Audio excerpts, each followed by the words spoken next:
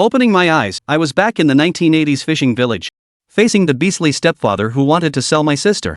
I found myself in a hellish start. But heaven never seals off all exits. I awakened a god-level beachcombing system. Every catch instantly turns into gold coins. Unlimited exchange for treasures in the mall. While others are still eating thin porridge. I've had rice and pork for every meal, pronto. And bought stylish new clothes for my sister too. Beating up thugs, finding the party secretary, and securing my footing. I rose rapidly through beachcombing. Make everyone who looked down on me drop their jaws in shock. However, the threat from my stepfather was far from over. Zhang Mazi had already come knocking. My path to wealth through beachcombing was just beginning, with even greater storms still ahead. Chapter 1, back to 1980, the divine beachcombing system. Blue Bay. The waves rose and fell restlessly. One by one, the fishing boats slowly docked. What's going on? I'm not dead? Ming gasped sharply and abruptly awoke. Then he found himself on a dilapidated boat, wearing a shabby old-fashioned undershirt. He was originally a marine survival expert who encountered an accident during a live broadcast. Coming back to my senses, I found myself in this unfamiliar surroundings. Before Ming could continue reminiscing, a surge of inexplicable memories flooded his mind. I actually went back to 1980? Flipping through the memories in his mind, Ming was instantly astonished. His original name was also Ming. Wu's father died at sea when the original body was 4 years old, leaving only him, his mother, and his sister behind. At the age of 6, in order to support the two siblings, Wu's mother remarried a man named He Limin.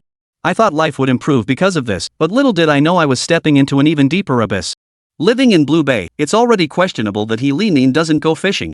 Instead, he went out eating, drinking, whoring, and gambling every day. And when he got drunk, he would become violent toward Wu's mother. Not only that, but the original body and his sister Wu Jing were also frequently abused.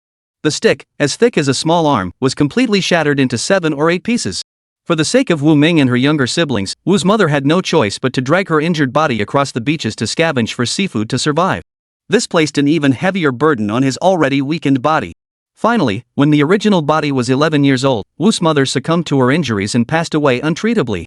From that moment on, He Limin not only failed to repent but also escalated his wrongdoing.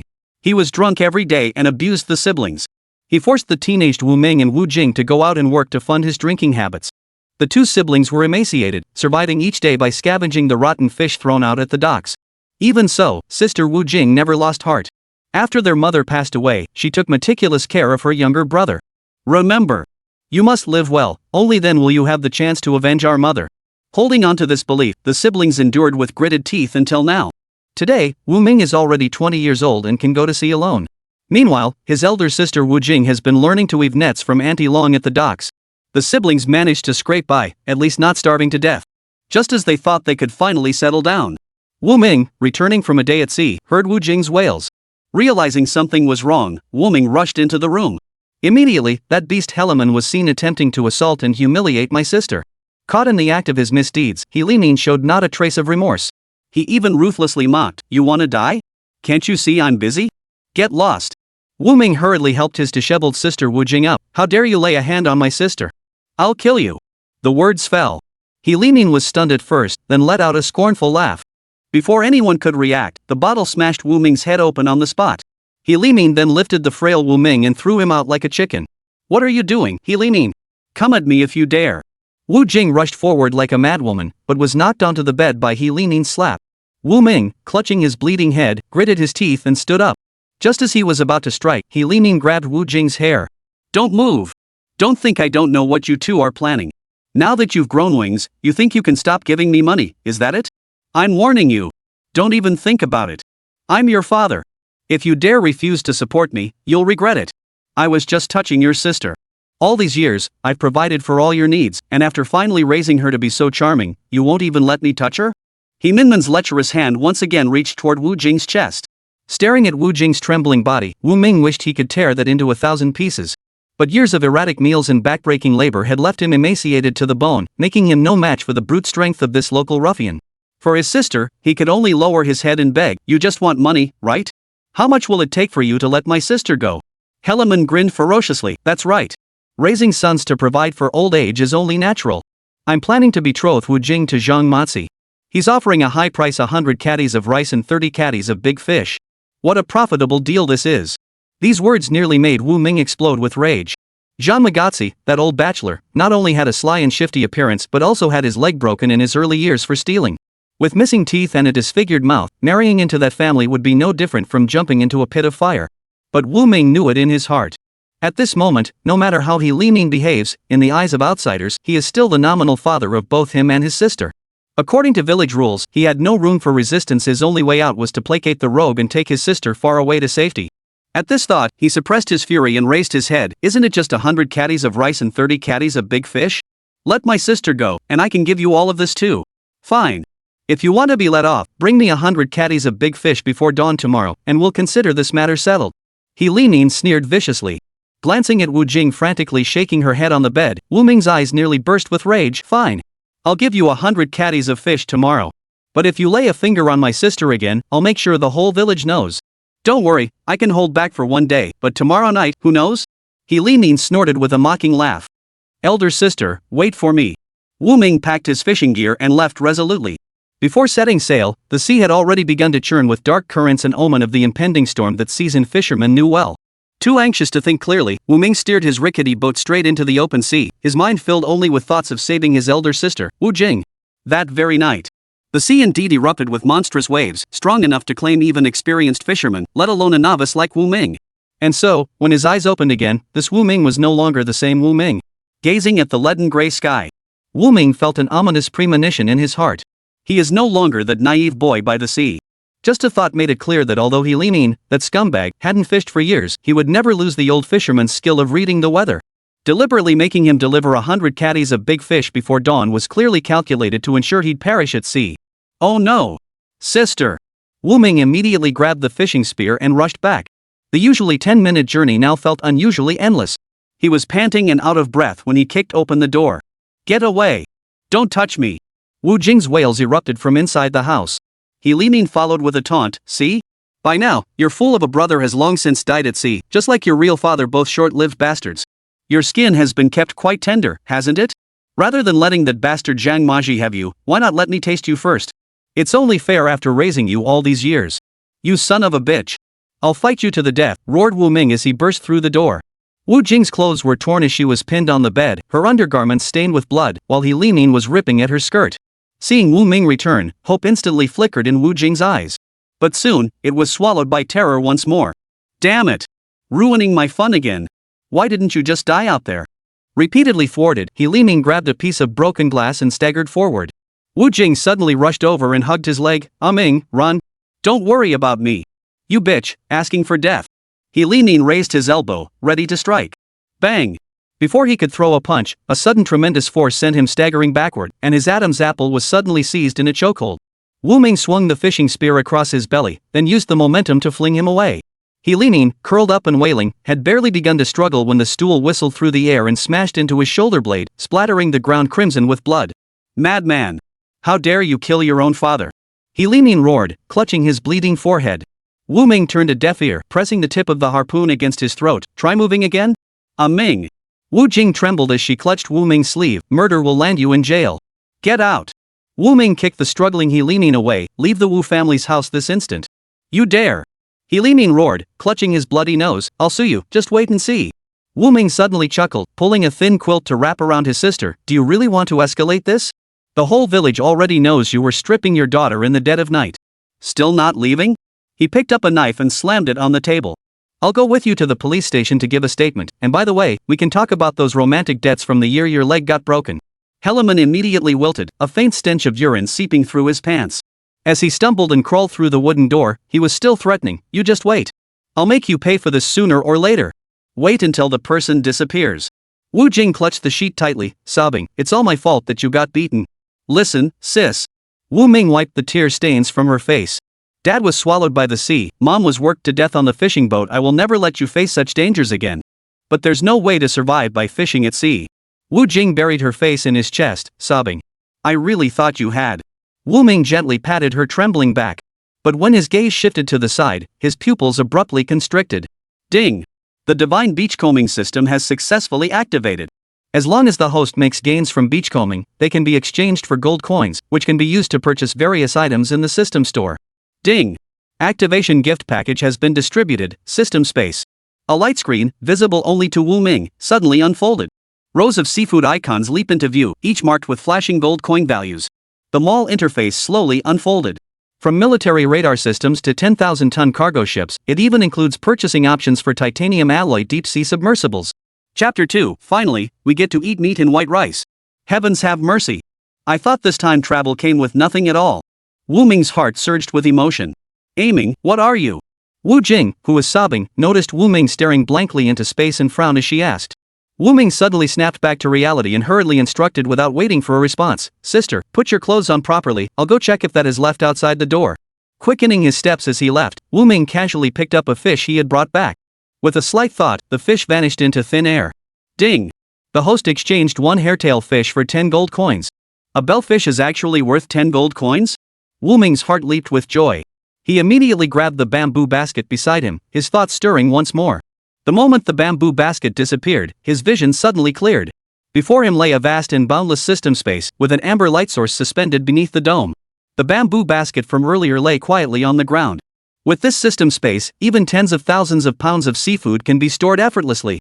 Wu Ming felt instantly refreshed.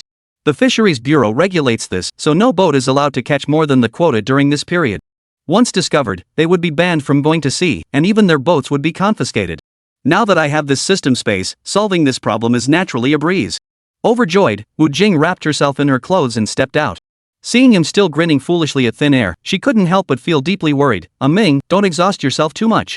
The moonlight shimmered like silk, and Wu Jing's reddened eyes made her look utterly pitiable. Wu Ming said softly, it's fine. From today onward, no one will ever bully you again, sister. I will definitely make sure my sister lives a life of luxury. Early the next morning, Wu Ming carefully tucked the covers around the still sleeping Wu Jing, then quietly left the house with his fishing gear. I originally planned to follow the boat out to sea. But fearing He Limin might come, he simply took his fishing rod and went fishing instead. The dawn light breaks, waves kiss the reefs, and the pier is already bustling with noise. Wu Ming chooses a quiet spot to sit down and takes out his bait. For him, a survival expert at sea, fishing is simply child's play. The moment the fishing line hits the water, he closes his eyes to rest and waits for good news.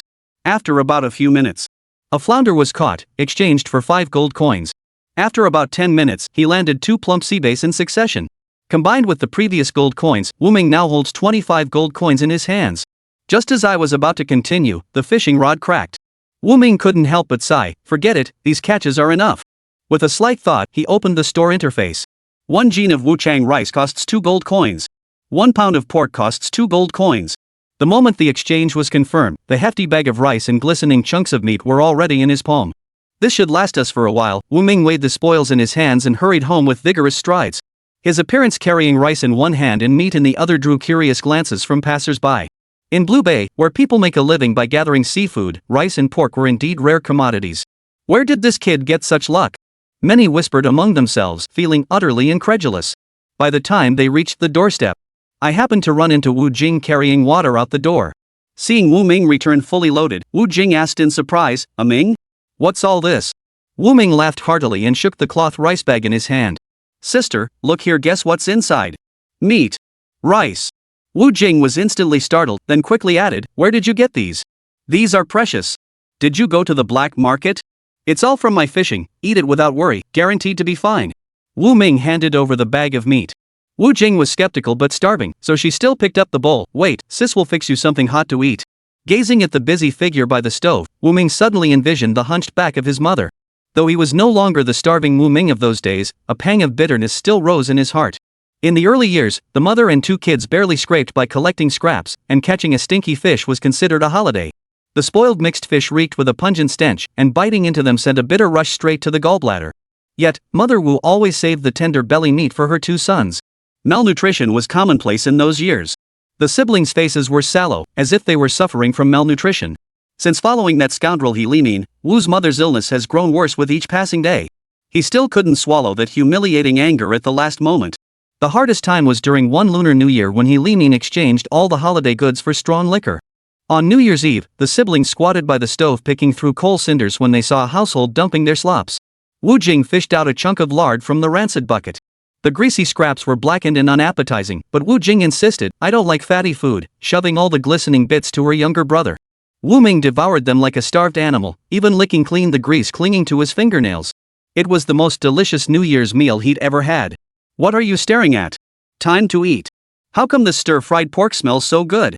Wu Jing came out holding an enamel basin, with grains of rice still sticking to its rim. Why'd you fry so little?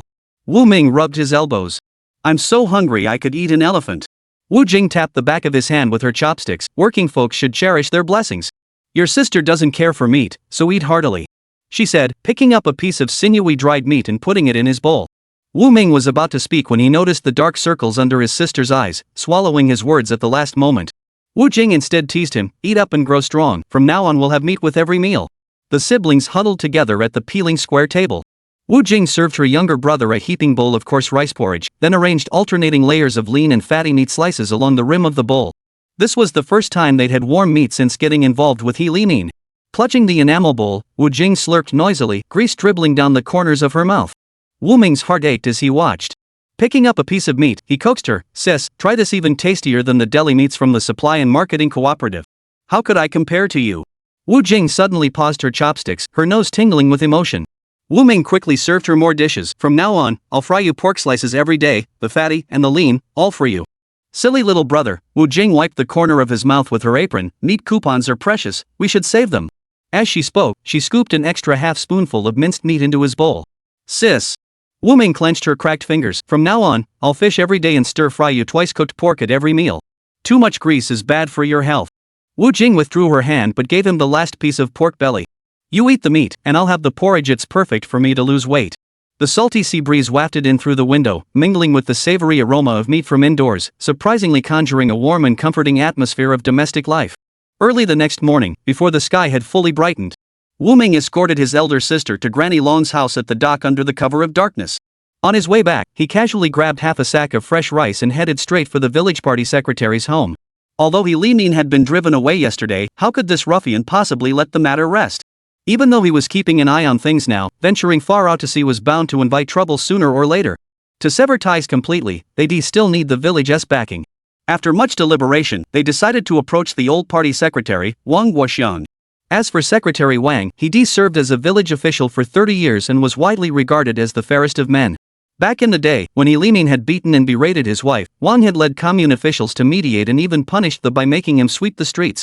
Later, seeing how the He family resorted to shameless tactics, he simply turned a blind eye. After all, which family doesn't have its own difficulties? Unfortunately, He Limin held a grudge and kept spreading rumors in the village that party secretary Wang was embezzling relief grain. 2 knocks sounded at the door. Inside came the hoarse response from party branch secretary Wang, come in. The door hinges creaked as Secretary Wang stepped out wearing an old cotton padded jacket. Seeing Wu Ming standing there dazed, he exclaimed, oh, this early in the morning. Uncle Wang, Wu Ming clasped his hands around a rice sack, this is from me and my sister for you. AI. This child. Secretary Wang was about to refuse when, out of the corner of his eye, he caught sight of the bulging rice sack. His Adam's apple immediately began bobbing uncontrollably. Since the responsibility system was implemented, every household has been drinking watery porridge for every meal. Who has ever seen whole sacks of snow-white rice? Uncle Wang, about He Limin hitting someone yesterday. Wu Ming pulled out a crumpled brigade mediation document. What do you think we should do about this? Branch Secretary Wang took the document, its mimeographed official seal still damp with moisture. Yesterday's big commotion didn't escape the notice of Wang Guoxiang, the village party secretary. But since the implementation of the household responsibility system, the brigade could no longer easily intervene in such domestic matters. That bastard isn't trying to take advantage of my sister for the first time, and he even forced her to marry Zhang Mazi from the neighboring village. My mother was killed by him, and today I must completely separate from him and cut all ties. In the future, I'll still need to trouble you to look after my sister. Wu Ming said hatefully. Wang Guoxiang's brows furrowed into a knot, his face flushing with that familiar look of unease. When it comes to He Limin, he is not just hot-tempered, he is an outright pig-headed rogue who doesn't give a damn about anything. Stealing chickens and dogs, domestic violence and tantrums should have been stamped out with a firm foot 10 years ago. When the community cadres came to mediate, he slapped his own face with a shoe sole, but then turned around to threaten witnesses into silence. All these incidents clearly reveal what kind of person He Limin is. Chapter 3, Zhang the hemp dealer comes calling. Seeing Secretary Wang hesitate, Wu Ming quickly added, this sack of new rice was traded with the county fisheries company, it's absolutely legit. What a sin. Secretary Wang pounded the edge of the Kong bed. I'm taking charge of this matter. Though he cursed, his hand reached for the rice sack. In times like these, who could refuse such pristine white rice? Well, that puts my mind at ease. That bastard wouldn't dare cross you. Wu Ming hurriedly pushed the rice sack closer. But secretary, there's one more thing I'd like to ask your help with. My fishing rod broke ages ago.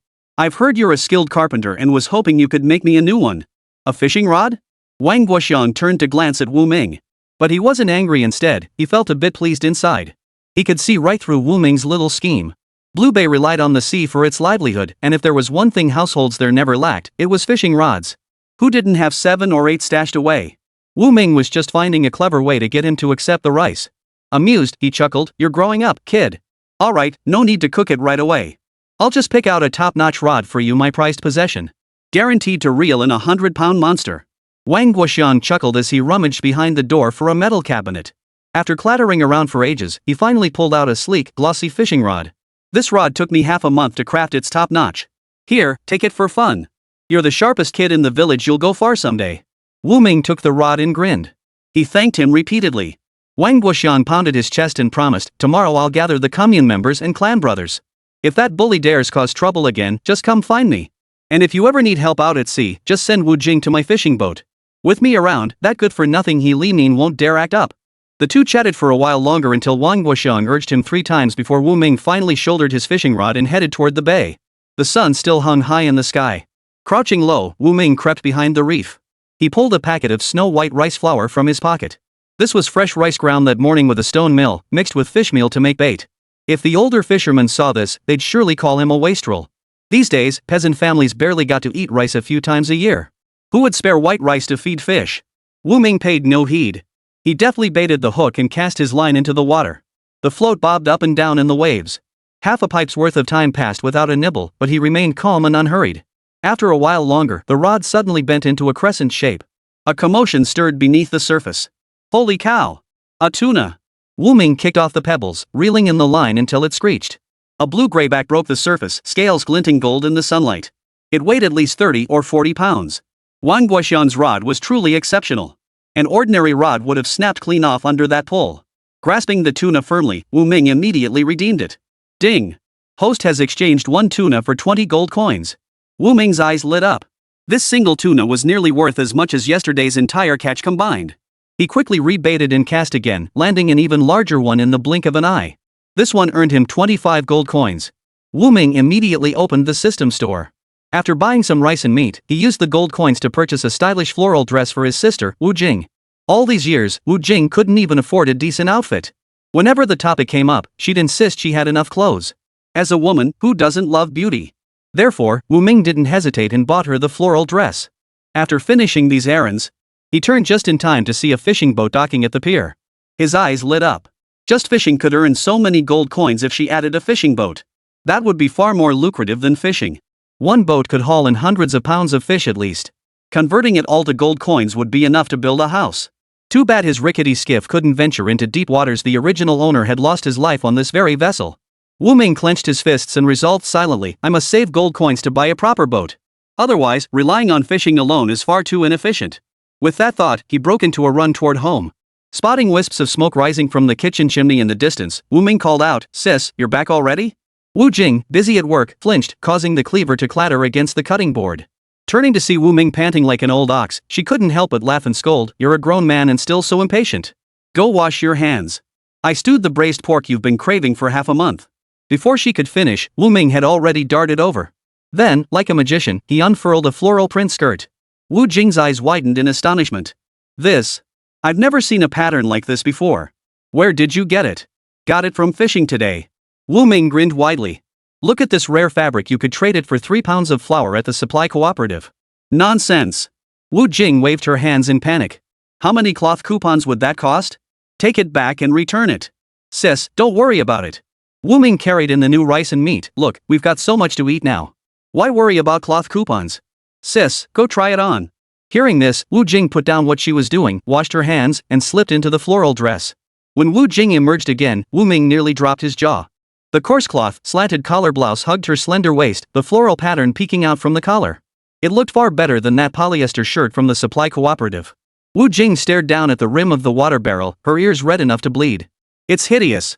I should just rip it up and make you some pants." Wu Ming deliberately frowned. "Sis, you look like a fairy in it. Besides, this is the first time I've ever given you anything. If you don't accept it, you're not giving me any face. Seeing he seemed genuinely upset, Wu Jing had no choice but to accept this special gift. Fine, just this once. But don't ever do this again. It's such a waste of money. I still need to save up for your wedding, that's a huge expense. No sooner had Wu Jing finished speaking, the front gate exploded with a thunderous crash. Immediately after, Zhang Mazi appeared, kicking open the fence gate with 7 or 8 bare-chested men in tow. He Limin. Wu Ming. If you're still alive, you better come out here for your old man Zhang Mazi. The commotion and spectacle instantly terrified Wu Jing. Wu Ming hurriedly said, "Sis, get inside the inner room first." Ming. Be careful. Knowing Zhang Mazi had arrived, Wu Jing naturally didn't want to become a liability to her brother because of her presence. After voicing her concern, she dashed into the inner room and locked the doors and windows. Wu Ming still felt it wasn't quite secure enough. He immediately dragged over a table and other furniture, barricading the entrance to the inner room. Wu Ming. Where's your sister? Zhang Mazi glared with bulging eyes and barked the question. Wu Ming replied indifferently, "My sister went out." Zhang Mazi refused to believe it, glancing sideways into the room. "Whether she's out or not isn't up to you. I'll go in and see for myself." The 6 men following him immediately began to clamor. Wu Ming's eyes flashed coldly. "I'm here. Don't even think about stepping inside." Zhang Mazi hadn't expected Wu Ming to be so defiant. His temper flared instantly. He swung his arm and bellowed, "Brothers, shoulder to shoulder. Let's teach this cocky brat a lesson." 6 men scrambled for their fish spears and clubs, howling as they charged forward. Zhang Mazi cursed inwardly, "You wet behind the ears brat, daring to challenge me? You must be tired of living." Just as the clubs were about to smash his forehead, Wu Ming shifted like lightning, his fists flashing like bolts of lightning. Ouch! That hurt like hell. Holy cow! Amidst the waves of wails, the 6 men rolled into a heap, struggling futilely to rise. Zhang Mazi's jaw nearly dropped to the ground, his eyes bulging wide. He'd deliberately chosen his toughest friends for this fight, never expecting they'd fall before Wu Ming without even landing a blow. Little did Zhang Mazi know that in his previous life, Wu Ming had been a survival expert at sea. Battling sharks and other ferocious creatures daily made dealing with humans child's play. Chapter 4, Gold Coins Soar, Prosperity Arrives. At that moment, Wu Ming, who had taken down 6 burly men, approached Zhang Mazi without breaking a sweat. "You were so full of talk just now. YVE you gone dumb all of a sudden?" Zhang Mazi's legs buckled as he stumbled backward, stammering, "Don't come any closer. Touch a single hair on me, and you'll regret it." Wu Ming scoffed. "Do you even believe your own threats?" Zhang Mazi's Adam's apple bobbed as he gritted his teeth and shouted, "Wu Ming, what good is your fighting skill? This is the age of the law. Your deadbeat dad took my betrothal gift. Coming to claim my bride is only right. If you dare to stop me, I'll report you to the commune." Just moments ago he'd been threatening to kidnap the bride like a demon, and now he was invoking the law. Wu Ming sneered inwardly, fixing him with a steady stare as he said, "Word by word, go find whoever took the betrothal gift. Mark my words, my sister will never marry a scumbag like you." Zhang Mazi's face turned ashen with rage. He clenched his fists, ready to fight, but the whimpering henchman on the ground instantly deflated his spirit. "Damn you, Wu Ming. You've got some nerve today." Zhang Mazi cursed under his breath as he led his bruised and battered henchman away, retreating in disgrace. Wu Ming moved the bench blocking the doorway and lifted the curtain to enter the room. Hiding beneath the bed, Wu Jing heard the commotion and crawled out trembling, clutching Wu Ming as she examined him from head to toe. "Ming, are you hurt? I was listening to the commotion outside from inside the room just now. My heart nearly jumped out of my throat." A wave of warmth washed over Wu Ming. "Sis, I'm fine. I chased Zhang Mazi's gang away." Wu Jing bit her lip, her expression shifting several times. Ming, it's all my fault you got dragged into this trouble. Why don't you leave the fishing village? Go find a way to make a living in the city? Sis, what nonsense are you talking? I'm not going anywhere. I'll stay right here with you, fishing hard to make sure you live a good life. Wu Ming replied with unwavering resolve. Ming.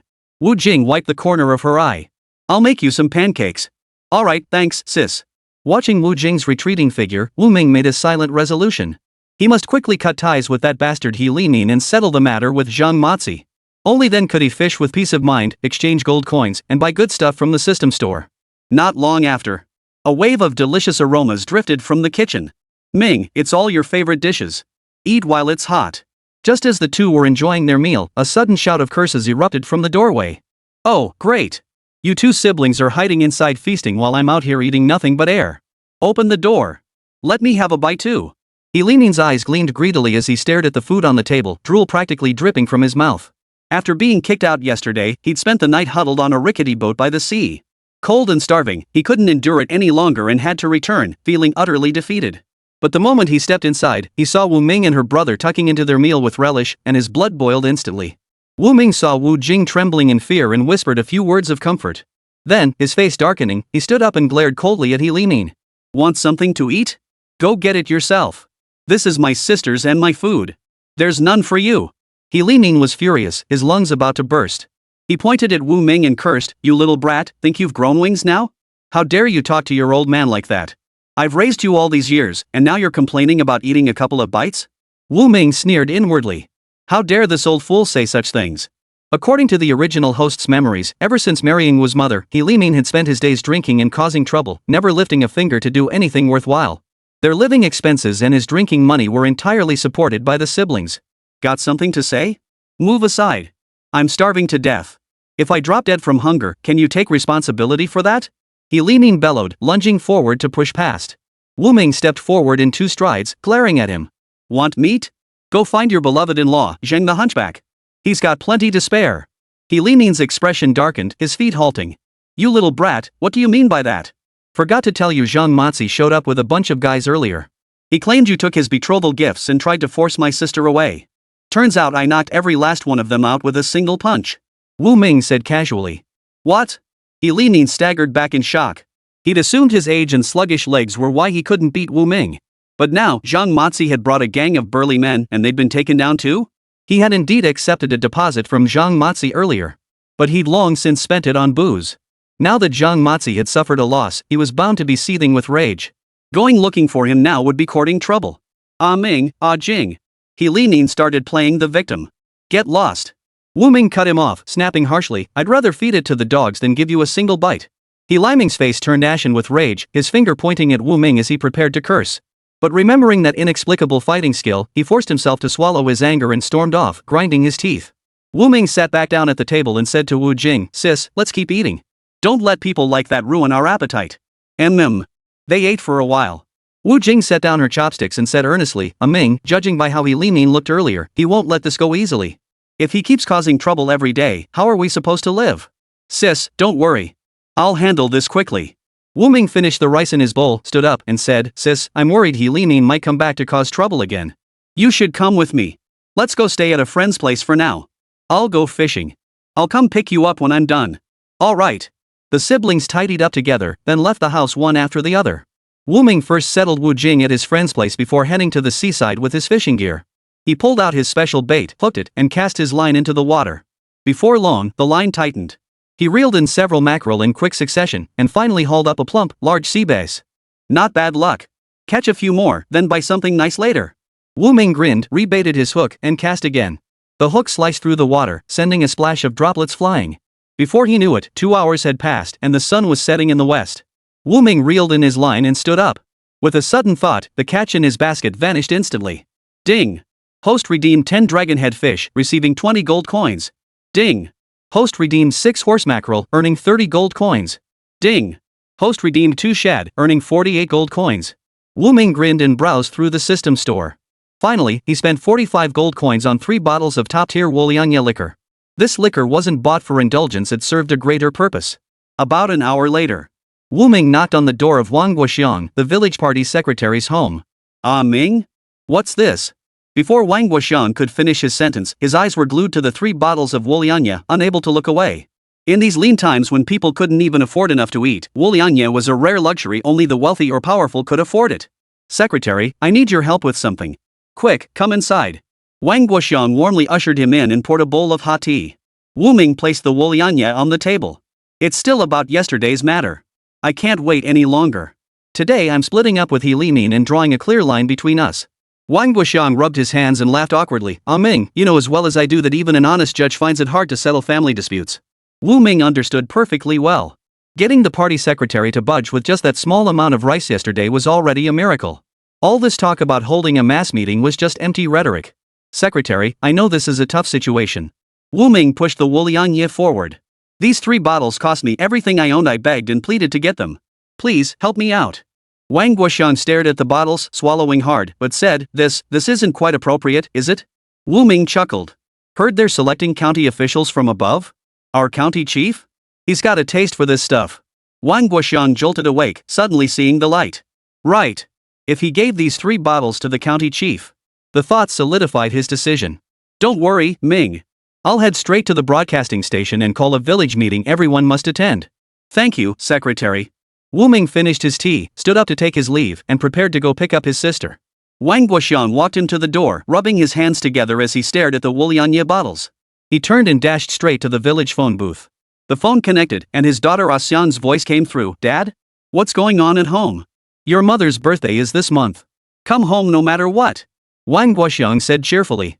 Got it. The gifts are all ready. After hanging up, Wang Guoxiang stroked his chin and muttered to himself, I always wanted Xian to marry someone from the city. But now that Wu Ming's shown promise, he's the right age and looks good too. When the girl gets back, maybe we can give it a try. Chapter 5, witnessed by all. Night fell. Wu Ming and Wu Jing walked slowly toward home. Ming, Secretary Wang just asked everyone to gather at the square tomorrow. Do you know what it's about? Wu Jing asked, looking up. Wu Ming smiled. We'll find out tomorrow. He deliberately kept the truth to himself, wanting to surprise his sister. It's getting a bit chilly tonight. Let's hurry home. The siblings arrived home. The moment they stepped inside, Wu Ming immediately sensed signs of disturbance inside the house. This mess was definitely the work of that bastard He Limin. Good thing I hid the food, he didn't get his hands on it. Wu Ming thought to himself, keeping this from Wu Jing to spare her unnecessary worry. Sis, get some rest early. Ming, you should get some sleep too. The two returned to their respective rooms and lay down. The next day, after breakfast, Wu Ming and Wu Jing headed to the square. After Secretary Wang's announcement over the loudspeaker yesterday afternoon, representatives from nearly every household in the village had come. Grandpa Zhang, Auntie Ma. The siblings greeted several familiar elders and acquaintances. Many of the elders looked at them with pity. Ever since they'd followed He Limin, they'd been living a life of hunger and beatings. After their mother passed away, these 2 children were exploited by He Limin. Recently, rumors spread that He Limin intended to sell Wu Jing to that bastard Zhang Mazi. It's sheer wickedness. They wanted to help. But their own lives were hard enough, and they didn't want to get tangled up with those 2 scoundrels, He Limin and Zhang Mazi. So they never dared to offer any help. Before long, a gaunt and bloodless He Limin arrived. Seeing the main protagonist arrive, Wang Guoxiang, standing on the raised platform, called out loudly, Everyone, quiet down. Let's get down to business. Everyone knows Wu Jing and Wu Ming lost their father early. Their mother remarried He Limin, dragging them into this hellhole. Not a single day has been easy for the 3 of them. After their mother passed away, that bastard He Limin only grew more cruel toward them. Wang Guoxiang continued, and now, He Limin actually intends to sell Wu Jing to Zhang Mazi. How can such a thing happen in this day and age? That's why, as your party secretary, I've gathered everyone here today. Everyone will vote. Those who support Wu Jing and Wu Ming separating from He Limin and severing ties, come up to the platform. Upon hearing this, a murmur of discussion rippled through the crowd. No one had imagined Secretary Wang had gathered them for this matter. Wu Jing froze, her eyes widening with surprise as she looked toward Wu Ming. Just then, she caught her brother winking at her. She instantly understood, utterly astonished. Wu Jing had no idea how her brother had persuaded the secretary to intervene. Once He Limin regained his composure, he immediately stormed forward and shouted, I absolutely refuse to divide the family. What right do you have to meddle in my household affairs? Wang Guoxiang replied with a stern expression, because I'm the party secretary of Blue Bay. Is that sufficient? He Limin gritted his teeth. So what if you're the party secretary? I raised Wu Jing and Wu Ming. I'm old now and can't work anymore. I'm counting on them to take care of me in my old age. You want me to divide the family? You're trying to kill me. He Limin, ask everyone here who would admit you raised Wu Jing and Wu Ming? Old Zhang stepped forward. He immediately shouted, every time you got drunk, you either beat or cursed Wu Jing and Wu Ming. If it weren't for those kids' resilience, they'd be dead by now. He Limin, who here doesn't know the atrocities you committed against Wu Jing and Wu Ming? Now the party secretary has gathered us to uphold justice for them. I'm the first to support them cutting ties with you, you bastard. He Limin was struck dumb, as if by lightning. His face twisted into a vicious scowl as he glared at the crowd. This family split is going to be the death of me. Mark my words, anyone who dares help them is my enemy, and I won't let it go. Wang Guoxiang rebuked him, given your character, I, Wang Guoxiang, will personally see to the matter of Wu Jing and Wu Ming. Everyone, rest assured. If He Limin ever bothers you again, come straight to me. I'll send someone to deal with him. If all else fails, we'll send him to jail and see what he can do then.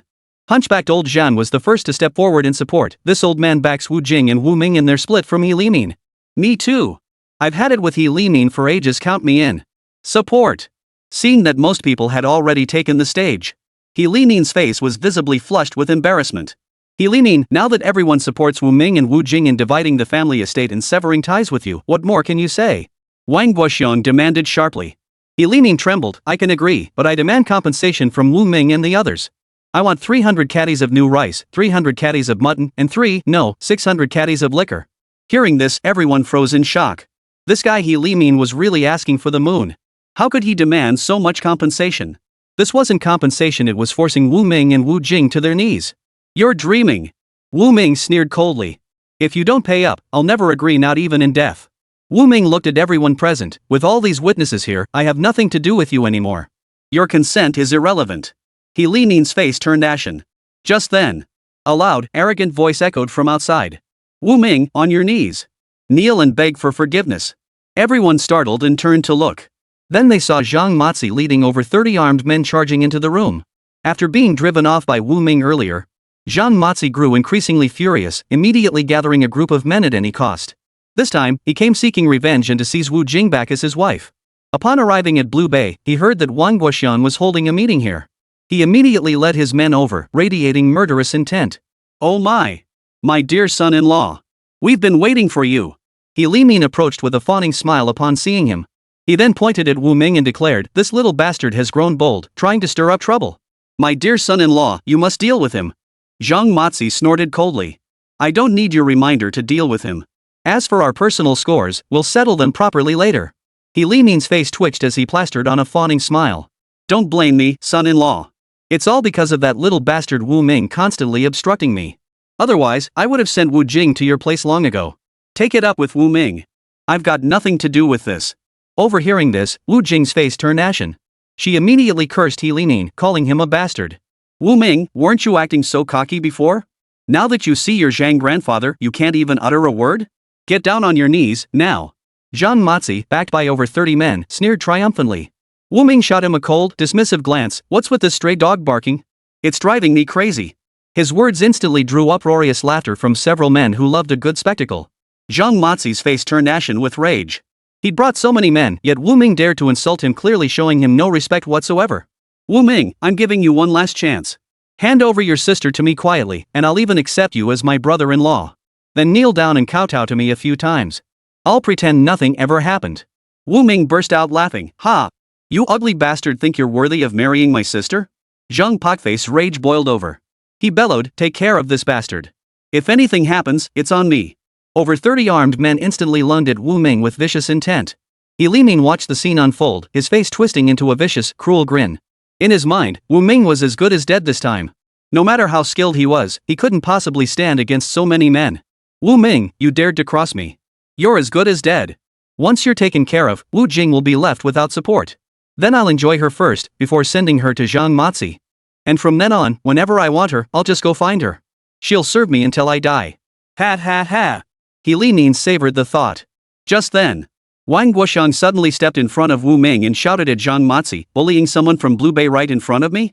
Zhang Mazi, do you think I'm invisible? Zhang Mazi froze. He hadn't witnessed what had just transpired. Therefore, he never imagined Wang Guoxiong would step forward to defend Wu Ming at this critical moment. Wang Guoxiong, think carefully. Are you really going to interfere with my business? Zhang Mazi glared at Wang Guoxiong, demanding an answer. Wang Guoxiong showed no fear. If he hadn't received Wu Ming's Wuliangye liquor or planned to marry his youngest daughter to Wu Ming, he wouldn't have gotten involved in this mess. But now that he regarded Wu Ming as his son-in-law, how could he stand by and do nothing if trouble befell him? Zhang Mazi, in Blue Bay, if you bully someone from Blue Bay, even if I agree, do you think the rest of Blue Bay will stand for it? Wang Guoxiong looked at everyone and asked loudly. Hunchbacked old Zhang shouted his disagreement at the top of his lungs. The blood of the others boiled, and they all raised their voices in unison, shouting, no. Seeing this, Zhang Mazi's body began to tremble uncontrollably. He had thought he could easily deal with Wu Ming and take Wu Jing away. He never dreamed this unexpected turn of events would occur. Given the current situation, confronting Wu Ming head-on would only leave him at a disadvantage. Zhang Mazi, you see? Everyone in Blue Bay opposes this. Earlier you said you wanted to take Wu Jing away. Unfortunately, Wu Ming and Wu Jing have just severed ties with He Limin and cut all relations. He Limin no longer has the authority to decide Wu Jing's marriage. Wang Guoxiong shot Zhang Mazi a cold, mocking look. Ha! Zhang Mazi was utterly astonished. He had thought that even if he couldn't deal with Wu Ming, he could still use Wu Jing as leverage. After all, He Limin had accepted his betrothal gift, so Wang Guoxiang had no grounds to interfere. But now Wu Jing and her brother had severed ties with He Limin. This caught him completely off guard. Chapter 6, Deep Sea Typhoon, Survival. Dear son-in-law, this isn't my fault. It's all them. Zhang Mazi refused to listen to He Limin's nonsense any longer. He turned and slapped him hard across the face. Is it true? He Limin swallowed hard, clutching his stinging cheek. Glancing at the villagers glaring at him, he dared not provoke their anger further. His voice trembled as he stammered, It's true. But... Zhang Mazi knocked He Limin flat with another slap, cursing, You bastard. My wife is gone. Give me back the money I gave you. You dare play me? I'll make you pay back 5 times what I gave you. Or I'll cripple you today. He Limin was terrified out of his wits. The money Zhang Mazi had given him was long gone. Where would he find 5 times that amount to pay Zhang Mazi back? Oh dear son-in-law. How could I possibly have that much money? Can I owe you for now? He Limin stammered. Oh my ass. You wouldn't take a penny less when collecting my dowry, yet now you talk about owing? You have 1 hour. If you don't produce it, I'll cripple you today. Zhang Mazi was furious and immediately lashed out with his stick. Ah! Stop hitting me! He Limin screamed in agony, crawling forward like a stray dog, pleading to Wu Ming and Wu Jing. Ming, Jing, I'm sorry, save me. Hearing this, Wu Ming and Wu Jing ignored him completely. Wang Guoxiang then spoke up, all of us at Blue Bay are discussing important matters. Take your personal feud elsewhere. With the party secretary speaking up, many Blue Bay residents immediately began to clamor. Zhang Mazi's face twisted in anger as he glared fiercely at Wu Ming. Fine. Take this bastard He Limin away. Right. He Limin tried to flee but was surrounded by several of Zhang Mazi's men. They dragged him away like a dead dog. Ah Ming, ah Jing. Dad truly knows he was wrong. Just save me, and I'll never come looking for you again. He Limin struggled desperately, shouting at Wu Ming and Wu Jing. But Wu Ming remained completely unmoved. After Zhang Mazi and the others took He Limin away. Only then did he turn to thank everyone with Wu Jing by his side. Wu Ming, just saying thanks won't cut it, you've got to show it. Auntie Ma called out playfully. Wu Ming laughed heartily. Auntie Ma, I'd do it even if you hadn't said a word. In a couple of days, I'll treat everyone to a feast. I promise you'll all be stuffed. The moment those words left his mouth, immediately sent the crowd into an uproar. At a time when getting enough to eat was already difficult, a feast? Hearing Wu Ming's words, everyone was stunned into silence. Seeing the reaction, Wang Guoxiang quickly whispered, Ah Ming, I know you want to thank everyone. Wu Jing also chimed in, yes. Ming, you can't joke about something like this. Wu Ming smiled. It's fine. I'm not joking. Just watch and see. Hearing this, Wang Guoxiang and Wu Jing exchanged bewildered glances. Wu Ming then walked up to a slender young man. Brother Wen, my boat's wrecked. Can I borrow yours for a bit? The slender young man nodded. No problem. But Wu Ming, you're not planning to go fishing right now to treat everyone, are you? Everyone turned to look curiously. Even if he did, how much could he catch? 100 or 2 pounds would be the absolute maximum. But that wouldn't be nearly enough to feed everyone. Wu Ming smiled and looked at Wang Guoxiang. Secretary, I'll head out to sea shortly. Could you keep an eye on my sister for me? Wang Guoxiang readily agreed to this minor request. Sis, I'm heading out now. Wu Jing said with concern, be careful and come back soon. Got it. Amidst the curious and puzzled looks of everyone present, Wu Ming arrived at the seaside, then set sail toward the ocean in Zhou Wen's boat. The reason he had invited everyone to the banquet was not only to thank them for their loyal assistance today, but also because he and his sister Wu Jing had grown up eating meals provided by countless families. Not everyone, but at least the majority of them had been kind to the siblings. Moreover, it was a chance to showcase his capabilities and strengthen bonds with everyone. That way, should anything arise in the future, he could call upon them for support. The reason for borrowing the boat was that fishing truly couldn't provide for a banquet. Time ticked by. About 2 hours later, Wu Ming anchored the boat, opened the system store, and purchased 3 large fishing nets for 30 gold coins. He then retrieved the bait stored in his spatial pocket and cast it all into the water. With that done, he began fishing, sitting on the boat with his rod. Before long, the fishing rod began to pull in fish. Time flew by. Nearly 5 hours passed. Wu Ming set aside the bountiful catch he'd reeled in, then began hauling in 3 fishing nets. Splash! The first one was hauled up. It was filled with large fish. There were horse mackerel, cuttlefish, hairtail, and several hefty red grouper. Not a bad haul. Wu Ming eagerly hauled up the second net. At first glance, not bad at all. Though there were some young croakers and tofu fish mixed in, the vast majority were silver pomfrets. This is the last haul. As he hauled it in, the final haul felt incredibly heavy. When it was hauled aboard, Wu Ming was instantly thrilled. Prawns, big bluefin trevally, and over 10 large yellow croakers. This haul was absolutely priceless. Wu Ming burst into laughter. He promptly exchanged all the fish for gold coins. Immediately, the system's voice echoed in his mind. Ding! Host exchanged 15 Meitong fish, obtained 35 gold coins. Ding! Host exchanged 20 dragonhead fish, obtained 45 gold coins. Ding! Host exchanged 25 spiny crabs for 60 gold coins. Ding! Host exchanged 30 horse mackerel for 100 gold coins. Gold coins clattered into his account. Wu Ming didn't pause to look, immediately stowing the fishing nets into the system storage. He then turned the boat around and headed toward Blue Bay. Besides the late hour, strong winds were picking up at sea. It's true one shouldn't get too carried away. Joy can turn to sorrow. Watching the wind grow stronger, Wu Ming could only steer the fishing boat with all his might, striving to make his way back. Ding! Host detected in life-threatening weather. Fishing boat at risk of capsizing. Use gold coins to ensure survival. Upon hearing the system's alert, Wu Ming immediately began cursing his luck. This meant the boat he borrowed from Zhou Wen was lost. Just as he was thinking this, a massive wave crashed violently against the vessel. Boom! Wu Ming didn't even have time to react before he and the boat sank straight to the bottom of the sea. At that critical moment, he frantically called out to the system for help in his mind. Ding! Automatically deducting 500 gold coins from the host. Exchanging for one chance at survival. What? 500? In his final moments of consciousness, Wu Ming could only curse inwardly. Blue Bay, in the woods near the mountain. He Limin crouched behind a boulder, smoking a cigarette, occasionally rising to glance toward Blue Bay. Earlier that morning, after his desperate pleas, Zhang Mazi finally let him off the hook. They agreed to meet in this forest at this hour to settle the debt. But no one had shown up yet. Waiting and waiting, overcome by hunger and cold, He Limin leaned against the rock and fell asleep. Bang! Suddenly, a searing pain shot through his body, and He Limin screamed as he scrambled to his feet. Zhang Mazi brandished a wooden stick. He Limin, where's the money we agreed on? Struck by the club, He Limin instantly forgot the pain upon recognizing Zhang Mazi. He hurriedly replied, Brother Zhang, you know I don't have any money. What? Zhang Mazi raised his stick again. No, don't hit me. He Limin raised his hands in surrender, shouting, I really don't have any money left. But I can find a way to get Wu Jing for you. He said. He knelt down and kowtowed, pleading, Brother Zhang, even if you beat me to death now, it won't do any good.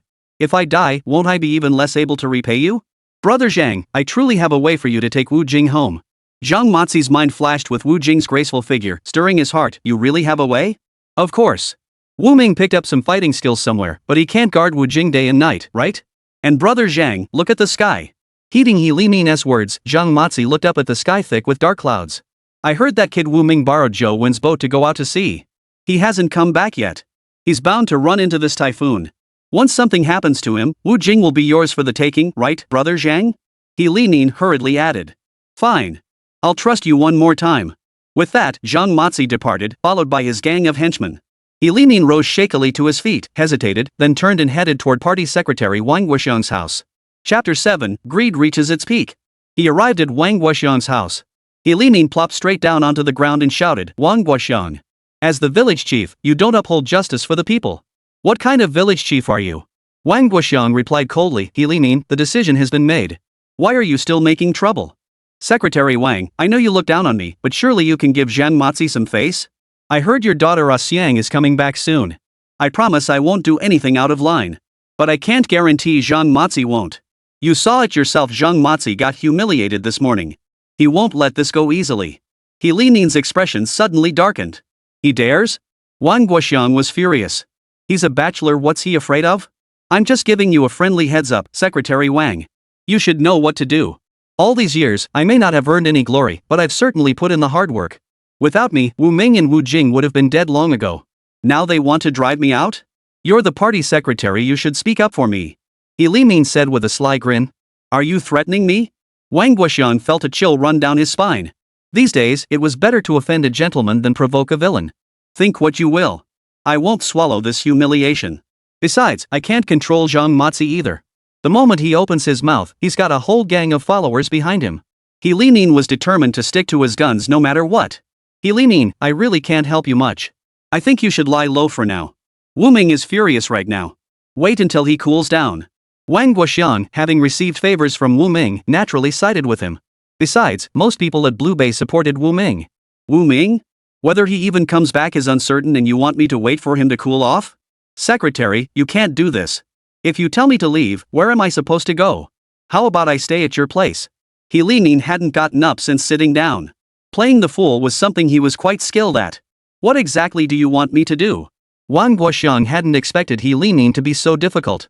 He didn't want to involve his daughter in this. Besides, even if Wu Ming lets you stay, conflicts are inevitable. If you get beaten up again, don't blame me. He Limin brushed it off. I spent a fortune building that house years ago. It's a bit run down, but I'll let Wu Ming have it if he compensates me. Once I get that compensation, I swear I'll never bother him again. I can only try. I can't guarantee anything. Wang Guoxiang wanted to get rid of this kind of scoundrel as soon as possible. Night had fallen. At the dock, waves lapped against the shore one after another. Wu Ming slowly opened his eyes. I never thought it would cost me 500 gold coins. The first thing he felt upon regaining his senses was heartache over the gold coins. Then he started thinking about how to explain this to Zhou Wen. After all, the fishing boat was borrowed. Now that it was gone, he'd have to find a way to repay the owner. And then there was the banquet he'd promised. Sigh, who would have thought? He glanced at the remaining gold coins in the system. At least there were still over 100 left. Never mind. Best head home first.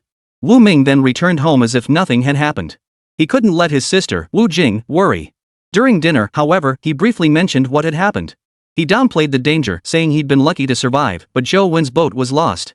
Upon hearing this, Sister Wu Jing's face instantly drained of color. She frantically checked her brother's body. Fortunately, she saw no injuries, otherwise, there would have been more trouble. Ming, you must never be so reckless again. What would I do if something happened to you? Wu Jing tearfully urged her brother in a low voice. It's fine. I'm tough as nails. I'm still going out to sea to fish. I refuse to live like this, feeling so helpless. Wu Ming remained full of ambition. You borrowed brother Zhou Wen's boat, and now it's gone. How do you plan to go out to sea? Wu Jing was shocked. Wasn't her brother risking his life? It's fine. Mistakes happen. They say failure is the mother of success, right? This is learning from your mistakes. Wu Ming shrugged it off with a laugh. Besides, if I don't go out to sea, how am I supposed to return brother Wen's boat? If you don't return it, how will you ever gain a foothold in Blue Bay again? I'm worried about you, Wu Jing sighed, unable to dissuade her brother. Just as they spoke, a knock suddenly sounded at the door. Who is it? Wu Ming called out.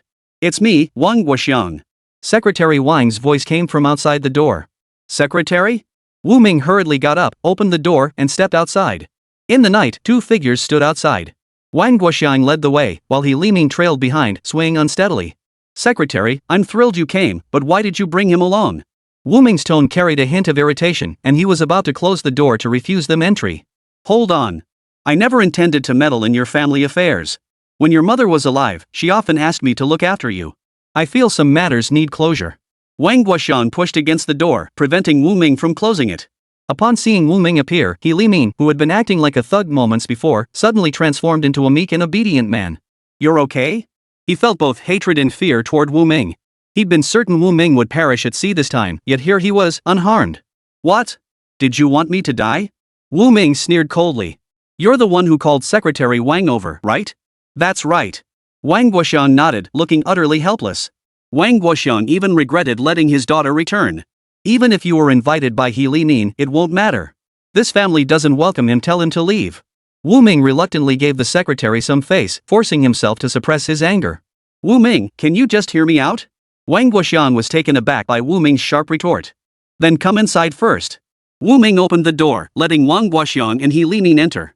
I can vouch for the house you live in. It was built by He Limin back then. Legally, it should belong to him.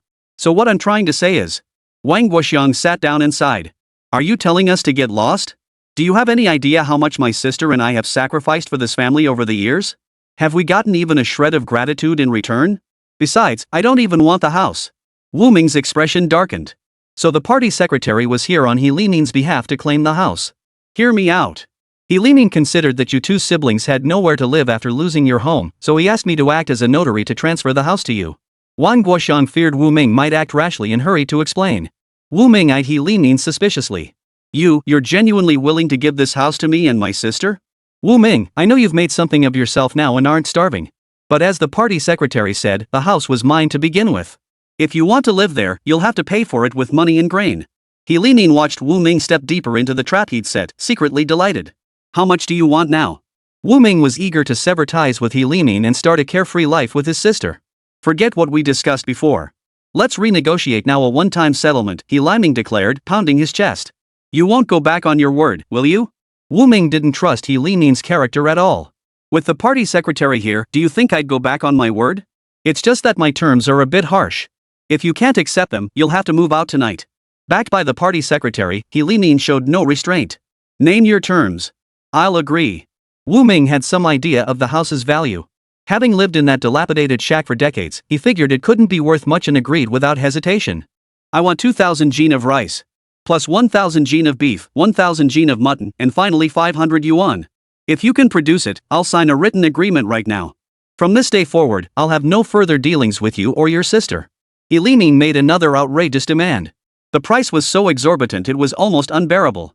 Wang Guoxiang was stunned speechless. Are you deliberately making things difficult? Where is Wu Ming supposed to get that much rice, not to mention beef, mutton, and 500 yuan? Chapter 8, Borrowing a boat to sail again. He Limin's goal was to put Wu Ming in a bind. As long as Wu Ming backed down, he could immediately force Wu Ming and Wu Jing to leave. I agree, Wu Ming said after a moment of deep thought, making a difficult decision. Wu Ming, have you lost your mind? Even if every household in Blue Bay pooled their grain and money, they couldn't cover that amount. He's clearly trying to make things impossible for you. Wang Guoxiang had seen through He Limin's true colors. He was trying to force Wu Ming into retreat, hoping he'd abandon the family. Secretary, I'm not crazy. I know he's deliberately making things difficult, but he won't break me. I accept his terms, Wu Ming declared with unwavering resolve. Behind him, Wu Jing shook her head repeatedly. She knew He Limin was full of tricks. Ming, why don't we just give him the house and leave? Sis, stay put. No one can kick us out. Wu Ming turned, his voice unwavering. He and his sister needed a place to call home. He Limin pulled out a pre-prepared contract and placed it on the table. You said it yourself, with the party secretary present. Once you sign it, the contract is binding. Wu Ming didn't need to read it to guess its contents. Essentially, if he couldn't meet He Limin's demands, he and his sister would have to move out. Wu Ming dipped his finger in the ink pad but didn't immediately press it onto the paper. I can agree to your terms, but you can only come collect what you want tomorrow night. You said it yourself, I'm not forcing you. If you can't produce these things by 8 o'clock tomorrow night, Wu Jing will have to marry Zhang Mazi. He Limin pointed to the final line of the contract, his voice dripping with cold laughter. Fine. I'll make sure you're satisfied. Wu Ming pressed his fingerprint onto the contract, a gesture reminiscent of how the poor sold their children in times past. He Limin departed triumphantly. Wang Guoxiang watched it all unfold and sighed repeatedly. Wu Ming, what have you done? Do you realize you've just set a trap for yourself? Why did you agree to this? Wang Guoxiang felt Wu Ming had been overconfident. Secretary, I want to go to sea now. The rougher the seas, the higher the fish prices. Wu Ming replied. Wang Guoxiang sighed, but the typhoon hasn't passed yet. Going out now? I'm afraid it might be. Why don't I call a few experienced hands to go with you? No need. I want to borrow Blue Bay's collective fishing boat. Secretary, I hope you'll agree. Wu Ming said earnestly. All right, but be extremely careful. Don't venture too far out. If you really can't catch any fish, come back immediately. Wang Guoxiang urged, his expression softening slightly. Wu Ming grabbed his family's flashlight and stepped outside with the party secretary. At a sheltered spot by the shore, the secretary handed Wu Ming a collective fishing boat. This is all I can do to help. If you haven't returned by 8 tomorrow night, I'll have no choice but to let Zhang Mazi take your sister away. Because of his daughter, Xian, Wang Guoxiang dared not provoke He Limin and Zhang Mazi any longer. Sometimes. Those who follow reason fear those who don't. I'll be back before 8 tomorrow night. Wu Ming gazed at the distant lighthouse on the sea, his heart churning like the waves. Fine, but you should still go offer some incense first. Wang Guoxiang only prayed for heaven to protect Wu Ming. No matter what, he had to come back alive. Living by the sea, shifting tides and storms were commonplace. Wu Jing sat alone at home, listening to the howling wind outside. Her heart nearly leapt into her throat. On the sea. The storm raged. Wu Ming's boat tossed violently in the waves. He fought to steady the rudder, determined to keep the vessel from capsizing. This time, he hadn't set sail blindly. Instead, he had exchanged his last gold coins for superior equipment, allowing him to steady the vessel no matter how fierce the storm. Wu Ming steered his fishing boat into a sheltered cove.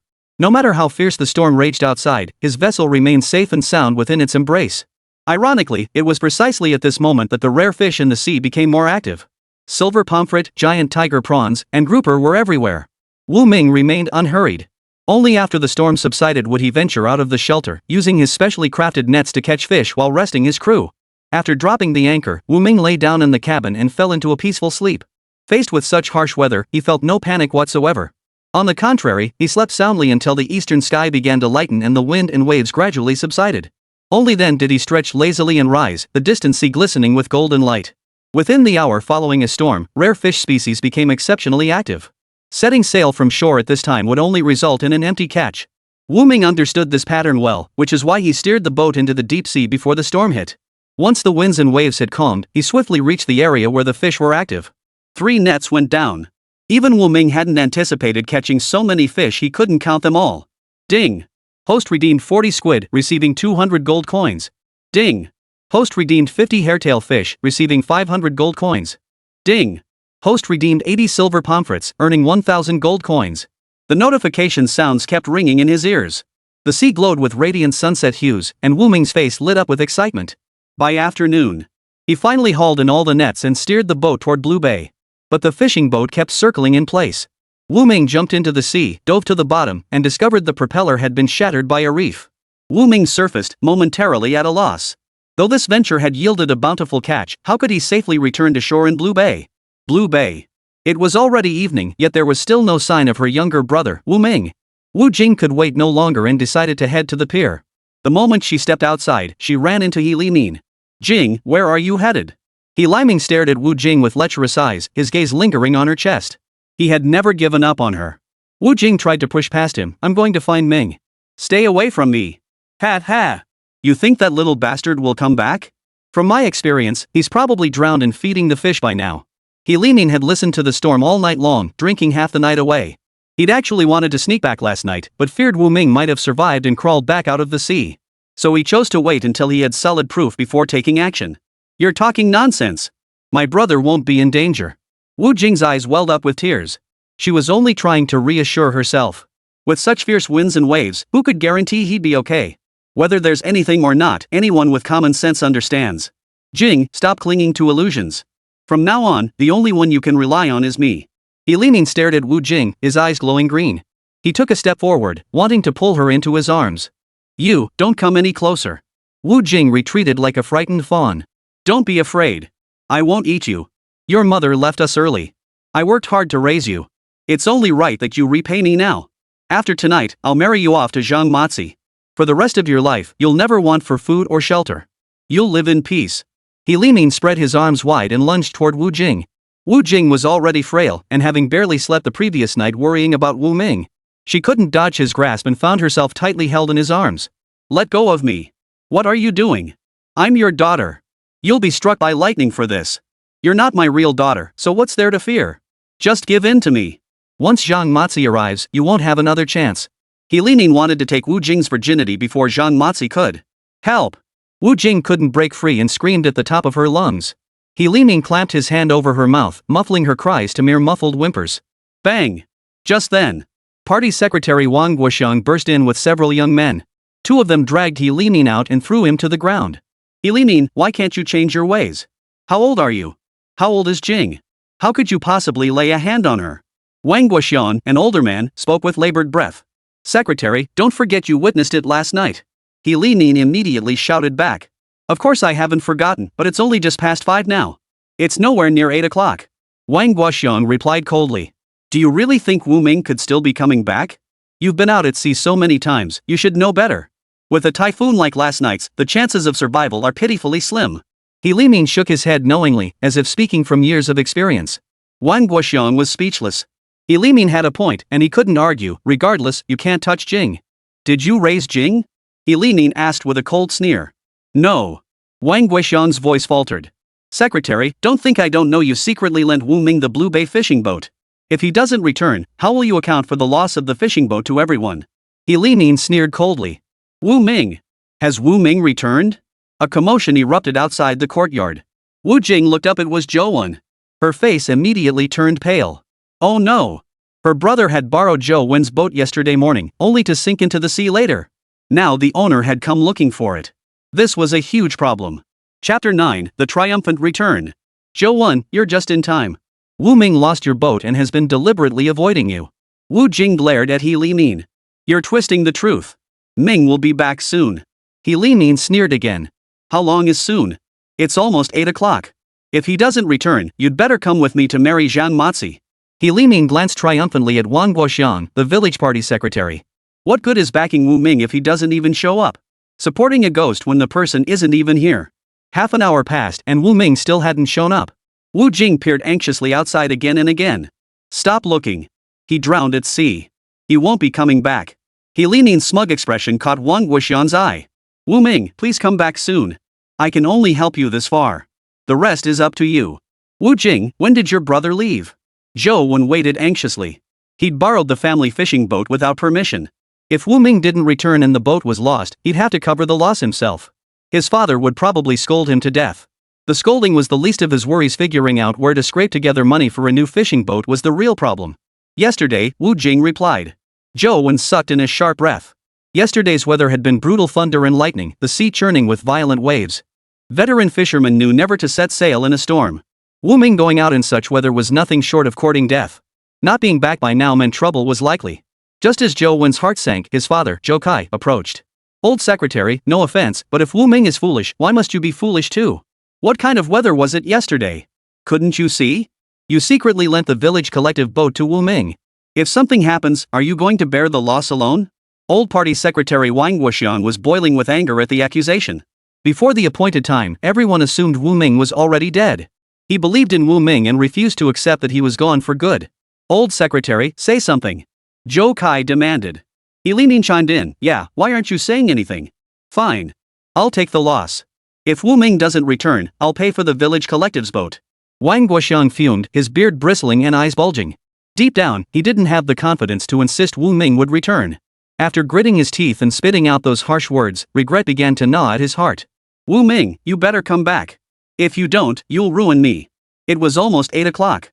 Stop waiting. Wu Ming isn't coming back. Wu Jing, you're coming with me now.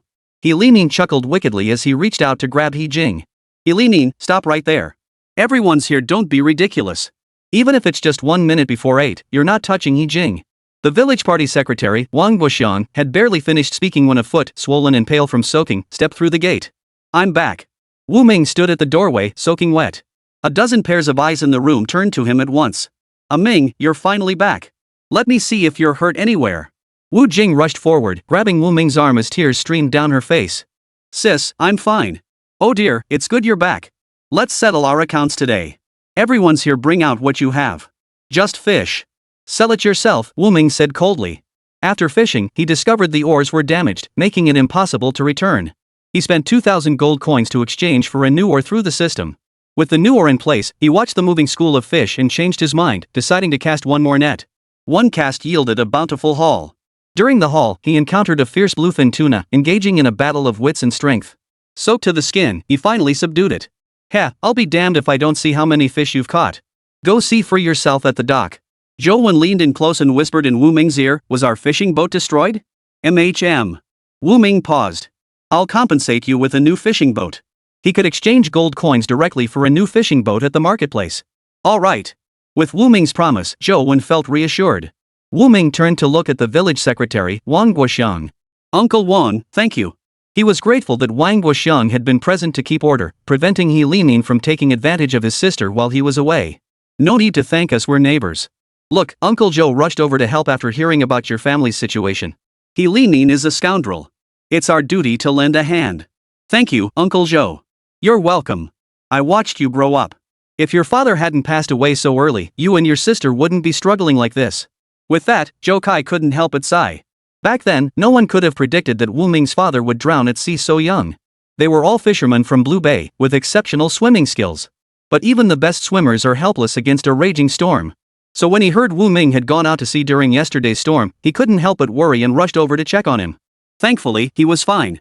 Glad to hear it. You're an adult now, take good care of your sister from now on. Zhou Kai stepped forward, patted Wu Ming on the shoulder, and turned to leave. Just then, He Limin rushed into the house, nearly knocking Zhou Kai over. He Limin, what the hell are you doing? Fish a whole boatload of fish. He Limin spat, glaring at Wu Ming with pure venom. The brat actually pulled it off, returning with a boat full of fish, slapping him right in the face. Is my boatload of fish enough to trade for your shabby house? Wu Ming asked coldly. Not enough. I want 2,000 jin of rice. Plus 1,000 jin of beef, 1,000 jin of mutton, and finally 500 yuan. I'll give it to you as soon as I sell the fish. Now you can get the hell out of my house. You brat, don't get cocky. All these years you've eaten and lived off me, and now that you've grown wings, you want to kick me out? You've no conscience. He Limin roared in fury. Wu Ming snorted coldly. Get out. With Wang Guoxiang and Zhou Kai backing Wu Ming inside, He Limin dared not confront him directly. Like a stray dog, he slunk away with his tail between his legs. News of Wu Ming returning with a boat full of fish spread through the village. Before dawn, while no one was around, Wu Ming focused his mind and stored the entire catch into his system. Ding. Host has exchanged 60 squids, receiving 300 gold coins. Ding. Host redeemed 67 hairtail fish, obtained 670 gold coins. Ding. Host redeemed 100 silver pomfret, obtained 1,400 gold coins. The system notifications echoed repeatedly in Wu Ming's mind. His gold coins had increased again. Reaching certain thresholds unlocked new items. The previously grayed out standard fishing boat now glowed in vibrant colors. Wu Ming walked along the coastline under the night sky, arriving at the deserted sheltered bay. Exchange for ordinary fishing boat. The most basic fishing boat materialized before him, nearly identical in size to the one Zhou Wen had lent him. Exchanging for this ordinary fishing boat cost him a full 50,000 gold coins. After the gold coins were spent, the ordinary fishing boat turned dark gray again, indicating he now had less than 50,000 gold coins and couldn't meet the purchase requirements. When would he ever save enough gold coins to exchange for a large fishing boat? Wu Ming couldn't stop thinking about the large fishing boats in the system shop. Chapter 10, Keep a Low Profile. By evening, Wu Ming steered his new fishing boat back to the dock. On board were the promised supplies for He Limin, 2,000 jin of rice, 1,000 jin of beef, and 1,000 jin of mutton. However, he wasn't giving these things to He Limin for free. He Limin wanted these things, so he gave them. He gave it all. As for whether He Limin would live to enjoy it, that depended entirely on his own abilities. Wu Ming carried 5 jin of beef to the home of Wang Guoxiang, the village party secretary. Wang Guoxiang saw Wu Ming arrive and hurriedly invited him to sit down. Wu Ming, you didn't disappoint your uncle yesterday. Well done. Thanks, Uncle Wang. If it weren't for your help, I wouldn't have been able to fish with peace of mind. I owe you big time for watching over my sister while I was gone. Wu Ming delivered the pleasantries with ease. Uncle Wang, this beef is from the city today. Please accept it. You come to visit, but why do you always bring things with you? It's the least I can do. Wang Guoxiang couldn't stop smiling, growing increasingly impressed with Wu Ming. Ah Xiang, come quickly and pour your brother Wu Ming a cup of tea. Wang Guoxiang called his daughter Ah Xiang over. Ah Xiang was at the perfect age for marriage. If she and Wu Ming took a liking to each other, with Wu Ming's skills as a fisherman, Ah Xiang's life wouldn't be any worse than it would be in the city. Parents always have their own interests at heart. As a late-in-life daughter, Ah Xiang was cherished like a precious jewel. Marrying her to Wu Ming meant she could stay in Blue Bay, continuing to bring joy and comfort to her parents. Sure, Ah Xiang replied crisply. A moment later, she brought Wu Ming a cup of tea. Wang Guoxiang looked at his daughter, then at Wu Ming. The more he looked, the more he felt they were a perfect match. Uncle Wang, I've gathered everything to compensate He Limin. I'd like you to gather the villagers and clan members tomorrow to witness this. I want to settle things with He Limin once and for all. Good, good, good. Wang Guoxiang paused in astonishment for 2 seconds. Wu Ming, I haven't misjudged you, you're quite the man. In such a short time, Wu Ming had actually gathered all those items. Just hearing about 2,000 jin of rice was staggering, not to mention 1,000 jin of beef and 1,000 jin of mutton. Uncle Wang, I have an idea. Wu Ming leaned close and whispered into Wang Guoxiang's ear. By the end, Wang Guoxiang was so stunned he gave Wu Ming a thumbs up. Brilliant. Absolutely brilliant. Whether it succeeds or not depends on you, Uncle Wang, and all the clan elders. Rest assured, I'll handle this personally. With profit on the line, who would refuse? Surely the elders wouldn't turn it down either. Every household was barely scraping by with enough to eat. Now, with glistening white rice and fragrant lamb and beef right before their eyes, how could they possibly say no? Alright, thank you, Uncle Wang. I'll be heading back now. Wu Ming took his leave and walked home with a spring in his step. Halfway home, glancing at the mere 20 gold coins left in his system, he silently exchanged them for a slab of pork belly, which he carried in his hand. Today's dinner would be braised pork belly. He imagined taking a bite, the fat melting in his mouth. Sis, I'm home. Wu Ming pushed open the door. Ming, did you sell all the fish? Wu Jing approached with concern.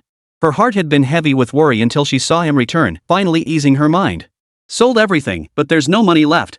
I used the fish money to buy a new fishing boat to compensate A1.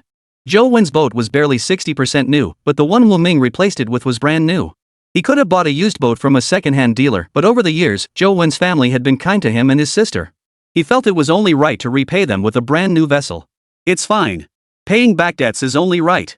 What you borrow must be returned. I was worried you couldn't repay it, but now that you have, it's all good. Her brother rarely had such a good friend as Zhou Wen. She had previously worried that Wu Ming's inability to repay the boat might strain their friendship and hurt Zhou Wen's feelings. I know, sis. Wu Ming paused, then waved the pork belly he was holding in front of Wu Jing. Sis, look at this. You bought pork again? Our household is starting to resemble a landlord's family from the old days, Wu Jing teased. No way. From now on, I'll make sure you never go hungry or thirsty. You'll eat delicious food and drink fine wine every day, living a comfortable little life. Alright, sis believes you. Sis, I'm craving braised pork today, Wu Ming said. Wu Jing set down her needlework. Wait here, I'll cook it for you right now. Wu Ming picked up the garment on the table, examining the fine stitches and the nearly finished piece. Over the years, his sister had taken on sewing and mending jobs to earn a little extra income, helping to improve their family's meals. Her sister was skilled with her hands, and the clothes she made were beautiful. If only she had a sewing machine. Wu Ming searched the system store but found none. When he had time, he'd have to make a trip to the city to buy one for his sister. The idea of buying a sewing machine took root in Wu Ming's mind. Half an hour later, Wu Jing carried a plate of fragrant braised pork to the table. The caramel-colored braised pork looked so mouth-watering it made anyone watching drool. Wu Ming served 2 bowls of rice. Sis, eat your fill today. Ming, it still feels like a dream. Just a few days ago, and now we're eating meat. Sis, this isn't a dream. It's real. Want to pinch my arm? Wu Jing laughed as she playfully pushed away Wu Ming's outstretched arm. Here, sis, eat some meat. Wu Ming picked up a piece and placed it in Wu Jing's bowl. The siblings ate with relish. Meanwhile, the homeless He Limin was invited to Zhang Mazi's house by his men. He Limin, didn't you say Wu Ming was dead? You were supposed to send Wu Jing over yesterday. Where's the person you promised? Wuliangye played me. Brother Wang, how could I dare? That kid's got a strong will to live. He came back.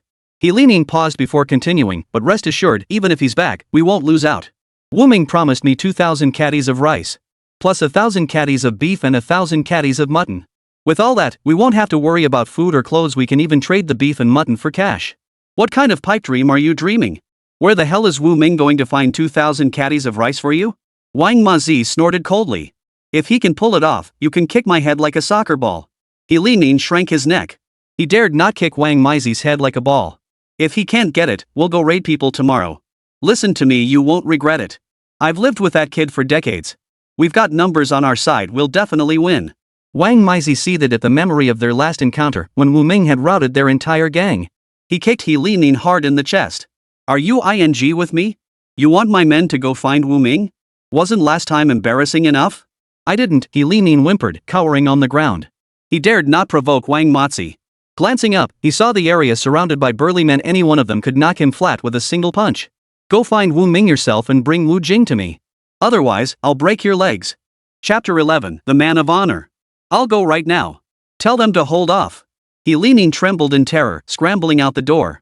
He thought the Wu siblings would be easy to manipulate, which is why he'd hatched the plan to sell Wu Jing to Zhang Mazi. Now look, he couldn't control Wu Ming, and he'd gone and provoked Zhang Mazi. Once outside, He Limin brushed the dust off his clothes. Put. He spat in the direction of Zhang Mazi's house. He was going to find Wang Wuxiang. That bastard was backing Wu Ming, and he wanted to see how long he could keep it up. No sooner had Wu Ming left Wang Wuxiang's house than He Limin arrived at Wang Wuxiang's doorstep. Wu Ming hasn't fulfilled his promise. You need to settle this for me. He Limin sat down stubbornly, crossing his legs. What justice?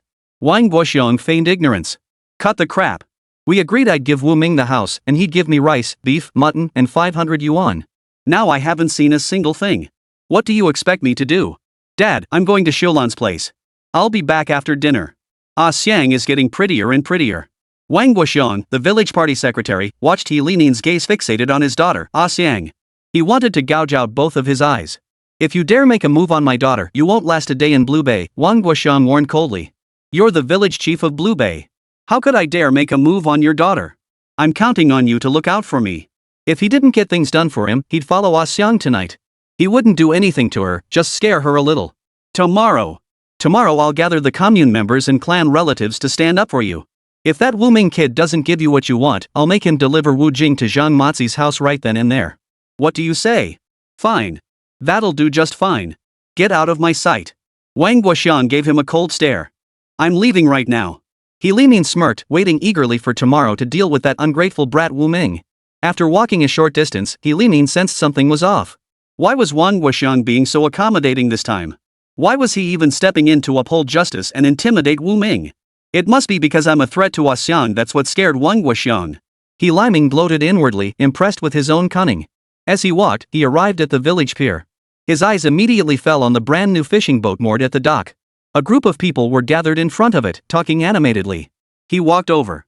Wu Ming's got it made. They really compensated your family with a new boat. And it's a brand new one at that. Yeah, he specifically asked me to come take a look. Only now did Zhou Wen realize that Wu Ming had indeed compensated him with a boat. Not only that, but a brand new fishing boat at that. Wu Ming's got real integrity, another villager remarked. The boat Zhou Wen had lent Wu Ming was at best 60% new. Wu Ming could have easily bought Zhou Wen a used fishing boat after losing it. He Limin stood at the edge of the crowd, listening to everyone praise Wu Ming. What loyalty! He's an ungrateful bastard. He Limin couldn't help but curse angrily. He Limin, you didn't get anything out of Wu Ming, so you're spreading lies about him everywhere. Don't you remember how you treated Wu Ming and his sister back then? If it weren't for the villagers helping them, they might have starved to death long ago. The speaker was Fat San, standing beside Zhou Wen. Staring up at the towering Pang San, He Limin stiffened his neck, his conscience pricking him. I'm his father. If he wants to cut ties with me, does that mean I can't speak my mind? What kind of father are you? Have you ever supported me? Wu Ming suddenly appeared. How haven't I raised you? Wu Ming retorted. You didn't feed us. You treated my sister and me like beasts of burden. Everything we gathered from the sea had to be handed over to you. You either beat us or cursed at us. Is that what you call raising us? What kid hasn't been hit when they were little? He Limin continued to argue. What are you doing? Don't come any closer. Everyone's here. You think you can hit me? Seeing Wu Ming approach, He Limin instantly backed down, shrinking to the side to avoid him. Ha ha. He Limin, why are you backing down? Didn't you claim to be his father? How can a father be afraid of his own son? The old fisherman roared with laughter. In an instant, the whole group joined in the laughter. He Limin felt his face flush with embarrassment, his hatred for Wu Ming deepening. I'm going to the village collective boat. What are you afraid of? Wu Ming walked past He Limin toward the village collective boat he had once sailed out to sea in. You're mocking me, He Limin glared with eyes so dark and fierce they seemed ready to devour Wu Ming whole.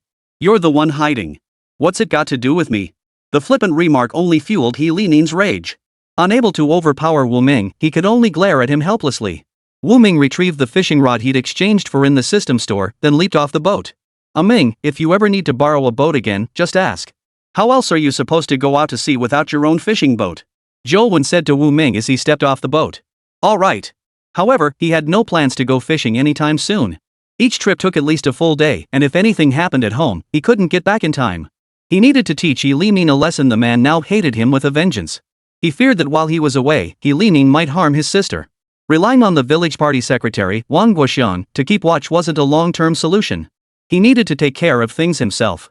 Wu Ming, that fishing rod in your hands looks pretty decent. Wu Ming glanced at the discerning Fat San. I bought it in the city. They say it can reel in 100-kilogram fish. He Limin sneered contemptuously at the idea of hauling a 100-kilogram fish up with a rod. What kind of rod could haul in a 200-pound fish? You're just blowing smoke. He Limin's eyes fixed intently on the rod in Wu Ming's hands. The rod was quite appealing. He wanted it. He'd wait until Wu Ming wasn't home and steal it. Wu Ming couldn't care less about He Limin. He turned to Zhou Wen and said, thanks again for lending me your fishing boat last time. No need to thank me. Wu Ming nodded and walked off with his new fishing rod. He returned home and tidied up the somewhat messy house. It wasn't that Wu Jing and Wu Ming were untidy, it was simply because the house belonged to He Limin. Whenever He Limin drank too much or something went wrong, he liked to smash things around the house. Wu Jing and the original owner had never bothered to clean up after him. Now that the place was his, he naturally wanted to give it a proper cleaning. He tossed out everything that served no purpose.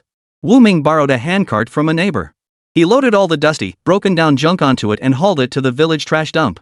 With everything disposable gone, Wu Ming saw the house feel much brighter. He nodded in satisfaction before turning his attention to organizing the remaining items inside. Wu Ming! You're throwing away my stuff. Get your ass out here. He Limin's near roar echoed from outside. Chapter 12, Keeping His Promise. Wu Ming stepped outside. It's my house, I make the rules. What I threw away was mine. I'm not dead yet. You haven't given me what you owe me. Since when did my house become yours? He Limin was furious. He'd been a scoundrel his whole life, yet now Wu Ming had turned the tables on him. Not only was he kicked out of his own house, but he also got a thorough beating. He clutched his dusty, worn-out fishing rod, too afraid to confront Wu Ming. What do you think this is? He Limin demanded through gritted teeth. Wu Ming smiled indifferently. What did I expect? Just a dusty old stick. You're a broken man now. You haven't gone fishing for over a decade. What use is a fishing rod to you? I keep it for its beauty. Is that not allowed? This rod had accompanied him for many years. He remembered catching 100-pound fish with it. He had grown attached to it, unable to bear parting with it even if unused. To me, it's just junk. With that, Wu Ming turned and went back inside to continue cleaning up. He Limin snapped the rod in his hand in anger. Caught between rage and defiance, he chose to swallow his anger. Wu Ming was no longer the frail 5 or 6-year-old boy who had let him bully him. The Wu Ming of today could kick him flying several meters away with a single blow. And he wouldn't hold back if he did. Recalling the pain in his abdomen from Wu Ming's last kick, He Limin reluctantly swallowed his anger. Hearing the snap of the fishing rod outside, Wu Ming curled his lips in a smirk. He wrung out the rag and continued wiping down the chipped little table. When Wu Jing returned in the evening and saw the bright, clean home, she almost thought she had walked into the wrong house. Ming, Wu Jing called out. Wu Ming emerged from his room. Sis, you're back. I'd made dinner stewed hairtail today. You cleaned all this yourself? Wu Jing could hardly believe it. Was this really the same messy home she knew? Yeah. This is our home now. I'm going to make it better and better. Tears welled up in Wu Jing's eyes. If their mother were still alive, she would be so happy to see her children finally living a good life. Sis, why are you crying? Did I throw away something you liked? Wu Ming thought carefully. He remembered tossing out only broken junk, nothing important. I'm just happy. It's nothing. Wu Jing quickly wiped her tears and called out, come eat. The siblings sat down at the table.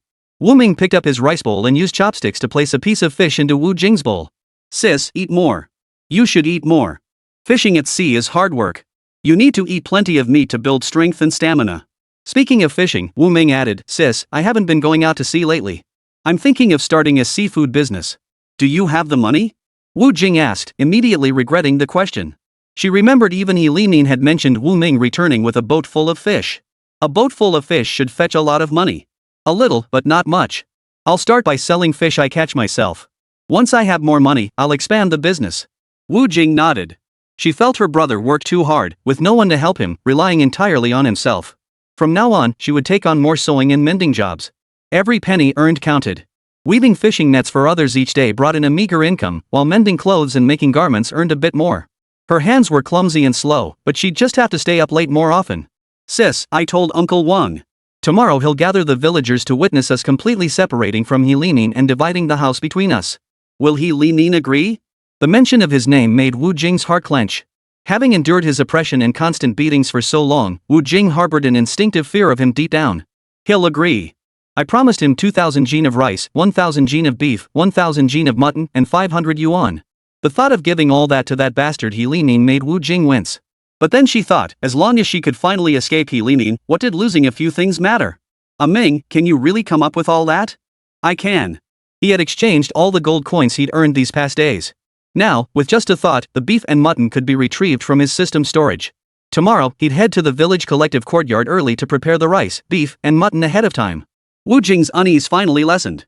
The next day, before dawn broke and everyone was still asleep, Wu Ming arrived at the village collective courtyard. He retrieved 2,000 jin of rice, 1,000 jin of beef, and 1,000 jin of mutton from his system space. After completing this, he locked the door to the room. The key had been given to him by Wang Guoxiang, the village party secretary. Returning home, Wu Ming waited for Wu Jing to wake up. After breakfast, the siblings headed to the village collective courtyard together. Word had spread that Wu Ming would be compensating He Limin with 1,000 jin of rice today, drawing nearly the entire village of Lanwan to witness the spectacle. In these times, families who could afford to give away 1,000 caddies of rice were considered wealthy. They wanted to see if Wu Ming could actually produce 2,000 jin of rice. The village party secretary had arrived early. Spotting Wu Ming and his sister, he nodded at Wu Ming. The two exchanged glances, and Wu Ming took out the key and handed it to Wang Guoxiang. Ready? Wang Guoxiang asked. Ready. The stage was already set, waiting only for He Limin to take the bait. Why hasn't He Limin shown up yet? Didn't he want compensation? We're all here to be his witnesses. Why hasn't he shown up?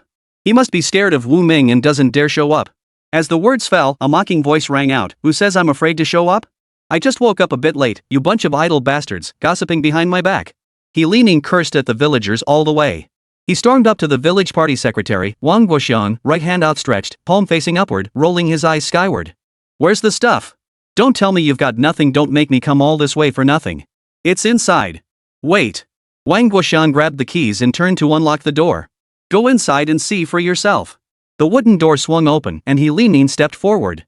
Come on everyone, let's go see. Look. It really is rice and meat. Seeing this, He Limin's mouth stretched into a wide grin. 2,000 jin of rice, 1,000 jin of mutton, 1,000 jin of beef, and 500 yuan in cash. He had struck it rich. His dilapidated house had been well worth the trade. With all this, what use did he have for that shack anymore?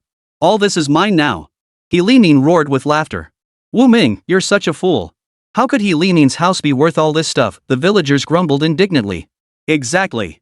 That old house of He Limin's is so dilapidated it's barely fit for living. Spend a little money on a new one and it'd be better than his shack. Wu Ming got played by He Limin. He's just too young to outsmart him. Chapter 13, Turning the Tables. I'll go get some help moving my things out. None of you dare steal a single thing. After addressing the crowd, He Limin turned to Wang Guoxiang and said, You keep an eye on things for me. With that, He Limin started walking away. Hold on, don't go yet. Wu Ming called out to He Limin as he was leaving. What? Having second thoughts? The villagers began whispering among themselves, murmuring, Looks like we're in for a show. Who wouldn't regret it? If he doesn't, Wu Ming must be a fool. I bet Wu Ming won't take the house. I don't think Wu Ming will take the house either. If I were Wu Ming, I wouldn't give a damn about He Limin's two shabby shacks. He Liming's heart pounded as he listened. Could Wu Ming really be having second thoughts? We made a verbal agreement, you can't go back on your word, He Limin protested urgently. Wu Ming retorted, You agreed to a verbal agreement too. He Limin panicked. He couldn't let this sure thing slip away. He worried both that Wu Ming might no longer want his shabby house and that he wouldn't be able to account for it to Zhang Mazi. He had to give Zhang Mazi either Wu Jing or the supplies, one of the two. Visible panic spread across He Limin's face and he fell silent in his agitation. Wu Ming feigned regret. That shabby house is so expensive, I don't want it anymore. Everyone was right. I can sell these things and build myself a decent little house. How could you break your promise? Wu Ming, we made a deal. If you're going to do this, your sister has to marry Zhang Mazi. Wu Ming snorted coldly. You want Zhang Mazi to come looking for me? You think I'm afraid of him?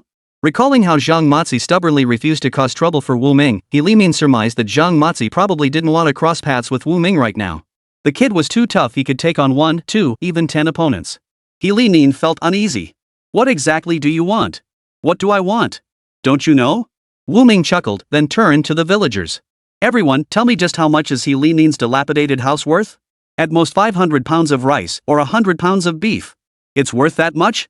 I'd say 500 pounds of rice at most. 300 pounds, not a penny more. The villagers' estimates kept dropping, and He Limin's face turned green. You're talking nonsense. He Limin glared fiercely at the villagers who spoke. He Limin, you know it's nonsense too. Look at your shabby house, how much could it possibly be worth? Setting such a high price is nonsense too, isn't it?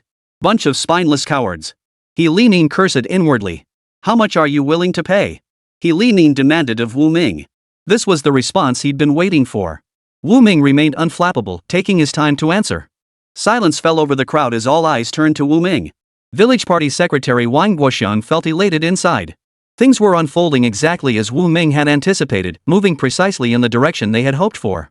400 pounds of rice, 100 pounds of beef, 100 pounds of mutton, and 200 yuan. Wu Ming paused. That's all.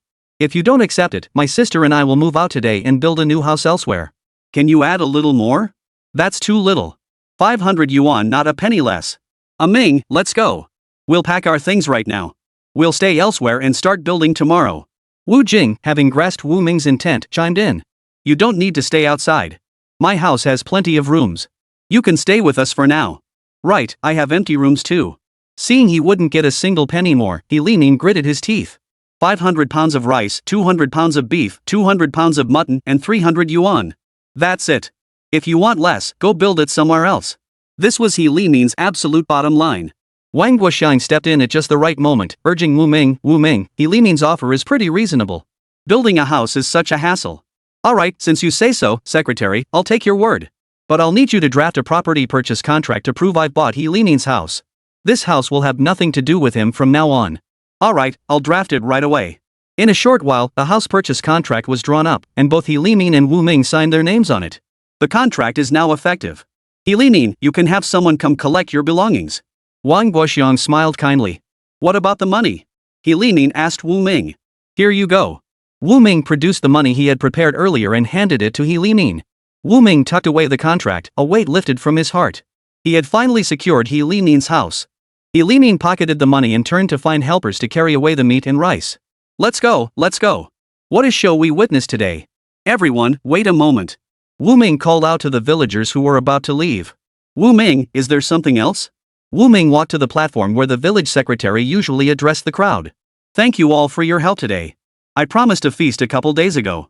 With this rice and beef and mutton available, I'll seize this opportunity and treat you all to a feast right now. As soon as he finished speaking, the crowd erupted in excitement. Wu Ming, you're something else, kid. Alright, let's eat. I can cook rice. I'll handle the rice. I'll tend the fire. The cooks? Village party secretary Wang Guoxiang had already arranged them earlier that morning.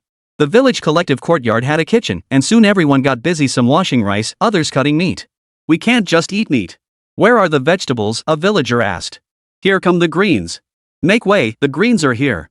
The person carrying the greens shouted as they made their way through the crowd. Wu Ming had made arrangements earlier, deciding to treat everyone to a feast today. He'd used the beef and mutton originally meant for He Limin. That was why he'd sought out Wang Guoxiang yesterday. He knew full well He Limin was asking for an exorbitant price, and he certainly wasn't going to willingly hand over so much to him. From the start, the villagers who claimed He Limin's house wasn't worth all that stuff were arranged by Wang Guoxiang. Wu Ming didn't know how many people Wang Guoxiang had arranged. But the effect was undeniably effective. With everyone chiming in, they successfully pushed He Limin to the brink. In a moment of heat, he agreed to sell the house at a low price. Now, he had completely distanced himself from He Limin and had his own place to live. Ming, did you plan this all along? Wu Jing whispered softly, standing beside him. Yes, sis. A smile slowly spread across Wu Jing's face, realizing she'd worried for nothing. Sis, now that we have our own place, no one will ever hit you again. Oh, and I've got a surprise for you too. Wu Jing paused, then asked with a smile, what kind of surprise? I can't tell you now. You'll find out in a few days. Sis, I gotta go now. I'm going to help chop the vegetables. With that, Wu Ming walked over, his face beaming. The little boy who once clung to her, crying helplessly in her arms, had finally grown into a strong, capable man. Wu Jing watched his retreating figure with deep satisfaction. Chapter 14, Feast. The villagers of Blue Bay bustled about in the communal courtyard, roasting lamb and beef over open fires. The air filled with the mouth-watering aroma of savory meats. News of Wu Ming's banquet for the entire village spread throughout the hamlet. Everyone knew that Wu Ming and He Limin had completely severed ties, and now Wu Ming was hosting a grand banquet for the villagers. With the matter between Wu Ming and He Limin settled, everyone sided with Wu Ming. He Limin made his rounds through the village, seeking help to transport grain and meat. After asking everyone, not a single person was willing to assist. Over the years, He Limin had become notorious for his bullying and unreasonable behavior, earning him the reputation of being the village outcast. Now, no one wanted anything to do with him. He Limin, aren't you close with Zhang Mazi? He's got plenty of brothers. Go ask Zhang Mazi for help. Old Wu at the village entrance pushed him out the door. Why are you shoving me? I'm locking up to go out. If you don't leave, do you plan to stay in my house? He Limin suspected he was deliberately deceiving him. Where are you going? To the banquet. Wu Ming is treating the whole village today. Old Wu chuckled cheerfully as he continued, after all these years, our Wu family finally has someone who's made something of himself. I heard there's 2,000 jin of rice. That snow white rice will be served until everyone's bellies are full. I'm not talking to you anymore. I'm going to grab a seat first. After hearing this, He Limin nearly gnashed his yellow teeth to pieces. That was his 2,000 jin of rice. That bastard Wu Ming was using his stuff to curry favor. He Limin, go find someone to help haul the rice. Once they've cooked it all, see who you'll ask for it back. Lu Ligua, heading home to fetch bowls after leaving the village collective courtyard, called out to He Limin. He Limin didn't have time to stand there dumbfounded. He took off running. If the people at Blue Bay wouldn't help him, he'd carry it himself, a little at a time. Going to the neighboring village to ask Zhang Mazi? Absolutely impossible. Zhang Mazi would demand exorbitant prices, surely asking for grain and meat in return. Everyone was bustling about. He Limin returned to the communal courtyard, hoisted a 50-pound sack of rice, and turned unsteadily to instruct Wang Guoxiang, remember this, I'm taking one sack. Whatever's left, you keep track for me. Got it, Wang Guoxiang replied impatiently. His body hollowed out by drink and women, He Limin staggered every few steps as he slowly trudged toward his shack, the heavy sack of rice swaying on his shoulders. After being kicked out by Wu Ming, he'd built this shack on a hillside by the sea. Hey, isn't that He Limin? What are you carrying? And nothing, He Limin replied, his scalp tingling as he heard Zhang Mazi's voice and slowly turned around. Zhang Mazi stepped forward, snatched the sack from He Limin's hands, and leaned in for a closer look. You bastard, He Limin. You got compensation and didn't tell me? You think you can pocket it all? You took my dowry, but I never got to see the bride. You're not giving the dowry back either, huh? Zhang Mazi grabbed He Limin by the ear and gave him a thorough scolding, as if he were lecturing his grandson. Aha! Brother Zhang. Big brother Zhang, take it easy. Oomph, I'll teach you a lesson you won't forget. Smack. Smack. Two loud smacks echoed as He Limin's cheeks swelled up like buns. Zhang Mazi looked up, ready to strike again. Stop, please stop hitting me. It's all yours. He Limin knelt on the ground as 50 pounds of rice spilled out beside him. If not for his fear of the two men flanking Zhang Mazi, he would have leaped up to fight back. Zhang Mazi was just a cripple, could he really not beat a cripple? Number 2, carry the rice back. Number 3, go get a few more brothers to help move the rice, beef, and mutton. He Limin dared not speak his anger. He looked up at Zhang Mazi with a cowering glance. What are you staring at? Got a problem? Zhang Mazi raised his hand and slapped him again. If someone hadn't told him, He Limin would still be in the dark about receiving grain, beef, and mutton today, plus 300 yuan in cash. Hand it over. Zhang Mazi reached out his hand toward He Limin. He Limin stammered, what? Stop playing dumb. Hand over the money. Hearing this, He Limin quickly covered his pockets. Zhang Mazi gave a subtle signal and the burly man beside him immediately stepped forward to search He Limin's pockets. The 300 yuan, barely warm from his pocket, was snatched away by Zhang Mazi. Zhang Mazi spat on his hands, rubbed them together, and began counting the money right in front of He Limin. 300? He Limin, I'm keeping this 300. Remember. You still owe me 300. I gave you 666 yuan as a dowry, and you wouldn't budge a single cent. All this time, I haven't seen your Wu Jing. If I'd invested that dowry money in business, it would have tripled or quadrupled by now. Out of respect for our years of friendship, I won't charge much interest. Just give me 1,000 back and we'll call it even. Mark my words, you still owe me 700. He Limin collapsed onto the ground, forgetting even his fear. He stared blankly at the arrogant Zhang Mazi. You coward. Get up and go carry that meat back to the village. Zhang Mazi grabbed He Limin by the collar and yanked him to his feet. After all, he was from the neighboring village. He went straight to the collective courtyard in Blue Bay village to claim what belonged to He Limin, fearing Wang Guoxiang might refuse to hand it over. He dragged He Limin over by the collar, confident they wouldn't deny it. The village collective courtyard. Everyone was bustling about, busily preparing the feast. Zhang Mazi led a group of people to the entrance. Boss, it smells amazing. They're stewing meat. Throwing a banquet? Zhang Mazi's men were drooling at the smell of the meat. Let's go. He Limin reluctantly took a step into the courtyard. The group of strangers quickly drew the villagers' attention and Wang Guoxiang was called out. What brings you here? Wang Guoxiang eyed Zhang Mazi up and down. My brother left some meat here and I'm here to help retrieve it, Zhang Mazi said calmly, his expression unflinching. Wang Guoxiang turned to He Limin. What do you think? He Limin desperately wanted to say no. The burly man beside Zhang Mazi gave He Limin a shove. Fear gripped He Limin and he nodded. Alright, since it's your brother's, come on over. I'll set yours aside for you. Wang Guoxiang led everyone over to collect He Limin's share. At that moment, He Limin inwardly wished Wang Guoxiang would never admit to giving him any share at all. It's all here. Weigh it yourselves. Once you take it out of this room, don't come back complaining about the numbers being wrong. We won't take responsibility for that. This is all his? How can it be so little? Wasn't it 1,000 caddies of beef and 1,000 caddies of mutton? He Limin agreed to this himself. He signed the contract in black and white. There's no mistake. He Limin regretted it bitterly, yet there was nothing he could do. He couldn't get anywhere with Wu Ming, and he certainly couldn't get anywhere with Scarface Xiang. He couldn't afford to offend either of them. Do you guys want any? If not, I'll have someone stew it up, and you can have some too, Wang Guoxiang asked. Chapter 15, Everyone's on his side. Wang Guoxiang, you try touching my stuff. He Limin lunged forward, determined to protect what little he had left. I don't want it. Take it away immediately. Zhang Mazi shot He Limin a fierce glare. He couldn't intervene in the conflict between He Limin and the villagers of Blue Bay. He'd deal with He Limin later. His men carried and hauled the items out of the village collective courtyard. Ming, do you think they'll come looking for trouble again? Wu Jing's heart was filled with unease. After suffering such a humiliating defeat, how could He Limin swallow his pride? Sis, don't worry. If they come one by one, I'll take them on one by one. If they come in pairs, I'll take them on in pairs. I've already spoken to Uncle Wang. If they come looking for trouble again, Uncle Wang will step in to help. He hadn't given Wang Guoxiang that wine and beef for nothing. His goal was to ensure that when the moment came, Wang Guoxiang would stand up for him and Wu Jing. With Wang Guoxiang on their side, everything would be manageable. Wu Ming, come over here. We've got a toast for you. Sis, I'll head over now. Wu Ming walked over to the friends he had recruited. He aimed to establish his authority and win over hearts at Blue Bay.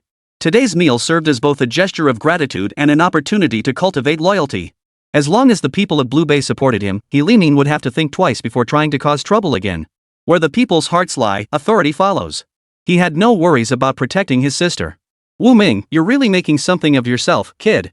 When you go out fishing in the future, don't forget about me, I'm coming with you. And me too. Alright, since you all think so highly of me, we'll go fishing together and make our fortunes together.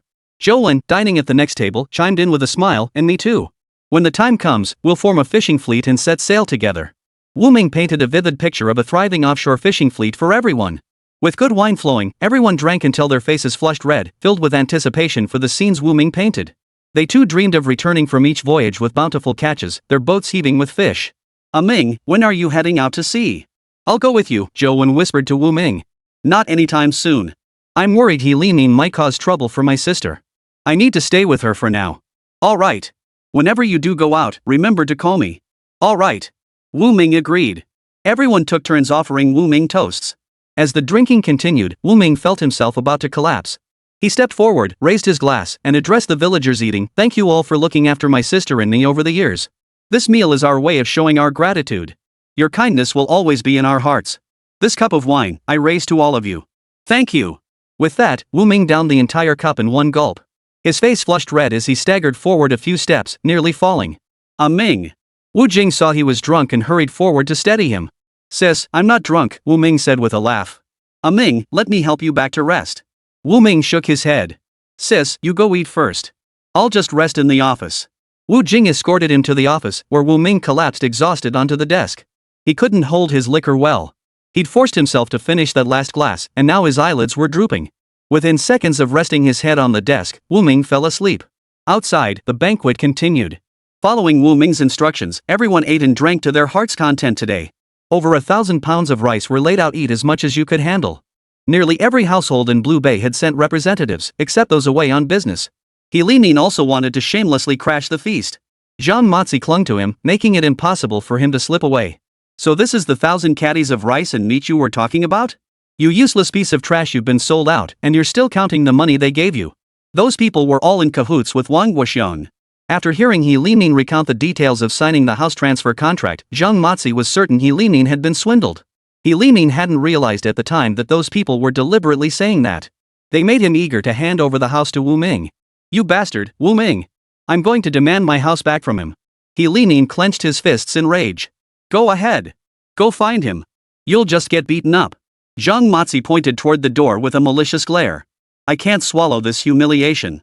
He Limin felt as if 1,000 worms were gnawing at his insides. He couldn't fathom how he'd fallen into Wu Ming's trap. 1,000 caddies of grain and 1,000 caddies of meat, almost within his grasp, had vanished into thin air. Zhang Mazi picked up the bamboo stick in his hand and tapped He Limin's swollen cheek. "Remember this," he said. "You still owe me 700 yuan. He Limin opened his mouth to protest. "No, you're paying me back with all this meat. I'll let you off at 400. You still owe me 300, got it? The interest is 3 yuan a day." "What?" He Limin stumbled backward in shock, falling to the ground. "Ha ha ha ha. Look at him, such a pathetic sight." A crowd laughed at He Limin, who had collapsed from fear over the interest.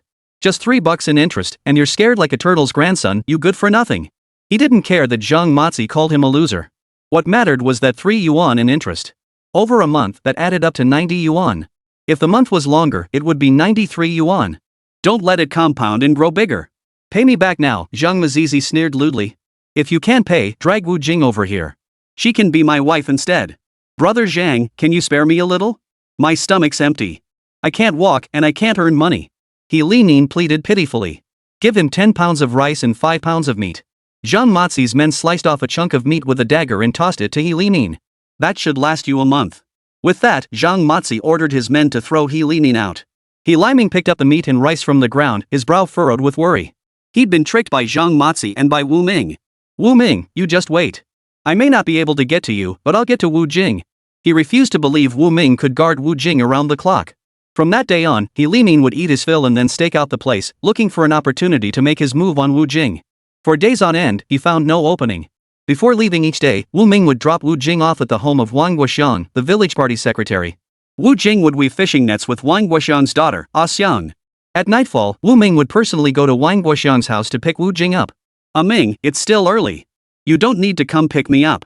I can get back on my own," Wu Jing said, mindful of Wu Ming's hard work fishing and his daily trips to fetch her. Their home wasn't far from the village chief's, so she could easily make the trip on her own. "Ming, I'll go back on my own tomorrow," Wu Jing said. Wu Ming thought to himself how unfortunate it was that the big grouper had gotten away today. Chapter 16, The Ultimate Angler. I'm talking to you, Ming. Wu Jing stopped the distracted Wu Ming. Sis, what did you just say? He hadn't been listening at all. I said you don't need to pick me up or drop me off tomorrow. I'll go home by myself. No way. Wu Ming flatly refused. He Limin's anger hadn't subsided lately. If he couldn't get back at him, he'd definitely find a way to get back at Wu Jing. He didn't want Wu Jing to take any risks. Look at you, you go fishing every day and still have to drive me around. That must be exhausting. It's not tiring. I haven't been fishing lately, I've been angling. Seeing she couldn't persuade Wu Ming, Wu Jing simply dropped the subject. The next day, Wu Ming drove Wu Jing to her job weaving fishing nets as usual. After dropping her off, he went home to grab his fishing rod and headed out with a bucket to fish. Arriving at the prime spot he'd scouted early yesterday morning, Wu Ming prepared his pre-mixed bait to create a feeding zone. He baited the hook with premium white rice mixed with fish meal, cast his line, and let it sink. In less than 2 minutes, the float plunged sharply. As the float sank, Wu Ming's heart tightened. That pull felt like a big one. He gripped the rod tightly, but the sudden surge of force nearly pulled him off his feet. Fortunately, he was prepared. Wu Ming gripped the rod with both hands, braced one end against his thigh, and mustered every ounce of strength to control it. Now came the fight, maintaining his position to keep the rod from slipping. He'd wait until the fish was exhausted before reeling it in. After a full half-hour of tug-of-war with the monster, Wu Ming tried reeling in the line, pulling the rod back toward him. Feeling the resistance as he pulled back, the fish struggled desperately to break free. Ha! Wu Ming roared, slowly dragging the rod backward. A massive horse mackerel surfaced. Wu Ming placed the captured horse mackerel into the system. Ding! Host redeemed 1 Chinese horse mackerel, receiving 100 gold coins. The freshly caught horse mackerel weighed at least 40 to 50 pounds. A fish of this size was considered small for a Chinese horse mackerel, which could grow to several hundred pounds. Victorious in his first catch, Wu Ming tidied up and cast his line again. No sooner had the line hit the water than the float stirred again. Once, twice each time, a fish took the bait the moment the line hit the water. Wu Ming was overjoyed. He was soon swamped with activity, though the catches were mostly smaller yellow croakers and cod. He placed his recent catch into the fish basket, planning to exchange them all at once later. The sun overhead grew fiercer. Wu Ming took a bite of the steamed bun he'd brought from home. Fishing demands a spirit that embraces hardship, fears neither fatigue nor hunger. Sticking to the rod is the job, rain or shine. What's a little sun? Even if fireballs fell from the sky, he'd keep fishing with a pot lid for shade. Wu Ming pulled his hat down low and kept watch over his rod. He regretted bringing only 1 rod today. But even with another rod, he doubted he could handle it all. One catch after another, the rod bending non-stop. I'm exhausted, but the fishing's fantastic, Wu Ming muttered, rubbing his aching arms as he prepared to take a break. Suddenly, the rod jerked again. With a sharp whiz, it shot forward like an arrow released from its string. Wu Ming abandoned his rest and rushed to reel it in. Thank goodness I attached a safety line, he muttered as he reeled in the rod. The force was considerable, another big fish. After a fierce battle, he landed a tuna. Wu Ming promptly placed the fish into the system for processing. Ding! Host redeemed 1 tuna, received 120 gold coins. Wu Ming noticed the amount of gold coins earned was tied to the fish's size and category. Yellow croaker and cod weren't worth much. He exchanged all the fish in his net at once. Ding! Host exchanged 30 cod, obtained 300 gold coins. Ding! Host exchanged 80 silver pomfret, received 100 gold coins. By the end of the day, his haul was bountiful. As the sun began to set, the fish kept coming. Wu Ming felt reluctant to leave, but remembering his sister was still at Wang Guoxiang's house, he packed up his fish net and headed home. The place where he went fishing was quite a distance from home. After walking for nearly half an hour, Wu Ming was almost home. Suddenly, a figure darted out, blocking Wu Ming's path. Wu Ming, I need to talk to you. Come with me. He Limin stood before Wu Ming. What is it? Just say it here. Wu Ming stared at him. Feeling uneasy under Wu Ming's intense gaze, He Limin steeled himself and said, It's not something I can explain in a few words. Let's sit down and talk. If you can't explain it clearly, then don't bother. With that, Wu Ming turned and walked away. He Limin clenched his fists but didn't pursue him. He couldn't beat him up, and he was completely powerless against Wu Ming. Wu Ming didn't take He Limin's words to heart. Whatever he wanted to discuss would likely revolve around the unfairness of the property transfer and whether he could get more compensation. He'd heard that Zhang Mazi had taken all of He Limin's grain and meat. What's more, he owed Zhang Mazi 300 yuan. He couldn't earn 300 yuan in a whole year, so there was no way he could repay that debt. After putting the fish in his home, Wu Ming quickened his pace and headed straight for Wang Guoxiang's house. Night had fallen, and he felt a sense of urgency. He wondered if his sister was worried about him. He hadn't planned his time well today, and it had gotten late. As he approached Wang Guoxiang's door, Wu Ming caught the scent of meat cooking. He stepped inside, and Wang Guoxiang looked up at him. Wu Ming, you're just in time. Come over and eat. My family has already prepared dinner, so I'll pass. Wang Guoxiang knew this was just polite talk. Oh, you can't fool me. You just got back from the beach, didn't you? My cooking can't compare to yours, but since your sister's here eating, just have a bowl. Save her the trouble of cooking for you when she gets home. She's been exhausted all day, how could you make her cook for you too? These words made Wu Ming feel quite embarrassed. Wu Ming had no choice but to sit down and eat. How was your catch today? I heard you switched from sea fishing to angling. Wang Guoxiang paused. If you don't have a fishing boat, I can lend you ours. We only go out a few times a year. I'm getting old. Feel free to use it whenever you need it. It's a bit worn, though might need some repairs. Uncle Wang, thank you for your kindness. Lately, I've been wanting to spend more time with my sister.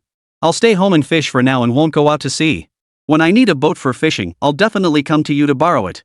What big fish can you catch from the shore? Just small yellow croakers and cod. Any catch is a blessing. Wang Guoxiang served Wu Ming some food. Just eating dishes feels incomplete. Ah Xiang, go fetch my treasured rice wine. I want to have a couple of cups with Wu Ming. Wang Guoxiang gave his daughter a knowing look. Ah Xiang didn't understand the meaning but obediently went to fetch the rice wine. Uncle Wang, you're a heavy drinker. I'm afraid I can't keep up with you, Wu Ming said modestly. Nonsense. Young people always drink better than me. Ah Xiang returned carrying the heavy wine jar and placed it beside Wu Ming. Wu Jing, is your brother really that bad at drinking?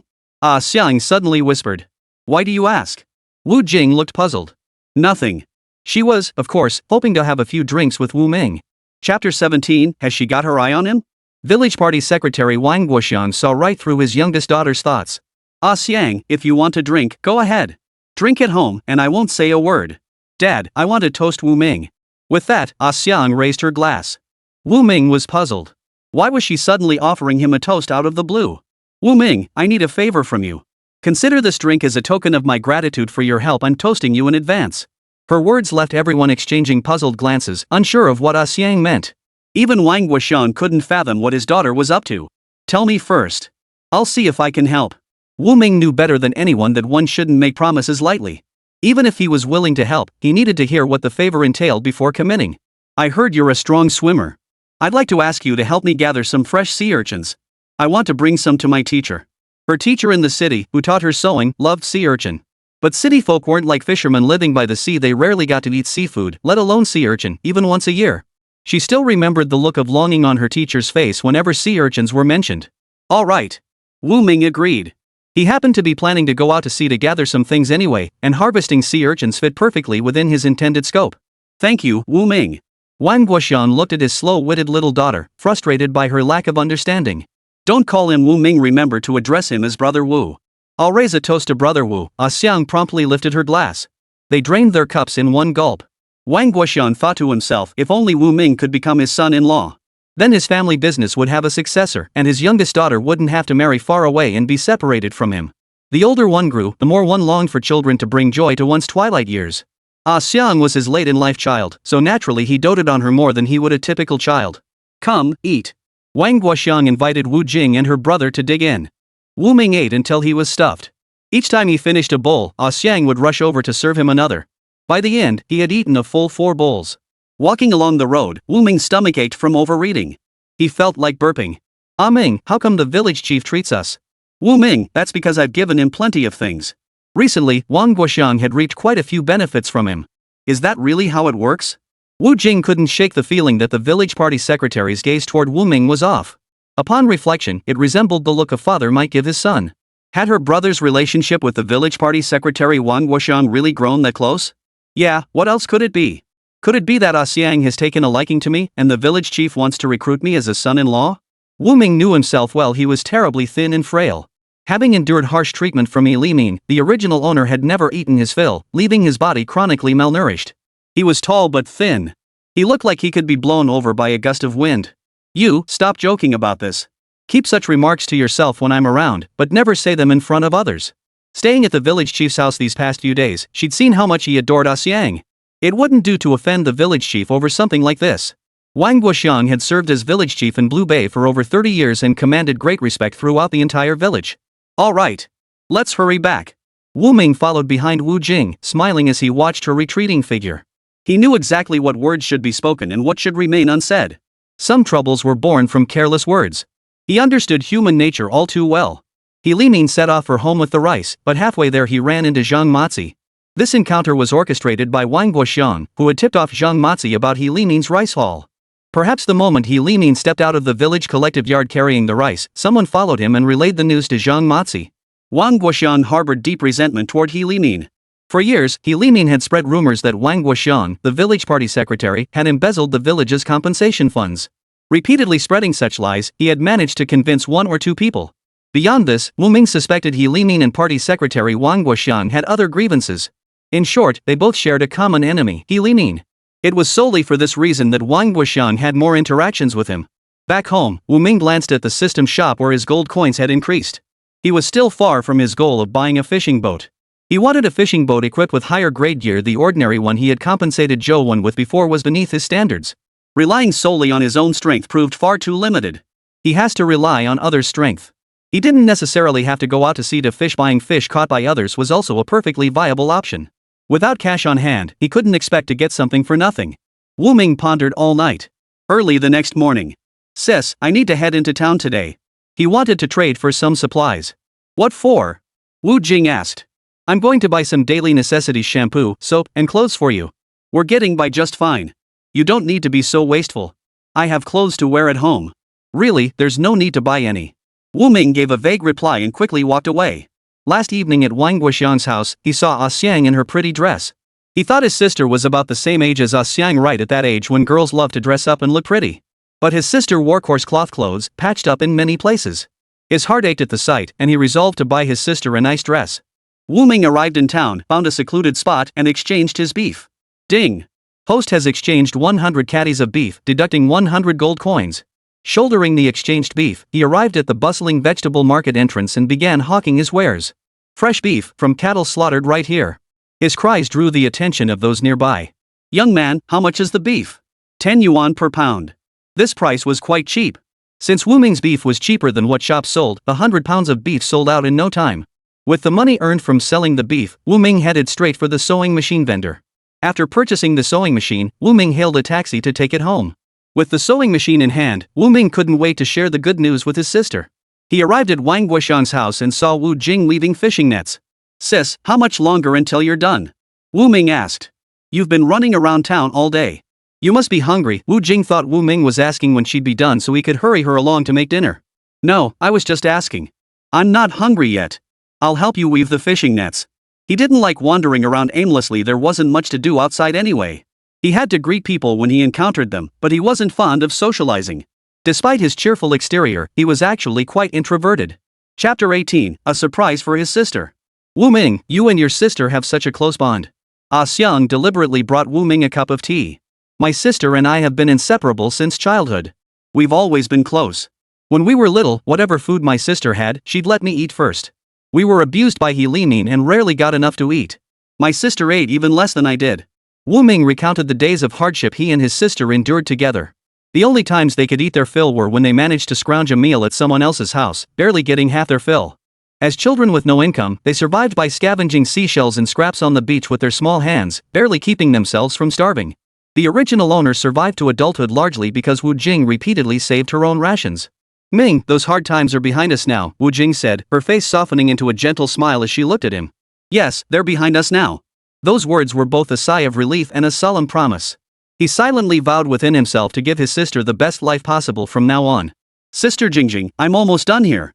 Ming is here to see you. You should head back first," Xiang said thoughtfully to Wu Jing. "How could I possibly leave now? I'll finish weaving first." She had accepted payment from Xiang's family to do this work for them. Since it wasn't time to finish yet, how could she leave early? "It's fine. You go home first. I can handle this little bit myself." Saying this, Xiang stepped forward to urge Wu Jing to leave. "All right then. I'll come back early tomorrow." Wu Jing stood up and followed Ming home. Ming glanced at Wu Jing's injured hand. "Sis, how did you hurt your finger?" "Got cut by some thread. Just a little scratch, nothing serious." Born to work, she considered minor injuries insignificant. She'd ignored far worse wounds before. "But you still have work to do. It'll hurt a lot if you keep working with that injury. Go home and bandage it up." Hearing this, Wu Jing's face lit up with a smile. It felt like an ant bite such a tiny scratch, yet her brother had actually noticed it. I'm really fine. It's just a tiny scratch. It'll be better after a night's sleep. Wu Ming pulled Wu Jing's hand closer to examine it. It was no minor scratch, clearly a deep wound. An open wound like this could easily get infected if not properly bandaged. Sis, stay away from seafood and water for now. I'll handle the dishes and veggies. If the wound came into contact with seafood, it could lead to infection by a terrifying virus. As a marine exploration expert in his previous life, he knew all too well the dangers viruses pose to humans. Infection from the terrifying viruses carried by fish could result in amputation at best, or loss of life at worst. Alright, I know. Wu Ming saw her smiling face and her casual reply. It was clear she hadn't taken his earlier words to heart. Sis, I'm serious. I'm not joking. You have an open wound on your hand. Don't touch the seafood. Got it? Wu Jing stopped in her tracks, her expression turning serious as she looked at Wu Ming. Alright, I'll listen to you. I won't touch it. I'll wait until the wound heals before handling it again. As they talked, they found themselves back home before they knew it. A smile played at Wu Ming's lips as he pictured Wu Jing's delighted reaction upon seeing the sewing machine. Pushing open the door, Wu Jing immediately spotted the sewing machine prominently displayed. This is a sewing machine. Wu Jing's voice trembled with excitement. Yes, a sewing machine, a brand new one. Ming, am I dreaming? Wu Jing covered her eyes, slowly peeking through her fingers as she stared at the brand new sewing machine inside. She doubted she was dreaming. Otherwise, how could there be a brand new sewing machine in their home? Sis, stop staring. There really is a brand new sewing machine right in front of you. Don't you want to try it out and see how well it works? Wu Ming said earnestly to Wu Jing, whose face was a mix of shock and delight. Taking a scrap of fabric from the sewing basket beside it, Wu Jing placed it on the sewing machine table and carefully adjusted the machine. Having used sewing machines at others' homes before, she picked it up quickly. After a few fiddles, she sewed a small pocket from the scrap fabric. Ming, look. It's done. With this sewing machine, I'll be able to mend clothes much faster. Yeah, sis. You won't have to go out working for others anymore. You can just stay home and make clothes for people to help supplement our income. Wu Ming paused here before continuing. You won't have to work too hard either. With me as the pillar of this family, you can make clothes for others when you feel like it and rest when you don't. As long as I'm here, we'll live a good life. As Wu Jing listened, tears began to fall. She kept wiping her eyes, but the tears only flowed more freely. During the time she was bullied by He Limin, she often wondered when this bitter life would ever end. She never imagined better days would come so quickly. Ming had grown up and could now stand on his own 2 feet. Now that they'd driven He Limin away, they'd never have to endure his oppression again. Sis, why are you crying? You should be happy about the new sewing machine. I'm just moved. Wu Ming gazed at her with eyes sparkling with laughter. His sister had a gentle, soft-hearted nature, kind-hearted and easily moved. The scene he'd imagined in his mind was almost identical to this one, his sister crying tears of emotion. Sis, you go ahead and cry. I'll wash the vegetables and light the fire in the stove. You can come cook later. With that, Wu Ming went to prepare the ingredients. He hadn't eaten a thing all day after running around outside. His stomach was growling now. Alright, I'll be right there. Wu Jing wiped away her tears, tidied up the sewing machine, and turned to cook for Wu Ming. The siblings supported each other through hardship, and their struggles finally gave way to better days.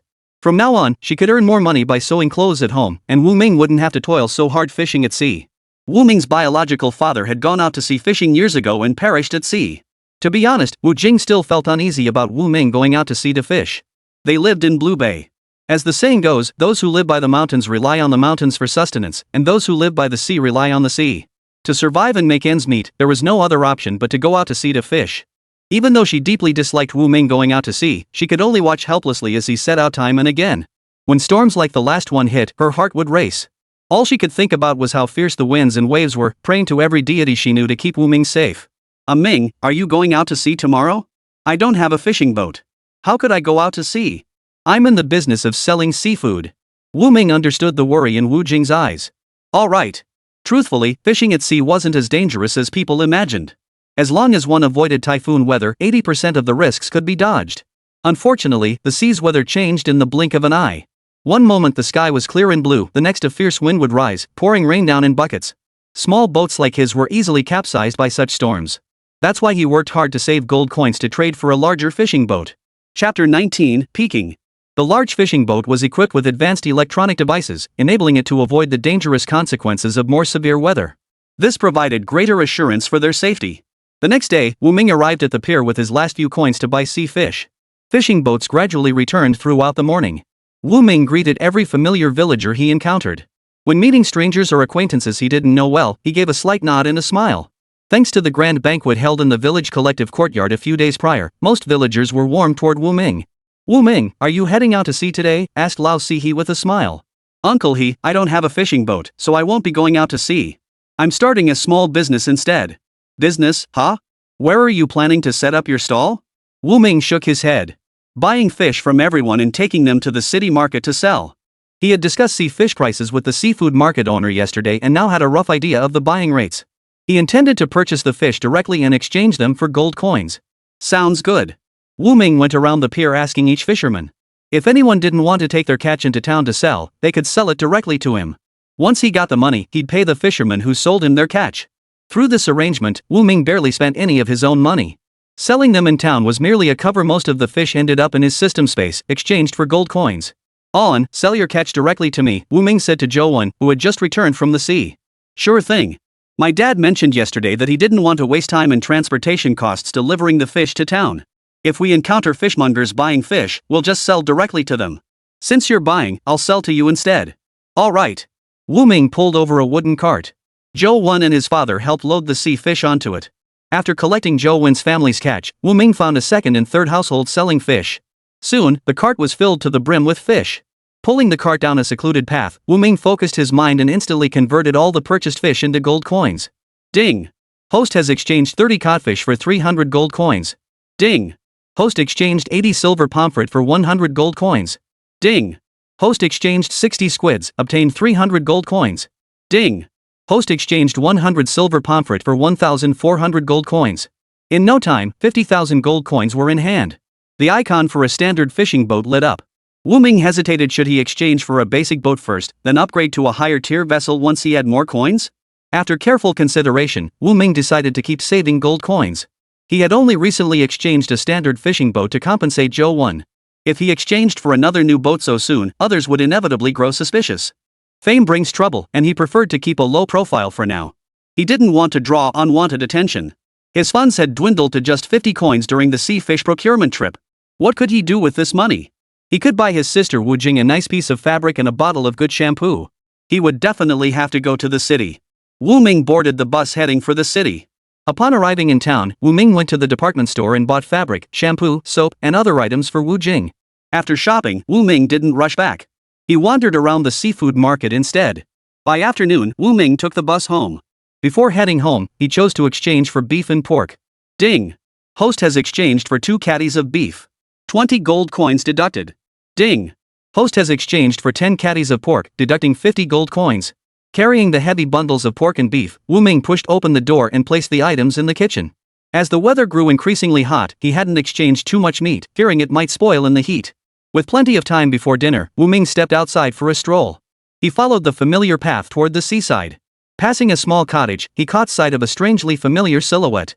Could it be He Limin? Not entirely sure, he decided to walk closer for a better look. He Limin sensed someone behind him.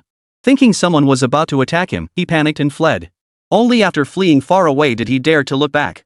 "Wu Ming, you little brat!" He Limin bellowed.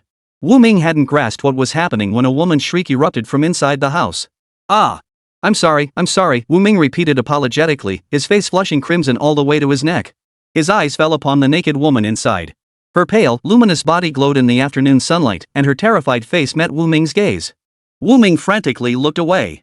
He truly hadn't meant to. Who knew He Limin was spying on someone bathing?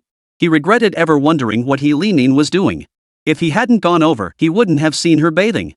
"Dad, someone was spying on me while I was bathing." Lu Honghong screamed, hiding in panic. Wu Ming started to run, but then thought, I wasn't peeping, so why should I run? Lu Honghong had already seen his face. If he fled now, wouldn't that prove he was spying? When Lu Guohua stormed out, he found Wu Ming standing there calmly, not moving an inch. "You bastard, Wu Ming. I thought you were decent, but to do something so despicable. Your father would turn in his grave if he knew what a disgrace you are." Before Wu Ming could defend himself, Lu Guohua unleashed a torrent of accusations. "Uncle Lu, please hear me out first." Wu Ming felt deeply wronged inside. "What's there to explain? My daughter saw it with her own eyes. It wasn't me here earlier, it was He Limin. I saw him lurking around suspiciously, so I came over to see what he was up to. Your daughter just happened to see me." Lu Guohua froze in place, finding some truth in Wu Ming's words. It wasn't that he thought Wu Ming was a righteous man, but rather that He Limin was the kind of scoundrel who would do such things. He was notorious in the village for flirting with young wives. He'd even set his sights on Wu Jing. He Limin's lustful nature was common knowledge. Then why didn't I see He Limin? Lu Guohua asked. Wu Ming awkwardly scratched his nose. He ran off. What on earth had he gotten himself into? Now he'd earned himself the reputation of a peeping Tom, spying on a young woman bathing. Lu Guohua's face, which had just brightened, darkened again. Just then, Lu Honghong emerged from the house. Wu Ming, how could you do this? Lu Honghong glared at him. We grew up together. If you like me, just come to my house and ask for my hand properly. Why sneak around like this? I really didn't mean to. I'm sorry. What do you want me to do? Wu Ming asked the last question with utter helplessness. You've seen everything of my daughter, what do you want now? Wu Ming seemed quite promising lately, and he was about the same age as Honghong. If he were to marry her, with both families living close by, it would be a good thing. Hearing Lu Guohua's suggestion, Wu Ming frowned. Uncle Lu, what kind of compensation are you seeking? Wu Ming asked. Chapter 20, then marry her. I don't want any compensation from you. After what you did to my daughter, how will she ever marry? Lu Guohua cleared his throat. I won't make things difficult for you.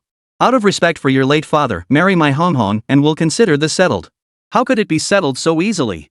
Wu Ming felt a wave of dizziness wash over him. What on earth was going on? He'd just stepped out for a stroll, and now he was being pressured into marriage? Uncle Lu, I'm not ready to marry yet. How about this, to apologize to Honghong, I'll compensate you with 100 pounds of fish. Let's call it even and pretend this never happened. If word gets out, it could damage Honghong's reputation.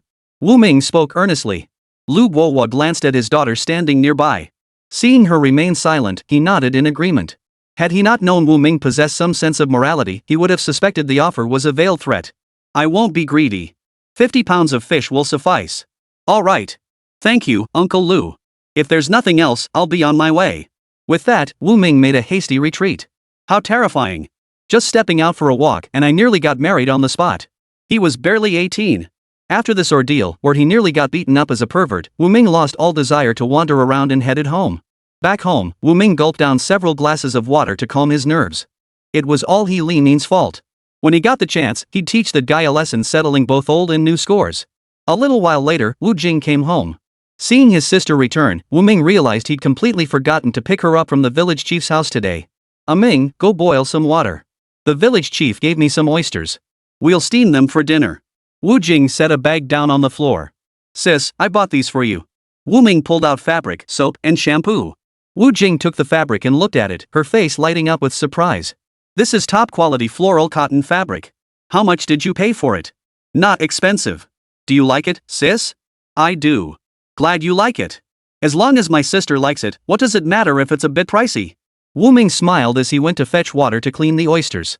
The siblings chatted and laughed, recounting the amusing events of the day. Wu Ming felt a momentary awkwardness as the images he'd seen flashed unbidden through his mind. He shook his head, trying to shake off the overly stimulating images. Ming, is your head feeling okay? Wu Jing, ever attentive to her brother, noticed his unusual state and asked with concern. Sis, I'm fine. Wu Ming looked up into Wu Jing's concerned eyes. He reached up to cover his forehead. I'd been crouching for too long and felt a bit dizzy when I stood up. Only this way could he explain why he'd shaken his head earlier. Next time, remember to bring a small stool to sit on. Wu Jing said with a smile, how old are you? Why are you acting like a child? Sis, I'm not acting like a child. Wu Ming felt a bit embarrassed. Combining both lifetimes, he was already in his 40s, how could he still act like a child? Compared to Wu Jing, he should be more mature and steady. Convinced of his own maturity, Wu Ming decided to abandon the fishmonger's trade and stick to gathering seafood from the shore. Without cash on hand, he couldn't buy their fish outright. Sending them to the city to sell to fishmongers would only waste time. Early in the morning, Wu Ming headed to the shore to gather seafood. Besides him, other beachcombers had gathered on the shore. Several children, just a few years old, carried small buckets as they searched the sand for seafood. Watching their tiny figures, Wu Ming couldn't help but recall the original owner and Wu Jing when they were children. Back then, just to get something to eat, the two of them would also bend over low, ignoring the scorching sun overhead, carefully searching the sand. When they came up empty-handed, He Limin would kick them both over with 2 swift blows. Pressing his hand to his chest, Wu Ming sank into the memory. The past only deepened his hatred for He Limin. Wu Ming, come gather seafood. Yes, auntie. My husband said you're working as a fishmonger. Why suddenly join us for low-tide foraging? I don't have the money to be a fishmonger, Wu Ming replied with a laugh. His words drew uproarious laughter from those around him. They assumed Wu Ming was different from them, that he could afford to treat everyone to a feast, so he must have money in his pocket. But who knew Wu Ming would say he had no money, just as poor as everyone else? Now, their envy finally began to fade. Seeing this orphan, Wu Ming, outshine them, people with intact families left them feeling somewhat unbalanced. With Wu Ming's 2 sentences, the previous equilibrium was restored. "Aunties, you ladies keep chatting. I'll go take a look over there." He didn't want to crowd with others gathering seafood, he preferred to explore other areas. Go ahead, go ahead. That Wu Ming boy sure is polite." "That's right. I've always thought Wu Ming was a good kid. If I had a daughter, I'd marry her off to him." "You don't have a daughter, but your brother does. Isn't Lu Honghong from your brother's family about the same age as Wu Ming? Why don't you play matchmaker and bring them together?" Wu Ming and Honghong grew up together. They're close in age and have known each other since childhood. They have that childhood bond. "I think it's a perfect match. I can't decide this on my own. I'll have to go ask my brother." Lu Lifeng watched Wu Ming's retreating figure, thinking this might actually work. She'd go back and discuss it with her brother. If Honghong could marry Wu Ming, it would be a great benefit for them too. She had high hopes for Wu Ming, believing he had great potential. Not yet fully out of earshot, Wu Ming heard the discussion behind him. His foot slipped and he nearly stumbled. Why was someone trying to set him up with Lu Honghong again? They'd known each other since childhood, but that didn't mean they had to marry just because they grew up together. "Wu Ming, got beaten up yesterday, huh?" He Limin approached with a smug grin. "He Limin, are you here to get beaten up?" Wu Ming stared coldly at him. What a despicable trick. He Limin stepped forward deliberately to provoke him, hoping to make him strike back so he could blackmail him in front of everyone. "You like Lu Honghong's ass, huh?" "I saw you staring until your face turned red," He Limin said shamelessly. Wu Ming seethed inwardly. It wouldn't have mattered if he'd insulted him personally, but bringing up Lu Honghong in front of all these people, how was she supposed to face anyone afterward? "He Limin, shut your mouth." "What? Still want to hit me? Come on, hit me." He Limin stood still, waiting for Wu Ming to come at him. The moment Wu Ming moved, he'd demand 300 yuan from him. To plug the 300 yuan hole he owed Zhang Mazi. If he didn't cover it, the debt would only grow. "You're nothing but a coward. You can't even make a move on the woman you like." He Limin grinned lewdly. "If you don't make your move, I'll find an opportunity and make my own." He Limin, just try it. Wu Ming's anger flared. Suppressing his rage, he strode toward He Limin. Chapter 21, Beachcombing. He Limin craned his neck, pointing at his own face and taunting, "Come hit me. Go ahead, aim right here." Wu Ming frowned, desperately wanting to punch him. "What? No guts? I knew you were just as much of a coward as your mother. When I smashed a brick on her leg, she didn't even make a sound. She just held you tight and begged me not to hit you." "Ha ha." He Limin's maniacal laughter abruptly stopped. His eyes widened in terror as Wu Ming clamped his hands around his neck, dragging him toward a secluded spot like a dog being strangled. At some point, Wu Ming had grown a full head taller than him. Wu Ming's grip was so tight he couldn't breathe. The terror of suffocating from oxygen deprivation made him forget about provoking Wu Ming, let alone the 300 yuan he owed Zhang Mazi. He struggled desperately, his worn-out shoes leaving long marks in the sand. When did Wu Ming and He Limin become such good friends? Now they're shoulder to shoulder, hunting for seafood together. Wu Ming gave He Limin so much stuff. For all that meat and white rice, He Limin's bound to treat Wu Ming better. "You've got a point." Wu Ming dragged He Limin toward a secluded spot. From certain angles, they appeared to be walking side by side as close friends. In reality, He Limin, his eyes bulging from oxygen deprivation, cheeks flushed a liver-like red, was helplessly dragged behind a large rock. "You're asking for it." Wu Ming released his grip. Without support, He Limin instantly collapsed onto the ground. His cheek pressed against the sandy ground, he lay sprawled like a dead dog. Gasping for fresh air, he breathed heavily, his breath coming in ragged puffs. "You." He lifted his head, pointing a finger at Wu Ming. His eyes were shattered, all traces of his earlier arrogance gone. "Didn't you tell me to hit you? Fine." Wu Ming stripped off his jacket, soaked it in water, wrapped it around his fist, and landed 2 punches to He Limin's gut. After the second punch, He Limin curled up like a cooked shrimp. "What? Not satisfied? Want me to hit you again?" Wu Ming crouched down and slammed a fist into He Limin's thigh. "Ah. Still not satisfied?" Thud. Wu Ming slammed his fist into He Limin's other leg. "Making it symmetrical for you. Don't thank me." Wu Ming wore a faint smile. He sprang to his feet, towering over He Limin with a cold, menacing expression. "I'm warning you, if I hear any bad rumors about me and Lu Honghong in the village, I'll assume you're the one spreading them. Watch your back, you lackey. Got that?" Wu Ming kicked He Limin squarely in the shoulder blade. "Got it." With that, Wu Ming gave him a dismissive glance, picked up the bucket of fish beside him, and walked away calmly. He Limin lay on the ground, a dull ache in his abdomen.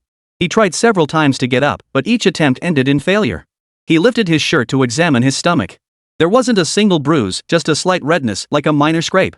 If he went out now and claimed Wu Ming had just hit him, no one would believe a word of it. You bastard, Wu Ming. Just you wait. Think you're too clever for me now? I'm decades older than you, and I've eaten more salt than you've walked roads. He Limin sat on the damp sand, cursing Wu Ming viciously. Unable to fight back, he could only vent his rage in this impotent way. After beating He Limin, Wu Ming picked up the bucket and began searching the beach. He focused on the crevices between rocks, hoping to find some oysters and shellfish. Yesterday, his sister had brought back some raw oysters from Wang Guoxiang's house, but the siblings hadn't had their fill. Today, he intended to find some more to take home. He casually flipped over a rock, revealing a large wild oyster before his eyes. Wu Ming picked it up and tossed it into the bucket. Mussels and clams were everywhere. He selected some larger ones and tossed them into the bucket. The oysters were plentiful too. In no time, he'd filled nearly half the bucket. Wu Ming began searching for fish. Small pools of water along the shore often hid various fish. He casually flipped over a rock in the water, revealing a finger-length goby darting frantically around the tiny pool. Trying to escape? Wu Ming swiftly grabbed the goby and tossed it into the bucket. He searched through several more pools, all teeming with bighead fish and gobies. His bucket was nearly overflowing. He and his sister couldn't possibly eat all that, so he handed the surplus over to the system for recycling. Ding! Host redeemed 23 bighead fish, receiving 46 gold coins. Ding! Host redeemed 67 gobies, received 134 gold coins. Even a mosquito's leg is still meat, Wu Ming thought to himself. If fish could be recycled for gold coins, he wondered if shells and crabs could too. If crabs and shells could be exchanged for gold coins too, then with all these crabs and shells scattered everywhere, he could exchange them until his hands ached. Wu Ming thought for a moment and tossed an oyster to the system. Ding! Host has exchanged 1 oyster for 1 gold coin. In an instant, Wu Ming was overcome with ecstasy. If oysters could be recycled, then crabs certainly could too. He tried a crab next. The beach was littered with bread crabs in the crevices of rocks. He could grab handfuls with ease. Wu Ming was absolutely ecstatic. His big fishing boat was within reach. If he worked diligently, saving up 100,000 gold coins wouldn't take more than a few days. And he wouldn't even have to brave the rough seas. The summer sea was like a woman's face, capricious and unpredictable. One moment, the sky was clear and blue, the next, dark clouds rolled in. Weather forecasts were unreliable now, everything depended on human judgment, and the risks were obvious. Wu Ming carried his bucket, happily searching every rock crevice, catching crabs and shells. All day long, everyone watched Wu Ming bound about with his bucket, never taking a break. Come evening, everyone carried their haul home. Wu Ming walked among the crowd, a faint smile on his face. He wanted to laugh out loud, but doing so in public would make him look like a lunatic. His joy overflowed, and he couldn't suppress the smile at the corners of his mouth. Wu Ming, look at you grinning like that. Must have hauled in some big catches today, huh? It's all right here. Wu Ming lifted his bucket for Lu Lifan to see. Is that all? You went farther than us, rummaging everywhere, and only caught this little bit? Isn't this plenty? Look, all fist-sized wild oysters, plus gobies half the length of chopsticks. After hearing Wu Ming's description, everyone burst into laughter. Wu Ming, so this is what you call plenty? Come see mine. Now that's what I call plenty. Wu Ming glanced at the other guy's full bucket and large bag of shellfish. This bucket's enough for me and my sister, Wu Ming said with a smile. Why didn't you collect more to sell? If you don't sell these seafood items, how will you trade for rice and other necessities? At that moment, Lu Lifan chimed in from the side. Wu Ming's family has plenty of white rice, beef, and mutton. Unlike us, they don't have to worry about putting 3 meals on the table every day. That's right. Wu Ming could afford to treat the whole village to a feast. Why would he ever worry about having enough to eat at home? Chapter 22, Competing to Make New Clothes. Wu Ming gave a shy smile. After treating the entire village, most of the rice and meat had been consumed. He generously gave what little remained to the villagers who had helped cook and serve the meal. He kept only about 100 pounds of rice and a few pounds of beef. He could exchange these items anytime from the system store, so he didn't keep much for himself. He also feared that keeping too much for himself might attract unwanted attention. The village had its share of poor people, as well as lazy good-for-nothings like He Limin. Wu Ming, why didn't your sister come out to gather seafood with you? A villager asked. She's at home sewing clothes for people. If any of you need new clothes made, you can ask my sister for help. She has a sewing machine now and can make clothes quickly. A sewing machine? That's an expensive thing, the woman who spoke said, her face showing envy. She too wanted a sewing machine, but her family was too poor to afford one. Lu Lifan grabbed Wu Ming's arm excitedly. Wu Ming, your family bought a sewing machine? Wu Ming nodded. I really need to buy a sewing machine. That thing's a real money pit, over 1,000 yuan. Auntie, it's not as expensive as you make it sound, Wu Ming said with a smile. It's just a sewing machine, no need to get so worked up. I heard that sewing machine can make clothes dozens of times faster than hand sewing. You could finish several new outfits in a single day. That's right. I had a dress made by a tailor in town. I gave her the fabric in the morning and it was sewn by the afternoon. If it were hand sewn, it would take 4 or 5 days straight without rest. And you know what? The stitches on clothes made with a sewing machine are all the same size and perfectly neat. The lines are dead straight. Lu Lifeng chimed in, next time, I'll show you the clothes I had a tailor make with a sewing machine. The style was tailored to my preferences much nicer than anything you'd find at the market. Who cares about your clothes? I'm going to ask Wu Jing to make me a new outfit tomorrow. Wu Jing is a skilled seamstress, and with a sewing machine now, her clothes will only look better. Aunt Lin shot Lu Lifeng a dismissive look. Hearing this, Lu Lifeng retorted defiantly to Wu Ming, Wu Ming, go tell your sister I want her to make me clothes tomorrow. As if anyone else couldn't afford new clothes. She had several pieces of beautiful fabric perfect for this season. Once made into dresses, she'd look more stylish than any of them when she went out. Wu Ming, I want your sister to make clothes for me too. I'll head over to your place after I shower and eat later. Sure. Wu Ming couldn't quite grasp the competitive mindset among the older women. He just casually mentioned having a sewing machine at home, and now they were all scrambling to get his sister to make them new clothes. He didn't need to understand. It was a blessing that his sister could earn money right at home. Wu Ming smiled as he told everyone to go see his sister about new clothes, even encouraging them to bring their favorite design sketches. He'd heard from his sister that she could recreate any dress design she'd seen with about 70 to 80% accuracy. His sister was a modest person. If she said 70-80% similarity, it was at least 90%. 9 out of 10? That was more than enough to win over the ladies of Blue Bay. Wu Ming, remember to tell your sister to make mine first. Whoever gets there first gets served first. I'll change clothes and head over right away. Then let's see who gets here first. Wu Ming watched the ladies jostling for position and found it oddly amusing. He suppressed his laughter and said earnestly, Aunt Lu is right. Whoever gets here first gets served first. Everyone will be taken care of. At the crossroads, Wu Ming smiled and bid them farewell. He walked home with a spring in his step. Upon arriving, he didn't tell Wu Jing about the group wanting new clothes made for her. He planned to surprise her. Ming, come try on the new clothes I made for you. Wu Jing called him over. Wu Ming walked over, picked up the new clothes Wu Jing had made for him, and couldn't help but marvel at how well they were made.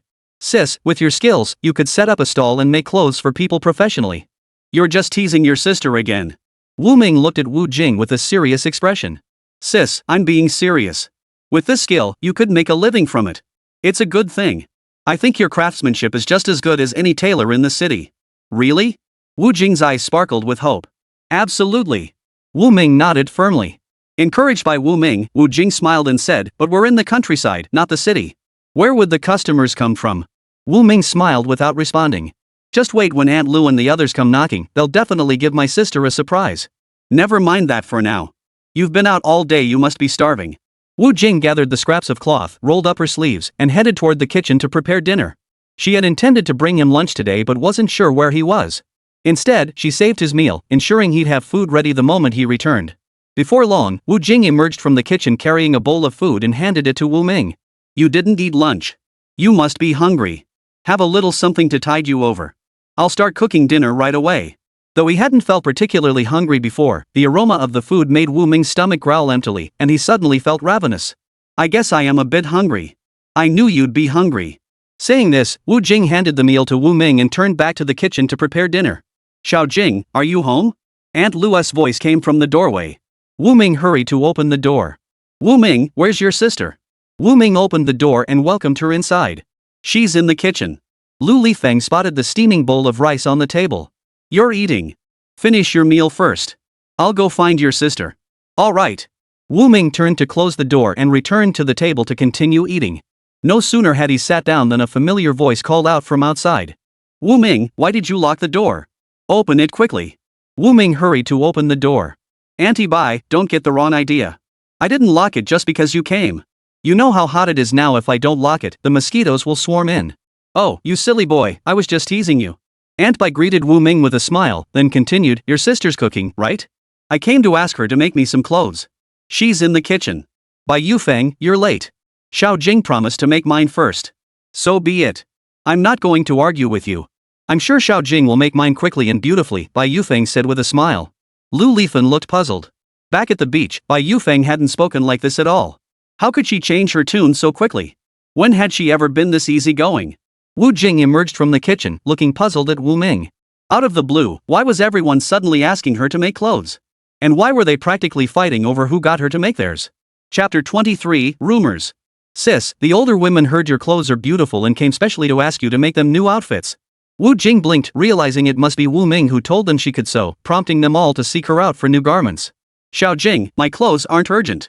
Make Lifeng's first, Bai Yufeng said with a smile. Lu Lifeng grew even more curious. On their way home, Bai Yufeng hadn't spoken like this at all.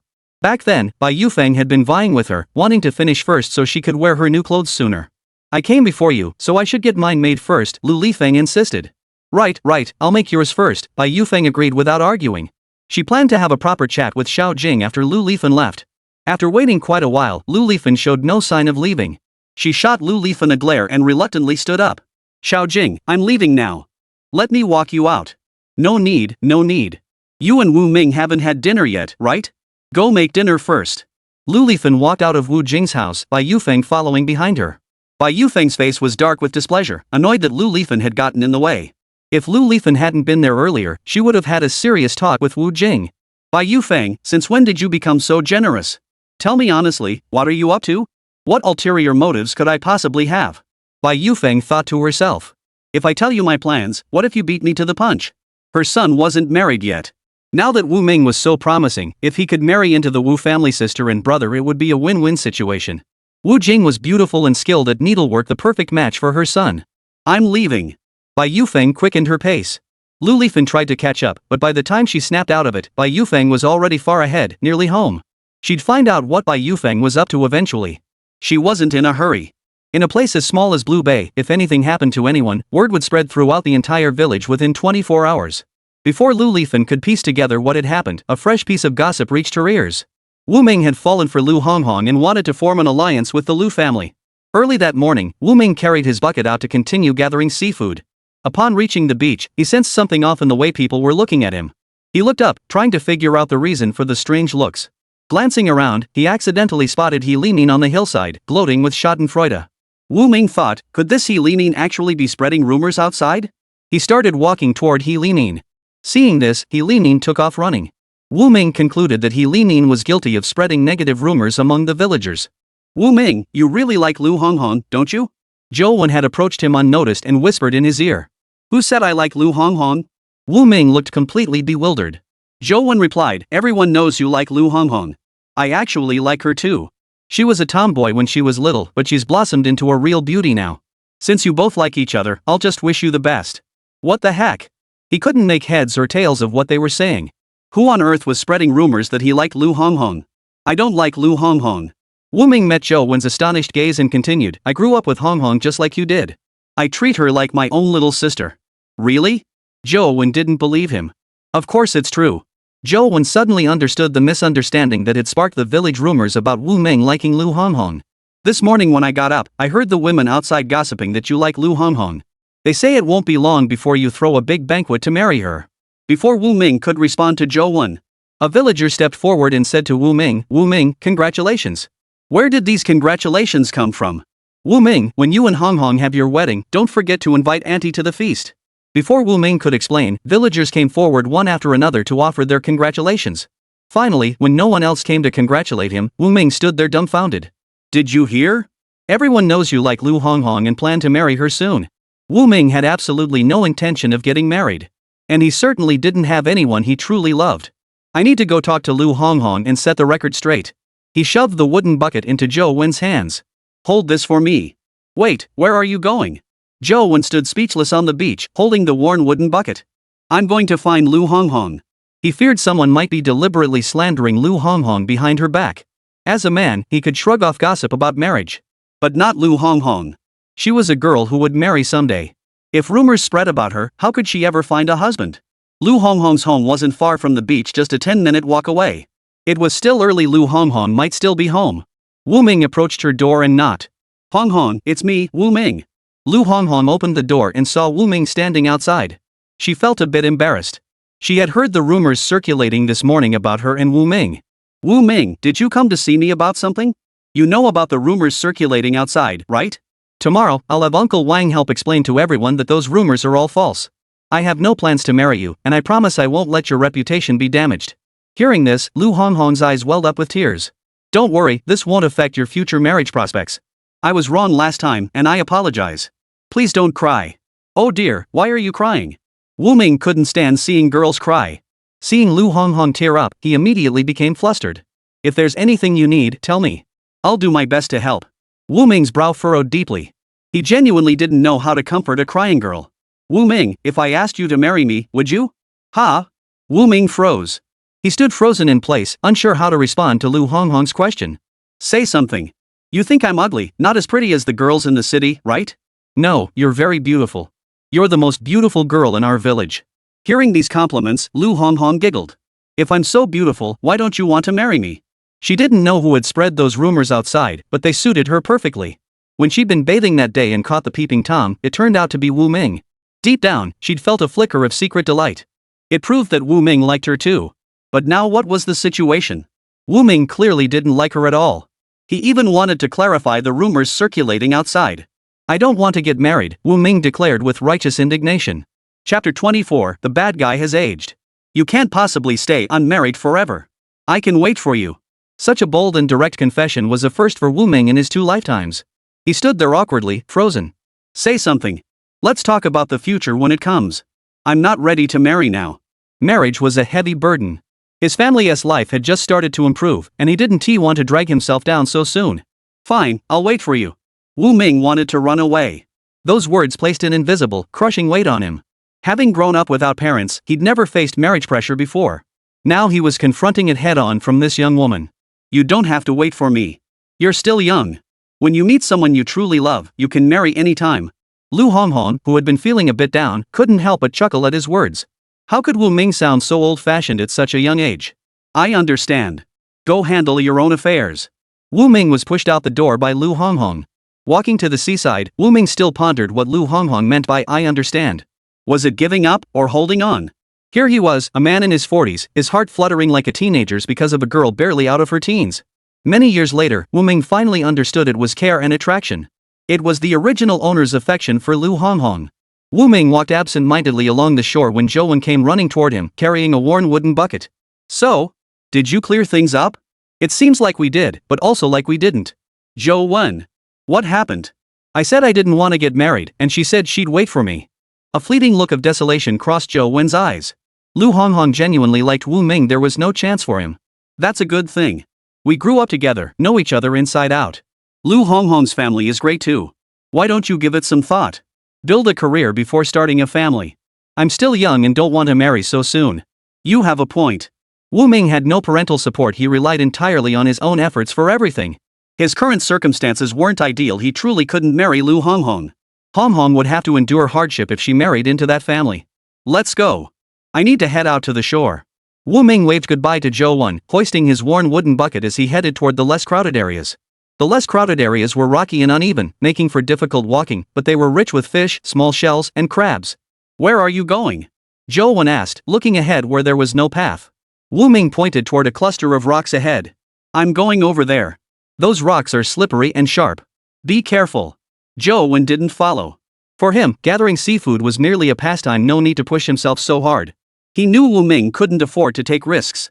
With no other income and no fishing boat, Wu Ming relied solely on gathering shells by the sea to survive. It was truly a hard life. Wu Ming slipped behind the deserted rocks and tossed a stone into a nearby puddle. A long, slender shape suddenly emerged from within the stone. Big catch. He hesitated to act.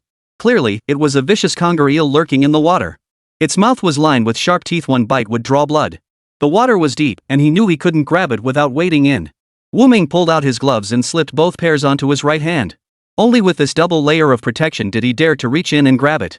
He reached down with one hand, but instead of grabbing a conger eel, he ended up with a strange little fish he didn't recognize. Where you think you're going? Wu Ming grabbed the sea eel by the body and swiftly tossed it into the bucket. Even after landing in the bucket, it turned and bit his hand. Fortunately, he was wearing gloves, which saved him from being bitten. The conger eel's flesh was delicious and made a tasty soup. Lately, it's been nothing but beef or pork. Eating some sea fish is a nice change. Wu Ming didn't return the conger eel, planning to cook it for dinner later. The rest of the day proceeded much like before, busy fishing, gathering shells, and recycling, keeping him thoroughly occupied. Wu Ming was so focused on picking things up that he didn't notice someone ahead of him. 3 people, each carrying a bag, were gathering seafood along the shore. He Limin, isn't that your son over there?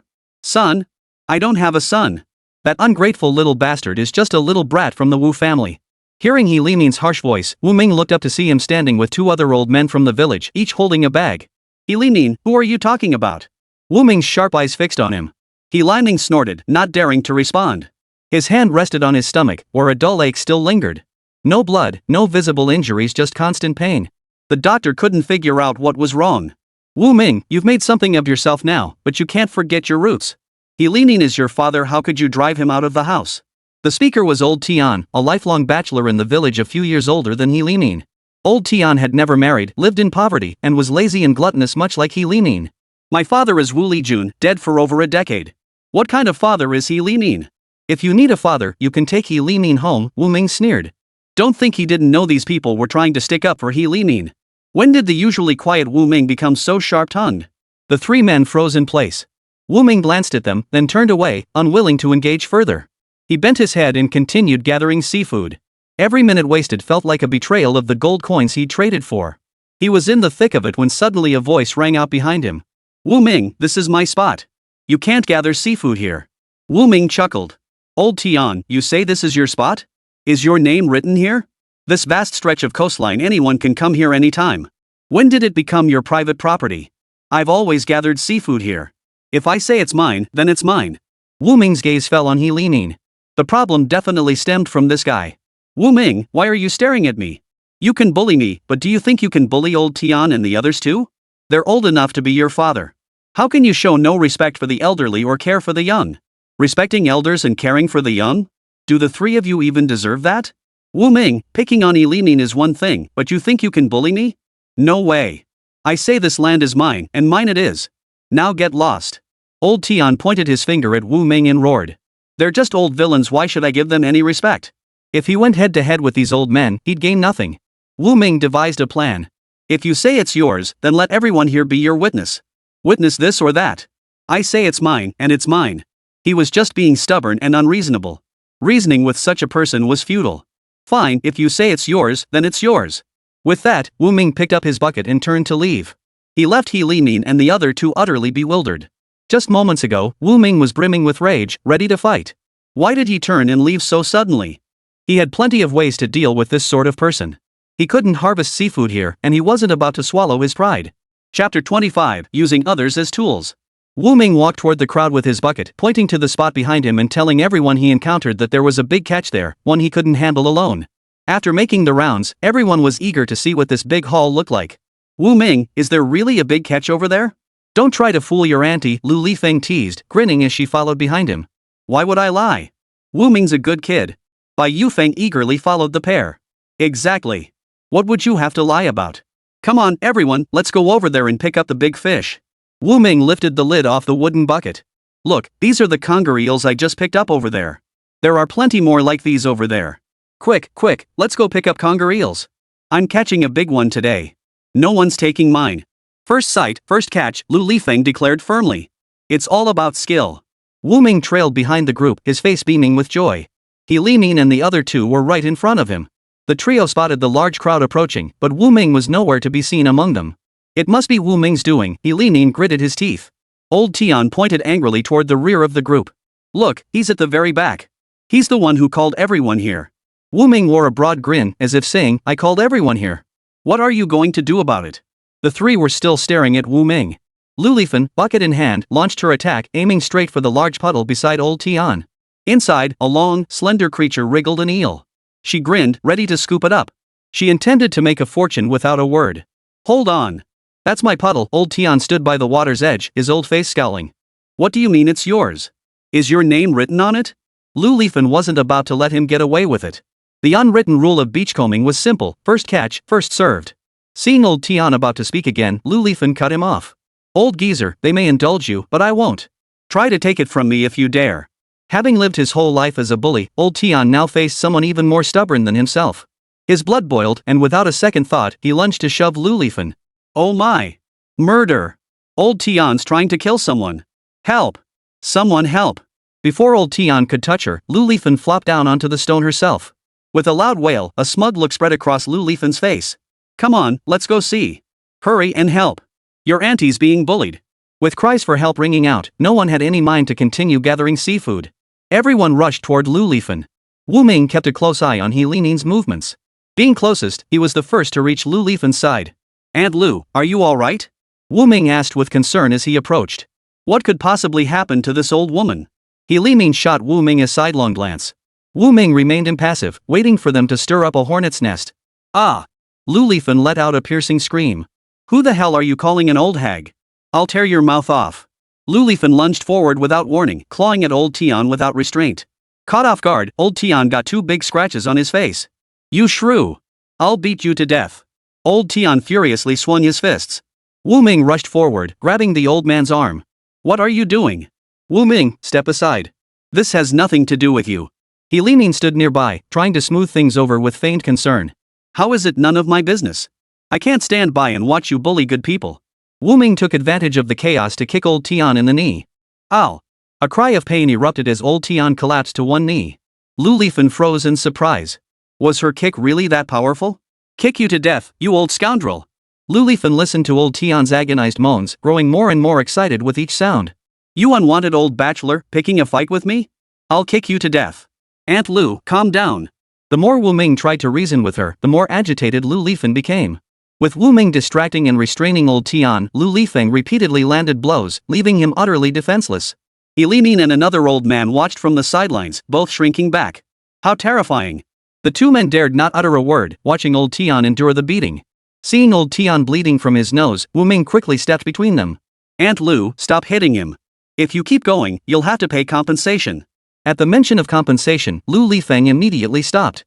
Meanwhile, He Limin and old Zhao perked up at the mention of compensation. They could make Lu Lifang pay. It didn't matter who paid as long as they got the money.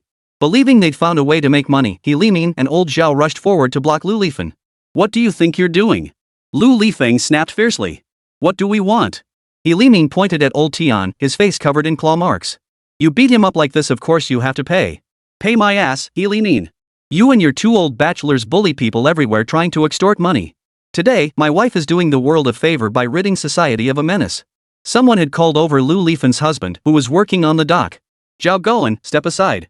If you dare protect your wife, I'll go tell the Zhao clan right now that you're so arrogant you bully even your own uncle, me, along with your wife."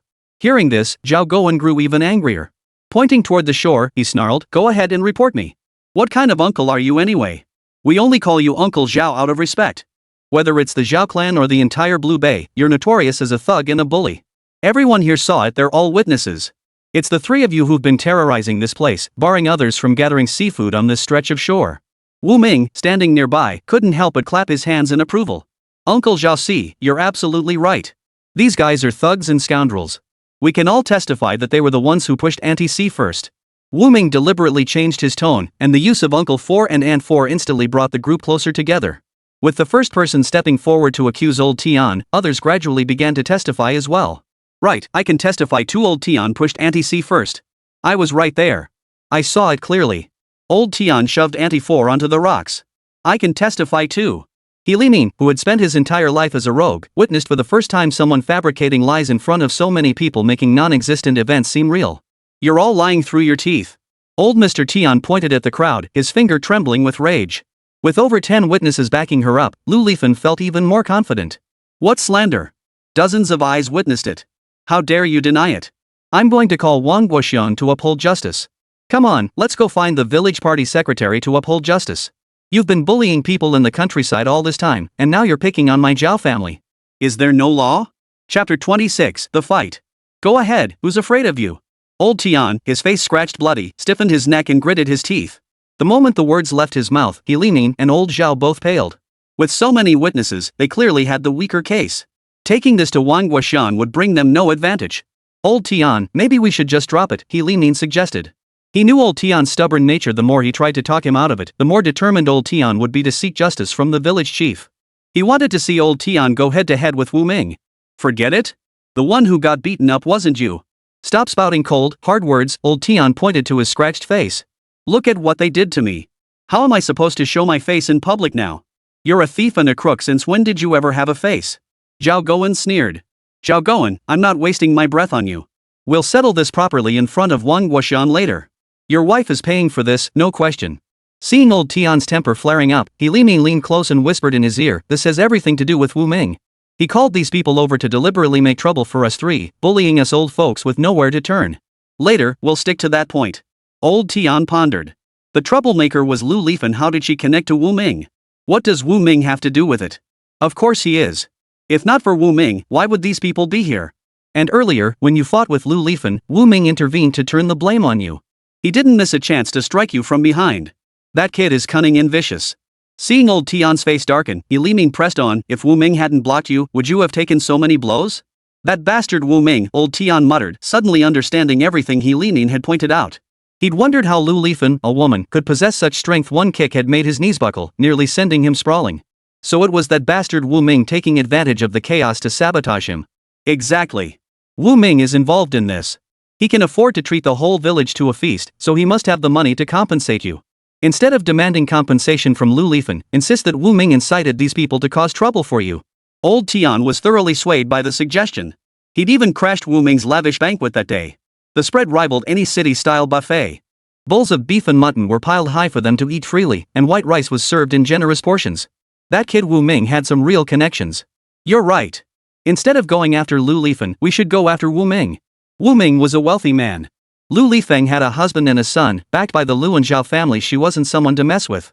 Wu Ming, an orphan, was easy prey. As the two spoke, the others gradually dispersed. As Zhao Guan helped Lu Lifeng to her feet, preparing to leave, old Tian hurried forward and grabbed them both. Lu Lifeng, where do you think you're going? Look what you've done to my face. What state? You shoved me, and now my butt is all bruised and swollen. Want to take a look? I didn't push you. You're making false accusations. Just as Lu Lifeng was about to exchange more insults with old Tian, Zhao Guan pulled her back. We won't argue with him. Let's go straight to Wang Guoxiang and demand justice. Seeing a spectacle unfolding, the crowd that had been dispersing gathered back around. Zhao Guan turned to the onlookers and said, everyone here is a witness. When we go to see village secretary Wang Guoxiang, I ask you all to help us testify. All right. Let's go now. I'm coming too, Wu Ming declared. Zhao Guan was pleased with everyone's response. The group marched in a steady stream, carrying their tide pooling buckets, to Wang Guoxiang's house. Wang Guoxiang was sunbathing in the courtyard when he saw the villagers suddenly rush to his house. He quickly sat up from his lounge chair. What's going on? Village chief, let me explain, Wu Ming stepped forward. All right, go ahead. Wu Ming recounted the entire sequence of events in detail, leaning heavily toward Lu Lifen's side of the story and portraying He Limin and the other two as unreasonable and rude. That's how it happened. He Limin, old Tian, and old Zhao, the three of them are trying to claim territory, not letting anyone else go to their spot to gather seafood. Uncle Wang, how can anyone claim territory? Only wild animals mark their grounds. Look at them, they're human beings. We've always gathered seafood along the coast. It's always been first come, first served. Wu Ming's embellished account stirred up the crowd's anger. Zhao Guan swung his fist at old Tian, but 3 or 4 burly men managed to restrain him. Old Tian shrunk back, intimidated by Zhao Guan's bloodshot eyes. Just as things calmed down, a burly figure appeared at the courtyard gate. Whoever dares bully my parents had better ask my fists if they agree. Old Tian's scalp tingled at the voice. How did he get back? Lu Lifen felt bolder seeing her son, as sturdy as an ox, appear. Son, it's them. They bullied your mother because of her age and took advantage of the Zhao family's small household. These words carried heavy weight. Villagers dreaded nothing more than being labeled as having a family line that couldn't thrive. Lu Lifeng had only given birth to one son, Zhao Bao. For 3 generations, the Zhao family had produced only one heir each time. Zhao Bao's father and grandfather were both only children, and now in Zhao Bao's generation, he too was an only child, with no brothers or sisters. Zhao Bao lunged forward, grabbing old Tian by the collar without a second thought. He twisted him like a chicken, hoisting the old man high above his head, ready to slam him to the ground. Seeing that a tragedy was about to unfold, Wang Guoxiang quickly shouted. Stop! Zhao Guan, why aren't you stopping him? Do you want someone to get killed? Zhao Guan, called out by Wang Guoxiang, reluctantly stepped forward to restrain his son. Buyer, stop. If you kill him, who will compensate us? That's right, Bauer, don't act impulsively. We're in the right, the village party secretary will see justice is done for us. Lu Lifen hurried forward to pull her son back. Wu Ming watched from the sidelines. Zhao Bali was as strong as an ox. If he threw old Tian to the ground, he'd be crippled if not dead. He stood ready to intervene at any moment. He only wanted to teach old Tian a lesson, not cause a fatality. How do you want to settle this? Wang Guoxiang roughly understood the situation and proceeded to ask both parties about their intentions. Old Tian, you speak first. Old Tian was so terrified he could barely speak. Seeing old Tian silent, He Limin, who loved a good spectacle, stepped forward. Wang Guoxiang, you can't just side with family over justice. I know you're related to the Lius. Lu Lifan is your cousin. Look at old Tian's mangled face. If it weren't for Lu Lifan and Wu Ming, would he be like this? Compensation. Wu Ming and Lu Lifan must pay compensation. Old Tian snapped back to his senses and mumbled indistinctly, compensation. Without compensation, how could they possibly make amends for the scars covering his face? Chapter 27, Upholding Justice. What does your fight have to do with Wu Ming? Wang Guoxiang asked sternly. He Limin snorted coldly. How could it not? Wu Ming called them over. If not for him, why would we have clashed? He didn't mention that they'd barred Wu Ming from gathering seafood there, nor that old Tian had prevented Lu Lifan from catching conger eels. So what if Wu Ming called us over? The beach is so wide, are only the three of you allowed to catch conger eels? Exactly. There are no designated areas for beachcombing. You guys are being way too aggressive and domineering. You were the ones who started being unreasonable. Wu Ming stepped forward. He Limin, the conflict between you and me doesn't need to involve others. Today's incident was between Auntie C and old Tian. Old Tian bullied Auntie C first, trying to snatch the sea eel she'd caught. That's right. I can vouch for Wu Ming. When they clashed, Wu Ming stood by without interfering. In the end, he couldn't stand by and watched, so he stepped in to restrain old Tian. He Limin snapped, Old Tian, say something. Old Tian pointed at his own face. Wu Ming held me back, which is why Lu Lifan scratched me like this. Wu Ming has to pay for it. Wu Ming understood immediately this was directed at him. At that moment, Zhao Guan stepped forward. This has nothing to do with Wu Ming. Old Zhao declared, it has nothing to do with Wu Ming, but that plot of land is where we've always gone to gather seafood. Over the years, no one but the three of us has ever gathered there. That's right, that place belongs to us. Old Tian paused before continuing, years ago, I injured my leg saving someone, which is why I couldn't go out to gather seafood anymore.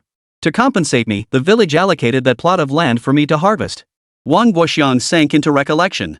There seemed to be such an incident. 10 years ago, old Tian had been injured while trying to save the village's collective fishing boat. Whether he actually saved anyone was his own claim, no one had seen it. Everyone else who had gone out to sea in that storm had perished, leaving only old Tian to return. Among those lost in the storm was Wu Ming's own father. That did happen, Wang Guoxiang said slowly. That spot was assigned to us. Wu Ming gathering others there for beachcombing was wrong. Old secretary, is this really true? Someone asked. It happened. But no written agreement was made back then. Few people remember it now. Hearing there was no written record, the crowd's eyes lit up. You can't rely on just words. Old Tian's expression darkened. If you insist on putting it that way, I'll take this all the way to the county and city authorities to fight for what's rightfully mine. What do you plan to do? Seafood gathering has always been a matter of skill. Whoever gets it first keeps it, Wang Guoxiang said. That's the way it is. Back when I was gathering seafood, old Tian was the first to catch a big fish weighing over 200 jin. Who among you could match him? He Limin chimed in from the side. The topic of beachcombing perked Wu Ming right up. That was ages ago. How can you compare it to today? Wu Ming chuckled. Exactly. Lu Lifan interjected, why bring up such ancient history? We weren't even there to see it. Wu Ming, do you have the guts to compete with me? The day after tomorrow, whoever brings in the biggest haul gets the plot of land. Old Tian shouted, his face red and neck bulging with anger. Back in the day, he was a force to be reckoned with. Now, to be looked down upon by this crowd? Where was his dignity? And Wu Ming, that wet behind the ears kid, dared to look down on him. I'll take your bet, but I don't want that plot of land. If I win, everyone will be allowed to go beachcombing there. If any of you three keep bullying others and blocking access, I'll have no choice but to call the police. Fine, it's a deal. He Limin asked, what if you lose? If I lose, I'll never set foot on this beach again, Wu Ming declared firmly. How could he possibly lose? That's too small a stake. If you lose, you'll have to pay old Tian 300 yuan as compensation. Fine. Wu Ming agreed immediately. Having learned from his previous loss, He Limin pressed his advantage, come sign a written agreement. Don't try to back out later. Wu Ming, don't fall for their tricks, Zhao Guan cautioned. We're in the right here. Don't be afraid. We can all vouch for you. Don't let them screw you over. He recalled that old Tian had indeed been a formidable fisherman in his youth. Going up against him, Wu Ming would likely gain nothing. Uncle Zhao, don't worry. I won't lose. With that, Wu Ming had Wang Guoxiang draft the agreement. If he lost, not only would he be barred from sea foraging, but he'd also have to pay He Limin 300 yuan. Old Tian was brimming with confidence now. With decades of fishing experience under his belt, there was no way he couldn't beat a teenager like Wu Ming. Wu Ming, don't chicken out and skip out the day after tomorrow, old Tian grinned, his mouth full of yellow teeth that made one's stomach turn. If he hadn't been injured, he would have challenged Wu Ming to a contest tomorrow. I won't back out. But you better not refuse to show up. Old Tian too couldn't shake the feeling that Wu Ming was underestimating him. Wu Ming, you got any guts to up the stakes? Hell yeah, why wouldn't I? The big fish was about to take the bait and old Tian chuckled. I happen to have a fishing boat. I haven't used it much these past years. If you win, I'll give you the boat. If you lose, you owe me 1,000 yuan and 500 pounds of rice. What do you say? Sounds good. That's not unreasonable. Wu Ming's heart was bursting with joy. He never imagined he could get a fishing boat for free. Such good fortune existed in this world. Wang Guoxiang, rewrite the contract, old Tian instructed Wang Guoxiang. Old Tian, you might want to reconsider. If you lose, it won't just be your pride on the line, it'll be all your hard work over the years. That fishing boat has been with you for over a decade. If you lose, are you really willing to give it to Wu Ming? Old Tian cleared his throat, spat on the ground, and replied slowly, my word is my bond. If I lose, I'll give the boat to Wu Ming. I'll accept defeat willingly. As the most experienced fisherman in Blue Bay, how could he possibly lose to Wu Ming? The bigger the stakes, the more he stood to gain. Fine. Since you've made up your mind, I'll draft the contract now. The village secretary then addressed the crowd, everyone here is a witness. If either of you refuses to honor the bet, don't bother staying in Blue Bay. Secretary Wang Guoxiang's words were actually aimed at old Tian. He had high hopes for Wu Ming and didn't believe he would lose. Rest assured, I'll honor my bet. But that kid better not try any tricks. I'm not He Limin, I won't let myself get sold out and still count the money for the buyer. Hearing this, Wu Ming could barely suppress his laughter. They were all egging him on to bet against Wu Ming, thinking themselves clever. He was being used as a pawn by He Limin, yet he was still gloating. Chapter 28, No Backing Out. You win some, you lose some. It's all written down in black and white. Anyone who reneges on the bet can kiss their future at Blue Bay goodbye. Wu Ming paused before adding, you might be willing to throw away your old face, but I can't. I'm thin-skinned and value my reputation. As the words fell, old Tian's face turned the color of liver. How dare this wet behind the ears brat look down on him? A man of honor keeps his word. With dozens of eyes watching, if I lose this match and fail to fulfill my promise, I'll never show my face before you again. With that promise, I can rest easy. Wu Ming had feared that even if he won the match, the old man might use his age as an excuse to play the victim in front of everyone and renege on his promise. Now, with this guarantee, he could face the challenge with confidence. He Limin watched old Tian make his solemn vow, a nagging unease settling in his chest. After facing off against Wu Ming, he gained nothing from him. The house was transferred to Wu Ming, and what had been his was snatched away by Zhang Mazi. Now he lived in a dilapidated shack, burdened by a debt of 300 yuan. Old Tian and old Zhao left Wang Guoxiang's house together. The three good friends walked and chatted. Old Zhao's heart was in his mouth. Could this be Wu Ming's scheme, all for that nearly new fishing boat you've got? Hearing this, He Limin's heart skipped a beat. How could it be a scheme? It was old Tian's own idea to bet the fishing boat. What? You think I can't beat Wu Ming? Old Tian's face darkened, clearly displeased. His lifelong friends, who had been by his side for decades, actually looked down on him like this. Seeing the old man's darkening expression, He Limin quickly reassured him, of course not. You're a seasoned fisherman. How could Wu Ming possibly be your match? Wu Ming is your son. You should know best whether he can win or not. He can't win. He can't win. He Limin replied in quick succession. Having dealt with Zhang Mazi many times, He Limin had learned to read the wind and adjust his sails, to gauge people's moods and act accordingly. Having stayed at old Tian's place for some time, relying on him for sustenance, he now echoed whatever pleased the old man. Is it him who can't win, or me? Of course Wu Ming can't beat you. His first 2 trips out to sea were lucky breaks. He's no match for seasoned fishermen like us. How old is he anyway? No experience, no skills, still wet behind the ears. These words made old Tian feel incredibly satisfied. He Limin was right. What right did Wu Ming have to win? He was just a greenhorn who knew nothing. Meanwhile, Wu Ming was preparing for the coastal foraging trip 2 days later. He liked to be ready ahead of time. He gathered all the gear needed for the tide-chasing expedition, determined to catch his opponent off guard. Wu Ming exchanged for diving goggles, a spear gun, and the essential oxygen tank for diving from the system store. His current physical condition was limited, and his ability to hold his breath underwater was restricted.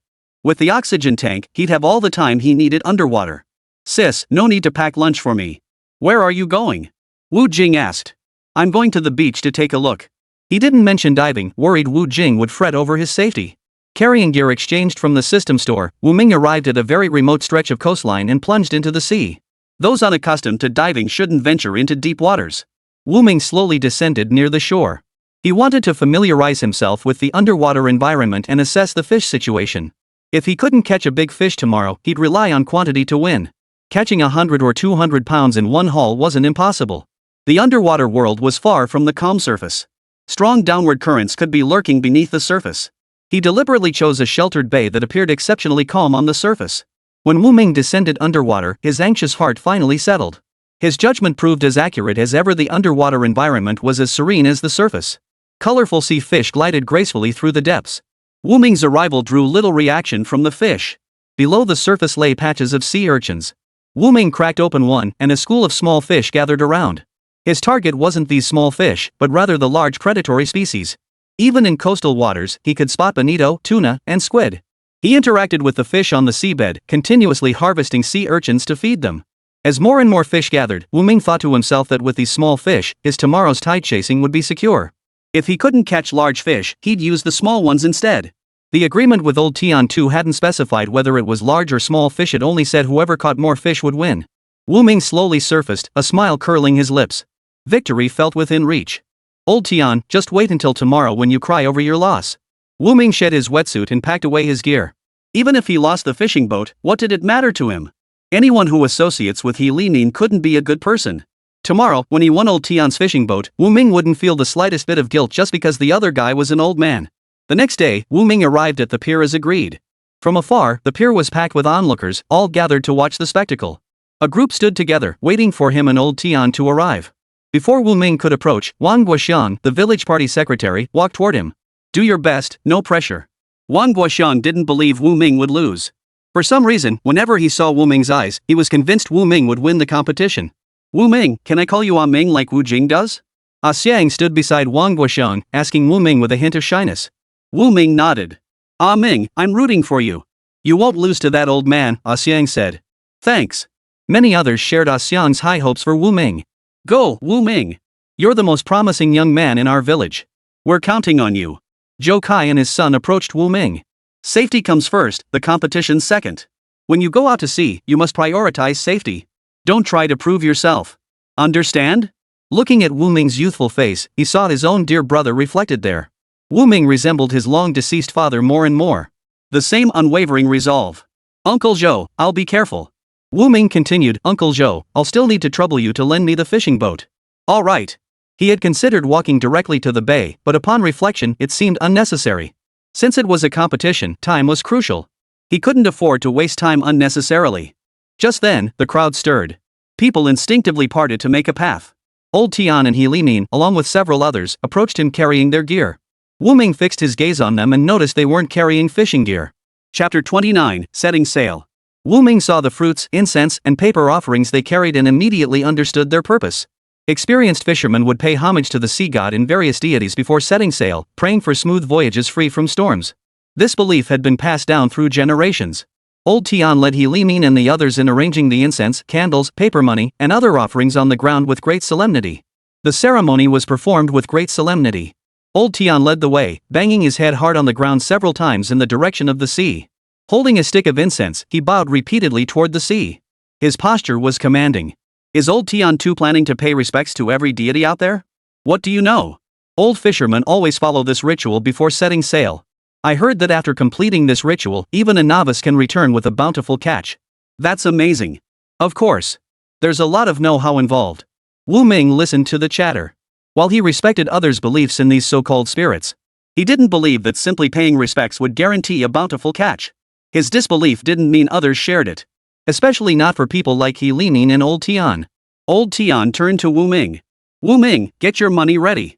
Once I get mine, I'm taking my good brothers out for drinks and meat in town.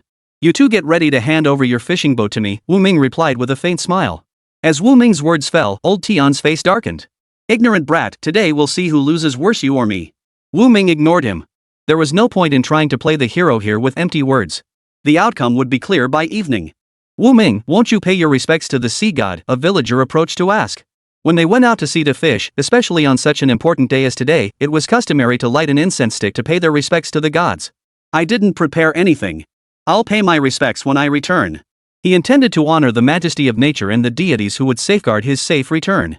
Old Tian shot Wu Ming a withering glance, secretly hoping the boy would meet his end at the bottom of the sea for disrespecting the spirits. Village party secretary Wang Guoxiang stepped forward. Everyone's time is up. I'll reiterate the rules, the sun is your benchmark. You must return to the dock before sunset. Wang Guoxiang cleared his throat. Anyone who hasn't returned before sunset will be considered defeated. Understood? Understood, Wu Ming replied.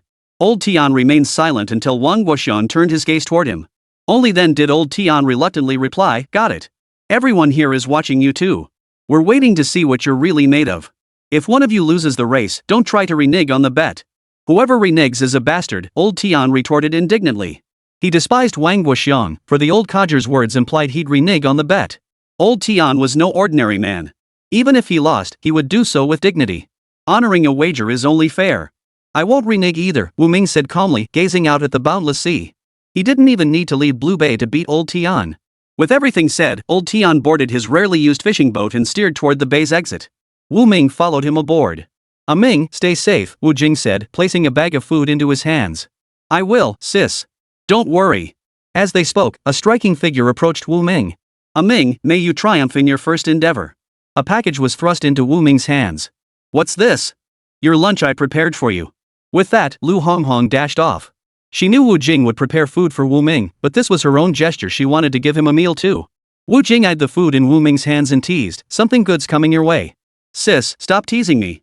I'm heading out now." Wu Ming boarded the fishing boat. He couldn't reciprocate Lu Honghong's feelings for him. Friends and family watched as Wu Ming sailed away. Just as they thought Wu Ming would follow Old Tian's example and steer the boat out of Blue Bay toward the vast ocean, he abruptly turned the vessel around, heading straight for the other side of the bay. Everyone was utterly baffled by Wu Ming's sudden move. What is Wu Ming doing?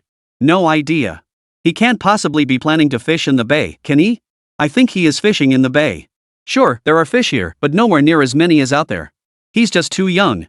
Wu Ming is bound to lose this time. Sigh, Wu Ming is bound to lose. Old Tian has never returned empty-handed from the sea.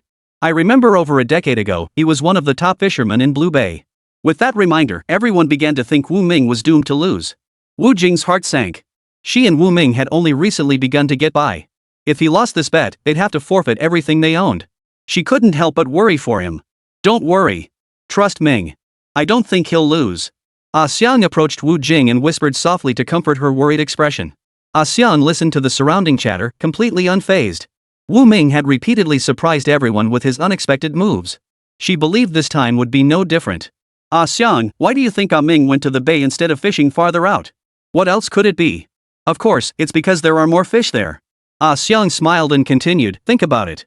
A smart guy like Ming wouldn't have overlooked the chance to catch bigger, more abundant fish out at sea. He must have figured the bay holds larger catches, that's why he chose it." Hearing Xiang's logical analysis, Wu Jing's anxious heart finally settled. Having reached his destination, Wu Ming moored the fishing boat, donned his diving gear, and set off toward the seabed with his spear gun in hand. He plunged into the sea, where countless colorful small fish swam about on the seabed. To his eyes, they were all gold coins. Wu Ming's eyes gleamed with excitement, wishing he could add every fish he touched to the system store to exchange for gold coins. Amidst his excitement, he didn't forget why he had come today. He needed to catch a big fish that would leave people in awe. Yesterday, after feeding the small fish sea urchins, Wu Ming spotted a 100-pound horse mackerel just as he was preparing to surface. He believed similar horse mackerel must still lurk nearby. Though fish lacked the distinct territorial awareness of land animals, based on his past experience and acquired knowledge, he knew they formed fixed habitats and preferred specific hunting grounds. He was certain that the bonito and others like it were nearby. Before targeting the big fish, Wu Ming caught some smaller ones to warm up. An hour passed, and the fishing boat was already half full. Another hour of fishing would fill the boat completely.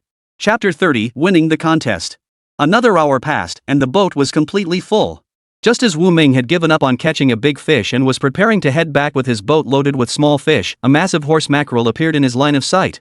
The massive horse mackerel was only a few meters away. Wu Ming made a quick decision: this fish was his. He immediately fired his spear gun. The close-range shot struck the horse mackerel squarely in the back. The harpoon pierced its entire back, staining the surrounding seawater crimson. The intense pain spurred it to flee rapidly. The fishing line in his hand shot out dozens of meters with a sharp tug. Fortunately, he had prepared ample line, so he wasn't worried about it escaping. Wu Ming slowly ascended, holding the fishing line as he surfaced. He swam toward his fishing boat, gripping the line tightly in his hand. At the other end of the line hung a horse mackerel weighing hundreds of pounds. As the line neared the boat's edge, Wu Ming scrambled aboard and quickly coiled it tightly around the vessel. He reeled it in inch by inch. The massive fish drew closer and closer. He calmly continued his battle of wits and strength with the sea monster, waiting for it to exhaust its strength. In this contest between man and fish, the resourceful human ultimately prevailed. Once the horse mackerel's strength was spent, Wu Ming hauled the massive fish aboard with almost no effort.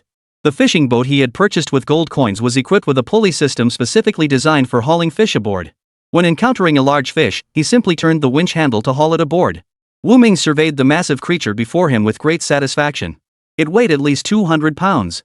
The small fishing boat was nearly too small to hold it, but Wu Ming steered it back to the dock. At Blue Bay Dock, some fishermen were cooking lunch over open fires. Is that Wu Ming coming back? Someone who spotted his boat pointed uncertainly at the nearby fishing vessel. Who else could it be? He borrowed Zhou Wen's fishing boat. It's got a distinctive look. Wu Ming is back.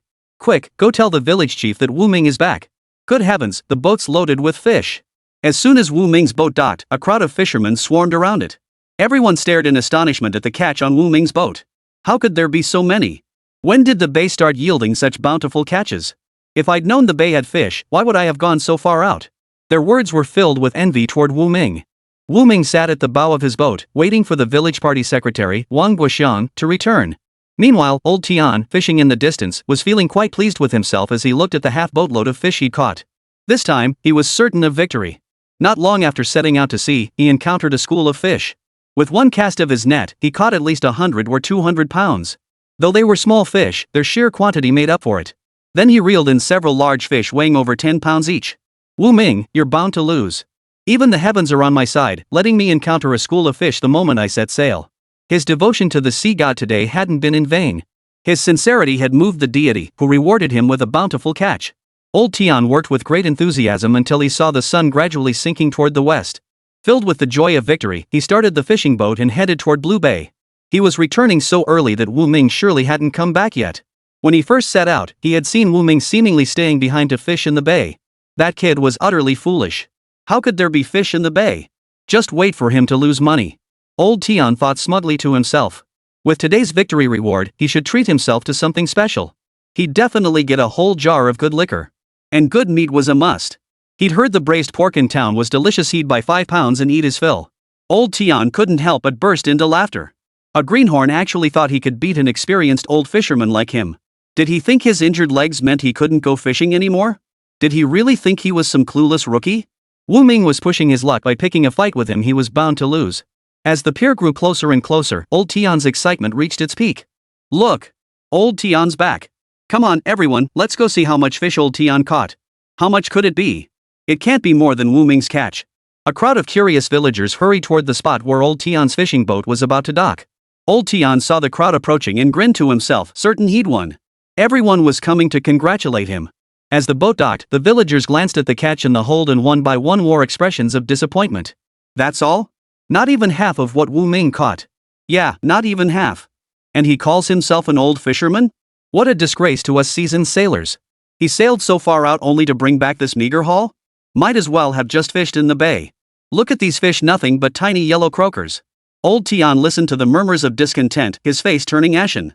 What did they mean? Could Wu Ming have caught more fish than him? He refused to believe it. Where is Wu Ming? Old Tian asked. Someone pointed beside him. Over there. Go see for yourself. Old Tian couldn't believe Wu Ming was fishing by the shore and had caught more fish than him. Frowning, he walked toward Wu Ming's direction. After passing 4 or 5 fishing boats, he saw Wu Ming's vessel ahead. Approaching it, he was utterly stunned by the sight of the boat completely filled with fish. How could there be so many? Old Tian muttered to himself.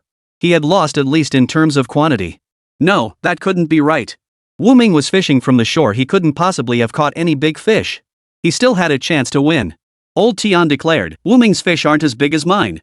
As soon as he finished speaking, everyone around him broke into laughter. Old Tian, did you catch a fish weighing 200 or 300 pounds? A villager asked. Old Tian shook his head.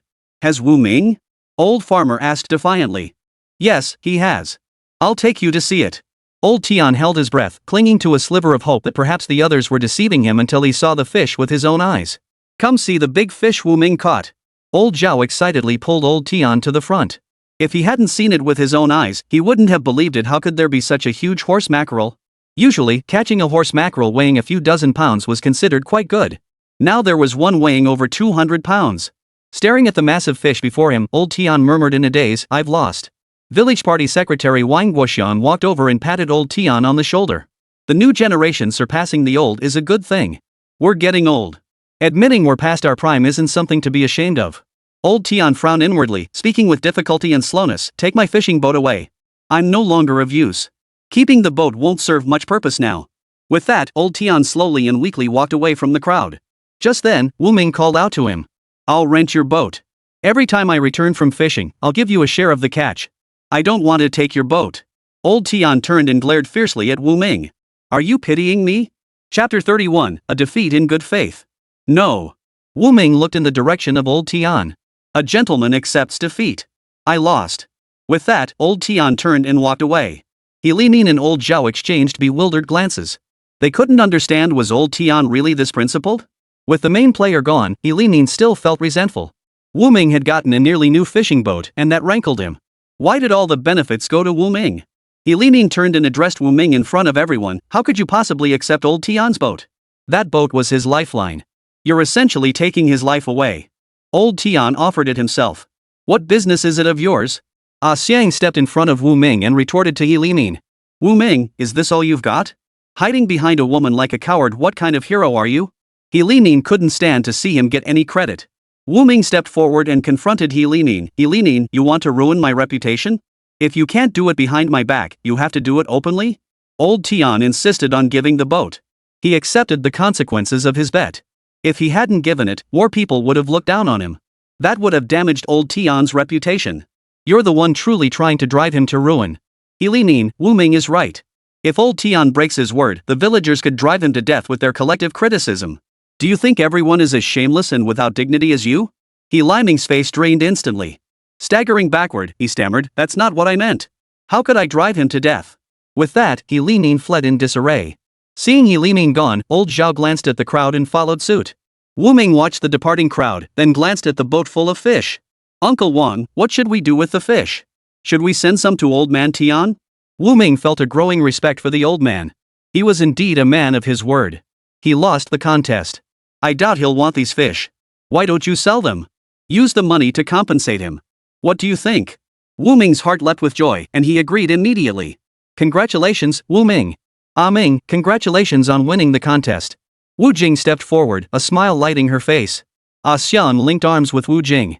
Sister Jing, I told you Ming would win. See? He did. Wu Jing smiled gently. I was just too concerned about him. Overprotectiveness clouds judgment. It's not your fault, Sister Jing. Wu Ming looked at Xiang and his sister, then addressed the crowd. Anyone want to buy fish? I'm selling them cheap. He intended to help sell the fish from Old Tian's boat. He planned to exchange any unsold fish for gold coins. Ming, we all live by the sea. How could we ever lack fish to eat? No one will buy them, Wu Jing said. Wu Ming thought she had a point and was about to give up selling, planning to move the fishing boat elsewhere. Just then, Zhou Wen came running over. Wu Ming, someone from the city is coming to buy fish. Do you want to sell the fish from your boat? Sell. If he could sell them, selling the fish was obviously the priority. The rest could be exchanged for gold coins later. The system could generate supplies, but not cash. He could give the money from selling the fish to Old Tian and Wu Jing. Alright, I'll send someone over right away. Just as he spoke, a group of people arrived in a truck. Look, it's them, Zhou Wen pointed at the approaching trucks. Wu Ming nodded, standing beside his fishing boat. Old Tian's fishing boat was right behind him, loaded with half a boat's worth of fish. Wu Ming knew these fish had all been painstakingly caught by Old Tian too alone. Old Tian had a lame leg and was physically handicapped. It was no small feat for him to haul in fish while steering the boat and fishing at the same time. Zhou Wen, could you help me sell these fish? I'm afraid I can't manage everything alone. Wu Ming stepped forward, patted Zhou Wen on the shoulder, and asked for his assistance. Don't mention it. I'd help even if you didn't ask. With that, Zhou Wen called out to the others, everyone, come help. Wu Ming needs our assistance. Wu Ming stepped forward to negotiate with the fishmonger who had come to collect the catch. The price they offered was similar to what Wu Ming had previously inquired about in town. Some smaller fish fetched lower prices. Wu Ming didn't haggle. His main task now was to sell the fish. He could indeed get a better price by delivering them to the city himself. Unfortunately, he didn't have a vehicle and would need to borrow one. Moreover, the round-trip transportation costs would be substantial. When the fishmongers came to collect the catch, even at a lower price, everyone preferred to sell directly. With everyone's help, Wu Ming sold the fish quickly. After receiving the money from the sale, Wu Ming gave a portion to Wu Jing and kept the rest for himself. Sis, you go ahead and head back. I've got something to take care of. He intended to find Old Tian. Alright, I'll go back and start cooking. Come back soon after you're done. Wu Ming nodded. On his way to Old Tian's house, Wu Ming exchanged beef and mutton from the system store and carried a large sack of white rice on his shoulder. Arriving at Old Tian's doorstep, Wu Ming found the gate tightly shut. Just as he was about to ask someone for directions, A passing villager smiled and said, "He's home. Go knock on the door." "Thanks," Wu Ming replied with a smile. He approached old Tian's door and knocked. The door opened, and sure enough, old Tian was home. His expression darkened the moment he recognized Wu Ming. "What do you want with me?" "This is for you," Wu Ming said, setting down the rice and meat. Old Tian's expression darkened further. "I told you, I don't need your pity." "I'm not pitying you. I think you deserve this. I sold every fish you caught from that boat." Saying this, Wu Ming pulled money from his pocket and placed it on the table before old Tian. "This is the money from selling the fish. Take it," Wu Ming said. "The wager only said to give me the fishing boat. It never said to give me the fish too." Seeing that he had no intention of accepting it, Wu Ming continued, "If you don't want it, take the money to the village secretary and have him give it to the village orphans." "Who said I don't want it?" With that, he pocketed the money. "Take this rice and me too. It was bought with the money from your fish." Wu Ming paused before adding, "If you ever need anything in the future, you can talk to me. I'm not the kind of scoundrel He Limin described." Old Tian furrowed his brow as he listened. Wu Ming was indeed very different from the person He Limin had described. Seeing Wu Ming's actions now, it was crystal clear to him who was telling the truth. He Limin was the one spreading slander and mudslinging. "I won't have anything to do with He Limin anymore." After this incident, he had seen through He Limin's character completely. That guy who sought out the old man wasn't any better either. They only approached him because they coveted his fishing boat. Now that they see he no longer has one, they've abandoned him faster than anyone else. Wu Ming paused before offering a well-meaning warning. "It's good you know this. He Limin owes a lot of money. You'd be wise not to let him know you have cash on you." Chapter 32, Who's the good guy? "I understand. Well, if there's nothing else, I'll be going." Wu Ming glanced back at old Tian, who had turned his face away, then turned and left. The last time he'd been home, his sister had told him a story from their childhood involving old Tian. That was what ultimately led him to decide to give old Tian the money from selling fish and the grain. Watching Wu Ming's departing figure, old Tian silently picked up the money Wu Ming had placed on the table. He counted it, his brow furrowing deeper with each note. The money from selling fish couldn't possibly be this much. Wu Ming had added his own money to it. Though he hadn't gone fishing for years, he knew exactly how much each pound of fish sold for and the prices of different varieties. His thoughts drifted back to the past. In his prime, he had been Blue Bay's most skilled fisherman. His family had built a brick house early on, and matchmakers came in droves, but the girl he liked didn't feel the same. Feeling depressed, he went to the seaside to clear his mind and encountered Wu Jing and Wu Ming, siblings who had nearly been swept away by the waves. Back then, Wu Ming was just a toddler, stumbling as he walked, mumbling a thank you to him. In the blink of an eye, that little toddler had grown into a capable young man. Now in his prime, his health was declining day by day, and he was even facing a life of dependence on others. Old Tian let out a bitter smile. Knock knock knock. A series of knocks sounded at the door. Could it be Wu Ming returning? He quickly composed his face, hiding his despondency. Old Tian, how could you give the fishing boat to Wu Ming? You've been tricked. Come on, let's go get that fishing boat back. The visitor was none other than He Limin, the very man who had relentlessly urged him to gamble against Wu Ming. Now that he'd lost the boat, He Limin was frantic. I agreed to give the boat to Wu Ming. I accept the consequences of my bet. Why would I come back? What are you up to? Old Tian sat at the table, his face stern. Seeing old Tian unmoved, He Limin coldly retorted, what scheme? I'm only looking out for you. Think about it, you have no children. That fishing boat is your livelihood for the rest of your life. If you give it to Wu Ming now, how will you survive? Like you and old Zhao, picking shells and crabs by the sea to feed yourselves. If you're lucky, you might even find an octopus. This self-deprecating yet easygoing tone made He Limin feel deeply uneasy. The more old Tian acted this way, the harder it seemed to persuade him to take back the boat. Now that he'd lost the bet and the boat was gone, what was he supposed to do? No, he had to get the boat back. He Limin pressed on, your legs aren't what they used to be. In a few more years, your health will only get worse. How will you manage to go out fishing then? Old Tian snorted coldly. How had he failed to see He Limin's ulterior motive before? The man actually coveted his fishing boat. If my legs fail me completely and I can't move at all, I'll hang myself from this beam with my own belt. Do you think no one would come to tidy up my affairs? Better to live on than die in disgrace. When that time comes, would you really choose death? You think I'm like you, shameless, with no dignity left. Old Tian's expression suddenly hardened. He stared at He Limin coldly. I'm not like you. From now on, stay away from me.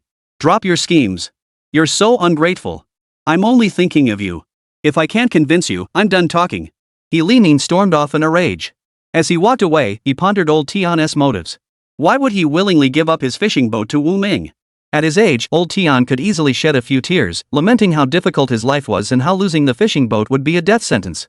Could Wu Ming really seize the boat openly? The village secretary and most villagers felt sorry for old Tian.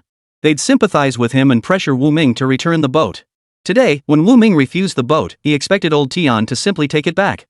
Instead, old Tian insisted on giving it to Wu Ming. Put.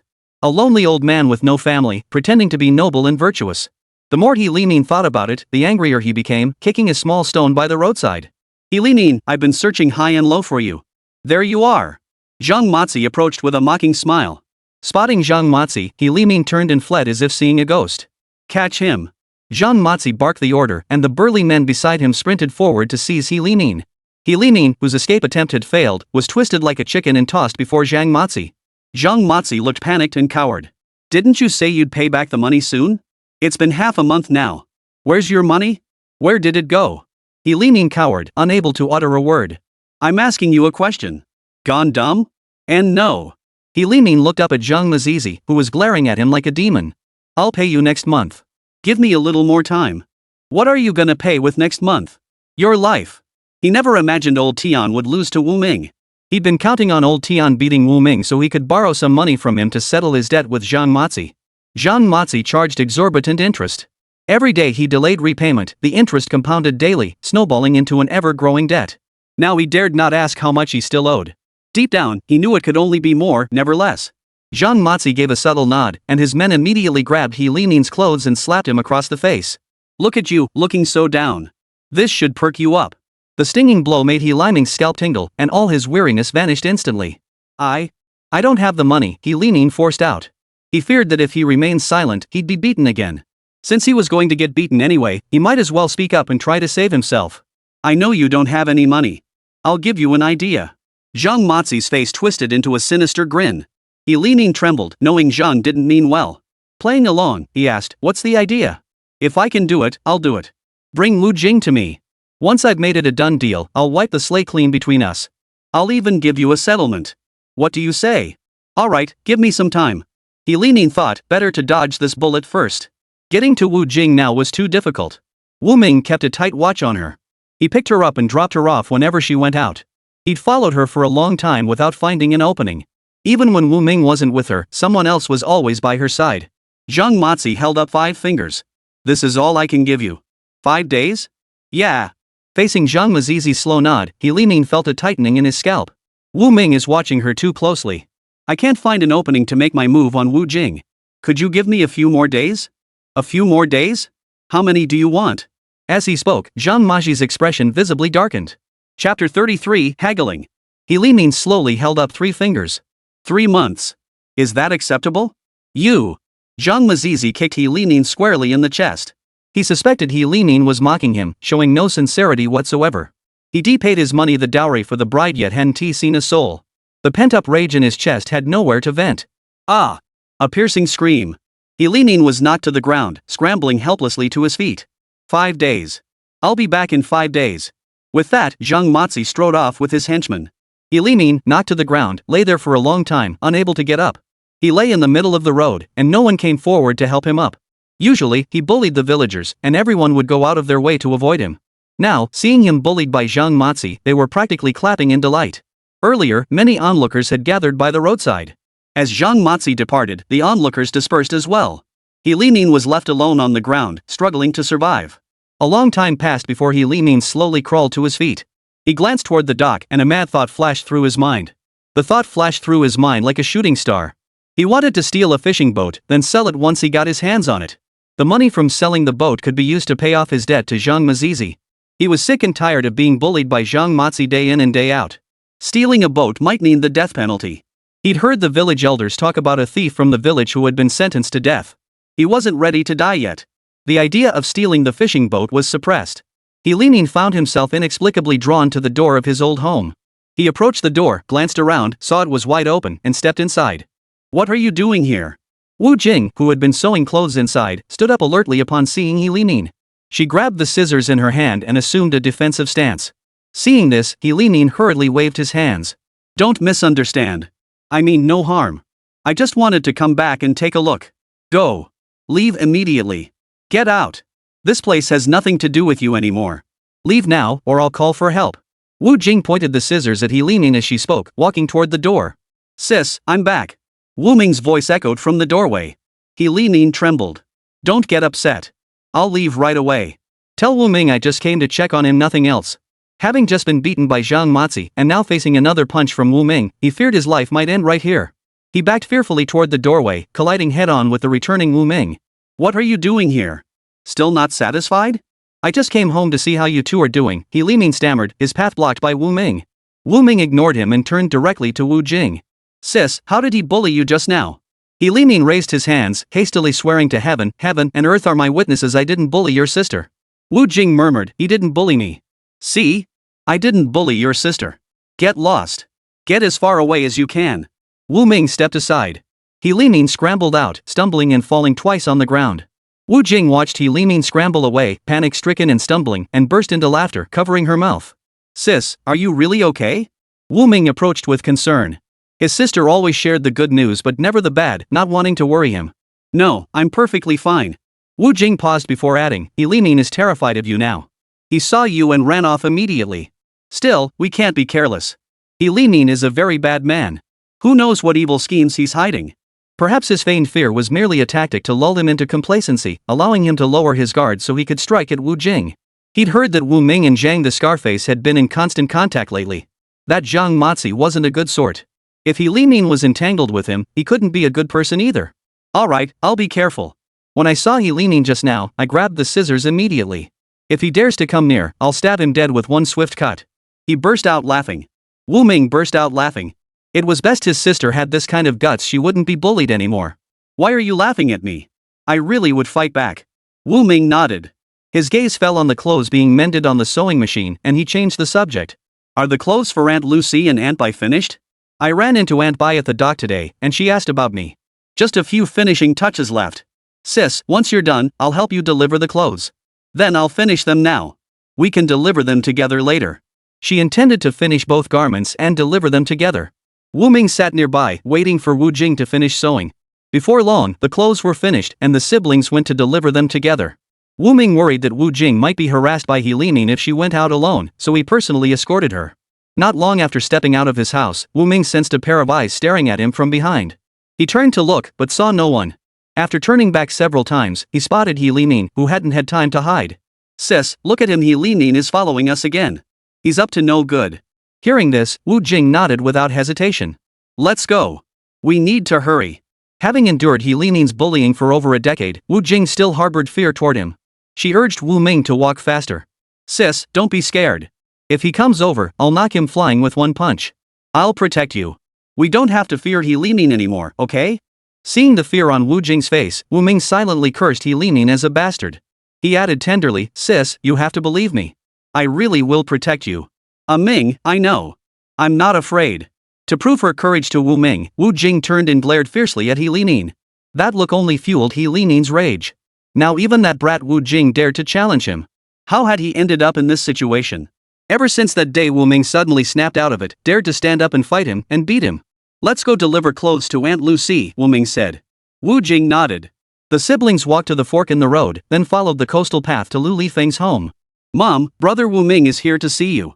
Lu Lifeng, who was pickling salted fish, heard Wu Ming had arrived. She quickly washed her hands and went out to greet him. Lu Honghong was still unmarried. If she married Wu Ming, the Lius and Wu family would become in-laws, and their future would surely grow brighter. From what Honghong had hinted, it seemed she also liked Wu Ming. By building a good relationship with Wu Ming and his sister now, she wouldn't have to worry about things not working out later. Auntie, your clothes are ready. Wu Jing entered the house carrying the garments. Chapter 34, Delivering the Clothes. Jingjing, you're so busy, why bring them over yourself? Wait a couple days, and I'll come pick them up. Lu Lifen's eyes lit up when she saw Wu Ming following behind Wu Jing. She hurriedly invited them in. Wu Ming, come inside and sit down. I'll go make some tea for you both. Fourth aunt, no need to trouble yourself. My sister and I still have other customers to deliver clothes to, Wu Ming replied with a smile. First, take a look and see if any alterations are needed. Wu Jing handed the clothes to Lu Lifen. Alright, wait a moment. I'll try them on inside. Wu Jing and her brother waited outside. Wu Ming surveyed the furnishings in Lu Lifen's home. Like most fishermen's households, the table and other pieces were old and rustic. But Lu Lifen's home stood out from the others. It was immaculately tidy, swept spotless. It was clear that Lu Lifeng was a very diligent person. Jingjing, it fits perfectly. Take a look. Lu Lifan appeared before Wu Jing wearing the new clothes, her smile revealing her satisfaction. I'll go get the money for you right now. Saying this, Lu Lifan handed the money to Wu Jing, then pulled out a packet of sun-dried kelp and dried fish from her own home, pressing them into Wu Jing's hands. Auntie, I have some at home, Wu Jing hurriedly declined. Take them. I know you don't have time to sun-dry these things. When the weather's bad and you can't go fishing, you can eat the dried fish and seaweed strips. They taste great. Thank you, Auntie, Wu Ming said with a smile. Seeing the siblings accept the gifts, Lu Lifang smiled contentedly. She'd been worried they might be too reserved to accept anything. Auntie, we should visit other neighbors now. We'll catch up another day. Go ahead. The siblings left Aunt Lu's house and took the clothes to Bai Yufeng's home. Upon hearing the clothes were ready, Bai Yufeng happily set them aside and greeted the siblings first. Aunt Bai, please try on the clothes first to see if they fit. If they don't, I'll go back and make adjustments. Bai Yufeng smiled as she took Wu Jing's hand. I measured everything before sewing.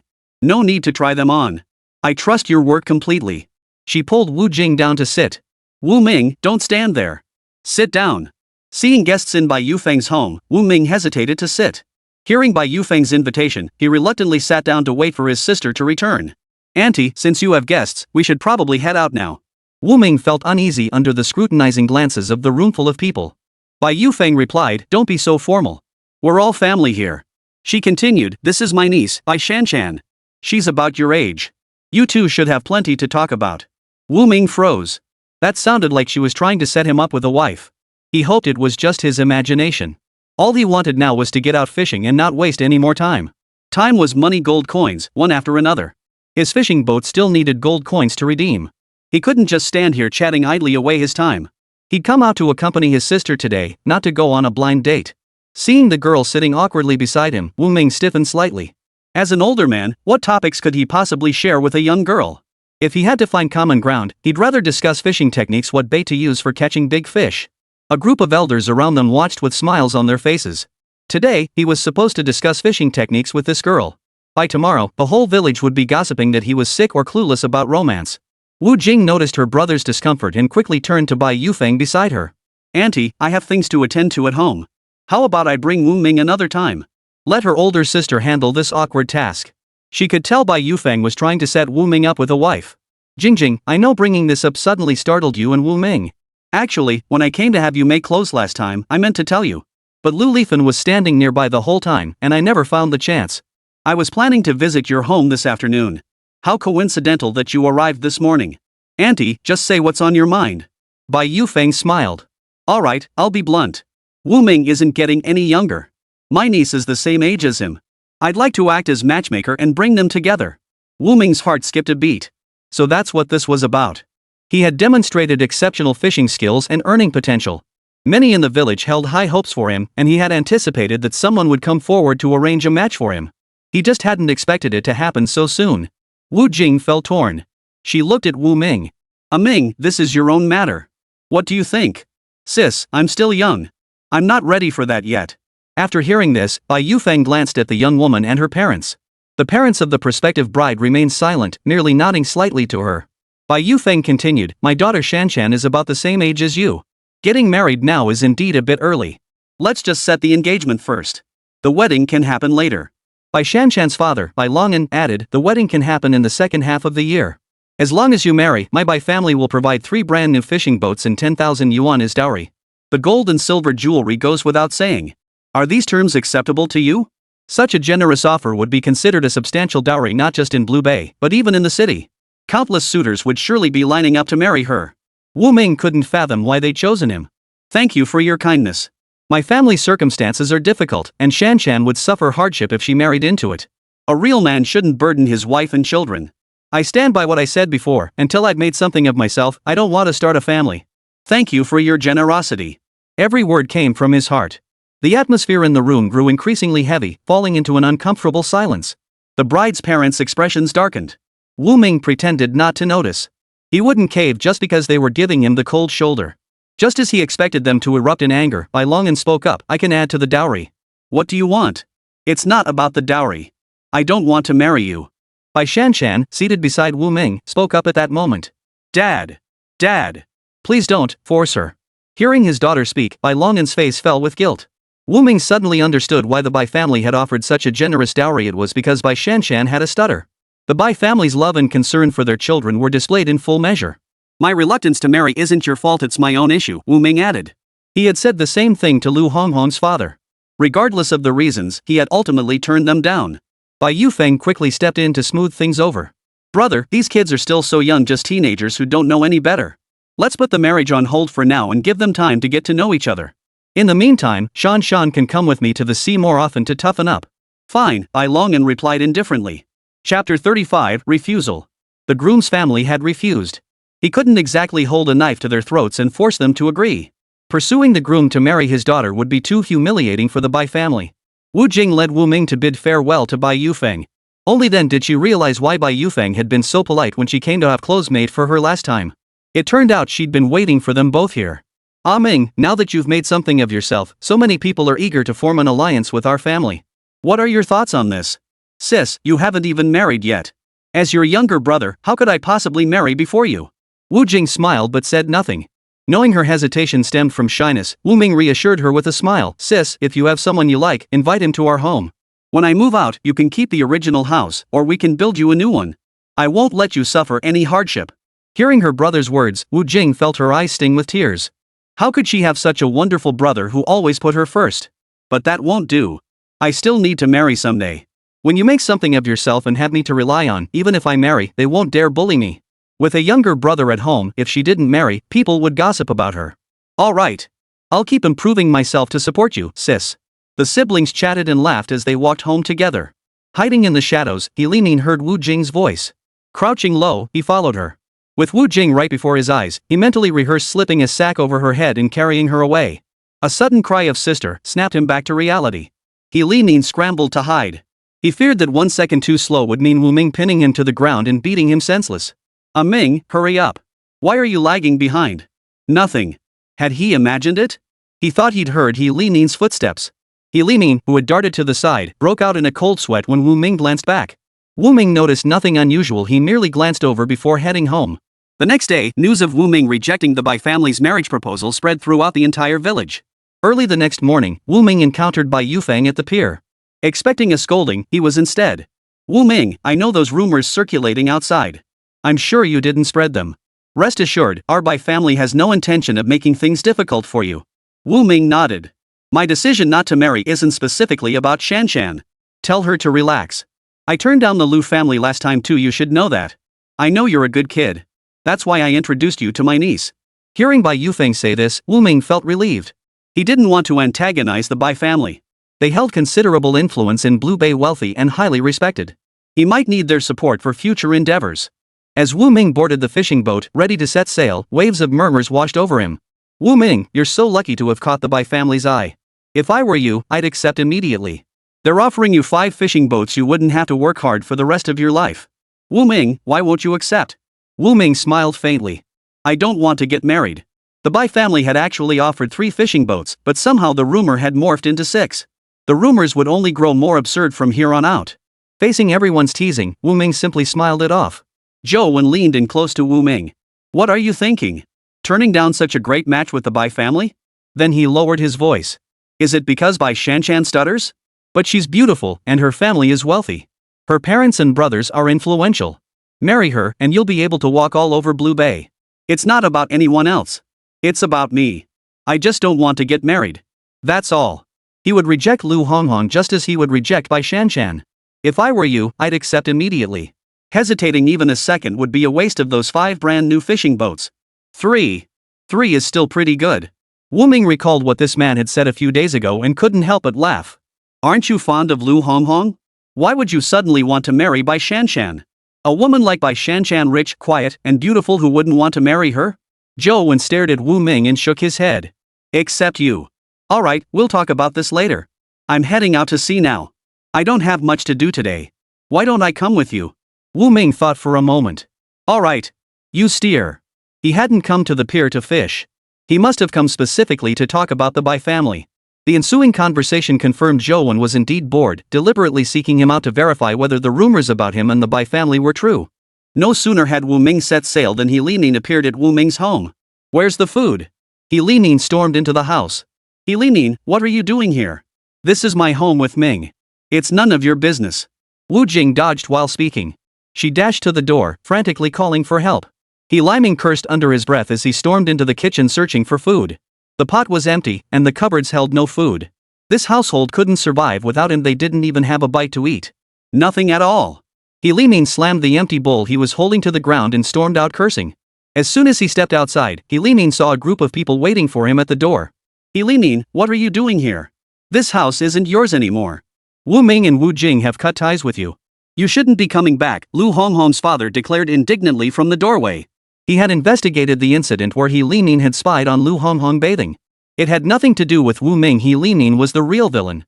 He now regarded He Limin as an enemy, his eyes burning with hatred. Old Lu, you wanted to marry your daughter off to Wu Ming, but he didn't want her. You groveled and fawned over him, but he doesn't even remember your kindness. I advise you to mind your own business and stop interfering with me. He Limin's words left Lu Honghong's father's face dark and gloomy. Uncle Lu, don't listen to He Limin's nonsense. Both Wu Ming and I remember your kindness. Get out of my way. I just came back to check on things. I didn't touch anything.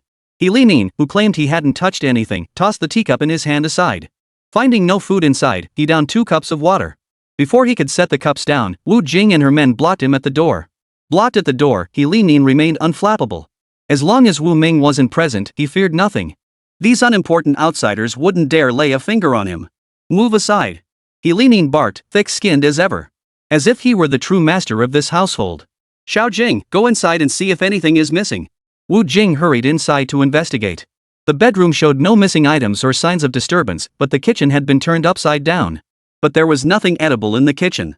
Could He Limin really have come looking for food?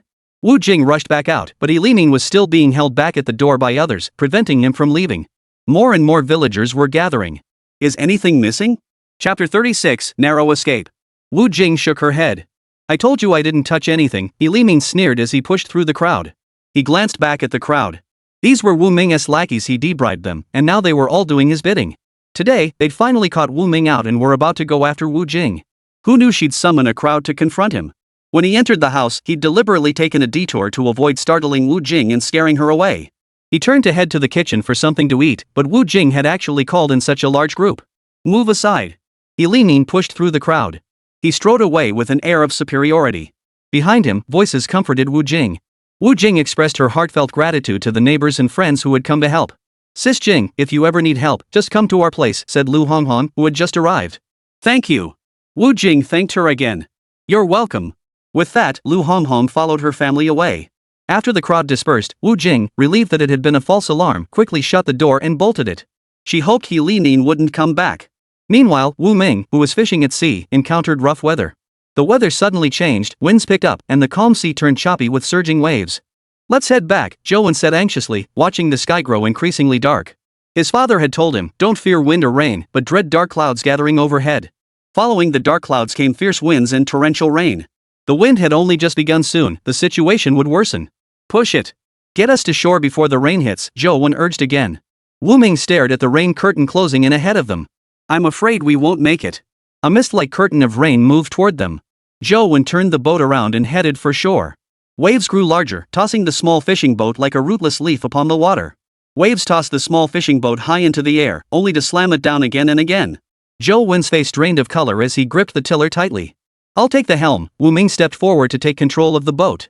Find something to hold onto tight, don't get thrown overboard.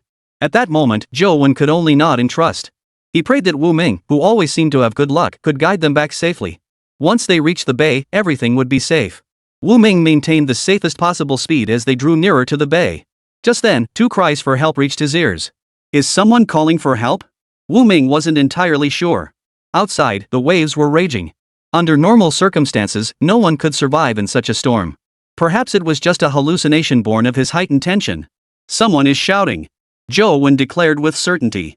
Wu Ming looked ahead and saw 2 small black dots bobbing up and down with the waves not far away.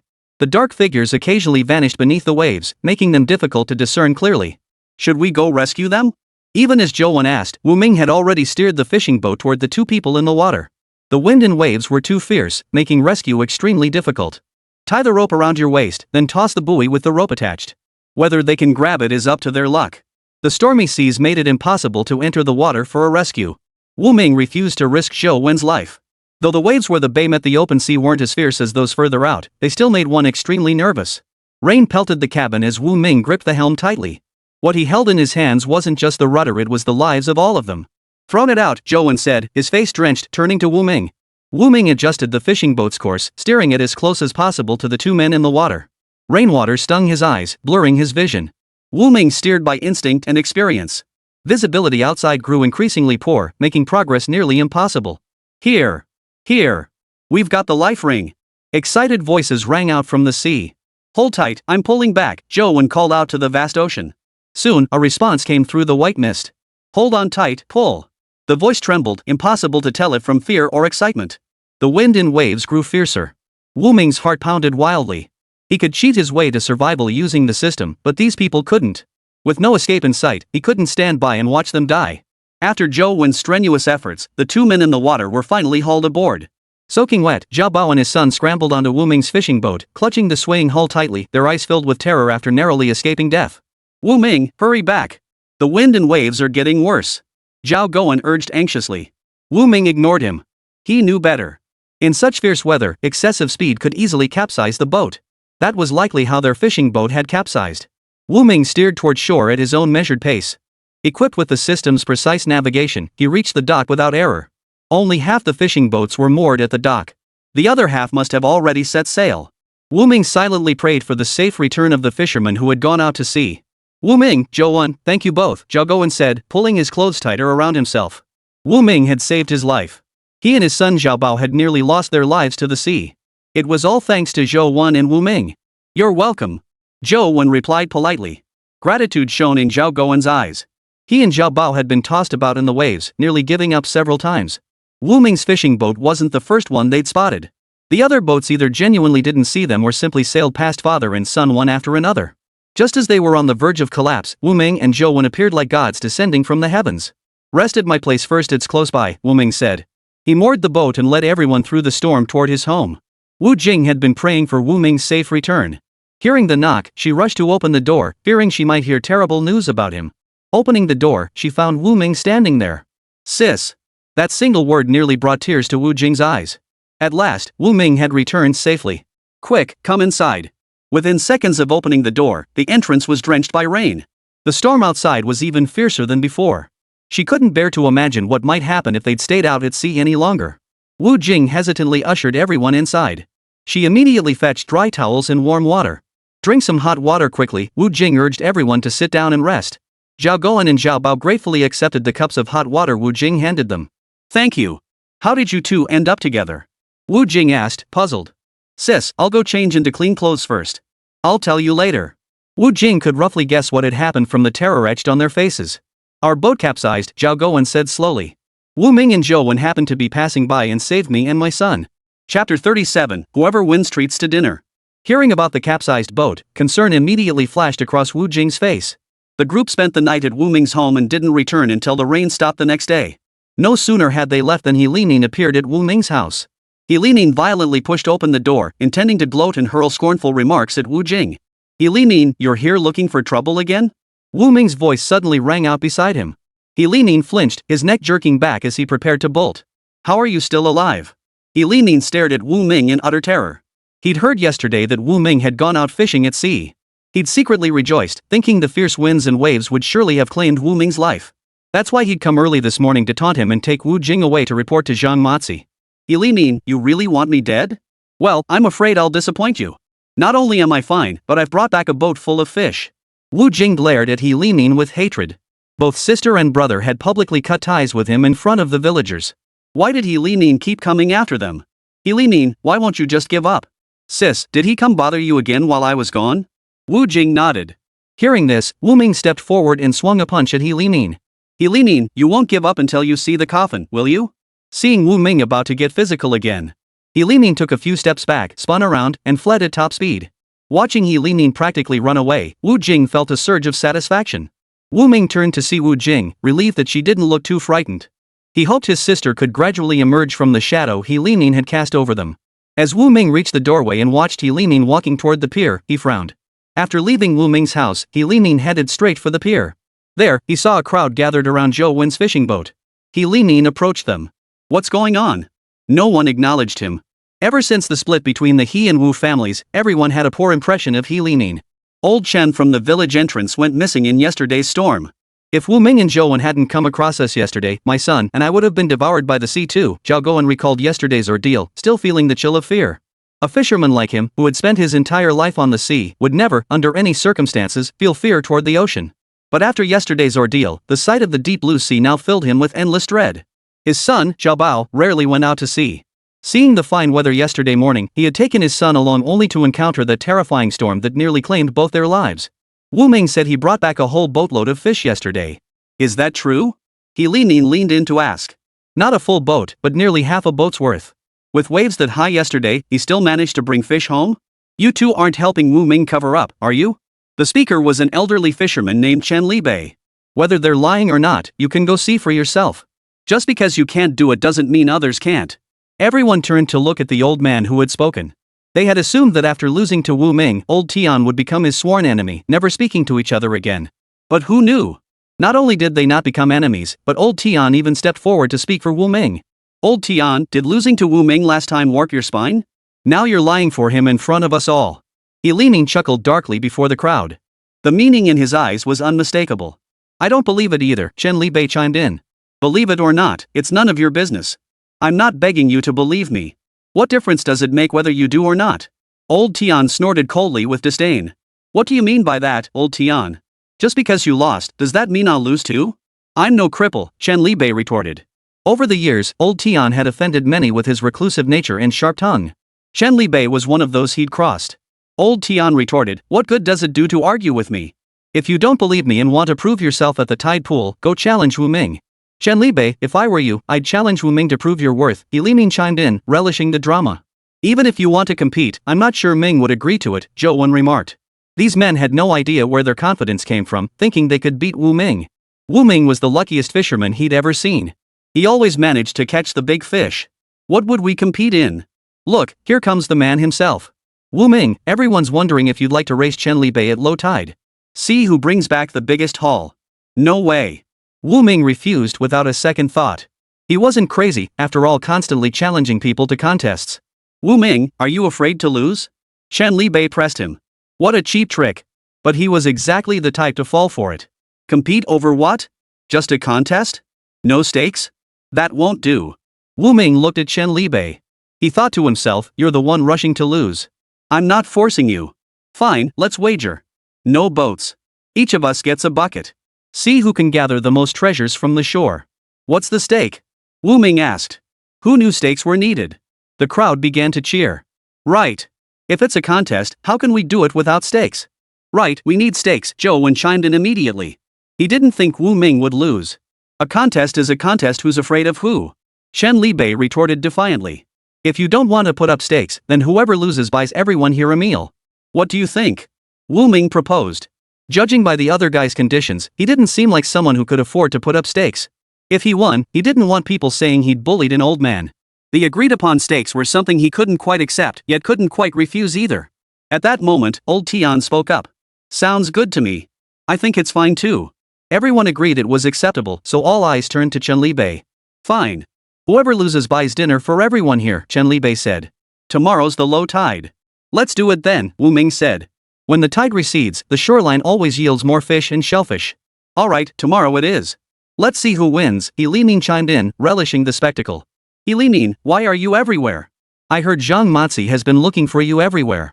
Why didn't he come to the dock? Old Tian remarked indifferently. The speaker meant no harm, but the listener took it to heart. He Limin's face instantly drained of color. The time he'd agreed upon with Zhang Mazi had passed, yet he hadn't gone to repay the debt nor deliver Wu Jing.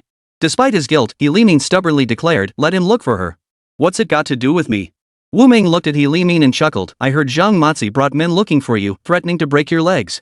Chapter 38, The Seafood Gathering Contest. Let him come find me. I'm not afraid of him. He Limin would never dare say such things in front of Zhang Mazi. He only spoke like this when Zhang Mazi wasn't around, trying to save face for himself. A dozen or so people present burst into loud laughter. Wu Ming gave He Limin a dismissive glance, not bothering to engage. After the laughter died down, He Limin slunk away. Deep down, he feared Zhang Mazi would come looking for him at the docks. Everyone, let's wrap this up. Let's go. Come back tomorrow to see the results of the contest. Zhou Wen said to Wu Ming beside him, Ming, I believe you can handle it. Don't feel pressured. Don't worry, I'm confident. For him, gathering seafood was too easy. His accumulated experience would help him win the competition. Seeing Wu Ming so completely unfazed, Zhou Wen felt reassured. Don't you trust Wu Ming's abilities? I'm convinced he'll win, Zhou Kai said with a smile. Uncle Zhou, with you having such faith in me, I won't just win, I'll win spectacularly. Good. The more Zhou Kai observed Wu Ming, the more he grew fond of him. If only Wu Ming were his own son. Wu Ming, are you free this afternoon? No. Come on, let's head back to my place for a drink. Dad, what about me? The three chatted and laughed as they headed home for drinks. After resting all afternoon, Wu Ming arrived at the seaside as promised the next day. He arrived relatively early, yet many fishermen were already gathered at the shore, waiting to watch his duel with Chen Libei. The commotion this time was no less than last time. Anyone with nothing better to do came to watch the spectacle. Wu Ming, you can still admit defeat now. I'm no inexperienced rookie. Losing will cost you your pride, Chen Libei feigned concern, offering a warning in front of the crowd. He couldn't stand seeing the Blue Bay crowd fawning over Wu Ming. A kid not even 20 years old, with no one to teach him the ropes of beachcombing, no years of accumulated experience, how good could he really be? He refused to believe luck alone could secure victory time and again. Old Tian too might have bad luck, but Chen Libei certainly didn't. I'm off. Wu Ming carried his battered net calmly through the crowd. See that? That's true skill. A casual remark, not giving his opponents the time of day. Looks like Wu Ming's got this one in the bag again. Wu Ming's victories aren't down to luck. Let's go see for ourselves. A crowd followed Wu Ming, eager for the spectacle. Many followed Wu Ming, while others trailed behind Chen Libei. Chen Libei had fished without interruption over the years, making him highly experienced in coastal fishing, unlike old Tian, who hadn't gone out to sea for over a decade. Are you two going to gather seafood in the same spot? Chen Libei shot the man a glare. This is a vast stretch of beach, it's not just his territory. Why can't we gather here? Yeah, no one says you can't gather seafood in the same spot. It seemed true enough, and everyone suddenly found the reasoning sound. Wu Ming, you're going to lose for sure. It hasn't even started yet. It's too early to talk about winning or losing. The two shouted back and forth from less than 10 meters apart. After speaking, Wu Ming lowered his head and began gathering seafood, ignoring the surrounding chatter. After the high tide receded, the pools were teeming with octopuses, gobies, and bighead fish. He plunged his hand into a pool and immediately felt 4 or 5 small octopuses. Collect them all. He was confident he could win in a few hours, so he collected every fish he saw now. Only exceptionally large fish would be left in the bucket. Suddenly, an electronic tone echoed in his mind. Coastal creature categories reached 100 species. Congratulations, host, on activating the treasure identification feature. It sounded like a powerful feature, but Wu Ming had no idea how to use it, yet not even a manual was provided. Just as he was mentally complaining, a detailed description of the treasure identification function suddenly popped up. When encountering rare treasures, the identification function may activate. This feature is amazing. Just as he pondered this, Wu Ming spotted something glistening on the seabed. He picked it up and examined it. Just an ordinary clam shell. How could an ordinary shell glow? It must be a hint from the system. Wu Ming felt a surge of excitement. He desperately wanted to know what was inside. He suppressed his curiosity and quietly placed the shell into the bucket. Then a notification appeared, a rare yellow croaker lay ahead. What an amazing treasure detecting feature. Wu Ming couldn't help but marvel. Wu Ming, you've been rummaging around in that puddle for ages, what did you find? A nosy villager approached and peered into Wu Ming's bucket. Inside, there was only an octopus and a clamshell. Why are you even picking up clamshells? What good are they? Your octopus is big, but size doesn't matter, you've only got one. Wu Ming smiled and said, no rush. It's still early. It's been over an hour. You're still fumbling around in that puddle. You've probably rubbed all the stones smooth by now. Wu Ming straightened up and smiled. No rush. Take it slow. Hearing Wu Ming say this, some called him foolish, others said he was overly confident. Chen Libei's already got a bucket full of fish. Aren't you in a hurry? What good would rushing do? Let's take our time. If I lose, I'll treat you all to dinner. Sounds good. Wu Ming's few words had everyone laughing heartily. They all agreed Wu Ming could treat them to a meal. After all, he treated them once before, and Wu Ming was wealthier than Chen Libei. If he treated them again this time, the dishes might even be better than last time. Just thinking about the beef and lamb they'd shared last time made their mouths water. We're all rooting for you to win. Well, thank you all then. Wu Ming said with a smile before walking over to the other side. He headed toward the location where the system had alerted him to rare yellow croakers. Approaching the waterhole, he looked down and saw it filled entirely with yellow croakers, and rare ones at that. This time, I'm definitely winning. Wu Ming pulled out a bag and happily began filling it. 1, 2, 3. At first, he counted them, but there were simply too many to keep track of. The bag he brought filled up completely. Some were also placed into his bucket. When it was truly impossible to fit any more, Wu Ming, witnessed by everyone, carried the fish onto the fishing boat. From that moment on, Wu Ming seemed to have a magic touch. Wherever he went, fish seemed to appear. Soon it was time to verify the results. With help from several people, Wu Ming brought the fish ashore from the fishing boat. I placed all these fish into the boat under everyone's watchful eyes, Wu Ming stated deliberately, fearing Chen Libei might accuse him of cheating. Don't worry. I know exactly how you got those fish, Chen Libei replied. Wu Ming thought to himself, you don't know. Let's start counting the fish. Under the supervision of others, the two began counting their respective catches. When Wu Ming pulled out the few clam shells he'd collected, everyone else laughed. Chapter 39, I won. Wu Ming, why did you pick up everything? Was there no fish to collect? Yeah, Wu Ming, why did you even bring back clam shells? The meat inside isn't even tasty. Wu Ming shook his head with a smile. He hadn't picked them up to eat the meat. We can't even finish all the fish at home. Who would eat this stuff? The meat was tough and chewy when cooked, impossible to bite through. There might be pearls inside. Wu Ming declared. He believed the system's hint was correct. Everyone laughed even harder upon hearing this. If there are pearls in here, I'll eat the whole thing, shell and all. I'd eat the whole bucket. Stop saying that, Wu Ming's face is turning red. They teased the nameless one in a back-and-forth exchange.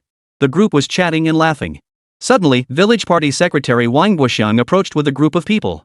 This group had come specifically to collect fish at Blue Bay. Having heard about the beachcombing competition nearby, they'd made a special trip to watch. Several of them approached Wu Ming. Wu Ming, what are you doing with that clamshell? Asked party secretary Wang Guoxiang. Wu Ming couldn't speak, so others chimed in for him. Wu Ming says there's a pearl inside. Let us all take a look. Young man, you say there are pearls inside? If there really are pearls, I'll buy them. Get to it already, stop dawdling. I'm waiting to see this. Get it open already. Wu Ming pulled out his knife and aimed it at the clam shell. Since everyone wanted to see, he decided to give them a show. Amidst a chorus of jeers, Wu Ming pried open the shell. Inside lay a smooth pearl about the size of a thumb. In an instant, the crowd gasped in unison. Wu Ming had been right, there really was a pearl inside. Seeing this outcome, Wu Ming wasn't the least bit surprised. The system had already hinted to him that something precious was inside. Young man, are you selling this? I'll buy it. Selling. Wu Ming replied without hesitation. He knew he would obtain many more such treasures in the future. He wasn't worried about running out anytime soon. This system feature was truly mind-blowing. Alright, I'll pay you right now. I spotted this first, so naturally I'll be the one buying it. What price are you offering? I'll give you 500. Another person chimed in, I'll go up to 600. I think this pearl is worth at least 2,000. I'll give you 2,000.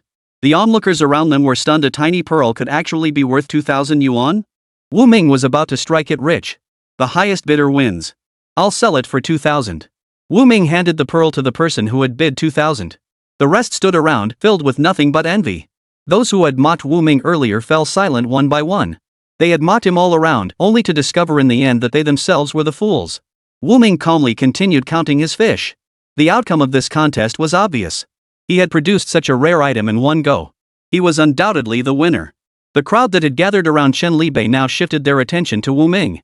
Village party secretary Wang Guoxiang patted Wu Ming on the shoulder with a smile. You're one lucky guy. To find a pearl in a shell like that. Just luck, Wu Ming replied. Some people said my luck couldn't last. That it was just a fluke, a one-off. I never thought my luck would hold out this long either. Wu Ming's words were downright infuriating. Everyone knew exactly who he was talking about. At the start of the penmanship contest, Chen Libei had looked down on him in every way. He basically thought Wu Ming was just lucky, winning the last competition by chance rather than skill. He was too young. He lacked decades of fishing experience and had no master to guide him. What they didn't know was that Wu Ming was also a time traveler. And one equipped with a system at that. Wu Ming was delighted. The system's golden ticket was simply too good. Are you selling these fish? Suddenly, someone noticed that these large yellow croakers were exceptionally rare specimens.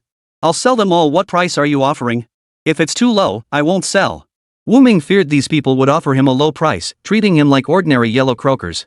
Aren't these just ordinary yellow croakers? Sure enough, someone spoke up with exactly that remark, not at all surprising to Wu Ming. Take a closer look, Wu Ming addressed the speaker. The others around him were also curious. The fish looked perfectly ordinary. Could there be pearls inside? Or some other treasure? Alright, I'll take another look. Wu Ming strongly suspected this man was feigning ignorance. He suspected the man was deliberately trying to buy his rare large yellow croaker at a ridiculously low price. If that was the case, he'd rather not sell it at all. It wasn't just one fish dealer among the group Wangguoxiang had brought, there were likely several. From the prices each had paid for his pearls earlier, he could tell this group wasn't working together. You've misjudged this, haven't you? This is a very rare and precious large yellow croaker. Yes, indeed a precious, rare large yellow croaker. I'll offer this price. One of them held up 5 fingers. You mean 5 yuan per gene? Seeing the man shake his head, he said, not 5. I'll pay 51 yuan per pound. Rare yellow croakers are scarce these days, driving prices higher and higher. Buying a pound of big yellow croaker for 50 bucks? That's a steal for him. There looked to be over 100 pounds here. He could easily double his money. Selling them to high-end restaurants could net him even more. Wu Ming remained silent, waiting for them to bid slowly. Any foodie who recognized these rare yellow croakers would bid high. At this point, village secretary Wang Guoxiang grew impatient. Wu Ming, they're already offering 51 yuan per pound. Aren't you going to sell? Yeah, fish at 50 yuan per gene is rare these days. You should take the money and run sell it now. Just then, another fishmonger addressed Wu Ming, young man, don't listen to him. I'll pay 61 yuan per gene. I'll take all your fish, every last one of them, including these smaller ones, and I'll pay you above market price. Why are you always trying to outbid me? You even tried to outbid me for the pearls earlier. I've got deep pockets. Wu Ming couldn't help but laugh at their exchange. Fair enough. If you've got the cash, go for it. I think this should be at least 80 yuan per pound. Who's buying? Wu Ming asked. Has Wu Ming lost his mind? A few big yellow croakers cost 80 yuan per pound? Yeah, who'd eat fish that expensive? Looks like Wu Ming's stuck with this fish, he won't be able to sell it. If they really don't sell, they'll just recycle them through the system and convert them directly into gold coins. Wu Ming wasn't the least bit worried about unsold inventory. Chapter 40, Luck Bonus. Village party secretary Wang Guoqiang also thought Wu Ming had lost his mind, demanding 80 yuan per pound. Fish selling for 80 yuan per pound existed, but definitely not this type of large yellow croaker. He saw little difference between the so-called rare large yellow croaker and ordinary small yellow croakers before him. Only the size differed. Moreover, these large yellow croakers appeared entirely white during the day, only turning yellow at night. Visually, they didn't look much different from ordinary fish. Sure, the meat was tasty, but there were plenty of fish to choose from. Why insist on eating this particular kind? Wang Guoxiang, who had been eating fish by the sea for years, couldn't understand why people would pay such exorbitant prices for this rare yellow croaker. One of the fishmongers glanced at the others. Confirming no one else was competing for it, he decisively told Wu Ming, 81 jin. I'll take the whole lot. Besides handling payments, he also owned a high-end restaurant. Selling these rare yellow croakers there would fetch at least 200 or 300 yuan per fish. That would more than cover his costs. The wealthy folks in the city can all afford to pay the price. Judging by the people he usually dealt with, those with a voracious appetite would pay any price, since money was no object to them. Alright, I'll sell you the entire lot, Wu Ming agreed. He hadn't misjudged the man. The watch on his wrist was worth tens of thousands, clearly a businessman who could afford it and knew a good deal when he saw one. If he hadn't misjudged, that watch was probably a limited edition model. Mr. Chen is being very generous, village secretary Wang Guoxiang grinned from ear to ear. He was even happier than if he'd sold the fish himself. Young man, there's no need for you to handle this further. My people will weigh the fish and load them onto the truck. I'll settle the payment with you right here and now. All right. Dealing with people like this was a breeze. Cash on delivery, no fuss. Wu Ming, you've struck gold. That's incredible. Teach me how you did it. Zhou Wen was visibly excited. Maybe I just got lucky, Wu Ming said with a smile. Yeah, it's luck. And I'd say you're got some seriously good luck going on. Zhou Wen envied him 1,000 times over in his heart. He wondered how many fishing trips he'd need to make before he could earn as much as Wu Ming. We'll never have luck like Wu Ming's. Take that clam shell, for instance. Even if it were right at my feet, I wouldn't pick it up. I'd just kick it away. Exactly. Who'd bother picking up a half shell? Next time I see a clam that big, I'll pick it up too just to see if there's a huge pearl inside. What kind of pipe dream are you dreaming up? Like every clam shell has a pearl inside? In the end, it was Wu Ming's luck that let him find the pearl. Ming, did you win? Wu Jing, who had been busy sewing clothes at home, finally came out to watch Wu Ming's competition. Sis Jingjing, your brother Wu Ming is amazing. He got a pearl from a clamshell and sold it for 2,000 yuan. Then he sold the big yellow croaker for 80 yuan per pound all to one wealthy fishmonger. Zhou Wen exclaimed excitedly to Wu Jing, who had just arrived. His joy seemed as though he himself had made a fortune. Just thinking about this stroke of luck made him feel excited. Wu Jing looked utterly stunned. She never imagined her brother would suddenly become so incredibly fortunate. Naturally formed pearls were 1 in 1,000. Wu Ming could casually pick up a clamshell by the sea and extract a rare pearl from it. What incredible luck! Ming, is what they're saying really true? Wu Jing couldn't quite believe it. She suspected those around her were deliberately playing a joke on him. Absolutely true, as real as the pearls themselves, Wu Ming replied with a smile. Chen Libei, standing nearby, couldn't muster a smile. He too had sold the fish he'd caught during low tide to the fishmonger. Compared to Wu Ming's rare yellow croakers selling for 80 yuan per pound, his small fish and shrimp were laughable. After decades of fishing, he'd never seen prices as high as Wu Ming was getting now. When they'd shouted out that high price earlier, he'd even thought the fishmonger who came to collect the catch would turn on them right then and there, convinced Wu Ming was deliberately making fun of them. To his surprise, not only did they not turn away, but they were practically begging to buy Wu Ming's fish. If it were him, he'd never have bid so high. So he lost to Wu Ming, and he didn't deserve it one bit. The outcome was clear. The crowd started cheering again. Chen Libei, when are you planning to treat us? Yeah, we can't wait any longer. Give us a definite date. Tomorrow. Tomorrow. I'll treat you all to dinner tomorrow. Chen Libei felt a bit down now. How could he have lost to Wu Ming? He just couldn't wrap his head around it. A greenhorn he'd completely looked down on had actually beaten him. If you're treating us, you should invite Wu Ming too. Hearing this, Chen Libei instantly felt like someone had shoved a mouthful of into his mouth. He'd already lost the challenge against Wu Ming, his pride was shot to hell. Now he was being asked to agree to treat Wu Ming to a meal in front of everyone. Exactly. Old Chen, you wouldn't be that stingy, would you? Not even willing to treat him to a meal? Invite him? Of course I'll invite him. Chen Libei's face flushed crimson with embarrassment. Then the village party secretary, Wang Guoxian, led the fishmongers over. They had just collected fish from other fishermen.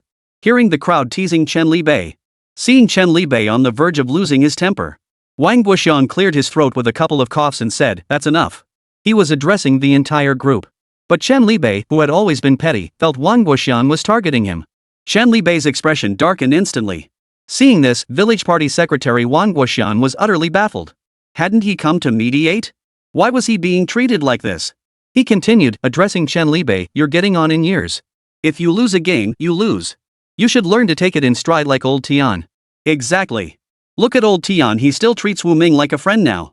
"I'll be the one to treat everyone," Wu Ming stepped forward and said. "A loss is a loss. We agreed beforehand that the loser would treat everyone. You don't need to step in," Chen Libei insisted stubbornly. Having lost, refusing to treat would only make things more awkward. Wu Ming didn't argue over who should treat. Instead, he addressed the group. "To celebrate my rare pearl discovery, I'll treat you all to dinner after Chen Libei's meal." Such good fortune in one day had everyone eagerly agreeing. "I want beef stew. I want steaming white rice." Zhao Bao appeared out of nowhere, grinning as he spoke. "You've got some nerve, making wishes like that." The villagers roared with laughter. Chapter 41, Treating Everyone. "Zhao Bao, didn't your parents feed you enough? Now you're wishing for this and that here," the villagers teased with laughter. "This isn't making wishes." Zhao Bao laughed. "I'm just giving Wu Ming some suggestions. He saved my life and my dad's. I've always got his back. When did this happen? How come I never heard about it?" So Zhao Baojiang vividly recounted to the surrounding villagers how he and his father had encountered a storm at sea and been rescued by Zhou Wen and Wu Ming. Zhao Bao's words significantly elevated Wu Ming's standing in the hearts of the villagers. Even Chen Libei, who hadn't been particularly fond of Wu Ming, found himself looking at him with renewed respect. "I told you Wu Ming was a hero. Wu Ming is a good man, just like his father. Yes, back in the day, Wu Ming's father saved our lives too." Those who had received kindness from Wu Ming's father had looked after him and his sister after his father's death. Over the years, Wu Ming and his sister had grown up eating meals provided by many families. Most villagers were simple folk who held kindness close to their hearts. "Tell me what you want to eat and I'll get it for you if I can," Wu Ming said. "You really take requests?" "I'd like to eat dragon meat," one villager teased deliberately. The speaker immediately earned a chorus of disapproving glares. "If you want dragon meat, why don't you just fly to the heavens? We're fishermen who depend on the sea for our livelihood. Don't even mention eating dragon meat, you'd offend the dragon king of the sea, and he'd capsize your fishing boat." When it came to their beliefs, everyone fell silent, their faces reflecting a sullen reverence. "It's settled then. I'll treat you all to a meal the day after tomorrow. Right at my place," Wu Ming announced to the group. The guest list was small enough that he wouldn't need to cook in the village's communal courtyard. Preparing the meal at home would suffice. After speaking, Wu Ming followed Wu Jing home. Back home, Wu Ming pulled out the money he'd earned. "Sis, count this. It's all I earned today," he said calmly. Money was one thing, but he was far more interested in the system coins. Earning money was merely a side effect. Who would have thought he'd discover a rare pearl, then just happened to come across a rare large yellow croaker, and what's more, he just happened to meet a wealthy buyer who'd come to purchase fish. Wu Jing stared at the thick stack of cash Wu Ming casually tossed onto the table, momentarily stunned. How much money is this? Wu Jing asked. I'm not sure either. You count it. Wu Jing counted and recounted it totaled 8,360 yuan. It was the first time in her life she'd seen so much money. Combined with what he'd earned before, her brother was now a bona fide 10,000 yuan household. It's not safe to keep so much cash at home, Ming. Why don't you go into town tomorrow and deposit it all? Sis, come with me. We'll deposit it under your name. This money is all yours from now on, Wu Ming said to Wu Jing with a smile. For me? What would I, a woman, ever need so much money for? You'll need it to marry someday. This money should be saved for your wedding. Wu Ming just smiled, not bothering to correct her thinking.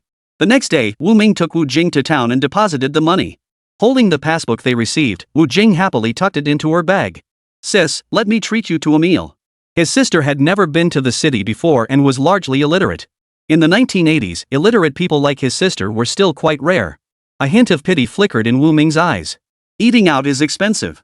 Let's just go home and eat. Sis, you don't need to save money for me. I can earn my own. Wu Ming knew his sister was reluctant to spend money. She had endured hardship and lived through many difficult times. Back then, whenever there was food to eat, she would always give him the first bite. Even when her stomach growled from hunger, she'd pretend to be full, telling him she'd eaten enough, then save her food for him. These memories lingered in his mind from the original owner. These memories made him resolve to treat Wu Jing well from now on. After persistent urging, he took Wu Jing out to try delicacies they'd never tasted before. The siblings had a wonderful time in the city, returning home only at dusk. They brought back some vegetables purchased in town to prepare for the banquet the next day. Early the next morning, the siblings were already bustling about in the kitchen. Someone's knocking at the door. Go answer it quickly. Wu Ming wondered who could be knocking so early. The knocking outside was so distinct, there was no mistaking it. We walked to the door, opened it, and welcomed the visitor inside. There stood the Xiaobao family at the doorway, carrying large bags of vegetables. They weren't alone. Zhou Wen's family had come over too. I figured you might be low on fresh greens, so I brought some straight from my garden, Lulifan said, setting the heavy bundles on the table. I had the same idea, said Zhou Wen's mother, Yushaoyi. The two women exchanged a knowing smile. Then they opened the bags and began preparing the vegetables on the table. Wu Ming slipped into the kitchen, intending to lend a hand. Go, stay over there. We've got this covered, Yushaoyi shooed Wu Ming out of the kitchen as soon as he entered. Seeing he couldn't lend a hand, Wu Ming walked outside to chat with the men. Ah Ming, you're something else. You're incredibly lucky. That little bit from yesterday must have made you a 10,000 yuan man, Zhou Wen said, his voice dripping with envy. With his trusted brother, Wu Ming held nothing back. He nodded firmly. If I were half as good as you, my family would have been out of poverty long ago. Yushaoyi, who had just stepped out of the kitchen, overheard this. If you were half as capable as Wu Ming, I'd be satisfied. Mom, I'm pretty amazing too, okay? Yes, very capable. I think my son is very capable too. Mother and son chatted and laughed freely around Wu Ming. Watching their affection, Wu Ming felt envious. In his past life, he was an orphan. In this life, he was still an orphan without parents. He could only rely on his sister. He glanced toward the kitchen, where his sister bustled about, and felt content. His sister was the best in the world. You better take me with you next time you go out to sea, Zhou Wen declared. Aren't you afraid of running into storms like last time? We fishermen encounter storms all the time unless we never set sail, Zhou Kai interjected. Zhou Wen, Dad has a point. Whenever you're ready, you can come fishing with me anytime. Next time we'll take our family's fishing boat. It's bigger and safer. He seemed to have yet to fully grasp all the features on his own boat. He figured Wu Ming would know how to use those strange functions. Even though they grew up together and Wu Ming never went to school, he just felt certain Wu Ming would know how to use those things. Chapter 42, Feasting with Benefactors. The men chatted animatedly, each feeling they hadn't finished their conversation when it was time to eat. As they sat down, the sight of the various meats and the rare fresh sea fish on the table made everyone's mouths water. Hearing the audible swallows, Wu Ming said nonchalantly, "What are we waiting for? Dig in. I'm starving. Sis, please take a seat." Wu Jing insisted on staying standing. Finally, Wu Ming had another table set up, and only then did everyone sit down to eat, including Wu Jing. Spicy beef, braised lamb, boiled chicken, stewed duck. Help yourselves. There's more in the pots, Wu Ming announced. Wu Ming, since you put it that way, I won't hold back. No need for formalities. We're all family and friends here. Eat your fill, we've got plenty. Those who had just returned from Chen Li Bei's banquet yesterday couldn't help but compare the two feasts in their minds. The food at the two homes was worlds apart. Wu Ming, you're the honest one. Yesterday at Chen Li Bei's banquet, his meat broth was clearer than river water, not a drop of fat in sight, and the meat was just a tiny lump the size of eye boogers. Exactly. Not having meat would be one thing, but his fish was all rotten. If he didn't want a host, he should have just said so. Why serve disgusting stuff like that? It's not like we've never eaten fish before. Hold your tongue, someone interjected. I wanted to speak up yesterday, but seeing everyone else eating, I didn't want to spoil the mood. That fish at Chen Li Bei's house? I just couldn't stomach it. The mention of Chen Li Bei's fish made everyone uncomfortable. Several faces turned grim, each having eaten in silence. No one who tried it went back for seconds. Wu Ming paused, sensing the awkwardness, and quickly changed the subject. Enough about those awful dishes. Come taste this rare 81-pound yellow croaker. City folks love this stuff. Zhou Wen was startled. You found big yellow croakers again yesterday? 2, but that's all. How come I never find any? Indeed, none of them present would ever find rare yellow croakers washed ashore. If they ever encountered them, it would only be while fishing at sea. Back then, they didn't know their worth and sold them off as ordinary yellow croakers. Thinking back now, it stung like hell, like missing out on becoming a 10,000 yuan household. Come on, drink up. Top quality chiffon liquor. Wu Ming enthusiastically poured everyone's cups full. Everyone ate heartily and chatted even more heartily. From wading in the tide pools as little boys to owning several fishing boats today, the conversation was lively and spirited. By the end, everyone agreed that Wu Ming was the most promising fisherman in Blue Bay. The future success of Blue Bay's fishing fleet now hinged entirely on Wu Ming's dedication. For years, the fishing team had stuck to the same old ways. But now, with Wu Ming around, he started suggesting they upgrade their fishing equipment and even organize some kind of fishing training. Wu Ming had never shared these ideas with anyone before. Today, after a few drinks, he spoke his mind freely to the group. He reasoned that rather than enriching himself alone, it was better to lift everyone up together. Everyone present had once given him a bowl of rice when he couldn't afford food. They were all his benefactors. As the saying goes, one should repay even the smallest kindness with the greatest gratitude. Talk is cheap, he needs to take concrete action. Wu Ming shared his thoughts with the group, laying everything out exactly as he saw it. After listening, Zhou Kai couldn't help but slap the table in approval.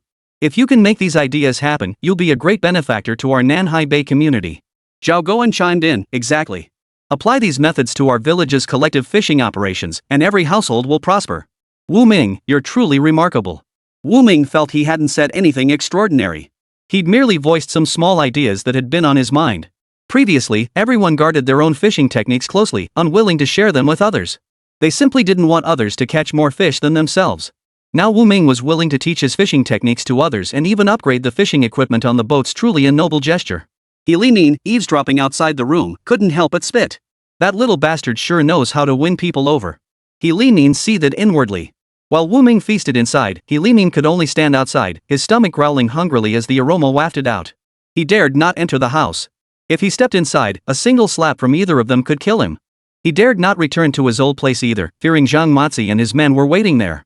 Just as he was thinking this, he suddenly heard Zhang Mazi's gang approaching from behind. He Limin is over there. Quick, chase him. He Limin turned to see none other than Zhang Mazi approaching him. His legs trembled with fear, and he forgot to run. Zhang Mazi and his men closed in steadily. He Limin glanced back and caught the scent of cooking wafting from the house. His resolve hardened, and he dashed into Wu Ming's home. Zhao Mazi and his men, seeing Wu Ming run back home, immediately followed him inside. The group, who had been chatting animatedly over drinks, suddenly saw He Limin burst through the door. All eyes turned to Wu Ming, and the room fell silent. Before Wu Ming could react, He Limin scrambled behind him, pleading, "Save me." The group couldn't fathom why He Limin was so terrified. Suddenly, the half-open door was kicked in, and Zhang Mazi's gang stormed in with fierce momentum. Everyone who had been eating stood up immediately. Zhang Mazi, what brings you to our village? If you don't give us a reason today, none of you are leaving. Are you brandishing those clubs to provoke us? Zhang Mazi hadn't expected so many people to be gathered at Wu Ming's house. His imposing aura weakened instantly. Pointing at He Limin, who was hiding behind Wu Ming, he declared, "This has nothing to do with you. I'm here for him." Wu Ming stepped aside, flinging He Limin toward Zhang Mazi. "Take him away. Wu Ming, I've been your father all these years. I'm your dad. Don't let them take me away." At that moment, Wu Jing stepped forward, her voice filled with fury. "When you were beating and cursing us siblings, you didn't feel like our father then. My real father died long ago. You have nothing to do with us. Zhang Mazi, take him away now. Don't spoil our dinner and drinking mood," Zhao Guan said in a deep voice. "Get moving. Think you can dodge your debts? I'll take your life." Zhang Mazi's words were directed at He Limin, but his eyes were fixed intently on Wu Jing. If Wu Ming hadn't intervened, Wu Jing would have been his wife by now. With her face and figure, Wu Jing was the most radiant and charming bride to be found for miles around. Zhang Mazi's dormant, twisted desires had been reignited the moment he laid eyes on Wu Jing in person. Chapter 43, The Radio. Wu Ming noticed Zhang Mazi's gaze and stepped in front of Wu Jing to block his line of sight. A sickening grin spread across Zhang Mazi's face. Wu Ming, what are you doing? I have no ill intentions. If I hadn't been chasing He Limin, why would I have barged into your house? You better not have any bad intentions. If you do, I'll break your legs. Wu Ming knew full well there was no point in being polite with someone as unreasonable as Zhang Mazi. Only by being more ruthless and vicious than him could he command respect. And you, He Limin. This is my final warning. If you dare show your face in my house again, next time, watch your back. He Limin cowered, lining up alongside Zhang Mazi. His legs were shaking like a leaf. Now he was caught between a rock and a hard place. There was no escape. Wu Ming wasn't someone to mess with, and Zhang Mazi certainly wasn't either. His debt to Zhang Mazi kept growing with compound interest, spiraling out of control. Wu Ming, young men shouldn't be so arrogant. Arrogance never leads to a good end. With that, Zhang Ma gave us a sinister grin. Wu Ming paid no heed to his words. He firmly believed that as long as one possessed sufficient strength, there was no one to fear. Besides, Zhang Mazi wasn't even from their village. If he dared cause trouble in their village, every household would come out swinging with sticks. When it came to dealing with outsiders, the villagers were fiercely united. Let's go! Zhang Mazi's men, carrying sticks, walked out of the nameless man's house with another person. Wu Ming and the others continued eating. The earlier lively atmosphere had vanished. What had started as a pleasant gathering ended up being disrupted and concluded in an uneasy calm. Wu Ming couldn't stop worrying about his sister. The terrifying look in Zhang Mazi's eyes kept gnawing at his conscience. The next day, he summoned craftsmen to reinforce the walls and doors of his home. With the house fortified, he no longer feared He Limin coming to harass his sister again. Even after all this, Wu Ming still couldn't shake his unease. Sis, since you don't have much to do lately, just stay home for now. Hearing this, Wu Jing was puzzled. Hadn't He Limin already separated from their family? Why was she still not allowed to go out? Recalling He Limin's previous visit, Wu Jing suddenly understood her brother feared he might harass her again. All right. After saying that, Wu Ming headed out to continue gathering seafood. His gold coins kept piling up, and he was getting closer to the big fishing boat. Facing the daily sea foraging, he felt even more motivated. The system store now featured some appliances and household items. Spotting a radio among the items, Wu Ming thought of his sister, who had been staying home lately and must be bored. With the thought, he spent over 100 gold coins to exchange for one. Wu Ming brought the brand new radio home. Wu Jing was stunned by this modern contraption. It was her first time seeing a radio. Ming, this radio must be expensive, right? Sis, it's not expensive. With this radio, you can listen to it while sewing clothes for people at home. That way, you won't be bored anymore. Oh, you, Wu Jing said, poking Wu Ming's forehead. You only think about your sister. Why don't you ever consider yourself? You need to save your money to marry a wife, you know? I can't spend it recklessly. I know, Wu Ming said with a smile. Wu Jing shook her head helplessly. Every time Wu Ming returned from fishing, the wooden bucket only held enough seafood for the two siblings to eat. The rest, she guessed, had been sold to others the moment it hit shore. And the money from selling that seafood? Wu Ming spent it. Today he'd buy a fan, tomorrow a radio. Not even the village chief has a radio. I bet this is the very first radio in the whole of Blue Bay. Then let's give it a try. Wu Ming plugged in the radio. After some fiddling, the beautiful melodies of the 1980s filled the air. Han Bao's sweet voice echoed in her ears. Wu Jing touched the radio with delight. It really makes sounds and sings songs. It's amazing.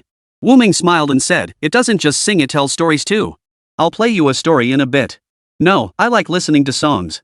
Wu Jing hummed along to the cheerful tune playing from the radio. Seeing how much her sister liked it, Wu Ming quietly stepped out of the house. After all these days of renovating the house, the once dilapidated dwelling now bore freshly plastered white walls, presenting a completely renewed appearance from the outside.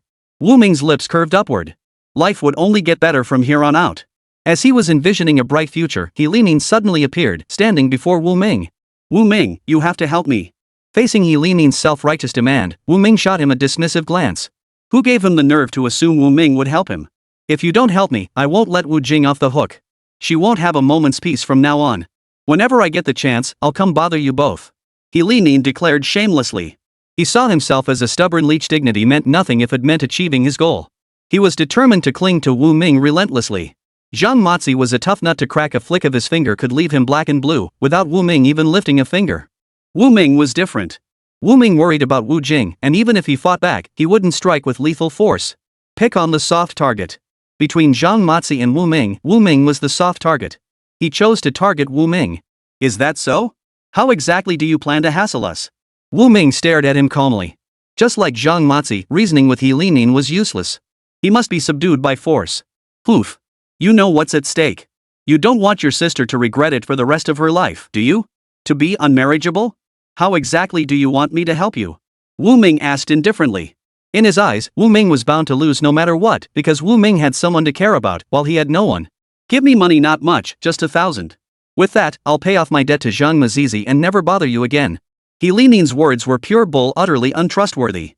You said the same thing last time. I gave you money, grain, and meat. Where did all that go? Don't worry about where it went.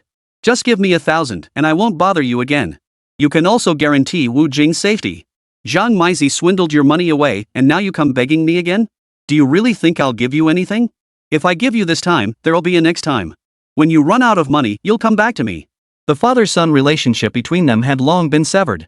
They formally split their household in front of the villagers. Yet He Limin still came back to harass him and his sister. He absolutely refused to trust He Limin's words anymore. Wu Ming, I know you have money, at least 10,000 yuan. With that much, what's 1,000 to you? He Limin said shamelessly. Chapter 44, the entire village mobilizes. It wouldn't be much. 1,000 yuan is peanuts to me. Wu Ming watched greed slowly creep across his face. But I won't give it to you. Wu Ming, you better watch your step. He Limin glared at him viciously. He knew Wu Ming wouldn't give him the money. Since that was the case, he wouldn't blame him for being ruthless and resorting to dirty tricks. For the next few days, He Limin kept a close watch on Wu Ming's house. But every time Wu Ming left, even when only Wu Jing was home, he found no opportunity to strike. Wu Ming's house was sealed tight, even the windows were reinforced with steel bars, and the door was solid wood. He kicked it hard, but it didn't budge an inch. Even so, he refused to abandon his plan to break into Wu Ming's house and kidnap Wu Jing. Wu Ming wasn't idle either. He moved about the village, rallying others to plan the expulsion of He Limin, that rotten apple. With only the final step remaining, Wu Ming arrived at Wang Guoxiang's house bearing gifts. Accompanying Wu Ming were members of the Lu family. Village secretary, you must stand up for our Hong Hong. Wang Guoxiang's scalp tingled at the words. Could the Lius be forcing Wu Ming to marry Lu Honghong? If he married Lu Honghong, what would become of his own daughter, Xiang? He could tell Xiang had feelings for Wu Ming. With a little more matchmaking, the two would surely end up together. Go on. Uncle Lu, let me explain. Wu Ming feared that Lu Honghong's father's words alone wouldn't be enough to persuade Wang Guoxiang to rally people against He Limin. Wu Ming recounted in vivid detail how He Limin harassed women and bullied the widowed and orphaned. Wang Guoxiang wasn't surprised at all that He Limin could commit such acts of bullying men and oppressing women. What he hadn't anticipated was that He Limin had managed to offend so many people in succession. Wu Ming handed the lengthy list of victims to Wang Guoxiang, the village party secretary. Uncle Wang, are we just going to keep letting this slide? Wang Guoxiang tapped the burnt tobacco ash from his pipe, his expression grave. Expelling He Limin from the village would prove far more difficult than forcing him to sever ties with Wu Ming and establish separate households. Seeing Wang Guoxiang remain silent, Wu Ming understood his hesitation. Uncle Wang, if you don't make a decision now, there will be more victims. Wu Ming pointed to the villagers' signatures on the note. Behind each of these names lies a case of villagers oppressed by He Limin. If you can't handle this, I'll have no choice but to report it to the town police station. Lu Guowo chimed in, Wang Guoxiang, if outsiders get involved, who knows what rumors will spread? Gossip everywhere will affect our villagers and reflect poorly on you as the village secretary. That's right, Uncle Wang. Think about it, if our village is known for having a bully like He Limin, who would dare marry their daughter into our village? What about the young, unmarried men? Soon, the men won't find wives, and the women won't find husbands. Lu Guowo silently gave Wu Ming a thumbs up. Wu Ming was sharp, he'd linked this issue directly to the village's marriage prospects. Wang Guoxiang himself had a young daughter to marry off. He cherished his daughter, Xiang, dearly, doting on her as if she were the apple of his eye. You're right. We can't let He Limin single-handedly ruin our entire village's reputation. Wang Guoxiang paused before continuing, I'll immediately convene the villagers and clan elders. We must decisively expel this rotten apple, He Limin, from Blue Bay. Indeed, only when their own interests were threatened did they pay sufficient attention. Wang Guoxiang, with you upholding justice, this matter will surely succeed. We'll be waiting for you tomorrow morning at the village collective courtyard. What about He Limin? What if he refuses to come? Wang Guoxiang asked. Wu Ming smiled.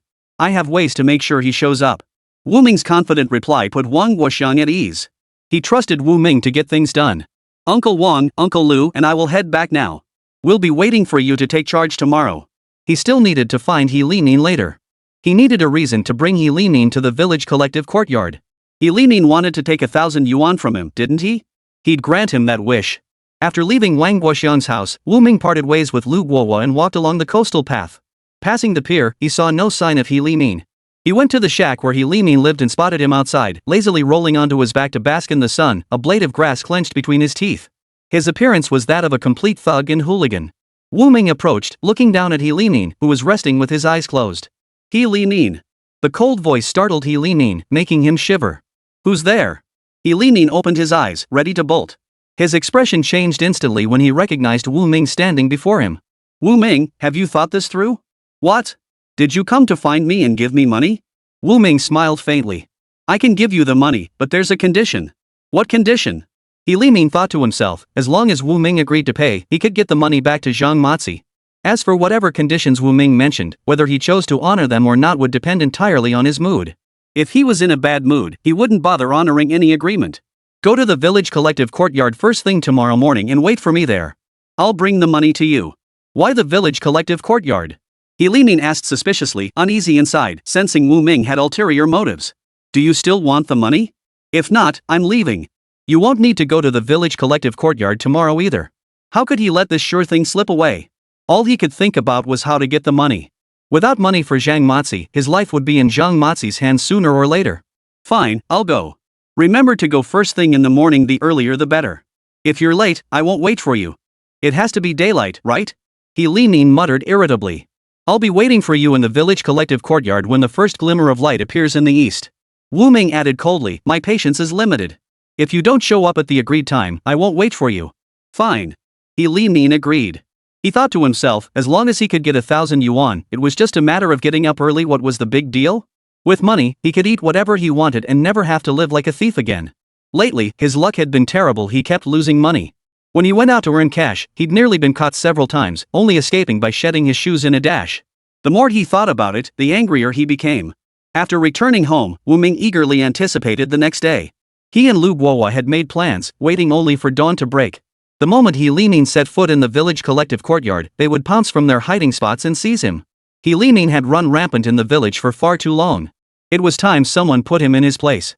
Chapter 45, Punishing the Scum. Early the next morning, He Limin left home before dawn. Passing by someone's house, he casually snatched a steamed bun and stuffed it into his mouth, eating as he walked. He hummed a cheerful tune under his breath. From this day forward, He Limin's fate would change. After settling his debts, he planned to take the remaining money and win back every penny he'd lost. He'd rake in tens of thousands, build a new house, marry a beautiful young wife, and live the good life basking in the sun at his front gate every day, never worrying about food or clothing. Wu Ming, you know how to play it smart, He Limin smirked, striding triumphantly into the village collective courtyard.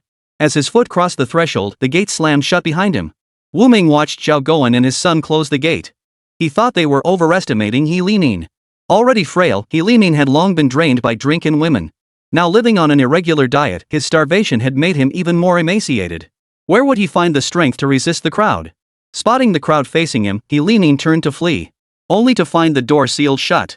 Turning to face Wu Ming, who was advancing step by step toward him, He Limin, strong and composed on the outside but trembling within, barked, Wu Ming, what do you think you're doing? To arrest you, of course. As he spoke, several villagers armed with ropes swarmed forward, binding He Limin tightly. Wu Ming, you don't want to give me money, but you don't have to treat me like this. I'm your father. He Limin roared loudly. Seeing the village party secretary, Wang Guoxiang, appear, he instantly understood that today's events were no simple matter. His mind raced with panic as he recalled his recent actions in the village. Wu Ming, let me go. I don't want your money. Wu Ming replied, it's not that I don't want to let you go, it's that the others won't allow it. I can't make that call. At these words, He Limin instantly realized he couldn't count on Wu Ming. Furious and humiliated, he cursed, you bastard, Wu Ming. You're a traitor. You set me up, conspiring with outsiders to drag me down. Are you planning to take the law into your own hands? Let me tell you, this is new China, a new society. Taking the law into your own hands is a crime. He Limin, what kind of person are you? You have no right to lecture us about the law. You tyrannical piece of trash. Today we'll take justice into our own hands and eliminate scum like you. Think about all the things you've done over the years. If I don't slap you a couple of times, I won't be able to calm my anger. Lu Guohua rushed forward and slapped He Limin twice. He Limin instantly felt his face go numb. After a moment, a burning pain spread across his skin. His eyes widened as he glared viciously at Lu Guohua. Lu Guohua, your daughter's body is truly beautiful. That red mole on her back is quite alluring. Hearing this, Lu Guohua's face flushed red. He lunged forward and landed 2 more punches. Beaten into silence, blood trickled from the corners of He Limin's mouth. Uncle Lu, calm down. Wu Ming stepped forward to restrain Lu Guohua. If he didn't restrain him, Wu Ming feared he might beat the man to death. It wasn't worth risking a murder charge over a piece of trash like He Limin. Just as he managed to restrain Lu Guohua, a middle-aged woman suddenly burst from the crowd and delivered a vicious kick to He Limin's groin. Instantly, He Limin's face turned deathly pale as he let out a blood-curdling scream. Beat him. Beat He Limin to death. Beat that scum to death, that bully who preys on men and women. We don't need trash like this in Blue Bay. Seeing the situation escalate, Wu Ming urgently shouted, "Quick, pull Wu Ming away." He had instigated this. If He Limin were beaten to death here by the crowd, he would be the first to face consequences. He Limin, beaten to the brink of death, was carried under protection into a room within the village collective compound. Wu Ming stood at the doorway, blocking the enraged villagers. Wu Ming, what are you doing? Are you trying to protect He Limin? He stole things, don't you know that? He's lazy and greedy. As long as he stays in our village, none of us will dare leave our doors unlocked. Yes, drive He Limin out. Wu Ming, I understand everyone's anger. I'm not protecting He Limin, I'm protecting all of you. This is a society governed by law. If He Limin is beaten to death and someone is held accountable, none of us will escape punishment. It's not worth it to suffer punishment for a scumbag like He Limin. Compared to you, my sister and I suffered far more at He Limin's hands. He abused us since childhood, exploited us as adults, and even sold my sister to Zhang the Lame, that leper from the neighboring village. Tell me, if it were you, would you still shield He Limin? After Wu Ming finished speaking, the crowd fell silent. At most, they were annoyed by He Limin's petty theft, whereas Wu Ming had endured genuine, long-term abuse at his hands. After speaking, Wu Ming turned to look at Wang Guoxiang, the village party secretary, signaling him to continue. Wang Guoxiang cleared his throat before the crowd and continued, "We've gathered today to address He Limin's situation. He's harmed all our interests. Someone like him has no place in Blue Bay. Now, let's vote. Those who want He Limin kicked out of Blue Bay, raise your hands."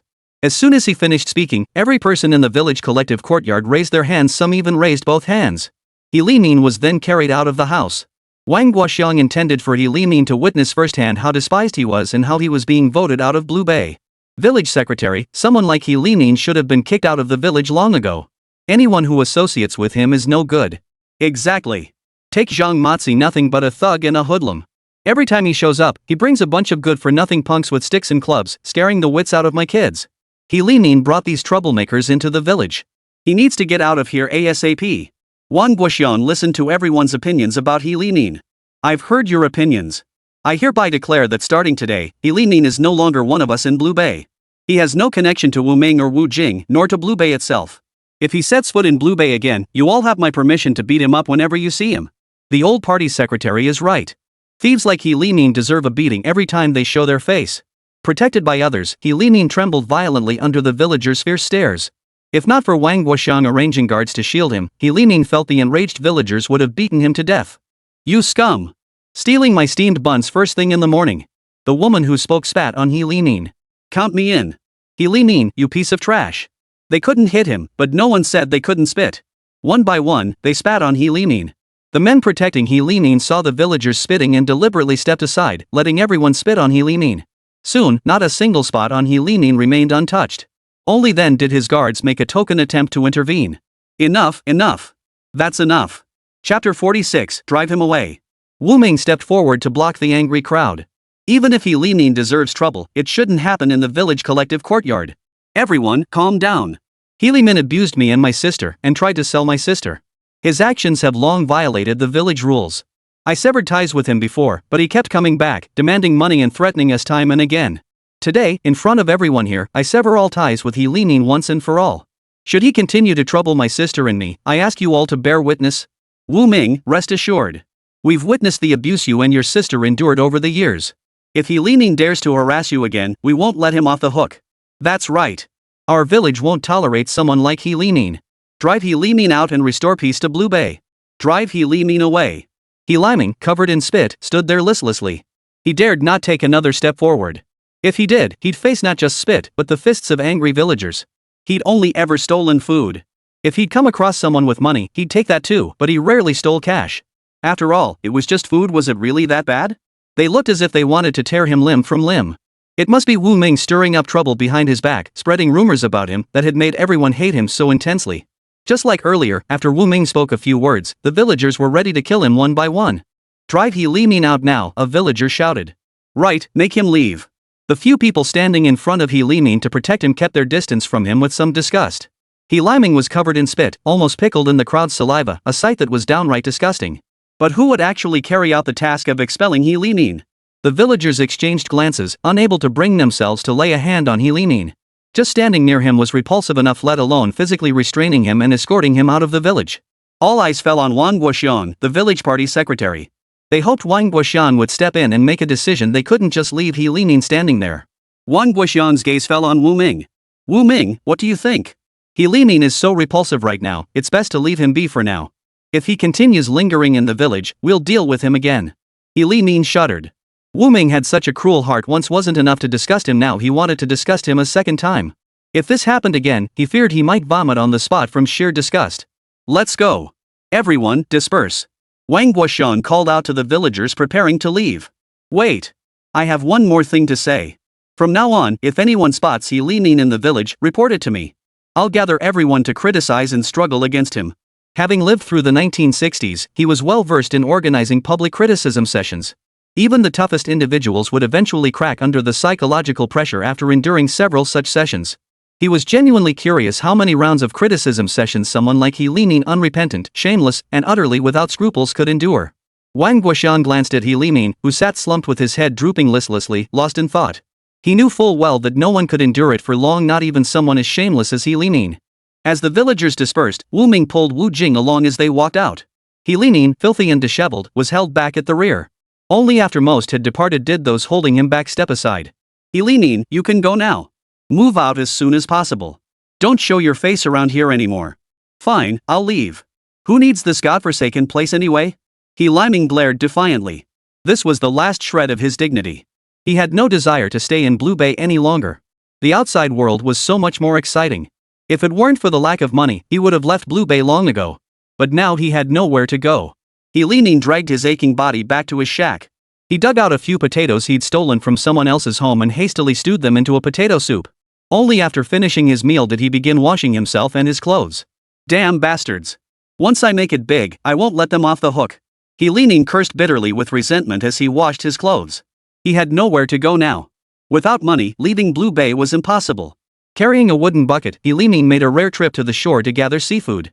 He arrived at the shore and saw Wu Ming gathering seafood. His bad luck at the start made him frown, and he decisively chose to take a detour. Wu Ming was not someone to mess with right now. He didn't want to invite more trouble. Just then, Wu Ming picked up an oyster. Straightening up, he glanced around and spotted He Limin walking in the opposite direction. It was true that desperate times drove people to desperate measures. Someone like He Limin, who'd rather steal than work, was now out gathering seafood. Wu Ming glanced at him once, then ignored him completely. Wu Ming's indifference didn't mean others would follow suit. He Limin carried his bucket to the shore and had just found an octopus. His battered bucket suddenly toppled over. He Limin looked up to see several unfamiliar villagers kicking his wooden bucket over onto the ground. He Limin, why are you still at Blue Bay? Didn't we tell you to leave? This is our territory. You can't gather seafood here. Why not? He Limin glared at them. When I was gathering seafood here, you were still in diapers. What right do you have to yell at me? Hearing this, the men burst into laughter. He Limin, you think things are still like they used to be? Any one of the things you did back then could land you in jail. If you don't want to leave, I'll call the police right now and have you stay in jail eating the government's food. He Limin's face darkened and he flung the octopus in his hand at the man's face. What have I done? What business is it of yours? A bunch of greenhorns thinking they can boss me around?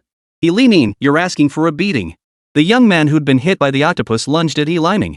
Seeing the situation turn sour, He Limin took off running. Before fleeing, he didn't forget to grab his wooden bucket. Inside were several octopuses. Today's meal was taken care of. He had rice at home, a vegetable dish would suffice. He Limin pushed open the door, his face turning instantly pale. Brother Zhang, He Limin stammered, trembling too much to take another step forward.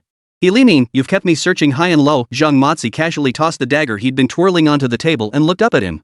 When do you plan to repay what you owe me? Give me a little more time, He Limin pleaded. How about I give you 100 years? Pay me back after I'm dead. With that, Zhang Mazi rose and closed in on He Limin, raising his hand to slap him. The sharp crack echoed through the room. He Limin tried to flee, but Zhang Mazi's men stood behind him, leaving him no escape. Chapter 47, The Bride Snatching. One last chance. When will you pay? Zhang Mazi's eyes were fierce and menacing as he stared at him. He Limin thought, I'm as good as dead anyway. Might as well take someone down with me. He couldn't scrape together the money. He'd face Zhang Mazi's beatings and then the villagers' wrath back home. Better to pit these two groups against each other. Brother Zhang, I can't pay now, but I can make Wu Jing marry you. Think about it, a wife is worth far more than my measly debt, right? You have plenty of money, but you don't have a wife. Without a wife, there's no one to carry on your family line. Wouldn't you agree? Zhang Mazi asked. Has she agreed? Girls are shy. Just go talk to her yourself. Wu Ming isn't home today, Wu Jing is alone. It's the perfect chance to make your move. After hearing He Limin's words, Zhang Mazi was wildly tempted. He'd long wanted to make his move on Wu Jing. Money is one thing, but a wife is another. He Limin was right, he wasn't short on money, but he was short on a wife. If it weren't for that, he never would have agreed to make a deal with He Limin. Let's go. Lead the way to Wu Jing. He Limin led Zhang Mazi and his group to find Wu Jing. Just then, a villager spotted Zhang Mazi heading toward Wu Ming's house and immediately sensed trouble brewing. He hurried to the seaside to warn Wu Ming. Wu Ming, what are you still doing here? Hurry home. He Limin is leading Zhang Mazi to your place. Wu Ming's heart sank. Their target must be his sister. Forgetting to grab his wooden bucket for gathering seafood, Wu Ming sprinted home at full speed. As he ran, he racked his brain for something to use against Zhang Mazi's gang. Right, the system store had an electric baton. Ding! Host redeemed one stun baton, consuming 50 gold coins. With an electric baton in his hand, Wu Ming felt terrifyingly powerful. At that moment, He Limin was leading his men toward Wu Jing. Wu Jing, look at the wonderful match I found for you. Your husband's here to take you away. Zhang Mazi yanked He Limin aside. Let me handle this. Zhang Mazi walked up to Wu Jing, grinning and revealing a mouthful of yellow teeth. Don't be afraid. I'm taking you home to live in luxury. Wu Jing hid in the corner, scissors clutched in her hand. Don't come any closer. If you do, I'll die right here in front of you. She couldn't defeat them, so she can only threaten them with her own life. Don't be impulsive. Let's talk this out. If you come with me, I promise you'll live well. Zhang Mazi spoke slowly as he inched closer to Wu Jing. Wu Jing saw through his ploy. Don't come any closer. She plunged the scissors into her own neck with all her strength, blood gushing out instantly. Even if she died here today, she wouldn't let them succeed. What's this talk of death? You're so beautiful it'd be a shame to waste it. What about your brother? Could you bear to leave him? Zhang Mazi pleaded. Tears streamed down Wu Jing's face. Her only concern was her younger brother, Wu Ming, who was currently gathering seafood by the sea. If he learned of her fate, he would surely rush back. Deep down, she prayed he would make it back in time. She regretted not heeding Wu Ming's warning to lock the doors and windows. If she had secured them after he left, none of this would have happened. I don't care. Don't come near me. Zhang Mazi's patience snapped. He lunged forward. Stop. Wu Jing glanced toward the doorway and saw Wu Ming appear at the entrance, as if a god had descended. Ming, don't get involved. You're no match for them. She had assumed Zhang Mazi had brought only a few men. But as they followed him inside, she realized he had brought over a dozen men, crowding her room. Sis, don't be afraid. With that, Wu Ming aimed his electric baton at Zhang Mazi. Zhang Mazi's men rushed forward to block Wu Ming. Without a word, Wu Ming swung the stun gun at the attacker. The man collapsed instantly. What kind of magic are you using? Zhang Mazi stared in disbelief. Attack! All of you! Zhang Mazi gave the order, and a swarm of men surged forward. Wu Ming dodged left and right, unleashing a flurry of attacks. Empowered by the electric baton, Wu Ming swiftly disposed of Zhang Mazi's men in a few moves. Zhang Mazi retreated behind a table, staring at Wu Ming with fear. Wu Ming, talk to me nicely. Wu Ming sneered coldly. You want me to talk nicely now? What were you doing earlier? You hurt my sister. You're asking for it. With that, Wu Ming pointed the stun gun directly at Zhang Mazi. Zhang Mazi froze in terror. Wu Ming, let's talk this out. If you want money, I'll compensate you. I want your ancestors. Wu Ming cursed furiously. I'll dig it out for you, Zhang Mazi offered. Wu Ming's brow furrowed. He'd seen people with no limits before, but never someone as utterly shameless as Zhang Mazi. He was every bit as despicable as He Limin. Kneel. Wu Ming commanded coldly. Zhang Mazi's knees buckled, and he knelt before Wu Ming. Kneel before my sister, Wu Ming barked. Terrified out of his wits, Zhang Mazi immediately knelt before Wu Jing as ordered. Apologize to my sister. Knock your head on the ground 100 times before I let you go. Start now. Wu Ming held the electric baton, tapping it lightly in his hand. The main gate stood right behind him. Wu Ming knew Zhang Mazi wouldn't dare escape. Ming, let it go, Wu Jing whispered softly. Sis, we can't just let this slide. If we don't teach him a lesson, what if he comes after you again? Does he really think we're pushovers? Wu Jing remained silent, acknowledging that Wu Ming had a point. Deep down, she feared Zhang Mazi might seek revenge on Wu Ming later. What are you standing around for? Get to it. Zhang Mazi looked at his men sprawled across the floor, panic rising within him. His eyes filled with fear as he glanced at Wu Ming, then began banging his head repeatedly toward where Wu Jing stood. Wu Jing clutched her neck, slowly moving to the side before grabbing a piece of cloth to press against the wound. "Sis, you're hurt?" Wu Ming finally noticed Wu Jing's injury. "It's nothing, just a minor scratch." Wu Ming moved forward, pushing Wu Jing's hand aside. Seeing the bloody hole pierced by scissors, he felt even more disgusted with Zhang Mazi. He delivered a vicious kick to Zhang Mazi's body. "Kneel. Kneel hard. Kneel until I'm satisfied. If you try to escape, I'll find your family and make you keep kneeling." Wu Ming issued his threat. "Sis, I'll go with you to get medicine." When facing Wu Jing, he switched back to his gentle demeanor. "No need. It's just a minor cut. No need to make a big deal out of it. I'll press a cloth on it for a while. Once the bleeding stops, it'll be fine." Despite Wu Ming's repeated pleas, Wu Jing refused to go. Zhang Mazi, who kept kowtowing, had hoped the two would go buy medicine, but they didn't. Resigned to his fate, he continued kowtowing. Wu Ming sat before him, electric baton in hand, watching him. "Is it okay now?" Zhang Mazi asked. "Have you done 100? Wu Ming asked. "Yes. I think so." Zhang Mazi was worried he might make him continue. "Get lost. Come back another time, and I'll take your life." Chapter 48, Saving Money. Those who had been knocked out by the electric shock gradually came to. Seeing Zhang Mazi's terrified and frantic expression, they asked, "Boss, what's going on? Are we still fighting?" "Fight my ass." Zhang Mazi slapped the questioner across the face. He'd nearly lost his life to Wu Ming, how could he dare provoke him further? Zhang Mazi turned and smiled ingratiatingly at Wu Ming. "Get lost.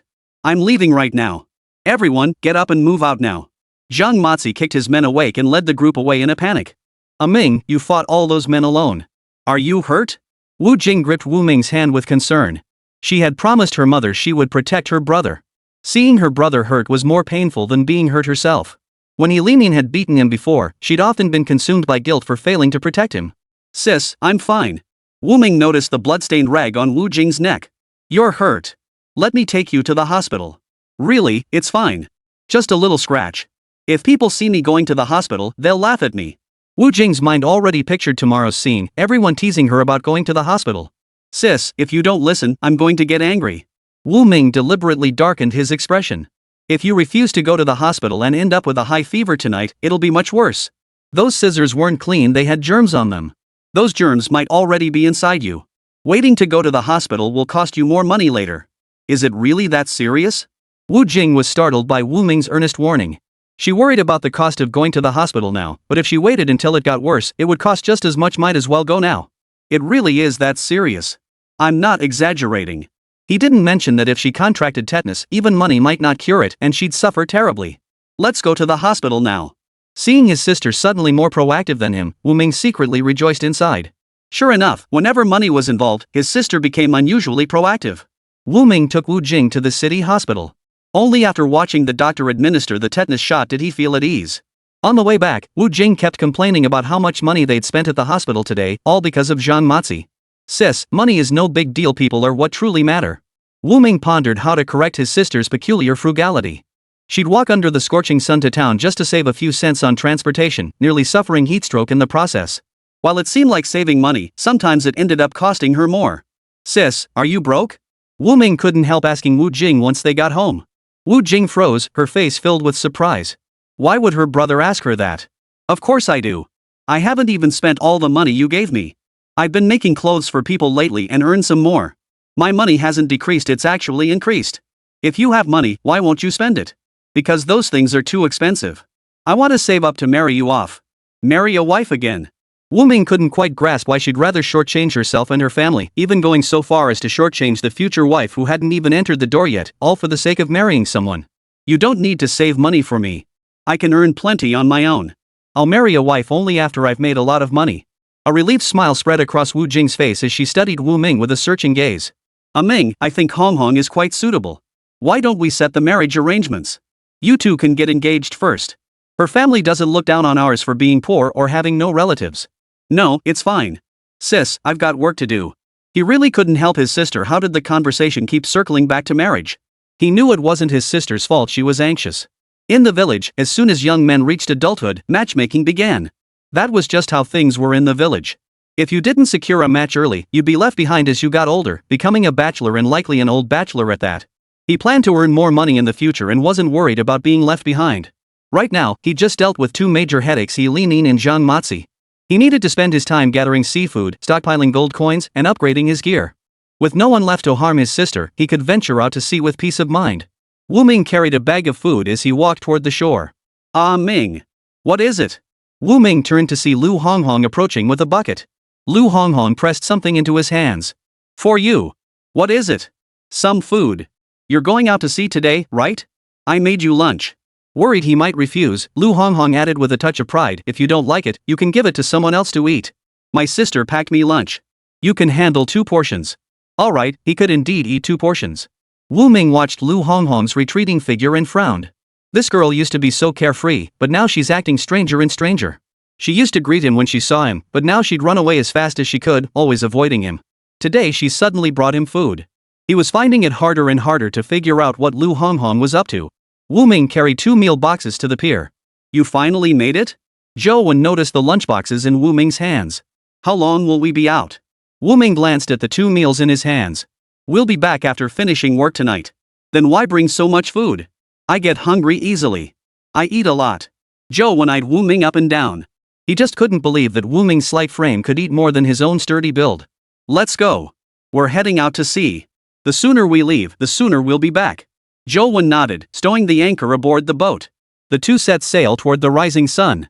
The fiery sun had just lifted above the horizon, its rays bathing the tranquil sea in a beauty like a painting. Ming stood at the bow, facing the sea breeze, gazing out at the boundless ocean. The sea was truly beautiful when calm. Ding! Detection confirms a school of fish ahead. Ever since the system activated its treasure detection function, it would emit an alert whenever large schools of fish were encountered. "Zhou Wen, stop the boat up ahead!" Ming shouted over his shoulder. The engine roared, drowning out his call. Ming hurried toward the wheelhouse. "Stop the boat, there's a school of fish up ahead," Ming announced. "Are you sure? Fish here?" Zhou Wen looked doubtful, unsure how Ming could detect fish. He chose to trust Ming, his judgment was usually spot on.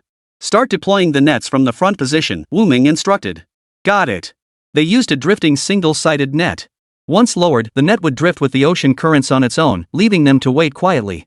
As they worked together to lower the net, Zhou Wen couldn't help asking Ming, "How did you know there'd be a school of fish here?" The sea was calm and still, revealing nothing. How could he just feel there was a school of fish? "I don't know. Let's just drop the net and see what happens." He couldn't exactly say, it was a system prompt. Chapter 49, Max Level Experience. After casting the net, it didn't take long before it began to stir. "Big fish," Zhou Wen said, pointing at the violently shaking net. Ming glanced at the sea surface. "Probably a predatory fish. Maybe it's chasing a school and just happened to run into us." Zhou Wen nodded in agreement, thinking that made sense. It was too early to haul in the net, now they'd have to wait a little longer. But the net, straining under the fish's violent struggle, seemed on the verge of tearing apart. Zhou Wen looked at Ming. "Should we haul it in now? Wait a bit longer. If we keep waiting, the net might tear." "It won't," Ming declared with absolute certainty. This net had been exchanged for gold coins in the system store, and the fishing line used was exceptionally sturdy, more than capable of handling a 200-pound monster. Judging by how violently the net was shaking, it was definitely a big fish. If the fish were truly formidable, it would have broken free from the net at the very start. But now, after struggling for over 10 minutes, it still hadn't broken free. The more it struggled, the tighter it became entangled. Seeing Zhou Wen's worried expression, Ming kindly advised, "Just wait a bit longer, and it'll stop moving." Zhou Wen continued to wait. He thought to himself, if he'd been fishing with his dad and encountered such violent movement in the net, they would have reeled it in immediately to play it safe. After waiting a bit longer, Ming felt it was about time. He and Zhou Wen began hauling in the net, revealing a shark weighing over 100 pounds before them. It was indeed a carnivorous fish. Ming desperately wanted to exchange the shark for system coins right then and there. But with Zhou Wen present, he couldn't bring himself to do it. Ming could only hope that after Zhou Wen left, he could handle the fish himself, using selling them as an excuse to convert all the fish into system coins. Working together, guided by the system prompts, Ming made 2 more catches. Each time, they returned with a bountiful haul. "Ming, are you some kind of god? How do you know exactly where all the fish are?" "Just guessing," Ming replied. Zhou Wen didn't believe for a second that he was just guessing where the fish were. "When did you learn this skill? Why haven't I seen you use it before?" "I just learned it recently." Hearing Ming say this, Zhou Wen expressed his desire to learn it too. "You won't be able to learn it."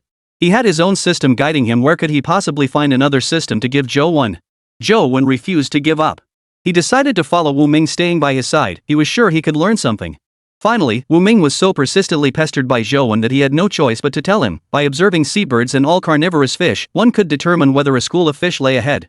After hearing Wu Ming's explanation, Zhou found it somewhat plausible. But wasn't this knowledge something every fisherman possessed? How come when Wu Ming applied it, it seemed so masterfully executed? Zhou couldn't wrap his head around it. The two men sailed back with their boat laden with catch. Wu Ming sent Zhou home first, as he needed to deliver the fish to another market. In truth, Wu Ming had simply exchanged the entire boatload of fish for gold coins. His gold coins surged past 50,000, reaching the threshold to purchase a basic fishing boat. Sailing back in the empty boat, Wu Ming wrestled with the decision of whether to buy a basic fishing boat right away.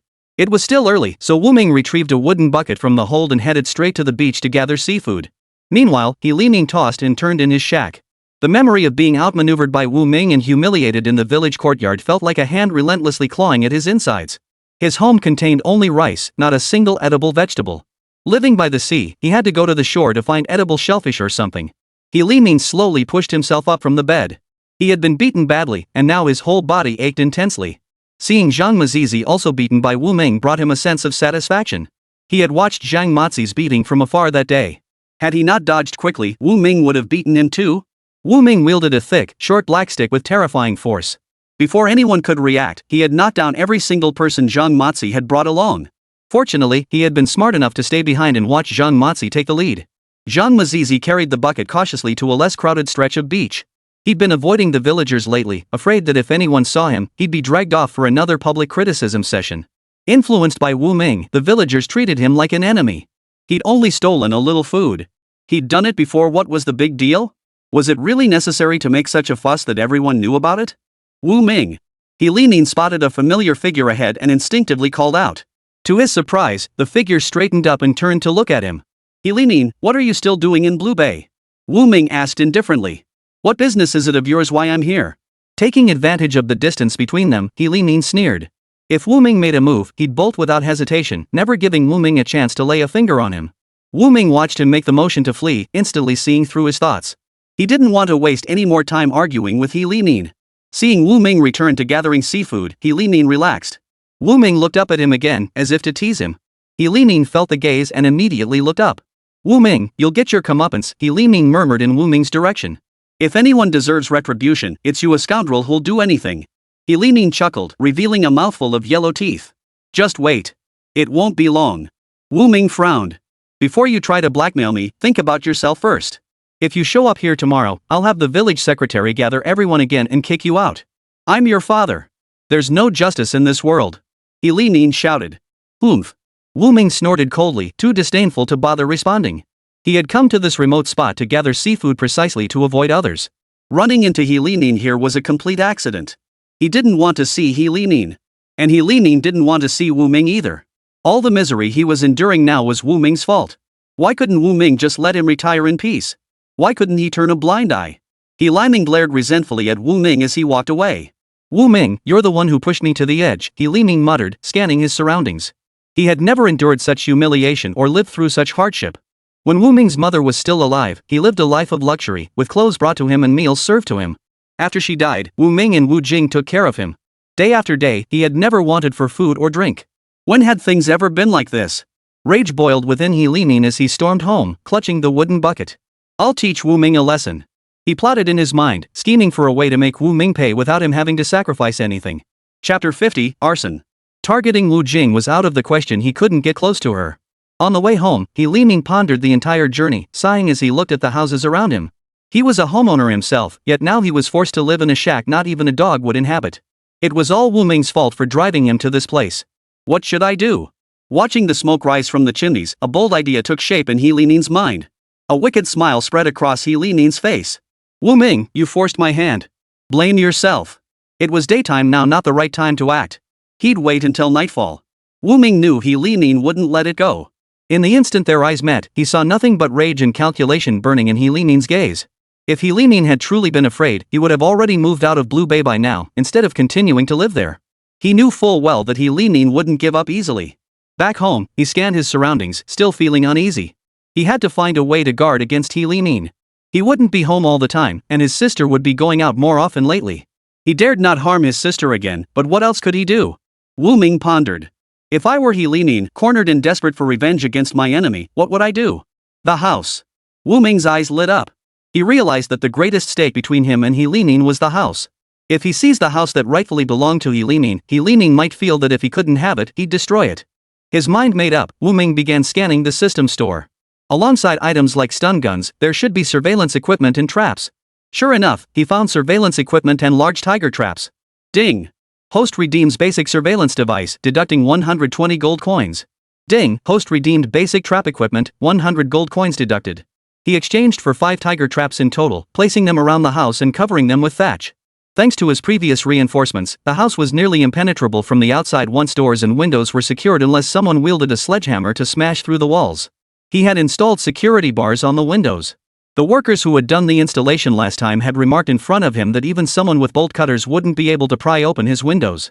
After installing surveillance equipment and setting the traps, Wu Ming went to bed with peace of mind. The next day, he left as if nothing had happened. Today's plan was still to hunt for treasures on the beach. Last night's low tide would leave plenty of good finds washed up. Every day, he collected crabs and shells to exchange for gold coins. The coins in this system accumulated bit by bit. Ming, skip fishing today. Come gather seafood on the beach instead. The big tide receded yesterday, so the beach should be full of fish right now. Truthfully, he feared that if he went out to sea, He Limin would target his house. He wasn't home, and he couldn't rely on his sister to handle He Limin alone. He feared she might get so scared she'd fall ill. Wu Ming was gathering seafood not far from home. Lu Honghong walked over and chatted with him casually. Ming, could you take me with you next time you go out to sea? I want to learn how to fish from you. Would your dad let you go? Wu Ming asked. Lu Honghong, if someone else took me out to sea, my dad wouldn't feel at ease. But if it's you, brother Ming, taking me, that's different. You're a girl, you shouldn't have to toil at sea fishing. Lu Honghong stared at Wu Ming in surprise. Brother Ming, do you share the same views as others? That a girl just needs to marry a decent man, rely on her husband's family to support her for life, and bear children? But I refuse to. My dad only has me. I won't just marry someone and raise kids. I want to go out to sea fishing like a man and support my whole family. Lately, she'd noticed more and more white hairs appearing on her father's head.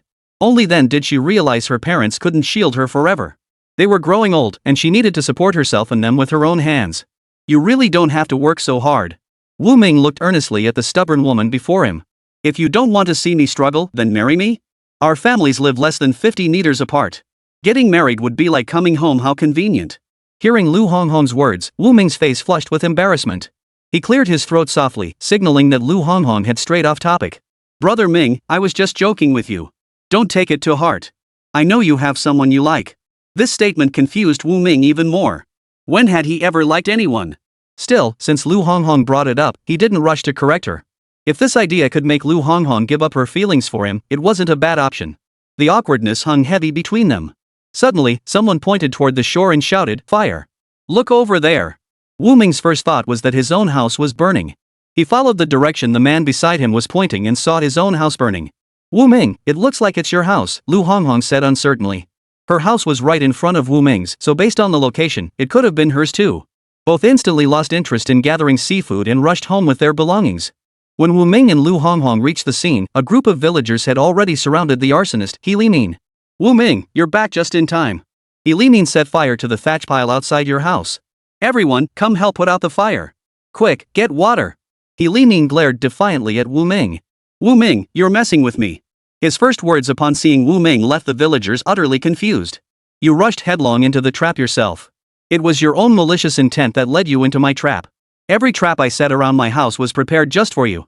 He Limin stared at his mangled foot, gasping for breath in agony.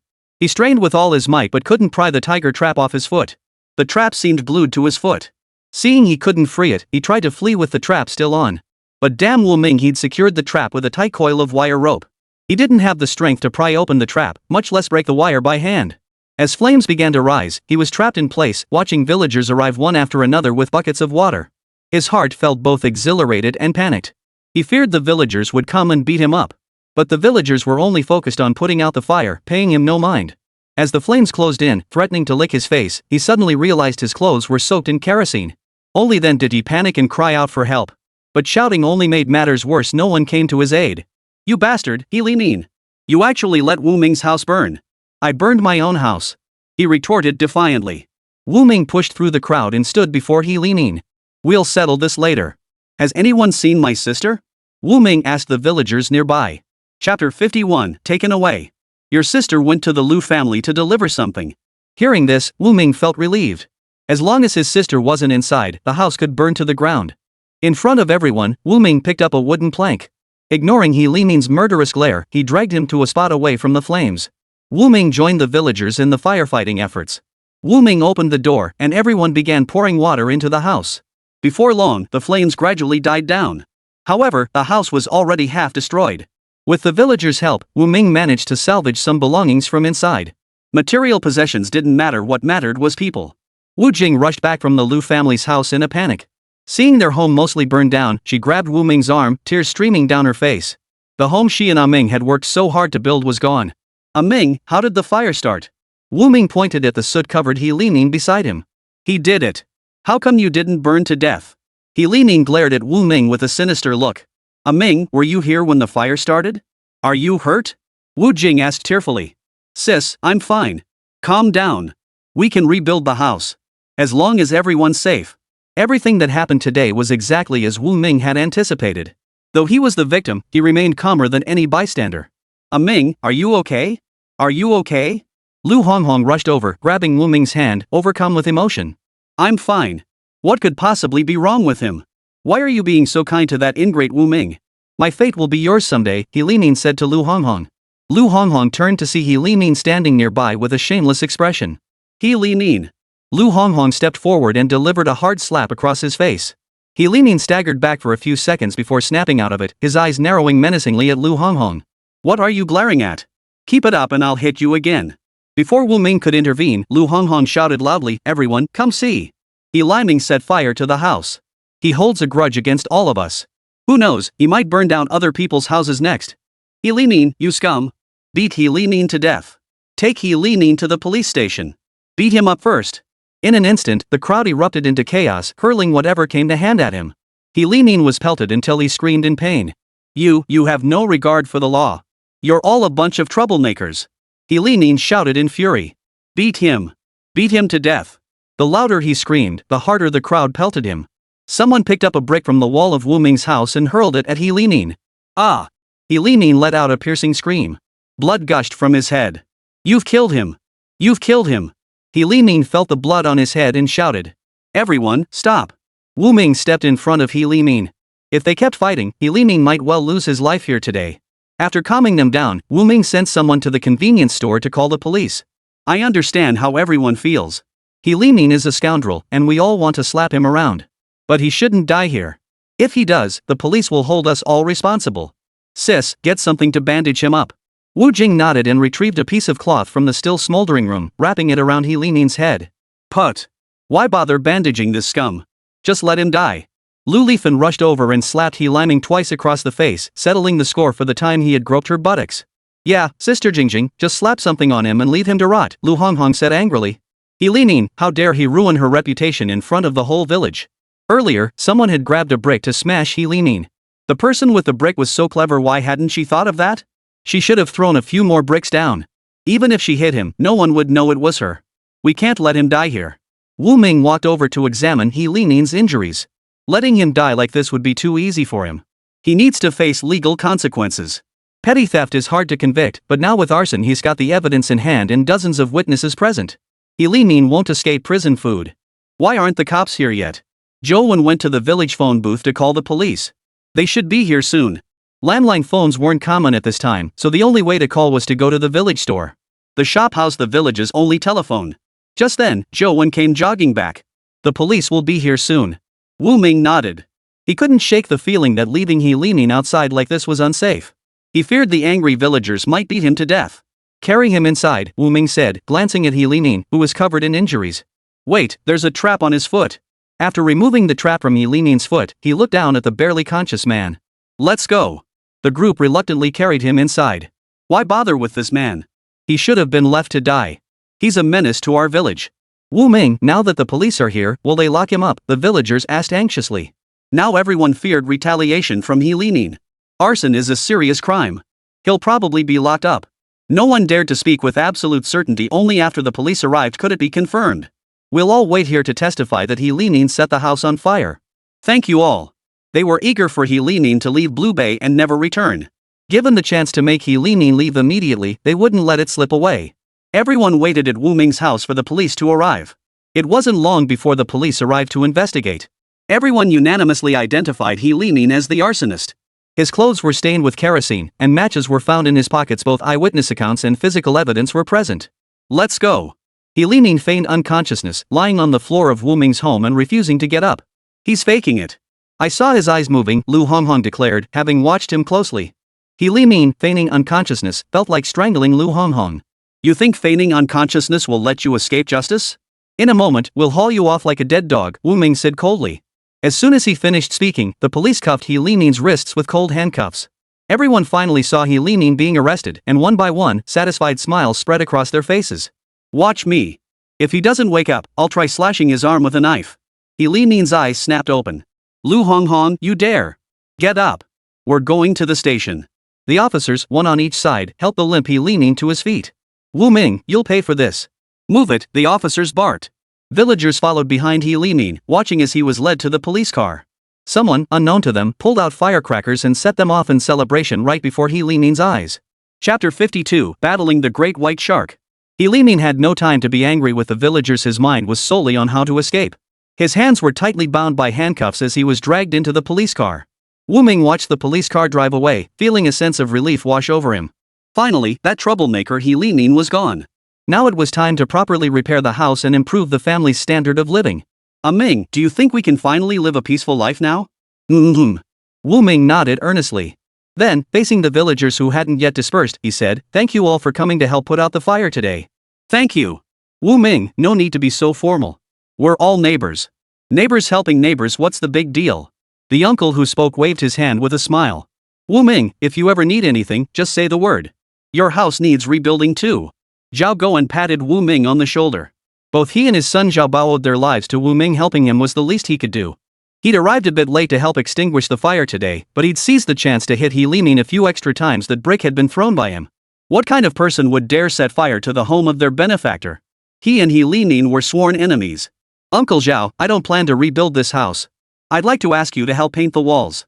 Painting walls is no big deal, I'm always available. Whenever you need me, I'll be free. But since your walls were scorched, I'll check if they're salvageable first. If not, we'll have to repair them. You buy the materials, and I'll fix it for free. Zhao Guan leaned close to the wall and examined it. Wu Ming, these walls might not be salvageable. Listen to Guan first, Lu Guohua interjected from the side. He had just returned home and found a crowd gathered at Wu Ming's place. Not understanding what had happened, he asked around and learned that He Limin had set fire to Wu Ming's house. He'd set Wu Ming's house ablaze. Alright, I'll take a look first. Wu Ming thanked each villager who had come to help. After seeing everyone off, Wu Ming turned to look at his sister, Wu Jing. Sis, you must be scared. I'm fine. As long as you're okay. Wu Jing went back inside to tidy up the house. Following his sister inside, Wu Ming walked through the room, staring at the walls blackened by smoke. The flames hadn't seemed that intense from outside. How could the interior be so badly charred? Looks like the whole house will need a fresh coat of plaster. He glanced at the items in the system store, wondering if whitewash for plastering walls was available. With a slight shift in his thoughts, white plaster for wall painting appeared on the system store page. For just 20 gold coins, Wu Ming quickly exchanged for 6 buckets. Next, he checked his remaining gold coins. Ding! Host consumed 120 gold coins. Remaining gold coins, 24,089. Earlier, when his gold exceeded 50,000, the icon for the basic fishing boat in the system store lit up, indicating it was available for purchase. He'd recently bought a lot of basic equipment for the fishing boat, which had burned through his gold coins. Sis, I'll head back out to gather seafood. You can take your time cleaning up at home, no rush. He needed to save as many gold coins as possible, starting now. Alright, go ahead. Come back early for dinner. Wu Ming nodded, picked up his wooden bucket, and headed to the pier. His fishing rod was right on the boat he was heading out to sea to fish. He could catch plenty in an afternoon. The fishing boat started up, and Wu Ming left the bay. The open ocean held richer fish stocks. He anchored the boat, baited his hook, and cast his line. After a long while with no movement from the float, Wu Ming figured it was because he hadn't set up a feeding spot. He took out the secret recipe bait from the system marketplace, mixed it with his own blend of rice flour and spices, stirred it thoroughly, and scattered it into the sea. The scent spread quickly through the water, and soon the float began to move. Wu Ming lifted the rod, feeling only light resistance, likely a small fish that had just taken the bait. He calmly reeled in the rod as he walked back, but suddenly the rod jerked downward. His hand slipped, and the line shot straight out. Damn it, a big fish. Wu Ming's heart sank. His small fish had likely been swallowed by the larger predator that had just taken the bait. What incredible power. With just the strength of his arms, he couldn't pull the massive creature out of the water. Fortunately, one end of his fishing rod was securely tied to the fishing boat with line. As long as the hook held, the fish couldn't escape. The fishing boat rocked violently as the fish dragged it back and forth. He stared intently at the water's surface, hoping the monster might surface on its own. After a fierce struggle, his fishing boat rocked relentlessly. After nearly half an hour, Wu Ming guessed the fish had exhausted its strength. He pulled the rod again to reel in the line, and the force resisting him felt considerably lighter. It must be nearly spent. Wu Ming's lips curled into a smile as he slowly reeled in the line. He remained vigilant, his eyes fixed intently on the water's surface. Suddenly, the line in his hands snapped taut. The line he had just reeled in shot out again, stretching dozens of meters. This time, he didn't wait. He kept reeling it in. The line alternated between slack and taut. This was a battle between him and the giant creature beneath the water. He recalled a book he had once read, Hemingway's The Old Man and the Sea. The old man battled the great fish, battled the natural environment, and in the end, he won. His indomitable will was worthy of admiration. His current situation was a battle of wills between man and fish. The fish's strength was gradually waning, and so was his. He could use more advanced equipment to haul the fish in directly, but he seemed to have taken on a personal challenge with it. Though the equipment was available, he stubbornly refused to use it. He insists on hauling the fish onto the boat his own way. His palms were raw from the line, so he slipped on gloves and kept pulling. Only those who love fishing understand the thrill of this battle with the fish. He was about to win. The massive fish surfaced a huge great white shark he'd hauled out of the water. It looked to weigh at least 200 pounds. Just as it was about to be hauled onto the fishing boat, the great white shark suddenly thrashed violently. If it slipped from his grasp now and escaped, he might regret losing such a massive great white shark for the rest of his life.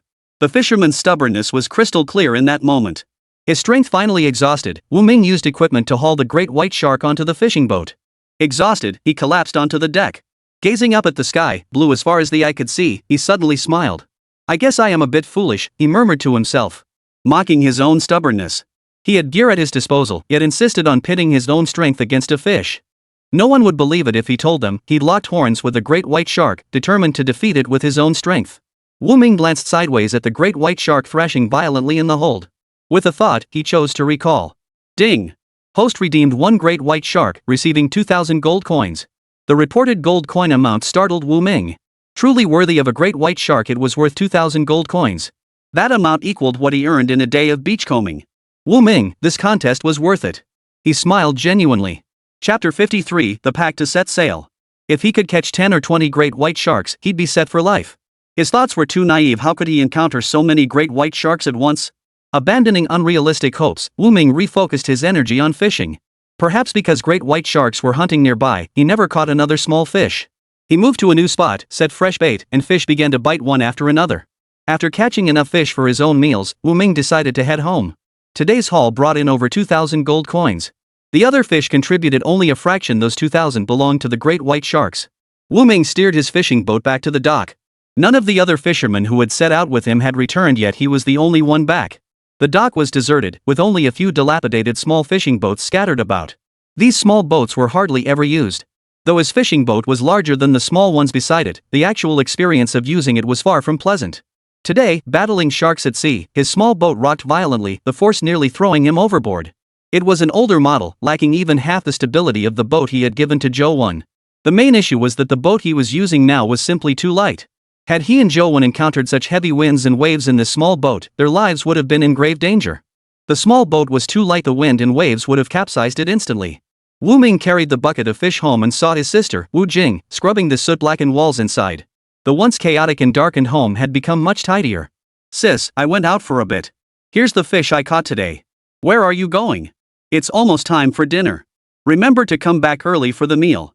Wu Ming answered and walked toward old Tian's house with several fish in hand. He had promised that whenever he caught fish, he would bring some to old Tian. Arriving at old Tian's house, he pushed open the courtyard gate and saw old Tian sitting alone in the yard shelling beans.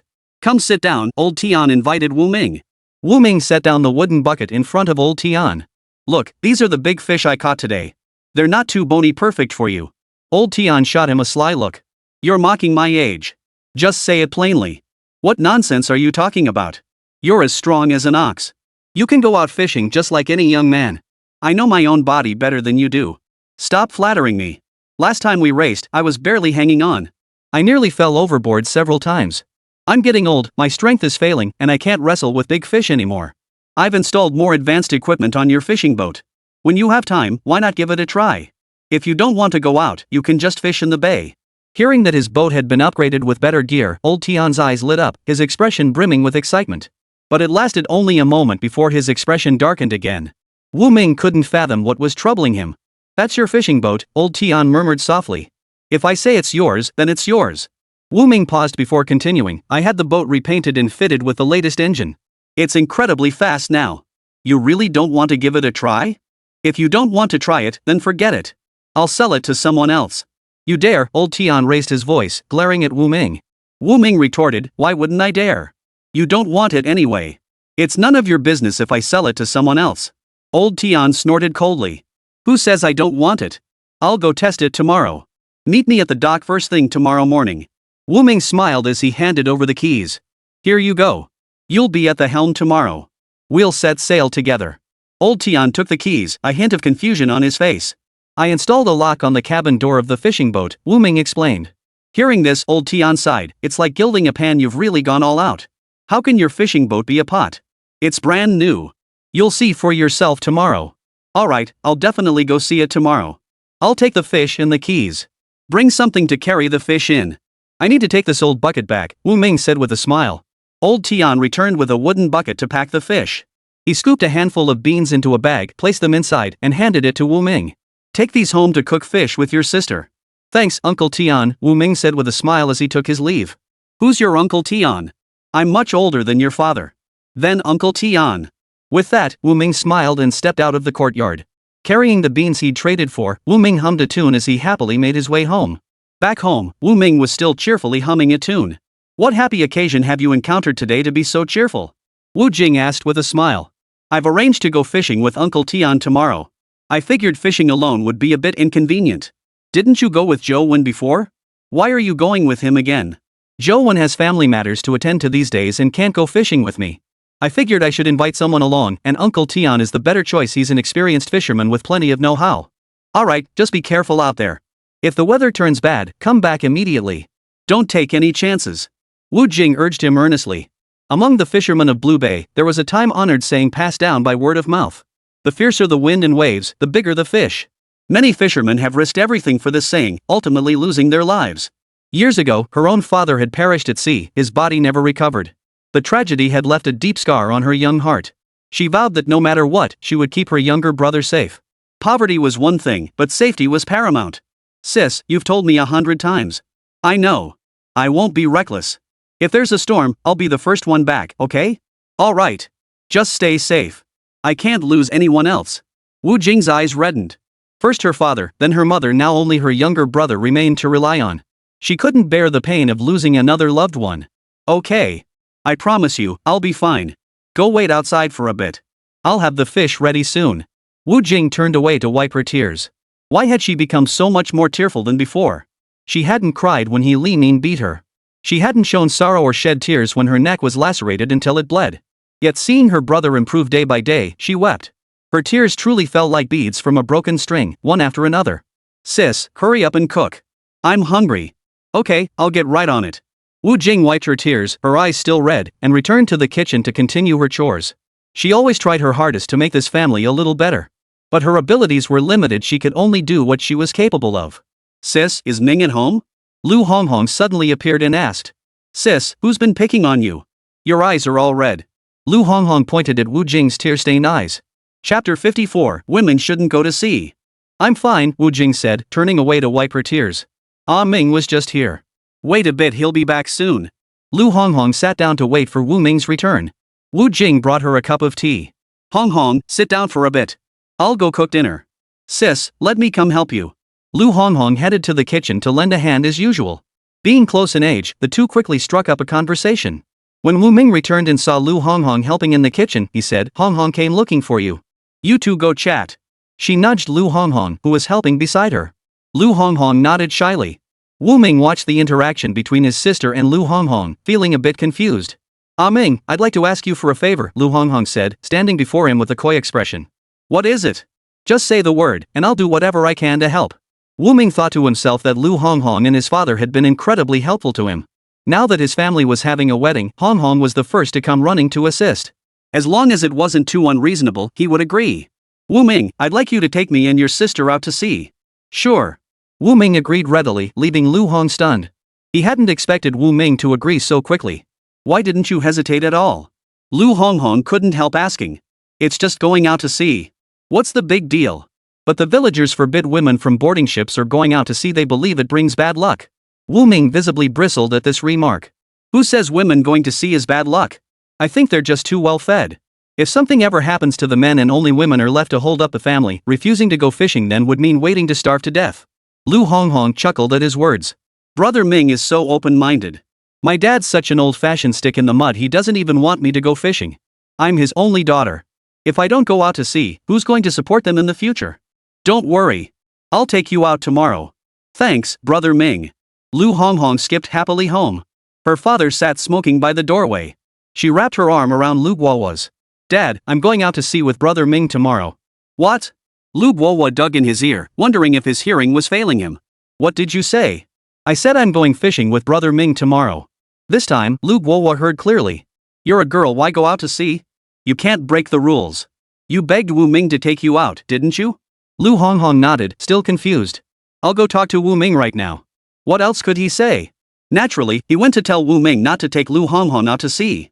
Not only did Lu Honghong breaking the rule that women shouldn't go to sea violate tradition, but she was his only daughter. If something happened to her out there, who would he cry to? Dad, Brother Ming promised to take me out to sea. Lu Honghong chased after him. Absurd. He's young and doesn't know any better. You're being reckless, and he's following your lead, Lu Guowa said. My swimming skills aren't worse than yours men's. Why can't I go out to sea? Lu Honghong asked. She'd been asking this question since childhood. Each time, her father would say it was an ancestral rule forbidding women from going to sea. She wanted to ask, which ancestor exactly made that rule? Why couldn't women be allowed on boats to fish? Her father ignored her. She followed him all the way until they arrived at Wu Ming's house. Wu Ming invited them to sit down. Ming, did you agree to take Honghong out to sea? This is Honghong's fault, she shouldn't have blackmailed you, said Lu Guowa. Honghong didn't coerce me. I agreed to take her out myself, Wu Ming replied. Hearing Wu Ming's firm answer, Lu Guowa realized it was indeed Wu Ming's own decision, made without any coercion. Honghong, please step outside. Wu Ming and I need to speak privately. Dad. Go out. Lu Honghong reluctantly walked out. Only Lu Guowa and Wu Ming remained in the room. Ming, Honghong is my only daughter. I'm counting on her to take care of me in my old age. Going out to sea is so dangerous, I don't want her doing it. All this talk about women not being allowed to fish at sea, about ancestral rules, it's all just to stop her from going out. Uncle Lu. Lu Honghong burst into the room. Dad, I knew it. You're just making excuses to keep me from going out to sea. I'm only doing this for your own good. If something happened to you at sea, how could your mother and I go on? Have you ever thought about that? Dad, does that mean I can never go fishing at sea? How will I support you and Mom when you're old? I never did well in school, I'm not ambitious, I don't have any skills. How am I supposed to support myself? Tomorrow I'll send you to town to learn sewing. Just do as I say and forget about going to sea. No, I won't go. I can't even hold a needle steady, what good would sewing do? I don't like that sort of work.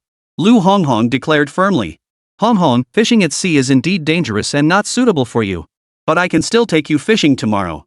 Lu Guowa was about to say more when Wu Ming gave him a reassuring look. Fine. Lu Honghong agreed.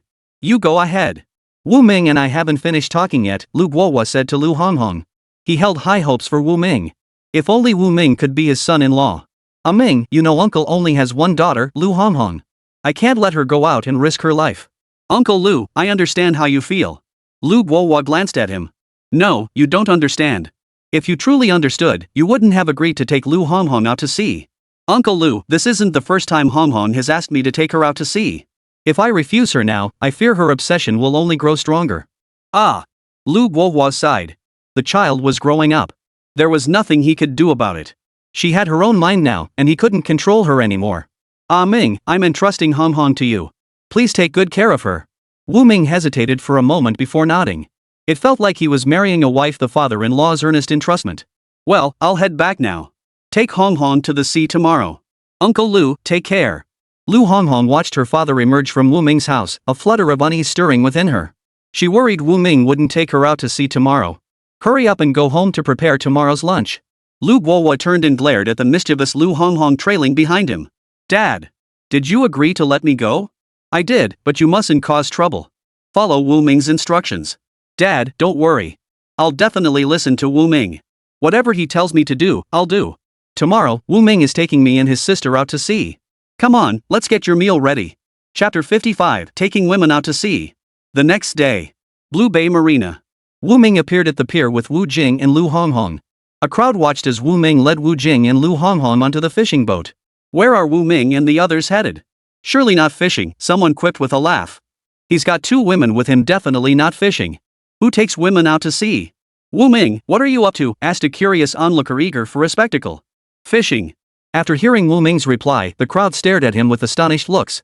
Spotting Wu Jing standing at the bow, several people hesitated, wanting to say something to Wu Ming but holding back.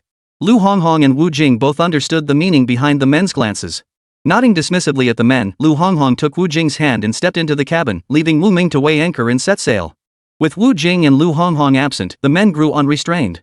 Wu Ming, how could you bring women out fishing? Aren't you afraid it's bad luck? Yeah, taking women out to sea will bring disaster. Wu Ming, don't be impulsive. The group pleaded earnestly with Wu Ming. It's fine. If anything happens, I'll take responsibility. Wu Ming tossed out the words lightly before turning and walking into the fishing boat's wheelhouse. Prejudice between people is a high wall, hard to break down. The taboo against taking women to sea was a rule passed down among men. As for why women shouldn't be taken out to sea, no one could offer a scientifically grounded explanation.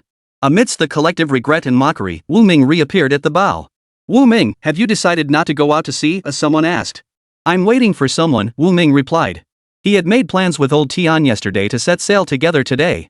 Since old Tian hadn't shown up yet, he decided to wait a little longer. Before long, old Tian's figure appeared at the pier. Old Tian, where are you headed? The others asked, noticing he wasn't going to the beach but straight toward Wu Ming's fishing boat. Out to sea, old Tian replied, glancing at the speaker. Are you going fishing with Wu Ming? The man paused before adding, you absolutely must not go out with Wu Ming today. Why? Old Tian asked, puzzled. Wu Ming is taking Lu Honghong and Wu Jing fishing today. Women shouldn't go out to sea. You won't catch any fish with women aboard. You're an old fisherman, you should know it's bad luck to take women out to sea. At that moment, Wu Jing and Lu Honghong stepped out onto the deck and clearly heard the man's words from the neighboring fishing boat. They listened quietly, feeling uneasy. Old Tian glared at the speaker with a piercing gaze and retorted sharply, you never take women out fishing, yet I've never seen you catch much either. Blame your own incompetence, not the women. Upon hearing this, Lu Honghong immediately gave old Tian a thumbs up. Old Tian, you speak so well. Unlike certain people who blame women for their own incompetence. Wu Jing watched the man on the opposite fishing boat turn ashen-faced. Timidly, she tugged at Lu Honghong's hand. Lu Honghong smirked triumphantly at the man's sour expression and raised an eyebrow. I'm talking about you. Come on, let's head out to sea. I'll take you fishing for big fish.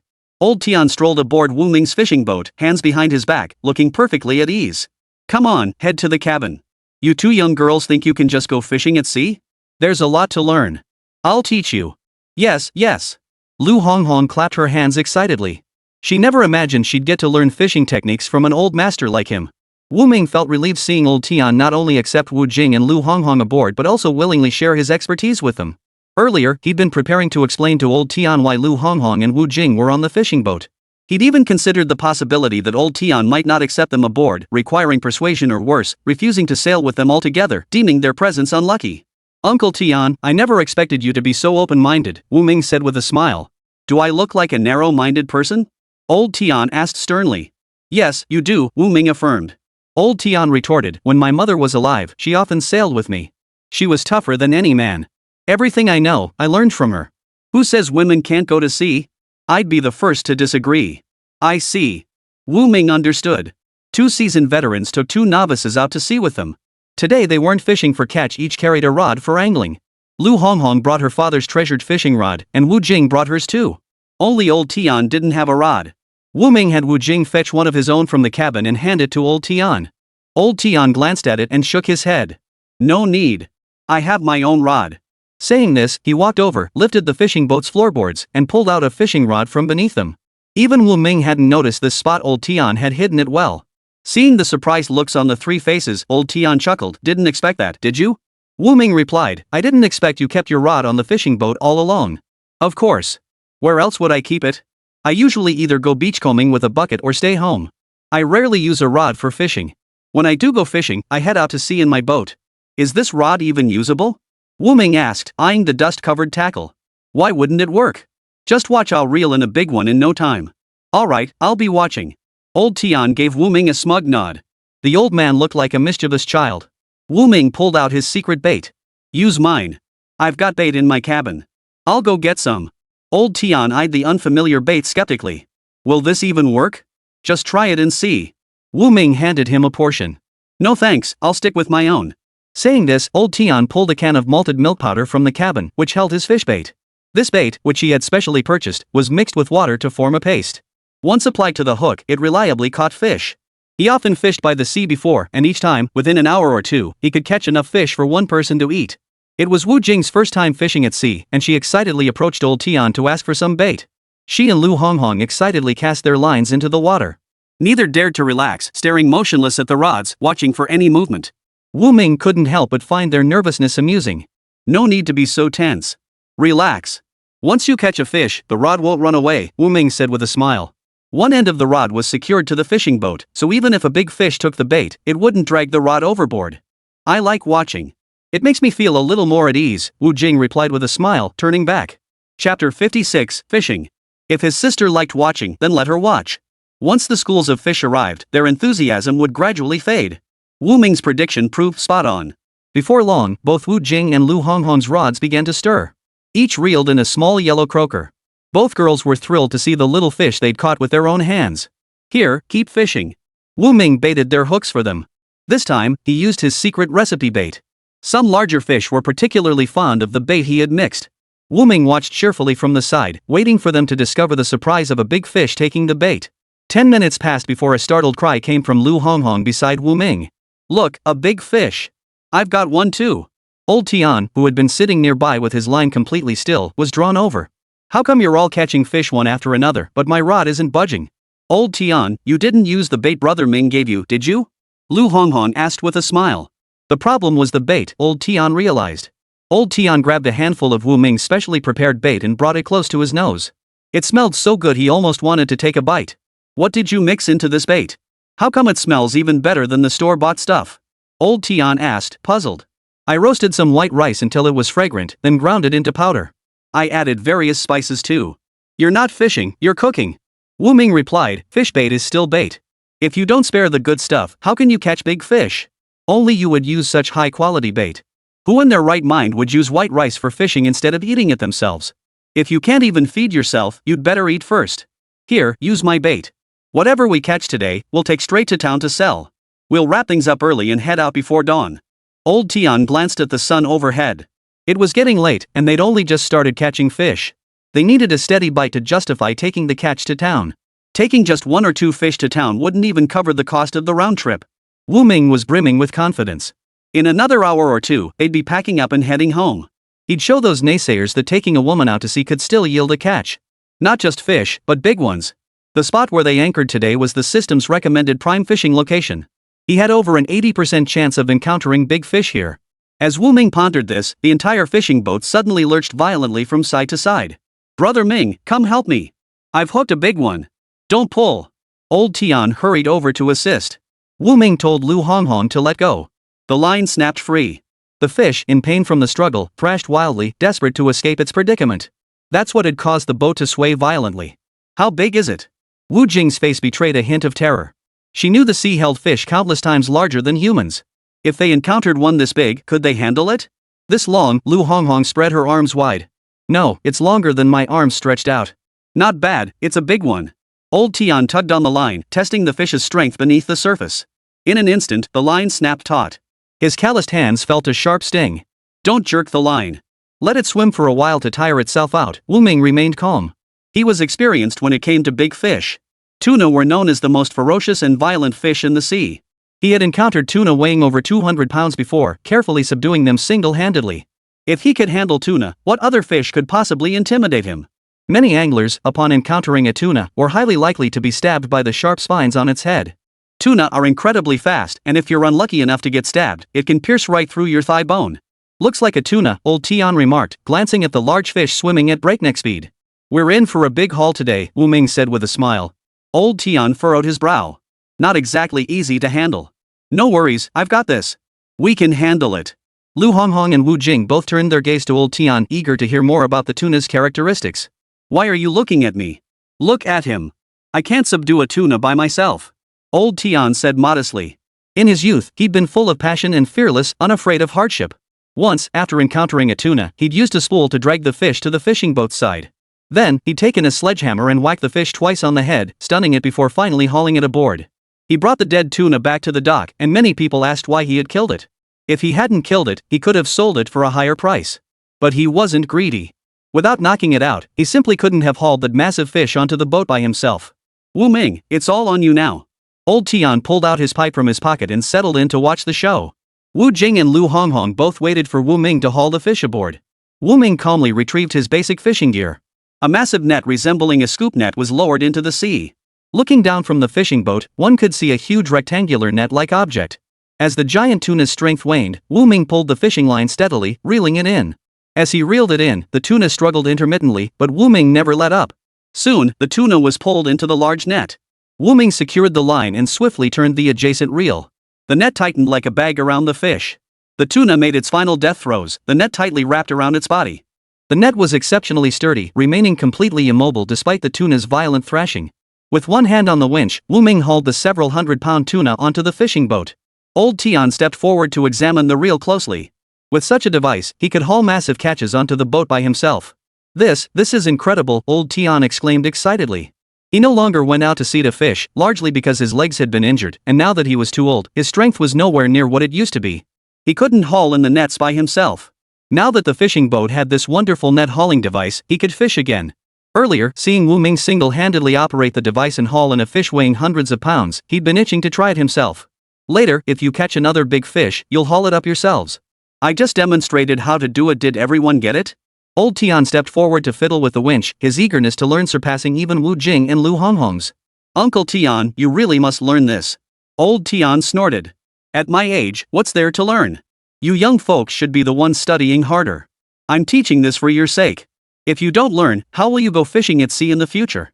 Wu Ming said with a smile. Chapter 57, Returning with a Full Catch. No, I want to live out my days peacefully. Fishing at sea is too dangerous, it's not for me. Lu Honghong retorted, who knew you'd be more scared of death than me? I'm just a girl, what are you afraid of? Old Tian's earlier words had been nothing but a joke, but seeing Lu Honghong take them seriously, his face flushed. I've already learned it. I'll demonstrate for you two young ladies. He began operating the winch, just as Wu Ming had done earlier, first lowering the net, then slowly reeling it back in. His movements were flawless. Wu Ming could tell Old Tian had been watching intently earlier, studying how he operated the gear. Uncle Tian, once this fishing boat is returned to you, you can head out to sea for a leisurely fishing trip whenever you like. Wu Ming, thank you. I never went to school and don't know how to speak properly. If I offended you before, please don't hold it against me. Everyone's right, you're a good person. Suddenly labeled a good person, Wu Ming turned, baited his hook, and resumed casting his line. Uncle Tian, Brother Ming has always been a good person, Lu Honghong said earnestly. Next, everyone was fishing intently. All three managed to catch large fish. Seeing that the sun was still high in the sky, Wu Ming led them back to the pier to wrap up the day. Today, the dock was packed with boats. Everyone who had gone out fishing earlier had returned. When Wu Ming's fishing boat docked, curious villagers immediately rushed over to gawk. Wu Ming had taken his woman out to sea, causing the sea god to take it out on them all. Today not a single one of them had caught any fish. Come on, let's go see if Wu Ming caught any fish. He's only coming back now because he caught nothing. That's why he waited this long. I agree. None of us caught anything today, how could he have fared any better? The villagers chattered among themselves. Wu Ming, you. The swiftest fisherman had already reached Wu Ming's boat. Staring at the boat piled high with fish, he was speechless with astonishment. What? Wu Ming came back empty-handed today too, someone teased with a laugh. No. Then what's going on? Let me take a look. He leaned over the cabin to take a look, his expression turning just as stunned as the previous one. Had they seen things? Hundreds of pounds of giant tuna, over 100 pounds of Chinese horse mackerel, and countless yellow croakers. The entire hold was nearly filled to capacity. See? Wu Ming didn't catch anything either. I told you women shouldn't go fishing. Open your dog eyes and look. Who said I didn't catch any fish? Which damn fool said women can't go fishing at sea? I caught tuna today. Lu Honghong stepped out of the fishing boat and unleashed a torrent of abuse at the speaker. Cut the lip service. Where's the fish? He still didn't believe Lu Honghong could catch fish. The old folks said women shouldn't go fishing at sea or even touch a fishing boat. Come see for yourself. The man leaned into the cabin and saw several enormous fish before his eyes, and yes, there really was a tuna among them. Impossible. How could a woman like you catch tuna? What's wrong with being a woman? A woman is still better than you, a useless piece of trash who can't catch a single thing. Others spoke without restraint, and Lu Honghong couldn't be bothered to spare them any courtesy. The one spouting nonsense was actually one of her relatives. This person had always looked down on her father and her family. They believed that with only a daughter and no male heir, the family line would end with her. When her parents grew old, there would be no one to care for them. As the saying goes, daughters eventually marry. How could Lu Honghong care for her aging parents after she was gone? Lu Honghong had wanted to give him a piece of her mind for ages. Today, he'd walked right into it, finally giving her the chance to let loose. Open your eyes and look. Can't I catch fish? Can't I support my parents? Do you think I'm some useless good-for-nothing like you? Lu Honghong, you. The man pointed at her face, ready to strike, but when he saw Wu Ming appear beside her, he pulled his hand back. I won't stoop to arguing with a woman. If you really didn't care, you wouldn't have said those things earlier. I couldn't care less about arguing with you. Wu Ming said, Honghong, don't bother arguing with others. The fish are yours, and the money earned is yours too. I'll call the fishmonger to come collect them. He had planned to deliver them to the city himself, but these fish were simply too large. They required a big truck for transport. There were no big trucks in the village, so he had no choice but to call the fishmonger to the village pier to collect them. The tunas still had a faint pulse. They were technically live fish. Old Tian stepped off the fishing boat onto the shore and addressed the onlookers with a sigh. Is it so hard to admit you're outmatched?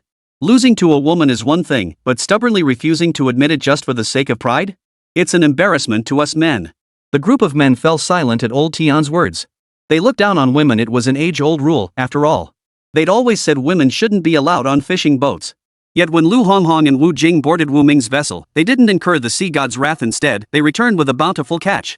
Lu Honghong pulled Wu Jing's hand ashore. Glancing at the men blocking her path, she glared at them. Move aside. Lu Honghong, don't get too cocky. Wu Ming must have helped you catch those fish today. Did you actually see Wu Ming help me? Or are you just jealous that I caught fish while you didn't even get a single shell? Why are you being so rude? So what if it's nasty? Your words aren't nasty? Before we even set sail, you started pouring cold water on me. Not only did you mock me, but you mocked Wu Ming too. What? Now that you've come up empty-handed while we're returning with a full haul, you're feeling resentful again? Lu Honghong's sharp tongue was truly formidable. No one in the group could match her. The remaining men wisely stepped aside to let Lu Honghong pass.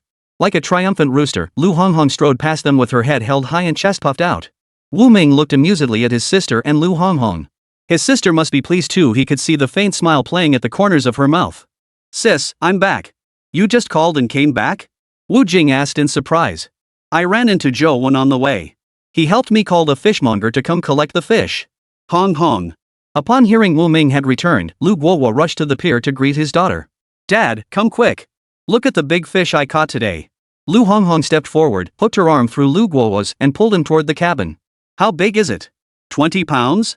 Lu Guowo teased with a smile. No, over 200 pounds. Lu Honghong pulled him excitedly onto the fishing boat. You're not lying? Brother Ming can vouch for me. I absolutely didn't lie. Wu Ming walked over, smiling as he confirmed Lu Honghong hadn't lied. Chapter 58, Conflict Arouses. Honghong, you haven't disappointed your father. Lu Guowo beamed with pride. What's there to be happy about?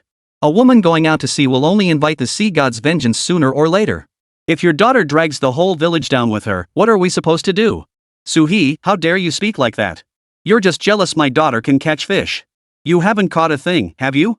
The middle-aged man speaking was Su-hee. He had previously sent a matchmaker to propose marriage to Lu Honghong, only to be flatly rejected by Lu Guowo. He harbored resentment toward Lu Guowo. What's there to envy? Some people can't even have children, yet they still smile foolishly, Su-hee sneered. At this remark, every family with an only daughter fell silent. With strict family planning enforcement, they dared not risk their homes as collateral. If caught secretly having another child, the village authorities wouldn't even spare their houses when imposing fines. So families whose firstborn was a daughter dared not take the risk of trying for a son later. Lu Guowo was so enraged by Su-hee's words he couldn't speak. Seeing this, Lu Honghong rushed forward. You're truly pitiful. Your son is such a little darling. Over 30 and still unmarried. You'd better hurry home and take care of your foolish son. Your family might never manage to find him a wife in this lifetime. Su-hee's son had suffered brain damage from a high fever as a child, leaving him with intellectual disabilities. Lu Honghong's words struck directly at Su-hee's deepest wound. Over the years, he'd hated it most when people called his son a little cutie. Lu Honghong, you're asking for it. Your father didn't raise you properly, so I'll teach you a lesson. He raised his fist to strike Lu Honghong. Stop. Feeling his wrist seized by Wu Ming, so he glared sideways at him. Wu Ming, you're meddling too. You're a grown man in your 40s picking on a girl barely out of her teens. Don't you fear being laughed at? Wu Ming released his grip and shielded Lu Honghong behind him. Hiding behind him, Lu Honghong felt genuinely touched. She'd been prepared to fight Suhi, but Wu Ming had stepped in. Wu Ming, thank you for shielding Honghong just now. Leave this to me. That shameless Suhi dares pick a fight with a child? I, Lu Guohua, am no pushover. I'll make him see what happens when he messes with my daughter. With that, Lu Guohua ripped off his jacket and slammed it to the ground. Rolling up his sleeves, he charged toward Suhi. Suhi was dark, thin, and short, barely reaching Lu Guohua's chest. What do you want? Suhi's voice trembled slightly. He took a few nervous steps back.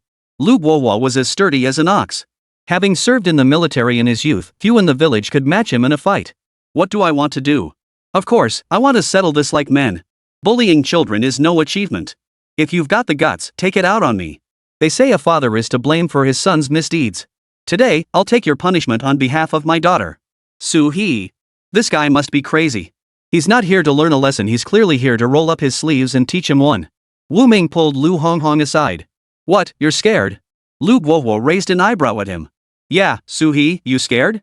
You were as fierce as a shark in the ocean just now, but when it comes to the real thing, you chicken out?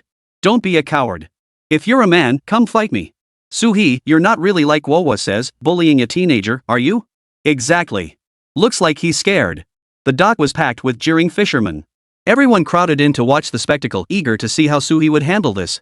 Amidst the taunts and goading, Suhi's face darkened. He was stuck between a rock and a hard place. If he didn't fight Lu Guohua, he'd lose face. If he did fight, he'd definitely get beaten. After an internal struggle, he let out a cold, dismissive snort. A gentleman settles matters with words, not fists. I'm not wasting my breath on a brute like you. With that, he calmly walked away from the crowd. What a bore. They didn't fight. They didn't even fight? The spectators, their excitement waning, watched Suhi depart. Lu Honghong stuck out her tongue at Suhi's retreating back. All that talk about cutting off the family line, and I thought he was some kind of tough guy. But he doesn't even dare to face my dad one-on-one? Not a shred of manliness. His son must be just like him. And he wants me to marry his son? Dream on. Lu Honghong's words suddenly made everything clear to those around her. No wonder Suhi's always picking on you, turns out you rejected their marriage proposal. He's so petty. Just because someone declined his matchmaking, he holds a grudge. Who'd dare marry their daughter to him now? Whoever marries into the Su family is none of Lu Guohua's concern. All he cares about is whether his daughter is happy. To hell with those damn rules. Women can't go to sea? That's all bull. Wu Ming, thank you. Come over for dinner tonight. Your auntie made dumplings and fresh fish balls. Lu Guohua's gaze fell on Wu Jing and Wu Ming. Uncle, this feels a bit awkward, Wu Jing said, looking slightly embarrassed. Why wouldn't it be? We're neighbors and family. Today you took Honghong out to sea and helped her fulfill her dream. I'm overjoyed. Inviting you over for a meal is the least I can do. Don't refuse. Just the two of you, come straight over to my place. Sis, come eat at my place. You've worked hard fishing today, and you'll still have to cook dinner when you get home. That's too much trouble. You and Ming should just come over to mine, it's so much easier. Alright then. After Lu Honghong's persistent coaxing, Wu Jing agreed to have dinner at her place. You two go ahead back. I'll wait for the fishmonger to arrive, Wu Ming said. Old Tian, you should come to my place for dinner too, Lu Honghong called out as she hurried to the bow, addressing Old Tian who was scrubbing the deck. Old Tian slowly lifted his head, his eyes slightly cloudy. A kind smile spread across his sun-darkened face. I'll pass. Come on, you'd have to cook dinner if you went home alone. That's too much trouble. Wu Ming added, Uncle Tian, please. Don't be so polite. Old Tian was about to refuse again when Lu Guohua stepped forward. Old Tian, come have dinner at my place. Honghong's right, it's no fun eating alone when you could be enjoying a meal with everyone. Today you caught a big fish. Think of it as a celebration for your catch. Let's go together. Wu Ming helped Old Tian pack up the fishing gear. Alright. Wonderful. Uncle Tian agreed. Lu Honghong jumped up in delight. Before boarding the boat, the men all said women shouldn't go out fishing at sea, but Old Tian was the only one who supported her. Her heart swelled with admiration for Old Tian. Later, while fishing together, she witnessed Old Tian's open-mindedness and willingness to learn once more. She was convinced he was a good man, not the reclusive, difficult old codger the villagers made him out to be. You guys drink up. I'll go buy some liquor. With that, Lu Honghong happily dashed off to the village store to buy alcohol. Wu Ming shook his head helplessly. He knew he'd get drunk again tonight. He couldn't hold his liquor and wouldn't last long. Chapter 59, The Banquet. Ming, you go ahead. I need to stop by my place first, Wu Jing told Wu Ming. Wu Jing thought she couldn't just eat and drink at someone else's house without bringing a gift. She went home to fetch one before heading to Lu Honghong's house. Sis, I thought you weren't coming. I was just about to go look for you at your place, Lu Honghong said, stepping forward to link arms with Wu Jing. Honghong, take this. Wu Jing handed her the gift she'd brought from home. Sis, you went home just for this? Lu Honghong looked at the snacks stuffed into her hands. Sis, I'm not a kid anymore. I don't eat these things. It's just a small token of my appreciation. Take it and enjoy. Lu Honghong accepted the snacks and went to the kitchen to help prepare dinner. Wu Jing followed her. Soon the meal was ready, and everyone gathered around the table to eat. Wu Ming happened to sit next to Lu Honghong. Wu Ming, come sit over here. Let's all drink together. The Lu family relatives and old Tian sat together, calling Wu Ming over to drink. No thanks, I'm fine sitting next to Honghong. The words had barely left his mouth when the group burst into laughter. At first, Wu Ming didn't think there was anything wrong with the remark. But when he saw Lu Honghong blushing beside him, he belatedly realized the implication. He wanted to explain, but feared making things worse, so he said nothing and just kept his head down, eating. Wu Ming, come over and have a drink. Old Tian stood up and pulled Wu Ming over. Wu Ming protested, I can't hold my liquor. Just have a little to keep us company. How could he drink less? No sooner had he sat down than a large cup of liquor was thrust toward him. He reluctantly took it. I really can't hold my liquor. Just have a little. You'll build up your tolerance over time. Yeah, I couldn't handle it either at first, but I built up my tolerance over time. Trust me, you can build up your tolerance. Wu Ming didn't believe this sort of thing could be developed through prolonged practice. He picked up a piece of vegetable and put it in his bowl, eating a few more bites of rice. He figured that if he had to drink later, at least having something in his stomach would prevent him from wanting to throw up immediately after taking a sip. Wu Ming, you've been doing really well these past few times. He's the most promising young man in our village. Even among us old fishermen, few possess his kind of skill, old Tian agreed. Here, Wu Ming, let me toast to you. The toast felt somewhat out of the blue, but meeting the other man's kind smile, Wu Ming raised his cup and downed it in one gulp. Amidst the chorus of praise, Wu Ming downed 3 cups in succession. Wu Ming felt his head spinning and sensed something was amiss.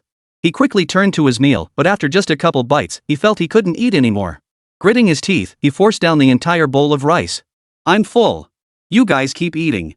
He quickly set down his bowl, worried they'd keep forcing more wine on him. Already full? Why not eat more? Is the food not to your liking? Asked Lu Guohua, the host, with concern. The food is delicious, but I just can't eat much. Wu Ming paused before continuing, Uncle Lu, I've had too much to drink. I'll step outside to sober up. With that, Wu Ming dashed outside. The sea breeze on his face eased the dizziness somewhat. He strolled along the coastal path, gradually shaking off the discomfort of his intoxication. Ming, have you eaten? Zhou Wen, who had also finished his meal and stepped out for a stroll, met him head-on. What's going on between you and Sui? I could hear Sui cursing at you all the way from my yard today. Did you two have a falling out? Not exactly a fight. Wu Ming proceeded to recount in detail to Zhou Wen how Sui had criticized him for taking Lu Honghong fishing, claiming it was bad luck to bring women along. Wu Ming, who had drunk too much, became quite talkative, recounting everything in great detail. Zhou Wen listened as if he were right there, witnessing the entire scene unfold. Sui's meddling way too much. What business is it of his if you take Sister Jingjing and Honghong out to sea? He's just bored out of his mind, jealous that you always come back with a full haul. That's why he's looking for any excuse to pick a fight with you, Zhou Wen said. You'd better watch out for Su-hee. He's no good holds grudges. You humiliated him in front of everyone. Watch out for his revenge behind the scenes. Don't worry, I'll be careful, Wu Ming assured his friends in response to their well-meaning warnings. He always preferred to view those who harbored ill will toward him through a pessimistic lens. He didn't believe in repaying kindness, he only believed in the unpredictability of human nature. What's going on between you and Lu Honghong? Is something good about to happen? You even took her out to sea, Zhou Wen asked with a smile. What's going on? We're still like we were as kids, just friends, good partners. Zhou Wen raised an eyebrow. Partners? He chuckled. Ordinary partners wouldn't risk being scolded by taking someone out to sea and teaching them how to fish step by step. We really are partners. You may see her as a partner, but she doesn't feel the same way. Wu Ming froze. As a straight guy, he hadn't thought that far ahead. Seeing Wu Ming's momentary fluster, Zhou Wen chuckled and patted his shoulder. If Honghong truly likes you, you'd better take responsibility for her. Yeah. Wu Ming thought to himself, I'm not a jerk. If it ever comes down to taking responsibility, I will. Images of Lu Honghong flashed through his mind, her sweet voice calling him Brother Ming, asking him to teach her how to fish, and her bringing him meals and all sorts of things. Only belatedly did Wu Ming realize this was precisely the give and take of young love. He didn't think much of it, but he accepted everything Lu Honghong gave him. If he had no feelings for her but accepted those things, did that make him one of those notorious jerks who thrived on ambiguous relationships? Wu Ming wrestled with his thoughts. Honghong is close to you, so you should handle her side. Just give her family a heads up to be careful around Sui, Zhou Wen kindly advised. Alright, I'll have a proper talk with them tomorrow when I head out to sea. Speaking of warnings, Wu Ming felt he should also caution old Tian. Old Tian had spoken up for him and Lu Honghong many times, earning Sui's deep resentment. Sui's family sent a matchmaker to propose to Honghong, but she refused. They hate her intensely now. Promise me you'll protect Honghong and keep her safe. Wu Ming looked at his good buddy beside him. He curved his lips upward. If you want to be her knight in shining armor, why don't you go yourself? She doesn't like me. I don't want to hang around her, Zhou Wen replied. They were adults now, not little kids in open crotch pants. Gender boundaries and avoiding suspicion were important. He understood that much. If he kept showing up around Lu Honghong, he feared it would put her in an awkward position. Honghong likes you. She's a great girl. Don't miss this chance or you'll regret it later, Zhou Wen said, facing Wu Ming with an incredibly serious expression, speaking to him earnestly. The unwavering resolve he saw in Zhou Wen's eyes left Wu Ming stunned for a long moment. I know. He began to seriously contemplate his relationship with Lu Honghong. If he didn't like her, then for the sake of her reputation, he couldn't take her out to sea starting tomorrow. Chapter 60, Typhoon Approaches. After a night of turmoil, Wu Ming stepped outside the next morning. Seeing Lu Honghong, bucket in hand, fluttering toward him like a cheerful little bird, he hesitated, words on the tip of his tongue. Brother Ming, is there something you need to tell me? Nothing. Let's go. From this moment on, he would confront his true feelings. Are we still fishing with rods today? Lu Honghong asked. Today we'll use a fishing net. Lu Honghong was thrilled upon hearing this. She had never seen fishing with nets in person before, though she often heard people at the pier talk about how a single haul could bring in thousands of pounds of fish. She often wondered how enormous the net must be to scoop up so many fish at once. Following closely behind Wu Ming, her face beamed with a radiant smile. She gazed toward the eastern horizon where the sun was rising, admiring the layered golden clouds. Brother Ming, look at the sunrise over there. It's so beautiful. Cumulonimbus clouds. Wu Ming immediately recognized something was wrong. What? Rain clouds? But the sun was still shining brightly, how could they be rain clouds? Rain clouds usually appeared on overcast days. Yes, those layered clouds are rain clouds. There might be a storm today. Wu Ming hesitated. Should they go out to sea today? Are we still going out to sea? Lu Honghong asked. Storms at sea were terrifying, and she felt uneasy. Honghong, maybe you shouldn't go today. I'm worried a storm might put you in danger. Then you shouldn't go either, Lu Honghong insisted. Forget it. We'll go out early and return early. Avoid the storm. As he walked, Wu Ming mentally scanned the survival gear in the system store. He had already exchanged for some of these items earlier. He planned to exchange for more later, secretly doing so once they reached the fishing boat. Halfway there, the sea breeze suddenly grew fierce. Walking toward the pier, it was hard to keep one's footing. Honghong, we won't go out to sea today. Let's just gather seafood on the beach instead, Wu Ming said, glancing up at the sky. The clouds shifted shape again, forming a spiral pattern. Wu Ming frowned slightly. It didn't look like a storm was coming, it looked like a typhoon was coming. A typhoon's coming. Let's head back. Secure everything at home that needs securing. The winds will be fierce for the next few days. Tell your parents to stock up on extra food. When he ran into old Tian, Wu Ming mentioned the approaching typhoon. I thought the same thing, a typhoon's coming. That's why I waited here early to tell you. I was worried you'd be reckless like a young bull fearing no tigers and insist on going out to sea. Old Tian gave him a slight glare as he spoke. Wu Ming couldn't help but laugh bitterly. Was he really that stubborn and reckless? The two stayed at the pier, dissuading every fisherman they saw preparing to head out to sea. By noon, Wu Ming finally returned to fetch his bucket, ready to head to the shore for the low-tide harvest. Ah Ming, you're back just in time. I was worried about you. I heard on the radio that a typhoon is coming these next couple of days. I noticed the typhoon too, that's why I came back to tell you. Wu Ming glanced toward the kitchen. We're almost out of vegetables, aren't we? I'll bring some back later and prepare food for the next few days. With the strong winds, we won't be able to go out. Alright, I'll go prepare some firewood. The siblings discussed what they needed to prepare in advance, agreed on the plan, and then each got busy with their tasks. Wu Ming headed to the shore with a plastic bucket to gather seafood. The wind and waves at the shore were barely tolerable at this moment.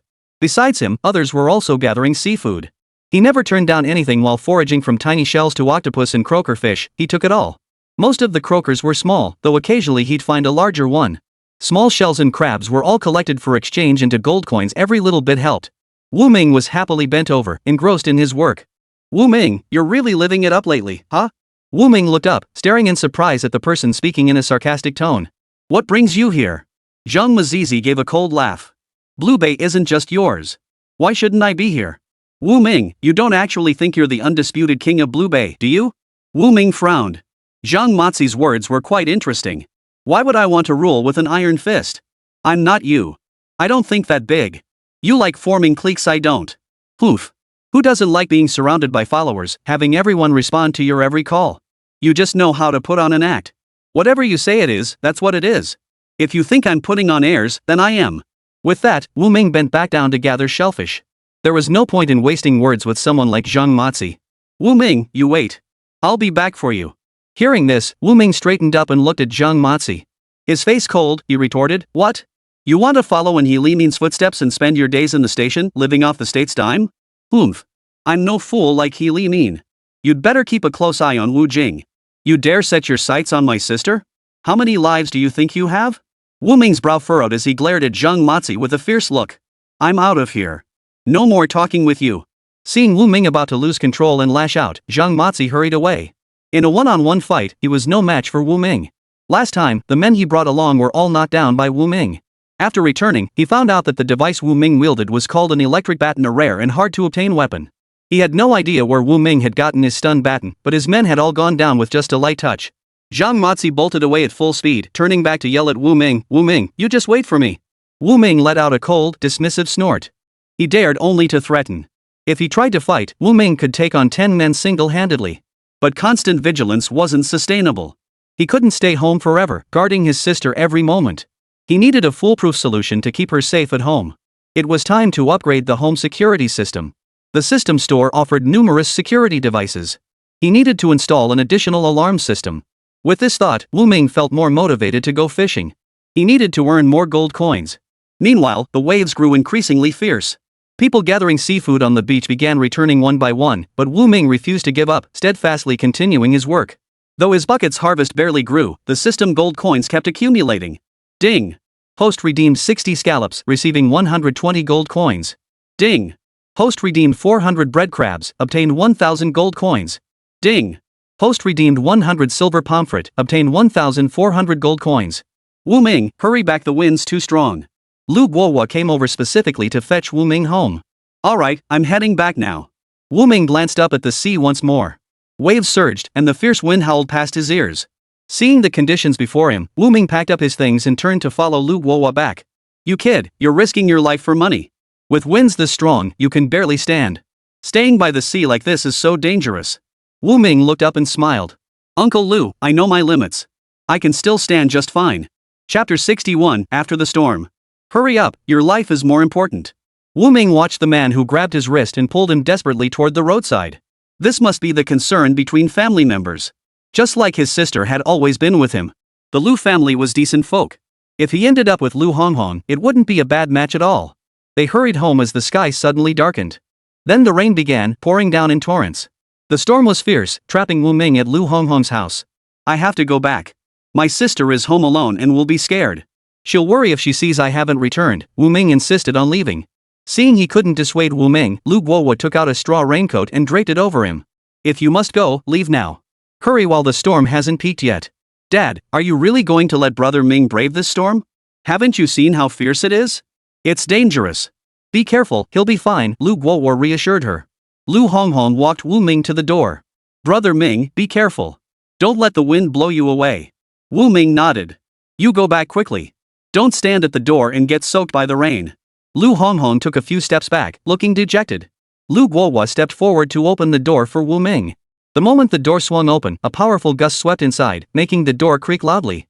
Uncle, I'm heading out. As one foot stepped outside, Wu Ming nearly lost his balance and stumbled to the ground. Seeing Wu Ming nearly stumble outside, Lu Guohua reached out to pull him back, but Wu Ming stubbornly stepped into the storm. He slammed the door shut, using every ounce of strength to secure it. Dad, will Brother Ming be okay? Lu Honghong's eyes were red from the terror of the storm outside. She had seen stronger winds before, but back then, there was no one she cared about in the storm, so she hadn't felt particularly afraid. But now it was different. Now she worried about Wu Ming. She cared about him. She feared he might vanish into the storm. Their home lay close to the coast. One careless step could send someone tumbling into the sea. Once in the sea, there would be no trace left. Wu Ming trudged through the rain, his straw cloak flapping wildly. He kept his body low to the ground, fighting against the fierce wind. What used to be a few steps now felt like an arduous journey with every single stride. Deep down, he felt a twinge of fear, worried the fierce wind might accidentally carry him away. He feared his sister would weep endlessly if he vanished. The howling wind stung his cheeks, raindrops pelting his face like pebbles. Step by step, moving slowly, Wu Ming finally reached his home. He knocked on the door just once, and it opened. His sister appeared before him, her face etched with worry. "Come inside quickly," Wu Jing said. Wu Ming stepped inside and removed his raincoat, which was dripping water. Ming, I'm just glad you're safe. Did you go out to sea today?" Wu Jing asked, her face still filled with worry.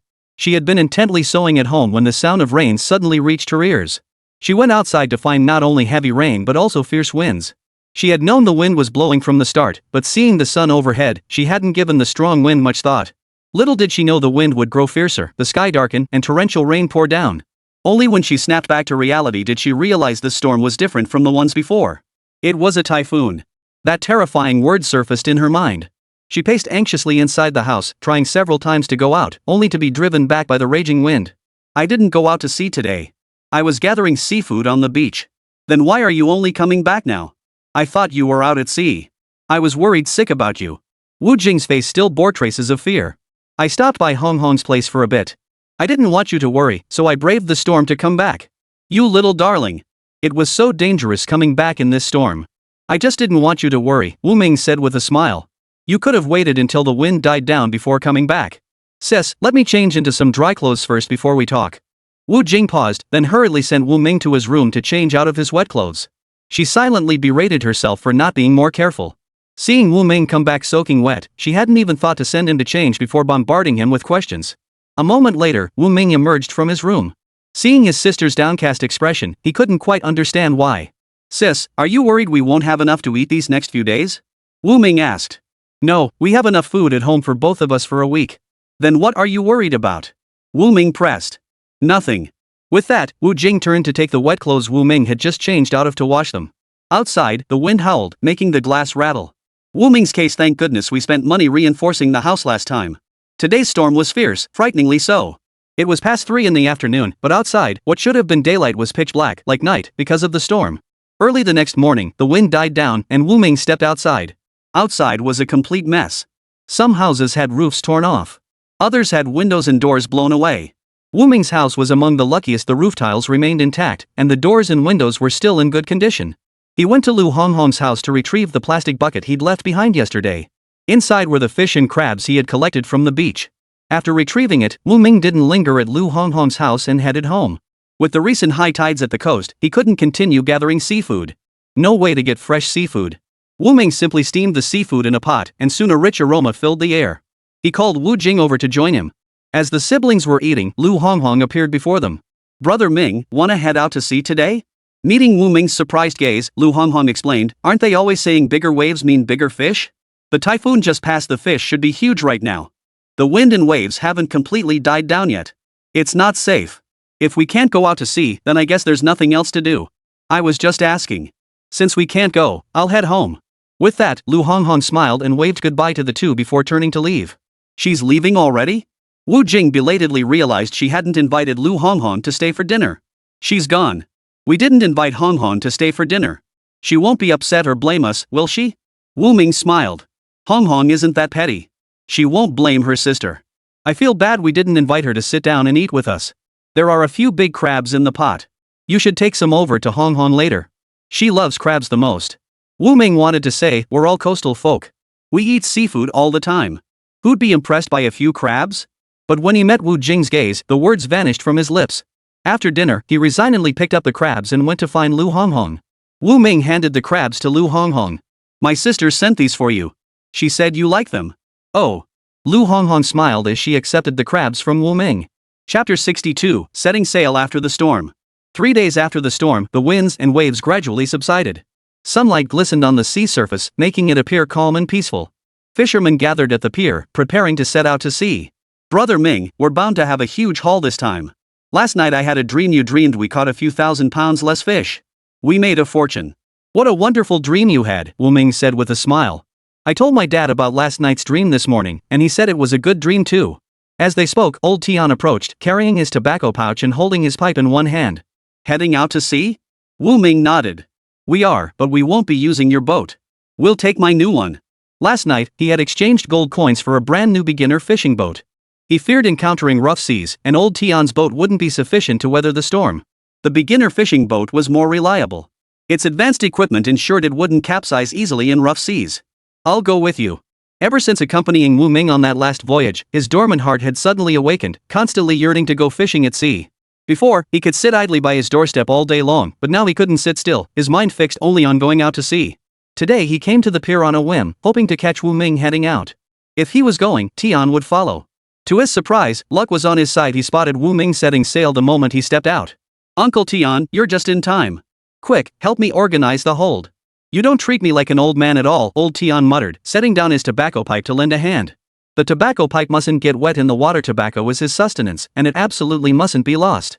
What old man? You're still young. You're stronger than most young guys. I've seen you carry over 100 pounds of fish. Lu Honghong's words flattered old Tian, and he worked with renewed vigor. Looking at the brand new fishing boat, old Tian felt a surge of envy. In his youth, he'd longed for his own boat, but poverty had forced him to settle for a subpar second-hand vessel, even after scraping together every penny. Wu Ming, you're something else, aren't you? You bought another fishing boat. The one you compensated Zhou Wen's family with before that was bought too, right? Yeah. Wu Ming paused before adding, don't think I'm rolling in cash just because I bought this boat. Truth is, I'm broke as a joke right now, penniless as a beggar. I know. This boat must have cost you a pretty penny. Not expensive, Wu Ming replied.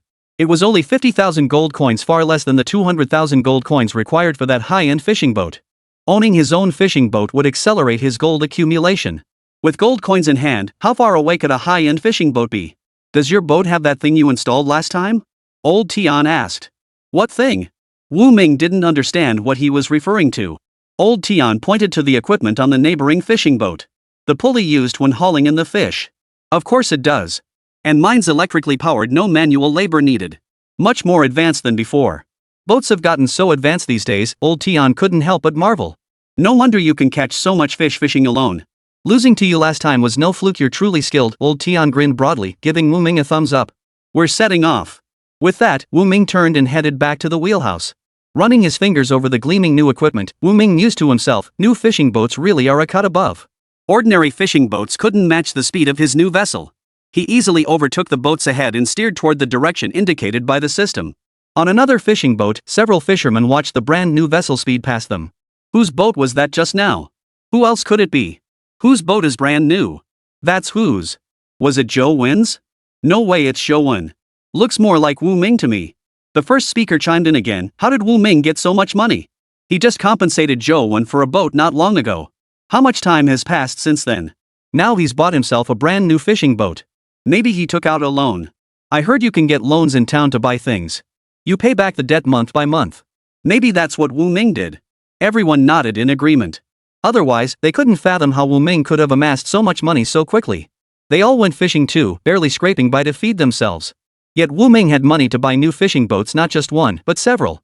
After half an hour of sailing, Wu Ming's boat reached its destination. The system had guided him here, indicating the richest fish stocks in the area.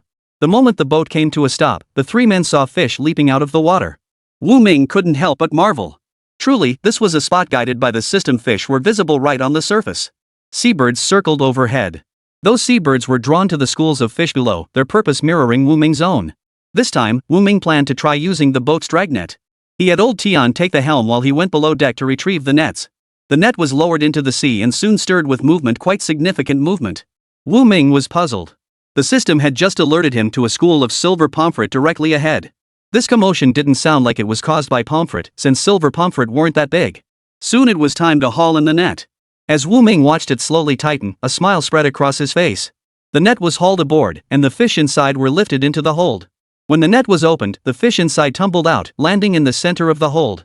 To everyone's surprise, several silver pomfret weighing over 100 pounds each appeared among them. Silver pomfret over 100 pounds? I've never seen such a thing before, old Tian exclaimed excitedly. Silver pomfret were common, but enormous ones were rare. Encountering several 100-pound giants at once was exceptionally uncommon. Old Tian looked at Wu Ming. What kind of luck do you have? You keep catching fish others can't find. You just point to a spot, and thousands of pounds of fish appear.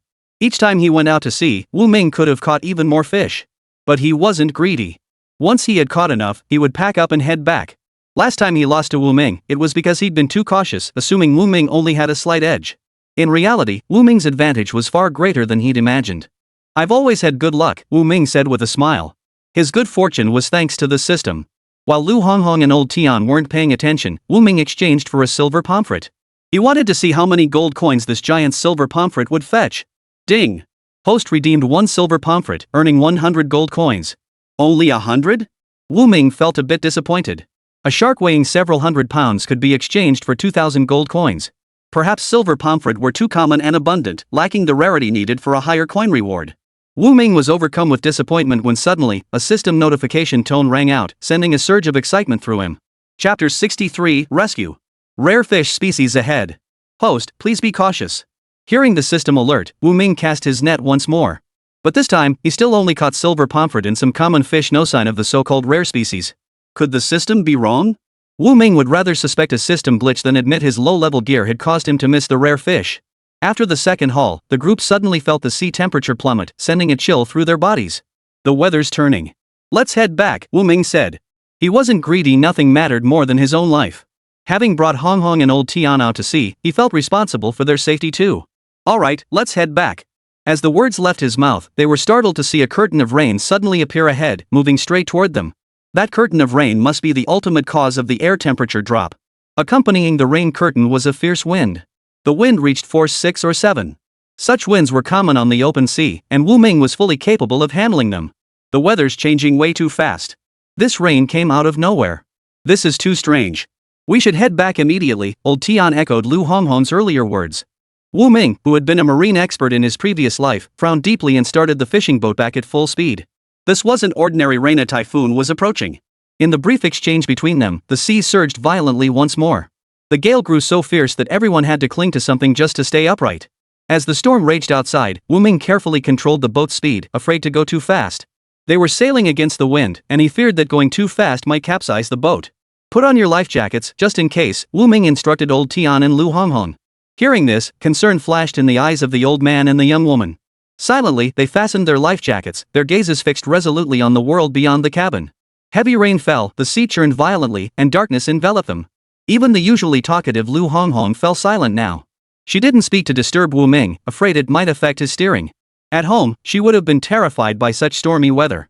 Now, being out on the terrifying sea, she should logically feel even more terrified. Yet she felt an unusual calm. She glanced sideways at Wu Ming, who was steering the boat with intense focus. She trusted Wu Ming would bring her back safely. Scared, girl?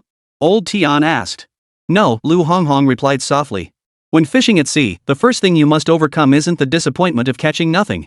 It's the fear brought on by the wind and waves, and the fear of the ocean itself. Look at that pitch black water, isn't it terrifying? Though Lu Honghong hadn't been particularly afraid before, seeing the sea's changed color stirred a deep-seated dread of the ocean within her. Waves and wind aren't the scariest things, Wu Ming chimed in from the side, comforting the two. What's truly terrifying is giving up hope for survival. Don't worry, I'll get you both out of here safely. Look, isn't that a person up ahead? Lu Honghong pointed straight ahead, her voice filled with doubt. Yes, Wu Ming replied with certainty. The person wore a bright orange life jacket, its color highly visible. They steered the boat toward the figure on the water's surface to rescue him. Lu Yun, how did you end up in the water? Old Tian asked. Our fishing boat capsized. Besides me, 3 others were on board. The wind blew me all the way out here, Lu Yun said, his body shivering. It was July or August, the height of summer heat. After soaking in the seawater for a while, he was now shivering uncontrollably. Whether it was psychological or genuine cold, his teeth were chattering so hard he could barely speak clearly. Wu Ming's fishing boat was also rocking violently in the storm. He didn't expect Wu Ming to successfully rescue anyone from his boat in such weather. Besides my boat capsizing, the other 2 fishing boats in our group capsized too. We were all wearing life jackets, so we should all still be alive.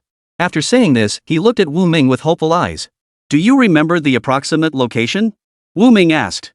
It should be nearby, but the wind and waves are too strong. I can't tell the direction. If he were on the fishing boat, he would definitely know his position. There was a compass on board. When the boat capsized, he and 3 others fell into the water. He drifted the farthest, while the other 3 clung together. He tried several times to swim back to them, but each attempt ended with him being swept away by the wind and waves. By the time his strength was nearly spent, he watched helplessly as he drifted farther and farther away from them. "I'll look for them," Wu Ming said calmly. He noticed the wind speed had stabilized, making the search for the missing crew members less perilous than he'd feared. The fishing boat began swaying as it searched the surrounding area. "Each of you watch different areas. Once you spot a survivor, come tell me immediately." Lu Honghong and the other two moved to different spots in the swaying cabin, their eyes fixed on the sea surface, ready to spot any survivors who might suddenly appear. Suddenly, Lu Honghong pointed toward the front and shouted, "Someone up ahead." Three people clinging tightly to each other in the water, drifting with the currents, spotted the brand new fishing boat. They immediately shouted, catching Wu Ming's attention. Wu Ming heard their cries but did not stop. He sailed right past them, heading straight ahead. He spotted more survivors ahead, clinging desperately to an overturned fishing boat, looking utterly wretched. Their situation appeared even more perilous, so Wu Ming chose to rescue them first. With the help of Lao Tiantu and Lu Honghong, the survivors successfully boarded Wu Ming's fishing boat. Spotting Su He among those boarding, Wu Ming gave them a fleeting glance before immediately turning his attention to rescuing others. The three individuals, adrift on the water with eyes void of hope, were on the verge of losing all sense of survival. "Look, the fishing boat is back. He spotted us. It's Wu Ming's new fishing boat. He's come to rescue us." The three of them chattered excitedly, each adding their own words. Wearing life jackets, they were pulled to safety with everyone's help. Returning to the cabin, they saw Lu Yun, who had been rescued before them, and were overcome with emotion. "Lu Yun, you're alive.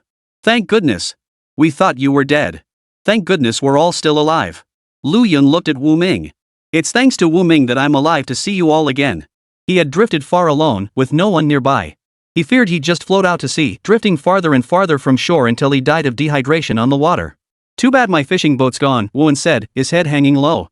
"Who says your boat is gone? We'll go pull it back," Wu Ming declared. "Really?" Wu Yan's excitement faded as he sobered up. "People matter more than boats. The waves are too rough. We should head back first. It's fine. This storm is nothing. His fishing boat could withstand a Category 10 typhoon. What were these waves?" Chapter 64, Life Comes First. "Wu Ming, let it go. The boat is gone, but at least you're still alive." Lu Yun paused. "Even if you wanted to tow it back now, no one would risk going out to sea again." After he finished speaking, the others exchanged glances, their meaning clear. No one was willing to brave the stormy seas again, they were too terrified. "I'll go out to sea," Wu Ming declared firmly. His words fell like a bomb. They stared at each other, their hopes pinned on Wu Ming safely guiding them back to port. If something happened to him, they wouldn't be able to live with themselves. "Wu Ming, your life matters more. You don't need to risk it for our fishing boat." "Yes, life is more important." "Wu Ming, I know you're thinking of our future livelihoods. You saved our lives, we're already deeply grateful. There's no need to risk your own life." Wu Ming wants to be a perfect hero. He wants to jump in. Why are you stopping him? "Su He, how can you say that? If Wu Ming hadn't saved you, who knows where you'd be drifting right now." "Yeah, Su He, that's not very fair of you. He's barely been saved, and already he's repaying kindness with ingratitude." Su He's face turned ashen under the barrage of criticism. He snorted coldly, his tone icy. "Life and death are predestined. I'm still alive because it wasn't my time to die." Wu Ming couldn't be bothered to exchange another word with Su He. He had old Tian fetch a rope, tied one end around his waist, and plunged into the sea. He secured the rope thicker than a thumb to the capsized fishing boat. Once secured, he had old Tian pull him back aboard the fishing boat. Using the same method, he towed the other fishing boat behind him. The wind and waves remained as fierce as before. Wu Ming returned to the cabin and slowly steered the fishing boat back. The fishing boat bounced up and down with the waves, and the hearts of the crew rose and fell with it. Their hearts remained suspended in anxiety until their feet touched solid ground. The heavy rain made visibility barely 5 meters ahead. Wu Ming relied on the vessel's advanced positioning and navigation equipment, pushing forward relentlessly through the storm. The rescued survivors huddled tightly together, crouching in silence. Lu Honghong stood resolutely beside Wu Ming, watching the ocean ahead with him. Rescuing so many people at once, along with 2 fishing boats, filled Lu Honghong with a sense of pride. She hadn't misjudged him, her brother Ming was the best. "Are you scared?" Wu Ming noticed Lu Honghong standing beside him, still silent. Her usually chatty nature had fallen silent, she must be terrified. "Not scared. I believe brother Ming will get us all back safely," Lu Honghong affirmed. Wu Ming admired Lu Honghong's composure and optimism. None of the others who had just surfaced from the sea possessed her composure. A glance across their faces revealed terror. Danger lurked at every moment, that was the nature of the sea. As fishermen who spent their lives at sea, they knew better than anyone that safety and peace were still a long way off until their feet touched solid ground. Only when their feet were firmly planted on solid ground could their hearts truly settle. Wu Ming steered the fishing boat steadily toward the shore. The 2 capsized fishing boats he had towed back also reached the dock safely. Everyone, hurry home. We're at the shore now, Lu Honghong exclaimed excitedly, gazing at the longed-for land ahead. We're safe now. Thank goodness. I never thought I'd make it back alive. All I could think about was how heartbroken my wife and kids would be if I died. Me too. Wu Ming, you saved our lives. Thank you, Wu Ming, for saving our lives. Suhi watched as everyone expressed their gratitude to Wu Ming. If he didn't step forward like the others, people would talk. Reluctantly, he approached Wu Ming, eyes lowered and face stern. Wu Ming, thank you for saving my life. Those nearby exchanged puzzled glances. Neither Sui's tone nor his choice of words sounded like genuine gratitude toward Wu Ming. The others couldn't understand why Sui acted this way. After all, it was Wu Ming who had saved their lives. They should be thanking him, yet Sui showed no gratitude whatsoever. It was nothing. No need to thank me. You should head back now. The storm is only going to get worse. Staying by the shore isn't safe. With that, everyone began bidding Wu Ming farewell. Still shaken from their terrifying ordeal at sea, the mere mention of wind and waves sent shivers down their spines. After helping secure their fishing boat, Wu Ming finally headed ashore with Old Tian and Lu Honghong. Old Tian, come with me to my place, Wu Ming said. All right. Wu Ming possessed so many admirable qualities that Old Tian deeply respected him. He had much he wished to discuss with Wu Ming. After seeing Lu Honghong safely home, the two men finally made their way to Wu Ming's residence. Sis, I'm home. Wu Ming stood at the door and knocked. Wu Jing opened the door and saw Wu Ming and Old Tian, both soaked to the bone. She hurriedly ushered them inside. The sea was rough today. I'm so glad you both made it back safely, Wu Jing said. Sis, do we have anything to eat? Uncle Tian and I are starving. Please go prepare something for us first. We can talk later. I'll get something ready right away. With that, Wu Jing turned and headed into the kitchen to prepare their meal. Wu Ming handed Old Tian a set of clean clothes. Go take a bath and change. Staying wet like that will make you sick. I'm perfectly fine, Old Tian replied, taking the clothes. Wu Ming smiled. I know you're in better shape than most young folks. The two washed with cold water, changed into clean clothes, and warmed up. This July and August weather changes in an instant, Old Tian remarked. Before changing clothes, I felt chilly all over. That's because you were hungry and weak, that's why you felt chilly. Old Tian changed the subject, bringing up today's rescue at sea. If you hadn't come across Su He and the others today, they wouldn't have survived. But that Su He isn't grateful at all. He speaks with hidden barbs, like a thankless dog. I saved them because it was the right thing to do. Whether they choose to be grateful is their own decision. But turning a blind eye to someone in danger would have weighed heavily on my conscience, Wu Ming replied slowly. Not everyone is ungrateful. Everyone else is deeply grateful. You can't let Sui's attitude blind you to the kindness and gratitude of the rest. Wu Ming didn't consider himself a saint. He had simply acted within his capabilities, ensuring his own and his friends' safety while bringing others in peril aboard the ship. Chapter 65. Everyone expresses gratitude. The storm outside was too fierce for anyone to venture out. Old Tian stayed the night at Wu Ming's house. He planned to return home the next morning. Waking early, he heard the wind howling against the windows. Opening the window revealed winds and rain nearly as fierce as the day before. Outside, everything was shrouded in a thick haze, obscuring anything beyond 2 meters. Uncle Tian, why are you awake already? The storm is still fierce outside. Wait until the rain stops before heading back. You're welcome to stay here for a few days. Wu Jing saw Old Tian push open the window to look outside and guessed he was thinking of leaving. Old Tian waved his hand dismissively. I've lived here all my life, how could I possibly impose? You're eating white rice every day. That costs money, you know. Hearing Old Tian's words, Wu Ming emerged from the room. He smiled and said, my family may lack many things, but we have plenty of rice. Just stay put. With this storm, what if you slip on the way home? You're alone, who would look after you? His words were blunt but true. Old Tian shot Wu Ming a glare. Couldn't you say something nice? Wish this old man a long and healthy life? If you insist on going back now, wishing for your safety won't help. The road isn't safe. Stay here at my place for now. What's wrong with eating? Eat as much as you want. He meant every word. While his household might lack other things, rice was plentiful. A single gold coin could buy a generous portion. His system store was overflowing with rice. Right now, the house also had beef and mutton. He needed to find a way to get some greens. Eating nothing but meat day after day, without a single green in sight, was getting tiresome. Knock knock knock. Someone was knocking on the door outside. Who could it be? Wu Jing, her brother, and Old Tian all turned their gaze toward the doorway. The storm raged outside, obscuring the path. Who could be coming at this hour? Had something serious happened? Wu Ming stepped forward to open the door. Several villagers stood at the entrance, clad in straw raincoats and conical hats, holding items in their hands. The leader was none other than Lu Yun, the man saved from the sea by the nameless stranger yesterday. Wu Ming looked at them, puzzled. He ushered them inside. Has something happened at sea again that needs my help? Wu Ming asked. We came to see you not for any other reason, but simply to express our gratitude for saving us yesterday. We each brought some vegetables and meat from home. Please accept them. It's just a token of our appreciation. They're not worth much, but please, take them. Exactly, it's just a token of our appreciation. Please take it. At that moment, Wu Ming turned to old Tian standing beside me. Why are you looking at me? They're bringing you things. You're their benefactor, just take it. Lu Yun stepped forward to old Tian. Old Tian, this is for you. Yes, this is for you too. Thank you for saving us.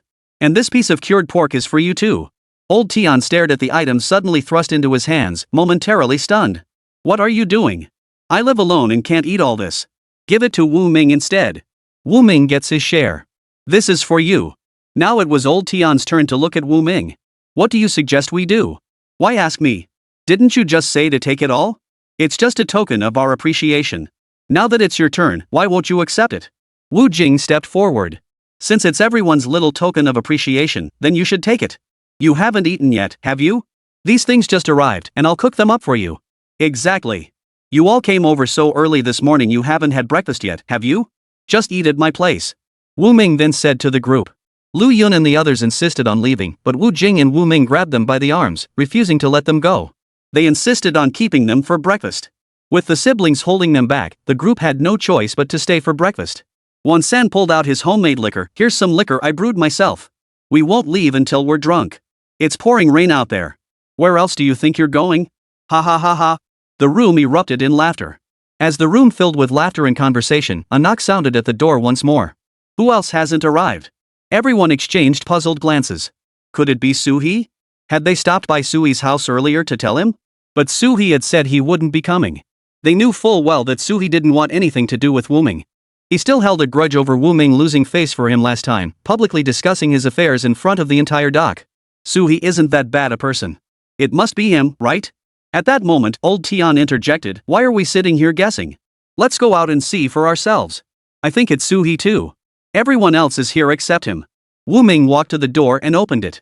Hong Hong, what brings you out in this downpour? Standing at the door wasn't Su-hee, but Lu Hong Hong and her father, Lu Guowa. My dad was worried you wouldn't have any vegetables to eat, so he specially brought some over for you. I was worried my dad might fall, so I came along. No one believed that explanation. Everyone's gaze shifted between Wu Ming and Lu Hong Hong. They all thought the two must be getting closer. What's going on today? How did everyone think alike? Wu Jing emerged from the kitchen, smiling as she spoke. It's all because of your son, Wu Ming. He saved all our lives. Yeah, if it weren't for Wu Ming saving us, we'd all be fish food by now. Our bodies might never have been found. So we all decided to bring Wu Ming some gifts today. We just happened to run into each other on the way and came together. Looks like we were all thinking the same thing. Brother Lu, you've raised a wonderful daughter, old Wang said with a smile to Lu Guowa. After they were pulled from the sea, Lu Honghong also helped them tremendously. She served them hot tea, brought them food, provided clean clothes to wrap themselves in, and soothed their hearts after the terror of the storm at sea. She's no big deal, just an ordinary girl, Lu Guowa said, his eyes brimming with pride. Taking Lu Honghong out to sea with him had been a highly controversial decision from the start. He didn't expect his daughter to truly learn much about fishing. He only wished she wouldn't have any regrets. He knew her deepest wish was to go out to sea fishing like a man, to establish her own livelihood like a man. To be able to support her parents like a man, to shoulder the burdens of a household. Chapter 66, Gratitude. Brother Lu, no need for modesty. A girl like Hong Hong? You wouldn't find another like her in 100. That's right. Hong Hong is truly remarkable. With such fierce winds and waves yesterday, all us grown men were scared stiff. But your Hong Hong wasn't afraid at all, she even took care of us. Hearing everyone's praise, Lu Hong Hong blushed and said shyly, I'm not as brave as you all say. She's far braver than most girls. How many young women wouldn't be scared or cry in such a storm? Lu Hong Hong smiled but said nothing. Truthfully, she'd been terrified inside too. But when she saw no trace of fear on Wu Ming's face, her trust in him overpowered her fear. She thought to herself, if Wu Ming isn't afraid, why should she be? Wu Ming would definitely get her home safely. With brother Ming here, I'm not afraid at all. Yeah, Wu Ming always makes people feel so secure. I feel like nothing bad can happen wherever Wu Ming is. Everyone agrees, right? Yeah, look how brave Wu Ming is. Don't let his age fool you, none of us could stand up to him. When talking about Wu Ming's prowess, everyone couldn't help but recall how he dealt with He Limin back then, and that Zhang Mazi from the neighboring village. Everyone feared Zhang Mazi the most, except for Wu Jing. Zhang Mazi was notorious as a thug across several villages. Most people dared not provoke him. Only Wu Ming dared to confront Zhang Mazi head-on.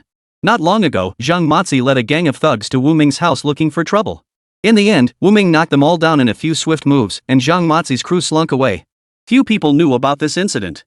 But that day, as Zhang Mazi and his crew were slinking back, they ran into a group of chatting grandmas at the village entrance. Seeing Zhang Mazi pass by with his bruised and battered crew, they pieced together the details of what had happened. Word spread from one to another, and before long, Wu Ming's heroic deeds were being exaggerated into something truly legendary. You guys keep chatting. I'm off to the kitchen to cook. Lu Honghong listened to their tales of Wu Ming's bravery with rapt attention. Only then did she remember she needed to help in the kitchen. He truly lived up to her expectations, such a formidable man. Especially when she heard about how Wu Ming had dealt with Zhang Mazi, a deep sense of pride welled up inside Lu Honghong. It felt as though she herself had defeated Zhang Mazi. Lu Honghong returned to the kitchen to help Wu Jing prepare the meal. She went to the stove and started tending the fire. Seeing Wu Jing busy chopping vegetables and unable to manage alone, she stepped in to help with the cutting. Sis, Brother Ming is truly amazing. Everyone outside is praising him. I heard them. They're not just praising him, they're praising you too. You went out to sea like a man, facing the storms without fear. Even the big guys couldn't match you, Wu Jing said with a smile as she stir-fried the vegetables. Am I really that amazing? Lu Honghong paused before continuing. It's because Brother Ming was with me on the sea. I trust him completely, so I never felt in danger. If someone else had taken me out to sea, I would have been scared too. Lu Honghong wasn't lying. It was indeed because of Wu Ming that she felt no fear. I think you and my brother Ramin are truly meant for each other. What did you say, sister? Wu Jing asked. I said you and my brother Ramin are a perfect match. Lu Honghong smiled shyly. If Brother Ming were here, what would his reaction be to this conversation between her and big sister? Lu Honghong thought innocently that if she could marry Brother Ming one day, she would surely be the happiest, most envied woman in Blue Bay. Her Ming was very popular with women. Not just her, but other women too. She'd heard that the Bai family offered 3 fishing boats as dowry, yet still couldn't persuade Brother Ming to marry their daughter. She'd also heard that Xiang from the village chief's family liked Ming too. He had always felt something was off about that Xiang. She tried to get close to Ming several times. Lu Honghong leaned close to Wu Jing and whispered, Sister, who do you think is better, me or Xiang? Which Xiang? Wu Jing looked up, utterly confused. Who else could it be? The Xiang from the village chief's family, of course. Wu Jing looked up at him, wondering if this girl was jealous. Xiang is a lovely girl too, but I still think you're the perfect match for my Ming. Sis, you're teasing me again. Your second sister here is serious. Lu Honghong's face flushed as she carried the prepared dishes to the table outside. She didn't even dare to look up at Wu Ming. She feared Wu Ming might see through the little thoughts in her heart. If he did, it would be utterly embarrassing. After placing the dishes, Lu Honghong immediately turned and returned to the kitchen to fill more. Honghong. Wu Ming suddenly called out to her. Ah! Brother Ming, is something wrong? She turned slowly, leaning her body away. She dared not meet Wu Ming's eyes. Go tell my sister in the kitchen to prepare more appetizers. We'll be having drinks later today. Got it. Lu Yun added, fry up the cured pork I brought over. Today we're all going to eat and drink well. We need to properly thank Wu Ming for saving our lives. Right, I think we should all clink glasses. No one knew who had suggested it. As soon as the words left his mouth, everyone chimed in. Yes, we should all kowtow to Wu Ming. Before Wu Ming could react, the group knelt down in unison before him. Seeing a group of men much older than himself kneel before him, Wu Ming froze in place. Benefactor, please accept my deepest respect. What are you all doing? Quickly, get up. Wu Ming stepped forward and hurriedly helped each person to their feet. I only did what anyone could have done. If you'd encountered such a storm and seen me adrift at sea, you would have saved me too. We only save people, not fishing boats. Old Five is right. You didn't just save us, you saved our entire families. You saved our lives and our fishing boats. None of these men came from wealthy families, they barely scraped by relying on that fishing boat. Losing the boat would have made their future even more difficult. Wu Ming had done them such an immense favor, kissing the ground before him was the least they could do. Yes, Wu Ming, you've done us an immense favor. The group spoke, their voices trembling with emotion, nearly bringing tears to their eyes. Their lives were already bitterly hard, toiling on the sea under the scorching sun and biting winds. Losing a fishing boat meant losing several years' worth of profits. They simply couldn't afford to buy a new one anytime soon. Chapter 67, Absolute Support. Wu Ming, if anyone in the village ever bullies you, just tell me. If they mess with you, they're messing with me, Lu Yun. That's right. If anyone gives you trouble, just tell me. I, Zhao Lawu, will be the first to stand up for you. You saved my brother and nephew last time, and now you saved me. You're a great benefactor to our Zhao family. We have some influence in Blue Bay. If you ever need anything, just say the word. And the Lu family too. And the Lu family too. Lu Guohua stepped forward to join the chorus. The 5 individuals saved by Wu Ming all pledged their unwavering support for him. What's going on here? After drinking together, he didn't take their words too seriously. Wu Ming, you saved our lives. If not for you this time, we would have perished. So we've unanimously decided all the fish we catch on our next voyage will be yours, Lu Yun declared, leading the way. That's not right. You've already given me things today. You don't need to give me fish too, Wu Ming replied.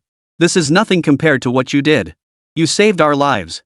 Don't refuse, it's our duty to give it to you. That's right. We're giving this to you willingly. You must accept it. Old Tian took a sip of wine beside them. Take it. It's everyone's heartfelt gesture. Thinking about rebuilding his house, Wu Ming finally agreed to accept the fish. Whether he recycled them or sold them for cash, the fish would bring in a decent sum. Since it's your heartfelt gesture, I'll accept it. If you ever need help in the future, don't hesitate to ask. Whatever I, Wu Ming, can manage, I'll see it done. Hearing Wu Ming's words, the crowd raised their cups once more in his honor. Outside, the heavy rain showed no sign of letting up, while inside, the group drank until they were thoroughly intoxicated. It wasn't until evening that the rain outside finally began to ease. The group left Wu Ming's house, chatting and laughing all the way. Wu Ming lay on his back on the bed, smiling as he gazed at the ceiling, drifting off into a drowsy sleep. He slept soundly until the following evening. Wu Jing, is Wu Ming home? A voice called from the doorway.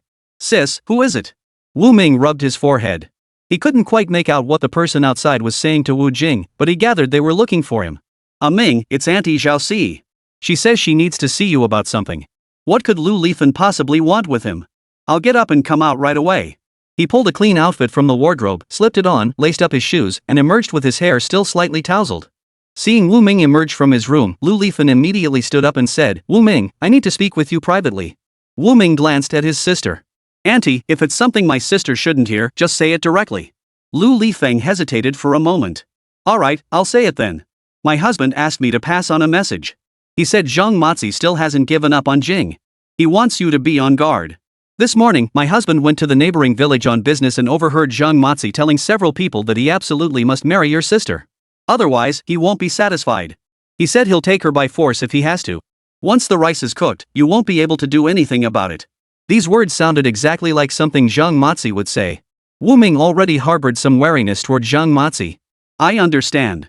Thank you for taking the trouble to tell me this, Wu Ming said gratefully to Lu Lifen. Don't mention it. You saved my husband and child's lives. This is the least I can do, Lu Lifen replied with a smile. Jingjing, when Wu Ming goes out fishing, are you scared being home alone? If you are, Auntie can come keep you company. Wu Jing waved her hands hurriedly. Auntie, that's okay. You have your own things to do. I won't trouble you. How about I send Hong Hong to keep you company? Would that be alright? Lu Lifen then thought of her brother's daughter, Lu Hong Hong. No. Hong Hong is just a girl too. If anything dangerous happened, she wouldn't be able to handle it. I'd only put her in harm's way. Auntie, thank you. I'll find a way to protect my sister. Hearing this, Lu Lifen finally felt reassured and left. Wu Ming looked at his dignified and beautiful sister, feeling increasingly uneasy. He needed to devise a plan, set up some traps at home to protect his sister's safety. He wasn't always there. If he gave Zhang Mazi an opportunity to harm his sister while he was away, he would be a sinner. He would never be able to overcome that emotional barrier, carrying guilt for the rest of his life. Ming, you don't need to worry too much about me. Focus on your own affairs. I'll take care of myself. Wu Jing didn't want to burden Wu Ming with excessive worry, so she reassured him. Sis, you know exactly what worries me. Only when you're safe can I focus on my work outside. That Zhang Mazi still won't give up. I think I didn't hit him hard enough last time. I should have done to him what I did to He Limin, sent him straight to the police station. He'd heard rumors that Zhang Pakmark had connections and powerful backers. His fear was that a minor altercation might land Zhang in jail only for him to be bailed out quickly. Once released, Zhang would resume harassing him and flaunting his power. That's why he'd used the electric baton last time to scare Zhang Mazi into submission with brute force, hoping he'd stop harassing him and his sister. But who knew Zhang Mazi was so resilient? He wasn't intimidated at all and was still scheming to get his sister. Wu Ming glanced at Wu Jing beside him, silent and looking worried. Sis, don't be afraid. I won't let Zhang Mazi get away with this. I'll protect you. I'll set the trap right now. If he dares step into this house, I guarantee he won't come back alive. After speaking, Wu Ming glanced outside. It wasn't completely dark yet. He'd have plenty of time to make a trip to the docks. Sis, I'm heading out for a bit. I'll be back soon. It's getting dark. Where are you going? Wu Jing asked anxiously. I'm heading to the dock to grab something. I'll be right back. You go ahead and cook. I'll be back by the time you finish preparing the meal, Wu Ming said. Alright, come back soon. Wu Ming stepped outside and hurried toward the pier. His fishing boat held some worn-out, discarded nets. While useless for catching fish, they'd be torn apart by hundreds of pounds of fish. He thought they'd work perfectly against a 100-pound man. The image of Zhang Mazi and his gang flailing helplessly in the nets made Wu Ming's lips curve upward. He was growing more eager to witness Zhang Mazi's humiliation. Wu Ming slung the nets over his shoulder and headed home. Halfway there, he passed Lu Honghong's house. Seeing Wu Ming carrying the nets home, she stepped forward and asked, "Brother Ming, are your nets damaged? Do they need mending? This net's no good for fishing anymore. I'll put it to other use." Chapter 68, Setting Traps. Lu Honghong didn't find it strange at all. If anyone's fishing nets were too badly damaged to repair, they'd take them home to fence off their yards or keep chickens and ducks in. "So you're taking it home to make a fence?"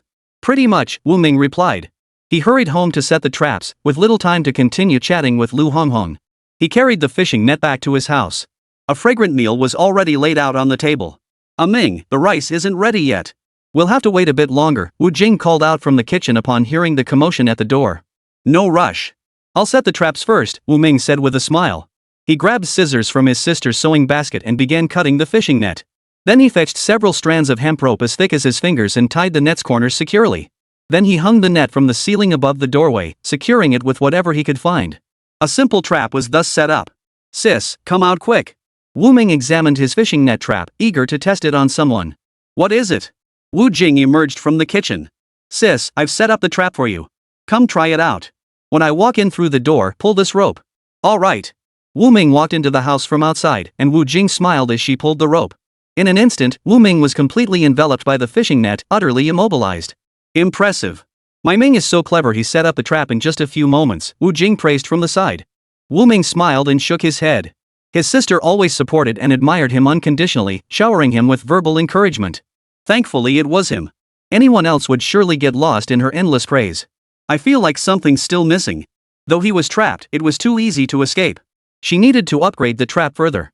Wu Ming recalled the traps used for hunting wild boars. He then upgraded and modified the trap based on the original design. "Ming, are you ready? Dinner's ready, come eat." Wu Jing called out to Wu Ming. "Sis, try it again. After I walk through the door, pull the trap's rope." Wu Ming pulled Wu Jing to the doorway, wanting her to test it once more. Wu Ming walked into the room at a normal pace, mimicking how people typically entered.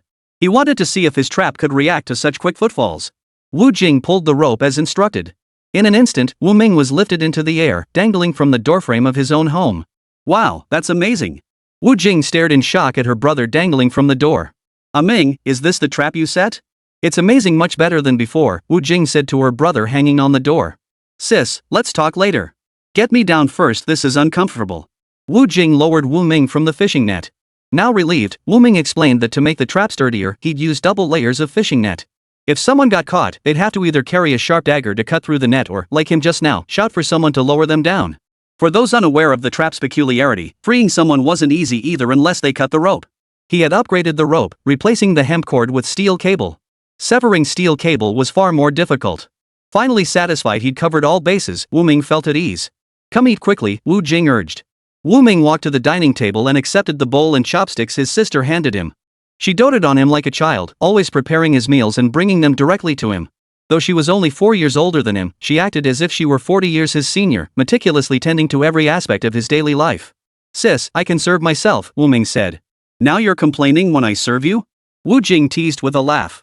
"I didn't mean it that way." Wu Ming paused, glancing toward the trap he'd set up by the door. Judging by how quickly his sister had triggered the trap earlier, he felt he should give her a proper warning. "Sis, I need to tell you about the precautions for using the traps," Wu Ming said as he ate. Wu Jing solemnly set down her chopsticks and bowl. "Go ahead. I'm listening." Wu Ming cleared his throat twice and said solemnly, "There's one flaw with the trap by the door. You must be careful when using it. You have to wait until someone steps inside before pulling that rope. Make sure both their feet are inside the doorway before you pull it, understand?" "Got it." Wu Jing nodded earnestly. To show she'd understood perfectly, she mimed pulling the rope twice. She was quite familiar with the motion of pulling a rope. The light switch at home was just a rope, after all, and she pulled it with practiced ease. "After I go out to gather seafood, close the door. If someone knocks, you must look through the peephole to see who it is before opening it, understand?" Got it. Only after giving these instructions did Wu Ming feel somewhat reassured. The next morning dawned with a light breeze and a drizzle. This kind of weather was perfect for gathering seafood along the shore. Fresh from the typhoon and the receding tide, the shore held plenty of treasures. Wu Ming carried his bucket to his favorite spot for foraging. As he reached the shore, watching the waves break one after another, the gentle breeze caressing his face, he silently challenged himself. Today, he would earn 10,000 gold coins before returning. He didn't care about common fish like bighead fish or crabs like manto crabs. His sights were set on octopus, rare yellow croaker, hairtail. After the high tide receded, the shore was teeming with treasures. Who would bother with crabs and shells worth only 1 gold coin? Wu Ming, come out to gather seafood. Why aren't you fishing today? After the typhoon, the sea is teeming with fish perfect for fishing. I'm tired. I want to rest for a few days. When others rest, they lie in bed. You rest by braving the drizzle to forage the shore. No wonder you're richer than us. Wu Ming just smiled at the remark. He came out to gather seafood for one reason only, to wait for Zhang Mazi to arrive, fearing something might happen to his sister. If he went out fishing, he wouldn't be able to rush home if something happened at home. Only by gathering seafood by the shore could he return home as quickly as possible if something happened. He didn't plan to venture far out. He feared someone might come looking for him and not find him. After just an hour, Wu Ming couldn't shake his worry for his sister at home. He hurried home, carrying his fish bucket. Halfway there, Wu Ming encountered a fellow villager. Wu Ming, hurry back. I saw Zhang Mazi heading toward your house. Thanks, Uncle Zhang. With that, Wu Ming picked up the bucket and ran toward his home. Zhang Mazi really couldn't keep his cool. Wu Ming had thought Zhang Mazi had only mentioned coming to snatch the person yesterday, so he figured he'd have to wait at least 2 days. But here he was, showing up in the drizzle today. He clearly didn't take him seriously. The last beating hadn't scared him off. Hearing Wu Jing's furious shouts from afar, Wu Ming's rage boiled over. Chapter 69, Rounding Them All Up. Zhang Mazi, what are you doing? Wu Ming bellowed from the doorway. Wrapped tightly in a fishing net and hung on the door, Zhang Mazi looked utterly miserable. You bastard. I should be asking what the hell you think you're doing. He'd gotten word that Wu Ming had gone out fishing, leaving only Wu Jing at home. Excited, he'd rushed over, only to be instantly ensnared by the fishing net the moment he stepped inside, completely immobilized. The group he'd brought along tried to help free him. But Wu Jing stood beside him, a kitchen knife in hand, glaring menacingly. She threatened that if anyone dared to approach, she would cut them down with a single stroke. Zhang Mazi thought Wu Jing and Wu Ming had lost their minds. He assumed Wu Jing wouldn't dare make a move, so he told the men he'd brought along to come over and free him from the fishing net. But no sooner had the words left his mouth than Wu Jing lunged forward with a pair of scissors. Blood immediately spurted from his hand. This woman was absolutely insane. Last time she'd tried to stab her own neck with scissors. Now she wasn't stabbing herself, she was stabbing him instead. Sis, are you okay? Wu Ming asked with concern. I'm fine. First, see how he wants to be dealt with, Wu Jing inquired. Take him to the police station. Wu Ming, think carefully before you decide. I'm not someone you can easily cross. If you turn me in, my brothers won't let you off the hook. That's right. If you touch our boss, we won't let you off the hook. Wu Ming, think carefully. You and Wu Jing are orphans. No one from the Wu family will help you. You have no backing. If you go head to head with me, you're dead. Zhang Mazi spoke arrogantly, trying to intimidate Wu Ming into backing down. Is that so? On his way here, Wu Ming had told someone he might be in trouble. By now, they should be on their way. Who says Wu Ming has no one backing him? We're all his support. That's right. We're all Wu Ming's family and friends. Zhang Mazi, who gave you the nerve to cause trouble in our Blue Bay? Don't you know how united we Blue Bay people are? Mess with Wu Ming, and you mess with us. Zhang Mazi's gang of thugs from his village sensed trouble brewing and began retreating. Hey, old six, don't run. What are you scared of? And you, fourth brotherly. Didn't you brag about being the toughest guy around, saying you could take on 10 men alone? There are only a few of them here, what are you freaking out about? Zhang Mazi hung onto the doorframe, watching his men retreat one by one. Panic seized him. Boss, I'm sorry. There are just too many of them. With only 5 of them, they were no match for dozens. Where do you think you're going? Zhao Guan stepped forward, blocking their path. You think you can leave without our permission? Arrest them all, Wu Ming ordered coldly. Some villagers arrived armed with sticks, hoes, and shovels. With only 5 thugs against dozens of villagers, they were overwhelmed without any resistance. In no time, they were pinned to the ground. Zhang Mazi saw the tide turning against them and shot a look of resentment at Wu Jing. The beautiful bride he was about to claim was slipping away. Wu Ming, we'll take them to the police station right now. Yes, take him to the police station. We'll help you take them there. Wu Ming looked at the disheveled Zhang Mazi before him. Zhang Mazi, I gave you a chance last time. What chance? The chance to marry your sister to me? With that, Zhang Mazi burst into laughter. He stared at Wu Ming with utter contempt. Wu Ming, don't get too cocky. I'm at your mercy today. I'll take my lumps. Big brother, Zhang Mazi sent us here. If you want to settle this, take it out on Zhang Mazi alone. We're not involved. How can you be so spineless? What kind of man is Wu Ming that you'd admit defeat to him? Zhang Mazi roared angrily at the thugs he'd brought along. Brother Zhang, you don't care about jail time, but we do. I've got parents at home. If they find out I'm going to prison, they'll beat me to death. Yeah, me too. I'll follow you through fire and water, but I'm not going to jail. If I don't go home for a while, my wife will worry. Zhang Mazi nearly fainted. So you all have families, but I'm the only one left out in the cold? Wu Ming watched the gangsters shifting blame and begging for mercy, and suddenly found it amusing. He stared coldly at them. Not one of you is getting away. I'm calling the police, Zhao Guan declared. Thanks for your help, Uncle Zhao. Hearing someone was going to call the police, the group panicked. Wu Ming, this was all Zhang Mazi's idea. If you're going to arrest anyone, arrest him alone. Look, we haven't even set foot in your house yet. We have nothing to do with Zhang Mazi. He gave me $10 to come and make a scene. Yeah, same here. He paid me to back him up. If it weren't for the money, I wouldn't be here. We all came for the money. We're not connected to Zhang Mazi. Wu Ming, you have to believe us. Wu Ming stared coldly at this group of people, blinded by greed and devoid of any sense of right and wrong. I don't care why you're here today. All I know is you're aiding and abetting a villain doing evil deeds. I won't let a single one of you off the hook. Hearing Wu Ming's words, Zhang Mazi burst into laughter. Why are you begging him? Do you really think he'll let you off? Zhang Mazi continued laughing after saying this. Watching Zhang Mazi's frenzied state, Wu Ming decided to wait before lowering him down.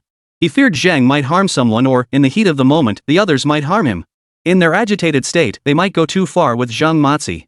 Wu Ming, we really are innocent, Lao Lu pleaded stubbornly. Zhao Bao stepped forward and kicked him to the ground. Innocent? You're not innocent at all. I was just walking past your house, and you dragged me over demanding money. Who are you? I don't even know you, Lao Lu stared in terror at the vicious Zhao Bao before him. Now I'll make sure you recognize your own grandfather. With that, Zhao Bao punched Lao Lu square in the face. Lao Lu clutched his eye and wailed in agony. I don't know you, I really don't. On the third day of the Lunar New Year last year, I was visiting relatives in your village. I passed by your house and accidentally stepped in some water, splashing a little on your feet. You dragged your 3 brothers over, demanded an apology, and asked for protection money. I gave each of you 5 yuan. Remember now? Lao Lu fell silent. It seemed like that incident really had happened last year. Big brother. I didn't know it was you. If I'd known, I wouldn't have dared. Seeing his other eye about to suffer the same fate, Old Six quickly begged for mercy. Wu Ming saw Zhao Bao about to strike again. Worried Lao Lu might get beaten too badly and cause trouble when the police arrived, he quickly grabbed Zhao Bao to stop him. Today, I'll let you off for my brother Ming's sake. Chapter 70, The Sinner. Yes, thank you for forgiving my small offense. Lao Lu clutched his injured eye and apologized hastily. Compared to Lao Lu, Zhang Mazi seemed utterly clueless about the situation. Wu Ming, your father accepted my betrothal money and gave your sister to me. I'm here to claim my bride rightfully. Calling the police won't do you any good, Zhang Mazi declared with righteous indignation. He thought this would intimidate Wu Ming. Is that so? Do you have witnesses? How do you prove it was He Limin who decided to marry my sister to you? My sister and I severed ties with He Limin long ago. Everyone in Blue Bay can testify to that. He isn't even our father. What right do they have to decide my sister's marriage? How could he not know when Wu Jing and her brother had severed ties with He Limin? Can you just sever a father-son relationship like that? Zhang Mazi snorted contemptuously. Zhao Guan stepped before Zhang Mazi. Zhang Mazi, let me tell you this, Wu Ming and Wu Jing aren't He Limin's biological children. We can all testify that He Limin abused Wu Jing and Wu Ming all these years. He's merely their adoptive father. He failed to fulfill his duties as an adoptive father. We all bear witness that He Limin has severed all parental ties with Wu Jing and Wu Ming. That's right. We can all testify to that. I can testify for He Limin too. Hearing the voice of village party secretary Wang Wuxian, the crowd automatically parted to make way.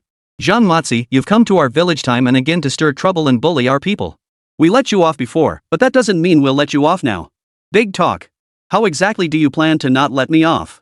Zhang Mazi, as stubborn as a dead pig in boiling water, raised his eyebrows defiantly at Wang Wuxian, his expression daring him to do something about it. Hearing this, the crowd clenched their fists in anger, itching to pounce and beat Zhang Mazi senseless. How about each of us hits you once, someone suggested. Right. 1 punch each. The law can't punish a mob. Even if the cops show up, they won't be able to do anything to us. Hearing this, Zhang Mazi's face paled. Those who had followed him dared not utter a word. They were on someone else's turf now. 1 wrong word, and they'd get beaten. 1 wrong word could cost them their lives. I say we let him face legal consequences. How can we just let it go? He's provoked us time and again, showing utter contempt for our village folk. As the crowd grew increasingly agitated and the situation threatened to spiral out of control, Wang Guoxian fixed his gaze on Wu Ming. This concerns you. What do you propose we do? Use the same tactics we used against He Limin on him, Wu Ming said calmly. That doesn't seem quite right. That'd be letting him off too easy. I think it's fine. Listening to the conversation at his ear, Zhang Mazi was utterly confused. Hold on, everyone. I'll go find some rope to tie him up first. Wu Ming worried that after everyone had their way with his rope, the fishing net would be completely ruined. Let me help you.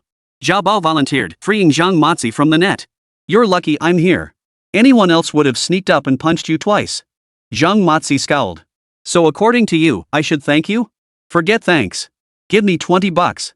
With that, Zhao Bao pulled 20 yuan from Zhang Mazi's pocket and stuffed it into his own. He performed the entire action in one fluid motion before everyone, his face unflinching and his heart unmoved. With the money in hand, Zhao Bao pointed at the two men outside the door. See them? Those two. Your men. They took money from me last year. Now you're paying it back. I'll take this money. No need to thank me. Zhao Bao had intended to take money from those two men, but unfortunately, their pockets were as empty as their faces. He searched for a long time but couldn't find a single yuan in their pockets. Come on, he's tied up. Everyone, let's deal with him. Zhang Mazi was dragged outside and forced to kneel. The Blue Bay men gathered around, eyeing Zhang Mazi with fierce, predatory stares. Zhang Mazi, who had been fearless moments before, now felt the weight of their collective glare. An uneasy foreboding settled in his gut. Begin. At Wang Guoxiang's command, the crowd began hurling curses and spitting at Zhang Mazi. Zhang Mazi went completely numb. He had imagined being stripped naked and paraded through the village. He had imagined being beaten. But he never imagined suffering such utter humiliation. Wang Guoxiang, if you've got the guts, just have them beat me up. What kind of man resorts to such underhanded tactics? You bastards, make them stop. You bunch of scum, I'll remember this. When I get my chance, I won't let you off the hook. The fiercer Zhang Mazi cursed, the more excited the crowd grew, spitting on his face with renewed fervor. Zhang Mazi, what gives you the nerve to curse us? You came to our village looking for death. The village chief forbids us to beat you, but will make you sick to your stomach. Zhang Mazi, why don't you take a piss and look at yourself? Your face is covered in pockmarks, stinking so bad even your own mother wouldn't recognize you. And you want to marry a girl from our village? That's like a toad trying to eat swan meat. Ugly as sin, dreaming big. You ugly, rotten bastard, I'll beat you every time I see you. Zhang Pockface couldn't out-argue a mob. Just as he tried to retort, a sharp pain shot through his waist. That fat woman who'd called him ugly and delusional had actually grabbed his waist. The force felt like she was trying to wrench the flesh right off his spine. Everyone, stop. The police are coming. Hearing this, the crowd parted to let the police through. He's right here. Someone led the officers over. When they saw Zhang Mazi trapped, they froze in shock. What did they see? The suspect was covered in saliva, not a single clean spot on his body. One officer looked at Zhang Mazi with disgust. Find a way to clean him up. They had anticipated this would be necessary. Someone immediately brought over 2 buckets of water and poured them over Zhang Mazi. Drenched from head to toe, Zhang Mazi shuddered violently. You bastards, I'll remember this, he growled. Old Tian grinned at him. I doubt you'll forget me. Come closer, so you can see my face clearly. If you don't come looking for trouble with me in the future, I'll look down on you. After delivering his threat, Old Tian set down the bucket. Wu Ming, did I handle that well? Old Tian stood beside Wu Ming. Wu Ming gave Old Tian a thumbs up. Nice work. Just then, the police arrived to question Wu Ming. Villagers present rushed over to testify that Zhang Mazi had led a group to Wu Ming's house to kidnap someone. In reality, Wu Jing and Zhang Mazi had never been engaged, they were never meant to marry. After hearing the account and taking statements, the police took Zhang Mazi and his gang of thugs away. Chapter 71, Gold Coins Reset. With Zhang Mazi successfully delivered to the station, Wu Ming's mind finally settled. With Wu Jing's safety secured, he could now set sail for fishing with peace of mind. Sis, I'm heading out to sea today. Don't wait for me back for lunch, Wu Ming told Wu Jing. You'll still need dinner, so come back early. I will eat dinner. Just remember to prepare it for me. If I haven't returned before dark, you don't need to wait up for me. Wu Jing nodded. She prepared Wu Ming's lunch and handed it to him. Wu Ming carried the lunch Wu Jing had packed for him in his own wooden bucket to the fishing boat. The other fishing boats at the dock had already set sail, he was the last one to head out to sea. His fishing boat was brand new, standing out conspicuously on the empty pier. Wu Ming entered the cabin and set the food down. Just as he was about to set sail, a sudden ding sounded in his mind. Ding! Your fish finder trial period has expired. Wu Ming froze, nearly having forgotten about it. Earlier, after collecting 100 rare fish species, the system had rewarded him with a fish finder. But it had an expiration date to keep using it, he'd have to buy another one with gold coins. The system knew exactly how to nudge him into spending gold coins. No, it wasn't prompting him, it was tempting him. The system used the fish finder to tempt him into spending gold coins. After exchanging his gold coins for a basic fishing boat, he had just managed to save up a decent amount, nearly reaching the 100,000 mark. Just as he was about to unlock higher tier equipment, he had to buy the fish locator again. One fish finder costs 80,000 gold coins, his entire savings would vanish again. 80,000 it is. Wu Ming gritted his teeth and spent every last gold coin, leaving nothing behind. Gold could be earned again, but without the fish finder, he'd be flying blind. Relying solely on experience, he'd have no way to pinpoint where schools of fish were. His fishing efficiency would plummet. Ding! Host redeemed fish finder for 80,000 gold coins. Remaining gold coins, 0. Wu Ming let out a bitter smile. This system was definitely doing this on purpose. Seeing he only had 80,000 gold coins, it priced the fish finder at exactly that amount. With his gold depleted, Wu Ming steered his brand new fishing boat out to sea. He braved the sea breeze, courageously pushing forward across the calm waters. He steered his vessel out of the bay into uncharted waters. Not a single fishing boat was in sight. Though he had spotted fellow villagers' boats on his way out, now there was not a soul in sight, not even a seabird. Glancing at the time it took him to travel this distance, Wu Ming roughly estimated how many nautical miles he had sailed. Glancing down at the odometer on his boat, he became even more certain that he had gone quite far. At this distance, if there were no fish schools, it would be a waste of the diesel fuel he had consumed to get here. Wu Ming used his fish finder to conduct a more precise survey of the surrounding fish activity. Before long, it detected a large school of fish directly ahead. Wu Ming quickly lowered his net, working alone until sweat poured down his face. The summer sun beat down mercilessly, its rays scorching him as he fished on the sea. Before long, his exposed skin turned bright red, sunburned. Ignoring the heat, Wu Ming continued setting the net, then started the fishing boat to haul it in. Soon, he could tell from the tension in the net's lines that this haul was exceptionally plentiful. He hurriedly began hauling in the net, pulling it in bit by bit. The heavy weight made Wu Ming beam with joy. Once the entire net was hauled aboard the boat, Wu Ming felt even more convinced that the fish finder had been money well spent. Impressive. Wu Ming chuckled as he hauled in the fishing net. Recover it all. His gold coins were about to skyrocket. Ding! Host redeemed 60 squids, receiving 300 gold coins. Ding!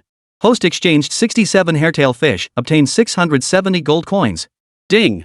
Host exchanged 100 silver pomfret for 1,400 gold coins. The fishing was so good that Wu Ming excitedly cast his second net. After casting 5 consecutive nets, his gold coins soared from 0 to 43,000. He caught rare fish species twice in a row. For the final net, Wu Ming chose not to retrieve it. After spending the entire day out, he needed to bring some fish back, otherwise it would arouse too much suspicion. Watching the fiery sun on the sea, its last glimmer of light was about to fade away. Wu Ming returned to the dock with his final haul of fish. He was the last to leave and the last to return. Those who had set out before him had already returned with their catches. Wu Ming, how was the catch today? Here, take a look. Wu Ming lifted a long, slender hairtail to show his fellow villagers. That's all you caught? Wu Ming chuckled. He had caught plenty of good stuff. Swordfish, rare yellow croakers, hundreds of pounds of Chinese horse mackerel, and massive silver pomfrets. He couldn't even list them all. Wu Ming, it's getting dark. Hurry up and finish up. Your sister's probably waiting for you to come home for dinner, Lu Guowa said as he passed by Wu Ming's fishing boat. Got it, I'll head back right away. With that, Wu Ming quickly finished up on the boat and packed the fish. He then hurried back to his home. His sister was waiting for him at the doorway. As he approached the door, the aroma of home-cooked meals wafted out. Wu Ming smiled and sniffed the air. Nothing beats home cooking. Sis, what delicious dishes did you make today? Let me see them right away. Wu Ming lifted the lid, looked at the dishes inside, and smiled as he carried them to the table. Careful, it's hot, Wu Jing reminded him with a smile. My skin's thick, I'm not afraid of heat. Wu Ming placed the dishes on the table. There were 5 dishes in total, 2 more than usual. Seeing such a lavish spread, Wu Ming looked at his sister in confusion. His sister was a very frugal person. Cooking 5 dishes at once was completely unlike her style. Sis, is today some special occasion? Why did you make so many dishes? Wu Ming asked, puzzled. I knew you'd forgotten. Was today really some kind of important day? Wu Ming scratched his head awkwardly, unable to recall what today was supposed to be. Today is your birthday. Happy birthday, little brother. Today is my birthday? He never really celebrated birthdays before. When he was alone, it never occurred to him to mark the occasion. Yes, your birthday. I'm your sister. It's just the 2 of us relying on each other in this family. If even I forget your birthday, then no one else will remember it either. As she spoke, Wu Jing's voice caught slightly. She felt a pang of sadness. If their parents were still alive and saw how accomplished Wu Ming had become, their family's life would likely be better than most in the village. Because she had a wonderful, one-of-a-kind younger brother. Sis, it's my birthday today. Thank you for making all these delicious dishes for me. Wu Ming held out a bowl of rice with both hands and placed it in Wu Jing's arms. Chapter 72, Birthday Confession. And us too. Suddenly, a crowd appeared at the doorway. Wu Ming froze, staring at the faces appearing in the doorway. You guys. We remember your birthday too. The living room was packed with people. Lu Honghong stepped forward. I told them. Lu Honghong sat in the corner, her fingers twisting the hem of her skirt. It was all Sister Honghong who said it. At that moment, no one knew who started it, but the entire room erupted in a chorus of cheers. Old Li even began banging on the table. Listening to the voices, Wu Ming felt a bit dazed. Since everyone's here, what should I do? I didn't make enough food, Wu Jing said, looking troubled. No worries, we brought food and gifts. They had anticipated this when they came, figuring Wu Jing might not have enough food at home. With dozens arriving at once, they needed to set up several tables. Each person brought something, and soon the entire table was filled. In the end, they had to borrow 2 more tables from neighbors to accommodate all the food. Wu Ming was urged by everyone to drink cup after cup. Wu Ming, come on, drink up. You've got tomorrow off, it's okay to drink a little more. Wu Ming, you really need to thank Honghong properly, she's genuinely sincere about you. Quick, go toast Honghong. Wu Ming staggered to his feet, 2 buttons undone at his shirt collar. He stared at Lu Honghong for a long moment before suddenly breaking into a grin. Honghong, I've actually always. Lu Honghong's face flushed crimson all the way to her ears. She scrambled to her feet, trying to retreat to the kitchen, but Wu Jing grabbed her arm. Don't run away. He hasn't finished speaking yet. Wu Ming took a deep breath, his tongue thick with alcohol. I like you. I just want to marry you. Ha ha. After uttering those words, Wu Ming nearly tripped over his own feet but managed to steady himself by grabbing the table. The room fell silent for 2 seconds before erupting into even louder cheers. Lu Honghong kept her head down, but the corners of her mouth couldn't help but turn up. She stole a glance at Wu Ming and found him staring at her with wide, hopeful eyes, like a child waiting for candy. You're drunk, Lu Honghong murmured, her voice barely audible. Wu Ming nearly dropped to his knees. I'm not drunk. Honghong, will you marry me? He grabbed a grape from the fruit platter to use as a ring. This will have to do for now. Lu Honghong giggled, tears welling in her eyes. She reached out to take the grape and nodded gently. The room erupted in chaos. Some whistled, others clapped, and Old Li was already bustling about, volunteering to be the officiant. Moonlight crept in through the window, bathing the couple in its soft glow. Wu Ming's palms were drenched in sweat, but he clasped Lu Honghong's hand tightly, refusing to let go. Soon, the news of Wu Ming and Lu Honghong spread throughout the entire village. Lu Honghong's parents reasoned that since the two were bound to marry eventually, it was better to settle things sooner rather than later. They certainly didn't want to lose such a good son-in-law. The happy news of Wu Ming and Lu Honghong spread quickly throughout the village.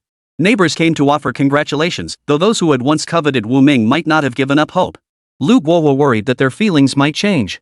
Since the two families lived so close, he decided to visit Wu Ming today to discuss matters. That afternoon, as Wu Ming tidied his home, Lu Guo's voice reached him from the doorway. He went to investigate and found Lu Honghong's parents standing there.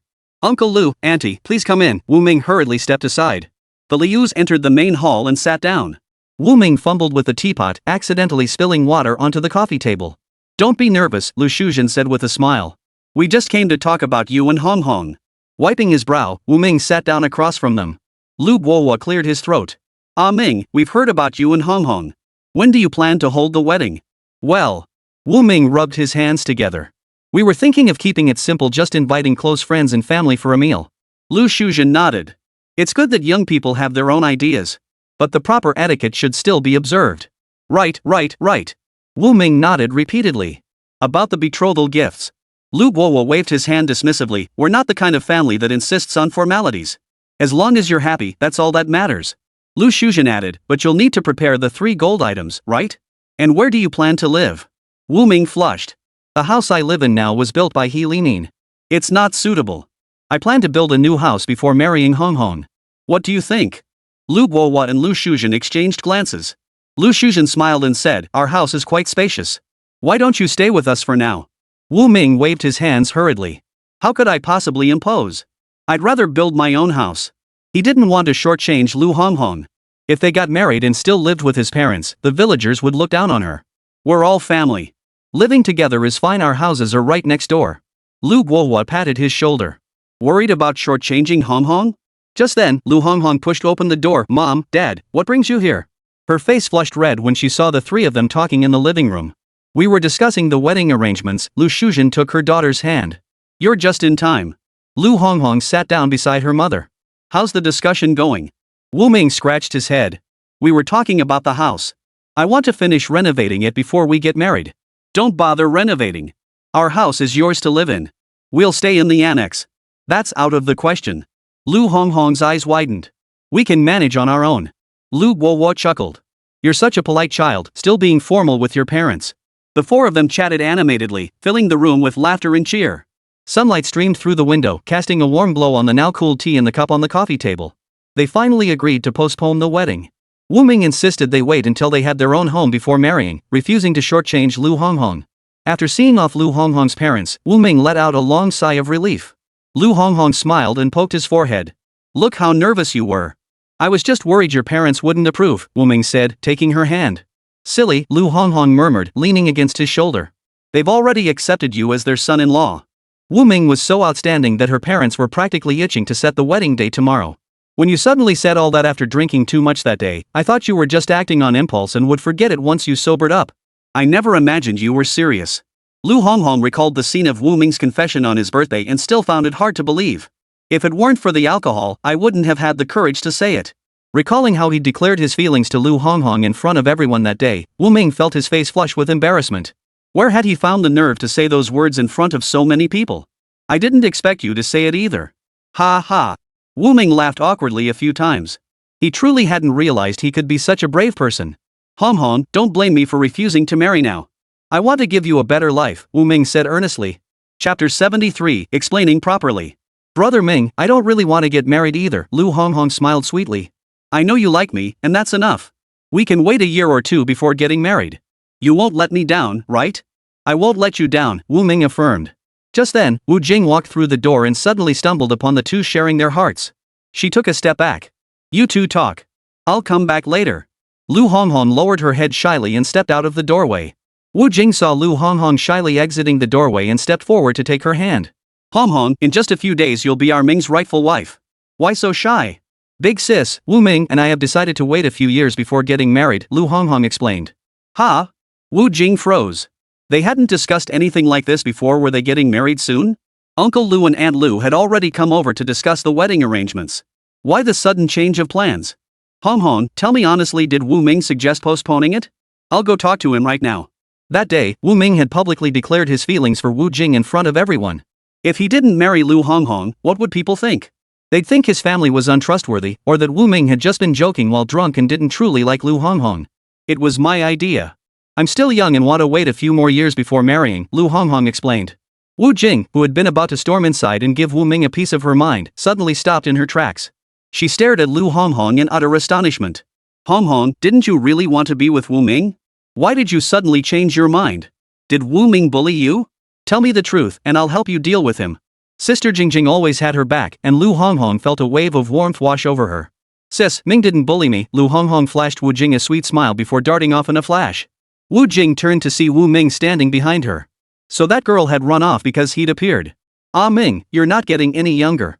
Why not take advantage of this moment to arrange your marriage with Honghong? Sis, I want to give Honghong a better life. Look at our place, it's practically bare walls. We only have 2 rooms, 1 bedroom and another converted from a storage closet. How can I marry a wife under these conditions? You wouldn't be thinking of renovating the house, would you?" Wu Jing stared at Wu Ming in surprise. "Saving up enough for renovations would take forever." "Yes, I want to build a new house. Once it's finished and decorated, then we can plan the wedding." Wu Ming's expression was unwavering. It seemed he'd made up his mind. No matter what she said next, Wu Ming wouldn't change his mind. Ming, since you've made up your mind, I have nothing more to say. But there's one thing your sister needs to make clear to you." "Go ahead, sis. You declared your feelings for Honghong in front of so many people. Everyone knows you two are a couple. Even if you're not getting married now, you must take responsibility for Honghong. Don't set your sights on anyone else. Don't let Honghong down. Uncle Lu and Auntie are such good people. I don't want our situation with Honghong to end up causing a rift between our 2 families. Do I look like the type to be ungrateful or fickle? Sis, put your mind at ease. My heart belongs solely to Honghong." He understood perfectly well that for a teenager, staying faithful might be difficult. But for an old man like him, whose combined age was in the dozens, loyalty wasn't hard at all. He kept his distance from other women for Lu Honghong's sake, just as one avoids standing near dangerous cliffs to prevent falling. If he kept his distance from others, how could anything else happen? He wasn't rich who would rush to throw themselves at him. Wu Ming understood this perfectly well. Even if he were wealthy, those who threw themselves at him would only be after his money. He certainly wouldn't abandon his wealth to choose someone who came for his money. That's good. Don't be an ungrateful person, Wu Jing sighed in relief. She and Wu Ming had relied on each other since childhood, enduring He Limin's beatings and verbal abuse. They barely survived on the charity of their fellow villagers, and Lu Honghong's family had been especially kind to the siblings. If Wu Ming betrayed Lu Honghong, the siblings would be the subject of gossip wherever they went. Sis, don't worry. I'm not that kind of person. You can rest assured. Wu Ming smiled as he brought over a plate of crabs and handed it to Wu Jing. I'll go catch some more. Hearing his sister's voice behind him, Wu Ming's lips curved upward. Arriving at Blue Bay Pier, he checked the fishing gear on the boat, grabbed his spear and bucket, and headed to the beach. He had a strange premonition that today he would catch a big fish. Wu Ming.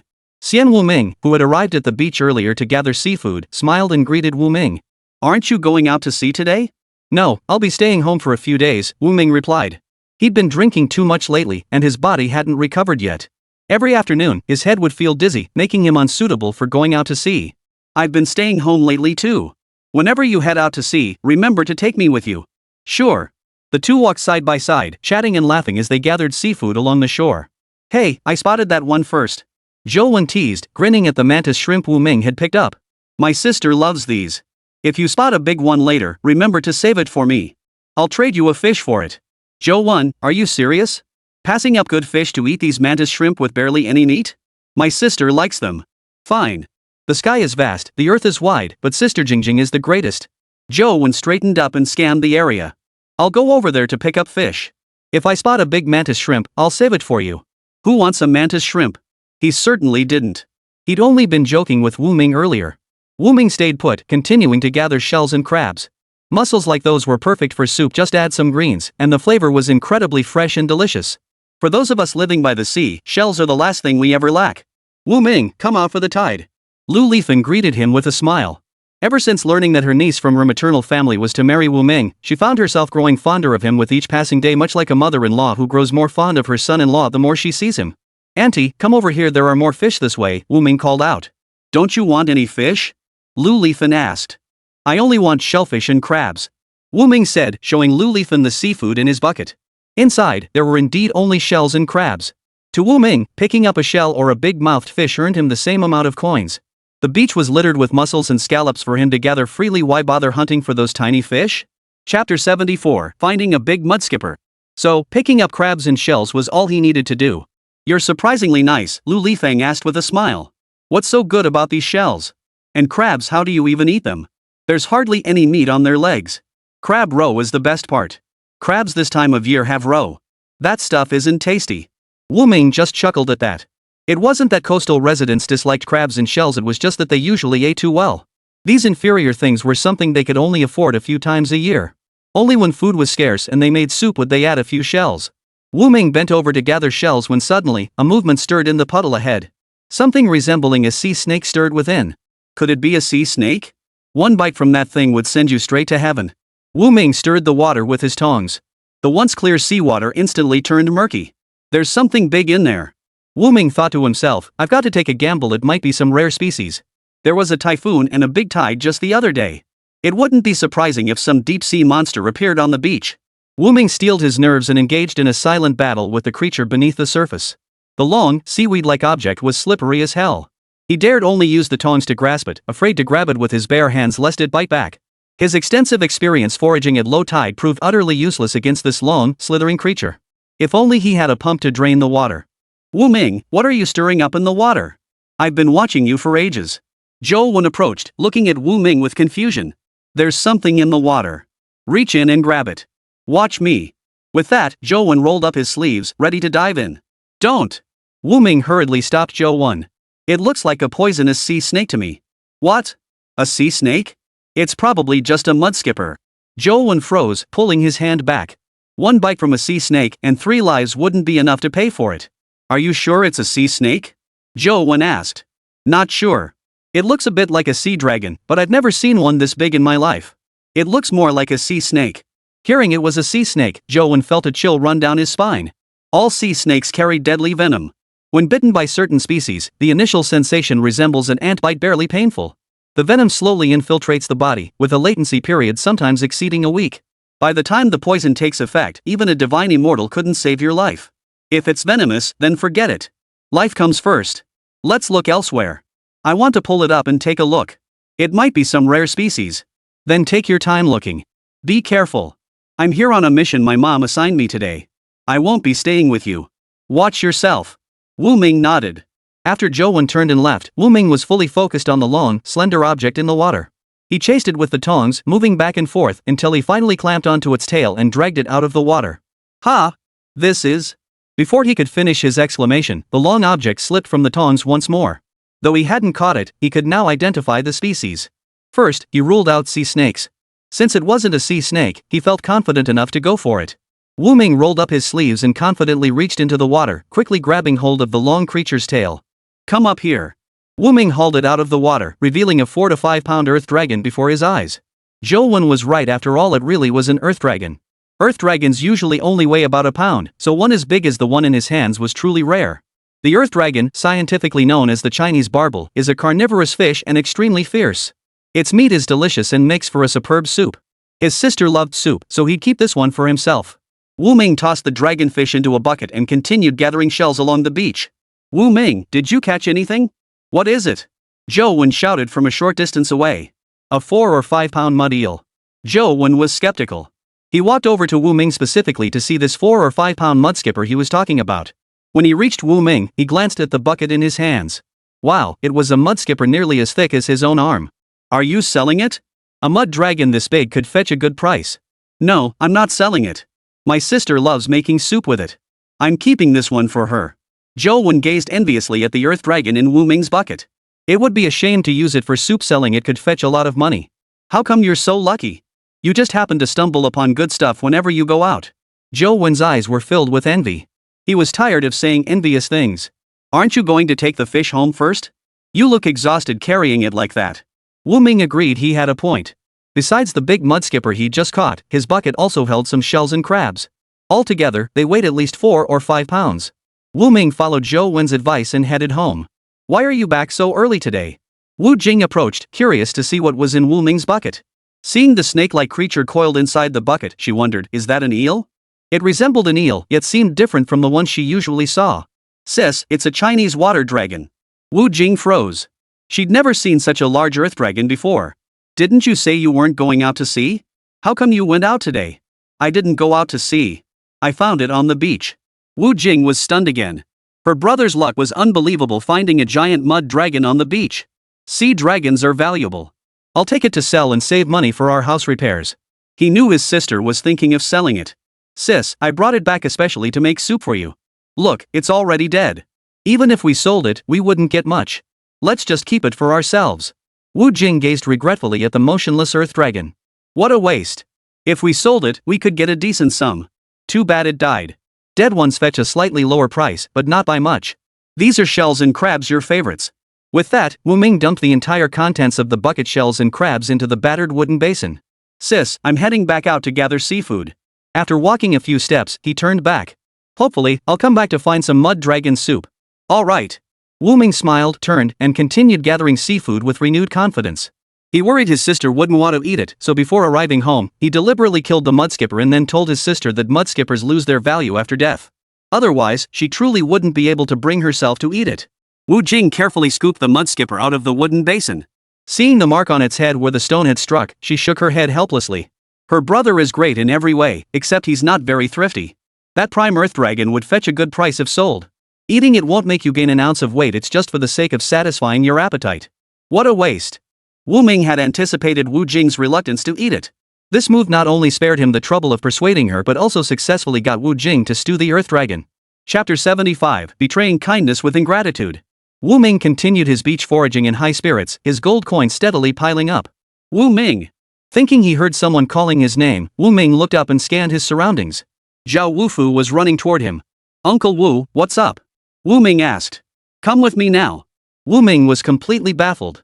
What kind of emergency was this? Before he could even ask what was going on, Uncle Wu was already dragging him away. What's going on? Wu Ming asked, clutching the bucket that had nearly been yanked from his grasp. Someone's trying to seize your fishing boat and nets. What? Wu Ming couldn't process it.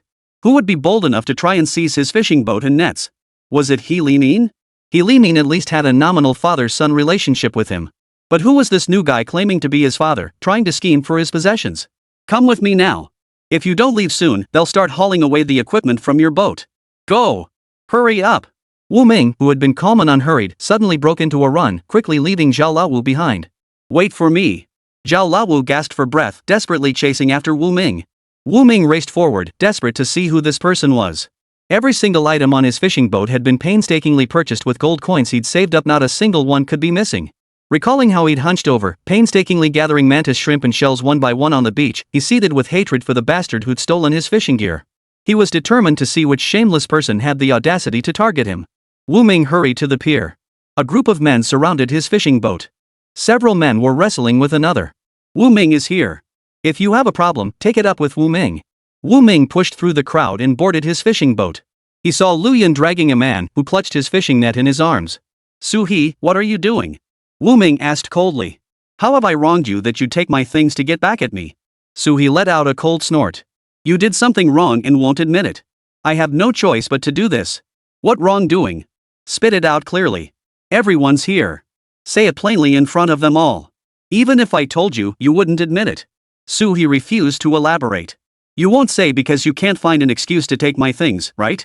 Who gave you the nerve to just take my things? You think you can bully the Wu family because we're alone? Do you think I can't handle you by myself? Lu Yun, Wu Ming, you're not alone. We're on Wu Ming's side too. We were all saved by Wu Ming. Unlike certain ungrateful souls, we don't repay kindness with betrayal. That's right. We all remember Wu Ming's kindness. Su He gave a defiant chuckle. I know you're all in Wu Ming's camp. There's no point in me saying more, you won't believe a word I say. Wu Ming looked at Su He. If you don't speak up, we'll never know why you're doing this. Wu Ming, don't you know what you've done yourself? At that moment, someone recalled what had happened that morning. Su He's fishing boat sank this morning. The engine and everything else on board were destroyed. That was the engine he'd just scraped together the money to install brand new, and now it's ruined by seawater. Hearing this, Su He grew even angrier. His eyes red as he glared at Wu Ming. He'd scraped together every penny, borrowing money to buy that engine. It hadn't even been used once. After just one night, it was already ruined. How could he possibly vent the bitter resentment burning inside him? Wu Ming frowned, sensing something amiss in Su He's expression. Your fishing boat got flooded, and your engine's useless. What does that have to do with me? Yeah, Su He, your boat got flooded by seawater. What does that have to do with Wu Ming? Why don't you explain to us all why you're picking on Wu Ming? Yeah, you better make yourself clear. If you're going to pick on Wu Ming without any proof, we won't stand for it. None of us agree. Su He gritted his teeth. Fine. Fine. Fine. You want me to produce evidence? I'll take you to see the evidence right now. Follow me. With that, Su He tossed aside the fishing net he'd taken from Wu Ming's boat and headed toward his own vessel. The others followed him curiously. Wu Ming trailed behind Su He, following him to the dilapidated fishing boat. Instead of boarding his own vessel, Su He climbed onto another fishing boat moored beside his. Su He, what are you doing on my boat? The owner of the neighboring vessel couldn't help but ask. I don't want your boat. I'm just bringing them aboard to take a look. The group followed Su He onto the boat. Standing on the neighboring vessel, he pointed to the side of his own boat. See that? That's the evidence. Wu Ming deliberately wrecked my boat. Wu Ming stared at the massive hole in the side of Su He's boat. You think I rammed it? Wu Ming asked, frowning. Then who else could it be? Su He snapped angrily. Yesterday, my boat was docked right next to yours. Besides you, who else would ram into my boat? Besides you, whose boat in this village has enough power to do that? Even the village collective's fishing boats probably didn't have enough power to ram a hole through another boat. It really wasn't me, Wu Ming said, calming down. I haven't taken my boat out to sea recently. Unless someone stole my boat and went out. You're still trying to wriggle out of this. Your boat requires a key to start. Who else could have started it besides you? Su He grew increasingly agitated. You wrecked my boat because you resented me for not bringing gifts to thank you last time. And you deliberately lied about not going out to sea lately. Who would be watching you late at night? Your boat has electric lights. Darkness doesn't stop you from fishing. His reasoning was so sound that Wu Ming almost applauded him. I'd rather save a dog than rescue you. At least a dog would wag its tail for me. You're nothing but ungrateful. Wu Ming was getting annoyed. Lu Yun stepped forward.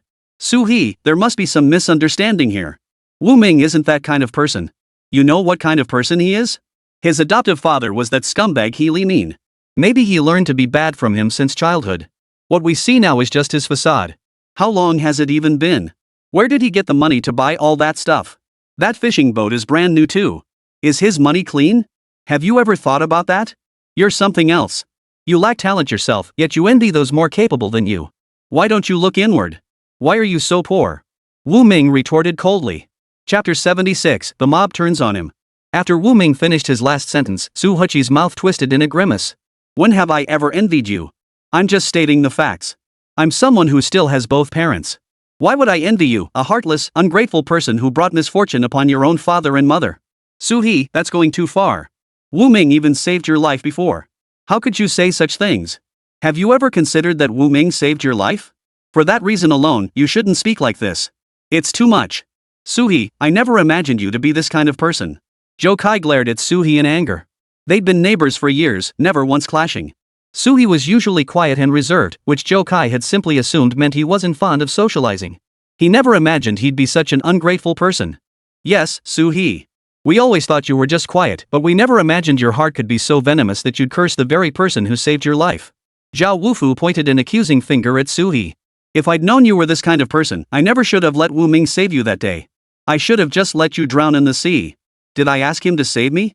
He rescued me just to earn a good reputation. Look at all of you now, you're all following his lead like sheep. Su He, you son of a. Zhou Wen lunged forward and punched Su He square in the face. Serves you right that your boat's going down. That piece of junk you call a ship is as flimsy as paper, it'll tear apart at the slightest bump. Hearing Zhou Wen's words, Su He's expression changed abruptly as he suddenly realized. It wasn't just Wu Ming who owned a fishing boat like his Zhou Wen's family had one too, identical to Wu Ming's. It was you. You wrecked my fishing boat. So what if I did? I told your wife about it. Didn't she tell you? Zhou Wen glared furiously at Su He, furious that his good friend had been slandered for no reason. It was utterly infuriating. You did something wrong and still have the nerve to act righteous? Su He demanded angrily. Why shouldn't I? You have the nerve to insult the very person who saved your life. We're not related, why shouldn't I call you out? Su He was forced to take 2 steps back. He knew he was in the wrong. Now he dared not look up at Wu Ming. He had misunderstood Wu Ming. He had cursed him in front of everyone, only to realize he had cursed the wrong person. He wanted to apologize to Wu Ming, but with dozens of people watching, the words wouldn't come out. We'll repair your boat, Zhou Wen declared. After a pause, he continued, and the Zhou family will compensate you for your losses.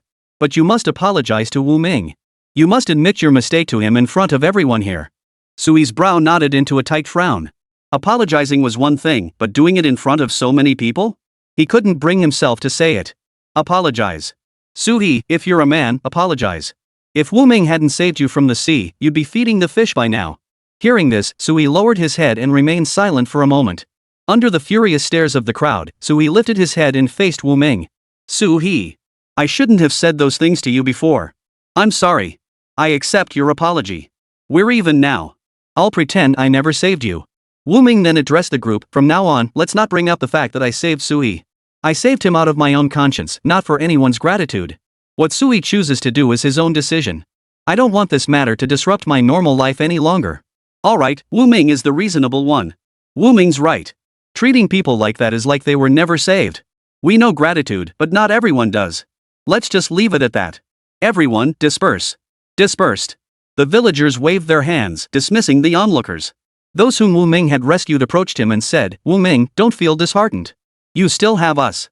Yes, we think you did the right thing. We're grateful for saving our lives. Yeah, I think you did the right thing. If I were you, I would have helped everyone onto the boat too. A person like Su He is 1 in 100. Just think of it as saving a thankless wretch. Wu Ming listened to their words of comfort, offering only a faint smile. I didn't take Su He's words to heart. Look, my expression didn't even change at the time. Standing apart from the crowd, Su He felt he had offended nearly everyone in Blue Bay. In everyone's eyes, he was nothing but an ungrateful ingrate. He shouldn't even be here. Just as he was thinking this, someone suddenly spat at his feet. What are you doing? Su He demanded angrily at Lu Lifan. What? Spitting at you, that's what? Lu Lifan sneered coldly, who knew? You're usually so quiet, but you're a dog that bites.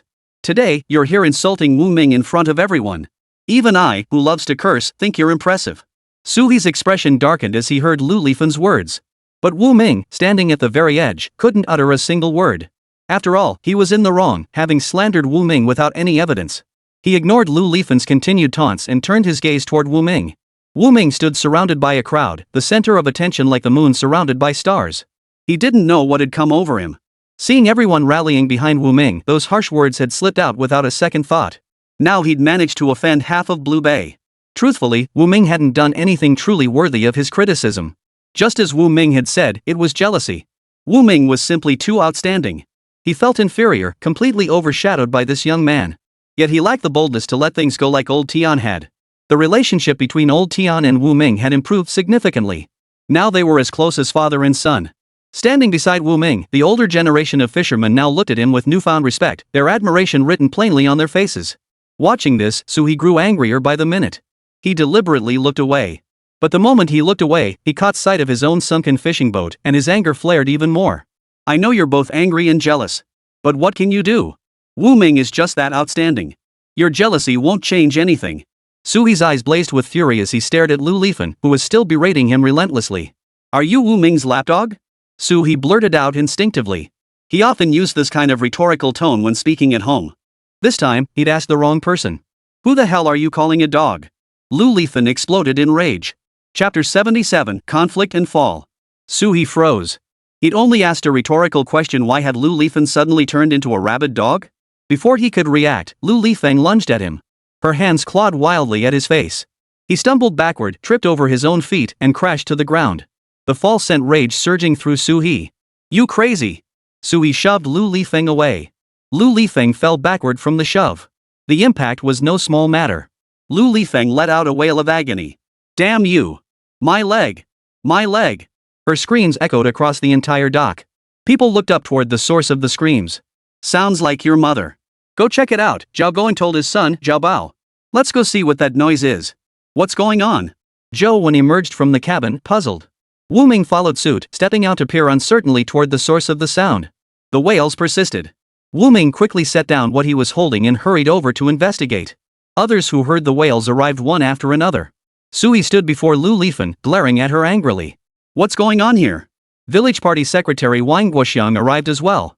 She fell on her own, Suhi insisted, fearing he might be framed, adamantly claiming Lu Lifan had collapsed by herself. Bull! You pushed me!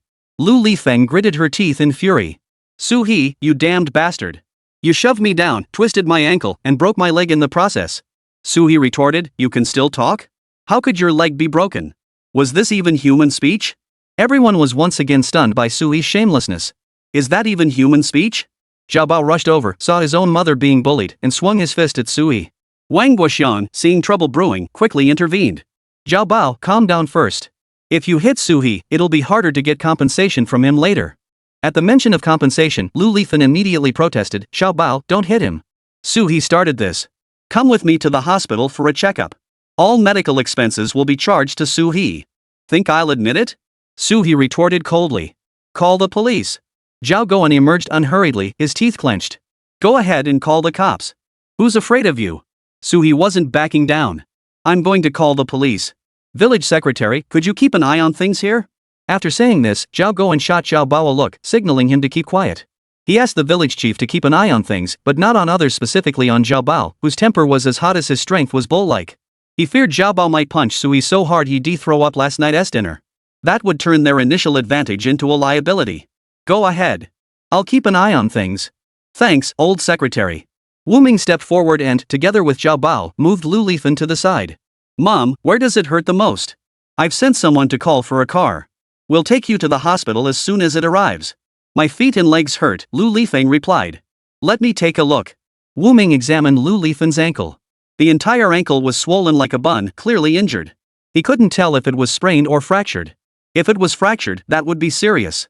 An ankle fracture would inevitably affect her daily life to some degree. How bad is it? Zhao Bao asked anxiously. It's pretty bad. Wu Ming tried pressing gently. The moment he touched it, Lu Lifan let out a blood-curdling scream. No dislocation. It's probably fractured, Wu Ming stated. Hearing the word fracture, Zhao Bao flew into a rage and lunged forward, ready to kick and punch Suhi. Suhi had anticipated this. Seeing Zhao Bao's aggressive stance, he quickly ducked behind others. Wu Ming, crouched down examining Lu Lifang, glanced up and saw Suhi ducking behind others. A look of contempt flashed across his face. Another one just like He Limin, a bully who picks on the weak and cowers before the strong. Realizing his earlier move had been noticed by Wu Ming, so he decided to go all in and glared fiercely back at him. His meaning was clear. What are you looking at me for? Wu Ming smiled faintly. Feeling mocked, Sui turned his head away, refusing to meet Wu Ming's gaze. Move aside, the cart's coming. Someone was pulling a cart over. Zhao Bao and several other helpful villagers pitched in to lift Lu Lifan onto the cart. Wu Ming assumed Zhao Bao would accompany Lu Lifang to the hospital. Instead, Zhao Bao turned toward the crowd, grabbed Suhi by the collar, and demanded, "You're coming with me. You're paying for the medical expenses." "Why should I pay? Your mother started it. She grabbed me and wouldn't let go, then tripped and fell." At that moment, Lu Lifang, who had been lifted onto the cart, had her ankle accidentally bumped again. "Ouch, ouch. That hurts like hell. Xiao Bao, come here quickly." Xiao Bao was still intent on confronting Suhi and paid no heed to Lu Lifan's cries behind him. Village party secretary Wang Guoxiang frowned. "Xiao Bao, go check on your mother first. She's calling for you." "Then what about this bastard?" Xiao Bao glared at Su He, who was cowering. "Su He is one of us. He lives next door to Zhou Wen. He can run, but he can't hide. What are you afraid of? We're all watching. Your dad called the police. They'll be here soon." "Fine." After saying that, Zhao Bao turned back to Su He. "Out of respect for the village chief, I won't bother with you now. But if my mom's foot gets worse, I'll come back and make trouble for you. I'll be waiting." "I doubt you won't." The crowd watched Sui stubbornly deny his guilt, speechless. He was old enough to be Zhao Bao's father, yet he was still arguing with the kid. Everyone could see clearly that Su He was in the wrong from the start. No matter what, he shouldn't have hurt someone so badly. The crowd gathered around Su He, waiting for the police to arrive, eager for a spectacle. Suddenly, Su He, who had been silent all along, turned to Wang Guoxiang beside him and asked, "Do you think I was in the wrong too?" "Right or wrong, the police will make a fair judgment when they arrive," Wang Guoxiang replied. But upon hearing this, Su He immediately snapped. "I told you, it wasn't my fault. That crazy woman rushed at me first, cursing me out. I called her a lunatic and she suddenly lunged to grab my face. If someone grabbed your face, wouldn't you fight back?" It was clear Su He was furious. He spoke without pause. "We'd dodge. If we fought back, we wouldn't push someone down and cause serious injury." Wu Ming said calmly. It was Wu Ming again. How could he be everywhere? At that moment, Sui nearly forgot how he'd initially picked on Wu Ming, treating him like an enemy. He only allowed himself to provoke others, absolutely not the other way around. "You're good at spouting off now, but you weren't the one who went through it. What the hell do you know?" Wu Ming sneered coldly. "By your logic, when you insisted I wrecked your fishing boat and slandered me, I should have slapped you twice across the face to knock some sense into you." Chapter 78, Extortion. "How can I compare to Lu Lifan? She slapped me right in the face.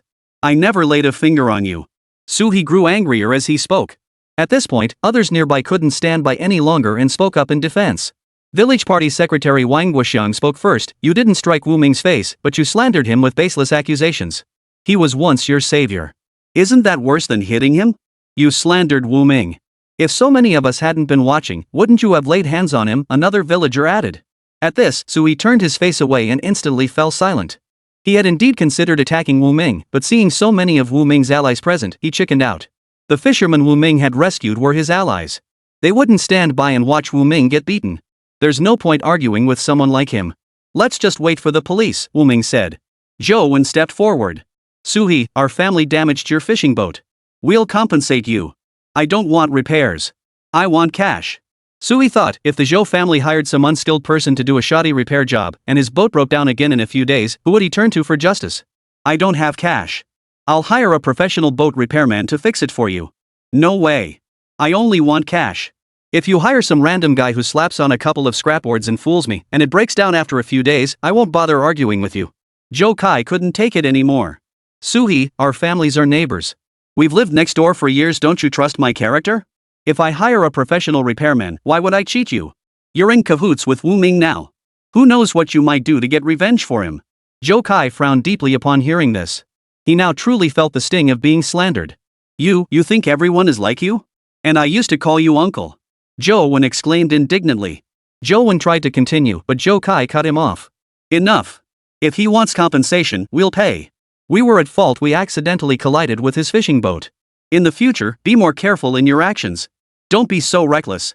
This time, you even dragged Wu Ming into it." Scolded by his father, Zhou Wen shut up, feeling deeply guilty. He looked at Wu Ming. "Wu Ming, I'm sorry for dragging you into this. It's fine. Having witnessed Suhi's shameless tactics, Wu Ming had grown wiser. He suspected Zhou Wen and the others were being blackmailed. So Wu Ming asked Suhi, "How much do you want?" "For such a large plot of land, at least 1,000. "What? 1,000? Why don't you just rob people?" Zhou Wen demanded angrily. Zhou Kai, standing nearby, also looked deeply displeased.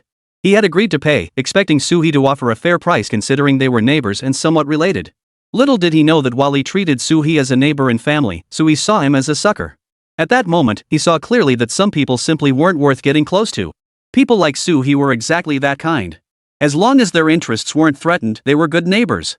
But the moment their own interests were at stake, the selfish side of their nature immediately surfaced. Wu Ming saw that Zhou Wen and his son were visibly furious. He quickly stepped forward and said, "This isn't about giving Suhi whatever amount he demands. Let's bring in a professional ship repair master to assess the cost of the repairs. We'll determine the price right here in front of everyone." Village Party Secretary Wang Guoxiang chimed in, "Wu Ming is right. Let's bring in the ship repair master to assess the costs." Suhi's face darkened as he listened to the others. "You don't trust me. Wang Guoxiang, do you also think I'm trying to extort Zhou Kai and his family?" "Isn't that right?" someone retorted on behalf of Wang Guoxiang, the village party secretary. "Are you trying to extort money? Just wait for the master shipwright to come take a look and we'll see. How much it actually costs to fix your rotten boat will depend on the master's assessment whether it's 1,000 yuan or just 200 or 300. Wu Ming's words seemed perfectly fair, but to Suhi, it felt like Wu Ming was deliberately stirring trouble, siding with the Zhou Wen family. Wu Ming glanced at the fishing boat moored by the shore, its hull encrusted with barnacles, and was momentarily speechless. Suhi rarely used his own fishing boat. Lately, he'd been going out to sea with others or using the village's collective fishing boats. His own boat was mostly unusable. When he asked Zhou Wen for 1,000 yuan to repair it, he wasn't referring to the part damaged by Zhou Wen's collision, he meant his entire boat. Wu Ming saw right through that little scheme. "Wu Ming, I've done nothing to you. Why do you always pick on me?" Suhi said resentfully. "Suhi, that's not quite right. Wu Ming, tell us fairly, how is this targeting you? How much does it cost to fix your old boat? Just get a master boat repairman to take a look. What's the big deal? Zhou Wen and the others are your neighbors. Pay whatever the repair costs. They wouldn't shortchange you, would they?" Zhao Laowu, who had been watching the commotion from the sidelines, chimed in. If this continued, Suhi would become the target of everyone's criticism. Suhi wasn't afraid. He was determined to secure the money for his fishing boat repairs. "They won't shortchange me. But if I hire that master to assess the cost, do I also have to hire him to do the repairs? What if I switch to someone else and the compensation from Zhou Wen and the others isn't enough to cover the repairs? Am I supposed to foot the difference myself?" Wu Ming frowned. It all boiled down to one thing: the money couldn't be less, it had to be more, preferably enough to completely overhaul his fishing boat. Listening to Suhi repeatedly stress the repair costs, he even began to suspect that the original damage from Zhou Wen's collision wasn't significant, that Suhi himself had somehow managed to turn it into a massive hole. Wu Ming leaned close to Zhou Wen and whispered, "When you first hit Suhi's boat, did you know how big that hole was? It was already dark when I got back. Pitch black, I couldn't see clearly. I just heard a loud bang and guessed I'd hit a fishing boat. I've bumped into others' boats before with no issues, but Suhi's boat was like paper, one little bump and it nearly sank." "So you never saw the hole in his boat?" "No." Zhou Wen shook his head. He assumed the boat was fine, so he went straight home without mentioning it to anyone. It wasn't until this morning, when he saw Suhi confronting Wu Ming, insisting Wu Ming had damaged his boat, that it dawned on him he'd caused trouble last night. "What? Does this seem a bit fishy to you?" Zhou Wen asked. "I don't think his boat should have such a big hole. But that's just my guess." Chapter 79, The Beginning. "You know what? I don't think it should have such a big hole either. I've hit other fishing boats before. I remember once when I hit Uncle Wu's boat, the impact was harder, the noise louder, and nothing happened. But Suhi's boat got a huge hole from just a light bump, and now he's saying it took on water and the engine's ruined." "Did you see that engine?" Wu Ming asked. Once doubts took root in his mind, they spread like a hole growing ever wider. He suspected the damage on Suhi's boat was self-inflicted, and that there was no such thing as a new engine. "No, I haven't," Zhou Wen replied. "I haven't heard anyone mention Suhi getting a new engine recently either. Something as big as replacing an engine, you'd think there'd be some talk about it." Zhou Wen suddenly understood the inconsistencies. The whole story about the new engine was just Suhi's side of the tale. If Suhi wanted an engine, he could easily extort one from someone. Zhou Wen just happened to be the one who got hit. Zhou Wen and Wu Ming exchanged glances. Both sensed something fishy about the situation and decided they needed to investigate. Repairing the boat alone cost 1,000 yuan, and that engine? It was even more expensive. This thought made Zhou Wen realize something was seriously wrong. "Let's go check out Suhi's fishing boat. His boat's flooded," Zhou Wen remarked. "That's precisely why we need to take a look." With that, Wu Ming's face broke into a meaningful smile. Taking advantage of Sui's inattention, Wu Ming and Zhou Wen quietly made their way onto Sui's fishing boat. They took off their shoes, stepped onto the boat, and crept toward the cockpit. Water still pooled inside the cockpit. They descended below deck to inspect the so-called new engine Sui had mentioned. They examined the engine casing's color. It truly looked brand new. It looked as if it had just been unboxed. Wu Ming ran his fingers over the vivid paint, sensing something was off. Judging by the color alone, the engine before them must be brand new. Let's take it apart and see, Wu Ming said, pulling a wrench from his pocket. That might not be a good idea, Zhou Wen frowned. He peeked cautiously outside. If Sui found out, he'd be furious, pointing his finger at Wu Ming and yelling. It's fine. I'll take the blame if anything happens. I suspect Sui is shady, and this engine is faulty too. He charged you 1,000 yuan to patch a hole. This brand new engine must be worth at least 1,000 or two, right? If it were used, that would be a different story. Zhou Wen found Wu Ming's reasoning quite sound. The last vestiges of his unease vanished. Take it apart. Quickly. The engine casing's color could be faked, but the internal parts couldn't be. If it was secondhand, the internal components would show wear. Any signs of wear would prove that Sui's so-called new engine wasn't actually new. He would have ample evidence to expose Sui. Wu Ming had just removed the casing when he looked at the engine, missing several components. Just as I thought. What? Zhou Wen leaned in to take a look, grinding his teeth in anger. Sui has some nerve claiming this is a brand new engine when parts are missing inside. He actually called it new. This engine won't even start now. Wu Ming replaced the outer cover and tightened the screws. Let's go outside to talk. Wu Ming added, later, if Sui demands you compensate him for the engine, you know what to do, right? I know. I'll tear him to shreds, Zhou Wen declared indignantly. He used to respect Sui as an elder, but who knew he was such a scoundrel? He wanted help fixing the fishing boat, yet tried to swindle us out of a brand new engine. Thank goodness you kept your wits about you. Otherwise, both my dad and I would have been swindled by Sui. Sui's character is truly awful. Let's go expose him. Zhou Wen couldn't wait to unmask Sui. He was determined to make sure Sui couldn't hold his head up in the village ever again. Hold on. Wu Ming's gaze shifted toward the stern. You mean? Zhou Wen caught on. If the engine was faulty, then the spot where the stern had been hit might be problematic too. Up until now, it had only been Sui's one-sided account. No one had actually gone to inspect the scene. Since they were already here, they might as well investigate the matter thoroughly. Wu Ming and Zhou Wen made their way to the stern. Zhou Wen held onto Wu Ming's leg as he leaned over to examine the collision marks. After examining it, Wu Ming gave a thumbs-up gesture, signaling Zhou Wen to pull him back up. What's the situation? Before Wu Ming could steady himself, Zhou Wen pressed impatiently. Just as I suspected. There's something fishy about the stern collision too. That impact point had hidden damage already. The rotten wood at that spot is completely decayed. No wonder such a light bump made such a huge hole. Exactly. I thought it was suspicious too. What kind of fishing boat is paper thin, breaking apart from a light bump? Let's go expose him. Wu Ming held a plank from Sui's fishing boat in his hand. Sui stood before village secretary Wang Guoxiang with a dark expression. Wang Guoxiang seemed to have said something that greatly displeased Sui. Wu Ming and Zhou Wen exchanged a glance. Zhou Wen took the plank from Wu Ming and approached Sui. Sui, you're blatantly trying to extort me, Zhou Wen suddenly interjected. He tossed the plank at Sui's feet, where it landed with a loud thud. What do you mean? Sui took a step back, his expression darkening further. What do you mean? I should be asking you that. Your fishing boat was already wrecked, and you have the nerve to ask me for 1,000 yuan to fix it. Sui's eyes darted nervously for a moment, but he quickly regained his righteous tone. You rammed my fishing boat, yet instead of explaining, you lash out at me. If you weren't trying to dodge responsibility, why would I have misunderstood Wu Ming? Now you turn around and ask me what I mean?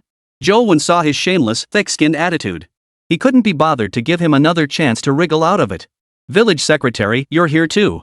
Come bear witness for me. After speaking, Zhou Wen addressed the others. You're all seasoned fishermen with decades of sailing experience. Today, I'd like you to help me determine whether this piece of wood is evidence of rot in the fishing boat's planks. This plank was taken from the Suwa fishing boat. As soon as Zhou Wen finished speaking, someone crouched down to examine the wood.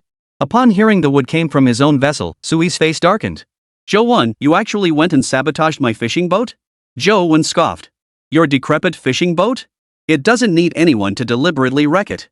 It's rotting apart piece by piece all on its own because you never use it. The fishermen gathered around to examine the plank discarded at Sui's feet. Chapter 80, Unmasking. The plank was severely rotten. A light press of a finger crushed it into powder, as if eaten away by woodworms. Only the surface appeared intact, the interior had long since decayed. Sui, your fishing boat really has been broken for a long time, said Zhao Laowu. You're siding with them too? Another villager chimed in, "We're not taking sides. We stand for what's right, not for family. Just crouch down and look for yourself, these planks only look good on the surface. Inside, they're all rotten." "That's right. It's all rotten through." Suhi reluctantly crouched down to examine the plank before him. He had indeed noticed some planks on his boat were fragile, but that didn't mean Zhou could damage his boat and avoid paying any compensation. "I see the plank is indeed damaged in some places, but that doesn't mean every part is like this." Zhou sneered. "You mean the spot where I hit it wasn't made of this kind of plank, right? Well, I'm afraid I'll have to disappoint you. This very plank in front of you is the one I removed from the impact site." At that moment, Zhou Kai stepped forward. "We'll pay compensation, but we won't pay that much." "Fine." To everyone's surprise, Suhi agreed readily. The matter wasn't over yet. Zhou continued, "Now that we've settled the impact point, let's talk about your engine. Earlier, you claimed in front of everyone that your engine was brand new. Ming just went to take a look specifically to verify if you were telling the truth." Suhi's heart skipped a beat. Had they figured it out? "What did you find?" Suhi asked, his expression unchanged. Zhou almost applauded Suhi. At this point, he could still keep his composure. "We can clearly see that your engine isn't new at all. The parts are severely worn.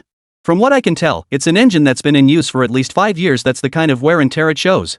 The exterior looks brand new. How can you claim it's old?" Ming stepped forward. "You painted the engine casing yourself, didn't you? The internal components are badly worn, I checked them myself." Ming, who gave you permission to touch my things without my consent?"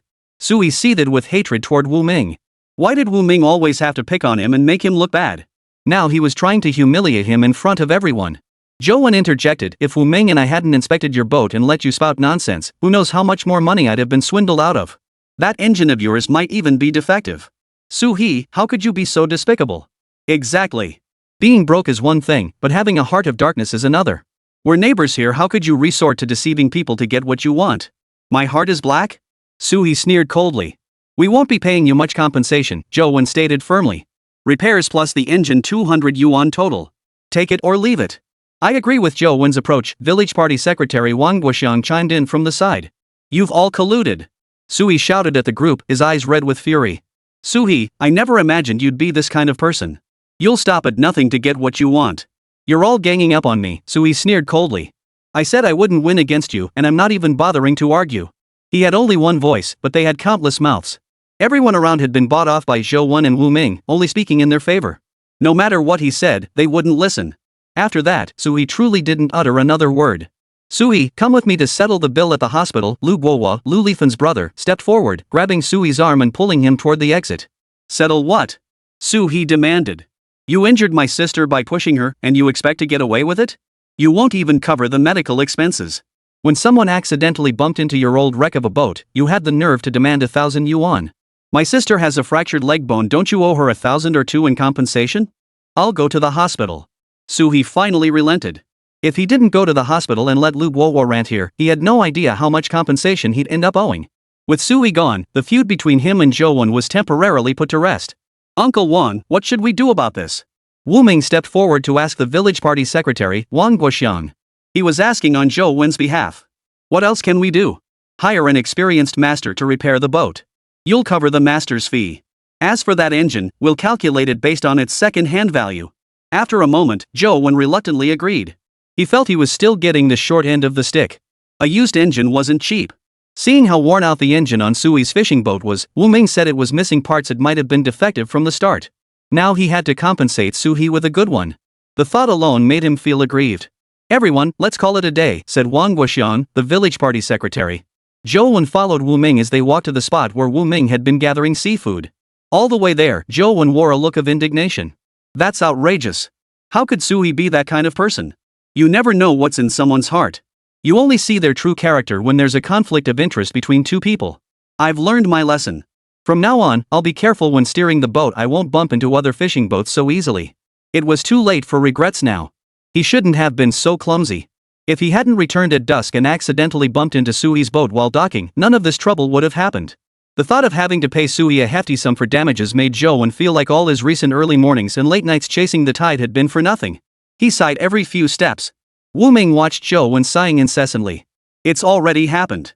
There's no need to be so discouraged." "I'm not discouraged. I'm just heartbroken over my money.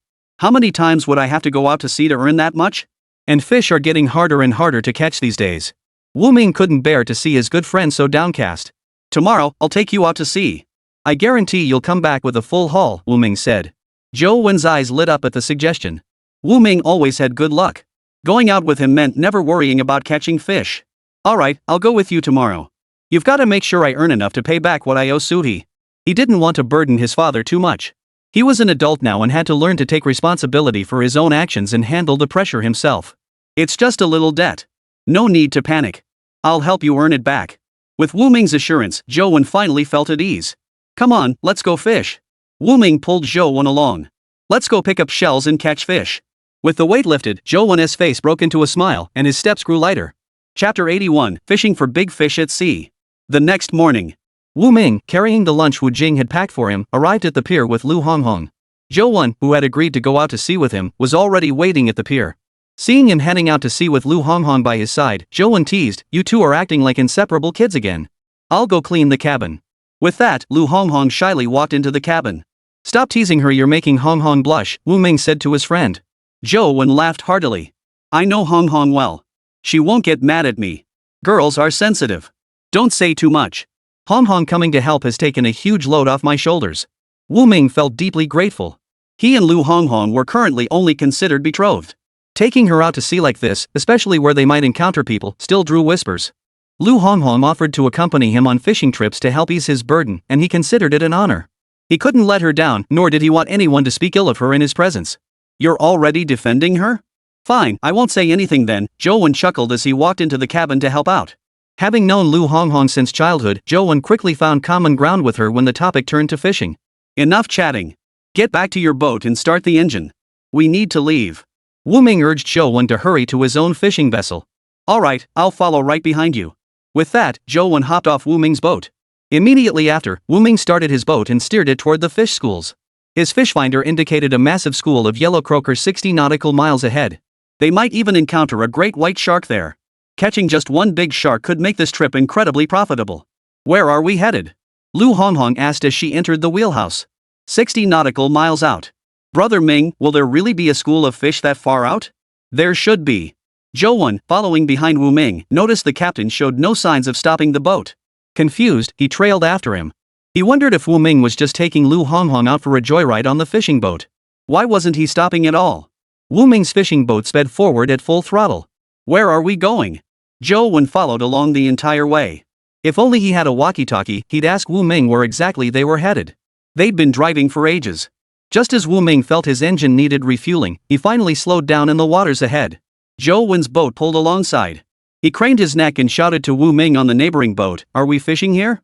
There's a school of fish. Those who trust me, cast your nets here."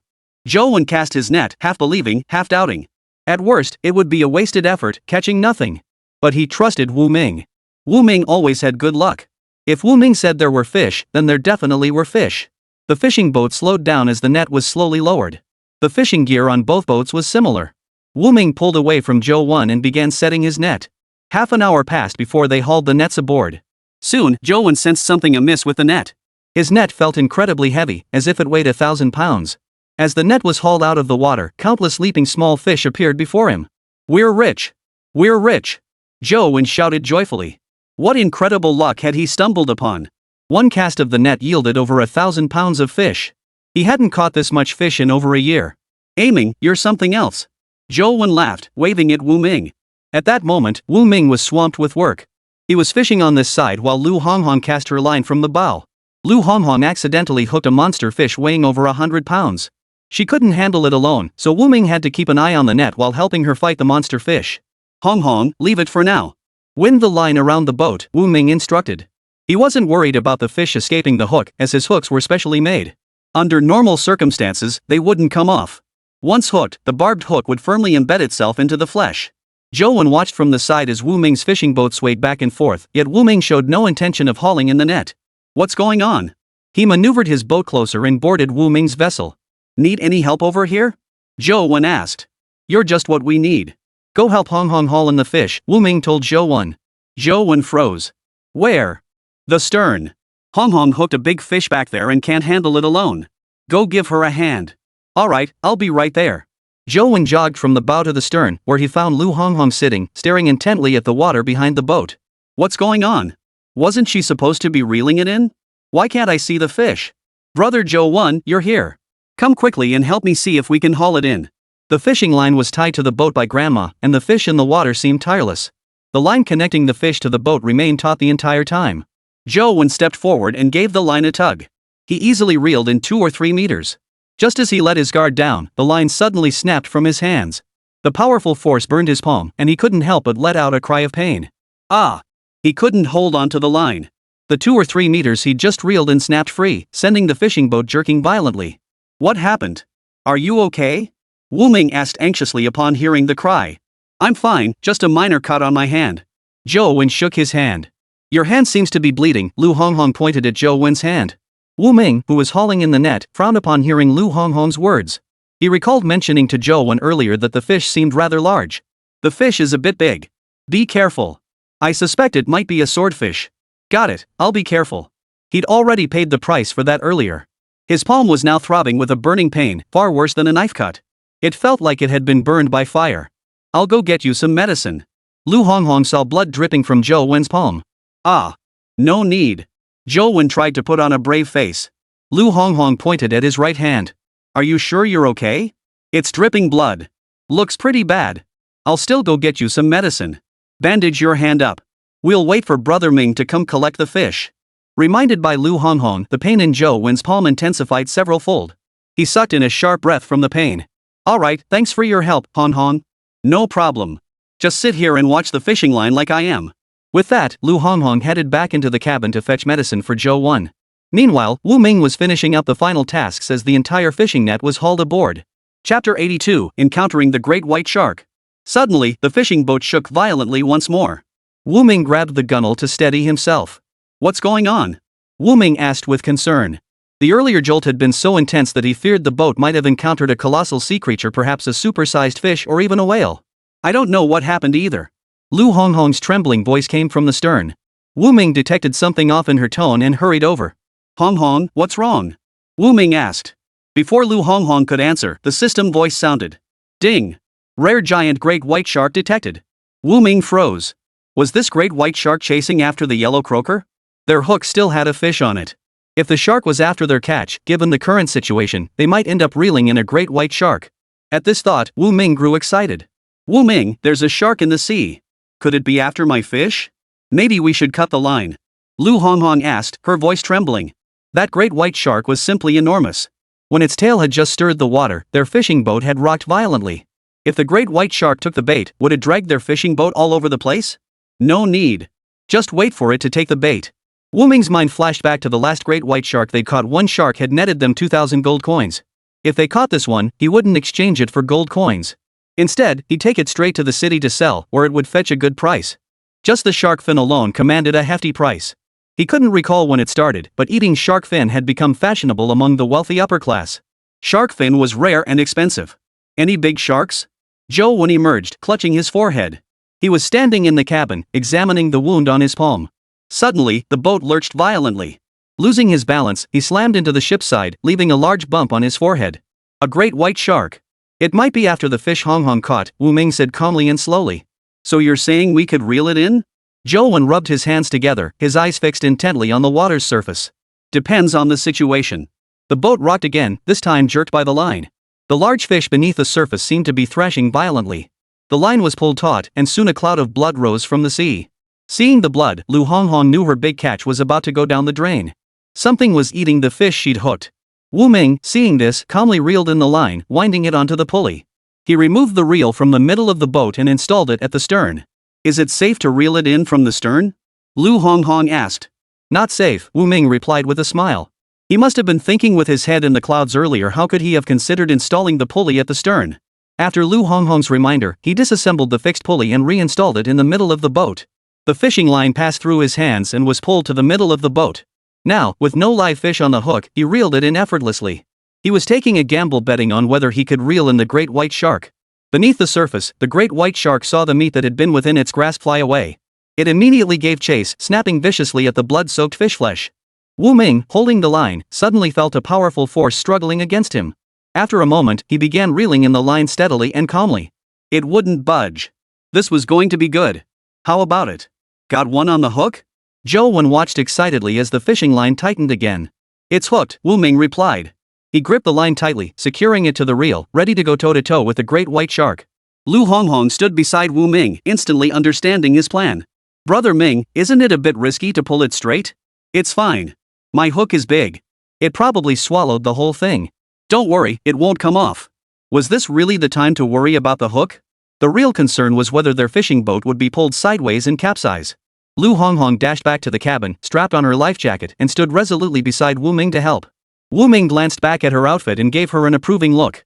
This girl has good safety awareness. That's commendable. Let me help, Zhou Wen stepped forward and said to Wu Ming. Your hand isn't healed yet. You don't need to help right now. It's not like I'm crippled. It's fine. Saying this, he reached out to assist. Hunting a great white shark, how thrilling. He couldn't miss this. Facing the great white shark before him, Wu Ming remained remarkably calm. He'd faced fish this size more than once and had plenty of experience. You two, don't stand over here, Wu Ming warned Lu Honghong and Zhou Wen. If either of them accidentally fell into the sea, he'd have to rescue them too. It's fine, trust me. If you can't pull it up, I can give you a hand, Zhou Wen said, eager to try. You won't be able to pull it up with just your hands. Zhou Wen frowned. Of course he knew it couldn't be pulled up by hand alone. He just wanted to participate. Ignoring Wu Ming's slightly disdainful gaze, he slowly moved aside, worried he might interfere with Zhou Wen's fishing. All three stared intently at the sea. Suddenly, a massive wave erupted from the water, revealing a huge tail before them. Just tie it off for now.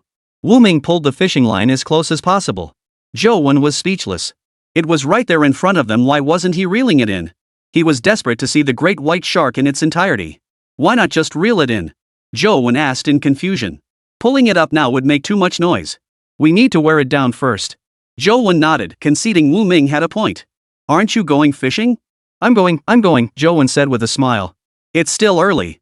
I'll watch you fish first. No problem. Lu Honghong couldn't help but laugh upon hearing this. He just loves to tag along. Zhou Wen leaned over the boat's edge and peered out at the sea.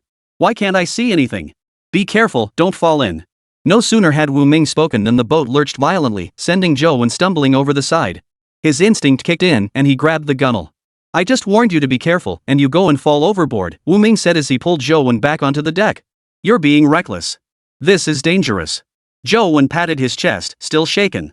That was close, he nearly ended up feeding the fish in the sea. I'm heading back to my own fishing boat. Saying this, Zhou Wen clutched his still pounding chest and returned to his own fishing boat. Figuring Wu Ming wouldn't have results anytime soon, he decided to go fishing first. By the time he returned, Wu Ming should have something figured out. It had been years since he'd seen anyone go toe-to-toe with a great white shark, and with nothing but a fishing hook and line to catch a live one at that. His eyes held sullen respect for Wu Ming. You two take your time. I'm off to fish. With that, Zhou Wen started the fishing boat and headed toward a nearby spot. Chapter 83, A Bountiful Catch. Over here, Wu Ming watched the great white shark gradually lose its strength. He tried pulling on the rope. With just a slight tug, a tremendous commotion erupted beneath the surface. The great white shark's massive body surfaced, its tail fin slapping the water. Seeing this, Wu Ming quickly let go. He turned to Lu Honghong beside him and said, Honghong, go get my spear gun. Since it couldn't be hauled in alive, it had to be killed. Dead or alive, the price was about the same. Before long, Lu Honghong returned with the spear gun. You take the line, Wu Ming said as he stood up, offering his spot to Lu Honghong. Lu Honghong controlled the pulley operating the fishing line, reeling it in bit by bit. The hook tore a bloody wound in the great white shark's mouth, causing it to thrash painfully in the water. The colossal creature gradually revealed itself before the pair. Lu Honghong stared at the imposing great white shark before her, swallowing hard. She had never seen a fish this large in her life. It dwarfed all the fish she had caught before. As the shark was pulled closer, the boat rocked violently with its thrashing. Wu Ming drew his spear gun, aimed at the shark's head, and fired with all his strength. The barbed spear gun struck the shark's head with precision. Blood spurted out, and the pain made the shark thrash even more violently. Fearing it might escape, Wu Ming immediately fired a second spear. After a painful struggle, the great white shark gradually fell still. Wu Ming tried to pull back. The moment he tugged, the great white shark violently slapped the water's surface. It wasn't quite dead yet, but the pain had robbed it of the strength to struggle. After being dragged, the pain surged again, and the great white shark struggled desperately. Circles of spray erupted on the sea's surface. Let me help you. Lu Honghong joined in, gripping the rope tightly like Wu Ming and pulling backward. What would normally require a crane to lift, Ming skillfully maneuvered the pulley system to successfully haul the great white shark into the ship's hold. The great white shark nearly filled the entire hold. Ming smiled at Lu Honghong and said, "Looks like we won't be able to continue fishing today."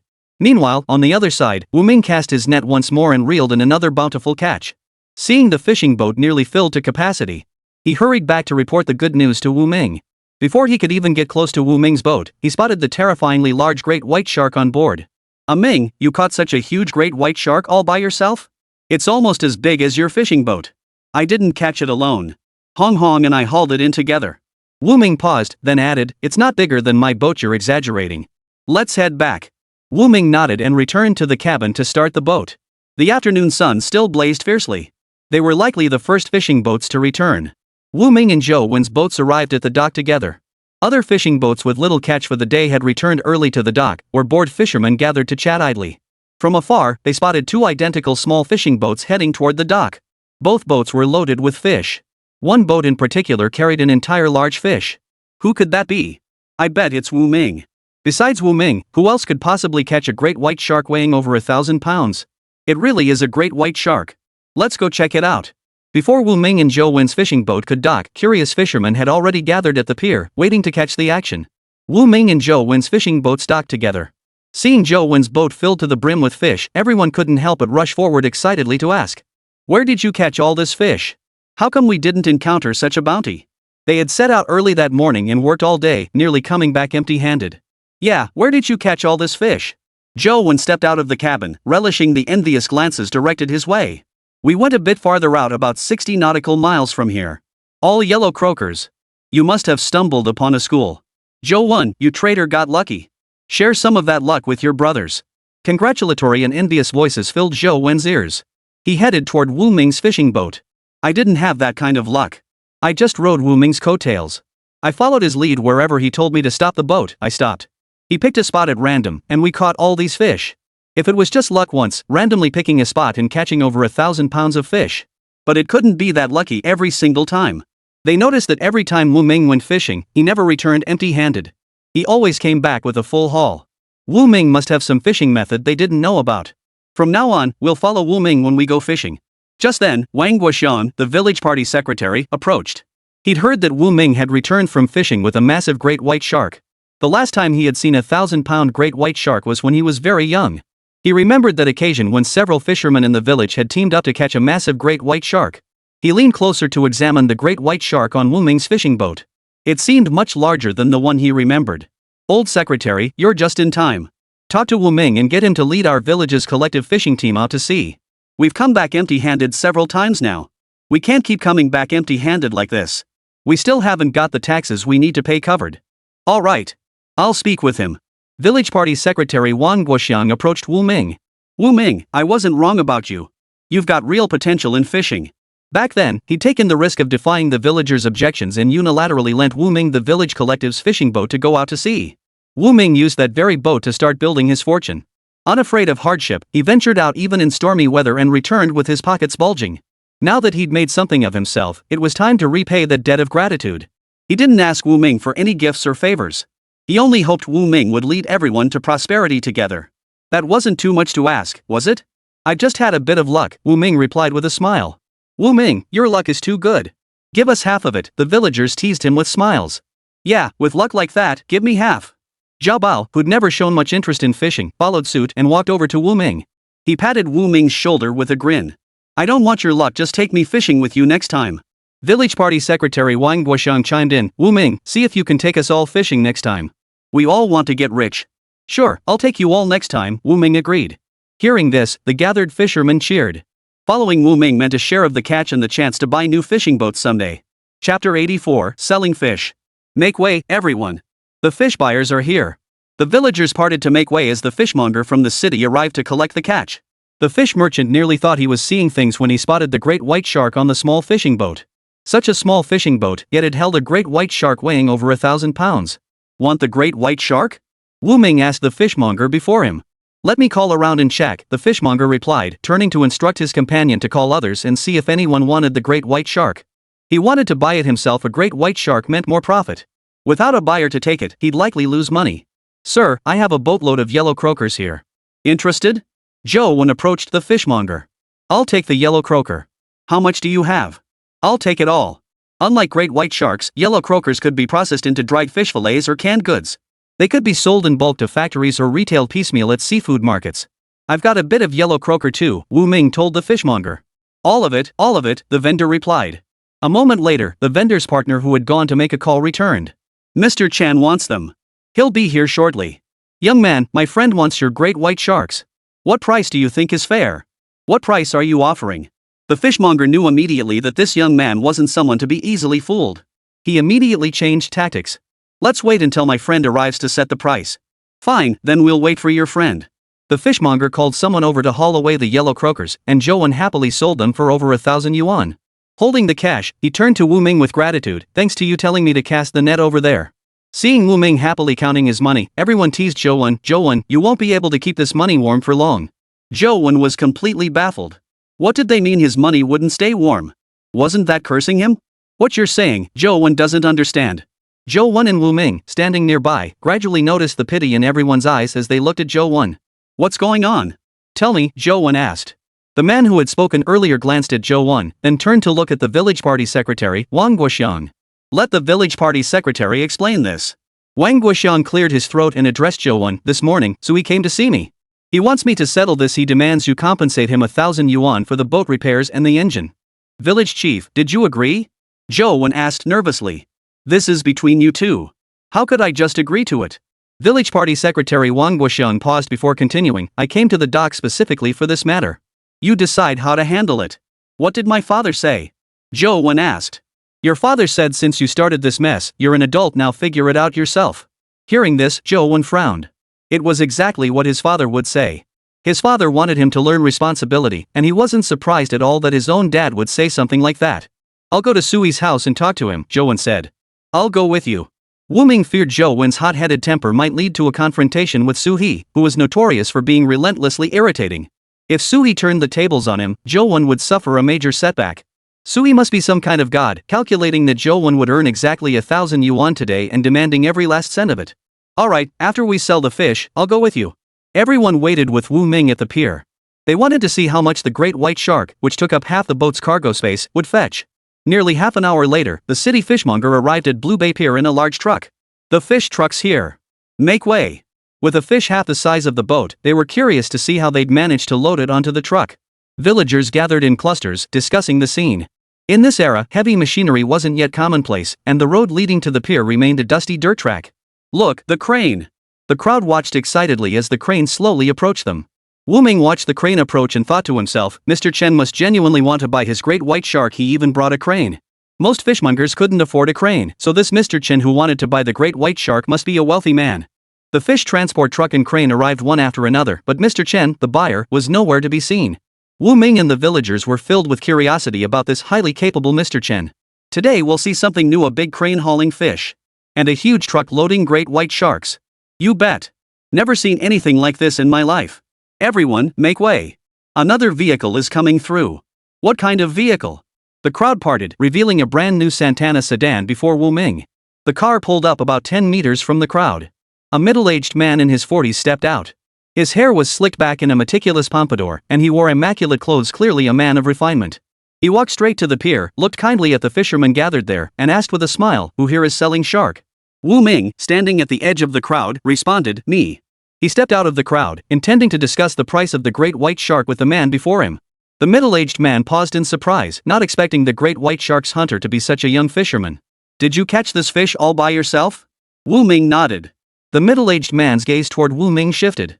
Could you take me to the fishing boat to see the shark? I need to inspect it before deciding on the price. If it's been dead too long or has too many wounds, it won't fetch a good price. There's a spear wound on its head, but the body itself should be unblemished. After Wu Ming finished speaking, the middle-aged man remained silent. Young people these days sure know how to brag. He knew exactly what the fishermen of Blue Bay were capable of. He'd sent people there many times to buy ingredients and hadn't seen anyone with the ability to hunt large marine creatures. This young man's claim of hunting a great white shark was likely pure luck, probably aided by a group of fishermen. Great white sharks hunted by multiple people usually share one common trait: too many scars on their bodies, making their meat unsellable at a high price.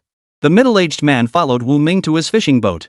Before even reaching the vessel, he spotted the great white shark loaded onto the small fishing boat from afar, its sheer size delivering a powerful visual impact. The fish was nearly half the length of the boat itself. It filled the entire hold, its tail extending beyond the bow. "You hauled this up by yourself?" The middle-aged man stared in astonishment at the great white shark on the fishing boat. "My fiancée helped me haul it in." This statement startled the middle-aged man once more. Among the fishermen of Blue Bay, there was an unwritten rule: women were forbidden from boarding fishing boats. Taking a woman out on a fishing boat was considered bad luck, inviting storms. Chapter 85, Making a Friend. "Young man, what's your name?" The middle-aged man ran his fingers over the shark's skin, assessing its freshness. After careful inspection, he concluded the fish hadn't been dead long. The entire fish's appearance matched the young man's description. It showed no signs of injury. This shark had truly been killed instantly by a single speargun strike. Sharks swim swiftly through the water and don't need to surface for air like whales. How could anyone possibly spear a 1,000-pound great white shark? "My name is Wu Ming." "What's your name, boss?" "Chen Zhishuan." "Everyone calls me Boss Chen." "I'll give you this amount. Does that work for you?" Boss Chen held up 5 fingers. 5,000? Chen Zhishuan nodded. "Too low. A shark of my size with a perfectly intact skin is rare. You'll have to add more." Chen Zhishuan was a straightforward man. "I'll add 500. 5,500. Deal." Wu Ming agreed readily. Finding a buyer willing to purchase the entire haul in one go was already a stroke of luck. He wasn't going to be picky. Wu Ming turned and signaled for someone to bring ropes to secure the great white shark.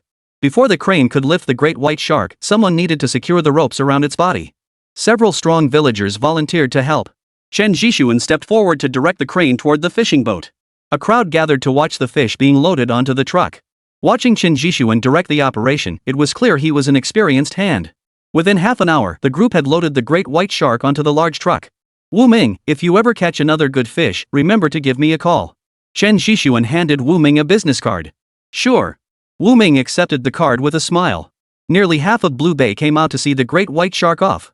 Wu Ming tucked away the over 5,000 yuan he'd received and turned to Zhou Wen.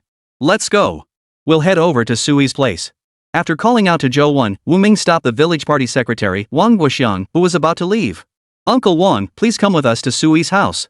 As an elder and the respected party secretary of our village, if you go to see Sui, he'll likely give you some face." "Yeah, Uncle Wang, please help us out," Zhou Wen chimed in. "Alright, I'll go with you." Wang Guoxiang wasn't particularly eager to go, but he recalled that Wu Ming had just agreed to lead the village fishing team on a fishing trip. If he now refused Wu Ming's request, he feared it might hurt Wu Ming's feelings, potentially leading to a lack of dedication in leading the fishing team later. Zhou Wen led Wu Ming and Wang Guoxiang to Sui's home. Sui's wife was drying seafood in the courtyard. Spotting Zhou Wen appear, her expression immediately soured. Even when Wang Guoxiang proactively greeted her, she didn't give him a friendly look. "What are you doing here? Haven't you caused enough misery for our family already?" Her words placed all the blame squarely on Zhou Wen. Seeing his good friend being treated so harshly, almost to the point of being berated point blank, Wu Ming's anger flared. He retorted right in front of the village party secretary. "Explain yourself clearly. How did Zhou Wen ruin your family? Your fishing boat sat unused and unmaintained for years, already falling apart. And that engine you got? It wasn't brand new at all, it was an old, worn-out engine. Missing parts, and it probably wouldn't even start." "What did you say?" Sui's wife froze for a few seconds, unable to process it. "I said your fishing boat is junk, and your engine is junk too." "Impossible. I saw with my own eyes that the engine on my fishing boat was brand new. You just don't want to pay up, so you're making these excuses." Wu Ming saw that she didn't seem to be lying. She genuinely didn't know that the engine on her fishing boat was old, just that the exterior was new. "Zhou Wen and I personally inspected your boat's engine. The casing was freshly painted to look new, but the engine inside was definitely old. Have you ever seen your boat start up and go out to sea?" Wu Ming was arguing his case, and he couldn't back down. Zhou Wen stepped forward, standing before Sui's wife, Wu Xiu, and said to her, "Auntie Wu, you watched me grow up. Don't you trust my character? I'm not lying. Your fishing boat hasn't been maintained properly. It's really in terrible shape, and that engine is worn out too." Sui's wife recalled their relationship over the years. She actually cared deeply for Zhou Wen, and he had always been affectionate toward her. It was precisely because their relationship was so good that she was so furious when this happened, feeling she'd wasted all her affection on Zhou Wen. "Take me to see it." "Wu Xiu, where are you going?" Sui appeared at the doorway, his eyes fixed on Zhou Wen and Wu Ming with a menacing glare. "I'm going to Zhou Wen's place to help out. Her mom called me over." "Did you finish making dinner? Can't it wait until tomorrow?" The tone made it clear he didn't want Wu Xiu interacting alone with Zhou Wen and the others. "I'll be back soon."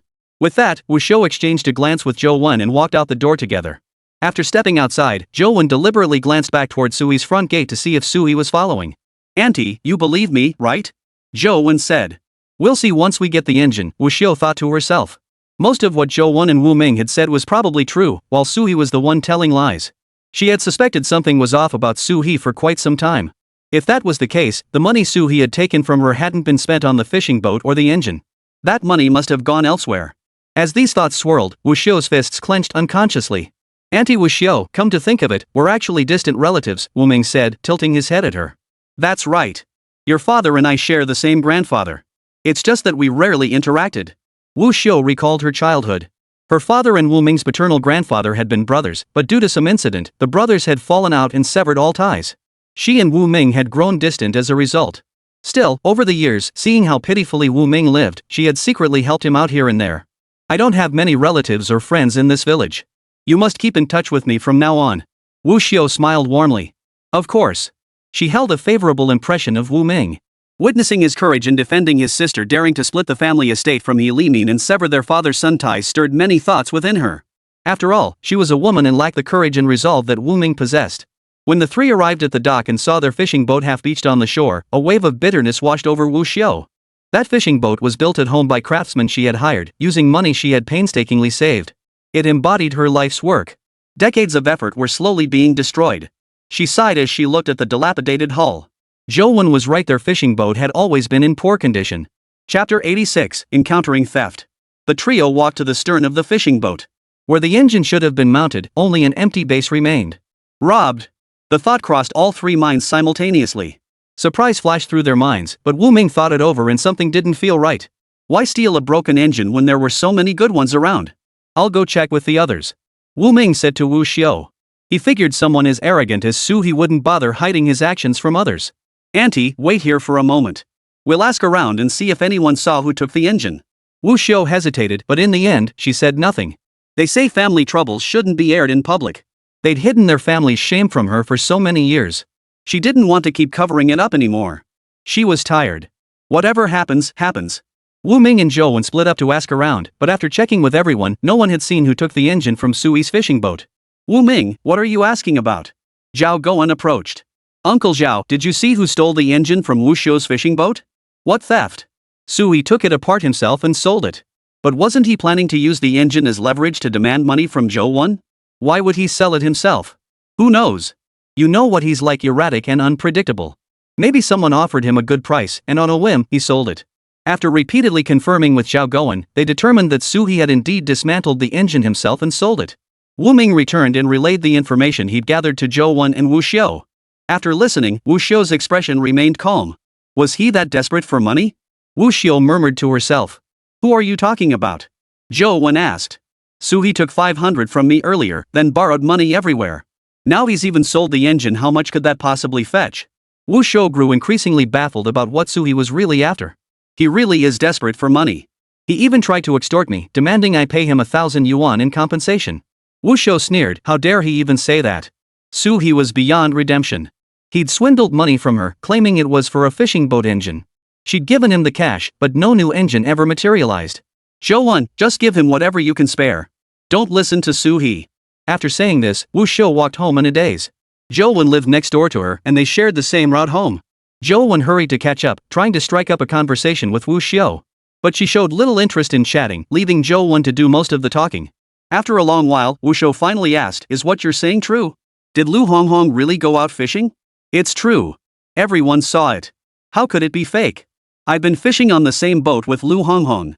I can vouch for it. Aren't women not allowed on fishing boats?" Yet Wu Ming agreed to let Lu Honghong go fishing with him.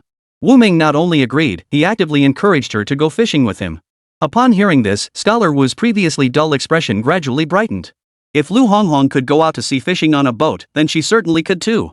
She gathered her belongings, left Suwa, and struck out on her own, making a living by fishing. "Zhou Wen, thank you." Wu Shou returned to her doorstep and smiled as she bid farewell to Zhou Wen. "Auntie, no need to thank me. I should be thanking you. If it weren't for you, I'd have no idea how much compensation I'd have to pay. Don't worry about the money. I can handle matters of this scale." Wu Shou turned and walked back into her own courtyard. Seeing Sui sitting in the courtyard smoking, Wu Shou's expression instantly fell. Where's the new engine I paid for? Su He remained silent. If you won't speak up, shall I speak for you? You took the money I gave you to fool around with that woman. Your accounts don't balance.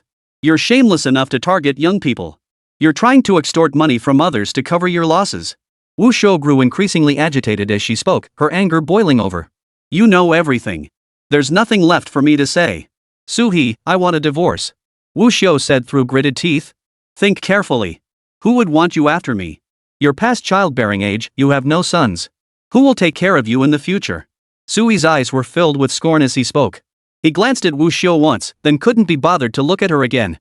He didn't believe she could truly leave him. It's none of your business who supports me. I just want a divorce. Don't think I don't know about all the dirty things you've done. I've put up with you for so many years, but I'm done. This house was left to me by my father before he passed away. You have to leave it to me. You wish. All these years I've worked myself to the bone for you and got nothing in return. This house is mine, or there's no divorce. Wu Shou's teeth chattered, her whole body trembling. She knew Su He was a shameless bastard and had braced herself for his infuriating words, but she still felt the sting. If you won't give it to me, then I'll summon the village chief and the elders of the Wu clan. Let them decide whose house this truly is, yours or mine. Invite them all you want. But if anyone's judging, it'll be my Su family. Have I ever treated you unfairly these years? Su He glared at Wu Shou in fury. Wu Shou didn't want to argue further. She walked straight into the house to cook. Today, she would cook for only one person. Zhou Wen, who had been eavesdropping from atop the wall, finally heard Wu Shou's footsteps inside. His heart settled with relief. He'd feared that after returning home, Wu Shou would argue with Su He, and in a fit of rage, Su He might lay hands on her. With her frail frame, Auntie Wu would be at a disadvantage if Su He resorted to domestic violence. So he waited by the wall, ready to rush in and rescue her at any moment. That night, Wu Shou again demanded a divorce from Su He. Gradually, Su He realized she was serious. This wife who had endured his abuse and lived an honest, dutiful life all these years. Now she actually wanted a divorce? It must be Wu Ming and Zhou Wen egging her on. You bastard Wu Ming. I didn't come looking for trouble, but you've got the nerve to on my head. Early the next morning, Su He stormed to Wu Ming's house, demanding to settle the score. Su He glared at Wu Ming furiously. Wu Ming, what did you say to my wife yesterday? Why did she come home and demand a divorce? Don't you know why your wife wants a divorce? A flicker of guilt crossed Su He's mind, but he quickly convinced himself that whatever Wu Shou did had nothing to do with him. It was all Zhou Wen and Wu Ming's doing. What do I know? Wu Ming, stop slandering people. Su He seethed, wanting to fight Wu Ming right then and there.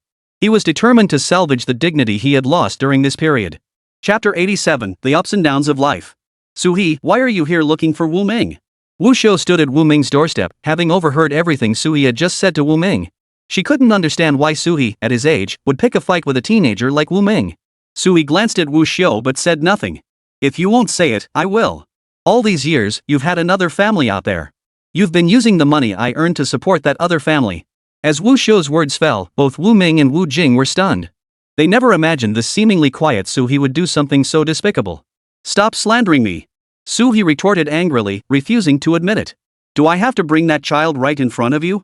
Wu Shou pressed on. What a monstrous thing. Not only did Su He have a family outside of ours, but he had even fathered a child. Only someone like you would have the audacity to shift all the blame onto others. I wanted this divorce myself. It has nothing to do with Wu Ming or Zhou Wen. By the end, Wu Shou's voice trembled. She had misjudged him back then, insisting on marrying Su He despite his poor family background. She had even refused to ask for anything from him after the wedding. The more she thought about it, the angrier she became. Just seeing Su He filled her with rage. After informing Wu Ming, she turned and walked away. She had only one daughter, who had long since married. Her daughter was her only concern, but now the daughter was married too. She had even less to worry about falling out with Su He. After Wu Shou left, Su He stormed off muttering curses under his breath. Wu Ming watched the two departing figures and frowned. Ming, you've got a few thousand extra in your hands. Go deposit it. It's not safe keeping it on you. Wu Jing reminded Wu Ming to put the money away. Wu Ming deliberately smiled and said, I won't save it. I'll keep all this money for you to take care of. Hearing this, Wu Jing frowned. Keeping several thousand yuan in cash at home was extremely unsafe. Sis, you should take this money. Wu Jing frowned and refused. Why are you giving me so much money? You're going to get married soon. Our family can't shortchange Hong Hong. Seeing his sister's serious expression, Wu Ming's stern face cracked instantly. He chuckled and told Wu Jing earnestly that they would go deposit the money together tomorrow. Keeping that much cash at home was indeed unsafe. This was the 1980s, when public safety was far worse than it would be decades later. With surveillance cameras not yet widespread, petty thieves could easily escape punishment after committing crimes. The low cost of crime encouraged more people to indulge their worst instincts. The next day, Wu Ming accompanied his sister Wu Jing into town to deposit the money. After depositing the money, he bought some things girls like to bring back. With the Mid-Autumn Festival approaching, he planned to prepare gifts for Lu Honghong's family. Watching her thoughtful brother, Wu Jing couldn't help but smile with satisfaction. Ming, do you want to give these gifts during the Mid-Autumn Festival or should we give them now? Wu Jing asked. The Mid-Autumn Festival is just a few days away. I'll give them to Hong Hong now. Alright, I'll go with you. Wu Ming suddenly asked his mature and steady sister. Sis, do you have someone you like? Wu Jing paused slightly, then shook her head. Sis, you're not getting any younger. It's time to think about your future. If there's someone you like, you could have someone arrange a match. Wu Ming silently vowed to himself that he would prepare an irresistible wedding gift for his sister. You haven't even gotten married yet. Why should I be in a hurry? Wu Jing repeated the words Wu Ming had once said to him. The siblings strolled through the city, chatting and shopping, buying quite a few things. They didn't return home until around 4 or 5 in the afternoon. Carrying bags of purchases, the siblings caused quite a stir. People began to speculate whether Wu Ming and Lu Honghong's wedding was imminent. Wu Ming and Wu Jing were busy preparing for their wedding. Wu Ming, heading into town to stock up? Old Zhao Wu, hoisting a hoe, stood in his vegetable patch and teased Wu Ming with a smile. Well, Mid-Autumn Festival is coming up soon, so my sister and I went into town to buy some gifts for the holiday. His marriage to Lu Honghong was a done deal. Her parents, his future in-laws, expected gifts during holidays as a gesture of respect. You're planning to give gifts to Lu Honghong's parents, aren't you? Wu Ming nodded. You should give them gifts. Raising a daughter to adulthood isn't easy for Lu Guohua. If he knew you prepared mid-autumn gifts for him, he'd be overjoyed. He doesn't have a son, so once you marry Lu Honghong, you'll be like his own son. Giving gifts now is like fulfilling filial duties early. That's exactly how I see it. Uncle Lu is a good man. Our families live close by, and he's helped me and my sister countless times over the years. Wu Ming, come help me carry this. I can't lift it anymore. Sister's call rang out. Wu Ming smiled, bid farewell to Uncle Zhao Wu, and jogged over to help carry Wu Jing's things. What did Uncle Zhao Wu say to you? Wu Jing asked. Nothing much, just about me giving gifts for Mid-Autumn Festival. Wu Jing guessed that since she'd asked Wu Ming to prepare mid-autumn gifts for Lu Honghong's parents, some might say they were trying too hard to befriend the Lu family. What did he think about the gifts? Wu Ming replied, Uncle Wu said I was right to send gifts. He said raising a daughter isn't easy for Uncle Lu, and once I marry Honghong, I'll be like his son. That's the way it should be. There are still plenty of reasonable people in this village. The siblings chatted all the way home. Upon returning home, their stomachs growled in unison. Wu Jing rolled up her sleeves and said with a smile, I'll go prepare something for us to eat. Let me help you. The siblings had just entered the kitchen to get busy when Lu Lifeng appeared at the doorway. She entered the kitchen to find the siblings stoking the fire and chopping vegetables. Haven't you two eaten dinner yet? We haven't eaten yet. We just got back from town and got delayed. You don't need to cook. Why don't you just come over to my place for dinner? I still have plenty of food left. No need. We'll be done cooking soon. Wu Jing smiled and politely declined Lu Lifen's offer. Lu Lifen stood beside Wu Jing, helping her prepare the vegetables. Her hands never stopped working as she chatted non-stop since entering the room. You probably didn't hear Wu Xiu, at her age, actually divorced Su He. Their daughters are both married with kids. They're grandmothers now and they're getting divorced. How embarrassing. Wu Ming couldn't understand what was shameful about divorce. Wasn't it okay to end an unhealthy relationship? It was like finding sand in your food.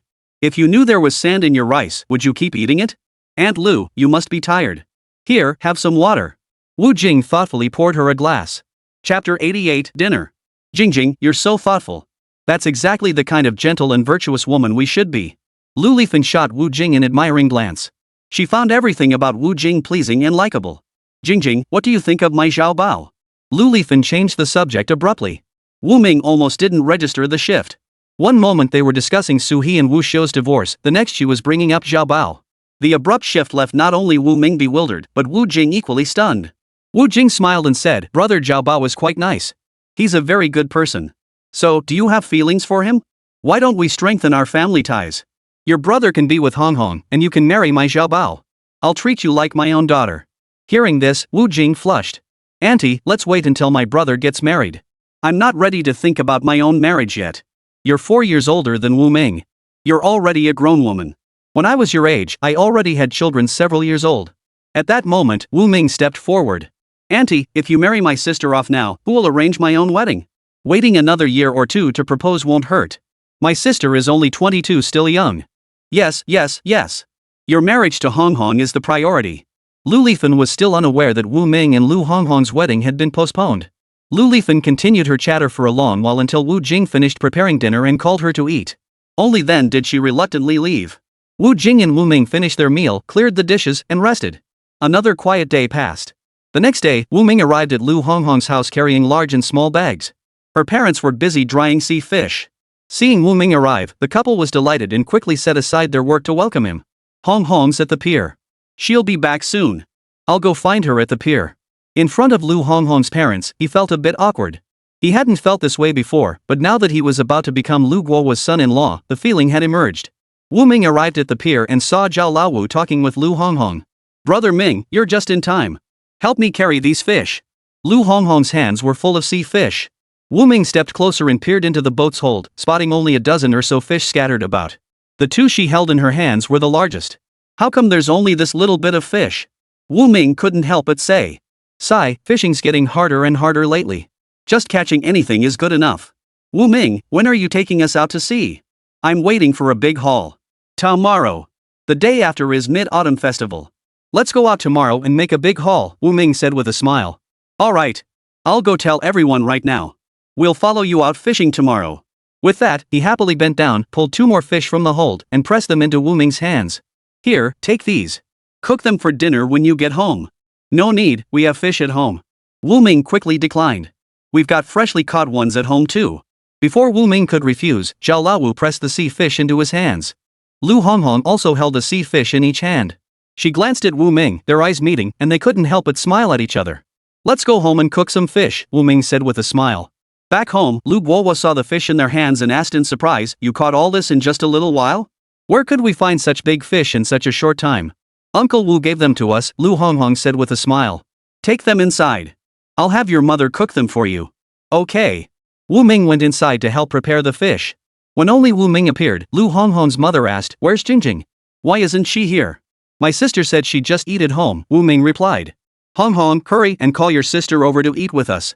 What's she doing cooking alone at home? It's so much nicer when our whole family eats together, lively and cheerful. Lu Honghong dashed back at lightning speed to call Wu Jing over for dinner at their house. At home, Wu Jing was alone tending the fire and cooking. A pot of steaming fish soup bubbled on the stove. Lu Honghong could smell the aroma from far away. She wondered if her sister had already finished eating. Sis. Lu Honghong suddenly appeared from behind the door. Honghong, what brings you here? I came to invite you over for dinner at my place. Saying this, she stepped forward to pull Wu Jing. My family has already cooked dinner.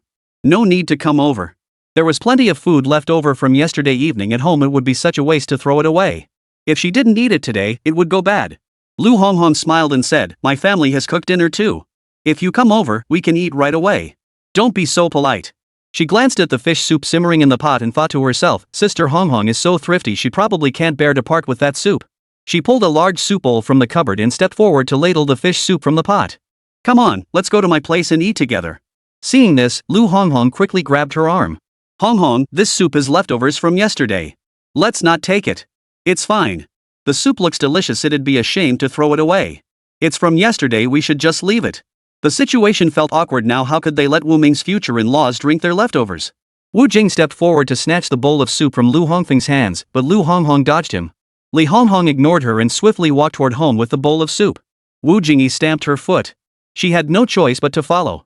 And just like that, Lu Honghong lured Wu Ming into her home with a bowl of soup. Wu Ming was astonished to see his sister, who had previously refused to come over, now at Lu Honghong's house. Lu Honghong instantly saw the confusion in Wu Ming's eyes. She leaned close to his ear and recounted everything that had just happened to Wu Mingting.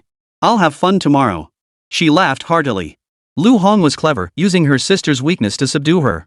Chasing after Lu Honghong to her house, Wu Jin finally snatched the leftover soup from that night into his hands. Seeing Wu Jin about to carry the bowl of soup away, Wu Ming hurriedly stepped forward and said, Sis, it's okay. Just leave the soup on the table. Let's all eat together.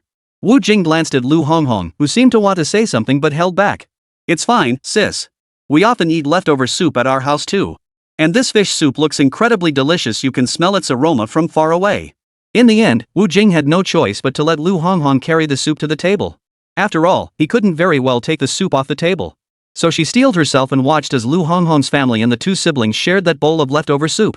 Both Hong Hong and Wu Ming enjoyed the meal immensely. Only Wu Ming felt a lingering awkwardness. On the way home, Wu Ming gave his sister a thorough talk. Only then did Wu Jing's heart feel a little better. "Don't do that again next time," Wu Jing said earnestly. "Then next time, you shouldn't stubbornly refuse to come to dinner either," Wu Ming said with a smile. Chapter 89, Leading Everyone Fishing. The siblings chatted and laughed until night had fallen without them noticing. "Sis, I'm taking the village fishing fleet out to sea tomorrow," Wu Ming told Wu Jing with a smile. "Stay safe.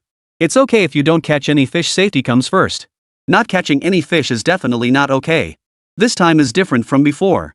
I'm leading the village fishing team, and everyone hasn't caught any fish for a long time. They're counting on me to lead them to a catch. After speaking, Wu Ming deliberately tried to reassure Wu Jing. "Sis, don't worry.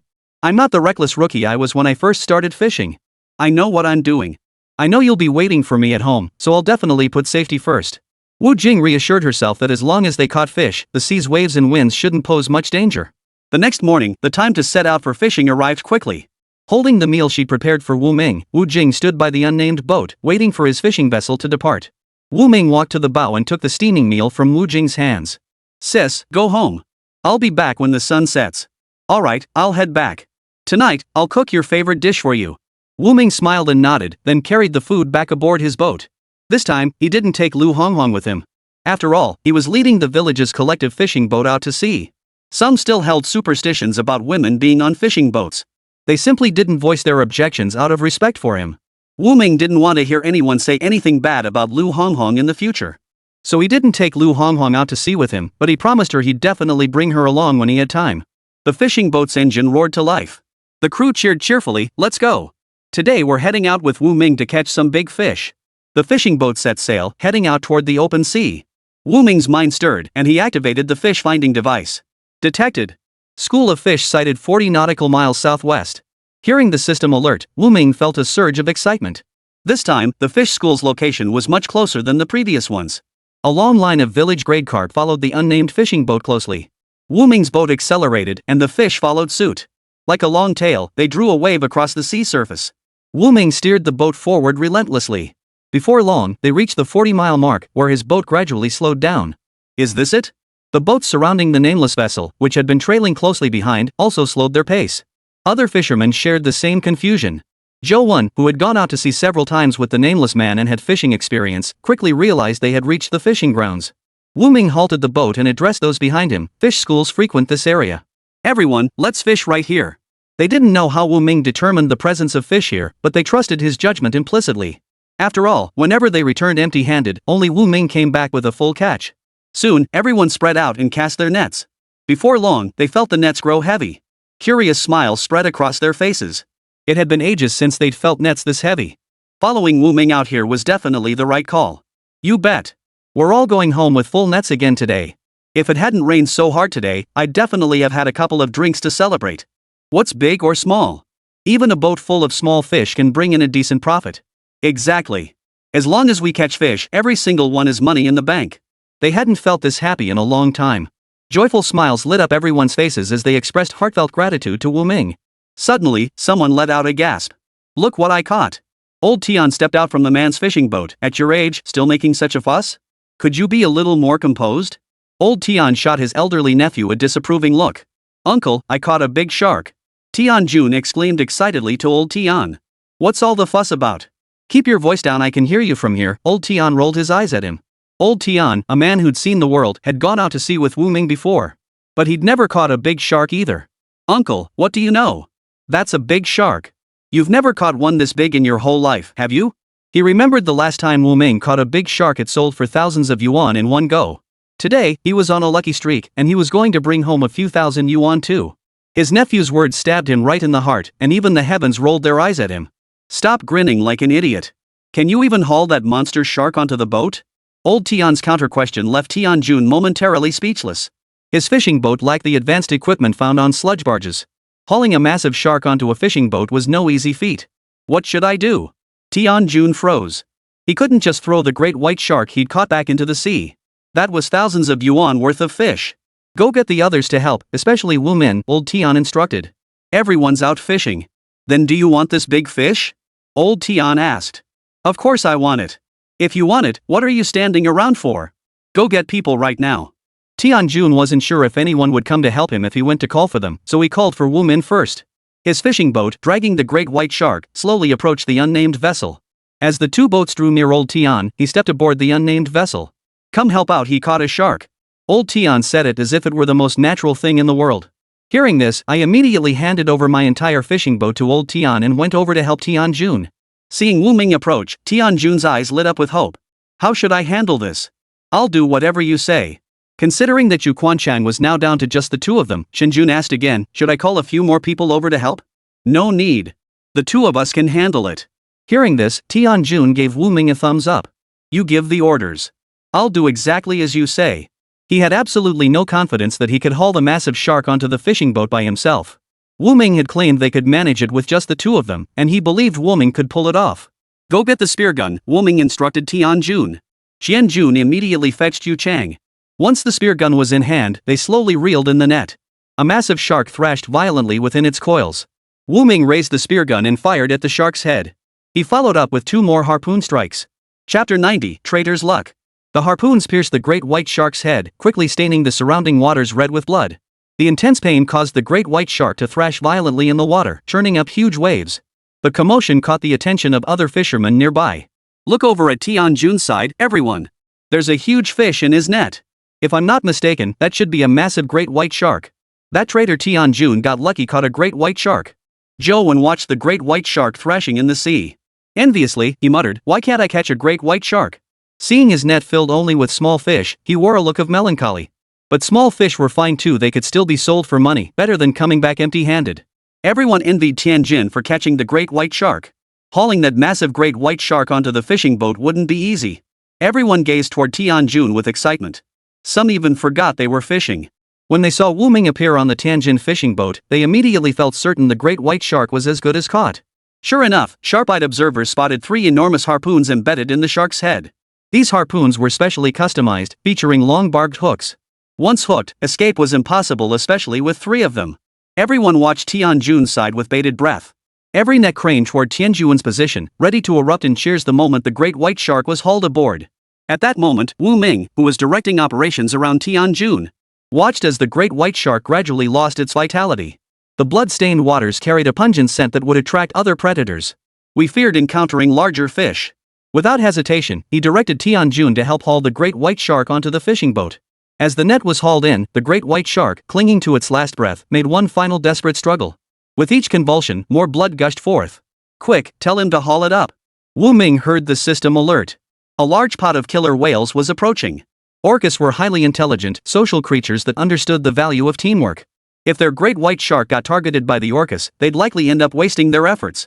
However, orcas generally enjoy interacting with humans and rarely attack them. Regardless of what science books might say, Wu Ming wasn't willing to take that chance. The others had also noticed the orcas. The entire pod numbered around 20 to 30 orcas. The pod moved in a neat, curved formation, following the lead killer whale as it passed by them. The group watching the passing pod murmured in admiration. In the past, when they caught fish, if dolphins or orcas followed them, they could only catch fish. But in recent years, they rarely saw dolphins or orcas anymore, likely because some people fished too intensely.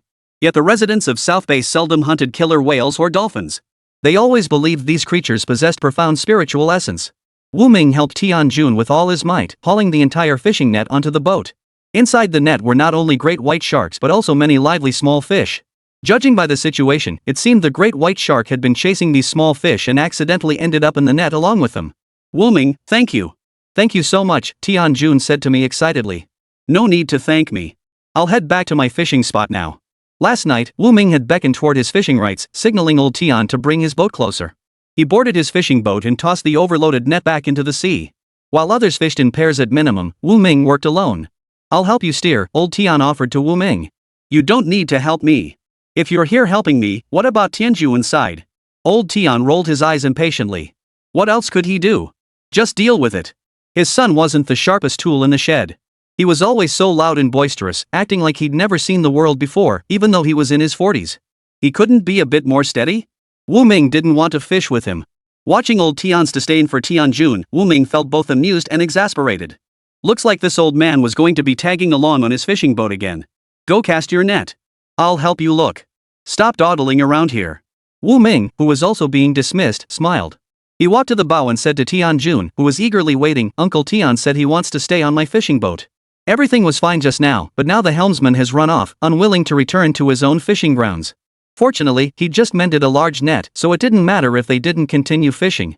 Seeing Tianjun's disappointed expression, Wu Ming offered, "Should I go get him for you?" Tianjun waved his hands hastily. "No need, no need. My uncle likes staying on your fishing boat. Let him stay with you." After all, now that he had a big shark, it didn't matter whether he cast the net or not. Overcome with excitement, Tianjun couldn't wait to head back and show everyone. He'd finally had his moment of glory. He wasn't just some nobody in Dabaisha village. How many villagers hadn't tried their hand at catching big fish? He'd done it. Even if it was through Wu Ming's help to get on the fishing boat. At least he did it himself. Rounded up, it was practically his own catch of the great white shark. Tianjun sat cheerfully on the fishing boat, watching the others still bustling about. Seeing Tianjun motionless, the others knew he wouldn't be casting nets again. Tianjun really has incredible luck. I think he's riding Wu Ming's coattails. Without Wu Ming's help, how could he possibly have caught anything? We benefited from Wu Ming too. If not for him, how could we have encountered the school of fish today? They hadn't encountered a school of fish in such a long time. Every time before, they'd come back empty-handed. Yeah, we should thank Wu Ming for bringing us out. When we get back, I'm buying Wu Ming around. Me too. I think we should chip in and treat him to drinks.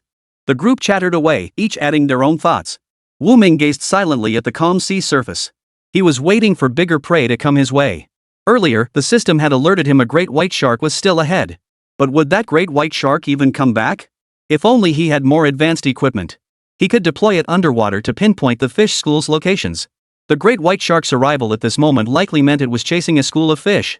While pondering this, Nameless browsed the system store. He wanted to install more advanced fishing gear on his boat. After a while, he began to resent his fishing boat for being too small. He should save up to buy a bigger fishing boat. Chapter 91, Conviction. Wu Ming held a conviction in his heart. Today, he would hunt down a great white shark, just like Tianjun had done. As he chased the school of fish, he felt the fishing net growing heavier and heavier. He knew the net had reached its limit. As the boat struggled to move forward, he finally decided to haul the net up and see. A net full of fish was hauled aboard, drawing envious glances from the other fishermen. Wu Ming shook his head, deeply disappointed. No great white shark. He looked up at the sun on the horizon. The sun was gradually setting in the west, and he estimated there would be no chance to cast the net again. "Wu, we should head back. Everyone's haul is plentiful today. We can head back. The fishing boats are too full, another haul probably wouldn't fit." Satisfied smiles spread across every fisherman's face. Thanks to Wu Ming leading them to the school of fish, every boat was now filled to capacity. "Alright, let's head back." Wu Ming called out to the fishing boats across the way. He felt a twinge of disappointment, having failed to catch the great white shark he'd been longing for. But then he thought, last time he'd caught a great white shark, how could he expect such luck every time? Today, the good fortune had fallen to Tianjun. The crew returned to the dock in high spirits, chanting in unison. The fishermen sang folk songs passed down through generations, their faces beaming with joy. Waiting at the dock were their families and the village's old party secretary, Wang Guoxiang. Wu Ming spotted his sister waiting in the distance. She stood precisely where he always docked his boat. As soon as the fishing boat docked, everyone rushed ashore, eager to share the good news of their catch with their families. Zhao Lawu rushed excitedly to party secretary Wang Guoxiang. "Old Wang, we caught fish. Old Wang, we caught a great white shark." Tianjun rushed ashore and excitedly ran to Wang Guoxiang's side. Wang Guoxiang smiled as he looked at his fishing boat. "I saw it all. You all did a great job today. We owe it all to Wu Ming today," Tianjun said. Everyone excitedly shared their catches from the day. For a while now, they'd been catching at most 10 or 20 pounds of fish all day. Today, each person had caught over 1,000 pounds more than their combined catch from the past fortnight. Wang Guoxiang walked over to Wu Ming, intending to express the group's heartfelt gratitude. "Uncle Wang. Wu Ming, thank you for today. It's all thanks to you that we caught so much fish. Uncle Wang, you're too kind. This ocean doesn't belong to me alone. As long as I can lead everyone to prosperity, I'm happy too." Wu Ming cherished the kindness shown to him by the villagers. Without the villagers feeding him and his sister back then, he wouldn't be where he was today. He and his sister had literally been raised on the kindness of others. Nearly every villager in Blue Bay had shared a meal with them at some point.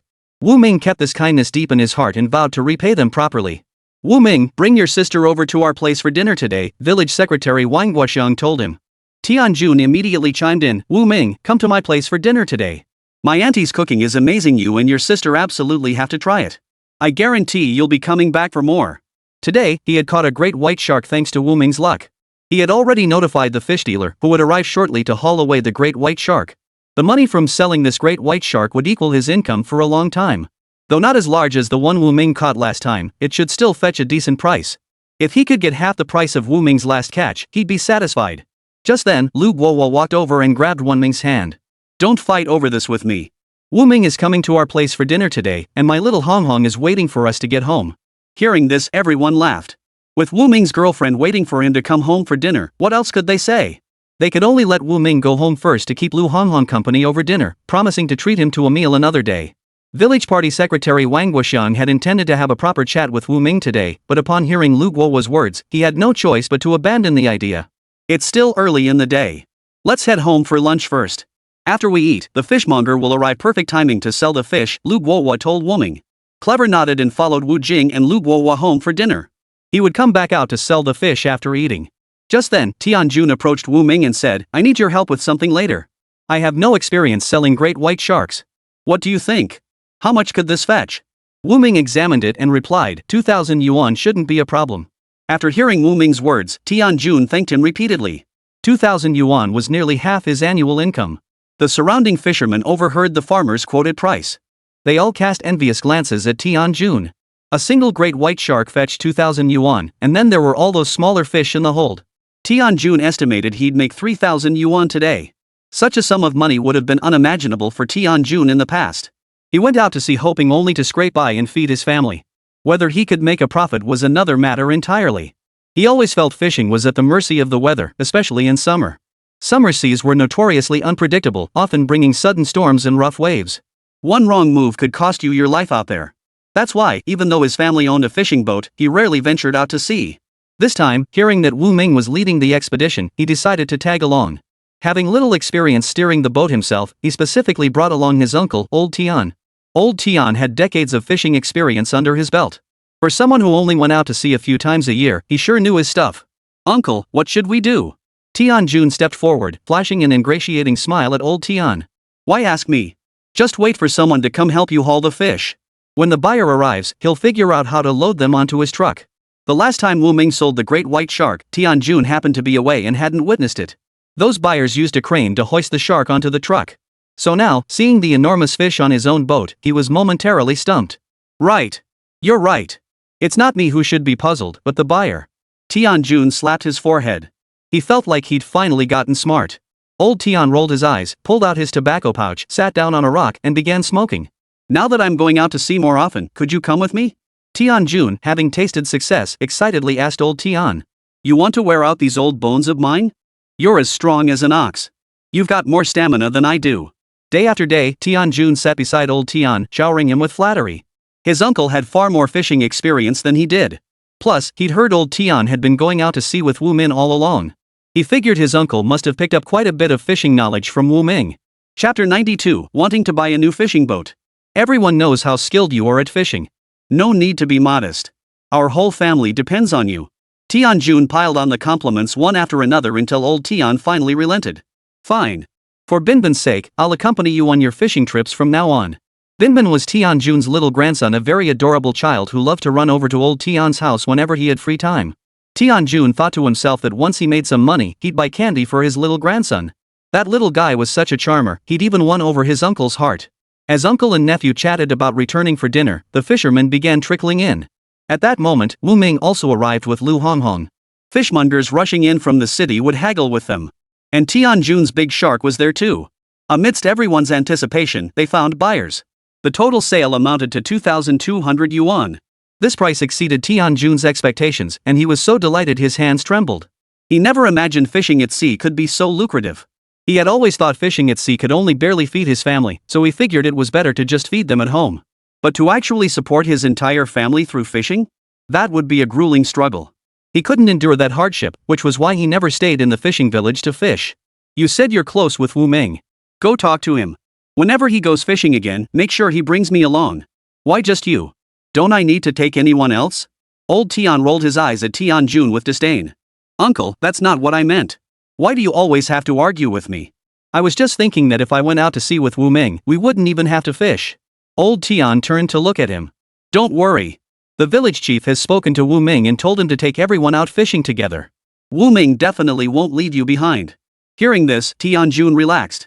He'd been worried that if he kept putting it off, he'd be completely clueless on his own. Like a headless fly. If they kept coming back empty-handed, he'd start dreading going out again. Don't worry. With Wu Ming around, you won't come back empty-handed. Old Tian glanced in Wu Ming's direction and smiled. Wu Ming and Lu Hong were busy scrubbing the boat's hold. The insides, having held fish, were filthy. Wu Ming valued cleanliness. Unless utterly exhausted, he always scrubbed the fishing boat spotless after each haul. Their fishing boat wasn't very large, so the two of them quickly tidied it up. A satisfied smile spread across his face as he looked at the restored cleanliness and order of the fishing boat.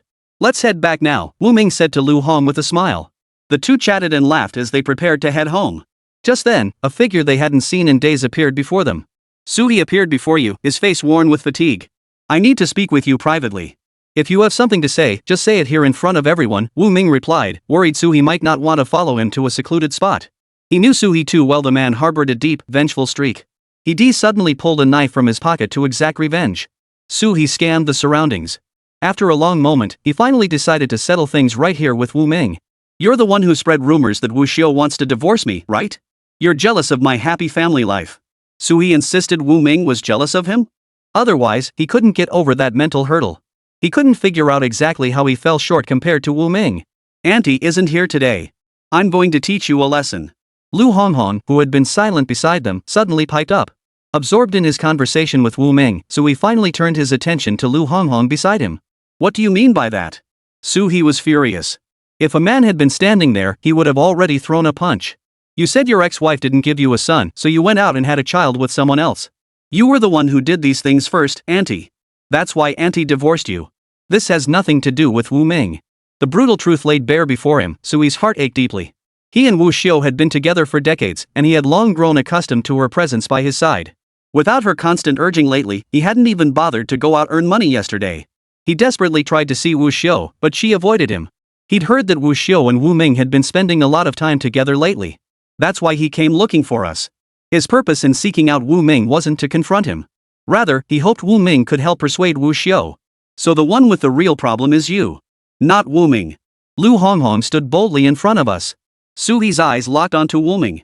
After a long pause, the prideful duo finally revealed their true purpose for seeking him out. Wu Ming, can you please talk to Wu Xiao? I don't want a divorce. Wu Ming couldn't help but chuckle. If she didn't want a divorce, why had she done all those things? You've already crossed my aunt's heart. She won't forgive you. My persuasion won't make a difference. With that, Wu Ming sidestepped him and walked home with Lu Honghong. Suhi stood frozen on the pier. He couldn't fathom how things had spiraled into this mess. He'd only wanted to earn more money, to improve his family's life. How had he ended up hurting Wu Xiao? Suhi couldn't fathom why he'd ever crossed paths with Wu Ming. This wasn't the first time Wu Xiao had learned he had a child outside their marriage. Or another family. All those years of lunchtime visits had been discarded. Yet this time, Wu Xiao simply couldn't bear it. How could she watch the receding figures of Wu Ming and Lu Honghong? The scene stretched out, filled with sorrow. Lu Honghong grabbed Wu Ming's arm and asked, "Will you treat me like Suhi did?" Wu Ming's footsteps halted momentarily. Was there something between Suhi and Lu Honghong? How had Suhi treated you? Does Suhi have a grudge against you? Wu Ming asked Lu Honghong. Seeing his dazed expression, Lu Honghong couldn't help but laugh. I'm talking about after we get married. Will you treat me the way Suhi treats his aunt, making mistakes at the dinner table that shouldn't happen? Of course not. Wu Ming replied without hesitation. He wouldn't do something that foolish. Knowing full well he had a family, yet still going after someone else? What kind of foolishness was that? He wouldn't put himself in such a dangerous position.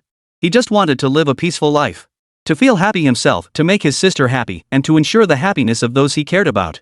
That was enough for him. What if I can't have children in the future? Lu Honghong pressed. Chapter 93, Buying a New Fishing Boat. Lu Honghong's barrage of questions made Wu Ming's head buzz. He mustered every ounce of patience he had and answered each of her questions one by one. Watching her leave happily at last, he knew his answers must have satisfied her. To be honest, he wasn't overly fixated on settling down and having children. He had a favorable impression of Lu Honghong, and the people around him kept urging him to settle down. He figured that since he was going to settle down anyway, he might as well find someone close to home. Someone he found pleasing to the eye. He believed affection could grow gradually. Once married to Lu Honghong, their bond would surely deepen over time. For now, his feelings toward Honghong were like those for a friend. Wu Ming returned home. He took several passbooks out of the money jar. He looked at the amounts and stacked them together to tally the total. You're not far off from buying a new fishing boat. He had considered using the gold coins from the system store to exchange for a fishing boat. But upon careful consideration, he decided those coins would be better spent on more advanced fishing gear. So he abandoned the idea of exchanging gold coins for a fishing boat and decided to use his own savings to buy a new one. When I came back, I saw Wu Ming staring blankly at his passbook. Planning to use this money to marry Hong Hong? Wu Jing asked with a smile. Wu Ming looked up at his sister. Sis, I plan to use this money to buy a brand new fishing boat. I want to get a bigger one. What about your current savings? Wu Jing asked. Sell it, Wu Ming replied without hesitation. His current boat was barely used and still looked brand new from the outside. Plus, it was equipped with the most advanced fishing gear. There should be plenty of people wanting to buy it. The next day, Wu Ming spread the word that he was selling his fishing boat. Several villagers expressed interest in buying it, but after hearing the price, they ultimately decided against it. Word of Wu Ming's boat sale spread to the neighboring village.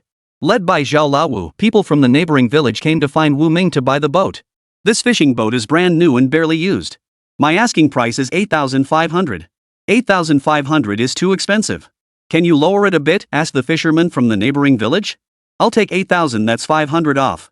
No lower. Wu Ming thought to himself about the fishing gear he had above his fish spring. It would cost a lot of money, and even then, it might not be available for purchase.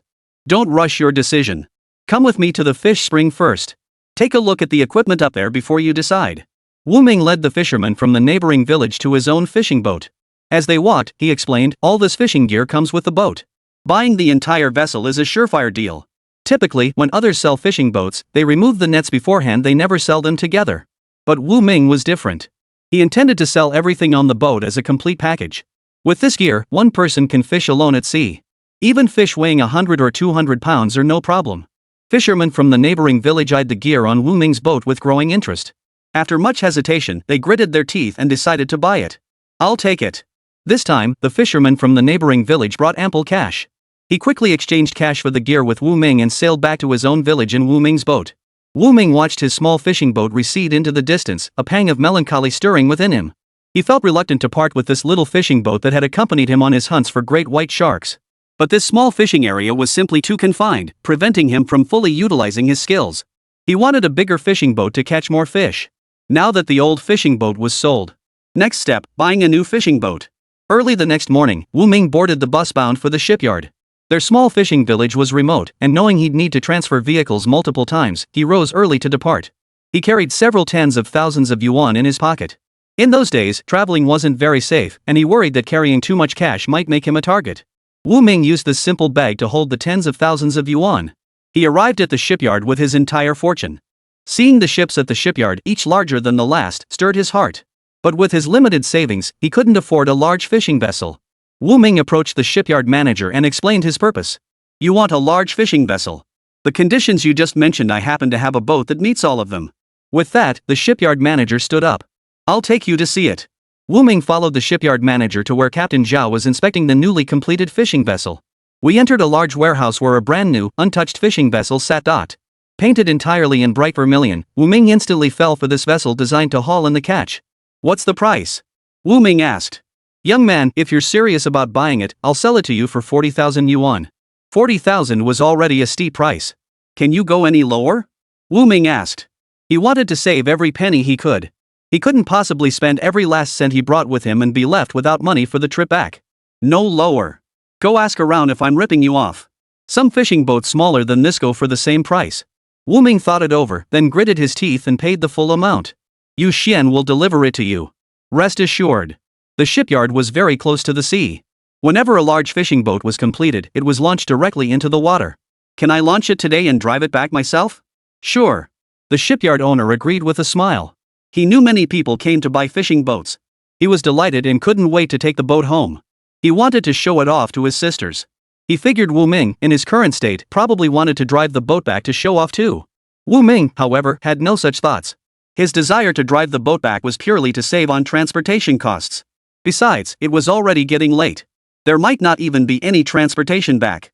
And so, Wu Ming steered the brand new fishing boat, finally arriving home after night had fallen. The next day, villagers gathered at the dock and saw that enormous fishing boat. They exchanged puzzled glances, wondering how this fishing boat had suddenly appeared. Had the village purchased another fishing boat? Whose fishing boat is this? A boat this big must have cost a fortune. No idea. It wasn't there when I returned from work last night. Then it must have appeared overnight. Who's so wealthy they could afford such a large fishing boat? Chapter 94, The Largest Fishing Boat. We'll find out soon enough. Old Tian stepped out from the crowd. He had a hunch and roughly guessed whose fishing boat it was. Old Tian, do you know whose fishing boat it is? No idea, Old Tian replied. But you look like you know exactly who it belongs to. How could you not know? Old Tian stepped forward and ran his hand over the gleaming new boat. Good heavens, the fellow's got money to burn. Selling off his old boat so quickly just to buy a brand new one. No wonder he looked down on his old one. Old Tian, just tell us whose boat it is. Old Tian spotted Wu Ming walking down the path toward the dock. Smiling, he said, look, isn't the owner coming this way? Following Old Tian's gaze, everyone saw Wu Ming approaching them. Could it be Wu Ming's boat? Did any of you see Wu Ming's old fishing boat? Right. Where did Wu Ming's boat go? Earlier, everyone's attention had been focused on the newly arrived large fishing boat, and no one had noticed Wu Ming's small fishing boat. Now that someone mentioned it, they belatedly realized that Wu Ming's fishing boat wasn't docked at the pier. Wu Ming's coming over. Quick, ask him if this is his boat. Zhao Laowu exclaimed excitedly. He couldn't believe that someone as young as Wu Ming, not even 20 years old, could own such a large fishing boat. Not only Zhao Laowu but everyone else was equally astonished. Wu Ming, is this your fishing boat? Zhao Laowu rushed forward impatiently to ask. Yes, Wu Ming replied, his voice flat. Zhao Laowu stumbled back in shock, his face frozen in disbelief. Wu Ming, you didn't borrow this fishing boat from somewhere, did you? Someone stepped forward and said with a laugh. Yeah, you must have rented that fishing boat from somewhere. You're so young, how could you afford to buy a fishing boat? Old Tian shot a glance at the speaker and coldly remarked, don't forget who led you to catch fish. Just because you return empty-handed every day doesn't mean Wu Ming does too. Old Tian is right. Wu Ming catches fish every day, even great white sharks. He's the one who found that rare pearl. I'd say he's wealthier than any of us here. That's right. Wu Ming is the richest among us. With his skills, it's no wonder Wu Ming owns a big fishing boat. Those who harbored envy and had been spouting sarcastic remarks all fell silent. Wu Ming said to Old Tian, didn't you want to see more advanced fishing gear? I'll take you to see it right now. With that, Wu Ming led the way, Old Tian following behind. The old man and the young man, one ahead and one behind, climbed aboard the brand new large fishing boat. Come on, let's go see for ourselves. Everyone should go take a look. I want to broaden my horizons. Today, instead of rushing out to sea, everyone swarmed onto Wu Ming's new fishing boat to tour and broaden their horizons. Even the walkway here is wider than my fishing boat. I'd say it's way wider than yours. Wu Ming's boat has aisles on both sides combined, that makes it bigger than yours. Yeah, you're right. It is bigger than mine. What's the point of all this glass? Can it even block strong winds? Wu Ming turned to the villagers crowded around the glass, tapping it, and said, yes. The glass on fishing boats is stronger than ordinary glass. Wu Ming, a fishing boat this big you can't handle it alone, can you? I agree. I can handle it alone, but going out fishing requires a crew. Wu Ming turned back. Who among you is willing to come out to sea with me today and give it a try? I'm in. I'll come. Count me in. Me too. Me too. Zhou Wen bounced excitedly outside the crowd. He'd woken up late today. When he arrived at the pier, he found everyone had skipped the fishing trip and gathered around the new large fishing boat instead. Curiosity drew him over too. Upon arriving, he heard Wu Ming ask who wanted to go out with him. He immediately jumped up and volunteered. All right, anyone who wants to come along, follow me. I'll take my own fishing boat. Me too. Following Wu Ming to fish was like having schools of fish swim right into the nets. The sea seemed to give away its fish for free. For those seeking profit, the first thought was to follow Wu Ming to catch more fish and earn more money. Wu Ming entered the wheelhouse of the large fishing boat and skillfully started the engine. Onlookers standing nearby gave Wu Ming a thumbs up. No wonder he's the most skilled young fisherman in our village. He just got this brand new big fishing boat and already knows how to operate it. Impressive. Old Tian sat beside Wu Ming, silently watching ahead. He hadn't misjudged him. Wu Ming was truly skilled, he knew how to do everything, and he did everything exceptionally well. Ding! Fish school detected ahead. The fishing detection system's alert exploded in Wu Ming's mind. He swiftly steered the boat to the indicated location. We'll fish right here. Wu Ming slowed the boat and announced to the waiting crew. All right, we'll follow your lead. How should we deploy the net? Wu Ming pressed the button, and the net descended into the sea without manual operation. The fishermen, who had never witnessed such a scene, looked at each other in astonishment. What were they seeing? The net descended into the sea without any human intervention. Did that mean they wouldn't need to be manually retrieved either? The few people standing in the cabin looked at each other, their eyes filled with astonishment. If it didn't require human operation, then what were they even doing here? Wu Ming, this fishing boat is way too advanced. How much did you pay for it? Zhou Wen asked excitedly. If possible, he wanted to get a fishing boat like this too. Over 40,000, not including the fishing gear. The gear is custom made and can't be bought off the shelf. What? Over 40,000? Joe nearly bit his tongue. Had he heard correctly? A fishing boat costing over 40,000? His entire family's savings barely reached 10,000. This fishing boat was asking for over 40,000. I'll work hard to save up and buy one too.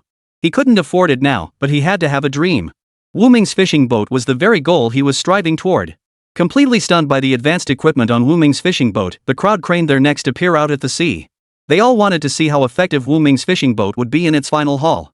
They couldn't believe an unmanned net could outperform one controlled by human hands. If that were true, every veteran fisherman could soon own fully automated gear, turning fishing into a task so simple even women could handle it. How effortless that would be. Ming, your fishing gear must have cost a fortune. How much did you pay for it? Another person came to ask the price, and Ming stated the actual cost of the fishing boat. Chapter 95, Automatic Fishing. The inquirer fell silent upon hearing the figure. Over 40,000 yuan. How many years would they have to save to afford that? They'd have to go without eating or drinking for 5 or 6 years, but realistically, that was impossible. Their entire families depended on them for food. The money earned from fishing barely covered their basic needs, leaving nothing to save. Unless every trip was like the last one with Ming, where they returned with a bountiful catch. Ming, you're young and capable, we can't compare to you. A fishing boat worth over 40,000? I've only ever piloted one in my dreams. I wouldn't dare dream of something so grand. A fishing boat the size of the village chief's would be more than enough for me. They were all men with families, parents to care for, children to raise. Their entire households depended on him to return from fishing with enough to feed them. They dared not slack off, dared not complain.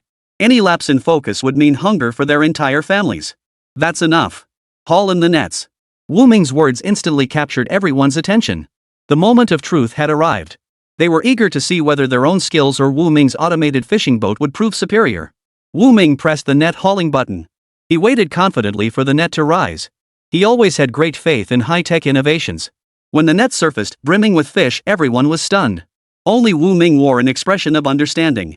Just as he had expected, the new fishing boat's catch was nearly as good as manual operation. Ming, this fishing boat is incredible. I bet you'll catch every last fish in these waters soon. Ha ha ha. Listening to the man's words, Ming replied, the ocean is interconnected, far vaster than any land. The fish within are countless, how could they ever be fished out? Exactly, Ming is right. The fish in the sea are simply endless. But if we all start going out to sea with you to fish, won't we end up depleting the ocean's fish supply? Exactly. Our ancestors have fished for generations, yet the sea's fish have always thrived. Ming listened to the others' discussion and merely smiled. He hauled in the net, emptied the catch, and repeated this process 3 or 4 times that year. Only when the entire hold was packed full did he lead the villagers back to shore. Fishmongers waiting on the shore to buy the catch swarmed toward Ming's boat as it pulled up to the dock. This was because fishermen from South Sea Bay had brought back large catches on previous trips.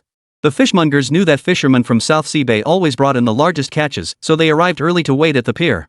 If they had waited at other fishing villages, they might not have gotten any fish.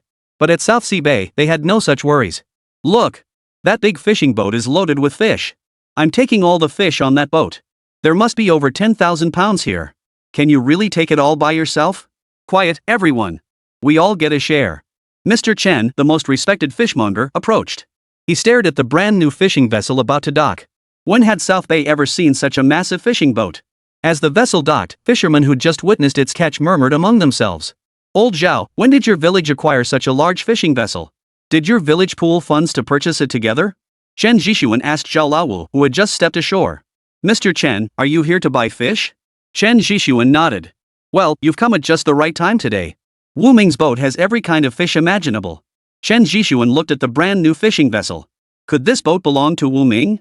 Old Zhao, is this fishing boat Ming's? He remembered Ming vividly.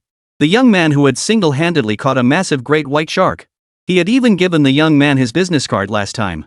But he hadn't received a call from Ming in quite some time. Yes, that fishing boat belongs to Ming, not our village collective. Chen Zhishuan gaped in astonishment. He knew full well the general economic circumstances of the fishermen in South Bay. When did a fisherman from such a wealthy family emerge? How come he hadn't heard about it? That big fishing boat must cost around 40 or 50,000 yuan. The Bai family, the most renowned in South Sea Bay, only had a large number of fishing boats, none that looked particularly big. At first glance, seeing this enormous fishing vessel, Chen Zhishuan could only marvel at the skill of whoever was operating it. Come on, Mr. Chen, I'll take you to meet him. All right. Chen Zhishuan agreed immediately. He was also curious to see the young man named Wu Ming. Zhao Wufu led Chen Zhishuan aboard the fishing vessel. Wu Ming retrieved his business card from the cabin, intending to call Chen Zhishuan. But when he looked up after taking the card, he found Chen Zhishuan standing right before him. "I was just about to call you," Wu Ming said. "Call me to come collect the fish?" Chen Zhishuan asked, glancing at the fish in the hold. "These fish were caught by the villagers helping you, right?" Before Wu Ming could respond, old Tian interjected. "Wu Ming's fishing boat is equipped with fully automated fishing gear. He caught all these fish by himself. What kind of fully automated equipment requires absolutely no human operation?" Chen Zhishuan realized how little he knew. Having dealt with fishmongers for decades, he'd never heard of a fishing boat that could completely eliminate human labor and complete the fishing task on its own. If such a vessel truly existed, he'd buy one himself and hire people just to scoop up the fish. He had paid the fishermen before they gave him the fish they caught. This deal was guaranteed to be profitable. "I've got over 10,000 pounds of fish here. See if you can buy it all? I can't handle that much on my own. Everyone's waiting over there. They need it." Chen Zhishuan gestured toward the group of fishmongers who were looking his way. "See them? They're all waiting to buy the fish. They'll take whatever you have." Wu Ming walked to the bow and was taken aback by the swarm of fishmongers crowding around. Didn't they usually need to call someone to collect the fish? Why were all these fishmongers gathered at the pier today? "You're selling fish, right? I need 300 pounds of fresh sea fish." "Me too. I'll pay top dollar." "Sell to me first. Is this how you compete for business? Look at me, my price isn't low either." Seeing everyone scrambling to negotiate prices for the fresh seafood, Wu Ming wondered when his catch had become so sought after. Just then, Zhou Wen walked up and patted him on the shoulder. "You've got a bright future ahead of you, kid." "What do you mean?" Wu Ming was a bit confused. "Can't you see? They all want to buy your fish long term." Chapter 96, Catching Over 10,000 Pounds of Fish. "Wu Ming, I'm gonna be counting on you from now on," Zhou Wen said with a grin. "What are you talking about? We're good brothers. We'll make money together from now on." Wu Ming never forgot how, back when he had no money and no fishing boat, Zhou Wen had lent him his boat without hesitation. When they learned he'd lost the boat at sea, neither Zhou Wen nor his father had blamed him. Wu Ming cherished this kindness in his heart. He was a man who remembered kindness. Every bit of goodwill shown to him was etched in his memory, and he resolved to repay it gradually over time. Chen Zhishuan, following behind Wu Ming, carefully examined the equipment on his boat. He had never seen such equipment on a fishing boat before. "Where did you get all this equipment?" Chen Zhishuan asked Wu Ming. "All this gear is custom made. You won't find it on the market," Wu Ming replied. "So it's custom made. No wonder I've never seen it before." Wu Ming thought to himself, wasn't the equipment he'd obtained from the system all custom made? "You must have spent a fortune on this gear."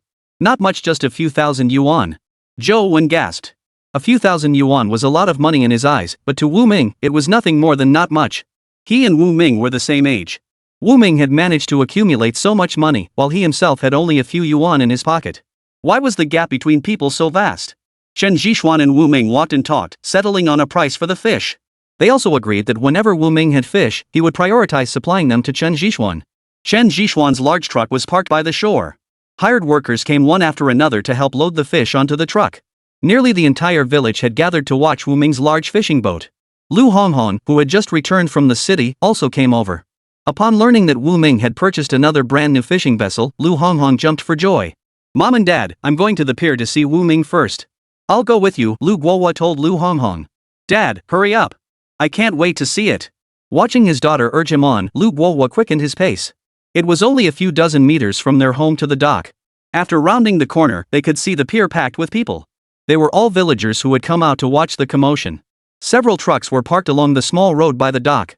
"Why are there so many fish-buying trucks here today?" Lu Guohua asked in puzzlement. "Probably because everyone thinks there'll be a big catch today." At this moment, Lu Honghong still didn't know that Wu Ming had caught over 10,000 pounds of fish. Lu Guohua led Li Honghong to the pier. Wu Ming, standing at the bow of the boat, spotted Lu Honghong immediately.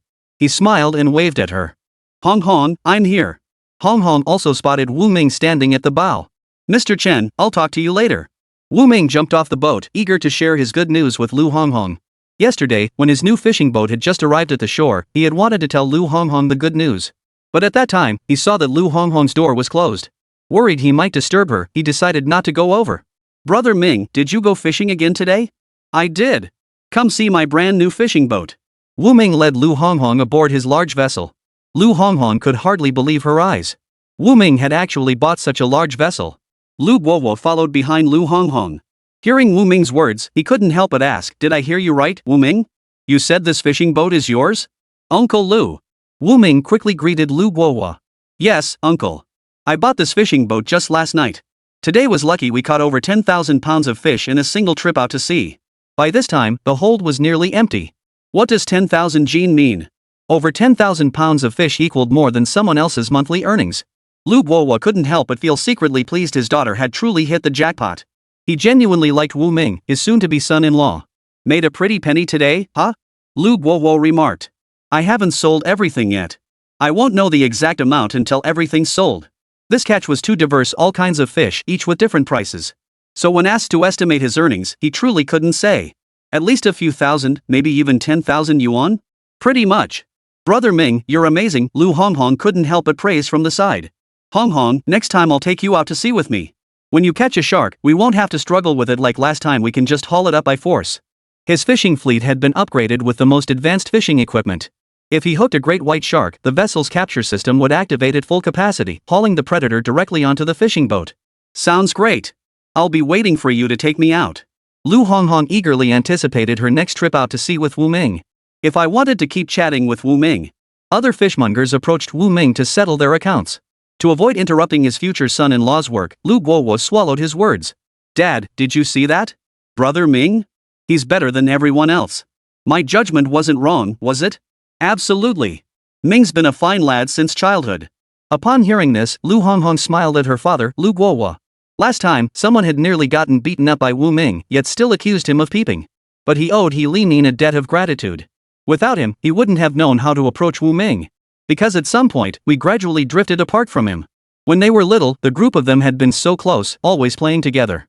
But later, Wu Ming gradually stopped playing with them because they were always following Wu Jing out to gather seafood. Wu Ming and Wu Jing seemed to have endless chores every day.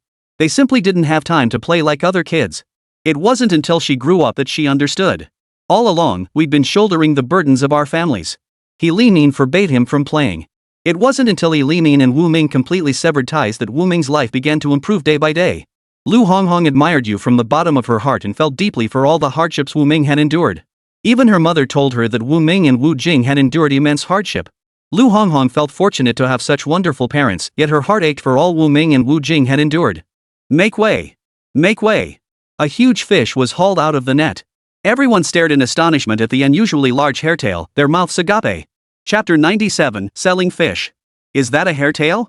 I've never seen one that big in my entire life. It must be a hairtail, right? I'd say it's a hairtail, it looks exactly like one."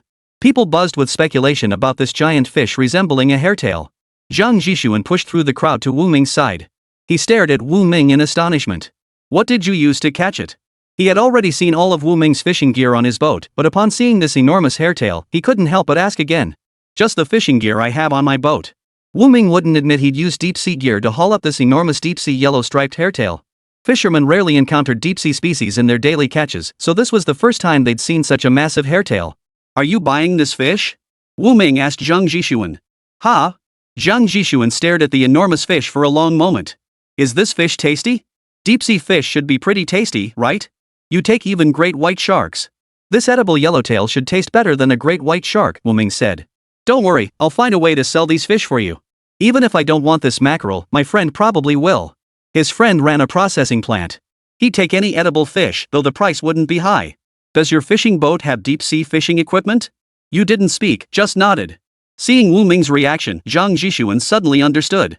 It seemed he hadn't misjudged this giant fish, it was likely a deep-sea yellow-striped hairtail. Such creatures were rarely seen in shallow waters.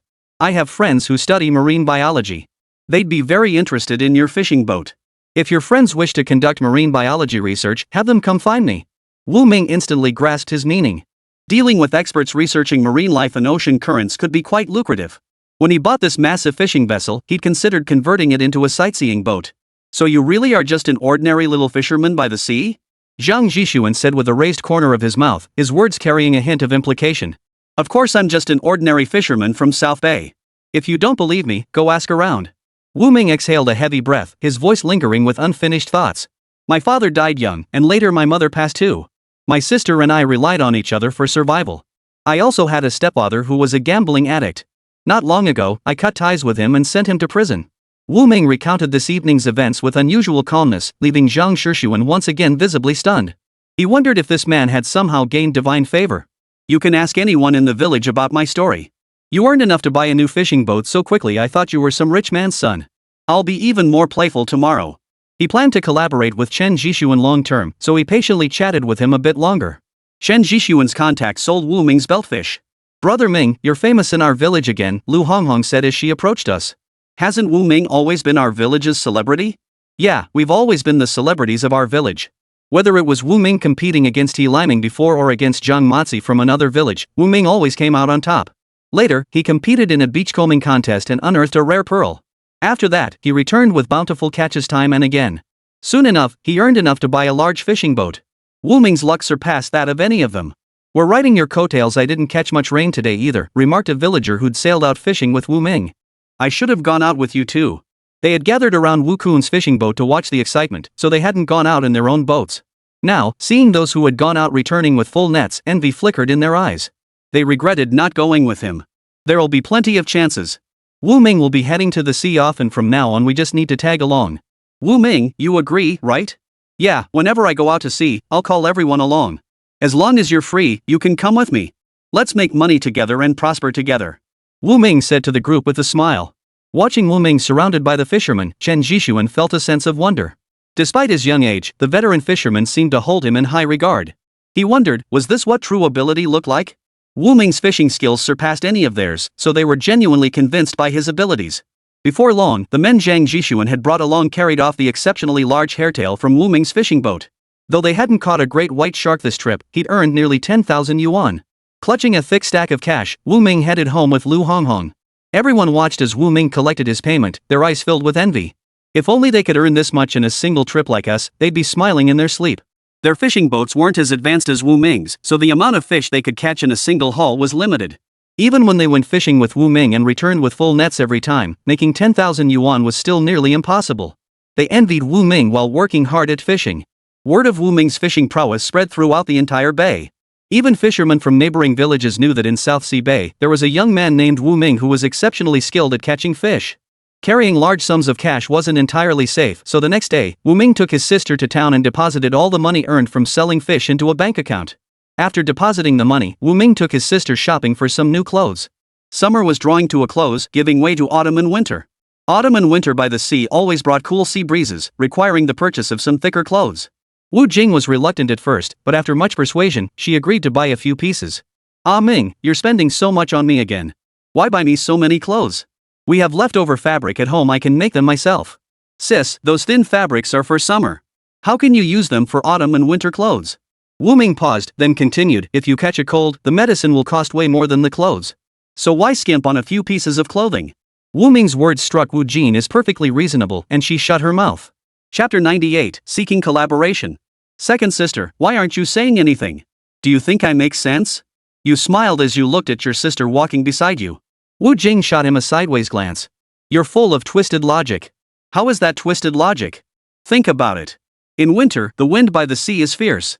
If you wear too little and catch a cold from the wind, you'll get sick and need medicine. Doesn't buying medicine cost money? Getting sick means suffering. Better to buy extra clothes now and prevent it. Wu Jing looked up and smiled. You're right. I'll listen to you. That's more like it. He'd made so much money already. What did it matter to spend a little? He was now a veritable 10,000 yuan household. In the 1980s, 10,000 yuan households were rare. With today's material standards and purchasing power, 10,000 yuan could buy a lot. Take his fishing boat, for instance, it only cost 40,000 yuan in total. Back then, people's monthly wages barely reached 100 yuan, sometimes even less. So fishermen all felt they had no money. The earnings from fishing barely covered the basic necessities for a few family members. They couldn't understand how Wu Ming managed to earn so much money and even afford to buy a fishing boat. So some of them grew jealous of Wu Ming, like Su He before. You can't even keep a low profile in the group if you wanted to. His large fishing boat, moored at the pier, was an eye-catching sight in the village. He and his sister Wu Jing had just returned home when visitors arrived. Wu Ming recognized the familiar faces before him. He frowned. May I ask what brings you here? Wu Ming, we came to discuss something with you. They were from the Bai family in the city. The Bai family in the village was merely a branch of their urban lineage. Their family was in the fishing business, owning their own fishing boats. They'd heard Wu Ming possessed exceptional fishing skills, he'd even caught deep-sea fish last time. Therefore, they wished to hire him to work at their company. Hello, my name is Bayan. I'm the manager of Deep-Sea Fishing Company. Hearing this man's introduction, we understood the situation. The Deep-Sea Fishing Company had come looking for him. Naturally, it was still about fishing. What brings you here? Wu Ming asked. We'd like to ask for your help. What kind of favor? Tell me, but I can't guarantee I can do it. I believe with your abilities, you can certainly manage it. If even you can't handle it, then there's probably no one else in this world who can. Bayan stared intently into Mo Ming's eyes. Before coming, he had thoroughly researched Wu Ming's background. He'd also had people thoroughly investigate Wu Ming's reputation in South Bay. He had investigated everything meticulously, from Wu Ming's parents to the recent events in Wu Ming's life. Wu Ming possessed extraordinary fishing abilities. He seemed capable of pinpointing the exact location of fish schools. Even the Bai family's deep-sea fishing fleet, equipped with the most advanced technology available today, couldn't match Wu Ming's precision in detecting schools of fish. They simply couldn't guarantee a full haul every single time. Sometimes deep-sea fishing vessels would be gone for a month before returning. The duration of their voyages depended entirely on encountering schools of fish along the way. If they found fish early on, they'd return with a full haul and come back sooner. But during this period, their voyages had been consecutive failures, returning empty-handed. When he heard that the fishermen from South Bay consistently returned with full nets, it piqued his interest. After some inquiries, he learned that it was because a young man named Wu Ming was leading them, enabling them to catch more fish. I want you to join our deep-sea fishing fleet. Name your price. I refuse to join, no matter how much you offer, Wu Ming replied without hesitation. He was a stubborn and clear-headed man. The Bai family was willing to pay a high price to recruit him for their deep-sea fleet, clearly valuing his fishing skills. If he possessed such talent, why should he work for others? Wasn't it better to quietly operate his own fishing boat? He could set sail whenever he pleased. If he sailed with the Bai family, the timing would be dictated by them. The fish he caught wouldn't even belong to him. Why would he do such thankless work? Wu Ming, don't refuse so quickly. Let me finish what I have to say. Wu Ming gestured for him to continue. He was curious to hear what they had to offer. I'll pay you 3,000 a month. What do you think? If that's not enough, I can add another 500. Hearing this, Wu Ming curled his lips into a faint smile. You should know I always return with a full catch. Do you have any idea how much those fish fetch when sold? Bayan remained silent. Seeing Wu Ming speak to Bayan in this tone, the man standing beside Bayan couldn't hold back any longer. Wu Ming, you're just a fisherman from a small village, relying on your fishing skills. How dare you speak to our manager like this? Our manager invited you to join the deep-sea fishing team as a sign of respect. Don't be so ungrateful. Wu Ming frowned, turning his gaze to the person standing behind Bayan. Is this how you teach your subordinates? I let out a cold snort of contempt. I made myself perfectly clear from the start. I won't be joining you. Now leave. Don't linger in my home any longer and ruin my mood. Wu Ming had issued his order to leave, but Bayan merely frowned. Assistant Chen apologized to Wu Ming immediately. Assistant Chen reluctantly said to Wu Ming, I'm sorry. Seeing Assistant Chen's forced expression, Wu Ming declared, if you don't leave now, I'll start throwing things at you to get you out. When you ask someone for a favor, you should show the proper attitude. Your Bai family thinks you're so great, looking down on us little fishermen. Why bother coming to me at all? Wu Ming, that's not what we meant. Let me finish speaking first. I don't want to hear it. Wu Ming continued, if you really want me to do something for you, just pay by the job. Pay me 10,000 yuan for each time you want me to go out. He had no intention of helping them. His words were meant to scare them off, to stop them from bothering him. He had his own fishing boat and his own skills. He didn't want to work for anyone else. Ever since she was a child, she'd yearned for freedom. Working for others would surely mean being constrained, and she'd definitely earn less than she does now. Why bother with such thankless work? Chapter 99, No More Working for Others. Wu Ming's resolve was so unwavering it bordered on frightening. He was adamant about not going out to work for others. Wu Ming shooed the person outside. Bayan remained undeterred. Seeing Wu Ming's haughty demeanor, he grew even more convinced this young man was no ordinary person. Did you come here for a reason? Facing Wu Ming's deliberately probing question, Bayan patiently replied, perhaps today I'm here to see you as a private individual. My assistant was rude to you yesterday. I'm here to apologize on his behalf. Your assistant sure has some clout getting you, the manager, to apologize on his behalf. Seeing Wu Ming's complete lack of courtesy, Bayan felt somewhat helpless. After a moment's thought, Bayan concluded sincerity was his only trump card. It was best to be straightforward. Actually, I came to see you today because I'd like to invite you to join our company. I have high hopes for your abilities. Seeing this persistent man, Wu Ming frowned. It seemed he had to be blunt to make the man give up. Let me be blunt.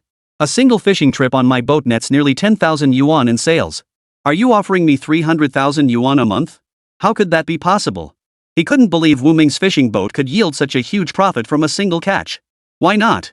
Wu Ming paused before continuing. You must have researched me before coming here. You know, I just bought a new fishing boat. My new vessel has exceptional fishing capabilities. After hearing Wu Ming's words, Bayan nodded in tacit agreement. Alright then, I'll be going. Bayan gave up. He hadn't completed the task his father had entrusted him with. Failing to recruit Wu Ming into his company left him feeling frustrated. He even forgot to exchange farewells or offer polite pleasantries about becoming friends. Watching Bayan's retreating figure, Wu Ming finally exhaled in relief. He had finally gotten rid of that guy from the so-called deep-sea fishing company. Feeling lighthearted, Wu Ming dressed, grabbed his bucket, and headed for the shore to gather seafood. After the high tide receded, the shore should be littered with shells. He wanted to see if he could find anything strange or unusual among them. The waves had been rough the past few days. The combination of strong winds and waves, plus the high tide, had churned up some creatures from the depths of the sea. Wu Ming went out to see the waves. Aunt Lu, you're always joking around. I'm going out to gather seafood. What waves could I possibly be looking at? As soon as Wu Ming finished speaking, he was met with meaningful smiles from the others. Wu Ming couldn't understand why they were smiling at him like that. Could it be that he hadn't washed his face properly this morning and had a mark on his face? Seeing Wu Ming's utterly confused expression, someone spoke up. Wu Ming, your red is watching the sea from the pier. Aren't you going to join her? I'll be right there. Wu Ming carried his special plastic bucket for beachcombing to the pier. He saw Lu Honghong sitting on the pier, looking a bit downcast. Honghong, what's wrong? Wu Ming noticed her reddened eyes. She must have been crying. Lu Honghong only shook her head without speaking. Are you facing some kind of trouble? If you're having a hard time talking about it, tell me.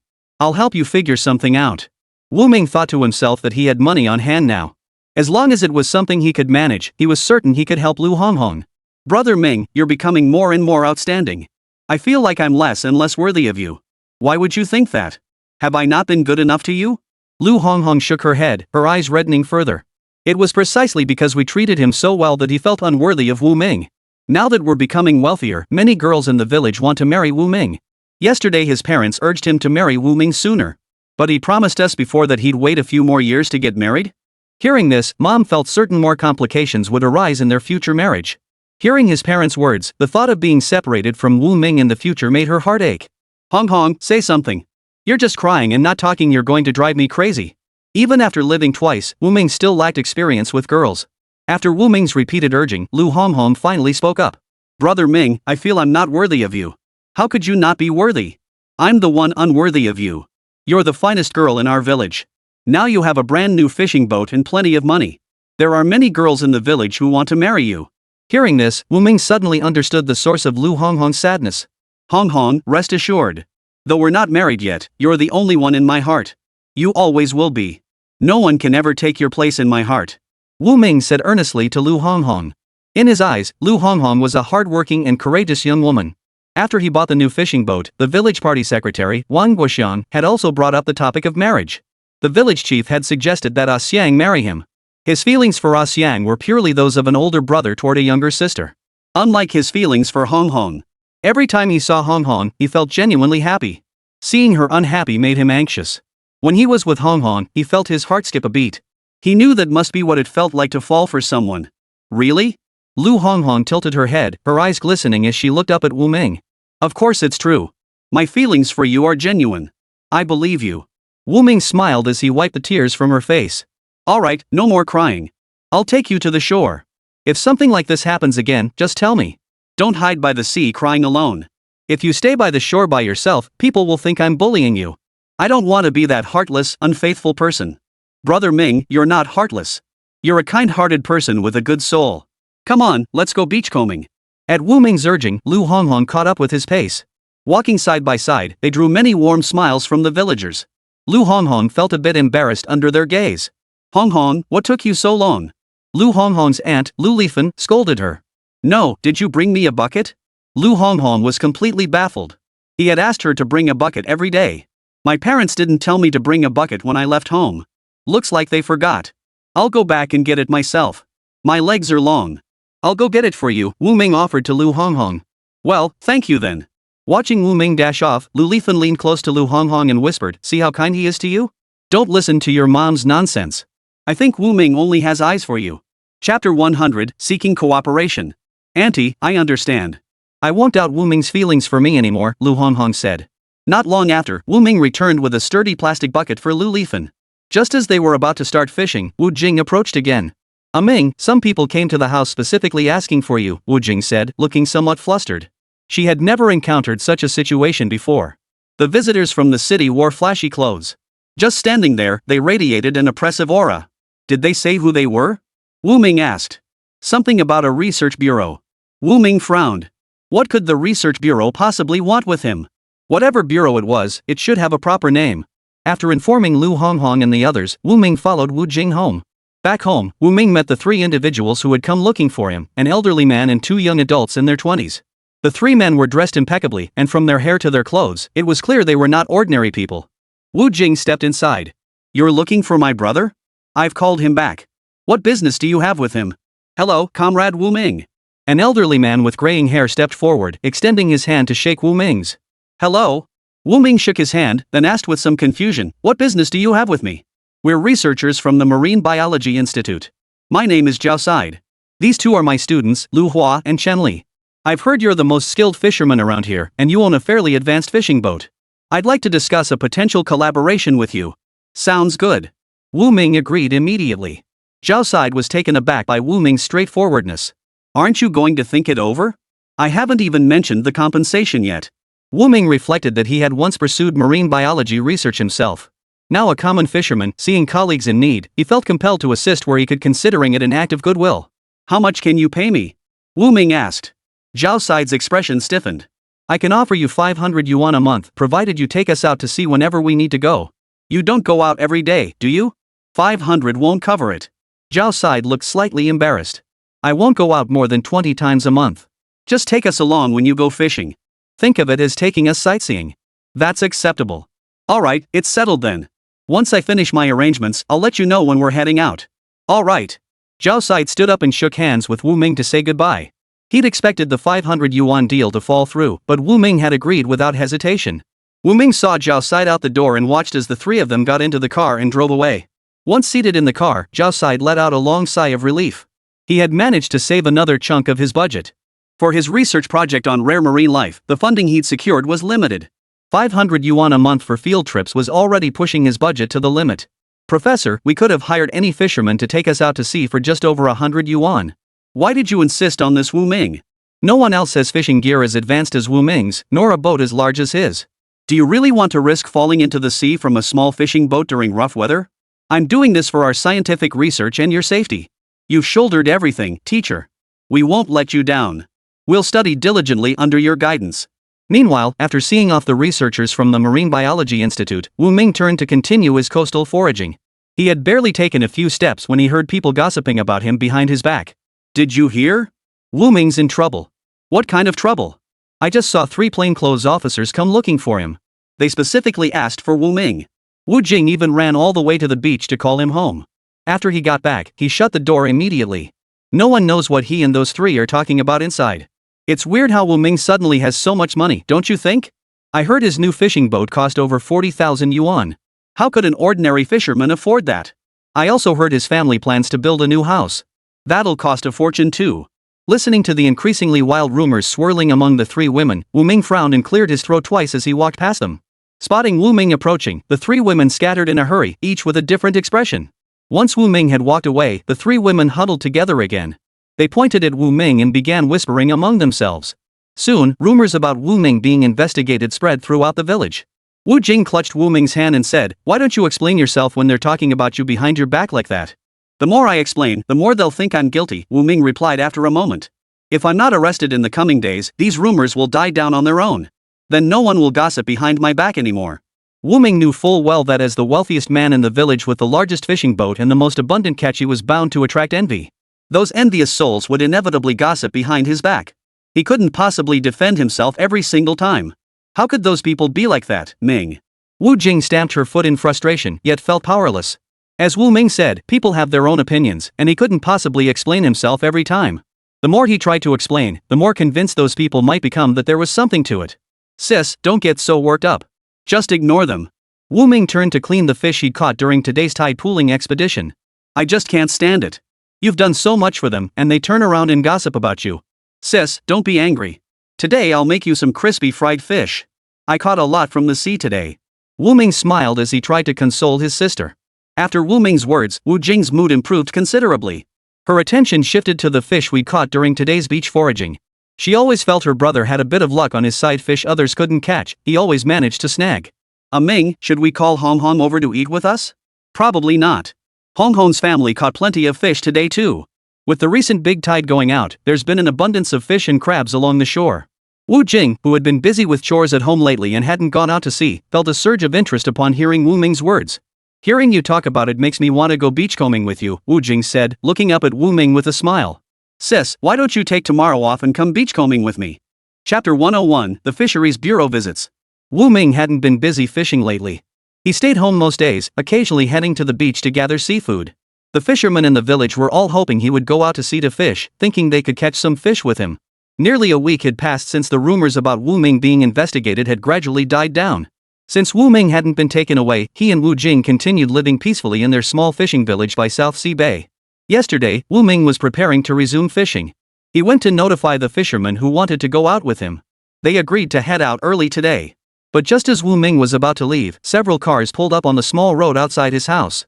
Seeing the cars from the city, Wu Ming stood by and watched.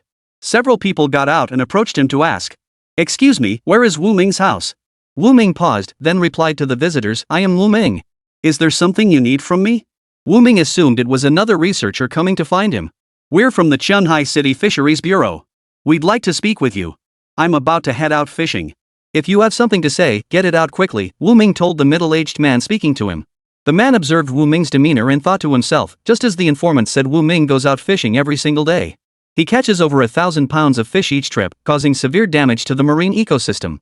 "We have something very important to discuss with you. I'm afraid you won't be able to continue fishing today." Wu Ming frowned, sensing strong hostility in the man's tone. "What if I refuse to cooperate?" Wu Ming replied stiffly. Seeing Wu Ming's reluctance to cooperate, the man stated their purpose directly. "We're from the Qianhai City Fisheries Bureau. Someone reported you for overfishing, which has caused severe damage to the marine ecosystem. We're here to impose penalties on you." Hearing this, Wu Ming frowned. It was obvious someone in the village was jealous of the money he earned from fishing and had secretly reported him. But he couldn't understand how someone could make such an accusation when he rarely went out fishing. The only plausible explanation was that his earnings were too substantial, fueling others' envy. "May I know who reported me?" Wu Ming paused before continuing. "If it's a report, then evidence must be presented. What proof is there? That I overfished? Based solely on the informant's word?" The Fisheries Bureau officials frowned, surprised by Wu Ming's defiance and willingness to confront them head-on. "We came today hoping to have a proper discussion with you. Would it be possible to talk at your home?" We nodded. Wu Ming thought to himself that continuing the conversation on the roadside would create a bad impression. Who knows what more unfavorable rumors might spread throughout the village. He didn't care about the rumors himself, but his sister and Lu Honghong did. He didn't want these rumors to ultimately affect his relationship with Lu Honghong. Wu Ming led the Fisheries Bureau officials back to his home. Wu Jing saw the Fisheries Bureau officials arrive and stood there uneasily. "Big sis, don't worry. Let me get you some tea." Gu Ji hurried into the kitchen. "No need," Wu Ming said. "Sis, why don't you go out and play for a while before coming back?" He didn't want his sister to overhear and worry unnecessarily. "Ming, if anything happens, you must tell your sister," Wu Jing insisted. Wu Jing obediently followed Wu Ming's instructions and stepped outside. Still, he couldn't shake his unease. He lingered by the doorway, listening quietly as Wu Ming spoke with the person inside. "This overfishing business you're talking about doesn't exist at all. If it doesn't exist, how could an ordinary fisherman like you afford to buy so many fishing boats? Is it illegal for me to have money? I earned every penny through legitimate means." Wu Ming's counter-question left the middle-aged man speechless. Having money wasn't illegal, especially when earned through legitimate means. "We're discussing overfishing here. How do you prove you haven't overfished?" Seeing the conversation drifting off topic, the man steered it back to the original subject. "Go ask anyone in the fishing village, do I go out to sea every single day?" Wu Ming retorted. The group exchanged puzzled glances.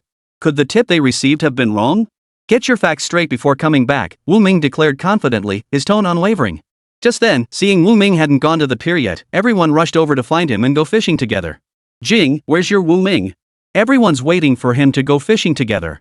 Wu Jing glanced inside and whispered to the group. The Fisheries Bureau came looking for trouble with Wu Ming. They said he overfished and won't let him go out to sea anymore. Zhao Laowu was the first to protest. The fish in the sea hadn't diminished after all these years of fishing. How could it suddenly become overfishing in their generation? Wu Ming only goes out a few times a month. How could he be overfishing? We can all vouch for Wu Ming, he hasn't overfished. Come on, let's go inside and testify for Wu Ming. With that, 5 or 6 fishermen pushed open the door and rushed inside. The Fisheries Bureau staff member, who had been discussing matters with Wu Ming, was startled by the sudden entrance of these men and the imposing presence they carried. What's this about? The Fisheries Bureau staff felt uneasy and quickly asked. We're all fishermen from South Bay.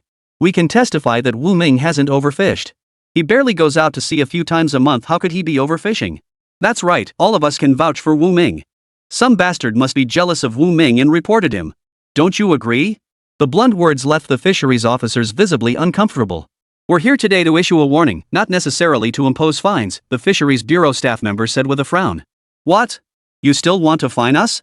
Our ancestors have fished these waters for generations. Do you intend to fine our forefathers too?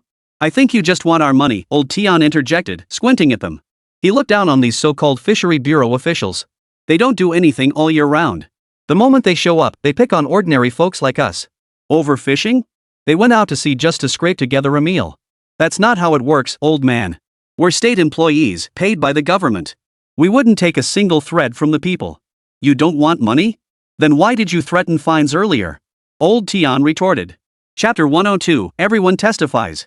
The Fisheries Bureau officials were taken aback by Old Tian's retort. Truth be told, it was a completely different matter. Fines were fines, and the money from fines never ended up in their personal pockets. Every penny had to be reported. He knew explaining this to the group of old fishermen before him would be futile. Old man, please don't get so worked up. We're only here today to confirm the situation with Wu Ming to find out if there really is this issue of overfishing. So do you think there is overfishing now? Old Tian retorted, his neck stiff with defiance. Yes. Tell us all here, has Wu Ming been overfishing? I've seen Wu Ming go out to sea only a few times a month. Even when those people from the Marine Research Bureau begged him to go out, he refused. How dare you accuse him of overfishing? We can all testify that Wu Ming isn't overfishing. The fishermen grew increasingly agitated, their voices rising as their emotions flared. The Fisheries Bureau officials grew uneasy. They exchanged nervous glances, their eyes betraying alarm. If they didn't offer a satisfactory explanation soon, they might not make it out of Wu Ming's house alive today. Everyone, calm down. I've thoroughly investigated this. You can all confirm Wu Ming hasn't been going out to sea regularly and hasn't been overfishing. Instead of wasting your time on a small-time fisherman, old Zhao retorted coldly, why not focus on the Bai family's fleet? In recent days, whenever he went out fishing, he encountered the Bai family's fleet. Each time he chose a spot, the Bai family would interfere and snatch away the prime fishing location he had selected. It was utterly despicable. He wanted to confront them, but the Bai family outnumbered him. He could only swallow his anger.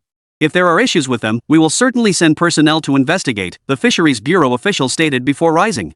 Since this was a misunderstanding, we'll take our leave now. You may proceed with fishing. Let me walk you out, Wu Ming offered, rising to see them off. No need, no need. Watching the Fisheries Bureau officials depart, Wu Ming and the others were left puzzled. Wu Ming, have you offended anyone lately? We've been fishing peacefully. Why would anyone report you? Someone must have reported us. Otherwise, why would the Fisheries Bureau show up? A figure flashed through Wu Ming's mind. Lately, he only dealt with the Bai family. He refused to join their fishing crew. Could it be that the Bai family, seeing they couldn't win him over, now wanted to destroy him? I have no idea who'd want to harm me, Wu Ming frowned. It's already noon. Are we still going out to fish today? The others asked. Forget it. Not today. We'll head out early tomorrow, Wu Ming replied. All right then. I'll take my rod and spend the day fishing at sea. Consider it relaxation. Wu Ming smiled at everyone. Sorry for wasting your time today. Tomorrow we'll head out early and bring back a full haul for everyone. All right, we'll wait for you at the pier tomorrow. The group bid Wu Ming farewell with smiles. After everyone dispersed, Wu Ming turned to meet Wu Jing's worried gaze. Sis, don't worry. The Fisheries Bureau people have left. Wu Jing's brow furrowed, her eyes still filled with worry. They left today, but what about later? If they come back, how will we handle it then? Wu Ming couldn't help but smile knowingly. His sister always worried about things that hadn't even happened yet. What happens later is for later. Let's leave it to the future.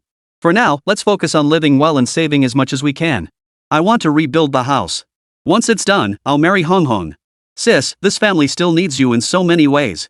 Don't worry about things that haven't happened yet. Just help me take care of what's right in front of us.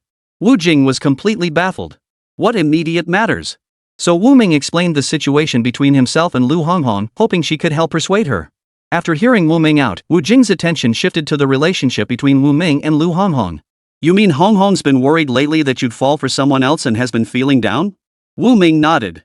My dear sister, please go talk to Honghong for me. He wasn't good at comforting girls, nor was he particularly skilled at soothing people. Alright, I'll go right now. I just finished making Honghong a new dress and was planning to bring it to her. Then I'll leave it to you, sis.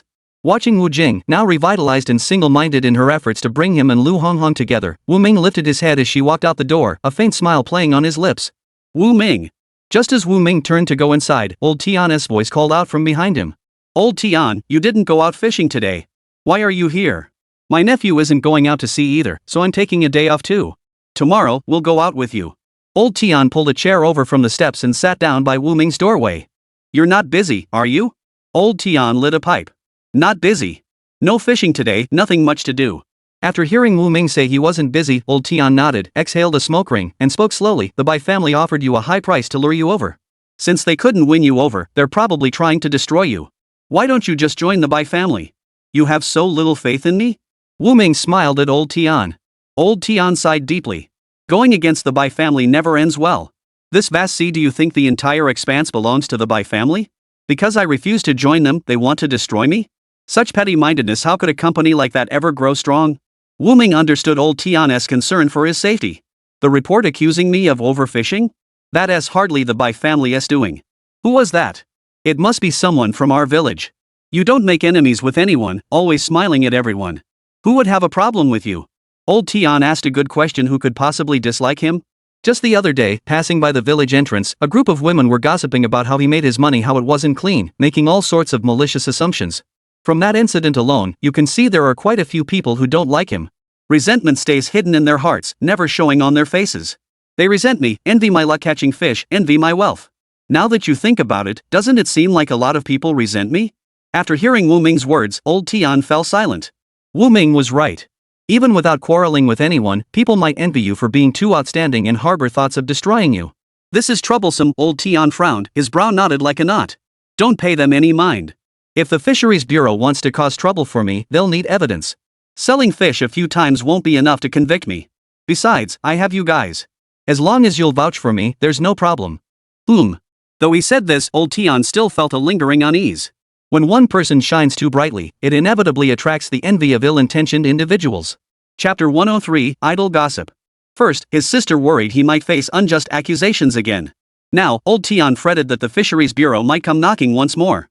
Wu Ming, looking relaxed, said to old Tian, why worry about things that haven't happened yet? We're real men, we need to be brave and decisive. We can't be whining like women, fretting over this and that. Old Tian shot him a fierce glare. I worry about you, and you mock me for being a crybaby? You ungrateful brat. Wu Ming rose with a smile. Wait a moment. I'll fetch something for you. What is it? A moment later, Wu Ming emerged from the house holding a pack of Dichin and cigarettes. Here. No free lunch. Spit it out, what do you want me to do? You helped me go fishing at sea before. It wouldn't be right if I didn't show my appreciation. Take this. It's better than that roll of dry tobacco you have. Old Tian's eyes crinkled with laughter, though his words were sharp. What do you know? You don't even smoke. This tobacco packs a punch, one puff and you'll feel wide awake, body and mind rejuvenated. He pulled a square piece of paper from the plastic bag and rolled it around finely shredded tobacco. Try it. I guarantee you'll be hooked. Wu Ming waved his hands hastily. Keep it for yourself. I'm not interested in tobacco. You're a decent young man, old Tian mused. Smoking too much gets you hooked, and it costs money. When I was young, if I'd been like you, I wouldn't have worried about achieving great things. What a pity. What's so regrettable? Wu Ming pressed curiously. It's a pity I didn't know any better, and no one guided me. By the time I finally woke up, most of my life had already slipped away in a haze. It was too late to turn things around, I couldn't find a goal to strive for. Wu Ming looked at the weathered face of old Tian and imagined him in his youthful prime, full of vigor and ambition. No one starts out dead to the world, drifting aimlessly through life. Perhaps everyone struggles at first, but who knew that after a few feeble attempts, reality would slap them hard in the face? In the end, they were left with good intentions but insufficient strength. But you're different. You're only 18 or 19, still young, yet you've already achieved what most people never manage.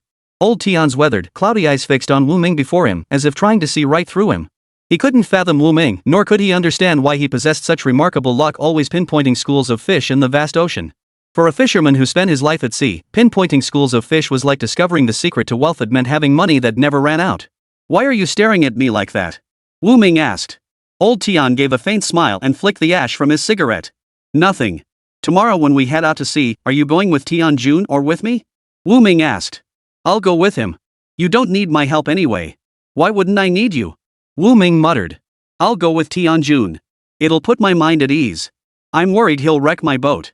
Tian Jun was a novice, having only recently started fishing with a boat after working in the city. He couldn't make money in the city, so he returned to the village with his tail between his legs. Just then, the villagers were heading out to sea with Wu Ming to fish. Tian Jun seized the opportunity and tagged along. Last time they caught a great white shark and made a decent profit, so now he was really into fishing. Unfortunately, his enthusiasm didn't match his actual fishing skills.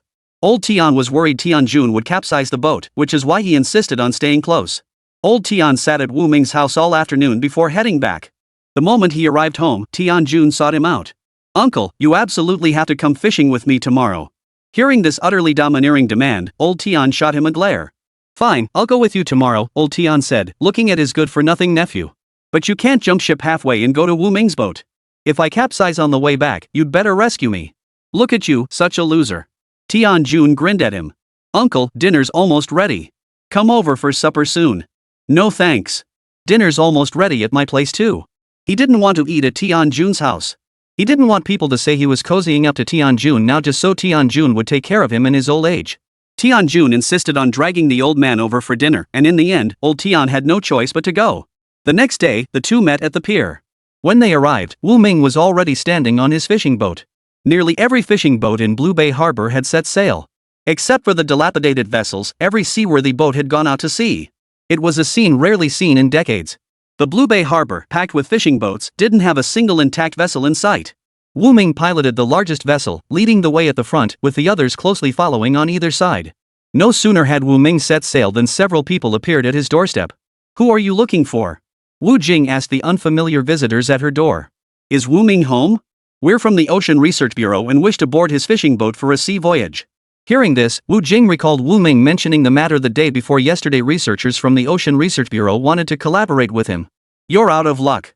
Wu Ming went out to sea today. You should head over to the pier and see if he's already set sail. All right. Zhao Side led the two students, jogging toward the pier.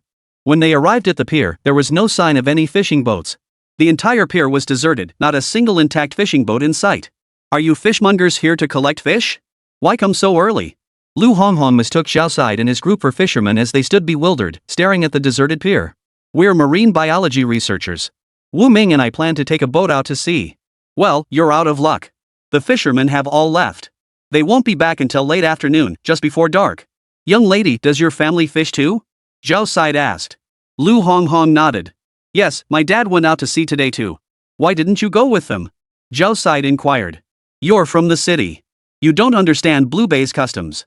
Our fishermen consider it taboo for women to go out to sea with them, Lu Honghong said with a smile.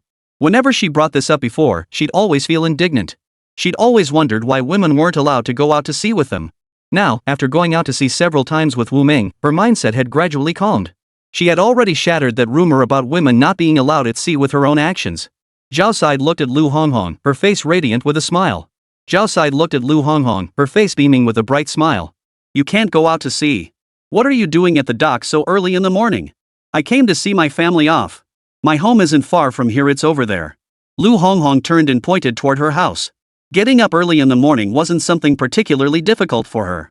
Chapter 104, Brawl. Zhao Side thought that since he'd come all this way, he couldn't just return without doing anything. He decided they could return after the fishing boats came back in the afternoon.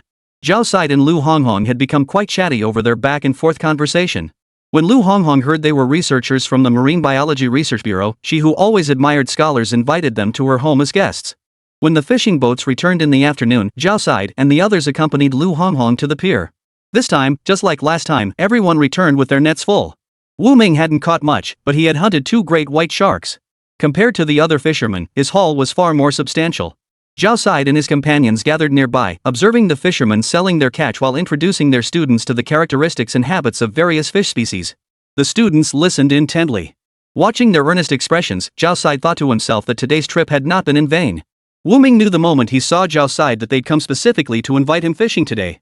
Unfortunately, they arrived too late to catch the fishing boats heading out to sea. If you plan to come tomorrow, it's best to arrive earlier. I can wait for you. I can't come tomorrow, I have classes to teach. Wu Ming asked, are you still moonlighting as a university professor? Part-time? That's my main job. However, conducting marine biology research was also his main occupation, and his passion for this work matched his enthusiasm for education. So you're Professor Zhao, Wu Ming said with a smile. If you plan to come the day before, give me a call ahead of time. I'll write down the number for our village convenience store. Call them, and they'll pass the message along to me. But you have to call early in the morning. Alright, write down the number for me. Wu Ming borrowed paper and pen from someone nearby, jotted down a string of numbers, and handed it to Zhao Side. Zhao Side glanced at the note Wu Ming handed him, a hint of surprise flickering in his eyes. In this dilapidated fishing village, there was actually a young fisherman whose handwriting resembled calligraphy. Most fishermen not only had little education but couldn't even write, let alone write beautifully. Alright, I'll head back now. If I come by again, I'll contact you a day in advance. Alright. After seeing Zhao Side off, Wu Ming continued contacting fish vendors.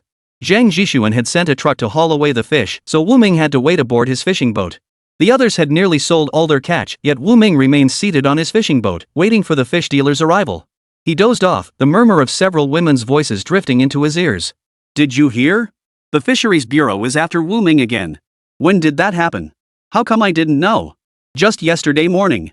I heard a few Fisheries Bureau guys came by again, wanting to fine Wu Ming for overfishing. Wu Ming's practically going to wipe out all the sharks in the sea. Look at these two great white sharks, they're worth a fortune. 2,000 yuan per shark. That's 4,000 in 2 days.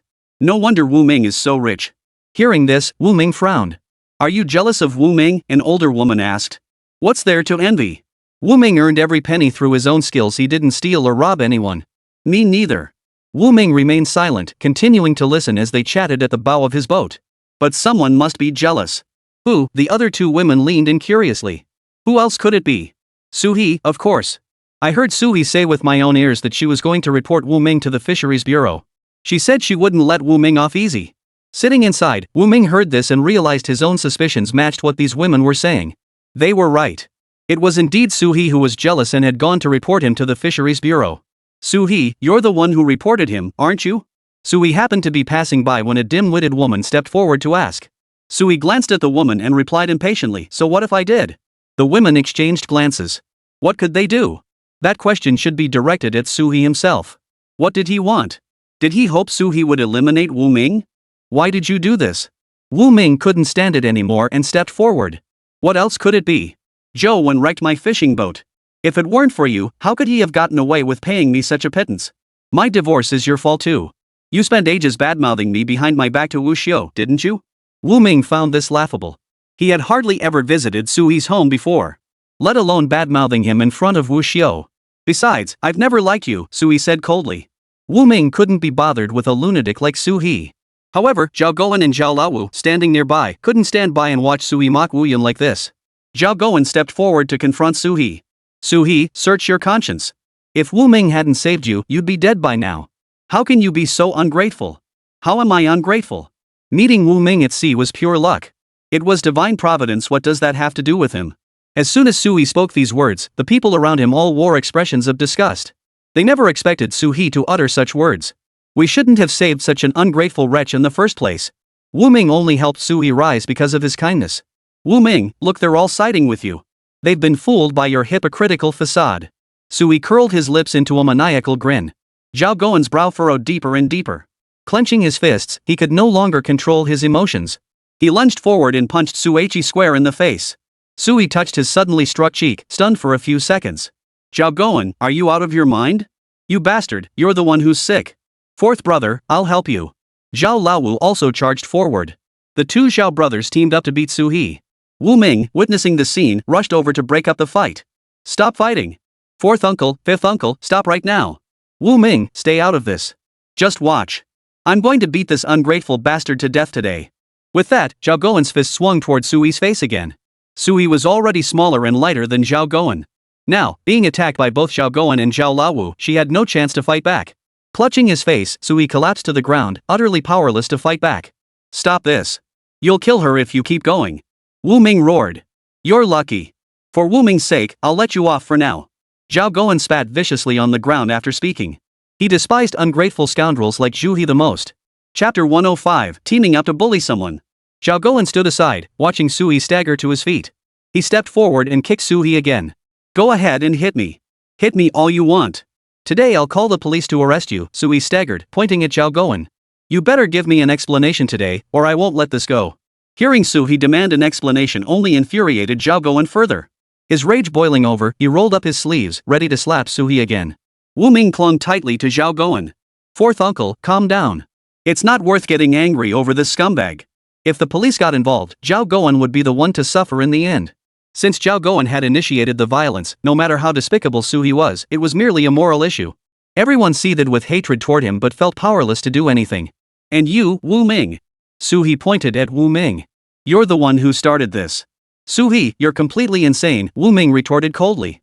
It was clearly those two old ladies who had stopped Su He, asking if he de-reported the overfishing and brought the fisheries bureau over. Now they were turning the tables, accusing him of starting the trouble. Wu Ming glanced toward the crowd. The two women who had approached Su He earlier, sensing trouble, had already slipped to the side, hiding to watch the spectacle unfold. You're the ones who are crazy, Su He said, wiping the blood from his nose. But the blood flowed like a faucet turned on full blast. No matter how much he wiped, it just kept coming back. I'm calling the police. Go ahead, we're not afraid you won't. Go to the convenience store and call the police. We'll wait here. Several village women, eager for a spectacle, egged them on. Old Tian heard the commotion and walked over, catching the women's taunts. What are you women chattering about? Enjoying the show, huh? Just wait till I tell your husbands, they'll give you a good thrashing. Old Tian, why are you getting involved? Old Tian glared at the woman. You've been eating too well lately, spreading gossip everywhere. If this gets back to the village secretary, you won't be happy. The woman fell silent, slinking away with her mouth shut tight. Her gossiping was one thing, but if it reached the village secretary's ears and then her husband's, he'd lose face. When he got home, she'd be the first to take it out on. What's this I hear? Village party secretary Wang Guoxiang approached. Wang Guoxiang immediately noticed Su He's bruised and swollen face. What happened? His question wasn't directed at Su He, but at Wu Ming. He knew nothing good would come out of Su He's mouth. Wu Ming replied, Su He admitted in front of everyone that he reported me to the Fisheries Bureau for overfishing. Fourth uncle and fifth uncle couldn't stand by and watch, so they rushed over to confront Su He. The three of them got into a minor altercation. Su He clutched his swollen mouth. Wu Ming, you call that arguing? Is that how people argue? They charged at me and slapped me twice. Should I slap you back now? His eyes flashed with fury as he glared at everyone around him. Village secretary, your pleas won't help today. I'm calling the police. This needs to be handled properly. Go ahead, call them. Hurry up. When the police arrive, they can handle my case too. Wu Xiu had appeared from somewhere, suddenly stepping out of the crowd. Seeing Wu Xiu appear, a flicker of joy crossed Su He's face. But within seconds, the joy faded, replaced by anger. Wu Xiu, are you in cahoots with them? Wu Xiu stepped forward. I'm not with anyone. I came here today because someone told me you were at the dock. I came to the dock specifically to confront you. You've been back in the city these past few days, and I haven't been able to see you. Our business isn't finished. When are you going to pay me back what you owe? The revelation sent shockwaves through the crowd. What exactly had transpired between Su He and Wu Xiu? They had been husband and wife before. How could Su He now owe Wu Xiu money? Didn't they pool their finances when they were married? How could a relationship last if a husband and wife didn't share their finances? Everyone stared at Su He with puzzled expressions. Finally, unable to bear the crowd's gleeful stares, Su He snapped, I'll repay what I owe you. I just don't want to drag this out in front of everyone. Su He stood tall before the crowd. You've all ganged up on me, bullying me alone. Well done. Wang Guoxiang, you two helping them pick on me. Just great, just great. You can all gang up and perjure yourselves. Even if I report this, I won't stand a chance against you. With that, Su He walked away from the crowd. Disperse, everyone. Dispersed. Old Tian stepped forward to shoo away the onlookers. Wang Guoxiang frowned as he watched Su He's retreating figure. Do you think he'll let this go? Wang Guoxiang asked.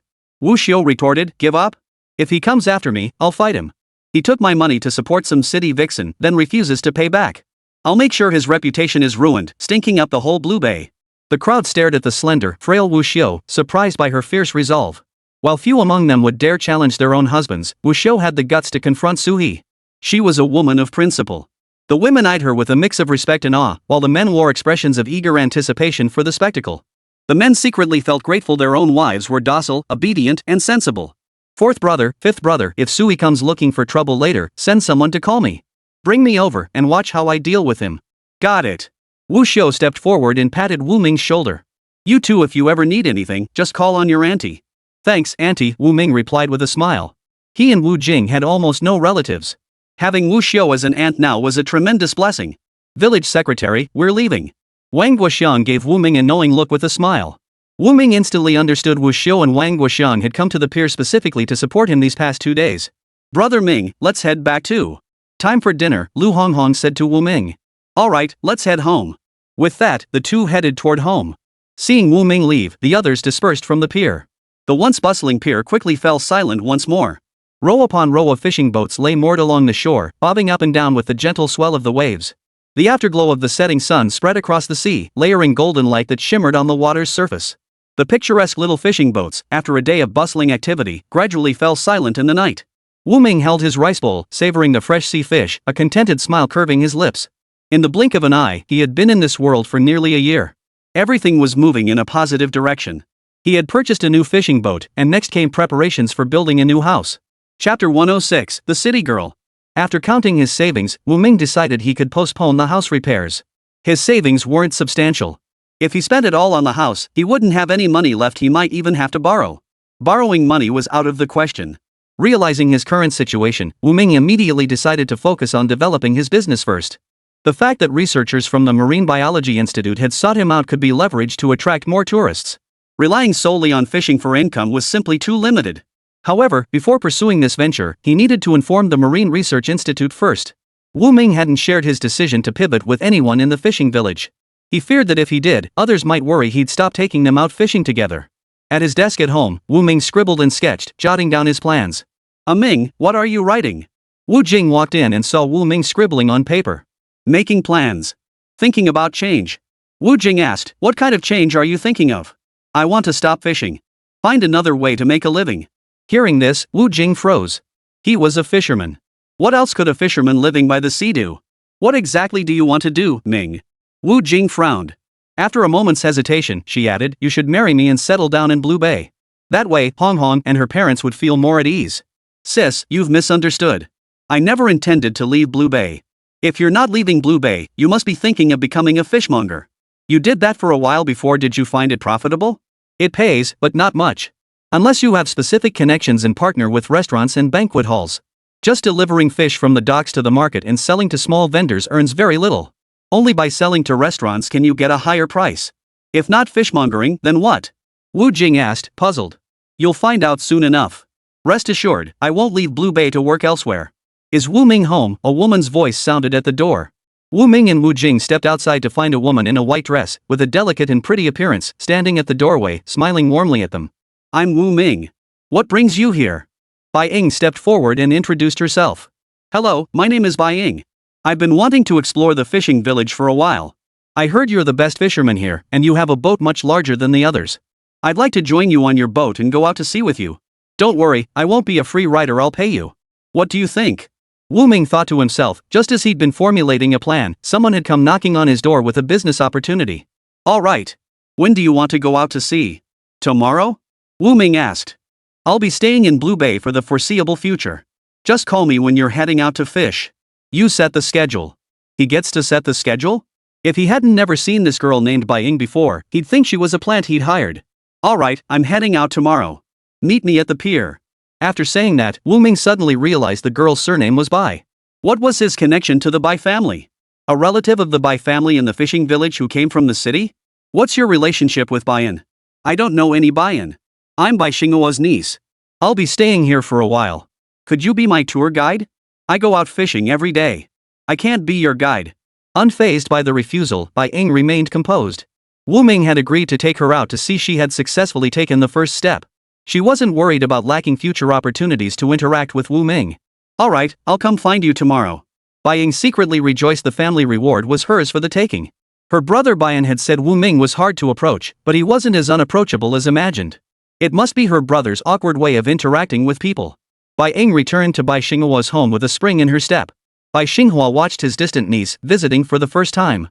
He stood awkwardly, feeling uneasy despite being in his own home. It was as if he were the outsider here. Their family bore no direct relation to the main Bai clan. If there was any connection at all, it was merely that both bore the surname by perhaps sharing a common ancestor. Cousin niece, you're back, Bai Xinghua said with an ingratiating smile. Seventh uncle, no need for formalities. I'll be staying with you for a month. Seeing you so uncomfortable makes me uneasy too. Just treat me like your own daughter. Alright. Bai Xinghua agreed readily with his words, but he dared not truly treat Bai Ying as his own daughter.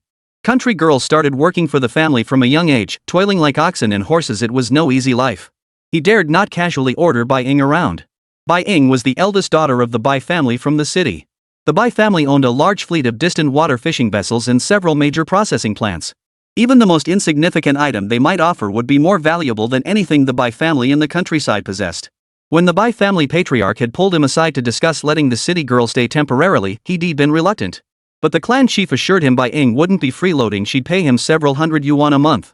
The moment they heard about the money, those who'd been making excuses suddenly scrambled to take the job. No one could outbid him, though the Bai clan chief had singled out his family from the start. He had only one daughter, and both his daughter and wife kept the house spotless. No other rural household within miles could match its cleanliness. Impressed by this tidiness, the clan chief deemed him the most suitable candidate. And so, Bai Ying moved into his home. Seventh uncle, I'll head back to my room now. Call me when it's time to eat. Alright. Watching Bai Xinghua, who could only manage alright, Bai Ying couldn't help but chuckle. How could her Uncle Seven only know how to say, okay? It was truly amusing to watch. Returning to her clean, tidy room, Bai Ying recalled her purpose for coming to the small fishing village of Blue Bay. She needed to build rapport with Wu Ming first, then get him to willingly join their family's fishing fleet. Her brother had previously tried bribing Wu Ming with 1,000 yuan, but it hadn't worked. She'd concluded that Wu Ming valued relationships over money. Therefore, this time she would focus on emotional appeal. Upon arriving at Blue Bay, she learned that Wu Ming was already engaged to Lu Honghong, the daughter of the Lu family, and that the two shared a deep affection. She immediately sensed the difficulty, but she wasn't here for romance, she was here for business. If she couldn't win Wu Ming over, she would target his fiancé, Lu Honghong. She would become Lu Honghong's best friend and use whatever means necessary to bring her into her own fishing fleet. Chapter 107, A New Plan. At that moment, Wu Ming was at home packing his things. He was set to head out to sea the next day. Professor Zhao from the city had called him, asking him to take him out to sea tomorrow for marine biological observation and research. Wu Ming agreed, thinking he should prepare some food in advance to bring aboard the fishing boat. Having accepted payment, he felt obligated to provide them with excellent service, and offering lunch was a basic requirement. Autumn was gradually setting in, the weather less scorching, with a cool breeze blowing over the sea. This season was ideal for going out to sea. He jotted down a few dish names, planning to cook in the morning. Food cooked in the morning would be fresher for lunch than what he could prepare now. He thought to himself, it would be great if he could cook right on the fishing boat. Someday, he'd set up a proper kitchen on the fishing boat. Then, after catching fish at sea, he could cook them right there on board fresh and full of flavor. This idea is brilliant. It'll definitely attract a lot of people. Ah Ming, what are you muttering to yourself about? Wu Jing was cleaning the house when Wu Ming's murmurs reached her ears. Sis, I want to build a kitchen on the fishing boat. That sounds like such a hassle. Why not just have me cook for you? I'll bring it over whenever you need it, much simpler. Wu Ming realized his sister had misunderstood. He quickly explained his idea of taking tourists on sightseeing trips and providing meals. The more Wu Jing listened, the more she liked the idea, a broad smile spreading across her face. That's a great idea, Wu Jing said. I can come aboard the fishing boat and cook for the tourists myself. She wholeheartedly supported her brother's creative ideas. She believed no one in the village was as clever as her brother, Wu Ming. He always came up with things others couldn't imagine. Sis, you love sewing. Having you cook on my fishing boat would be a waste of your talent. It's easy enough to find someone who cooks, well, I'll just hire someone when the time comes. All right. Wu Jing nodded. Truthfully, she was reluctant to give up her sewing craft. Every time she saw people wearing the clothes she made, their faces lit up with joy like flowers blooming, and her heart swelled with happiness too. Early the next morning, Wu Ming rose before dawn, prepared the meals, and set out. He carried the heavy load of food onto the boat, with Wu Jing following behind, helping him carry the clean bowls and chopsticks. He'd started preparing everything the night before and didn't finish until after 6 in the morning. Wu Ming boarded his large fishing boat, yawned, and rubbed his slightly dry eyes. Ming, be safe out at sea. I'll head back now, Wu Jing called from the pier. Sis, you've worked so hard. Go back and get some more sleep. His sister had risen at 4 o'clock that morning to prepare his meal, and she must be exhausted now. He felt a pang of guilt watching her retreating figure. His sister disliked spending money and scrimped on food and clothing. He had to work hard to earn money and build her a beautiful, spacious house. It was just past 6 now, the sun rising, and fishermen were gradually arriving at the pier. They had come today to set sail with Wu Ming. Yesterday, someone had told them Wu Ming was going out to sea. The news spread from one to another, and soon every fisherman in Blue Bay knew Wu Ming was setting sail today. They all rushed over hoping to share in Wu Ming's good fortune and return with a bountiful catch today. Going out with Wu Ming once could earn several times more than going out with anyone else. With good luck, like Tian Jun's time catching a great white shark, you could make a fortune. Wu Ming, good morning. Bai Ying appeared at the pier, dressed in a white maxi dress and a vintage straw hat. She waved and smiled as she greeted Wu Ming. The other fisherman couldn't help but glance at Bai Ying. Wu Ming, is this your friend? Introduce us. Zhou Wen, who had just arrived at the pier, spotted Bai Ying greeting Wu Ming and couldn't help but stare at her. She's a customer who came aboard my fishing boat for a tour, Wu Ming replied. Hearing Wu Ming's response, Bai Ying paused in surprise. She had expected him to say they were friends, but instead he referred to her as a customer. Then she remembered they had only met yesterday afternoon, and she had declared them friends by the end of it. It seemed Wu Ming didn't recognize that friendship. After all, they had only met yesterday. It was only natural that Wu Ming didn't consider her a friend yet. Bai Ying smiled warmly at Zhou Wen, who was about to board her fishing boat. Hello, my name is Bai Ying. I'm visiting Blue Bay. What's your name? My name is Zhou Wen. Like Wu Ming, I'm a fisherman. See, this is my fishing boat. Wu Ming glanced at Zhou Wen and couldn't help but shake his head. It was almost unbearable to watch Zhou Wen look like he was about to faint with excitement, as if a goddess had spoken to him. Bai Ying found Zhou Wen's reaction rather amusing. You're quite amusing. So are you, Zhou Wen blurted out without thinking. This only made Bai Ying burst into laughter. The two of them laughed heartily beside Wu Ming, their laughter echoing throughout the entire fishing village. Wu Ming had assumed Bai Ying, being a pampered young lady, would rise late and arrive at the pier even later. To his surprise, she was the first person at the pier besides him. After laughing her fill, Bai Ying skipped and hopped her way onto the fishing boat. Shortly after, Lu Honghong arrived carrying homemade breakfast. Her gaze immediately fell upon Bai Ying, who stood on the fishing boat wearing a white long dress, her skin so fair it seemed unreal, looking like a fairy. Lu Honghong approached Wu Ming and handed him the lunchbox. Brother Ming, I made breakfast for you. I've already eaten. What? You ate breakfast this early? Lu Honghong froze in surprise. Wu Ming nodded. My sister and I got up at 4 this morning to cook. We ate after finishing the meal before heading to the dock. Then save it for lunch. As she spoke, Lu Honghong kept glancing toward Bai Ying. Timid yet curious, she asked Wu Ming, who is that girl? A customer who came aboard my fishing boat for a tour, Wu Ming replied. So she's a customer.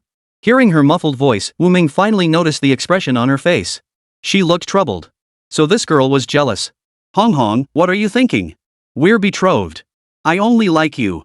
Brother Ming, I know, Lu Honghong replied, a visible smile spreading across her face. It wasn't that she felt inferior, it was that the girl standing outside was simply too beautiful. With her fair skin and stylish city dress, she looked like a fairy descended from heaven. Honghong, we still have to wait a while before setting sail. Come try the stir-fried squid strips my sister made. Wu Ming brought out the meal he'd specially prepared for Lu Honghong. Brother Ming, I already had breakfast. It's fine, just have a little more. My sister made this especially for you. She said you like chili, so she added extra for you. Chapter 108, Sightseeing and Fishing. Standing at the bow, Bai Ying faced the wind when suddenly a tantalizing aroma wafted into her nostrils. Having barely eaten breakfast, she couldn't help but swallow hard. Bai Xinghua had prepared breakfast for her, but it looked awful and tasted even worse. One bite felt like eating dog food. No, it was worse than that. Even her own dog wouldn't touch it. A bowl of pale, lifeless noodles, dry as a bone, smothered in lard so greasy it could kill you. She seriously suspected Bai Xinghua had emptied half the jar of lard from home into her bowl. Now, drawn by the aroma wafting over from Wu Ming's side, she couldn't resist any longer. She walked over to where Wu Ming and Lu Honghong were sitting. The girl before her, with her wheat-colored skin and dark, glossy eyes, must be Wu Ming's fiancé, Lu Honghong. She knew her behavior wasn't exactly endearing, but hunger got the better of her. She asked, "What are you guys eating?" "Squid strips. Want some? I've got hot rice too." Lu Honghong offered warmly, holding out the food to Bai Ying. "How could I possibly accept?" she began, but before she could finish, Bai Ying's stomach growled loudly. "You didn't have breakfast, did you? Come over and eat something." Faced with Lu Honghong's warm invitation, Bai Ying sat down beside her. Bai Ying felt a bit embarrassed, her face flushing red. It was all her stubborn stomach's fault. Why did it have to growl now of all times? "Go ahead and eat. The money you gave us covers the meal," Wu Ming said from the side. Hearing this, Bai Ying took the food, feeling a little less pressure. She picked up her bowl and chopsticks, took a bite of the fragrant shredded squid, and swallowed it whole. Bai Ying's eyes lit up. It was even better than the squid strips she'd eaten at her family's restaurant. Especially the spiciness, it really went down well with rice. She must have been too hungry for it to taste this good. "Take your time eating. I brought plenty of rice, enough for everyone," Lu Honghong said with a smile to Bai Ying. She had prepared extra rice for Wu Ming, knowing he was a man with a hearty appetite. Bai Ying could eat as much as she wanted now. "All right. You're such a kind person." Bai Ying smiled at the girl before her, as simple and beautiful as a black rose. Her youthful face radiated sincerity far more genuine than anyone Bai Ying had encountered in the city. She had expected to go hungry all day, yet not only was she not starving, she was enjoying delicacies unavailable in the city. Who cooked this meal? Can I come over to your house for dinner sometime? The food at Bai Xinghua's house really wasn't very tasty. She loved spicy food and preferred bold flavors, but the meals at Bai Xinghua's house were always bland.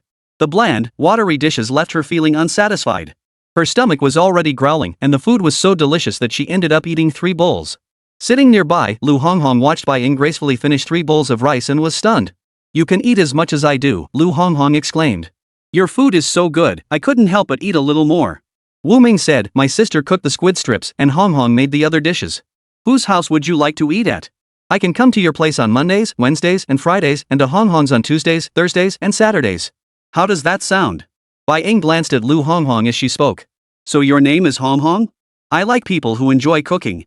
You wish. Going to Honghong's house on Mondays, Wednesdays, and Fridays?" Wu Ming realized he'd overstepped, regretting his sarcastic remark toward a customer. How could he mock his own benefactor? Fortunately, Bai Ying wasn't the type to dwell on such things. She smiled and said, "Not only am I beautiful, but I also think beautifully. I don't eat very well at Uncle Chi's place. I'll be staying with him for a while, and without proper meals, I'll starve myself thin. Beautiful sister, then come eat at my place. I'll tell my mom. We'll just cook a little extra rice." Wu Ming shook his head with a smile. Bai Ying's appetite was far beyond what a little extra rice could satisfy. You pay, you eat wherever you want. Wu Ming knew full well Bai Ying was more than just Bai Xinghua's niece. She must be connected to the Bai family. Even though she denied any relationship with Bai Yan, he trusted his instincts. He just turned down Bai Yan's invitation, and now Bai Ying showed up. Bai Ying was probably trying to find out if his fishing boat had any advanced equipment installed. "Wu Ming, we're late. Sorry to keep you waiting so long." Zhao Side appeared before Wu Ming, leading several students. "Take your seats. I'm about to set sail."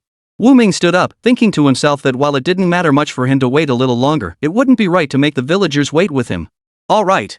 Zhao Side found a seat and sat down. As Wu Ming's fishing boat started up, the entire dock's fleet roared to life, following in his wake. In an instant, the bay was filled with fishing boats, an unprecedented spectacle. Having eaten her fill, Bai Ying stood up. Seeing all the fishing boats trailing behind Wu Ming's vessel, she couldn't help but exclaim, "What a magnificent sight." This was even more spectacular than when their own fleet set sail.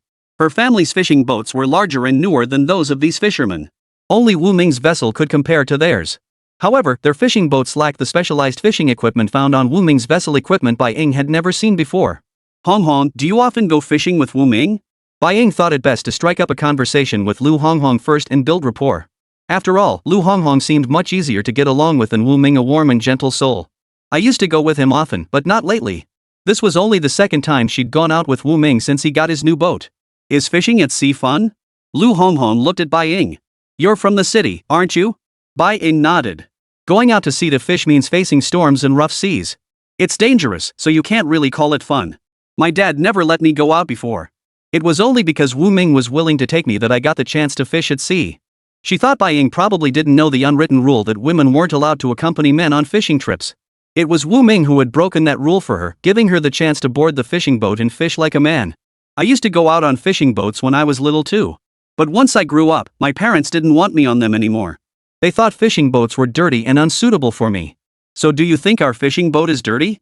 Lu Honghong asked. "Not dirty." Wu Ming's boat was spotless, carrying only a faint fishy scent. That smell didn't seem to come from Wu Ming's boat at all, but rather from the vessel next to his. "Exactly. Fishing boats aren't dirty. It's just that your parents think you're like a princess and shouldn't be handling this kind of work," Lu Honghong said. Just like her father had once adamantly refused to let her go fishing at sea. Chapter 109, Delicacies on the Fishing Boat. Bai Ying had eaten a meal aboard Wu Ming's fishing boat. The greedy eater was utterly captivated by the delicious food on board, nearly forgetting the purpose of her journey. "Bai Ying, you must be a young lady from a wealthy family," Lu Honghong asked with a smile. "No, my family is quite ordinary. So ordinary that on rainy days, she'd lay a red carpet on the ground before stepping into a car, lest her clothes or shoes get dirty. She was probably the least particular person in the entire household. Even so, the life she led was beyond the imagination of these fishermen. To avoid giving herself away, she had specifically sought advice from impoverished fishermen before coming to Blue Bay on how to live among them. Living like an ordinary person wasn't easy for her. But you're as pale as if you stepped out of a painting. Unlike us, covered in sun-darkened skin, you clearly haven't spent much time in the sun." Bai Ying smiled and said, "Maybe I'm just naturally fair-skinned."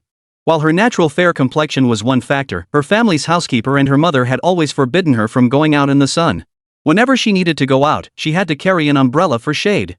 That's how she developed her exceptionally fair complexion. Just try spending a day out on the sea, Lu Honghong teased with a laugh. See if you stay fair-skinned. The sea breeze is the quickest way to turn anyone pitch black. Her mother said she was fair-skinned as a child too, but after spending so much time at the beach, she ended up tanned to a deep bronze. I won't go outside. I'll just stay here and watch, Bai Ying said with a smile. Wu Ming's fishing boat had several small, independent cabins where passengers could stay privately. Bai Ying and Lu Honghong shared amusing sea tales within their cabin. Bai Ying found herself drawn to Lu Honghong's warm and open personality. Even if this mission didn't succeed, making a new friend would be a nice outcome. Wu Ming certainly didn't seem like an easy person to get along with. She even suspected Wu Ming had already figured out her identity but hadn't exposed her. While Bai Ying and Lu Honghong were together, outside, Zhao Side led his students, notebooks and pens in hand, conducting their academic research with meticulous precision. Wu Ming steered the fishing boat toward the direction indicated by the fish finder. This time, the school of fish was quite far away. Wu Ming glanced at the distance and worried that the fishing village's crew might not keep up. The fishing boat gradually slowed down, and the boats behind it followed suit. Have we reached the destination? Tian Jun asked, his face brimming with excitement. Old Tian looked toward Wu Ming's fishing boat. We should be there now. Wu Ming halted the boat and addressed the other fishermen nearby. We still have 40 nautical miles to our fishing grounds. Does everyone have enough diesel fuel? If not, come get some from me. We've got enough. Mine's sufficient too. I didn't bring much, but it should cover another 40 nautical miles. I'll come to you when I run low. Seeing that everyone had sufficient fuel, Wu Ming felt temporarily reassured. He started the boat and continued moving forward. Zhao Sai couldn't help but glance at Wu Ming's earlier actions a few times, thinking to himself that this young man was truly decent. He even knew to remind others. Teacher, you must be hungry. I have a steamed bun here. Shenli took out a bun and offered it to Zhao Sai. I'm not hungry yet. Keep it for yourself, Zhao Sai declined with a shake of his head, watching his student offer the steamed bun. Why are you two fighting over a single steamed bun? Bai Ying stepped out, looking at Zhao Sai and Shenli with utter confusion. The teacher didn't have breakfast, Shenli explained. The teacher poured his heart and soul into marine biology research, often skipping meals. When he got too hungry, he'd end up with stomach problems. Why didn't you say you hadn't eaten? Wu Ming brought you lunch. Young lady, are you trying to fool us? Zhao Sai retorted. They were out fishing, how could they have brought food? I'm serious. Brother Ming saw how hard you work on your research. He arrived at the pier early this morning and definitely didn't have time for breakfast. He got up at 4 o'clock to cook and specially brought food for you on the boat. Brother Ming also said he won't charge you extra for this meal. Please eat freely. Thank you. Zhao Sai shot a grateful glance toward Wu Ming. He hadn't brought his stomach medicine today, and if his genetic condition flared up, it would be a real problem. He'd been dreading such an occurrence, only to be told there was food on the fishing boat. Thank you so much. My teacher has poor health and suffers from stomach issues. If he doesn't eat on time, it can trigger an episode. Lu Honghong brought out the food from the cabin.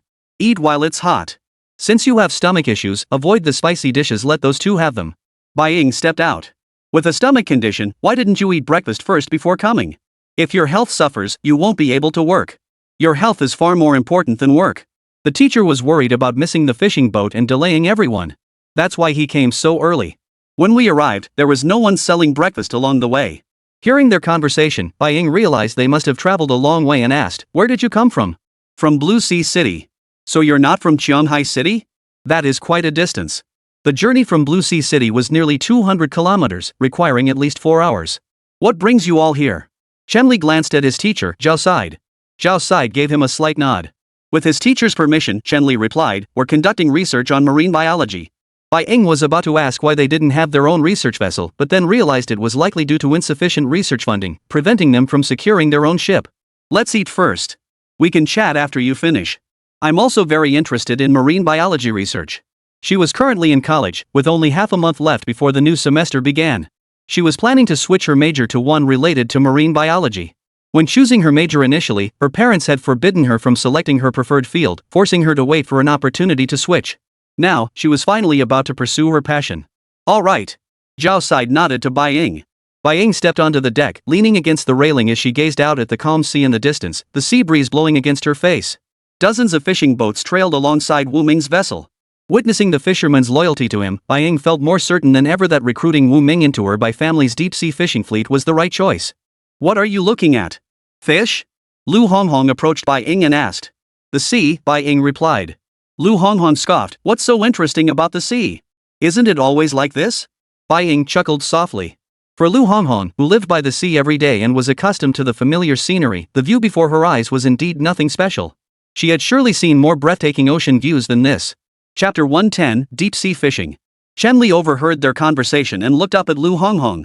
You live by the sea every day, so you're used to the scenery. That's why you don't find it particularly beautiful. Is it like how I rarely go to the city, so I think the city is beautiful? Is that the same idea? Yeah. That's the idea.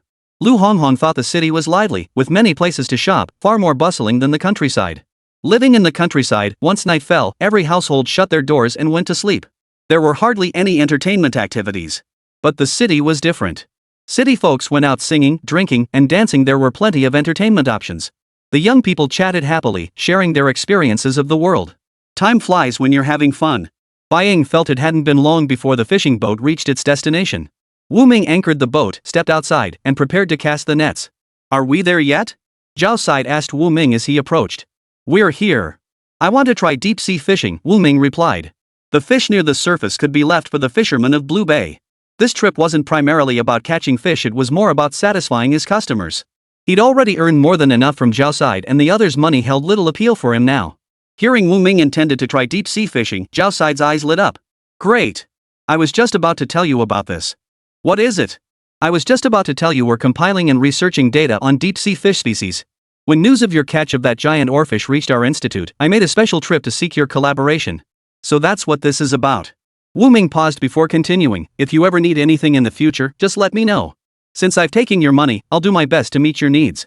I didn't misjudge you, Zhao Side said with a smile. When the fish come in later, I'll need your help sorting them so I can do the classification and statistics. No problem. Wu Ming nodded. He'd taken so much money from them it wasn't free money. He had to do something in return. After speaking with Zhao Side, Wu Ming began lowering the net, slowly deploying it into the deep sea. Once it reached the desired depth, Wu Ming started the engine and began towing the net behind the boat. Unlike the others, Wu Ming was engaged in deep sea fishing. Combined with his earlier conversation with Zhao Side, by the time the others had already hauled their nets aboard and caught their first haul, Wu Ming had only just begun setting his net. When the first haul was pulled in, the fishermen erupted in excited cheers. They hadn't miscounted. Hundreds of pounds of fish were hauled up in a single haul, and every single one was a large fish weighing over a pound. Uncle, did you see that? Nothing but fish. Tianjun pointed excitedly at his haul.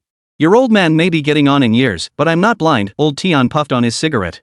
True to Wu Ming's chosen fishing spot, even an amateur like Tianjun could haul in a full net with just a single cast.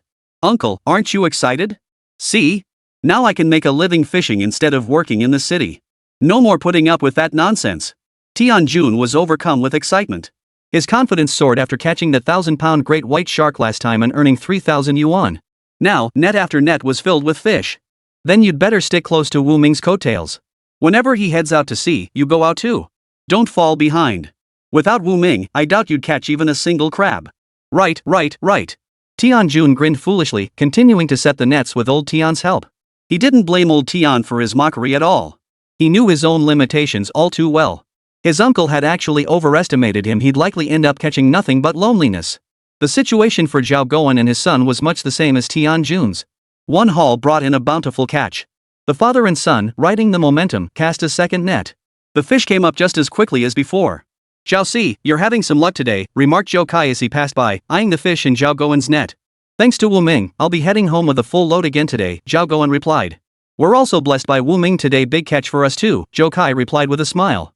Zhao Guoan hadn't seen the fish piled inside Zhou Kai's boat, only a single tuna that looked to weigh over 100 pounds.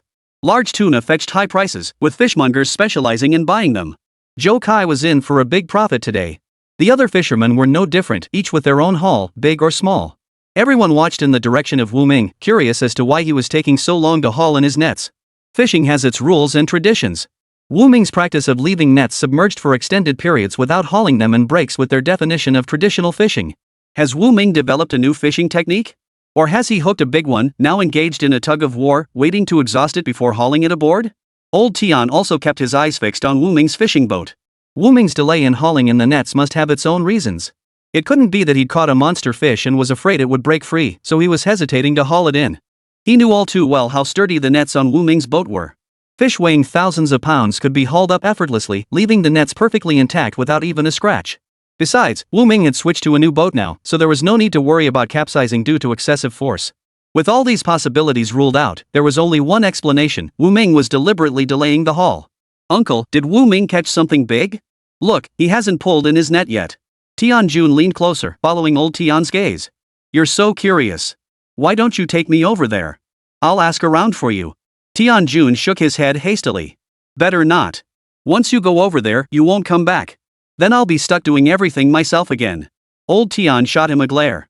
So he was just free labor, huh? After that glare, Tianjun obediently went back to catching his own fish, no longer paying attention to Wu Ming's side. Meanwhile, on Wu Ming's large fishing boat, Wu Ming glanced at the time, estimating it was about right. He pressed the button, and the deep-sea fishing net slowly began to rise. Bai Ying and the others waited for the net to surface, eager to see the final catch. If Wu Ming hauled up this net empty-handed, then he was nothing but a fraud. He wouldn't deserve her continued wait in the fishing village, nor all the effort she'd put into winning him over. She could happily run back and tell her parents that even her beloved older brother, Bayan, could sometimes misjudge people. The wait wasn't long. Guided by machinery, the net was hauled out of the water and hung high on the fishing boat. The net was filled to the brim with fish, leaving Bai Ying utterly stunned. How could there be so many? The net was nearly torn at the seams, pushed to its absolute limit, not to Wu Ming's fishing prowess. Chapter 111, Sharing the Blessings. Bai Ying stared at Wu Ming, who remained impassive, her face frozen in shock. How did you know there were fish here? Just a hunch, Wu Ming replied casually. He wouldn't tell anyone he possessed a fish-finding device. With this device, he knew exactly where schools of fish were located within a 100-mile radius. At that moment, Zhao Side stepped forward and said, different fish species have distinct habitat preferences. By analyzing ocean currents, water temperatures, and fish behavior patterns, one can roughly deduce where schools might be located. But detecting fish locations with such precision, as Wu Ming had done, was something he'd never witnessed before. He had assumed Wu Ming would only catch a few deep-sea fish, but unexpectedly, his net was filled to the brim. The haul contained not only deep-sea species but also fish that preferred living in the thermocline. Earlier, he'd considered having Wu Ming sort through the catch to pick out the deep-sea fish, but now that seemed impractical. He gave Wu Ming a knowing smile. The young man must have known he could haul in such a large catch, which was why he'd agreed so readily. Teacher, look. Isn't this the sunfish you've been studying? Following Lu Hua's gesture, Bai Ying spotted an ugly fish he'd never seen before. Zhao Side stepped forward, intending to use the landing net himself to bring it to the side for closer inspection. This fish isn't edible. It's only good for bait, Wu Ming remarked. You've eaten this fish? Lu Hua asked in surprise. Yes, I have. During his last research expedition at sea, he'd tasted all kinds of fish. This was just an ordinary sunfish. When others said it wasn't tasty, he refused to believe it. He boiled one to try, and the flavor was indeed poor, not as good as processed tuna from a can. We'd like to take this fish back for research, Zhao Side said. All right, take it. Wu Ming paused. It's huge. How do you plan to transport it? I'll arrange for a truck to pick it up. Deep-sea fish like sunfish die quickly once removed from their habitat. There is no point in releasing them. They'd just be eaten by other fish if tossed back into the ocean. The fee I charge covers the fish. You can pick whichever one you like. But if you encounter something like a great white shark, you'll still have to pay for it, Wu Ming told them. All right, thanks. Zhao Side and the two students stood in the cabin, busily recording data. Zhao Side held his camera, snapping photos of the deep-sea fish with an excited smile. One by one, the deep-sea fish were documented as research material for marine biology. Bai Ying stood nearby, casting a meaningful glance at Wu Ming. She had once thought Wu Ming was cold-hearted and unreasonable. But now, seeing his attitude toward Zhao Side and his two students, she realized he was actually quite compassionate and a genuinely good person. Bai Ying, come see this huge spider crab. Lu Honghong called from the opposite side of the deck, pointing ahead. Bai Ying walked over. Do you like spider crabs? Lu Honghong nodded. She loved eating crabs, especially the legs. Unfortunately, crabs had so little meat, and the bread crabs and mantis shrimp they encountered while beachcombing weren't very large. When I get back, I'll cook you a crab feast. You'll love it once you try it. Sounds great. At the mention of food, Bai Ying instantly lit up. She wasn't particularly interested in much else, but food was her passion. Talk to her about food, and she'd perk right up, ready to chat for days on end. Born into privilege, she had wealthy parents and an older brother who doted on her. Her family indulged her every whim, providing lavish material comforts and freely allowing her to eat and drink to her heart's content. The sums she'd spent on food and drink over the years were beyond what ordinary people could even imagine. Give me a shout when you're done. I need to set the next net. Wu Ming said before heading back into the cabin, planning to rest a bit before continuing. Getting up at 4 a.m. was far too early for him. His head felt heavy now, and he needed proper rest. Compared to Wu Ming's calm and unhurried demeanor, the other fisherman seemed somewhat impatient. As soon as they hauled in one net and unloaded the catch, they eagerly cast the third net. The fastest among them were already on their fourth haul. Zhou Wen glanced toward Wu Ming's direction. Is Ming packing up to head back? Why hasn't he set his net? No way. It's just past 2 now. It's not even 3 o'clock yet. It's way too early to wrap up and head back. Wu Ming seems to have only hauled in one net of fish. He wouldn't be going back that early, Zhou said. Zhou Wen agreed with his father's reasoning. If Wu Ming were packing up, he would have notified them beforehand. Let's keep setting nets. One more haul should be enough. The boat can't hold any more, it'd be pointless to keep fishing, Zhou frowned, glancing at the boat already packed with fish. Every net they'd cast today had felt heavy as they hauled it in. After 3 consecutive hauls, his boat was nearly full to bursting. Tianjun's situation was similar. From initial excitement to current numbness, he could now skillfully operate the nets on his own. Old Tian, pipe in hand, lay back in his rocking chair, eyes half closed as he watched. Today he'd finally taught Tianjun the ropes so he could relax for a bit. Uncle, come quick. I think I've got another big haul, Tianjun said, a hint of doubt in his voice. As a novice, his judgments were often inaccurate. He was afraid that if he sounded too confident and it turned out not to be a big fish, he'd get a disapproving look from his uncle. Old Tian glanced at him but remained seated. Uncle, come quick. It really looks like it is. What's real or not? What's the rush? You're the one who can't get away. With that, old Tian slowly rose and made his way toward the spot where the net lay. With just a glance, he ordered, pull it up. Ha! Tianjun hadn't processed it yet. He'd just set the net, why pull it up already? Don't you want the big fish too? Of course I do. Tianjun nodded vigorously, his hands never stopping as he hurriedly pulled the net upward. With each pull, the net shook violently. The higher he pulled, the more excited he became. No doubt about it, there was a big fish in there. If it was another great white shark, he'd strike it rich. Stop spacing out and pull faster. Old Tian tapped him on the backside with his pipe. After being struck, Tianjun was energized like he'd been injected with adrenaline, swiftly hauling the net upward. The fish inside the net sensed the uncontrollable force and thrashed violently. Moments later, a massive Chinese horse mackerel surfaced. Look, it's a horse mackerel! Tianjun exclaimed excitedly. Though it wasn't the great white shark he'd been dreaming of, it still filled him with joy.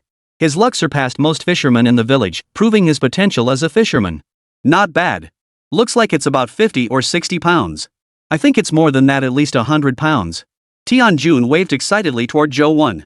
I caught another big one. Chapter 112, Unexpected. What kind of fish? Zhou Wen noticed his excitement and wondered, could it be a great white shark again?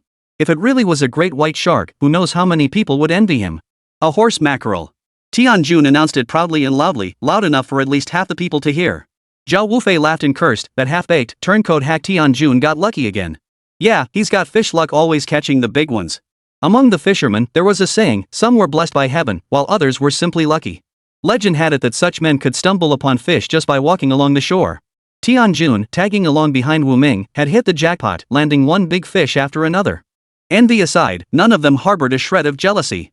Today they encountered a school of fish and reaped a bountiful harvest. Compared to the days when they barely scraped by, their lives now felt like paradise. All thanks to Wu Ming. Without him, they never could have caught so many fish. At that moment, Wu Ming's fishing boat was bustling with activity.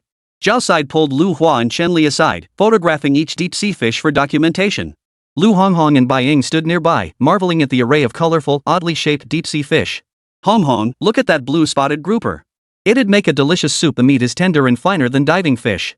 And that cod, fried into fillets, would be absolutely tasty. Are you talking about this one? Lu Honghong picked up a cod. Yes, that one. Lu Honghong said, if you like it, I'll catch it and bring it back for you to fry today. Great, I'll be in for a treat tonight. There were simply too many delicious deep-sea fish for Bai Ying to resist drooling over. Red snapper, tiger grouper, tuna, pomfret, flounder. Every kind of deep-sea fish imaginable. Catching such a diverse haul of deep-sea fish in one go stunned not only the greedy Bai Ying, but even the well-traveled Zhao Side was utterly amazed. Catching so many different deep-sea fish species in a single haul was no small feat. Had he not witnessed it himself, Zhao Side would never have believed Wu Ming possessed such formidable skill to raid the very heart of the deep-sea fish's domain. He even wondered if these deep-sea fish had been gathered for a meeting when Wu Ming swept them all away. Otherwise, how could they have assembled in such perfect order? After hauling in the net once, Wu Ming moved to a new spot to continue fishing. Zhao Side thought to himself that Wu Ming couldn't possibly have the same incredible luck again and catch so many deep-sea fish. But when the net was hauled ashore, it was once again brimming with catch. Seeing the abundance of deep-sea fish, Zhao Side's eyes lit up. He hadn't misjudged the man. This kid Wu Ming was something else. Teacher, what's wrong? Lu Hua looked at Zhao Side, who hadn't moved, with concern. Nothing. Let's keep going. Chenli, teacher, should you take a break? I'm worried about your health. Their teacher was getting on in years, yet he still traveled tirelessly with them for the sake of scientific research. It was truly worrisome. It's fine, it's fine. My stomach isn't acting up today, I'm feeling great. Keep going, keep going. Urged on by Zhao sighed, Lu Hua and Chenli had no choice but to continue. By now, Bai Ying had grown tired of the sea views and lost interest in the deep-sea fish Wu Ming had caught. She sat listlessly to the side. Lu Honghong stepped forward to assist Zhao Side and his two apprentices. This was the final haul of the day. They only fished twice daily. After informing Wu Ming and the others, they prepared to wrap up. We've caught enough for today. Let's head back. The sun is about to set. What are you talking about? The sun is still high in the sky. Let's hurry back. I've been wanting to sell the fish for ages. Today, every fishing boat was packed full of fish some couldn't even hold anymore. They waited for Wu Ming to call it a day. When Wu Ming gave the word, the fishermen cheerfully headed back to the dock.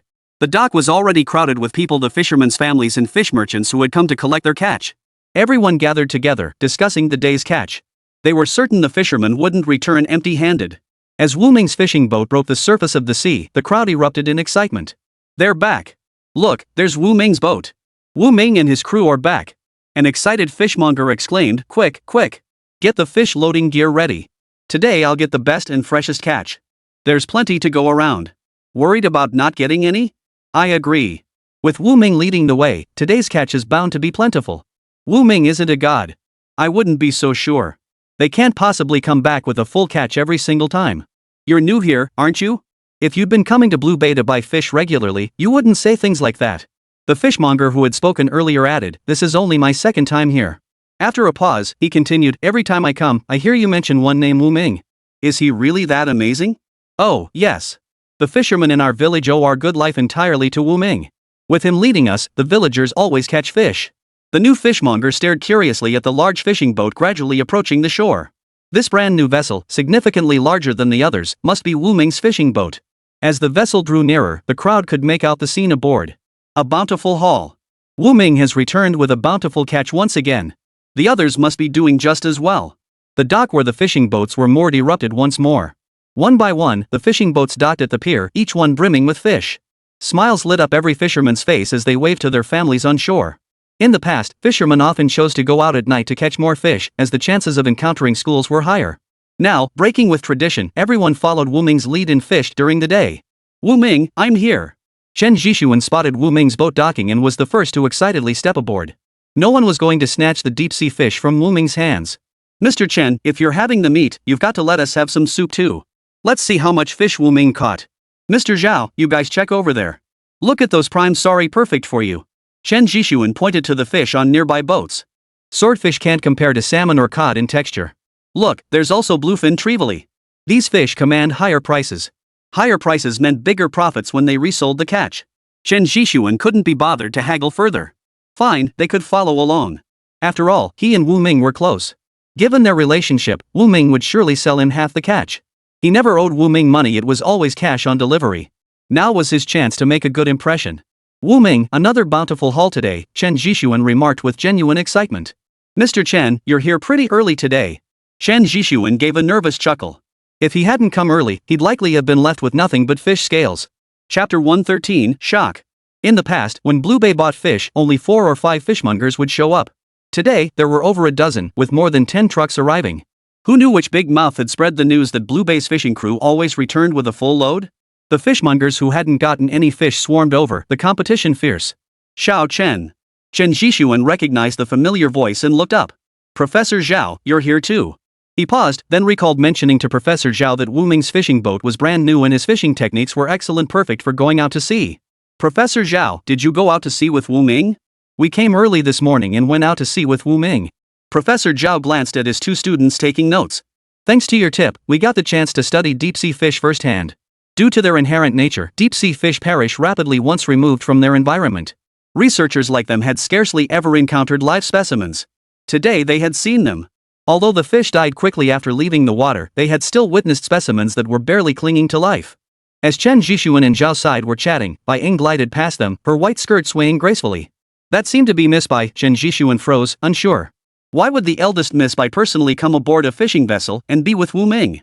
He must have been seeing things. Mr. Chen, you're here to collect the fish? Hearing Bai Ying's voice, Chen Zhishuan knew he hadn't misheard. Miss Bai, you're here too. Wu Ming's fishing boat sure is lively. I'm here sightseeing, Bai Ying said, raising an eyebrow at Wu Ming. She signaled Chen Zhishuan to keep quiet, and he instantly understood her meaning. He smiled knowingly, signaling his understanding. The Bai family owned numerous fishing fleets. Yet Bai Ying chose to skip her family's boats and deliberately came aboard Wu Ming's vessel to experience the thrill of fishing. One could only say that wealthy young ladies had a knack for enjoying life in ways ordinary folks like him couldn't fathom. You all know each other, Wu Ming said as he stepped forward. All old acquaintances, Chen Zhishuan replied. He knew Bai Ying's older brother, Baiyan. Among this group, Zhao Side was the one he'd known the longest. They'd been acquainted for over a decade. But when it came to the closest relationship, he felt he and Wu Ming were the closest. He spoke to Wu Ming without much restraint, saying whatever came to mind.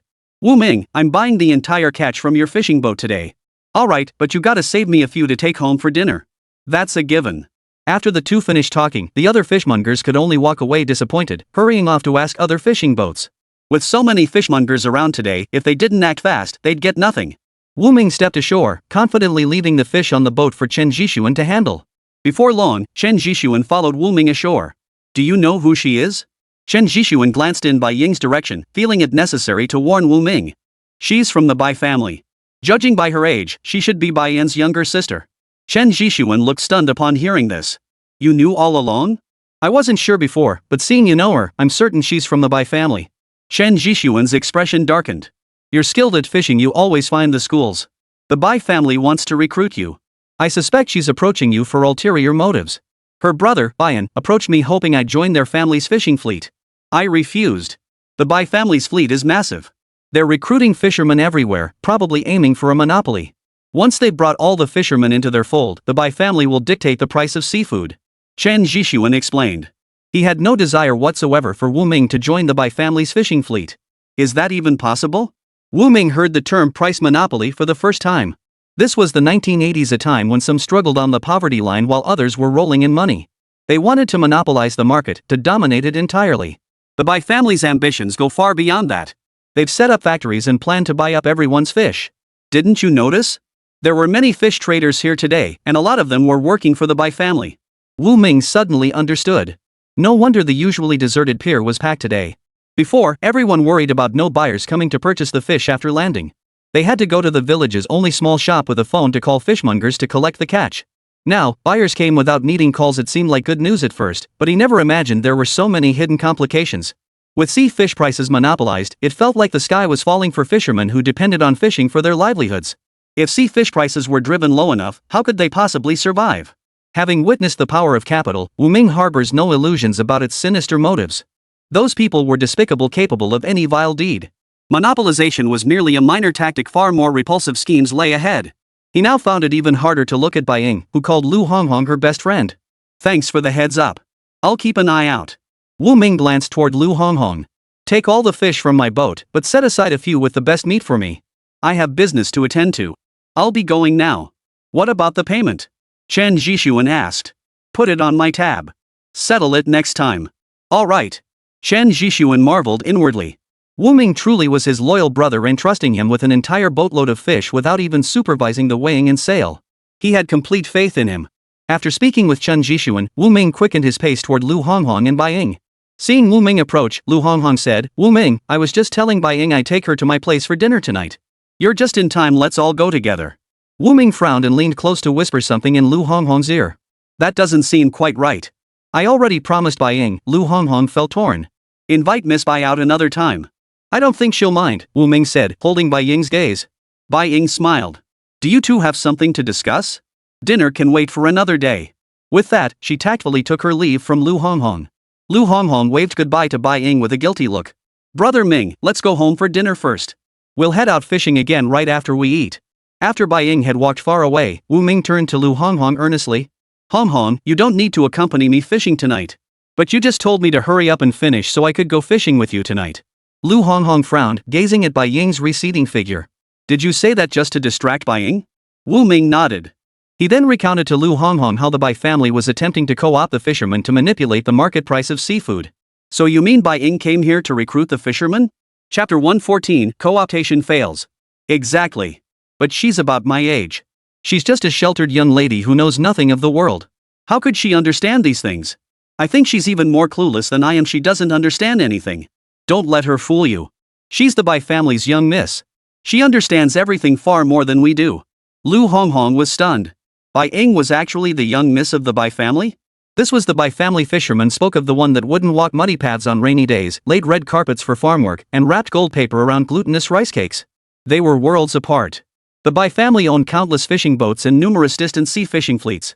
She couldn't fathom why Bai Ying, with such immense wealth, would come to their humble fishing village and deliberately disguise herself as an ordinary person to be among them. Lu Honghong's gaze remained fixed on Wu Ming. Suddenly, it dawned on her Bai Ying had come for Wu Ming. To the fishermen of Blue Bay, Wu Ming was like a god, guiding them to schools of fish. Whenever Wu Ming led the fishing trips, the fishermen always returned with bountiful catches. The Bai family must have believed Wu Ming possessed some special ability, which is why they sought to win over the fishermen. This thought sent a chill through Lu Honghong. If their attempts failed, would the Bai family seek to destroy Wu Ming? Brother Ming, what should we do now? Lu Honghong's voice trembled slightly. A sudden wave of fear washed over her.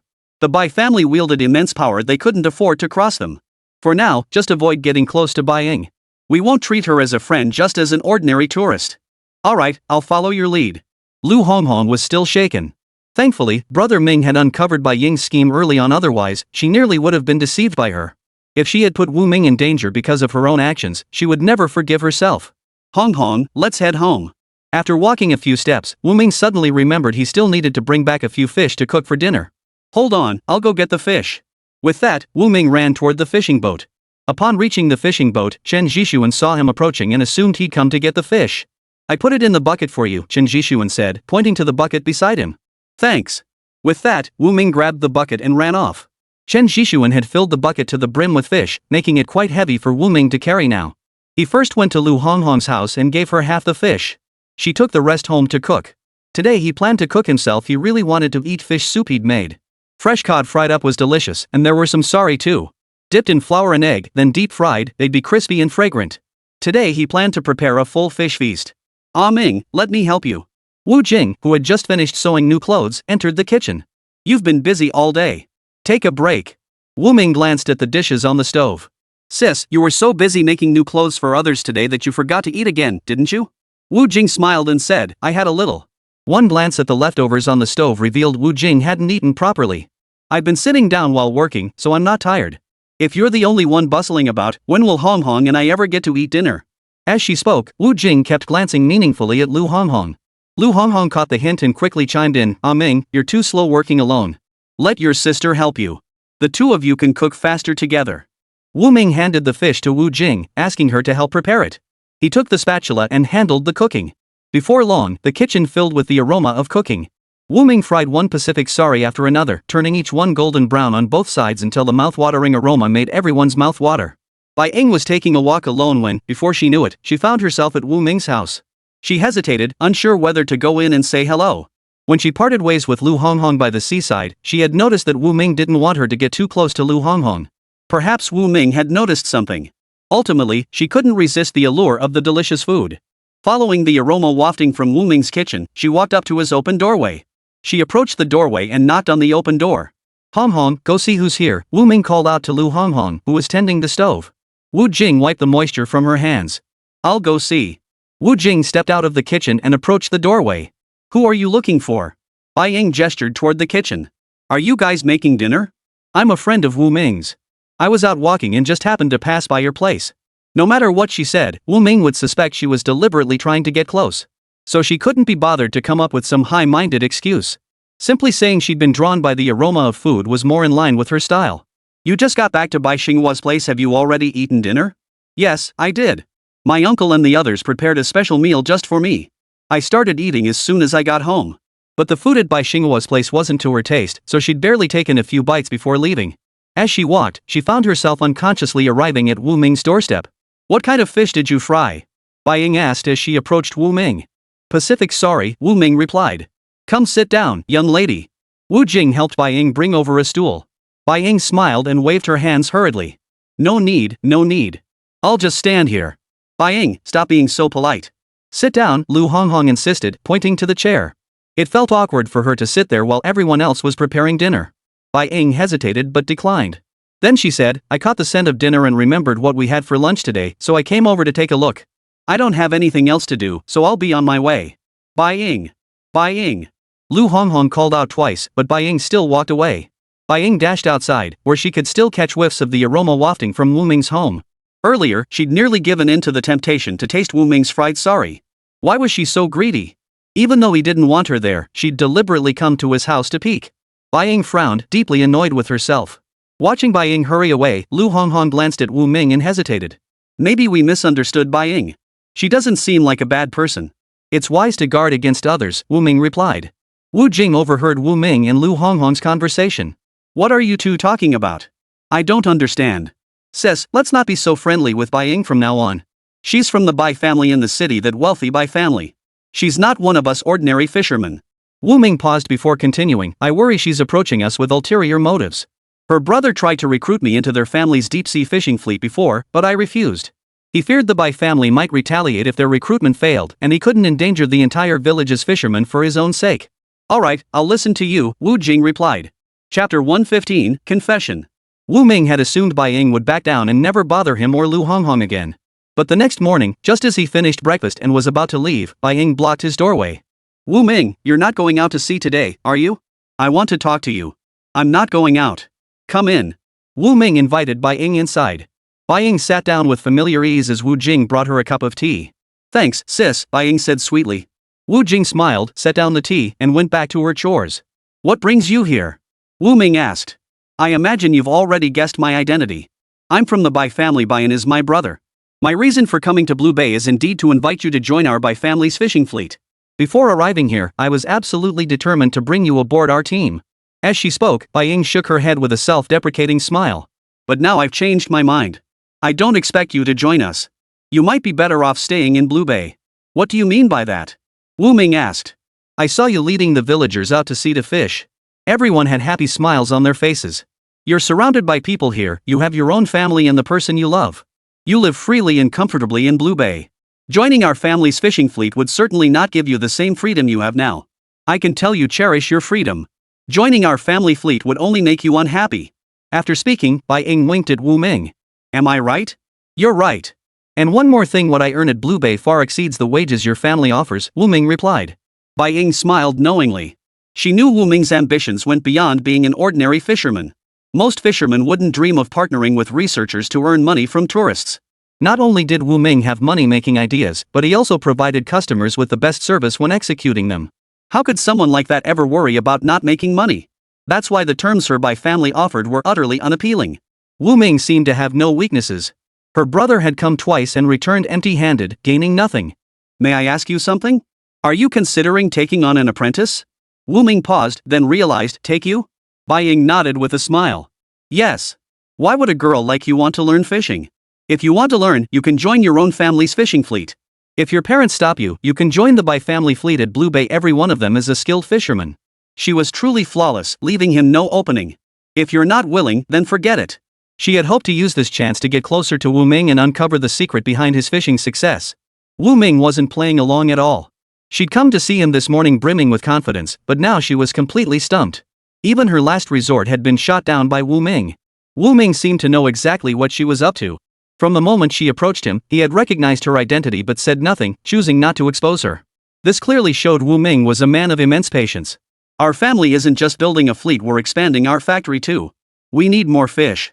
So the fishermen of Blue Bay can partner with us and sell all their catch to our family. Then no one will ever worry about not finding buyers for their fish again. I've heard that sometimes when you catch fish, no fishmongers come to collect them. You have to run all the way to the convenience store to call them, begging them to come pick up your catch. Wu Ming chuckled. That's ancient history. You saw the bustle at the pier yesterday evening. Before the fishing boats even docked, over a dozen fishmongers were already waiting.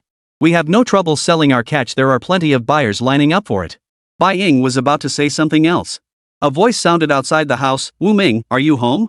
Hearing Bai Xinghua's voice, Bai Ying stood up. He's here to see me. Here. Bai Xinghua entered the room, exchanged greetings with Wu Ming and his sister, then said to Bai Ying, your family has come to pick you up. I don't want to go back yet. Go tell them I'll return on my own in a while. She hadn't had enough fun at Blue Bay yet, there was no way she could go back just like that. Her brother must have sent someone to fetch her. She'd only been away a few days, and the beach was so much more fun than home she didn't want to leave. Bai Xinghua frowned, clearly troubled. Bai Ying, you're acting up again, throwing a childish tantrum. Bai Yan walked straight into Wu Ming's home. Wu Ming, I'm sorry my sister disturbed you. No problem. Miss Bai is my client, hardly a disturbance. What customer? Bai Yan was confused. He glanced at his sister. Wu Ming's fishing boat isn't just for catching fish. It has a cabin for tourists to watch the fishing. I'm a tourist on his boat. Besides me, Professor Zhao and his students are also tourists on Wu Ming's fishing boat. Just as Bai Yan mentally labeled his sister a naive sucker, he suddenly heard that Professor Zhao and 2 students were also on board. Deep down, Bai Yan couldn't help but feel a newfound respect for Wu Ming. It seemed Wu Ming had some skill, being able to pull others in like that. He had once considered organizing sightseeing tours, piggybacking on tourists heading out to sea to admire the scenery. He had even attempted to implement the idea. Unfortunately, there were few tourists, and he eventually had to abandon the idea. It was intriguing that Wu Ming was pursuing an idea Bai Yan had deemed unworkable. Mom and Dad are waiting for you to come home. You must come back with me today. Haven't you missed them at all after being away for so long? Bai Ying retorted, I've only been gone a few days. You're often gone for weeks at a time, yet you never seem to miss Mom and Dad. Wu Ming chuckled quietly to himself. Bai Yan knew his sister's temperament all too well. The more forceful he was, the more she'd resist. Wu Ming, I need to speak with you privately, Bai Yan said, having no luck with his sister. He turned to Wu Ming. Wu Ming feared Bai Yan might misunderstand his relationship with Bai Ying, so he agreed to speak privately. The two stepped outside and strolled toward the shore as if taking a leisurely walk.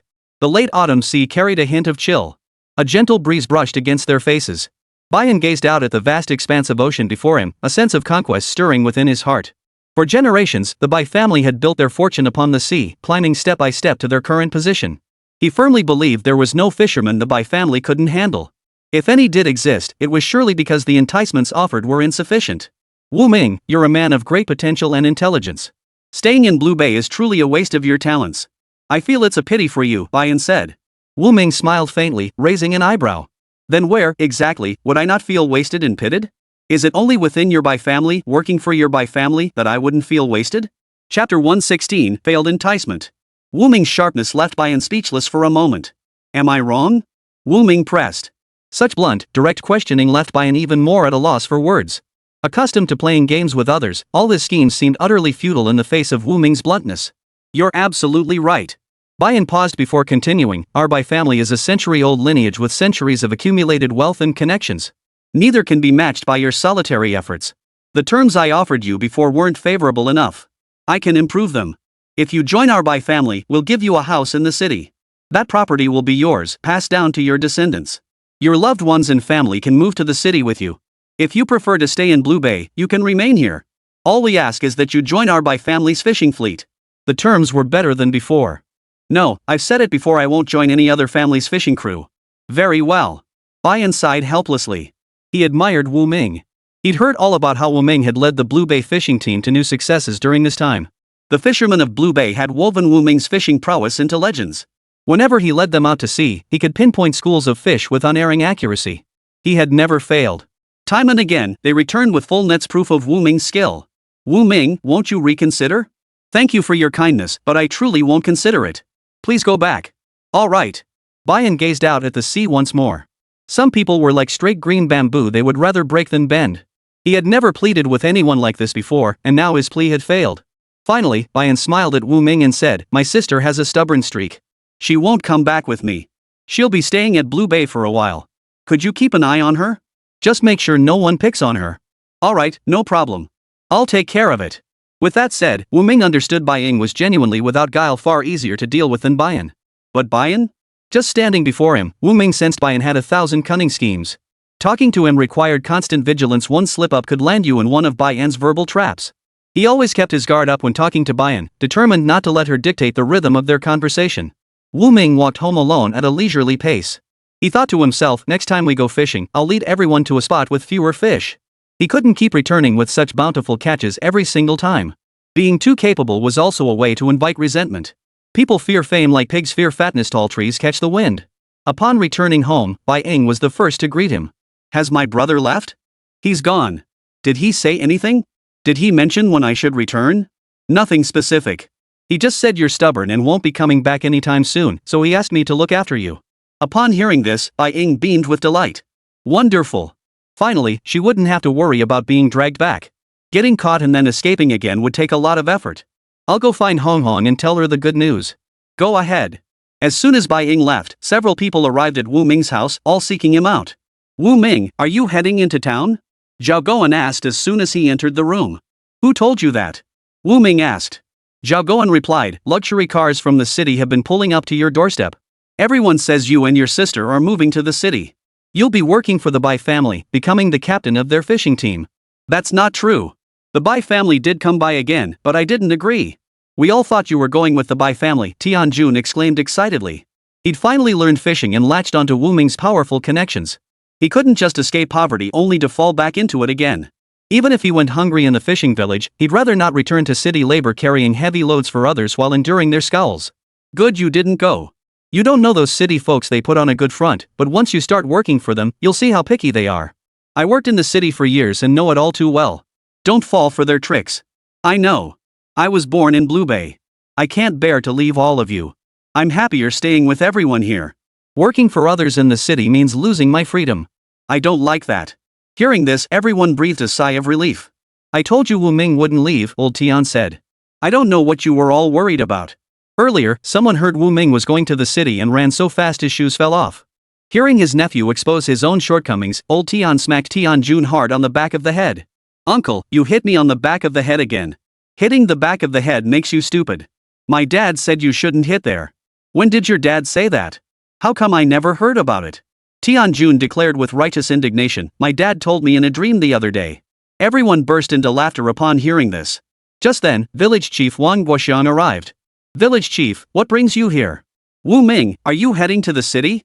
Instead of answering Wu Ming's question, the village party secretary asked him first. Hearing this, Wu Ming steadied the breathless party secretary Wang Guoxiang with both hands, instantly understanding why he had rushed over in such a fluster. Uncle Wang, why would I go to the city? Wu Ming smiled as he helped him sit down. The Bai family has approached me several times, but I firmly refused them. I'll never go to the city, I couldn't bear to leave all of you behind. Not going to the city is actually a good thing for all of us. Village party secretary Wang Guoxiang frowned with concern.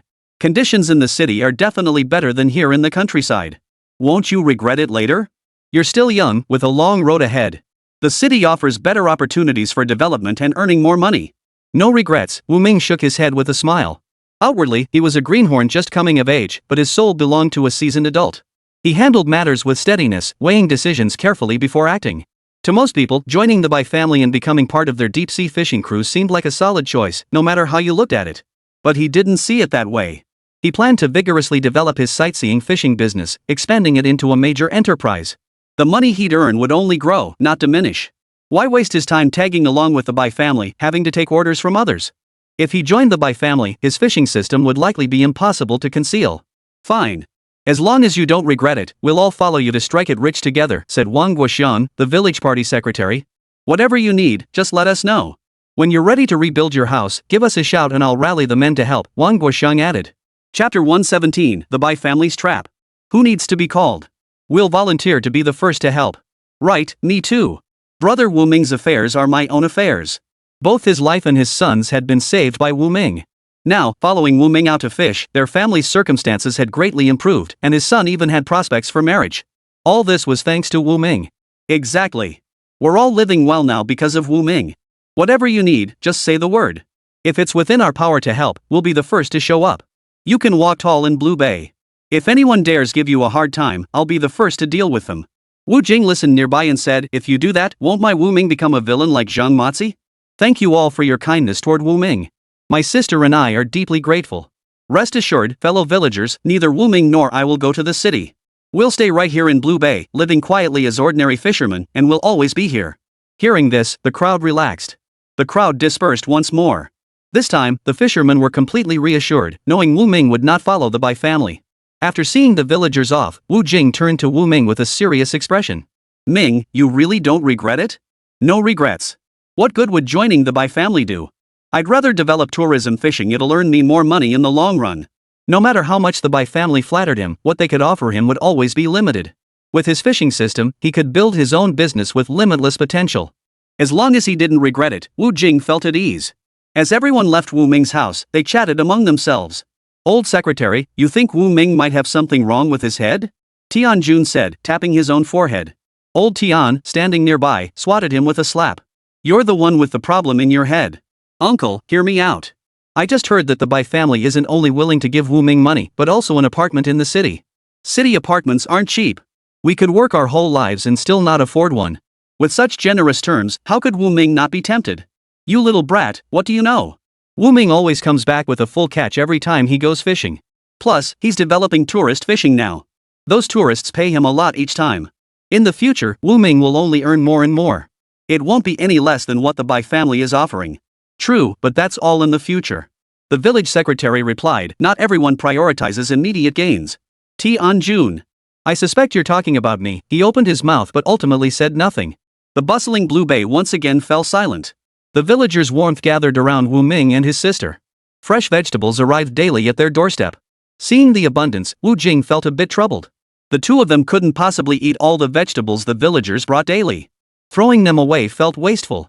Finally, at Wu Ming's suggestion, Wu Jing bought 2 ducklings from the market to raise. They fed the leftover scraps to the ducklings. Under their care, the ducklings grew visibly each day, thriving remarkably well. Just as everyone was living peaceful lives, earth-shattering news reached the ears of the fishermen in Blue Bay. The pier bustled with activity at dawn. Fishermen bustled about the bow, some mending nets, others chatting, and still others hauling water to scrub the hulls. Have you heard? The fishing crew from the neighboring village has been recruited by the Bai family.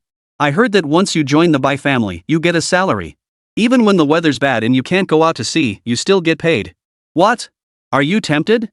Who'd be tempted by a few peanuts? Wu Ming glanced at the chatting group. He could tell that despite their words, they harbored a hint of envy deep down. Who would choose to brave the elements fishing at sea when you could earn money just sitting at home? Venturing out into storms and risking their lives was a last resort, a desperate measure for survival. Wu Ming, do you think the rumors they're spreading are true? Someone asked Wu Ming. All eyes instantly turned to Wu Ming. Wu Ming knew his answer mattered. It could affect the entire Blue Bay community. Meeting the expectant gazes, Wu Ming paused before saying, things aren't as simple as we all think. The Bai family's willingness to pay fishermen monthly wages surely comes with other preconditions. If the fishermen fail to meet those conditions, they won't receive wages either. He suspected that while these conditions might seem easy to meet on the surface, they would prove far more difficult to fulfill in practice. The Bai family was digging a trap for the fishermen. Once they fell into it, escaping would be far from simple. The news is true, Wu Ming stated with absolute certainty. Seeing the envious looks on everyone's faces, Wu Ming added at just the right moment, getting that monthly wage from the Bai family isn't going to be easy. They'll set conditions, like catching 50,000 jin of fish this month. Then the fishermen could just stay home and collect their paychecks. With so many fishermen in the neighboring village, 50,000 jin isn't excessive. Each person just needs to catch 300 or 400 jin. Wu Ming chuckled. I suspect the folks next door think the same as you. When luck is on their side, 300 or 400 caddies per person per month is indeed manageable. But when luck turns sour, 50,000 caddies is no small feat. After hearing Wu Ming's analysis, the group fell silent. So we shouldn't envy them.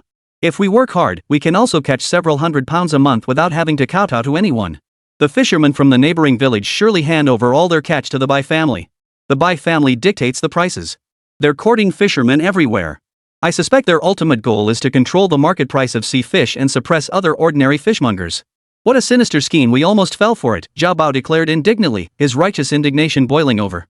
He knew the Bai family had ulterior motives. I reckon the Bai family's next target will be us. No matter how tempting their offers, we won't fall for it. Exactly.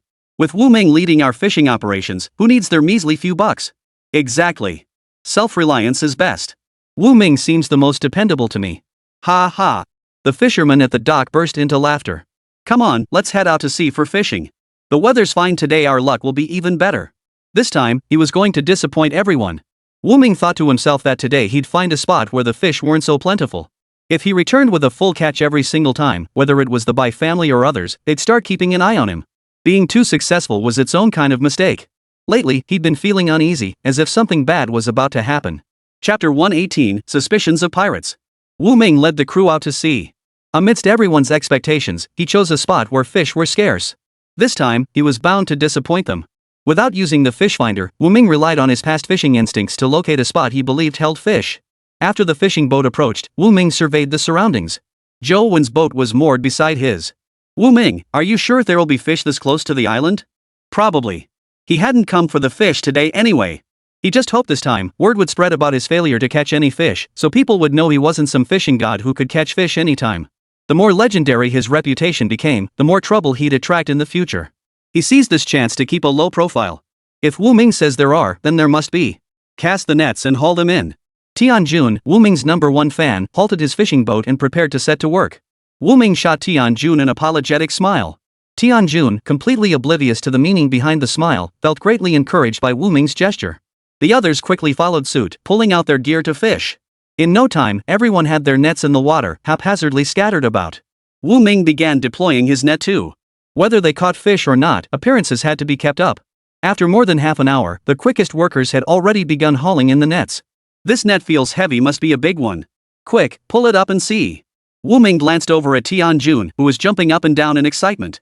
Could his luck really be that good? Just randomly picking a spot and catching fish? Tianjun huffed and puffed, straining with all his might to haul in the net. When they pulled it in, they burst into laughter. Not a big one, but a whole net full of sorry. Mine too. Mine too. Today they'd stumbled upon the sorry's prime feeding grounds, and everyone had hauled in sorry instead. Wu Ming felt disappointed. He'd thought he'd lead everyone back empty-handed, but it turned out they'd caught quite a few fish after all. Was this fate? Heaven didn't want him to keep a low profile. As dusk approached and they packed up, Wu Ming resolved, if he couldn't stay low-key even if he wanted to, then he'd follow his true nature. From now on, he wouldn't fuss over such things. He'd just do what he needed to do. As Wu Ming steered the fishing boat back, he noticed a vessel he'd never seen before alongside them. It was clearly not from their village. It sailed alongside them, yet kept its distance. Only when the fleet of Blue Bay fishermen neared the bay did the accompanying vessel finally vanish from sight. Wu Ming suspected the man had deliberately followed them. Upon reaching shore, Wu Ming headed straight for the home of Wang Guoxiang, the village party secretary. He recounted the strange encounter with the unfamiliar fishing boat to Wang Guoxiang. Uncle Wang, I think everyone should stay ashore for the next few days. I'm worried something might happen to them. Though the seas have been calmer these past 2 years, there might still be dangers lurking. I suspect those people are pirates, Wang Guoxiang said. Wu Ming was stunned. He hadn't expected pirates to still exist more than 30 years after the founding of the nation. How could pirates exist? Isn't there anyone to stop them? Wu Ming asked. Pirates operate in hit-and-run raids. It's impossible to control them, Wang Guoxiang replied, letting out a heavy sigh. You're young and just starting out fishing. You don't know how things were before. Older fishermen all know that beyond Blue Bay, pirates lurk around the nearby small islands. These pirates are lazy and greedy. They don't fish themselves, they just raid fishing boats. They target whoever catches the most fish. Your reputation for being a skilled fisherman has spread far and wide lately. I'm sure it's reached those pirates' ears too. You'd better be careful. Uncle Wang, I understand. I won't go out to sea for a while unless absolutely necessary. When I do go out, I'll steer clear of areas where pirates are known to operate. Good. Take care of yourself. You're the hope of Blue Bay.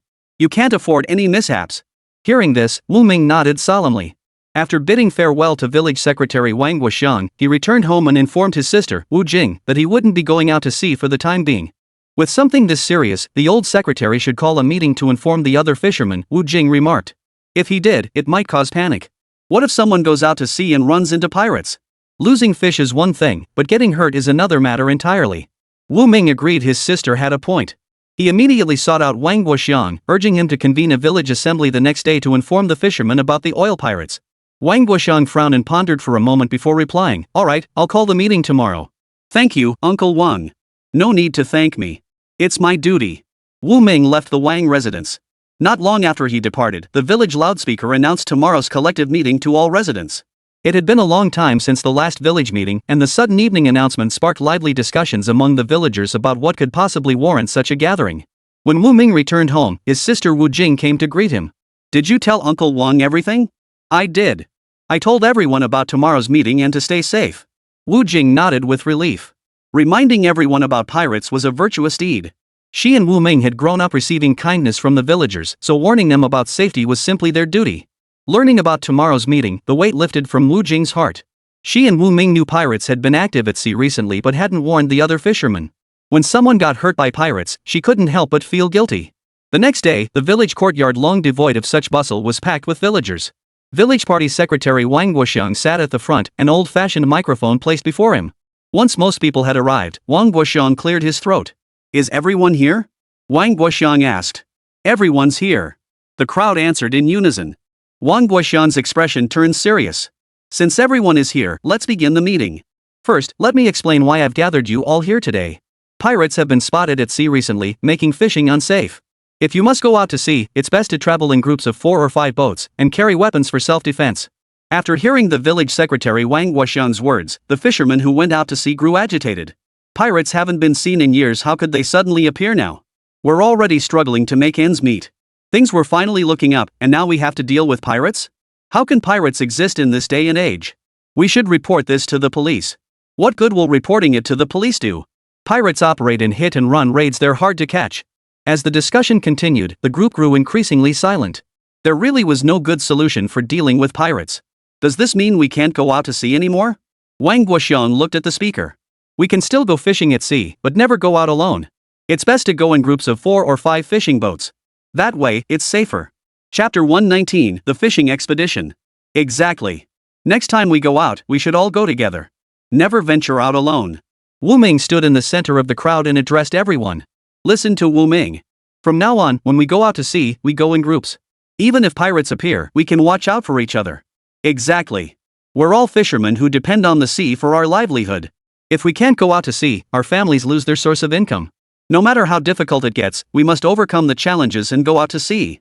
Wang Guoxian, the village party secretary seated at the front, cleared his throat and continued, I gathered everyone today specifically to discuss the pirate issue. Since there's nothing else to discuss, the meeting is adjourned. The villagers filed out of the communal courtyard, each still murmuring about the pirates. Many years ago, pirates were rampant at sea. The government launched a crackdown, and their numbers dwindled significantly. Unexpectedly, they have begun to resurface in recent years. There were always those who sought to profit from speculation and reap rewards without effort. These individuals had set their sights on the honest, hard-working fishermen. Wu Ming found these people despicable. Returning home, he thought to himself and decided to browse the items in the system store. Recently, he hadn't been storing the fish he caught in the sea within the system, instead, he'd been selling them directly for cash. All the gold coins in the system had been exchanged for advanced fishing equipment. Now he only had 100 or 2 coins left. Staring at the dull, gray weapon images, he fell into deep thought. If he'd known pirates might appear, he should have prepared weapons beforehand. Even the most basic weapon cost over 80,000 gold coins. It seemed he'd need to go out to sea several more times before he could save enough to buy weapons. For the next couple of days, Wu Ming planned to stay ashore, collecting seashells and other items to recycle into the system. Only by accumulating enough items for the system to recycle could his gold coins increase. Just as Wu Ming was preparing to take 2 days off, Professor Zhao Side called him the very next day. Professor Zhao Side asked if he could take a few friends out to sea with him. A business opportunity delivered right to his doorstep? Wu Ming was certainly going to take it. Not taking money when it's offered would be stupid. After receiving Zhao Side's call, Wu Ming readily agreed. Early the next morning, Wu Ming boarded the fishing boat with lunch prepared by his sister. This time he brought his sister along, as Lu Honghong had family matters to attend to and couldn't join them. Zhao Shirda had specifically instructed him yesterday. He might have to wait a while. Wu Ming arrived at the fishing boat calmly and began preparing for the voyage. He cleaned the sleeping quarters on the boat spotless. Inside, he not only stocked tea bags and hot water but also thoughtfully prepared snacks, pastries, and lunch for the passengers. After completing all this, Wu Ming patiently waited for Zhao Side and the others to arrive.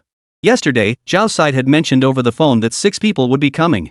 Other fishermen saw Wu Ming sitting in his boat and learned he was going out to sea, so they planned to follow him. Wu Ming, are you going out to sea today? Didn't you say you wouldn't be going out for a while? Zhou Wen approached and said to Wu Ming. A friend called and asked me to take him out on the sea, so I have to go today. Wu Ming's tone carried a hint of resignation. He'd actually wanted to rest today. He'd stayed up late last night. Oh, I see. I don't have anything planned today, so I'll tag along with you. Sure. But you might have to wait a bit with me. My customer hasn't arrived yet. If Zhao Side and the others were coming from Nanhai City, it would indeed take them longer to get here. The ladies waited with Wu Ming. Around 10 o'clock, Zhao Side and his group finally appeared at the pier. Sorry to keep you waiting, young man, Zhao Side said politely. No problem. I've already taken your money, so waiting a bit longer is fine. Hearing this, Zhao Side burst into laughter. He had expected Zhao Side to bring a few students from the university, but instead, he arrived with a group of foreign scholars. These individuals were all experts in marine biology research. Others might not understand them, as they communicated exclusively in English, but Wu Ming could follow their conversation, even the specialized terminology. As a marine expert, he'd frequently interacted with foreign colleagues, honing his language skills. Young Wu Ming, the service on your fishing boat keeps getting better and better, Zhao Side couldn't help but exclaim. Since you're paying, I'll make sure you get the best service possible. Wu Ming smiled as he led everyone out to sea. Guided by the fish finder's signals, we soon led everyone to a spot where schools of fish were gathering. The fishermen began to anchor and prepare to fish. Wu Ming, calm and collected, first briefed the tourists on the sea conditions in this area. Though he could speak English, he didn't want to arouse suspicion among others. He chose to speak in Chinese instead, addressing Zhao Side first, who then translated for the other foreign scholars. After hearing Wu Ming's explanation, the group of foreign experts couldn't help but give him a thumbs up. They had extensive research in marine biology, and Wu Ming's work closely aligned with their studies. Zhao Zhida couldn't help but give Wu Ming an admiring look. They were all experts in marine science, while Wu Ming was just an ordinary fisherman.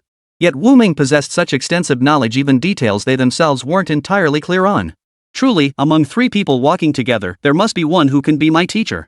Young Wu Ming, you are no ordinary man, Zhao Zhida exclaimed, patting Wu Ming on the shoulder. Wu Ming not only introduced marine fish but also personally caught deep-sea fish for them. The experts were highly satisfied with his service. As evening fell and work ended, Wu Ming escorted them ashore. Each of them continued to praise him effusively, giving him thumbs up in admiration. Wu Ming waved goodbye with a smile. True to their reputation as foreign experts, they were generous with their spending. He earned over 1,000 yuan in just one day. Just by chatting with them for a while. Taking them out to sea once earned him over 1,000 yuan. This was much easier than fishing. Curious onlookers cast intrigued glances at Wu Ming. Wu Ming, you must have made a pretty penny today, huh? Someone inquired. No matter how much I make, it's nothing compared to what you guys earn fishing. Wu Ming didn't want to stir up resentment, so he chose to keep his earnings to himself. Everyone else was making a living fishing the traditional way.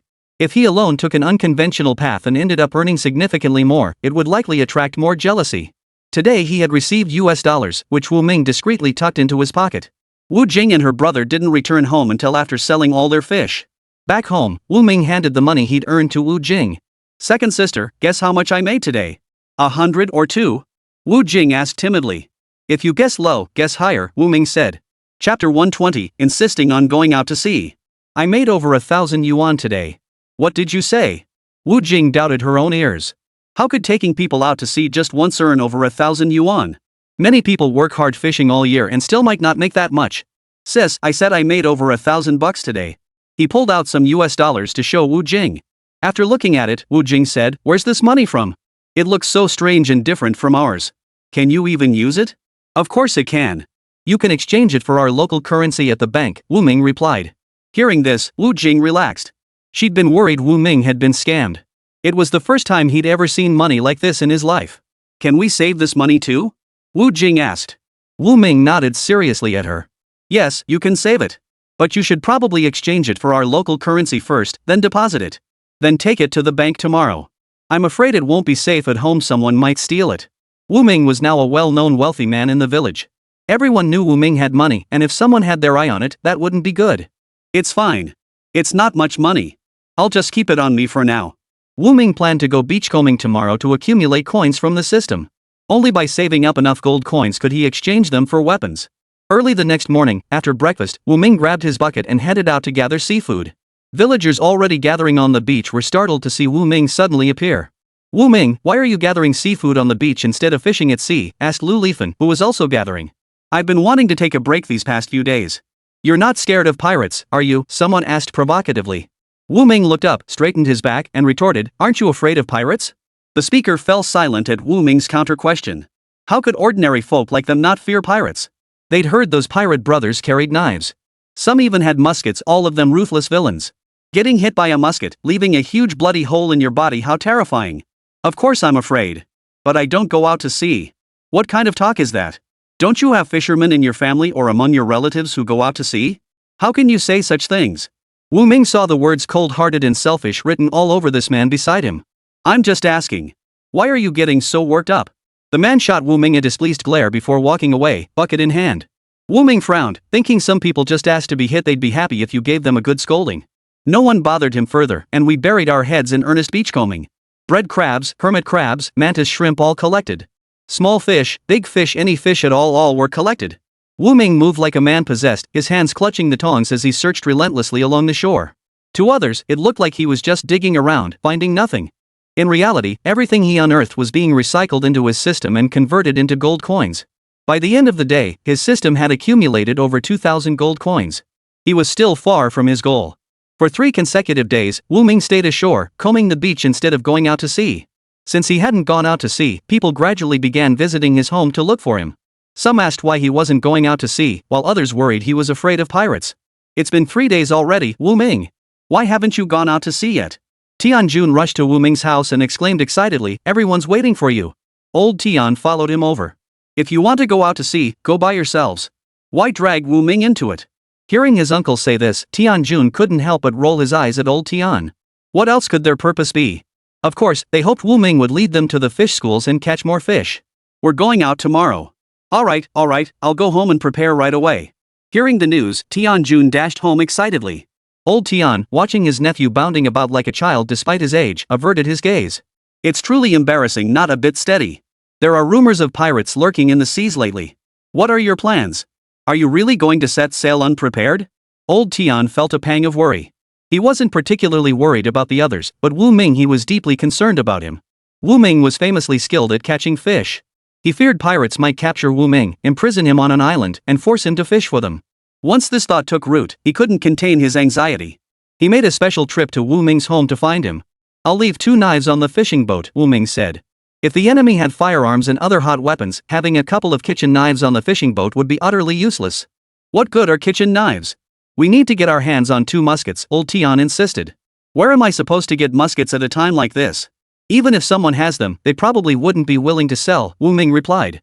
He knew the hunters roaming the mountains likely possessed firearms, but those guns were their livelihood. They'd never part with them. "Be careful when you go out tomorrow. If things look bad, rev up the engine and get out of there fast." Old Tian paused before adding, "If you can't fight them, you should at least be able to outrun them." "No problem. My fishing boat's engine has plenty of horsepower," Wu Ming replied. That had been his plan all along. If pirates appeared at sea, his first instinct would be to flee. Without weapons, he absolutely couldn't risk a confrontation with pirates. But his luck had always been good. He doubted he'd run into pirates tomorrow. Wu Ming invited Old Tian to stay for dinner. The two chatted extensively over the meal. Old Tian couldn't change Wu Ming's mind about going out to sea to fish. "Are you going tomorrow?" Wu Ming asked Old Tian. "I won't be going tomorrow. I'm afraid if we really encounter pirates, they'll shake this old body of mine to pieces." Truthfully, he hadn't wanted to go out at sea lately. If it weren't for Tianjun constantly pestering him to go, he definitely wouldn't have set sail. In his youth, he'd spent nearly every day drifting on the sea. Now that he was older and his body was worn out, he longed to lie at home every day, doing nothing. Just lying leisurely in the courtyard, basking in the sunlight felt like that of a deity, effortless and carefree. "You're comfortable letting Tianjun sail the fishing boat alone?" "I have no worries. He learned how to navigate and fish long ago. He taught him for days. Even a dumb mule should have picked it up by now." Since Old Tian insisted, Wu Ming didn't press him further. He considered asking Old Tian to accompany him out to sea, but judging by the old man's demeanor, he clearly didn't want to go. Chapter 121, Encountering Pirates. Like Old Tian, many others refused to go out to sea the next day, terrified of actually encountering pirates. Wu Ming was mentally prepared. Even if pirates appeared, his fishing boat speed would allow him to evade them and escape swiftly. This time, only 3 fishing boats followed him out. To Wu Ming's surprise, Tianjun followed him out to sea. Given Old Tian's evasive attitude toward pirates, he must have strongly advised Tianjun not to go out to sea after returning home. Yet Tianjun insisted on accompanying him. Wu Ming led the group to a spot not far from the isolated island, an area notorious for pirate activity. This location wasn't chosen by Wu Ming, it was simply where the fishfinder indicated the nearest school of fish was near the isolated island. 3 fishing boats followed Wu Ming, anchoring near the island to cast their nets. The entire morning passed quietly, with no unexpected incidents. Everyone caught a bountiful haul of fish. The joy of fishing gradually overshadowed their fear of pirates. They spent nearly the entire day near the island without seeing a single pirate. "There are no pirates here. It's all a hoax." "I agree," Zhao Guan and Tianjun murmured in unison. Each sat on the bow of their own fishing boat, holding lunchboxes as they ate and chatted. While the others relaxed, Wu Ming remained on edge. Yesterday, Old Tian had recounted at his home just how vicious pirates truly were. He had repeatedly warned Wu Ming not to let his guard down. If pirates appeared, he must immediately alert his companions so they could quickly start their boats and flee. Watching the others, Wu Ming frowned and couldn't help but remind them, "Everyone, stay alert. If pirates approach, start your boats and flee immediately." "Wu Ming, pirates wouldn't show up at this hour. It's almost time to wrap up. If they were coming, they'd have been here already, they wouldn't wait until now." Wu Ming looked at Zhao Laowu, the speaker. "Uncle Wu, it's still best not to be careless.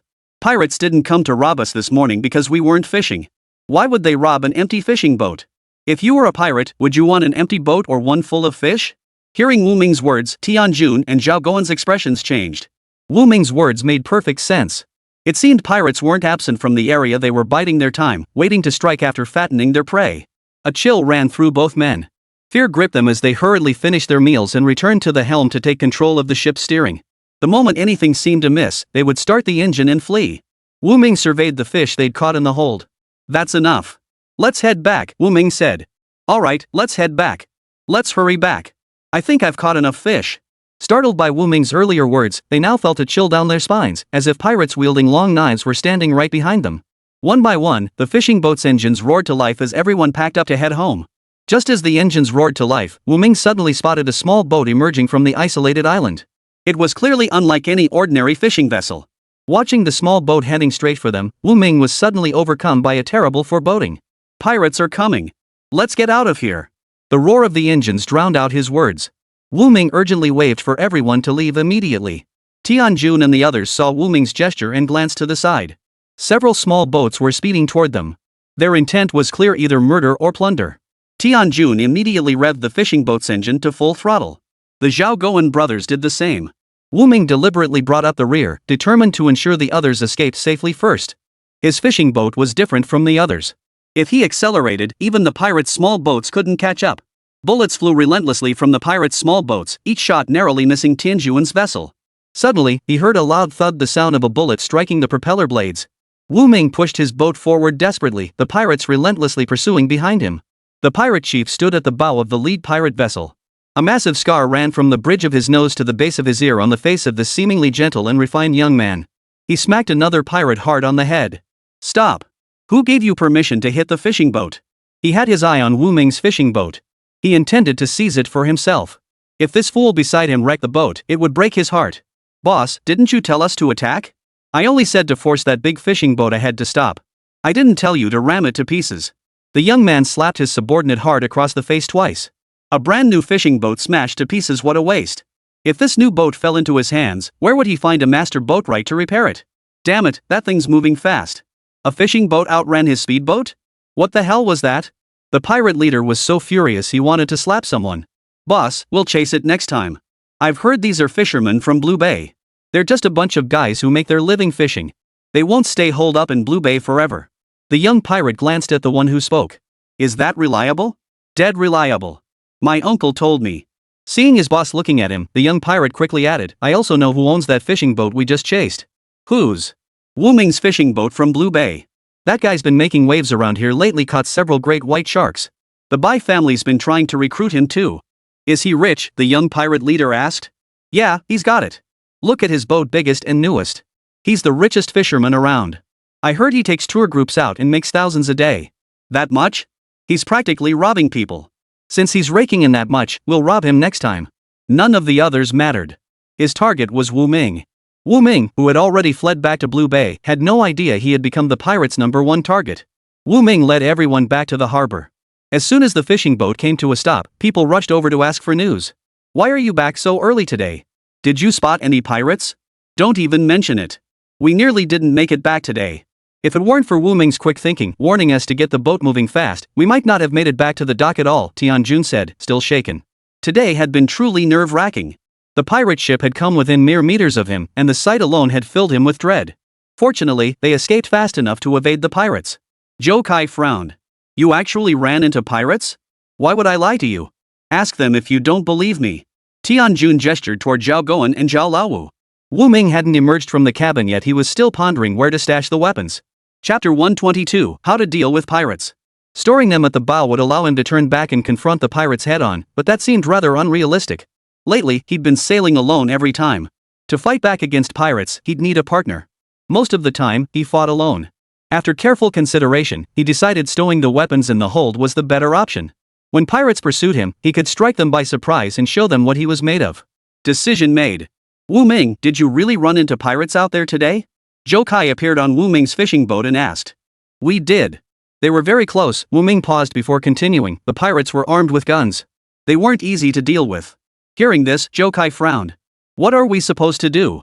Things were just starting to get better for us. Now pirates show up. If we can't go out to sea anymore, how will we cover our household expenses? Wu Ming reassured him, don't worry too much. The sea is vast. We won't run into pirates every time we go out. Zhou Kai remained silent. Wu Ming was right, the sea was vast, and encounters with pirates couldn't happen every single time. But now, whenever they went fishing, the shadow of pirate raids would hang over their hearts. How could they ever fish with peace of mind again? Even if they avoided pirates, the constant fear would likely sap their courage to venture out at sea in the future. You guys had close encounters with pirates this time. Were there many ships? Not many, maybe 5 or 6 ships. I didn't get a good look. We were too busy fleeing to count them. 5 or 6 ships. The pirates' force was larger than he'd anticipated. It seemed the fishermen of Blue Bay were in for a rough time ahead. Wu Ming walked to the bow as the arriving fishermen gathered to hear the news. Upon hearing that Wu Ming and his crew had encountered pirates at sea, worry spread across their faces. What are we to do now? The pirates are targeting our fishing boats. What's your old fishing boat worth? They're after your fish and your money. I heard they capture people, lock them in water dungeons, then demand ransom from their families. If the payment isn't high enough, they just toss the person into the sea to feed the fish. How despicable. Is that really true? Absolutely. If you don't believe me, go ask in the next village. Someone from there was kidnapped before. Their family couldn't afford the ransom, and that person never came back. They probably ended up fed to the fishes long ago. Who'd dare go out to sea after this?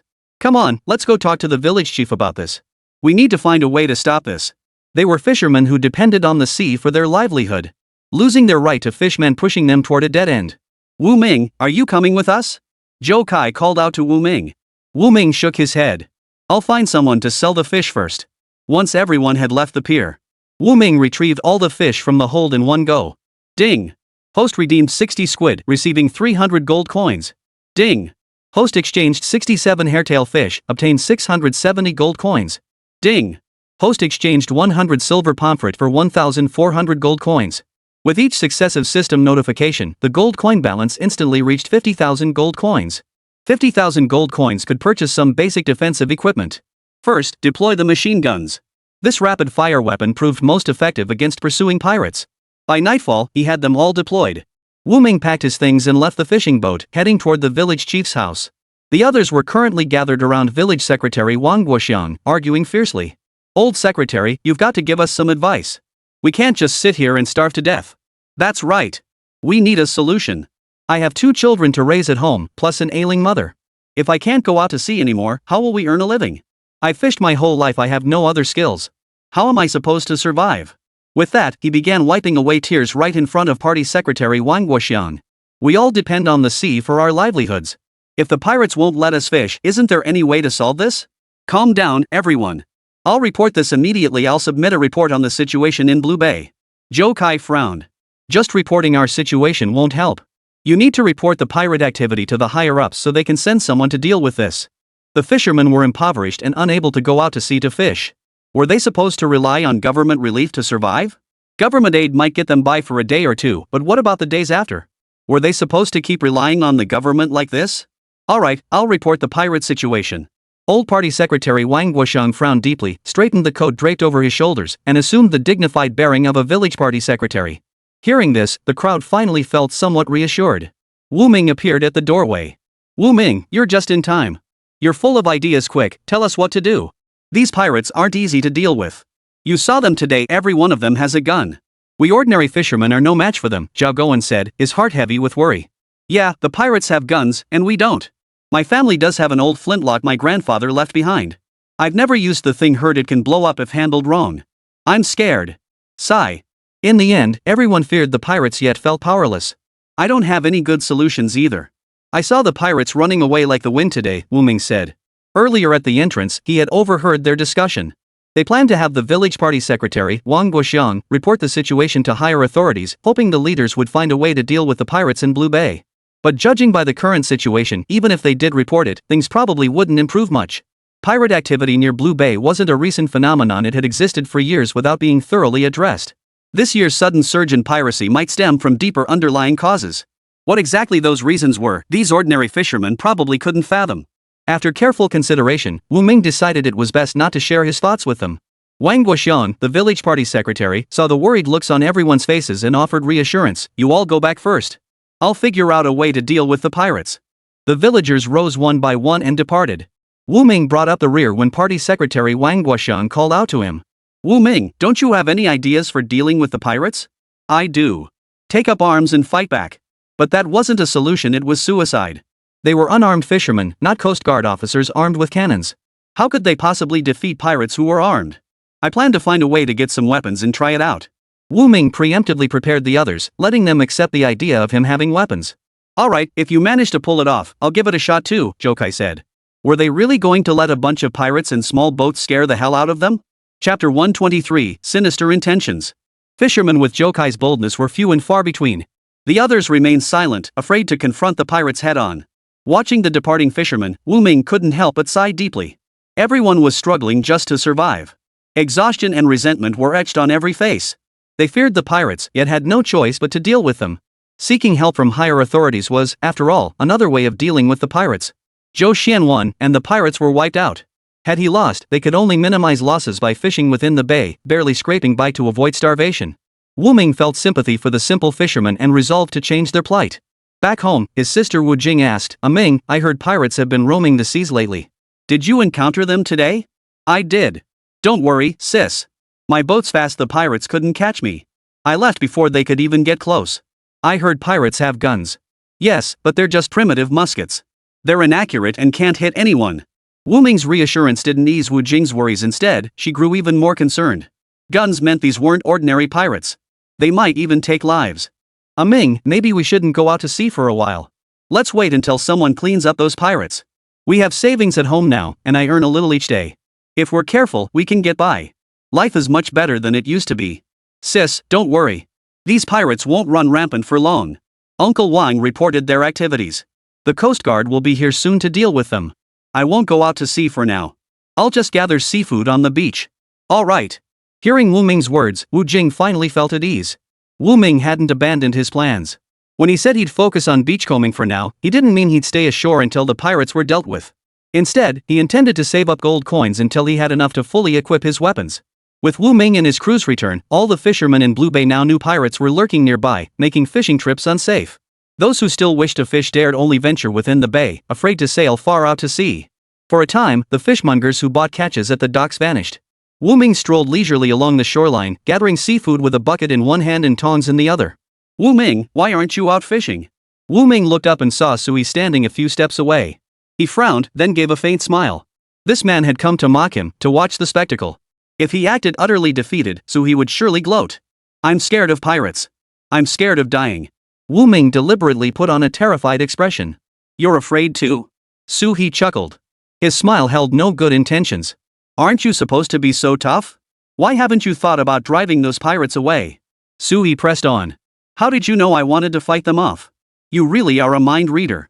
Feeling like he was being played for a fool, Sui's expression darkened. He snapped angrily, what are you bragging about?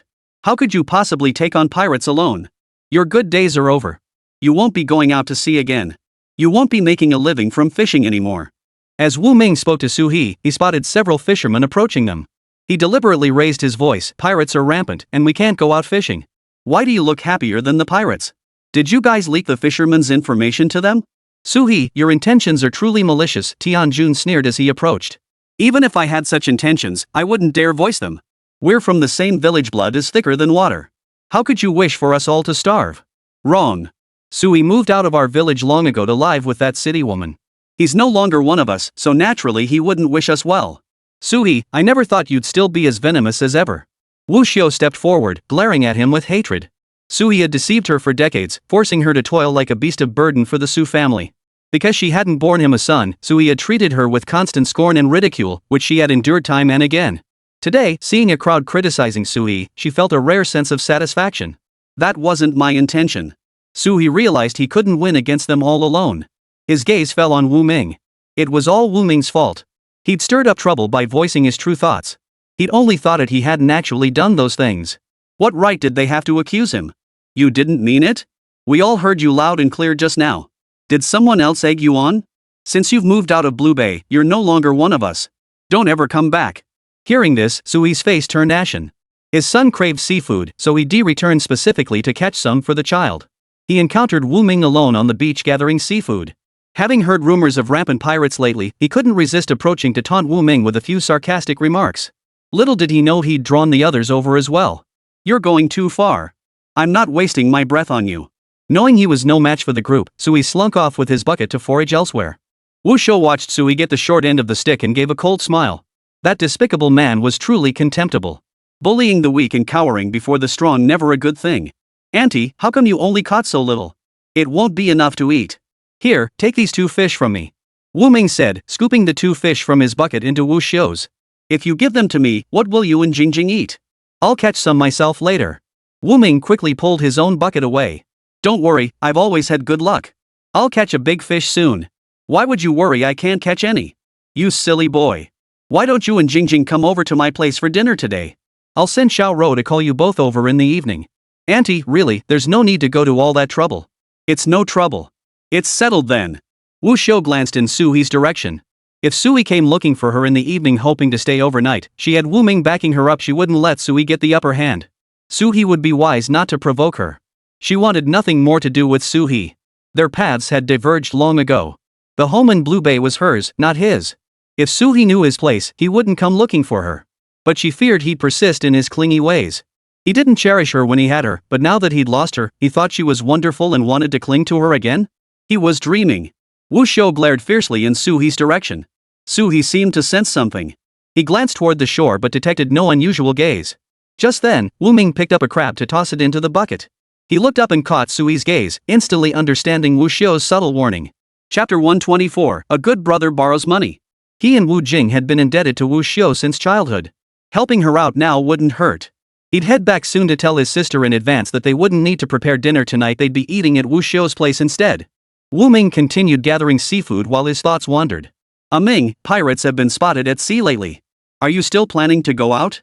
Not anymore, Wu Ming replied. A hint of disappointment flashed across Zhou Wen's face.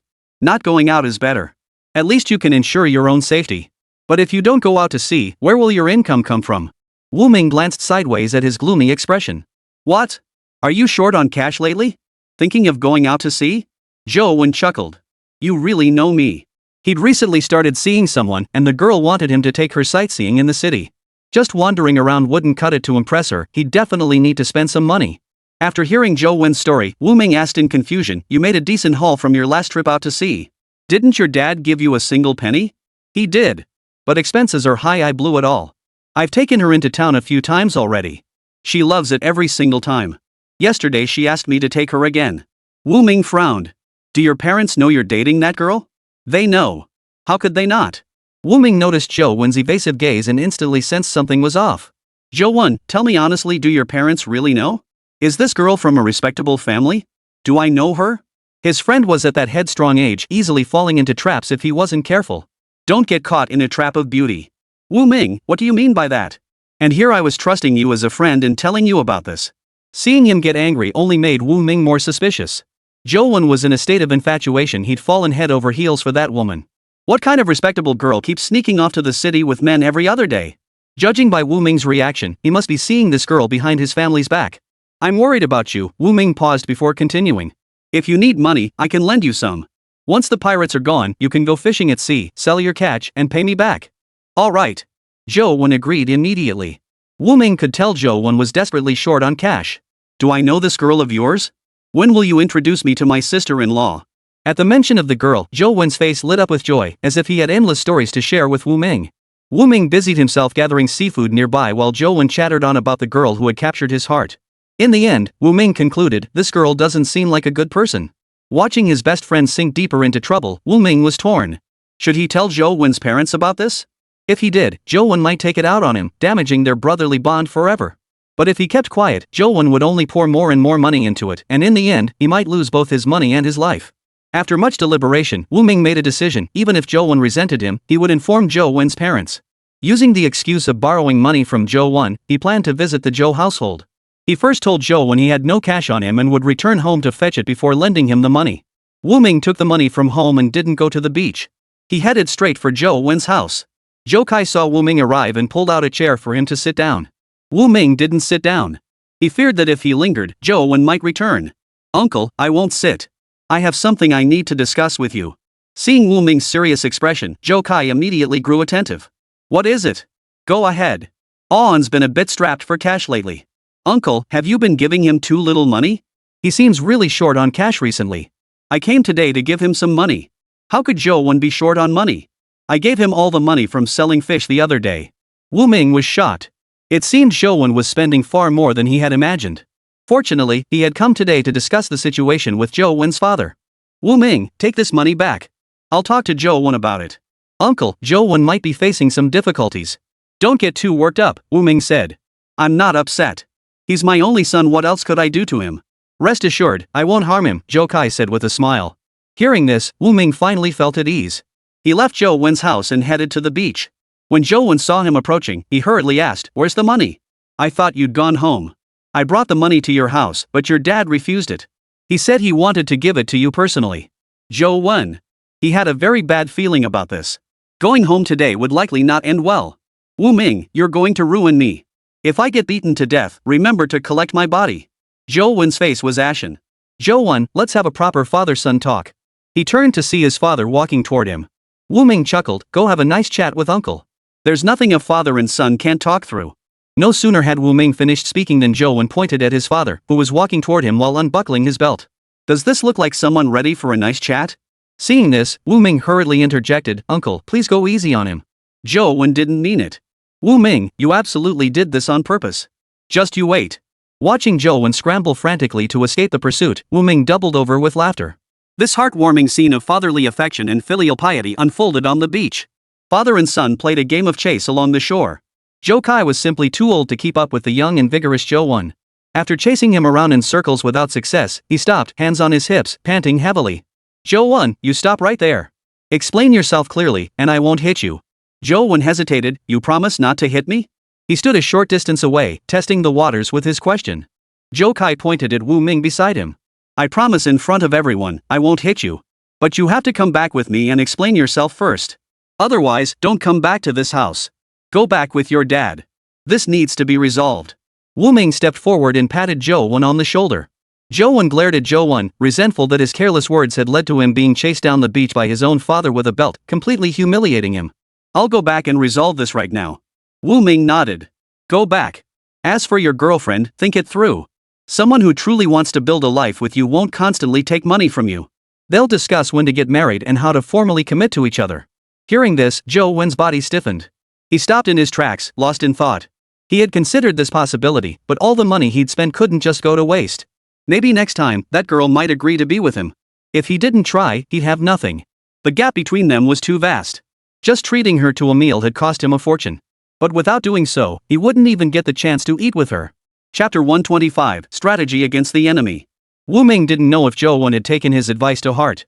As Zhou Wen's best friend, he'd done everything he could say and do. He refused to watch his best friend get ensnared in a woman's trap. Watching Zhou Kai take Zhou Wen back, Wu Ming shook his head with a wry smile and sighed helplessly. Zhou Wen was still too young and naive, unaware of the treacherous ways of the world. People are drawn to money. Who would willingly push away someone who consistently provides it? Wu Ming suspected the girl was deliberately stringing Zhou Wen along. Fortunately, his Hom wasn't that kind of person, and he wasn't the type of heartless scoundrel either. Thinking of Lu Hom, Wu Ming's lips curved upward. He hadn't seen her in days and found himself missing her. Lately, she'd been visiting relatives and wasn't at Blue Bay. He considered finding someone to accompany him on a boat trip in a few days, wondering if he could take Lu Hong out. After careful consideration, he decided against it. If they encountered pirates and got into a firefight, he feared it would frighten Lu Hong. He needed to find an old fisherman who wasn't afraid of trouble to go out with him. Wu Ming continued gathering seafood along the shore. As the sun began to dip toward the west, Wu Jing came looking for him, calling him over to Wu Xiu's house for dinner. Ming, what's gotten into Zhou Wen today? He seems to have really upset Uncle Zhou. Zhou Wen blew all the fishing money on some girl. Hearing this, Wu Jing froze in shock. The money spent on that girl was Zhou Wen's own choice. Even if he tried to demand it back, he couldn't get it back. No wonder Uncle Zhou was so furious. Any other parents would be furious with a child who spent money like that. Wu Jing thought to herself, thank goodness her son Ming was sensible and didn't waste money. The siblings arrived at Wu Xiu's house, where they encountered Su He at the door. The moment Su He saw Wu Ming, it was like enemies meeting. His eyes burned with hatred. The moment he laid eyes on Wu Ming, Su He frowned and coldly demanded, Wu Ming, what are you doing here? I'm visiting my aunt's house. What business is it of yours?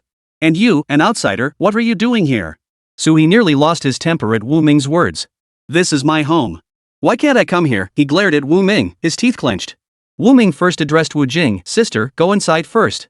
Tell auntie we're here. Wu Jing nodded and entered the courtyard first.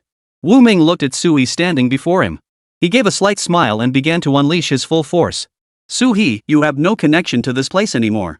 This isn't your home. Your home is in the city. Don't come here and ruin people's moods. Ask anyone here, does anyone actually want you back? You. Sui pointed at Wu Ming, but no words came out. Wu Ming watched his furious expression and continued, you were the one who abandoned your wife and daughter. You did something shameful for a man. You have no sense of responsibility. It's bad enough you relied on a woman to support your family, but then you tried to shift the blame onto her? You're pathetic. Oomph. Wu Ming, don't gloat. Once you can't go out fishing anymore, no one will support you. Let's see how long your smugness lasts. Sui said coldly. Thankfully, he'd left Blue Bay. Otherwise, he'd be starving alongside this stinking, fishy bunch of fishermen. He knew full well these pirates were no ordinary foes, they were armed men. Their guns would force Blue Bay's fishermen to stay ashore, too afraid to venture out again. Wu Ming was taken aback by his overly jumpy thinking. Before he could respond, Sui had already walked far away. Ming, come in and eat. Sis, I'm coming. Wu Ming turned and went inside to eat. There are always those who can't stand to see others prosper, and Sui was a prime example of such a person.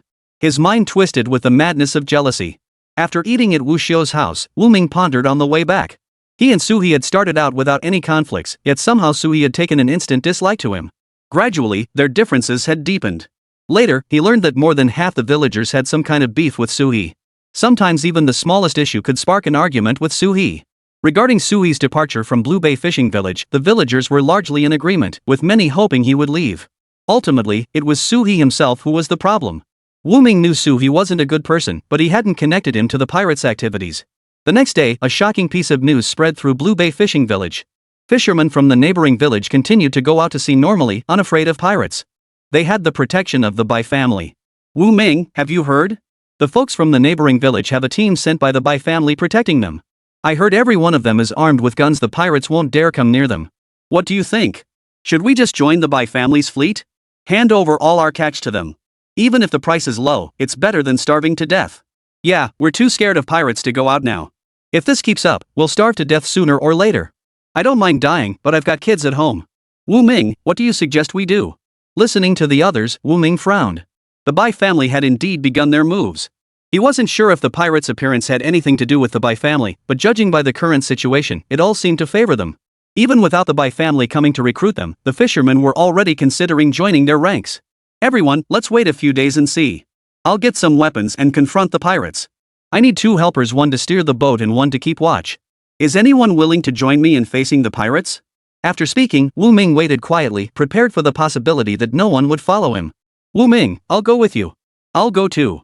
Me too. Old Tian, who had just arrived, tapped his pipe. Count me in. I'm a skilled helmsman. Everyone? Wu Ming stared at the crowd in astonishment.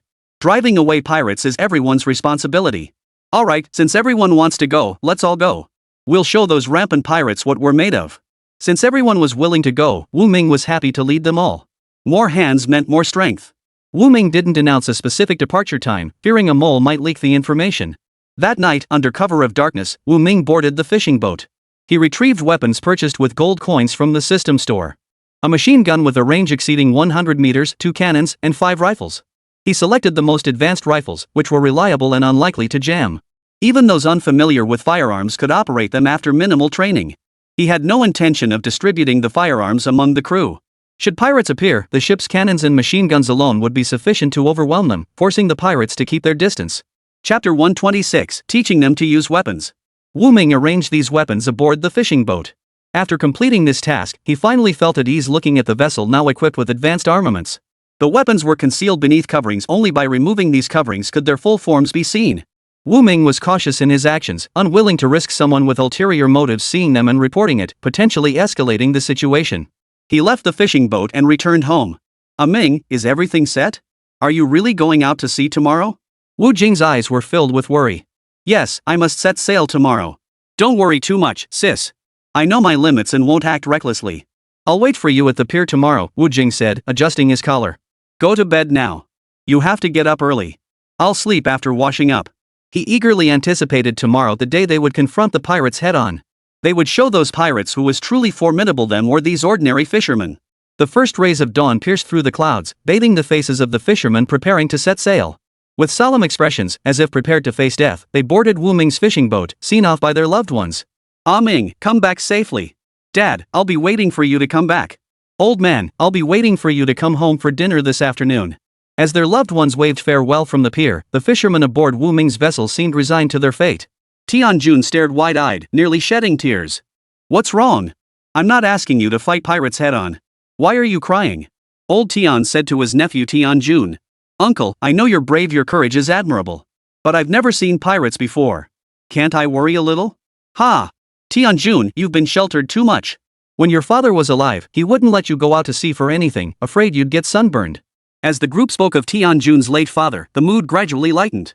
The pain of being bullied by pirates gradually faded amid their chatter.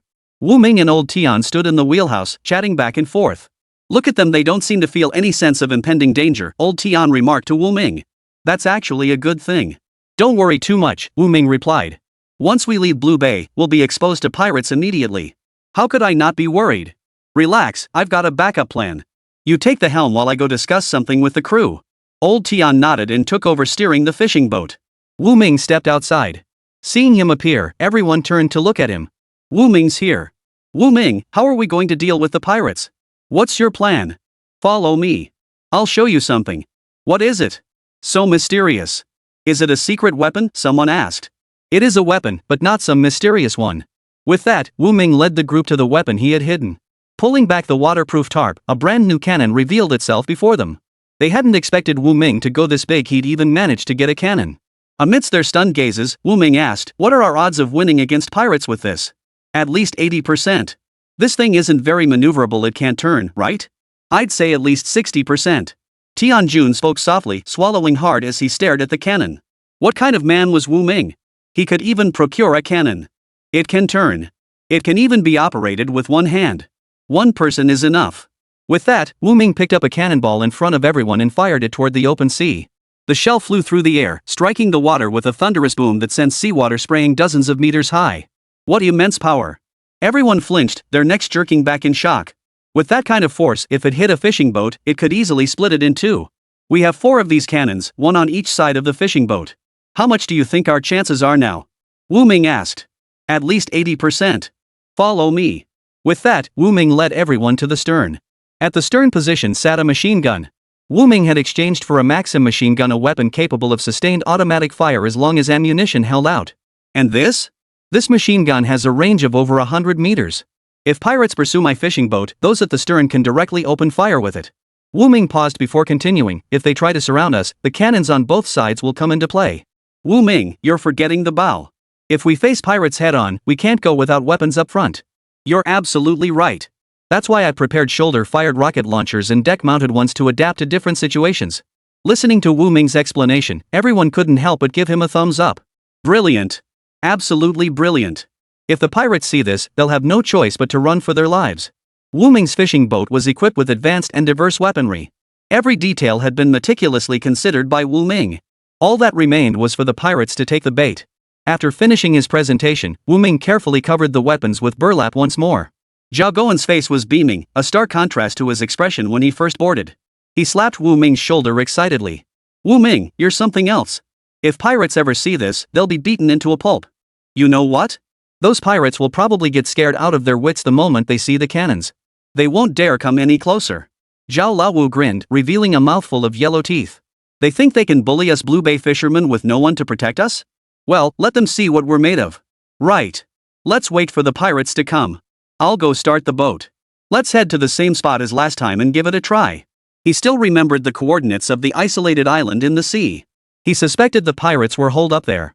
He deliberately steered the boat near the island to fish. Today, his was the only fishing boat out there.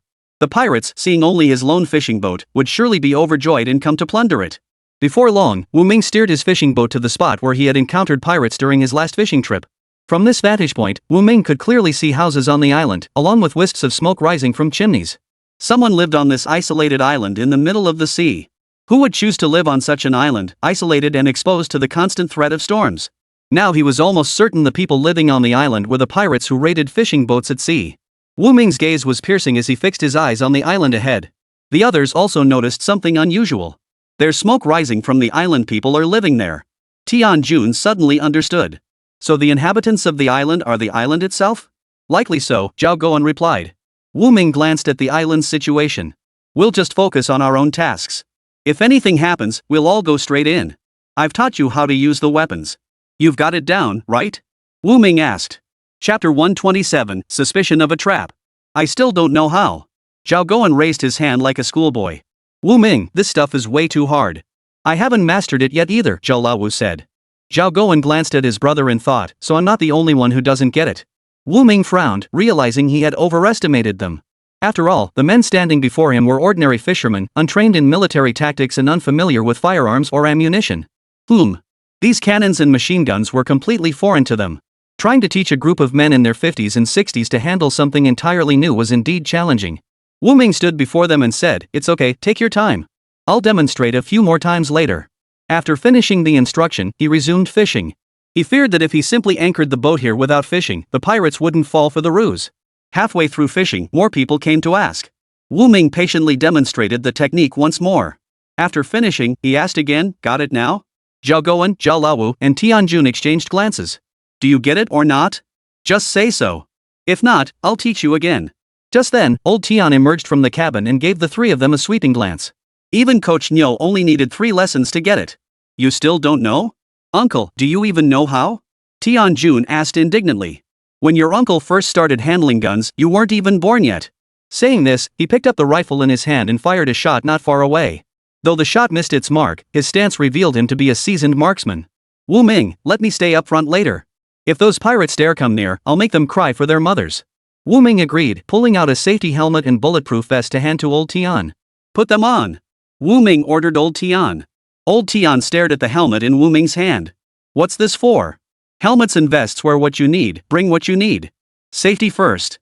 After instructing old Tian, Wu Ming distributed additional helmets and vests to Zhao Guan and the others. With that done, Wu Ming began fishing as if nothing unusual were happening. Meanwhile, on an island not far from their fishing boat, several figures peered through binoculars in Wu Ming's direction. Fortunately, Wu Ming had already gathered all the weapons. Wu Ming's fishing boat had been modified with high gunnels, so even if the people across could see them, they couldn't make out what Wu Ming and his crew were doing. That Wu Ming sure is bold, coming alone today. He came alone? Perfect. We can take him out. Boss, when do we move? The young man glanced twice in Wu Ming's direction. No rush. It's too early now. Let's wait until he catches some fish before we make our move. Boss, you're brilliant. That way, we'll get a whole boat full of fish for free. A group of pirates were scheming over Wu Ming's fishing boat. At that moment, Wu Ming was on the fishing boat, controlling the lever to lower the net. This area of the seabed was teeming with fish. The fish finder alerted him to a school on the other side of the island. Wu Ming pondered for a moment, but ultimately decided to stay put rather than investigate immediately. He feared that if he moved his position, the pirates might hesitate to approach, suspecting a trap. Wu Ming's concern was not unfounded. The pirates on the island were watching his every move. Any unusual movement would cause the entire group to halt their actions. Some found it strange that only Wu Ming's fishing boat had come out today. Others suspected the other fishermen had been scared off by them, leaving only the bold Wu Ming daring to venture out. Ultimately, the pirates concluded Wu Ming posed no threat to them. "Wu Ming, we're almost done hauling in this net. Why haven't we caught anything?" Zhao Guan asked. "After all this time with no sign of them, did we pick the wrong spot? Maybe the pirates aren't on the island at all," Tianjun added doubtfully. "Trust me, I'm not mistaken. Those guys might be watching us from the dark zone." His fish finder displayed the surrounding map, revealing only this solitary island nearby. If the pirates weren't on the island, they must be near the shore. The shore was too far away from their current position, and it was unlikely the pirates would be staying on land. Seeing Wu Ming so certain the pirates were on the island right before their eyes, everyone instantly became hyper-vigilant. The pirates had guns, and they absolutely couldn't be hit by them. Wu Ming reminded everyone once more. If the pirates pursued them, they must not expose themselves.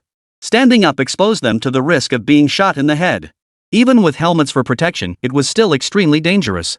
Their families were still waiting at the dock for their safe return, so everyone remained extremely cautious. Seeing their cautious demeanor, Wu Ming felt reassured. He had feared they might lose their temper and try to confront the pirates head-on. Wu Ming moved to the stern, taking out his binoculars to quietly observe the pirates' movements. They had just hauled in over 10 fish with their net and were now setting the second one.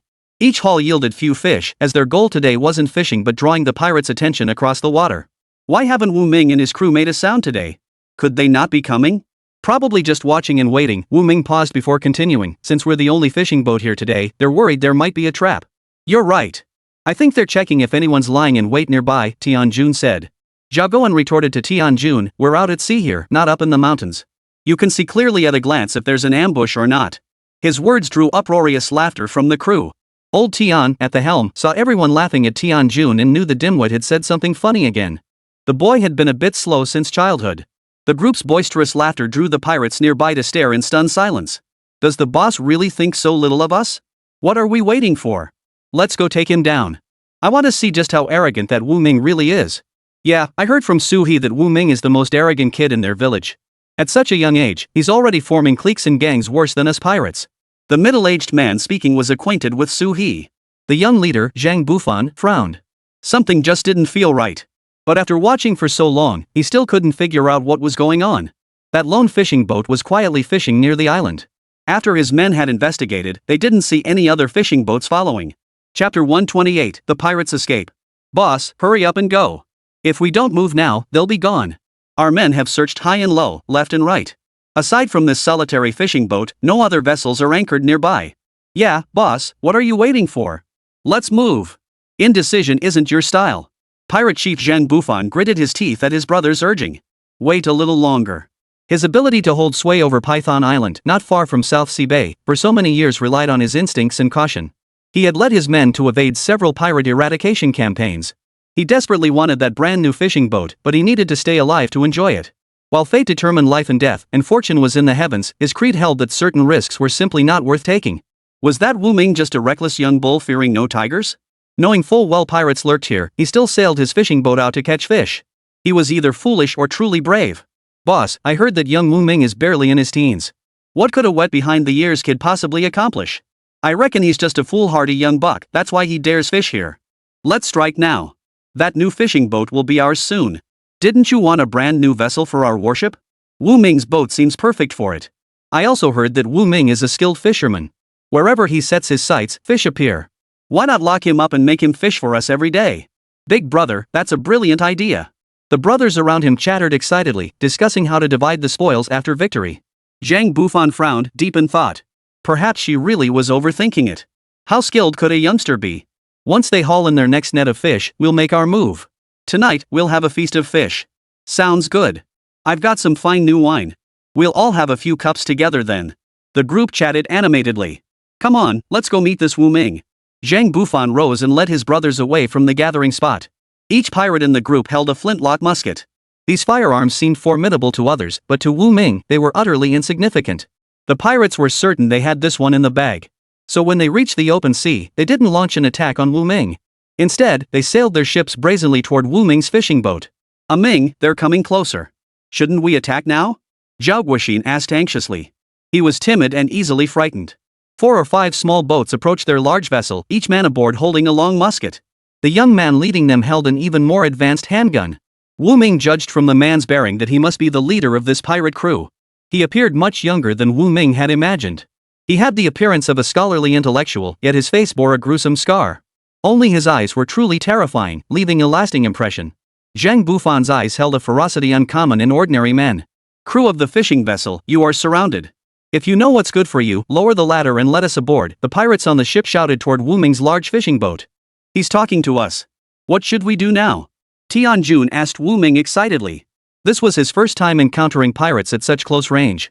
The distance between them was no more than 3 or 4 meters, but they were on the large vessel while the pirates were on a small boat bobbing on the surface of the sea. Let's assess the situation first. If we can persuade them to leave this area, then we'll try talking to them. Wu Ming thought this was highly unlikely. If they could be easily persuaded to leave, they wouldn't be pirates. Hidden in the shadows and fully armed, Wu Ming addressed the pirates. We're fishermen from this area. Please let us go, considering we're fellow countrymen. Ha ha ha. Who's your fellow countryman? You little punk, are you still asleep? We're pirates, not some saintly do-gooders. Why are we wasting our breath on him? Let's just charge in and take everything. I'm hungry and want to get back for dinner. Another pirate chimed in. Right, let's move fast. Get it over with quickly. No sooner had the words left his mouth than a shot rang out from somewhere near Wu Ming. The battle horn sounded. Wu Ming knew this wouldn't end peacefully today. Since you refuse to leave, I'll have to resort to some force. With that, Wu Ming tore away the burlap, revealing the entire cannon. The people on the small boat froze in shock at the sudden appearance of a cannon on Wu Ming's vessel. Had they seen correctly? A cannon was mounted on an ordinary fishing boat. No, not 4 cannons. Were these even fishermen? This was terrifying. Zhang Bufan frowned, thinking to himself, it was a trap after all. But they'd already come this far. Cannons could only fire from a distance. If they got close enough, the cannons would be useless. Seeing the cannons fall behind us, we all breathed a sigh of relief. These fishermen were clearly amateurs. How could they possibly use cannons like that? Cannons could only hit distant targets. Close-range targets were beyond their reach. Throw the grappling hooks. Force our way aboard. Zhang Bufan commanded his men. The islanders, receiving the order, drew their grappling hooks and shouldered their muskets as they advanced toward Wu Ming's fishing boat. Wu Ming's crew is boarding. Hurry up and think of something. Zhao Guan panicked. Surprisingly, Tianjun, usually unreliable, remained calm, raising his pistol and firing at the pirates climbing aboard. Seeing this, Zhao Guan and Zhao Laowu grabbed their guns and rushed over.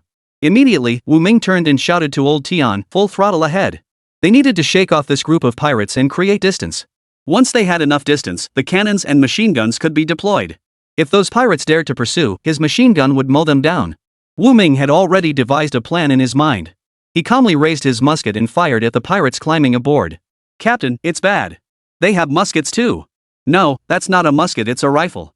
Much more advanced than ours, a pirate knowledgeable about firearms quickly added. Zhang Bufan's brow furrowed deeply.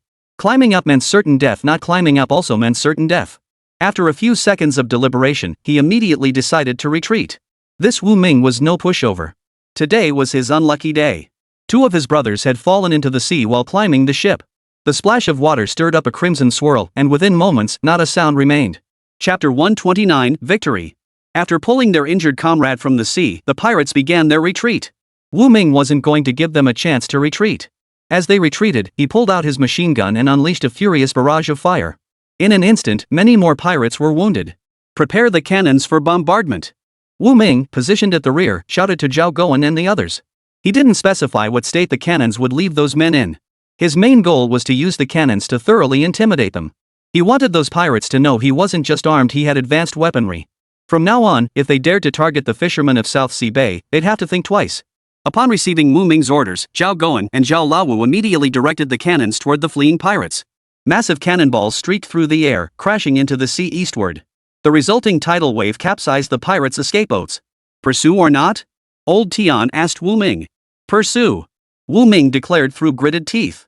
If it weren't for the artillery on his fishing vessel today, these pirates would have succeeded. They had targeted his fishing boat specifically. If they could bully him today, tomorrow they would bully the other fishermen of Blue Bay. He would confront the pirates head-on and show them that the fishermen of South Sea Bay were no pushovers. Zhang Bufan and his men fled in panic, barely 100 meters from shore. They spotted Wu Ming's fishing boat closing in, firing cannonball after cannonball at them. Damn it, has he lost his mind? Turned upside down. We're pirates, for crying out loud.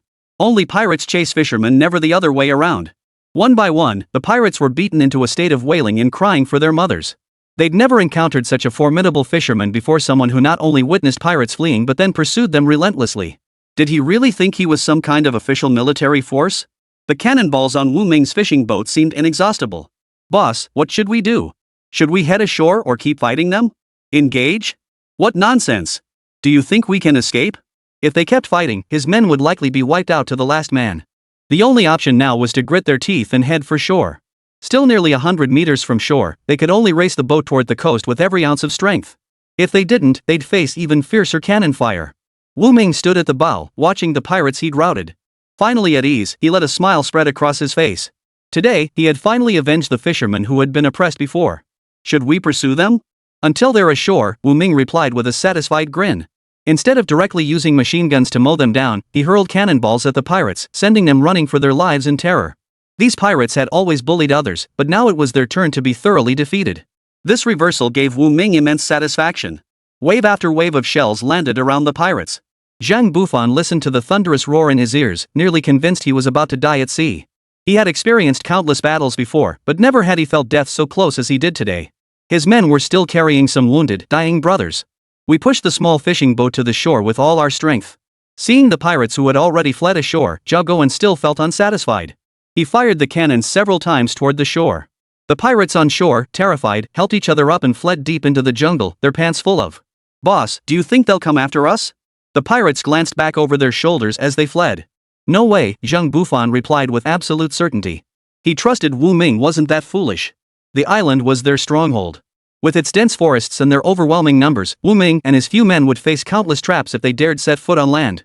Hearing this, the pirates who had just narrowly escaped death finally felt a little more at ease. They were used to chasing others, yet today they'd been hunted down by a group of fishermen. Their faces were covered in grime, tinged with a hint of terror. Zhang Bufan glared at his men, seething with rage. Wu Ming, this isn't over between us. He had never suffered such a humiliating defeat before. This time, he had been careless and underestimated his enemy. Those who had earlier urged Zhang Bufan to rush into battle against Wu Ming now clamped their mouths shut. Boss, what do we do now? A panicked pirate asked Zhang Bufan. Zhang Bufan glared at the pirate who had asked the question, his anger boiling over. It was all these people's fault for egging him on.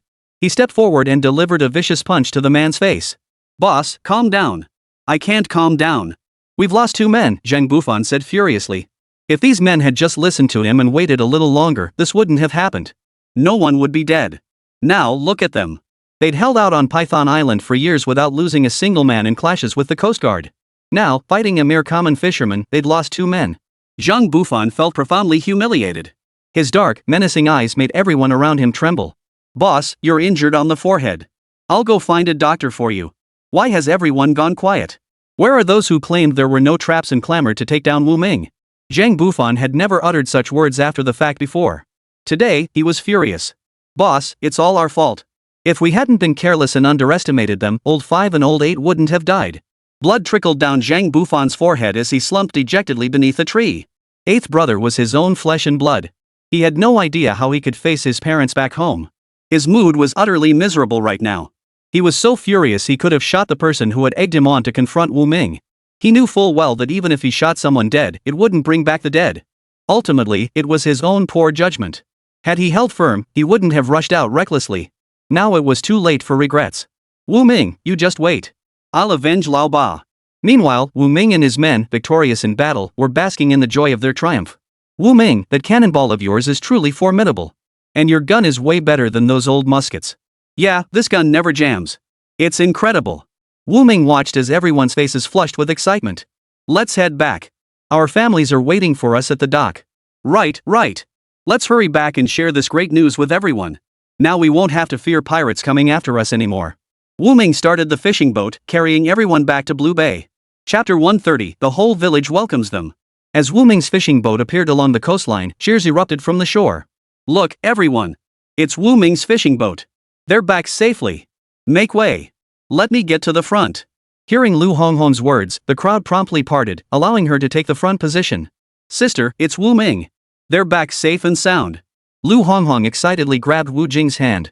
Wu Jing smiled and said, yes, they're back. Until she saw Wu Ming appear before her, safe and sound, her heart had been in her throat. Her hands were sweaty with nervousness. Unlike the cheers around her, she remained anxious about Wu Ming, who had yet to appear before her unharmed. The ship had returned, but what of the people aboard? Were they injured? All of this remained unknown. Seeing everyone's jubilant expressions, she couldn't bring herself to dampen their spirits with such words. She simply stared silently at the horizon, waiting for that brand new fishing boat to come ashore. Sis, look. It really is Wu Ming. He's standing at the bow. Lu Honghong exclaimed excitedly, pointing at the figure at the bow. Old Tian was at the helm, while the other 3 stood alongside Wu Ming at the bow. He wanted everyone to see that after defeating the pirates, they would no longer have to fear threats or bullying from pirates when going out to sea to fish. Smiles radiated across every face. Village Party Secretary Wang Guoxiang stood on the pier, visibly moved. Although he had reported the pirate activity to higher authorities, it remained uncertain when reinforcements would arrive to deal with the threat. If their own people could handle the pirates, that would be the best outcome. Before long, the fishing boat pulled up to the shore. Lu Honghong and Wu Jing led the way ashore. Wu Jing rushed forward and excitedly grabbed Wu Ming's hand. Ming, let me see if you're hurt anywhere. Wu Ming obligingly spun around in front of Wu Jing. Sis, look. Do I have any injuries? At that moment, Zhao Gowen, standing nearby, declared, those pirates didn't even touch a hair on our heads before we beat them into a retreat, sending them scurrying back to shore. Recounting the pirates' defeat, Zhao Gowen's face flushed with excitement as he gestured wildly, vividly describing the scene to everyone. That's right. You wouldn't believe how formidable we were. A few cannon shots sent those pirates running for their lives, tails between their legs. Zhao Wufu added, those pirates were beaten so badly they wouldn't recognize their own parents. Several of them even fell into the sea. Tianjun was also surrounded by the crowd, experiencing such a warm welcome for the first time. Tianjun, you were in that battle too. Tell us what it was really like. Well, those pirates thought we were easy pickings. They even sailed right up to us to provoke us. Without a word, we started preparing to hit them with cannon fire. But they probably thought the shells wouldn't reach them. Instead, they started laughing arrogantly, showing off. So we brought out the machine guns. You should have seen the pirate leader's expression the moment he saw our machine guns. His face turned as pale as a corpse. How could he not be terrified? Machine guns pack a serious punch, they can even blast through walls. He was just a common pirate. How formidable could he be? He was still only human. Even the toughest bones fear machine guns. The crowd gathered around Wu Ming, chattering excitedly. In their eyes, they were heroes returning in triumph, the saviors of the entire Blue Bay. They had driven off the pirates and saved the fishermen of the entire South Sea Bay. The crowd enthusiastically surrounded them, leaving even the village party secretary, Wang Guoxiang, no chance to approach. Only after the crowd's fervor gradually subsided, Wang Guoxiang slowly approached them. Everyone, you've worked hard today. I've prepared a feast at my place. Come over for dinner. But Wu Ming and his crew were heading out to sea to fight pirates today. He had instructed his family to prepare wine and dishes early on, waiting for Wu Ming and the others to return victorious. Deep down, he never doubted Wu Ming's capabilities. He stepped forward and patted Wu Ming on the shoulder. Then he turned to look at Zhao Gowen and the others. You haven't let us down. Well done, everyone. You're all heroes of Blue Bay. Old secretary, I think we should skip the dinner. I need to head home. Where's my wife? Tianjun stood on the pier, scanning the crowd repeatedly, but he couldn't spot his wife anywhere. Everyone else was waiting on the pier for their families to return, yet his wife was nowhere to be seen. Wang Guoxiang noticed Tianjun looking around restlessly. You're looking for your wife, Xiujuan, right? Why hasn't my wife come over? Tianjun asked. She went to our house to help with the cooking. I told her that as soon as you guys got back, I'd rush home to share the good news with her. Come on, let's go back together. Hearing this, Tianjun finally breathed a sigh of relief. He grinned at the village party secretary, Wang Guoxiang, and said, so that's how it is. Look at you now, get moving. Old Tian appeared beside Tianjun. Uncle, aren't you coming to eat with us? Tianjun asked. That depends on whether the village chief invites me, old Tian replied deliberately. Invite you? Of course we'll invite you. You're one of Blue Bay's heroes too, said party secretary Wang Guoxiang. You're the rock of Blue Bay. We couldn't manage without you. These words were music to old Tian's ears. He had never had a wife or children, never married, and as the eldest son in his family, his deepest desire had always been to earn his parents' approval. As an adult, he longed for respect and the support of others. Back then, challenging Wu Ming had been about proving himself. Though he ultimately lost, he accepted defeat gracefully and became good friends with Wu Ming. Now they were close friends despite the age gap, and Wu Ming had even taken him out to sea to defeat pirates. For the first time, he felt the warmth of the villagers' support, and it filled him with joy. Old Tian, pipe in hand and hands behind his back, walked ahead with a cheerful smile. Everyone who saw him smiled and greeted him, asking about the day's battle. He waved his hand with a smile and said, those pirates were no match for us. Truthfully, it wasn't that the pirates were weak, but that Wu Ming's weapons were formidable. With machine guns and cannons against pirates armed only with muskets, there was no contest. Uncle, why are you walking so fast? Wait for me. Tianjun dashed over, standing beside old Tian like a spring breeze. You were over there bragging about how awesome you were fighting pirates, spitting everywhere. I didn't even dare call out to you. Tianjun chuckled and scratched his head. Chapter 131, Taking the Entire Village to Sea. I was just a little too excited. After years of timidly playing the role of an honest, law-abiding citizen, this time he finally got to hold his head high. Zhao Wufu and Zhao Gowen caught up. You two didn't even wait for us in Wu Ming. We're brothers who've shared hardships and fought pirates together. Old Tian glared at them. Who says you're brothers? I'm your uncle. Yes, yes, yes. We'll listen to you, uncle. Tianjun replied in quick succession. Zhao Gowen and Zhao Lawu couldn't help but chuckle at his timid expression. Laugh all you want, play all you want. Tianjun couldn't care less about their teasing. He strode ahead with his head held high. No matter what, today he was the hero. Back at the dock, if he hadn't firmly refused, those guys would have picked him up and tossed him into the air to celebrate. He feared his old bones would be jolted to pieces. The villagers, still buzzing with excitement, followed them all the way to Wang Guoxiang's house. In no time, Wang Guoxiang's courtyard was packed to the brim, filled to the rafters with people. Old Tian and Zhao Gowen arrived at Wang Guoxiang's house first. Only after nearly everyone had arrived did Wu Ming show up. Seeing Wu Ming appear, the crowd naturally parted to make way for him. Whispers filled the air, all about how he had led them to defeat the pirates. Wu Ming, we owe you everything. If not for you, we wouldn't be able to fish anymore.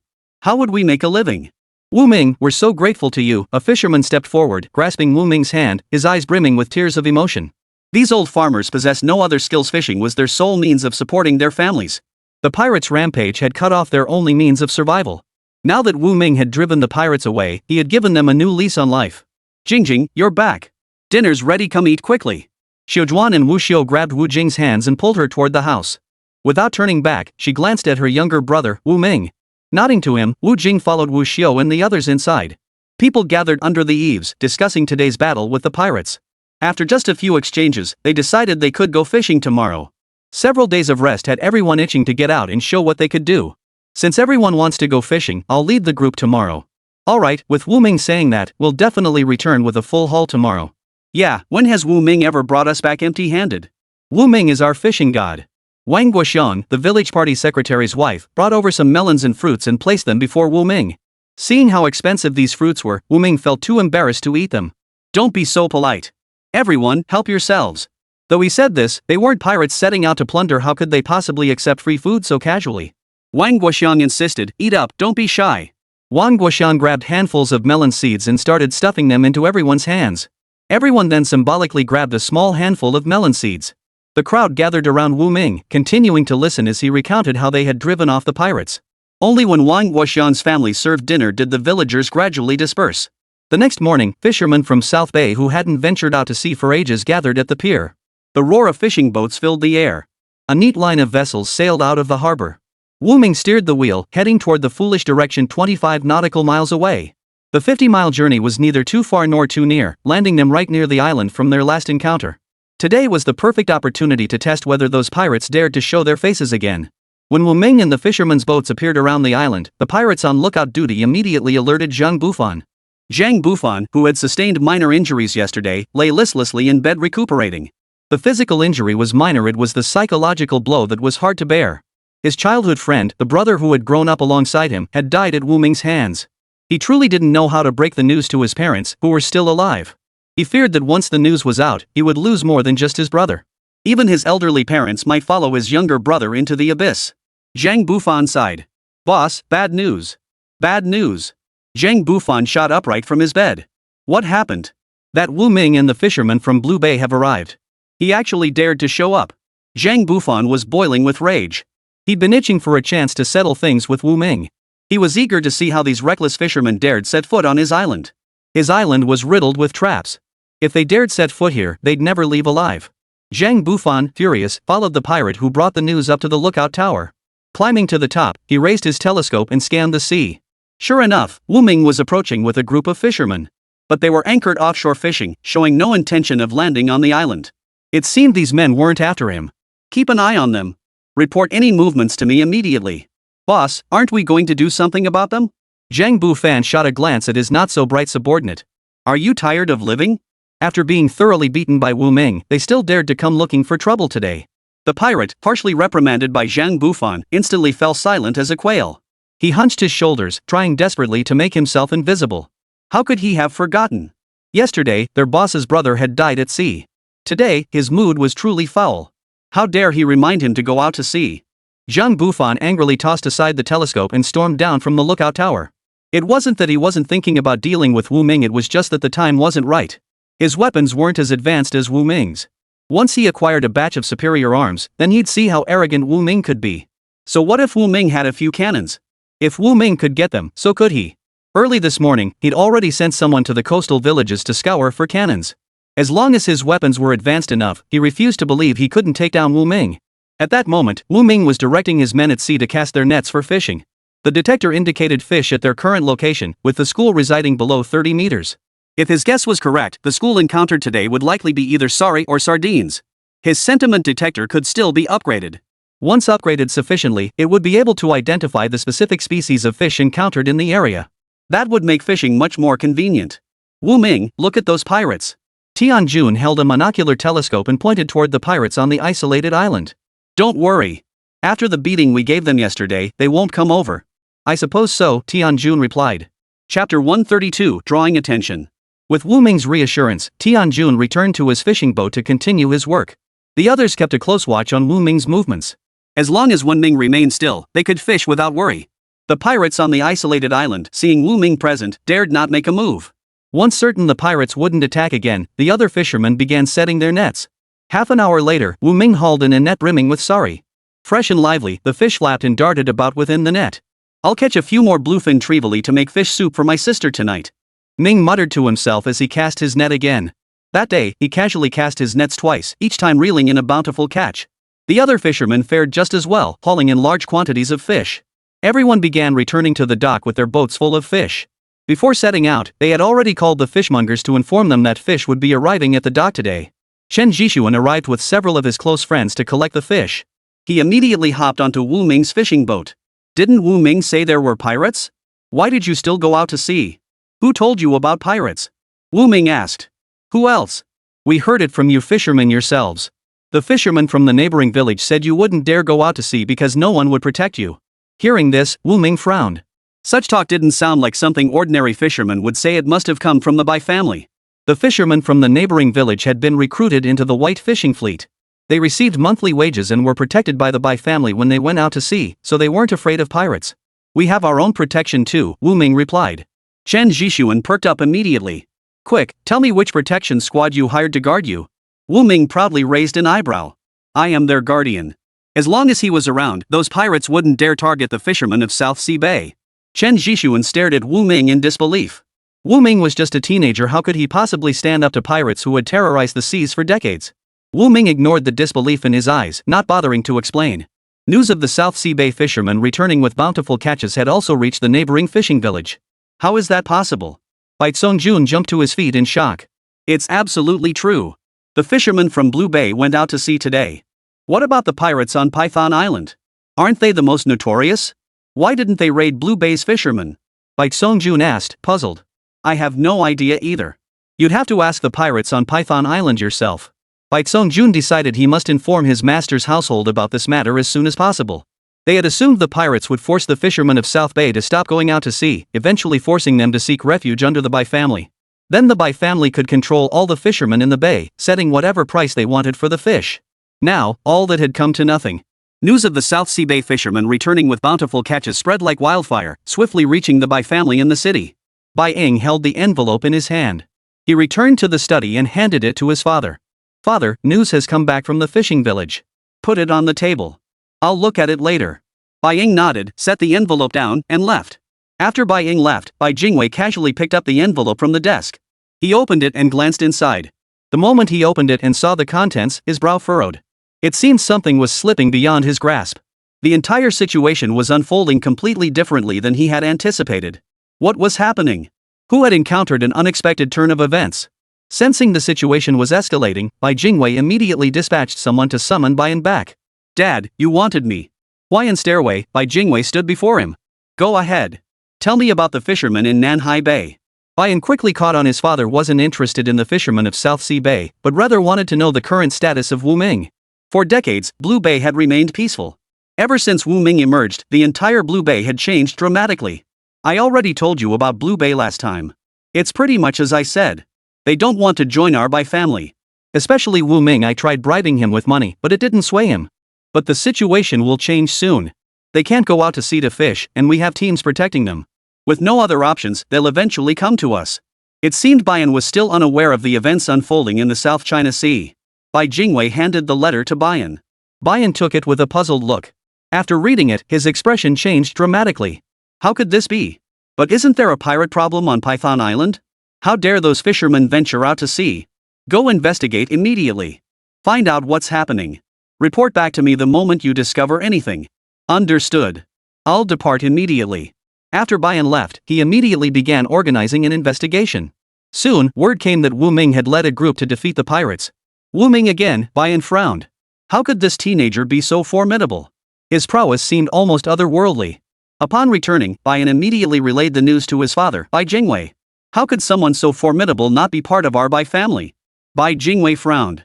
Hearing this, Bai Yan instantly understood his father was once again considering trying to recruit Wu Ming. Father, are you planning to recruit him? If such a formidable talent were to be recruited by our rivals, it would be a devastating blow to the Bai family.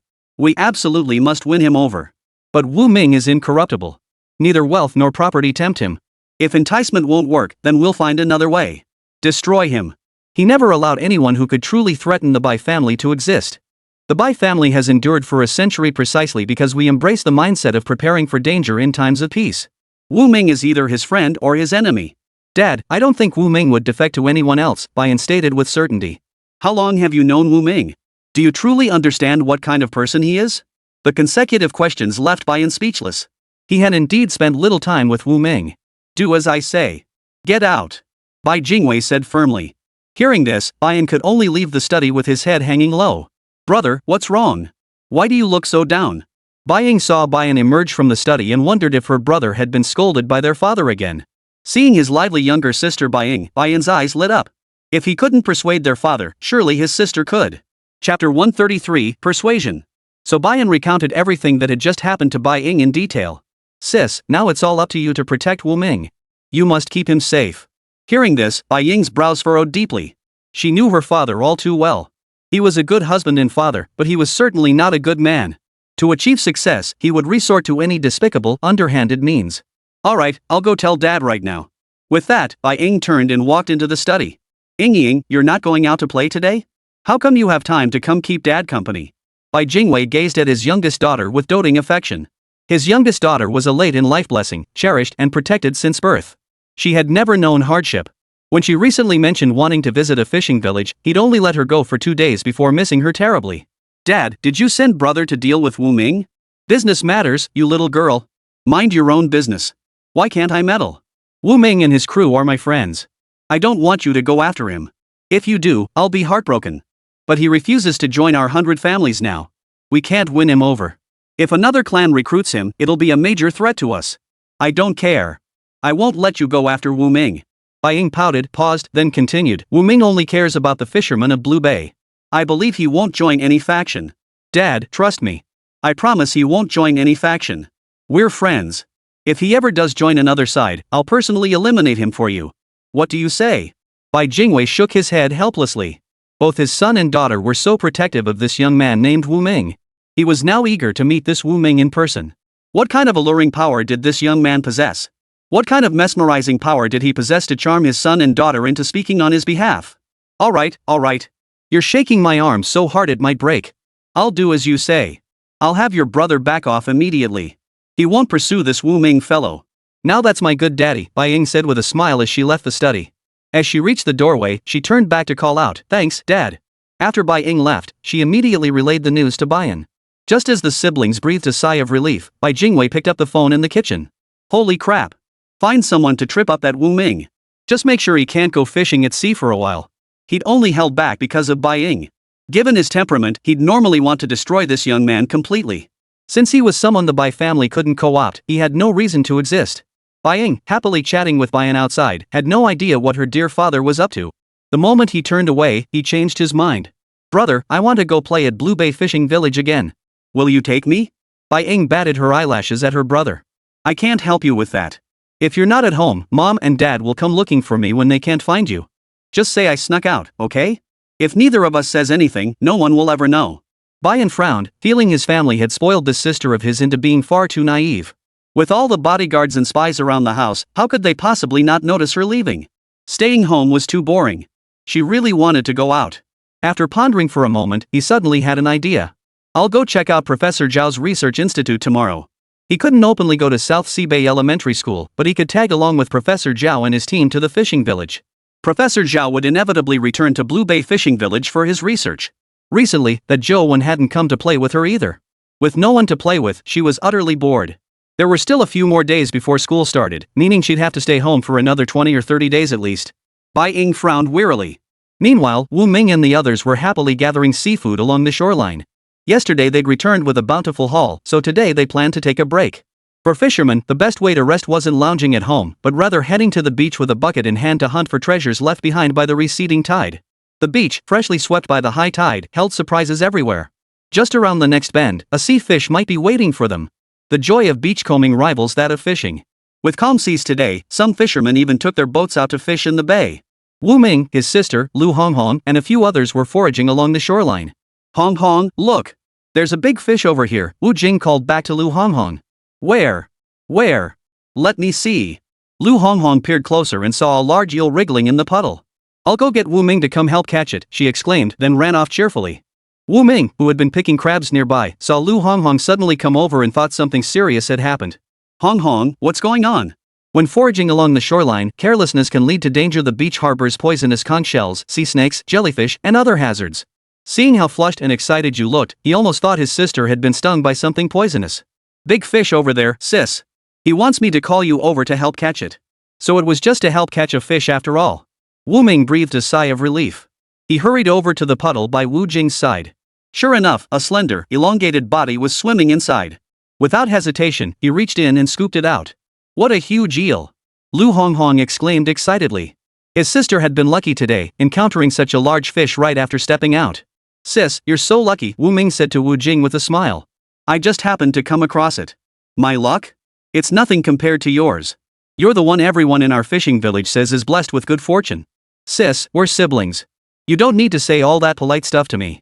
It wasn't luck at all, it was pure high-tech. Wu Ming silently thought to himself. With his fish-finding device, he never worried about locating fish. Plus, the system recycled fish for him. He had endless gold coins and advanced weapons to exchange. These were secrets he couldn't share with anyone else. Come on, let's go check out that little pond up ahead, Lu Honghong said, pointing to the waterhole. Alright, let's go check it out together. Wu Ming carried his bucket, keeping pace beside his sister and Lu Honghong. He relished this quiet life. No pressure, just pure and beautiful. Chapter 134, The Fisheries Bureau arrives. Ming, come see. There are fish here too. Lu Honghong beckoned to Wu Ming. Wu Ming walked over to Lu Honghong's side again. Eventually, Lu Honghong and Wu Jing worked together to locate fish, calling Wu Ming over to catch them once found. Working together as a team, the three of them ended up catching more fish than any other person. The villagers could say no more in admiration, they simply watched them with smiling eyes. The trio wrapped up early and headed home to prepare the fish for dinner. Just then, several black sedans pulled up at the village entrance.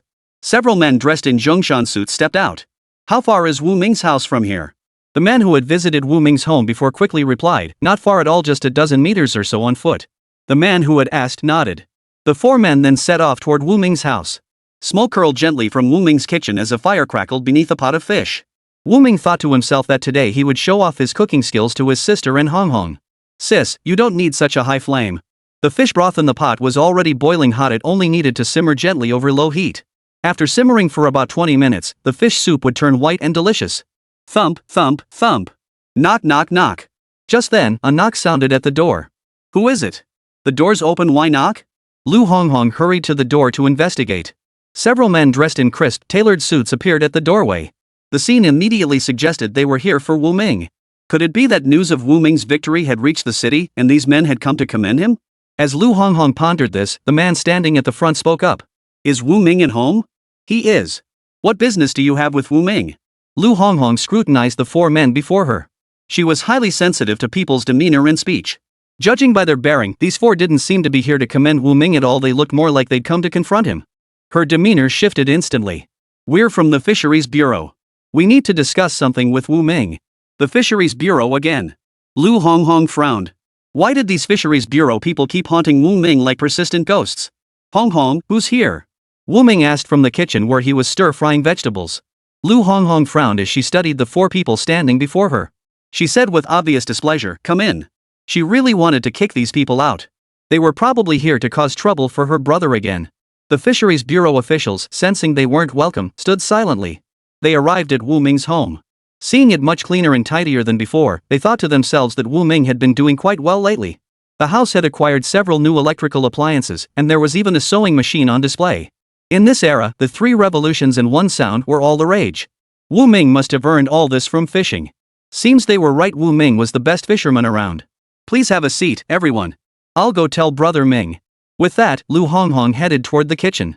She entered the kitchen and addressed Wu Ming, who was stir-frying vegetables. Brother Ming, the Fisheries Bureau people are here looking for you again. Those Fisheries Bureau people are like a persistent ghost. I'll go check on them right away. Wu Ming set down his spatula, untied his apron, and stepped outside. Inside, 4 people sat neatly arranged.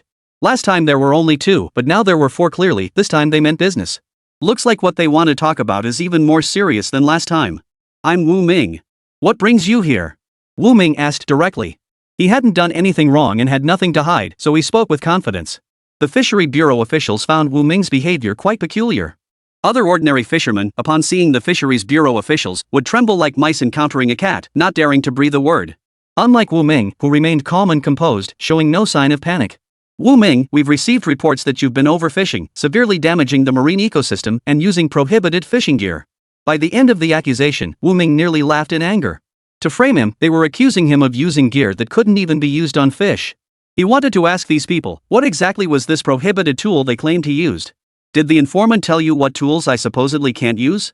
Wu Ming demanded, his voice unwavering. Wu Ming, don't try to wriggle out of this. We've brought ample evidence today. All you need to do is pay the fine. The man sitting at the front declared forcefully. Wu Ming frowned, struggling to suppress his anger. Let me make one thing clear, I absolutely refuse to pay any fine today. I haven't done anything to threaten the marine ecosystem. I only go out fishing once every few days. How can you accuse me of overfishing? You say every few days, but you need evidence to back that up. We have the evidence, which is why we're here. Wu Ming grew even angrier upon hearing this. Then you'd better explain clearly what evidence you have. He wanted to see what proof they had that could prove he was overfishing and destroying the marine ecosystem. One of the fishery officials pulled out a piece of paper. It listed the times he had gone out to sea and returned, along with the prices he had sold his fish for. Wu Ming took it and examined it closely, his brow furrowing even deeper. That fishing schedule wasn't his at all. He hadn't been going out to sea every day. It was obvious someone had fabricated it to frame him. In truth, the schedule the fisheries officials had produced belonged to the Bai family's fishing trips. Bai Jingwei couldn't stand seeing Wu Ming so comfortable, so he deliberately found something for Wu Ming to do. He forged a fishing schedule and handed it to the Fisheries Bureau officials. Lately, the Fisheries Bureau staff had been bored out of their minds and kept picking on him, so he figured he'd pass the trouble along to Wu Ming. This isn't my fishing schedule. Go ahead and ask around, see if I actually go out to sea every day. The fishermen at Blue Bay all listen to you. If we go asking around, they'll surely back you up, the Fisheries Bureau officials said. It seemed these people were determined to fine him today. There's one person who isn't from our village's fishing community. I think he could testify that I haven't been overfishing. Who? The Fisheries Bureau official was determined to pin a charge on Wu Ming today, no matter what. Whatever Wu Ming did now, whoever he called as a witness, it was all futile struggle. Follow me to the convenience store. I'll call him and have him come testify for me. Chapter 135, Plea Bargain.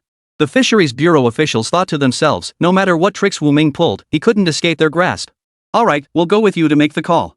Wu Ming led the 4 Fisheries Bureau officials to the village store at the entrance. The shop owner greeted Wu Ming with a cheerful smile as soon as he saw him. Wu Ming, what can I get for you? He looked up and noticed 4 others following behind Wu Ming. The shopkeeper's expression froze. Just as Wu Ming leaned in to make the call, the owner whispered in his ear, "Want me to call someone over for you?" Wu Ming looked up in surprise, shook his head at the shop owner with gratitude, and said, "Stop dawdling. Make the call already." The Fisheries Bureau officer nudged Wu Ming, urging him on.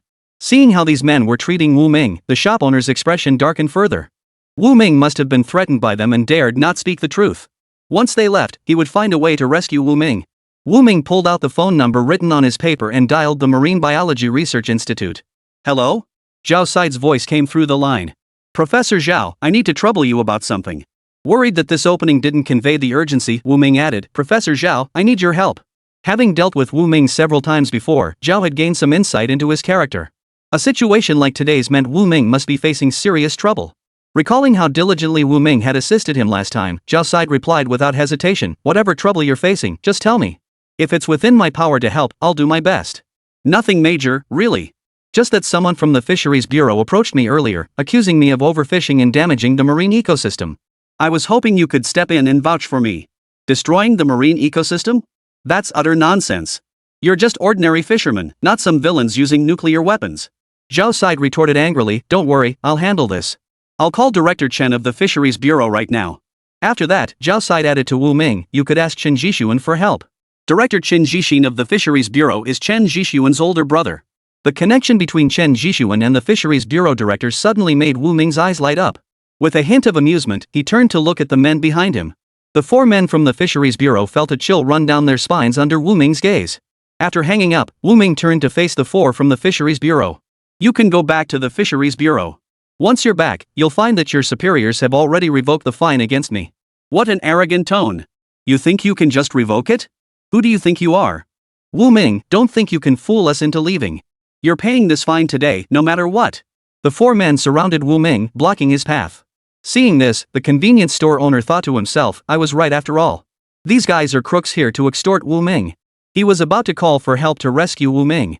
Forgetting his unattended shop, the owner hurriedly put on his shoes and dashed toward the homes of village secretary Wang Guoxiang and others, shouting for help. The shop owner jogged along the path to gather people. Soon, villagers were summoned to the scene. At that moment, Wu Ming was still tangled up with the 4 Fishery Bureau officers. Wu Ming, I advise you to be reasonable. Don't struggle in vain. All your resistance is pointless. We have evidence proving you're overfishing. No matter where you go, you're in the wrong.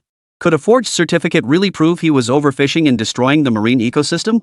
Wu Ming nearly laughed in disgust at their tactics. He wouldn't fall into the trap of incriminating himself. You show up with a piece of paper to prove I'm overfishing and destroying the marine ecosystem. Well, let me ask you this, where did that paper come from? Who gave it to you? What makes you think the information on it is true and reliable? His barrage of questions made the 4 men visibly uneasy, especially the leader. After obtaining the evidence, they never considered it might be fake. It had been handed to them specifically to teach Wu Ming a lesson. Since you can't prove whether this document is genuine or not, I absolutely refuse to pay this fine. I have not overfished or destroyed the marine ecosystem, Wu Ming stated with absolute certainty. With that, Wu Ming turned and walked toward his home. As for those 4 Fisheries Bureau officials, they could do whatever they wanted. He wouldn't pay the fine, nor would he admit to a baseless charge. The men exchanged glances as Wu Ming walked away as if nothing had happened. Their eyes met again, debating whether to intercept Wu Ming. Go stop him, ordered the lead Fisheries Bureau official. That might not be wise. After all, this was Blue Bay. The locals were fiercely loyal to Wu Ming. Causing trouble for him on their turf would be tantamount to antagonizing the entire fishing community of Blue Bay. What are we afraid of? We're officials, he's just a civilian. Does he think he can beat us up? Go stop him. He's paying that fine today, whether he wants to or not. The men immediately stepped forward to block Wu Ming. What do you think you're doing? Wu Ming halted abruptly, his voice cold. No offense, but we just want you to pay the fine. We warned you last time. This time, we won't let you off. Wu Ming was so infuriated he burst out laughing. Can't let you off the hook, indeed. He was simply going out to fish in good faith, not doing anything unethical. Everyone else went out fishing like this. Why did it suddenly become overfishing and destruction of the marine ecosystem when it came to him? No need to guess, someone was clearly sabotaging him behind the scenes, trying to make trouble. Even if you surround me here today, Wu Ming declared defiantly, I won't pay the fine once night falls. Then we'll have to escort you to the Fisheries Bureau for questioning. I won't go. If these people dared act so brazenly on his own turf, who knew how they'd bully her at the Fisheries Bureau? Wu Ming, don't force us to take drastic measures. Zhang Hu shot a look at the other 3. The 4 men moved to restrain him, forcing him into the vehicle. What the hell? A furious shout erupted at that moment. The Fisheries Bureau men froze, their hands suspended mid-motion. They looked up to see fishermen advancing toward them, wielding hose and rakes with fierce determination. What now? I told you Wu Ming wasn't someone to mess with. You just wouldn't listen and had to provoke him. One of them was the first to step aside, putting distance between himself and Wu Ming. He stood farther back, hoping to avoid getting hit when the fighting started. Chapter 136, Groundless Accusations. We're from the Fisheries Bureau. Are you going to oppose us? Zhang Hu, the leader, declared their identity and confronted the fishermen defiantly. So what if you're from the Fisheries Bureau? Does that give you the right to arrest people indiscriminately without any evidence? Is there no law in this world? You come to our fishing village and arrest people at will. Do you even regard us? We're just honest, ordinary fishermen. How have we ever wronged anyone from your Fisheries Bureau? See this? This is the evidence. We have proof that Wu Ming overfished and destroyed the marine ecosystem. Just then, the phone at the convenience store rang. Everyone was focused on Wu Ming, so no one answered it. The phone rang repeatedly until the shop owner finally heard it. He hurried over. Hello? Who are you looking for? This is Professor Zhao from the Ocean Research Institute. Has the matter with Wu Ming been resolved? I've already spoken with the director of the Fisheries Bureau. There's absolutely no truth to this overfishing accusation against Wu Ming. Have them return immediately. The convenience store owner grabbed the phone receiver and shouted toward the entrance, You guys from the Fisheries Bureau, come over here right now. Your director said to release Wu Ming immediately. The 4 Fisheries Bureau officers felt uneasy as villagers approached wielding hose and other tools. They were racking their brains for a way to extricate themselves. Hearing that the director wanted to let Wu Ming go, they seized the opportunity and quickly said to Wu Ming, sorry about this. It was all a misunderstanding. We'll be on our way now. You think you can just come and go as you please? Stop right there. The 4 Fisheries Bureau officials froze in place, too frightened to turn around. That's right. We're not just some fishing village you can come and go as you please. None of you are leaving until you explain yourselves and apologize to Wu Ming. Tell us exactly who wanted to frame Wu Ming and what benefits they offered you to come to Blue Bay Fishing Village to arrest someone. We're just following orders from above. We wouldn't arrest anyone without cause. We have evidence. What evidence? Bring it over here for us to see. With that, Zhao Guowen's temper flared. He lunged forward and snatched the paper evidence from the Fisheries Bureau officer's hands. After examining it, he handed it to Wu Ming. I've seen it. It lists my fishing times and the money I earned from selling fish. I can't even remember when I went out to sea myself. Where did they get my fishing times? And the money I earned? If I could make that much, I wouldn't still be fishing. You bunch of bastards, trying to fool people with some random piece of evidence. Tian Jun exclaimed indignantly. Wu Ming is the god of this fishing village. No one can touch me. Apologize. If you don't apologize today, none of you will leave. Not making you kneel before Wu Ming is already showing you mercy. Did you hear that? Apologize now. Judging by this standoff, if they refused to apologize today, there was no way they'd leave Blue Bay Fishing Village. As dusk fell, these rioting fishermen might just do something reckless. Better safe than sorry. They'd be wise to apologize to Wu Ming. One by one, the four men stepped forward to apologize to Wu Ming. Wu Ming raised an eyebrow and said to Zhang Hu, the ringleader, next time you want to come looking for me, remember to bring your witnesses along. I'll see who's trying to frame me. You could tell the four men were speechless as they slunk back to their car and sped away. Villagers watched the fleeing trio and rushed over to check on Wu Ming. Did they give you a hard time just now? Are you hurt anywhere? Wu Ming shook his head, his smile warm as he addressed the crowd. Thanks to your timely arrival, I'm unharmed. Thank you all. Next time these people show up, you must notify us immediately. If the convenience store owner hadn't alerted us today, we wouldn't have known you were being harassed by the Fisheries Bureau. I think someone jealous of you secretly sabotaged you, trying to stop you from going out to sea. Envy toward Wu Ming meant envy toward all the fishermen of Blue Bay. They caught more fish than fishermen from other villages, earned higher incomes, and lived better lives than others. A better life inevitably drew envy from others. Zhao Guan stepped forward and put his arm around Wu Ming's shoulder. Come on, let's go to my place for dinner. I've got some good liquor. We'll have a drink to calm your nerves. Actually, my sister's already cooking at home. I'll just eat there. No one will drink with you at home. Come on, let's go to mine. Saying this, he grabbed Wu Ming and dragged him over to his house without waiting for an answer. Meanwhile, the four men from the Fisheries Bureau returned to their office with their tails between their legs. As soon as they entered the building, someone approached them. The director wants you in his office. Their hearts sank. Could Wu Ming really have some powerful backer?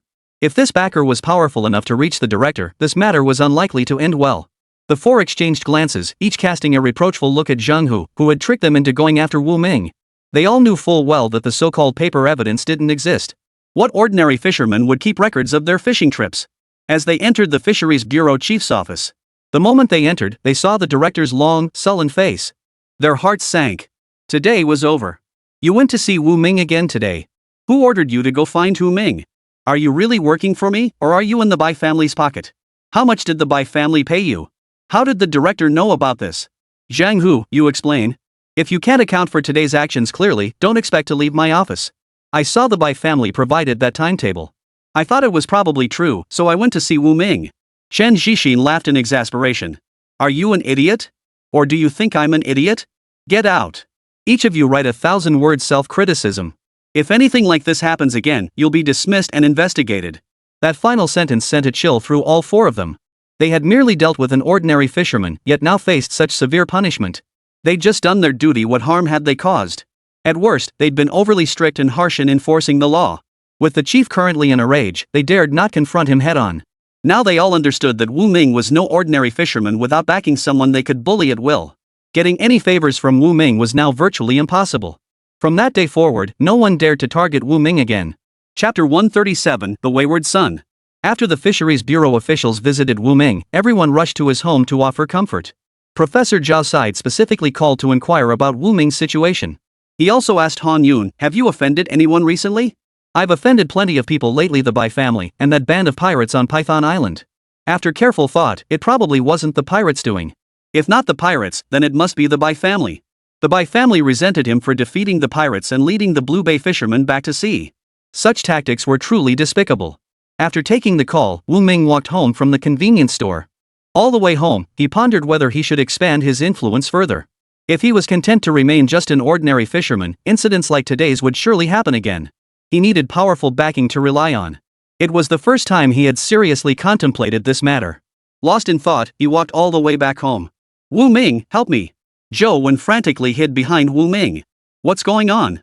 Wu Yun looked utterly bewildered. My father is going to beat me to death today. Zhou Wen stared fearfully toward the doorway. Within seconds, Zhou Wen's father, Zhou Kai, appeared at the doorway. Wu Ming saw the thick wooden stick in Zhou Kai's hand and quickly tried to calm him down. Uncle, let's talk this out. Don't get so worked up. This brat just can't talk to his old man properly. Zhou Kai was furious. He had planned to use the stash of money hidden in the cabinet today, only to find it completely gone. Besides this brat, who else knew about his stash? What if you beat him to a pulp with that thick club? Zhou Wen is your only son. Right, Wu Ming's right. I'm your only son. If you beat me to death, who's gonna take care of you in your old age? Glancing at Zhou Wen hiding behind him, he thought, couldn't you say something nice for once? Better to stay silent than pour fuel on the fire. When I'm old, I'll just become a welfare recipient. If no one's there to bury me, so be it. Once I'm dead, just burn my ashes and scatter them in the sea, it won't matter, Zhou Kai said angrily. If I don't teach you a lesson today, you'll drive me to my grave. With that, he lunged forward to pull Wu Ming aside, determined to beat Zhou Wen senseless. Just tell me what happened. If you don't explain clearly, I can't help you today. Lately, I've been hanging out with Bai Ying all the time. I took my dad's secret stash and blew it all in the city. Wu Ming was stunned for a few seconds after hearing this. Had he heard correctly? Zhou Wen had actually taken his father's secret stash and given it to Bai Ying to spend. Did Bai Ying's family look like they'd ever be short on money? It seemed the problem lay with Zhou Wen. He must have been putting on airs, insisting on giving Bai Ying money, which is why he took the household funds to squander. This time you're in the wrong. I won't stop, uncle, this time. You're my best friend. You can't do this. Save me. Wu Ming grabbed Zhou Wen's arm and dragged him forcefully before Zhou Kai. You have to face the consequences of your own mistakes. Wu Ming guessed Zhou Kai's anger stemmed from Zhou Wen's refusal to confront his mistakes and admit fault, an attitude that was infuriating to witness. Suddenly, the courtyard erupted with blood-curdling screams. Zhou Wen was beaten until he was jumping around wildly. After venting his fury, Zhou Kai fixed his gaze on Zhou Wen. You better explain yourself clearly today. Where did you spend that money? I took a girl out to dinner. What girl would eat a meal costing hundreds of yuan? That's equivalent to several months' wages for the average person. Zhou Wen stammered, unable to respond. He knew the gap between himself and Bai Ying, but he just liked her. So when Bai Ying suggested going out to eat, he agreed without hesitation. Besides, he figured Bai Ying's family was so wealthy, she must be used to fine dining. He couldn't take her to a subpar place. So he steeled himself, took her to the most upscale restaurant, and ordered the priciest dishes. He never imagined in his wildest dreams that a dish made from a single blue-spotted fish could cost over 100 yuan. As he ate, he felt his heart bleeding and was overcome with guilt. But seeing the radiant smile on Bai Ying's face afterward, he told himself the money was spent as long as Bai Ying was happy, it was worth it. Time and again, he took his money to enjoy the city with Bai Ying. Seeing Zhou Wen stammering and unable to speak, Wu Ming laid out the entire situation to Zhou Kai. You ungrateful son. Don't you know our family's situation? How dare you set your sights on the Bai family's eldest daughter? Even if Bai Ying agreed to marry you, do you think the Bai elders would approve? Don't you dare look at yourself in the mirror and see what you've become. Zhou Kai frowned and scolded Zhou Wen harshly. They were just ordinary fishermen. A high and mighty young lady like Bai Ying was far beyond their reach. Nowadays, Bai Ying spent hundreds on a single meal without batting an eye. But for an ordinary family like theirs, hundreds of dollars equaled several months' income. You really messed up this time. If you'd told Bai Ying the truth, she'd never have let you spend so much. Friends should be honest with each other. Not only did you fail to be honest with your friend, but you also didn't tell your family the truth. Look how dark your father's skin is from the sun. Do you think it's easy for him to earn that much money? Wu Ming's words made Zhou Wen lower his head. Zhou Kai, standing nearby, shot Wu Ming an admiring glance, wondering why his own son was so stubbornly uncooperative. If only Wu Ming were his child. The thought made him turn and glare fiercely at Zhou Wen once more. How did I end up with such a good-for-nothing son? Father, just wait. From now on, I'll go fishing with Wu Ming every day. I'll pay back every penny I owe you. You're the one who said it. Don't come complaining about how hard it is when the time comes. Your mother's already sick with chest pains from worrying about you. Go apologize to her right now. Zhou Wen nodded, then turned to Wu Ming and said, Thanks, my good brother. He knew that without Wu Ming's help today, he would have been beaten badly. Though his body ached now, it was only superficial injuries. Without Wu Ming's intervention, his father would have beaten him so badly he'd be bedridden for days. He limped home behind his father. Watching Zhou Wen's retreating figure, Wu Ming shook his head helplessly. So this fool had been trying to keep up with Bai Ying all along. No wonder he'd been spending so much. Bai Ying's spending habits were on a completely different level from his. Chapter 138, The Beginning. After Zhou Wen left, a vague unease settled in Wu Ming's heart. Judging by Zhou Wen's demeanor earlier, it didn't seem like a sudden epiphany, more like a compromise made after a fleeting pang of guilt. If Bai Ying showed up again, he suspected Zhou Wen would still go looking for her. To resolve this issue completely, he should approach Bai Ying.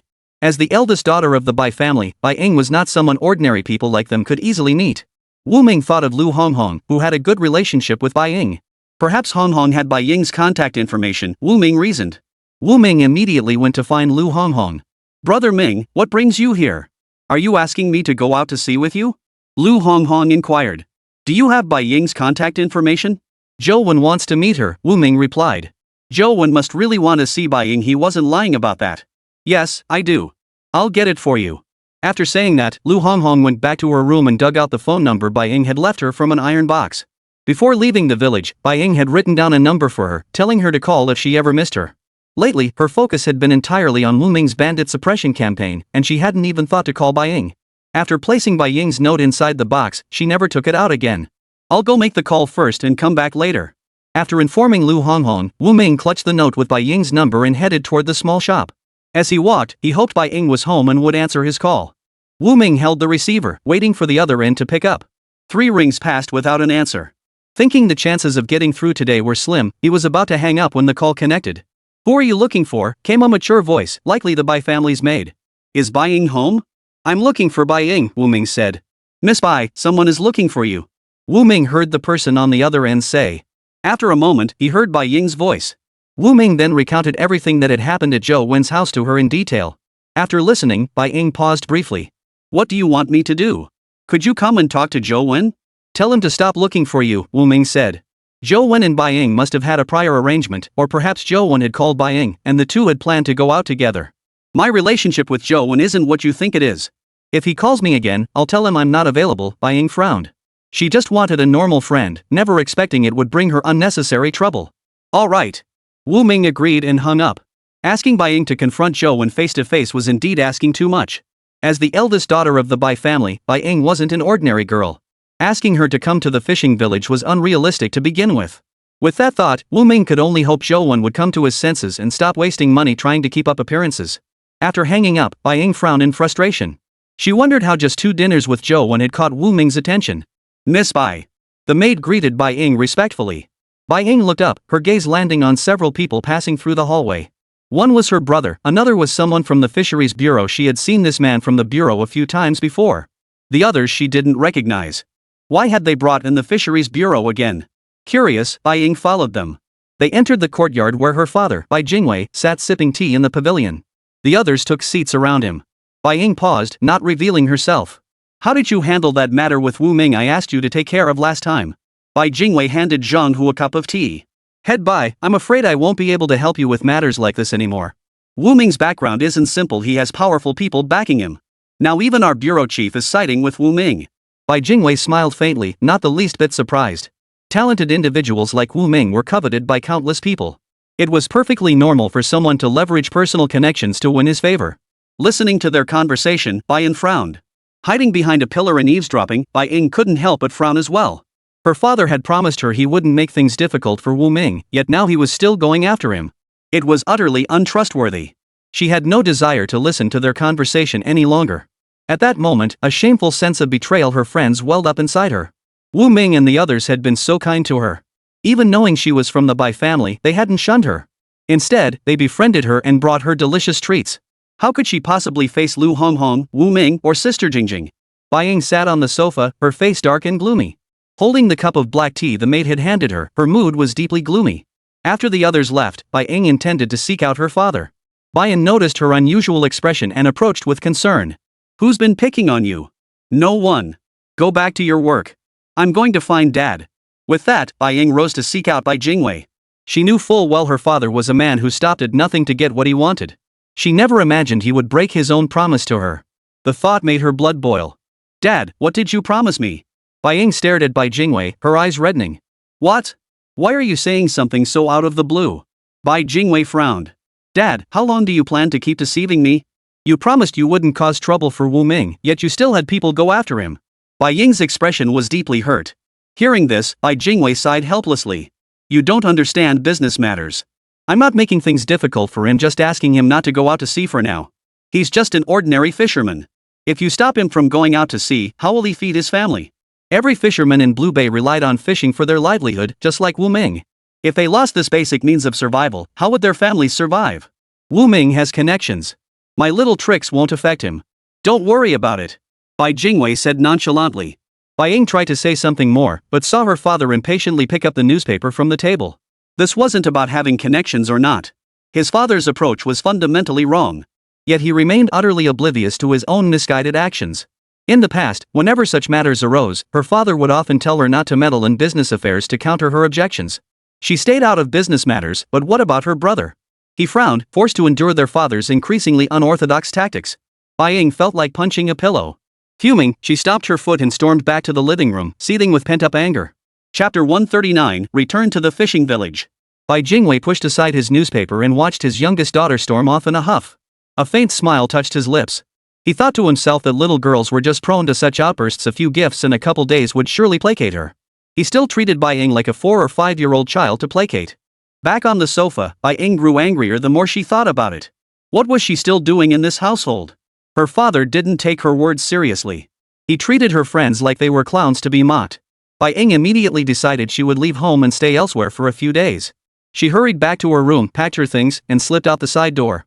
She intended to find Wu Ming and clear things up, so he wouldn't misunderstand that she thought she'd deliberately provoked her father into acting this way.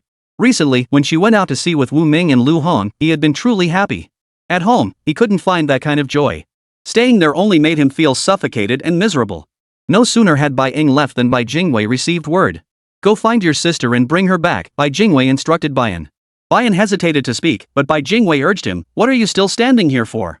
Hurry up and go. Yes. Baiyan, gifted with the task of finding his sister, instructed the driver to head straight for Blue Bay Fishing Village. He had a hunch there was a 99% chance his sister had gone to Blue Bay Fishing Village. Earlier, when he'd brought several people from the Fisheries Bureau to speak with their father, he'd noticed his sister hiding behind them, eavesdropping on their conversation. He figured she must have overheard their conversation, felt outraged, and decided to go to Blue Bay to find Wu Ming and the others. He had long grown accustomed to his father's capriciousness and underhanded tactics. His sister, however, had never been exposed to such things and found them utterly incomprehensible. Baiyan drove straight to the fishing village, parking his car in front of Bai Xinghua's house. The honest fisherman Bai Xinghua, seeing Bai Ying and Baiyan arrive one after the other at his home, stood at the door fidgeting nervously, rubbing his hands together. He tried to offer Baiyan a cigarette, but Baiyan declined. Thanks, I don't smoke. Brother, why are you here? Bai Ying asked, seeing her brother arrive only moments after her. Dad asked me to take you back, Baiyan replied. I'm not going back. I don't want to see him. His father hadn't taken his words seriously at all, treating his friends like monkeys to be toyed with. What was the point of returning to that cold, indifferent home? Fine. I'm leaving first. Bai Tianlong caught up and blocked Baiyan. Bro, you're not going to go home and tattle, making dad come looking for me, are you? No, you can stay here without worry. After saying this, the doting older brother Baiyan addressed Bai Xinghua's family, my sister has a rather mischievous nature. I hope you'll take good care of her. I won't forget to reward you for your kindness. Young Master Bai, that's not right. We treat Bai Ying like our own child. Baiyan nodded, thinking to himself that these honest, hard-working fishermen would surely treat his sister well. After giving Bai Ying a few parting instructions, Baiyan boarded the vehicle for his return journey. He longed to relax like his sister, far from the burdens of daily life, but the weight of responsibility for the Bai family rested on his shoulders, leaving him no time to rest. At times, he envied fishermen like Wu Ming who could freely set sail. Their hearts held few burdens to weigh them down. Watching her brother remain so rational, Bai Yen couldn't quite understand. However, the joy of successfully reaching the fishing village soon washed away that lingering doubt in his heart. He hadn't forgotten why he'd come to Blue Bay Fishing Village. After exchanging greetings with Bai Xinghua and the others, Wuliangye headed straight for Wu Ming's home. She wanted to apologize to Wu Ming. Her father shouldn't have done what he did. When Wu Ming saw Bai Ying suddenly appear before him, he was taken aback. Wasn't she supposed to stay away? Why had she suddenly reappeared in Blue Bay Fishing Village? Wu Ming, I need to talk to you about something, Bai Ying said. What is it? Go ahead.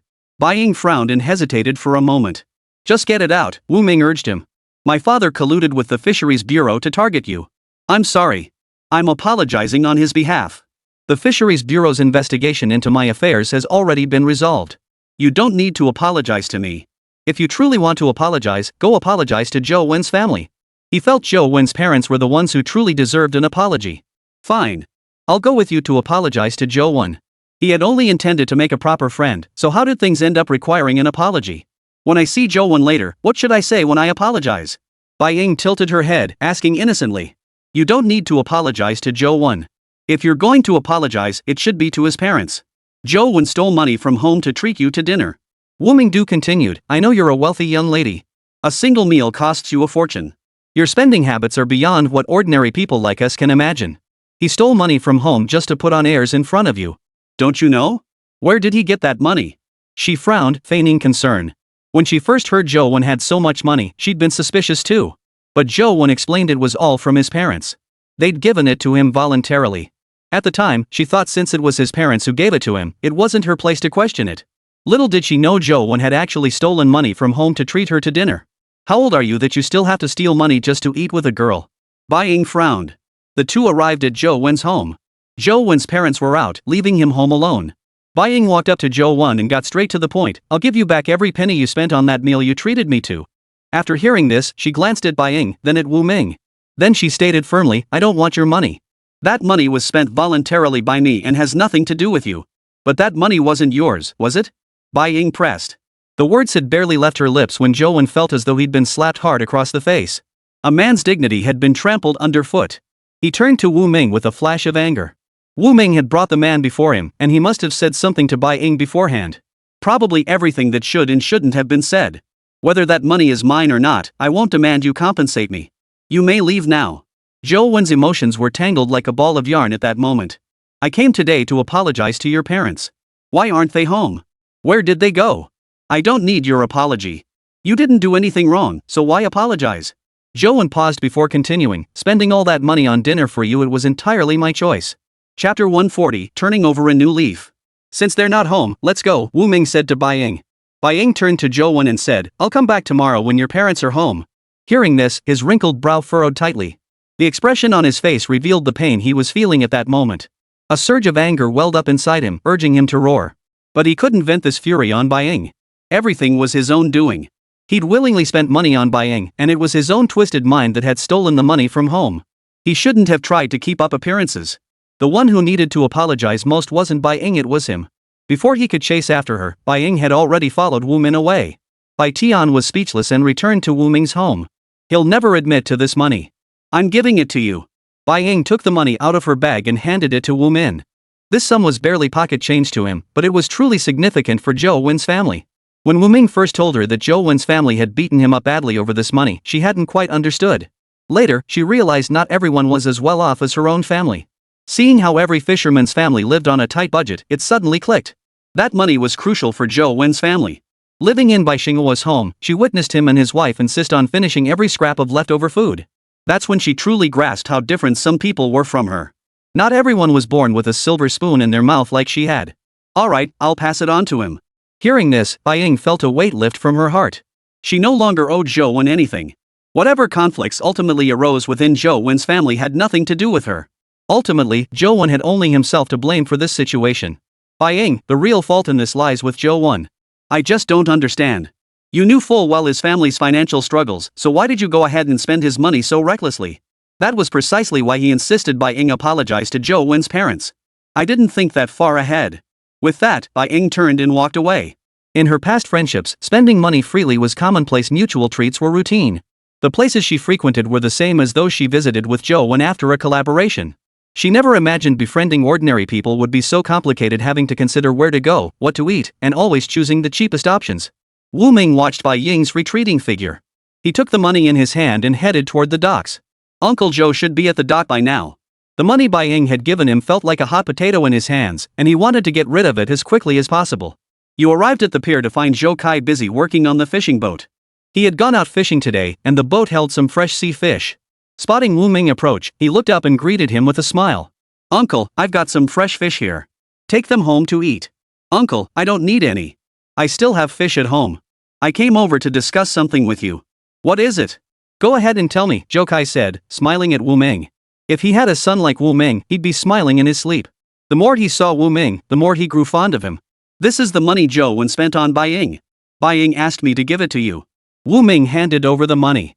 Holding a fish in one hand and a knife in the other, he was in the midst of stealing fish. Looking up at Wu Ming, he said, I can't accept this money.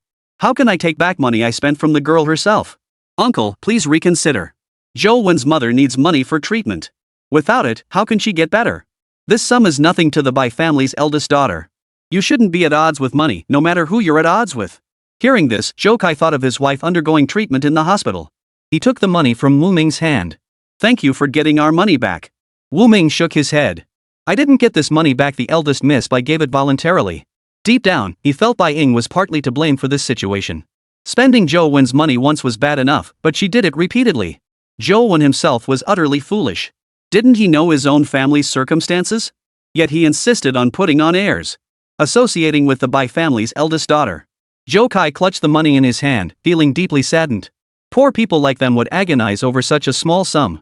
Now that he'd thrown away his dignity, he had willingly spent the money on her, yet now he was taking it back. Well, thank you for bringing the money back to me. Zhou Kai knew full well that without Wu Ming, this money would never have reached his hands. Why on earth would the young miss of the Bai family come to their blue bay? It was all because Wu Min had called him over. Zhou Kai repeatedly thanked Wu Ming, finally slipping 2 fish into his hands before letting him go. Holding the heavy fish, Wu Ming smiled and said, "When you get back, have a good talk with Zhou Wen. Stop hitting him." "Alright, I won't hit him when I get back." He'd already beaten Zhou Wen senseless. Zhou Wen had apologized. Continuing to hit him would only damage their father-son bond. She understood that much. The child was growing up, and he couldn't control him anymore. Ultimately, it was his fault as a father for failing to teach him that stealing was wrong, even taking things from home was unacceptable. This thought brought a pang of desolation to Zhou Kai's heart. He had spent his entire life as a fisherman. Now he had passed on his fishing skills to his son. Yet his son showed little interest in the craft. This meant that even at his advanced age, he still had to go fishing by himself frequently. There were people in the village worse off than him. He was neither the richest nor the poorest. Zhou Kai tucked the money Wu Ming had given him back into his pocket and continued slashing away at the fish. Only after finishing all the fish did he rush home, fish in hand. His wife should be back by now. Upon entering the house, he saw Zhou Wen cooking. His suppressed mood eased slightly. "Come here." Zhou Kaichang called out to Zhou Wen. "Dad, you wanted me?" Zhou Wen's eyes flashed with a hint of fear. He feared he was about to get beaten again. "Stop cowering. I won't hit you." Zhou Kai pulled money from his pocket and handed it to Zhou Wen. "Keep some for yourself. Give the rest to your mother." "Dad, where did you get all this money?" Zhou Wen was utterly shocked. He knew exactly what the family's situation had been lately. His mother had fallen ill from the stress he caused, and the hospital bills were piling up. The hospital fees for the past few days had been borrowed from the neighbors. His father had no money either. "Dad, you didn't go sell blood, did you?" Zhou Wen looked deeply worried. Chapter 141, The Bitterness of the Poor. Seeing his son still cared about him brought a sliver of comfort to Zhou Kai's sorrowful heart. This money was given by the eldest daughter of the Bai family. Hearing this, Zhou Wen's expression darkened. "Dad, that money was mine to spend. How could you go asking them for it?" Zhou Wen frowned. "I wouldn't be so shameless as to ask someone for money. This money was entrusted to us by the Bai family's eldest daughter through Wu Ming. Do you think I wanted this money? If it weren't for your mother's illness and our need for money, I absolutely wouldn't have taken it. In the end, it was all poverty's fault. Their family was simply too poor. So impoverished that they'd lost even their dignity." Hearing Zhou Kai's words, Zhou Wen was overcome with deep guilt. "Dad, I'm sorry." With that, Zhou Wen knelt down before Zhou Kai with a thud.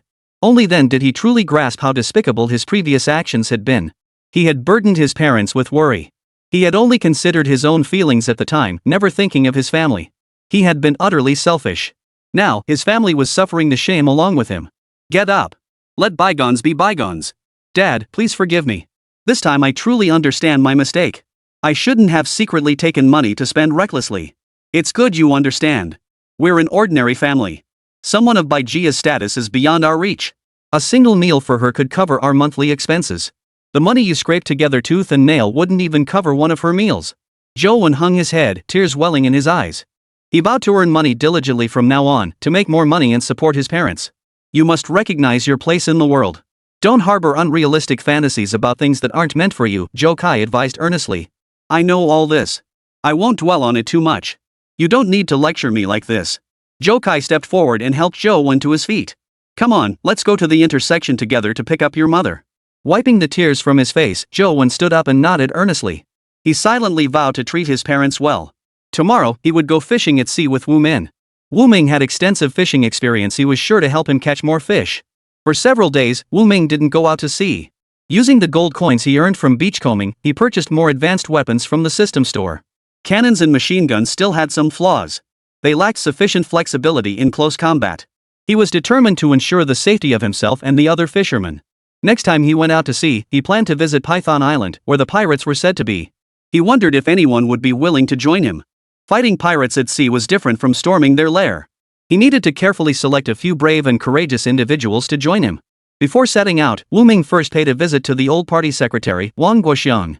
"You're just in time. I've received word from headquarters," Wang Guoxiang said, pulling out a sheet of paper. It was an official document from headquarters. "May I see it?" Wu Ming asked. "Go ahead and look. I'm letting you see it. If you want to read it, feel free." Wu Ming glanced at the contents. It stated that due to current administrative priorities, there was no immediate capacity to address the pirate issue. Action would be delayed until a suitable window opened. Wang Guoxiang knew that by the time they finally got around to dealing with the pirates, it would be too late. The fisherman of Blue Bay had been starving for ages. Fortunately, he had long prepared to rely on no one but himself. Using his own strength, he drove the pirates away. "It doesn't matter if they don't come to help. I plan to take men to Python Island and see to it that we wipe out the pirates completely." "You mean you're going to launch an offensive against the pirates?" Wang Guoxiang almost thought he'd misheard. In the past, fishermen only dared to steer clear of pirates. They'd never dream of confronting them head-on. "Wu Ming, I think you should reconsider. You've already driven them into hiding," Wang Guoxiang advised. It wasn't that he was backing down, it was that those pirates were simply too terrifying. They were armed with real guns and ammunition. How could untrained fishermen possibly stand a chance against such ruthless pirates?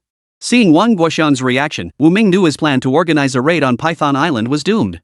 "Alright, I'll listen to you," Wu Ming said with a smile. If he insisted on leading a raid and something went wrong, those people would surely come after him. He had no desire to take on such a thankless task. "Uncle Wang, if there's nothing else, I'll head back now. Why not stay for dinner? Mine will be ready soon." "No need. My sister's already cooked dinner at home and is waiting for me to eat." Last night, Wu Ming dashed straight home. To be honest, he felt a bit disappointed. He had hoped to wipe out the pirates of Python Island in one fell swoop. To deny them any chance for revenge. It seemed he'd have to rely on himself in the end. He selected a powerful weapon from the system arsenal. If those pirates dared to come near him again, he would use this weapon to wipe out their entire hideout in one fell swoop. The advanced projectile, akin to a missile, could obliterate everything within a 100-meter radius. Wu Ming returned home in a gloomy mood. Ming, hurry and wash your hands. Dinner's ready," Wu Jing called out to him. "I'll be right there." The aroma of delicious food wafted from inside, making his stomach growl. He'd been running around all day and was famished. "I heard your stomach growling. Go get yourself a bowl of rice." Urged by Wu Jing, Wu Ming went to the kitchen and served himself a full bowl of rice. He ate the meal his sister had cooked. It felt very familiar. After finishing his meal, Wu Ming carried several fish and headed toward Lu Honghong's house.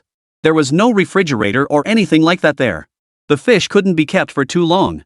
With the recent rainy weather, they couldn't be left out to dry either. So he decided to deliver them to Lu Honghong's house, hoping everyone could help finish them quickly. "Brother Ming, have you eaten yet?"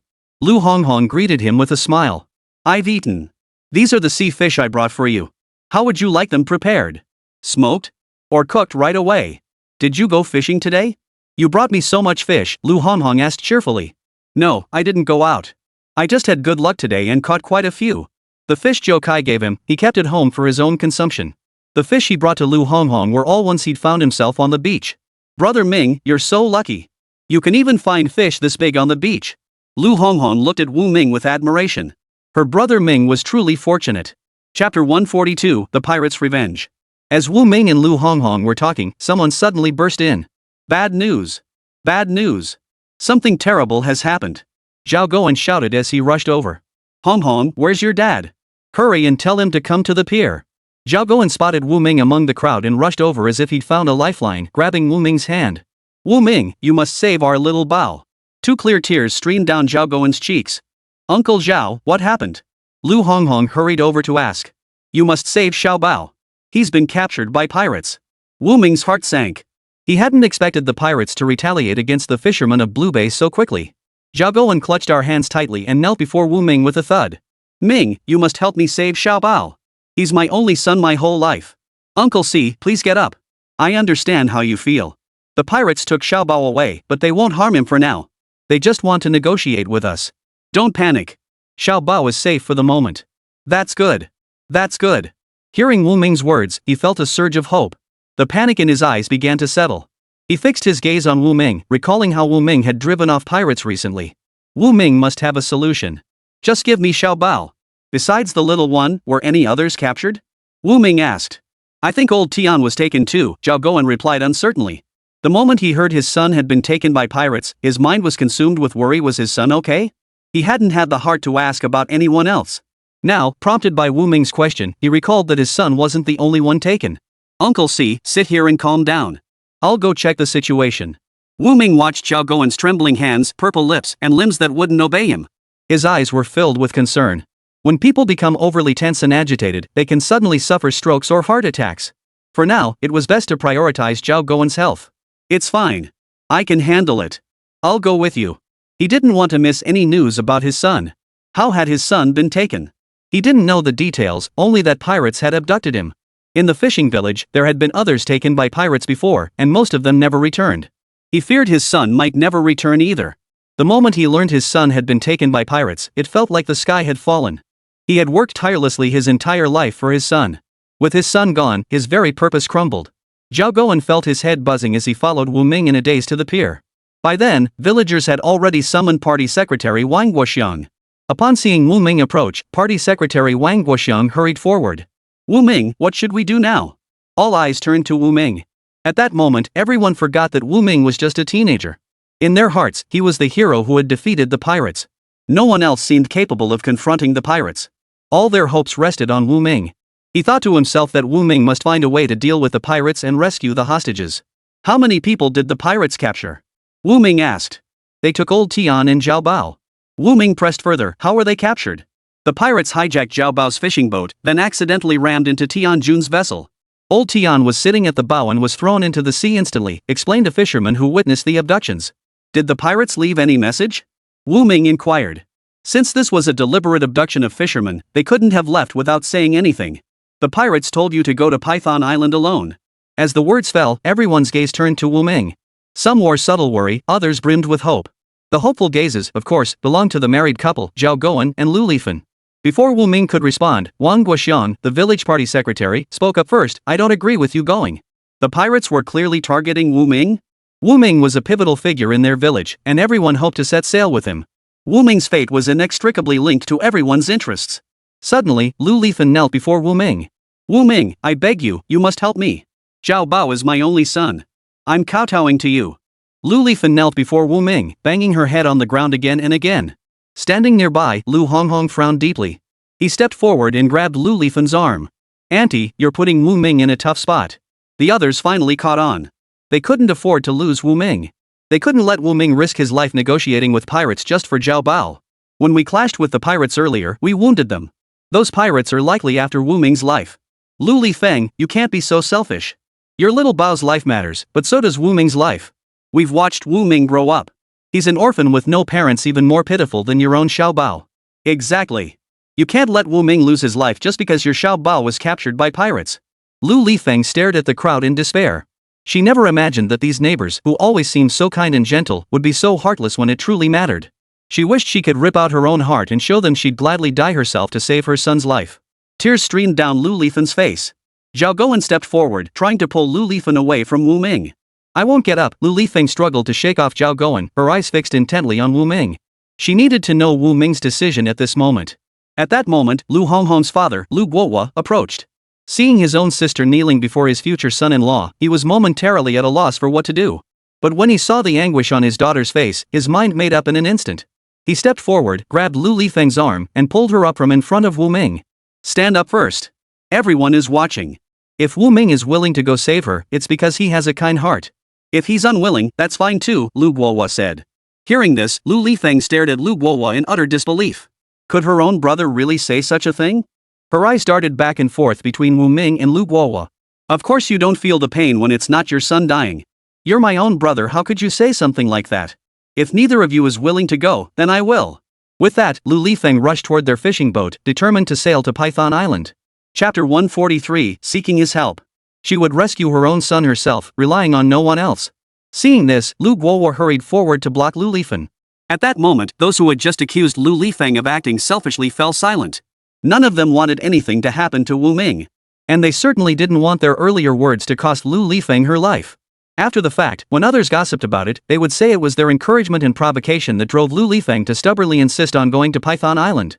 Python Island was notorious as a pirate stronghold. Those who ventured there might never return alive. Calm down, Lu Guohua said, wrapping his arms around Lu Lifen. I can't calm down. It's not your son who's going to die. Your words won't change anything. I'm going to Python Island today, no matter what. Are you going to throw yourself to your death? Lu Guohua asked. Then so be it. Even if I die, I want to be with my son. She had raised her son through hardship and sacrifice, watching him grow into adulthood just as he was about to start a family and build a life. Now he was to be taken by pirates for nothing. How could she ever accept that? Lu Lifeng, don't think like that. There might still be a chance. Village party secretary Wang Guoxiang also tried to persuade her. Wu Ming watched the chaotic scene unfold, his brow furrowing. Ming, don't act impulsively, Wu Jing, who had just arrived, hurriedly interjected as she saw Wu Ming about to speak. He was her only brother. Wu Ming was her only remaining family in this world. She didn't want him risking his life at sea. She had never wanted him to fish at sea before, and now she certainly didn't want him going to Python Island. The inhabitants of Python Island are no law-abiding citizens, they're outright pirates. Pirates have no conscience, they're all ruthless scoundrels. Sis, don't worry. I've got this under control. Wu Ming, your sister is right. Don't act impulsively, village party secretary Wang Guoxiang chimed in with his own words of caution. Regardless, you must prioritize your own safety. We've already lost 2 men, we can't afford to lose you too, Wang Guoxiang insisted. Right, we can't let you lose your life too. Those pirates clearly came for you. Hearing this, Lulifan pointed at Wu Ming's nose and snapped, it's your stubborn insistence on fighting pirates that dragged my son into this. If you hadn't gone after those pirates, how would my son have ended up captured by them? I think the pirates are seeking revenge, which is why they captured him. And the one they want to get back at isn't us ordinary people, it's you. The words hung heavy in the air, silencing everyone present. Wu Ming, don't listen to his nonsense. This has nothing to do with you. The pirates are the villains here. Even if we ordinary fishermen never provoke them, they'd still come after us. That's right. Even before you were born, those pirates were just like they are now, kidnapping us. Everyone spoke up in support of Wu Ming. Wu Ming addressed the crowd, thank you all for your kindness. Since this matter began with me, I shall be the one to end it. I will go to Python Island myself and confront those pirates. Ming, are you really going to Python Island? Wu Jing's tears streamed down her face. They had finally achieved a peaceful, prosperous life. But now, after such a short time, so many troubles had arisen. She truly didn't want Wu Ming to go to that so-called Python Island. Sis, don't worry. I know what I'm doing. I'll be fine. Since those pirates specifically demanded to see him, he would go meet them. The pirates were likely seeking revenge for the previous incident. But they'd need the chance to do so. He would bring the most advanced equipment and could even use the system to cheat. But each attempt would cost a fortune in gold coins. Just like last time when he encountered a storm at sea and was on the brink of death, the system redeemed an escape opportunity, allowing him to escape the peril. When he awoke, he was already at the dock. Before deciding to head to Python Island, he checked his gold coin balance in the system store.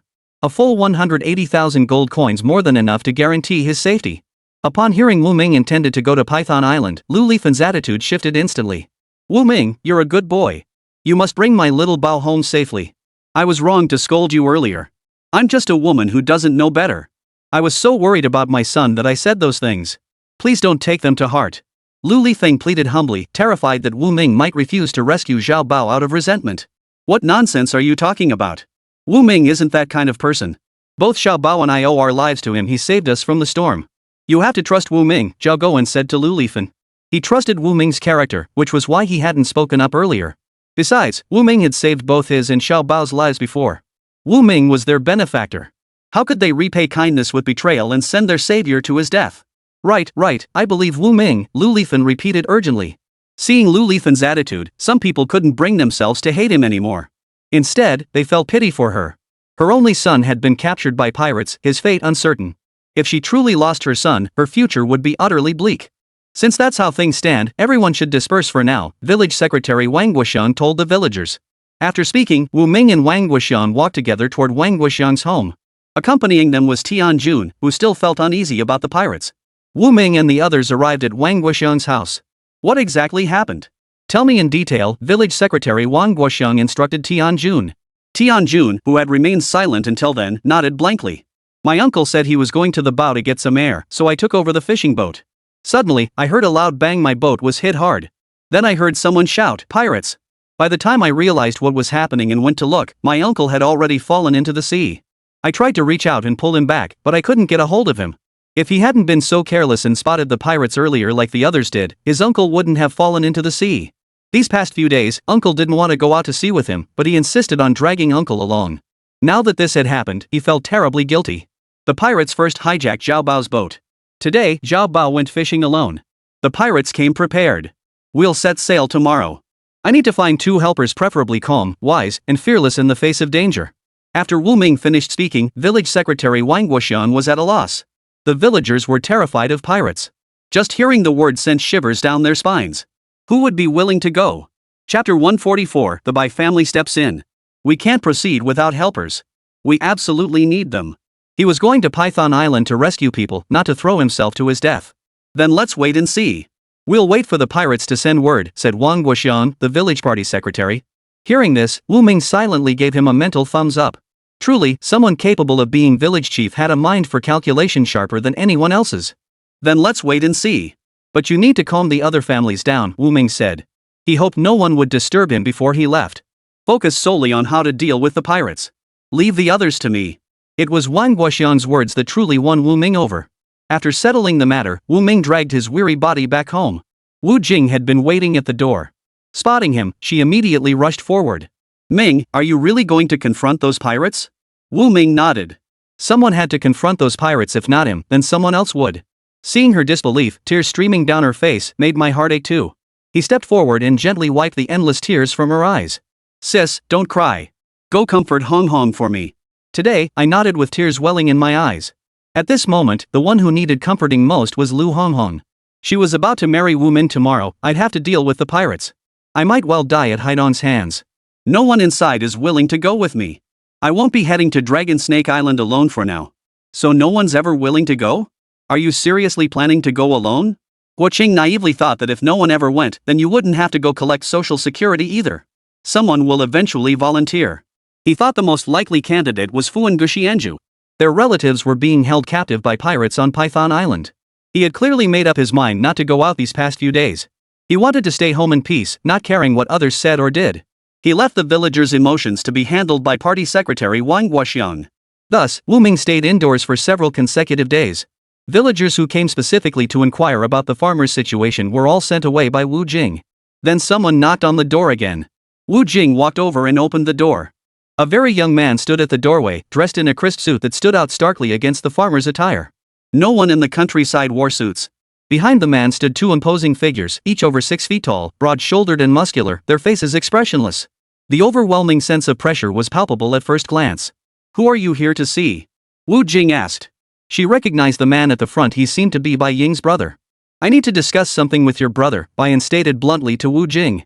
Wu Jing remembered Wu Ming's words, never let strangers into the house lightly. My brother isn't home. Please come back another day. Bai Yan's expression remained unruffled. He could only keep a close watch on Wu Ming's movements. Wu Ming hadn't gone out at all these past few days. I know he's home. I came today to discuss the Python matter with him. No one else is willing to go to Python Island with him, but I am. Come in. Wu Ming's voice echoed from inside the house. The rural house wasn't well insulated, so Wu Ming had known Bai Yin and his men were approaching the moment they arrived. Go in, Wu Jing stepped aside. Bai Yin stepped inside, his 2 bodyguards remaining at the doorway. Wu Ming sat at a worn-out table. Seeing Bai Yin approach, he picked up a cup and poured him a glass of water. Sit down. I've been waiting for you for a long time, Wu Ming said. Didn't you refuse to cooperate with our Bai family? Why wait for me? Hearing the slight resentment in his tone, Wu Ming couldn't help but laugh. I said I wouldn't cooperate with the Bai family, not that I wouldn't cooperate with you. Bai Yin, you know that's right, don't you? Bai Yin curved his lips into a broad smile. You're right. You only said you wouldn't cooperate with the Bai family, not that you wouldn't cooperate with me. From now on, you and I are partners. Bai Yin paused before continuing. Now let's discuss how to deal with those pirates on Python Island. You have the manpower and financial resources, the ship funds and advanced weapons. Naturally, you take the lead. Then I'll make the grand finale to rescue the hostages. So by your logic, you get all the benefits while I do the legwork, right? Bai Yin knew Wu Ming was an excellent fisherman, but he hadn't expected him to be such a shrewd calculator. Every business venture requires initial investment. What you're doing isn't for me or the fishermen of Blue Bay, it's an investment in yourself. If you want complete control over the Bai family, then do as I say. Bai Yin's most secretive thoughts had been laid bare, and his face flashed with shock and anger. This year, he had consistently been overshadowed by his father within the Bai family. Whatever he did, he had to defer to his father's wishes first. His father's thunderous methods were long outdated in this era.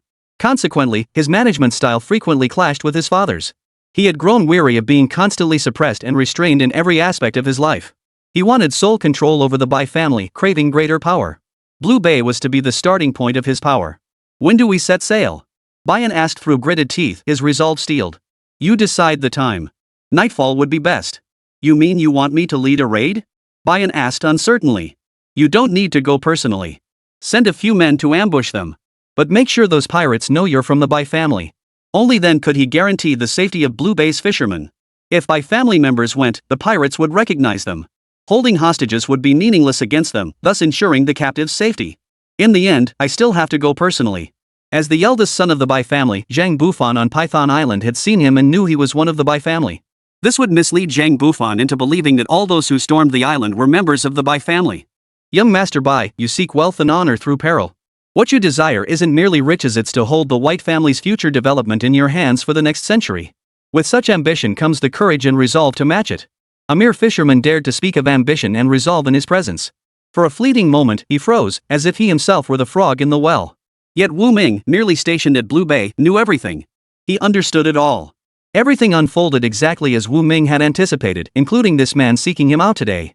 Wu Ming knew he would come, which was why he hadn't left the house in recent days. Suddenly, it dawned on him why Wu Ming hadn't been going out lately. Chapter 145, Cooperation. So Wu Ming had been staying home these past days, waiting for him. When did you first realize I intended to collaborate with you privately? Bayan asked. I knew from the moment I first saw you. Your eyes were filled with ambition. That look of power hunger never lies. Hearing this, Bayan's heart skipped a beat. All these years, he had believed he had concealed his ambition well. He never imagined Wu Ming could see through him with just one glance. His heart raced. If Wu Ming could see through his thoughts, what about his father, who frequently crossed paths with him? Had his father already seen through his intentions? Bayan's expression darkened.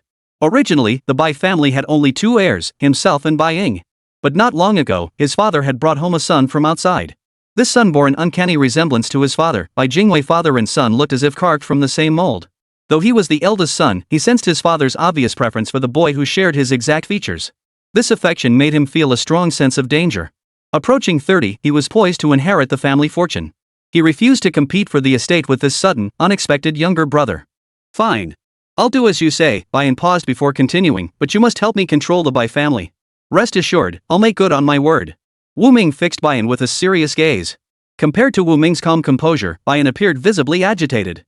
It's settled then. I'll head back now, Bayan said. Alright, go ahead. Just let me know when you plan to head to Python Island. Bayan rose and nodded to Wu Ming. Each silently went about their own plans. Stepping outside, Bayan looked up at the sky. It was time for change in the Bai family. Sticking to the old ways would only invite more resentment. For the Bai family to flourish and prosper, success could only be achieved under his leadership. In the beginning, the main city of the Bai family relied on fishing for survival. Gradually, they learned to make a small living by selling fish. Bit by bit, they accumulated their present wealth. The Bai family is now transitioning into manufacturing. The factories produce processed foods related to the fishing industry. The approach itself is sound, but the problem lies at its root. His father was always scheming to suppress the fishermen, deliberately driving down the prices of sea fish, never considering a mutually beneficial partnership. He strongly disapproved of such self-serving tactics. He always felt it was too much to bear, and that one day it would come back to bite them. Wu Ming's mood suddenly lightened. His days of waiting had not been in vain. The prey he'd been waiting for had finally taken the bait. With the Bai family stepping in, he wouldn't have to risk anything to rescue the fishermen on Python Island. With the Bai family's backing, Wu Ming even found his meals more appetizing. Ming, are you really going to cooperate with the Bai family? Wu Jing asked, not quite understanding. I'm not partnering with the Bai family, I'm partnering with Bayan. The Bai family had no conscience, but Bayan did. To form a partnership, one must find a reliable person. Bayan was the best choice. What were you two talking about for so long? Wu Jing inquired. I intend to unite with the Bai family to attack the pirates on Python Island and rescue the hostages while we're at it. Their true objective had never been hostage rescue, but to leverage the Bai family's influence to crush the pirates. Wu Ming wouldn't be leading the charge on the front lines, and Wu Jing's heart finally relaxed. Her greatest wish was for her brother to stay safe and remain by her side forever. Sis, hurry up and cook. I'm starving. Wu Jing plunged into the kitchen and lit the fire in the stove. A wisp of smoke rose from the Wu family home. Wu and Tianjun stood on a hillside not far from Wu Ming's home, watching the rising smoke. They exchanged a glance and both made a decision. They would join Wu Ming in confronting the pirates on Python Island. Whether they returned alive or not, they were going. One had lost his uncle, and the other had lost his own son. If they didn't go to rescue him themselves and had to rely on Wu Ming, they just couldn't get past that mental hurdle. Let's go. I'll accompany you to find Wu Ming. Alright, we'll go together. Both men made the resolute decision to face death without fear. The island of Mongshan might instill fear in them, but their longing for their loved ones compelled them to try, fear or no fear. The door to Wu Ming's house was knocked on once more. Wu Ming stepped outside to find Tian Jun and Zhao Guan suddenly appearing. Fourth uncle and Uncle Tian, what brings you here? We're coming with you to Python Island to rescue people.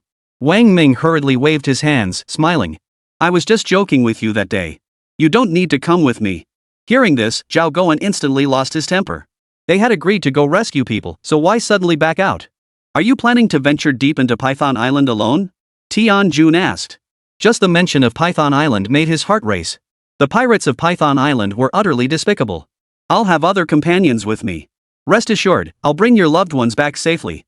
Hearing this, Zhao Guan and Tian Jun exchanged glances. They wondered, could it be government agents coming to aid them? Who would want to take on the pirates of Python Island? Zhao Guan asked, puzzled. The pirates had held sway over Python Island for years. For all those years, no one had ever considered taking action against them. Why would someone suddenly want to deal with the pirates on Yellow Snake Island? The Bai family is fed up with constantly using patrol boats to protect fishermen. They find it bothersome, so they want to wipe out the pirates on Python Island once and for all. Wu Ming casually spun a lie. Hearing this, both Tian Jun and Zhao Guan felt a weight lift from their shoulders. With the Bai family involved, the pirates on Python Island wouldn't stand a chance. From now on, they wouldn't have to worry about pirates lurking on the seas anymore. When the Bai family captured the pirates, they would certainly hand them over to the authorities. Those wicked pirates would be locked up for 10 or 8 years. The fishermen of Blue Bay would never again have to fear pirate attacks. But we still need to rescue the hostages. The Bai family probably won't help us with that, right? They will help us rescue the hostages. Wu Ming thought to himself that the Bai family wouldn't just rescue the hostages, they'd return them unharmed to win the hearts of Blue Bay's fishermen. Baiyan wanted to project an image of a kind and courageous nobleman, so Wu Ming would grant him that. Henceforth, whenever Blue Bay fishermen saw Baiyan, they would surely harbor gratitude toward him. Chapter 146, Prison Life. Hearing Wu Ming say this, the two still felt uneasy. Do you think the Bai family will really help rescue my uncle? And will my son be alright? They remained deeply worried about their families. Those taken by the pirates were their closest kin. If anything happened to them, the guilt would haunt them for the rest of their lives. Don't worry. You two don't need to go. I'll handle rescuing them. Wu Ming paused before continuing, I'll go rescue them. Now you two can finally relax, right? Hearing this, Zhao Guan and Tian Jun spoke in unison, we believe you. We trust you. For now, just go home and wait for my good news. But about the Bai family's plan to go to Python Island once you're home, you mustn't mention it to anyone. Understand? The Bai family's mission to Python Island was different from the Blue Bay fishermen's spontaneous rescue attempt.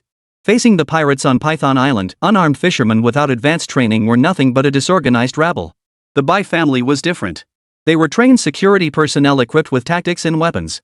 If word got out, it would alert the pirates and likely make things far more complicated. Wu Ming remained unaware that, in the minds of the pirates on Python Island, he was a terrifying figure. They dared not take the Blue Bay fishermen lightly. Have the Blue Bay fishermen arrived? Zhang Bufan inquired. Bringing the Blue Bay fishermen wasn't about holding them captive, it was a ploy to lure Wu Ming into a trap. Yet 6 or 7 days passed without any sign from either the fishermen or Wu Ming. The only news was that on the first day, word had reached them that the fishermen had held a meeting. After that, there had been no further word from Blue Bay. And no. They haven't come, stammered one of Zhang Bufan's men. In recent days, the fishermen hadn't gone out to sea, leaving the waters completely empty. With no one to rob, their lives grew harder by the day. Since his own brother died, their boss had grown more volatile by the day. Everyone had to tread carefully around him, careful not to touch a nerve. Go ashore and check, Zhang Bufan snapped, tugging at his hair in frustration. So much time had passed, yet there was still no sign of movement from Wu Ming's side. Could it be that he'd captured the wrong men? That Wu Ming didn't care one bit about these two scums' lives? He'd heard Wu Ming and Old Tian were close, so he'd specifically brought Old Tian in. Then there was the Zhao Bao guy, apparently the cousin of Wu Ming's fiancée, raised together since childhood. Why was there still no sign of action? Boss, the fishing police at Blue Bay are highly vigilant. If we go ashore, we'll likely be caught and beaten to death. What do you mean? I sent you to scout the situation, and you're all making excuses? What good are you to me? Zhang Bufan glared furiously at the pirate who came to report. He felt his men were becoming increasingly useless. He wanted to go ashore himself to investigate, but feared something might happen to him, leaving the entire brotherhood leaderless and the island's elderly, weak, and infirm without support. Boss, it's not that we don't want to go. Things are too tense on shore right now. You haven't heard? The fishermen from Blue Bay reported the pirates to the authorities. If we show our faces, we won't get off easy. They're certainly bold. Zhang Bufan waved his hand impatiently. Could it be that the two useless men locked in his water prison were truly useless? He hadn't realized it, but Wu Ming was a heartless bastard. Zhang Bufan's men left, their expressions dejected as they stepped outside. Did you tell the boss? Chen Yong, a pirate who didn't get along well with Zhang Bufan, asked Zhang San. The boss has been like a firecracker lately. How could I dare mention going out to sea? Zhang San frowned deeply. Recalling the boss's furious, demonic expression moments ago, fear gripped him. If we don't go out to sea, the brothers will starve to death, Chen Yong said, his voice tinged with anger. Brother, we were fishermen before, Zhang San reminded him. Chen Yong shot him a glare. Doesn't that mean we've forgotten how to fish after 10 years of piracy? Zhang San remained silent. It wasn't that they'd forgotten how to fish, it was simply more convenient to just plunder. He dared not voice this thought, fearing the others would beat him. Food on the island is running low. If we don't find a way to restock, we'll starve to death. Hearing this, Chen Yong's brow furrowed deeply. Too proud to go fishing himself, starvation seemed the only path left. I'll think of a way. He needed to persuade a few greedy ones to go fishing at sea. Going out himself was out of the question. With no fishermen willing to venture out, the pirates were forced to fend for themselves. Another 10 days passed. The people of Python Island struggled to feed themselves, let alone support the two burdens they'd captured from the sea, especially Xiao Bao, who devoured several bowls at a time and caused trouble if he wasn't full. Don't think I won't kill you. Eat or don't eat, that's all there is. Zhang San placed a bowl of plain white rice before Xiao Bao. Xiao Bao glanced at the plain rice and thought to himself, pirate rations really are something else. Before they followed Wu Ming out to sea to fish, white rice was a rare treat, they barely got it a few times a year. Now that they'd arrived at Python Island, they actually had white rice with every meal. Xiao Bao picked up the bowl and polished it off in 2 scoops. Old man, this is yours. Old Tian glanced at Zhang San but said nothing. Xiao Bao picked up Old Tian's bowl. You want some? If not, I'll eat it. Lately, the pirates had been skimping on rations. Before, they'd always eat their fill, but since yesterday, no matter how much he howled, they only gave him 1 bowl per meal. He was a big, burly man, how could 1 bowl possibly fill him? With nothing but air in his stomach, hunger gnawed at him relentlessly. Hand it over. Old Tian reached out his hand toward Xiao Bao. Xiao Bao smiled and handed over his rice bowl. Old Tian, why won't they let us go? They're treating us to all this fine food and drink. Are these pirates out of their minds? Old Tian shot him a glance. I reckon they're holding us hostage to trade for Wu Ming. Oh, I see. But if Wu Ming refuses, then we're in real trouble. Old Tian remained silent. If no one came to rescue them, and the pirates realized they had no value, they might kill them out of frustration. The pirates' rations grew increasingly meager, they clearly no longer wished to keep them alive. Old Tian sniffed the rancid food and furrowed his brow. Xiao Bao happily shoveled a mouthful into his mouth, only to immediately sense something was wrong. This food smells awful. It tastes terrible. Xiao Bao took a bite and quickly spat it out. Why spit it out? Aren't you hungry? If you're hungry, eat quickly. Next time, you might not get any food at all, Old Tian said.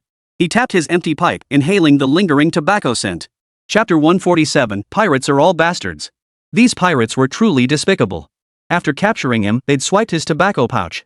If his pipe hadn't been so worn out, they would have taken that too. Compared to going without food, he found going without tobacco even more unbearable. He was 55 years old, with 40 years of smoking under his belt. Are the pirates going to kill us? Xiao Bao panicked. He had barely lived this long, and hadn't even had the chance to honor his parents. How could he die at the hands of pirates? No, he couldn't die. Absolutely not. Don't panic. They probably won't kill us. Especially you, Old Tian said. Why? Xiao Bao tilted his head in confusion. You've eaten so much of their food. Even if you die, you have to pay back what you ate first. You're tall and strong, just the right age for hard labor. Xiao Bao suddenly understood. As long as the pirates didn't kill him, that was fine.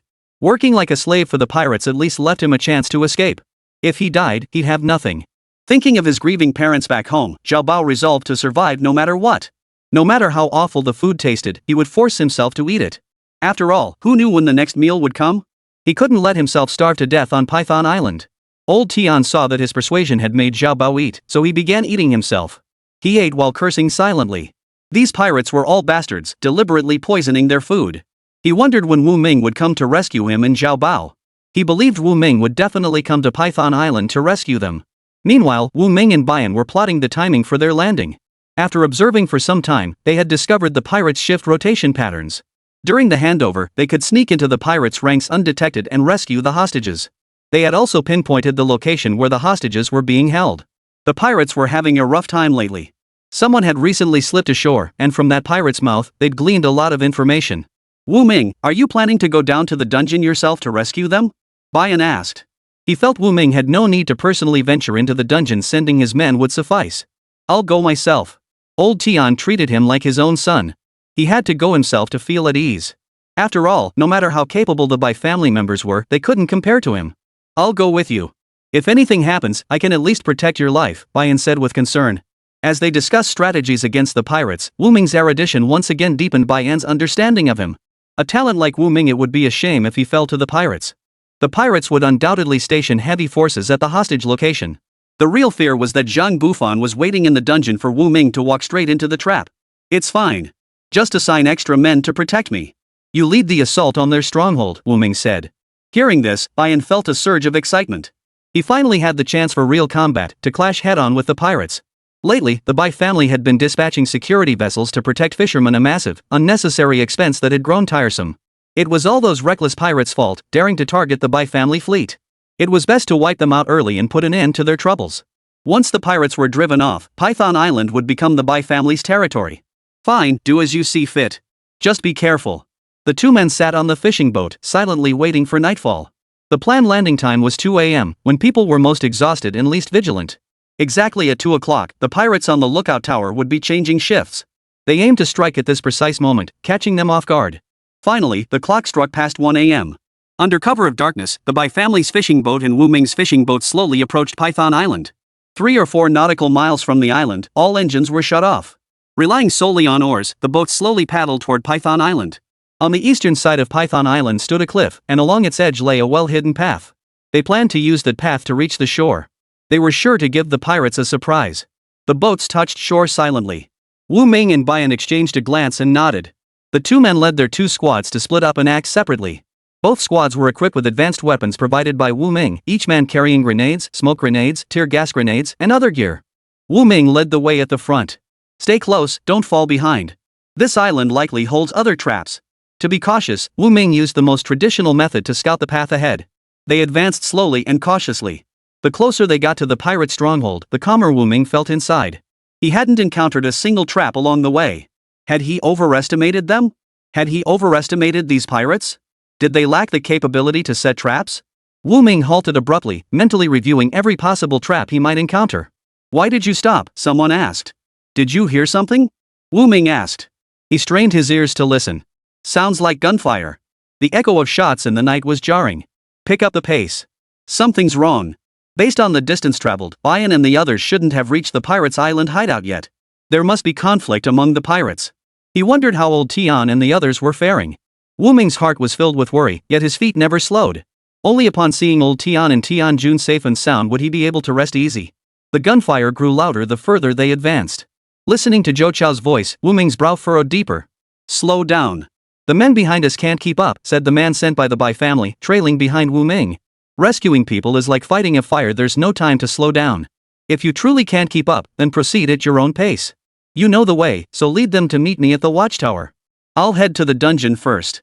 With that, Wu Ming quickened his pace once more. The Bai family men stared in stunned silence. Was this Wu Ming even human? He strode through the thorn-filled wasteland as if walking on level ground, his legs kicking up sparks. Their legs trembled as they trudged along, while Wu Ming seemed utterly unfazed. They couldn't keep up. They simply couldn't keep up. Finally, the leader of the Bai family decided to give up. They simply couldn't keep pace with Wu Ming. Driven by the unwavering resolve to save lives, Wu Ming's strides grew faster and faster. Finally, he reached the location of the dungeon he had scouted earlier. After hiding in the shadows for a moment, Wu Ming realized the dungeon was completely unguarded. Gun in hand, he swiftly entered the dungeon. The damp, gloomy dungeon was pitch black, so dark you couldn't see your hand in front of your face. Wu Ming felt his way forward, calling out, "Old man Tian, old man Tian." After 2 calls went unanswered, a sense of foreboding settled over him. He hurriedly called out again, "Zhao Bao, Zhao Bao." After the call, only the chirping of crickets echoed back. Wu Ming's heart sank. Could they have been killed? Just as he was about to pull out his flashlight to search the pitch-black dungeon for any signs of life, a faint voice suddenly reached his ears. "We're here. We're here." Though faint, the speaker's voice betrayed palpable agitation. The tone was urgent and tense. After hanging for an entire day, Zhao Bao's limbs were now numb. Chapter 148, Rescue. He drifted into unconsciousness, but in his sleep, he seemed to hear someone calling his name. He responded instinctively. After he answered, he heard someone calling his name again. He jolted awake, recognizing Wu Ming's voice. Overwhelmed, he nearly wept. Having gone without water for 2 or 3 days, his thirst was excruciating, his throat feeling as though it were splitting open. His feet stood in water, yet not a single drop reached his mouth. To make him see water yet forbid him from drinking it, these heartless pirates were utterly despicable. He had merely complained about the rancid food and cursed a few times. The pirates had him and old Tian had hung up, cutting off their water and food. It was all his fault for having a sharp tongue, dragging old Tian into this mess. Wu Ming switched on his flashlight and shone it deep into the dungeon. There, Zhao Bao and old Tian were suspended in the water dungeon. Both men's feet were submerged in water. Zhao Bao still had enough strength to speak, but old Tian's head hung limply, looking utterly drained of energy. What happened? Did the pirates beat you? Wu Ming tried to get to the bottom of things. No, they cut off our water and food. Do you have anything to eat? Bring some out, Zhao Bao managed, his throat throbbing with pain. We have some. We'll eat it once we're out.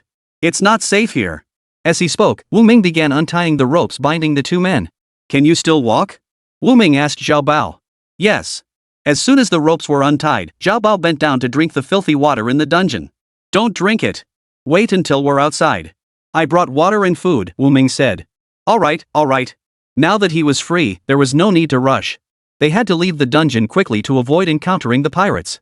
Wu Ming shouldered old Tian and headed toward the exit. Old Tian, drained of all strength, felt his body grow light as if being carried. Is that you, Wu Ming? Old Tian asked dazedly. It's me. I've come to rescue you. Ah. After that response, old Tian fell silent. Wu Ming led the 2 men to a secluded grove of trees. He retrieved water and chocolate from his system space. He unscrewed the cap of the electrolyte water bottle and handed it to Zhao Bao. Take small sips. Drink slowly. Give your body time to adjust. Zhao Bao had been about to gulp it down, but upon hearing this, he immediately slowed his pace. Wu Ming's voice seemed to carry a hypnotic quality that commanded his trust. After a few sips, Zhao Bao smacked his lips. What kind of water is this? It's surprisingly good sweet. While feeding water to old Tian, Wu Ming cautioned, keep your voice down. Watch out for pirates catching up. Hearing this, Zhao Bao stopped smacking his lips immediately and shut his mouth tight. These days, he had been tormented by the pirates until he had no spirit left. He had lost a lot of weight. His spirit had been crushed, and the mere mention of pirates filled him with dread. Back when elders mentioned pirates, he scoffed, convinced it was just scare tactics. Now he'd seen their true terror firsthand. Those bastard pirates were nothing but scum, nearly torturing him to death. After Zhao Bao finished his water, Wu Ming handed him the chocolate. Eat it all. Zhao Bao took a bite and was stunned. It tasted like the most delicious thing in the world. Was this the food of the gods? How could it be so delicious? Wu Ming fed water to old Tian, who slowly regained consciousness. Wu Ming, you finally made it. If you hadn't come, this old body of mine would have died at the hands of pirates. Old Tian spoke slowly, looking weak and sickly. I'm sorry I was late, Wu Ming said. Turning to Zhao Bao, he added, this isn't a place to linger. We need to leave immediately. No sooner had he spoken than shouts erupted from the dungeon. Oh no! Oh no! The hostage has escaped. Let's go, Wu Ming instructed Zhao Bao. After downing 2 chocolate bars, Zhao Bao felt his strength returning somewhat. He followed closely behind Wu Ming, racing toward the cliff edge of Python Island. Thorns scraped his body along the way, but Zhao Bao dared not pause. He felt little pain, only the urgency to keep moving his legs swiftly toward the sea. Pirates hunting for human lives were hot on his heels. Slowing down even for a moment could cost him his life. He dared not delay. Want to rest a bit? Wu Ming asked. No need, Zhao Bao replied emphatically. He wished he could sprout wings and fly away. How could he dare linger here? The pirates were all fierce and menacing, none of them pushovers. He had thought Zhang San, the man who brought him food, was a decent fellow. Little did he know that Zhang San would be the one to hang him in the end. His worldview had been shattered. He had seemed like such a gentle soul, yet deep down, he was a vicious beast. How foolish of Zhao Bao to have called him brother. Ever since he started eating the meager rations, Zhang San had brought him better meals. After begging Zhang San several times, he had managed to get him to switch him back to decent food, enough to fill him up. This had changed his opinion of Zhang San, and he had almost forgotten that Zhang San was a pirate from Python Island. He was no different from the other pirates on Python Island, a gun-toting bandit who raided passing fishing boats and merchant ships. Just 1 more mile to the shore. Once we're back on the ship, we'll be safe, Wu Ming said to Zhao Bao behind him. He hoped these words would encourage Zhao Bao to persevere. Brother Ming, it's fine. I can endure it. Wu Ming had carried a man on his back and made it through. Just walking? There was no way he couldn't endure this. Before the pirates captured him, he was in excellent physical condition. Why aren't those pirates chasing us? Zhao Bao wondered aloud. They've got their hands full. The Bai family attacked Python Island today, Wu Ming explained. He had promised to make Bayan famous, and he meant to keep his word.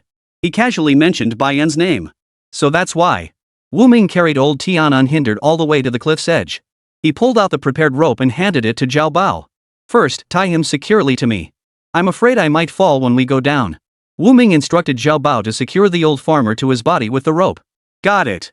Having spent years steering fishing boats, Zhao Bao worked swiftly and efficiently.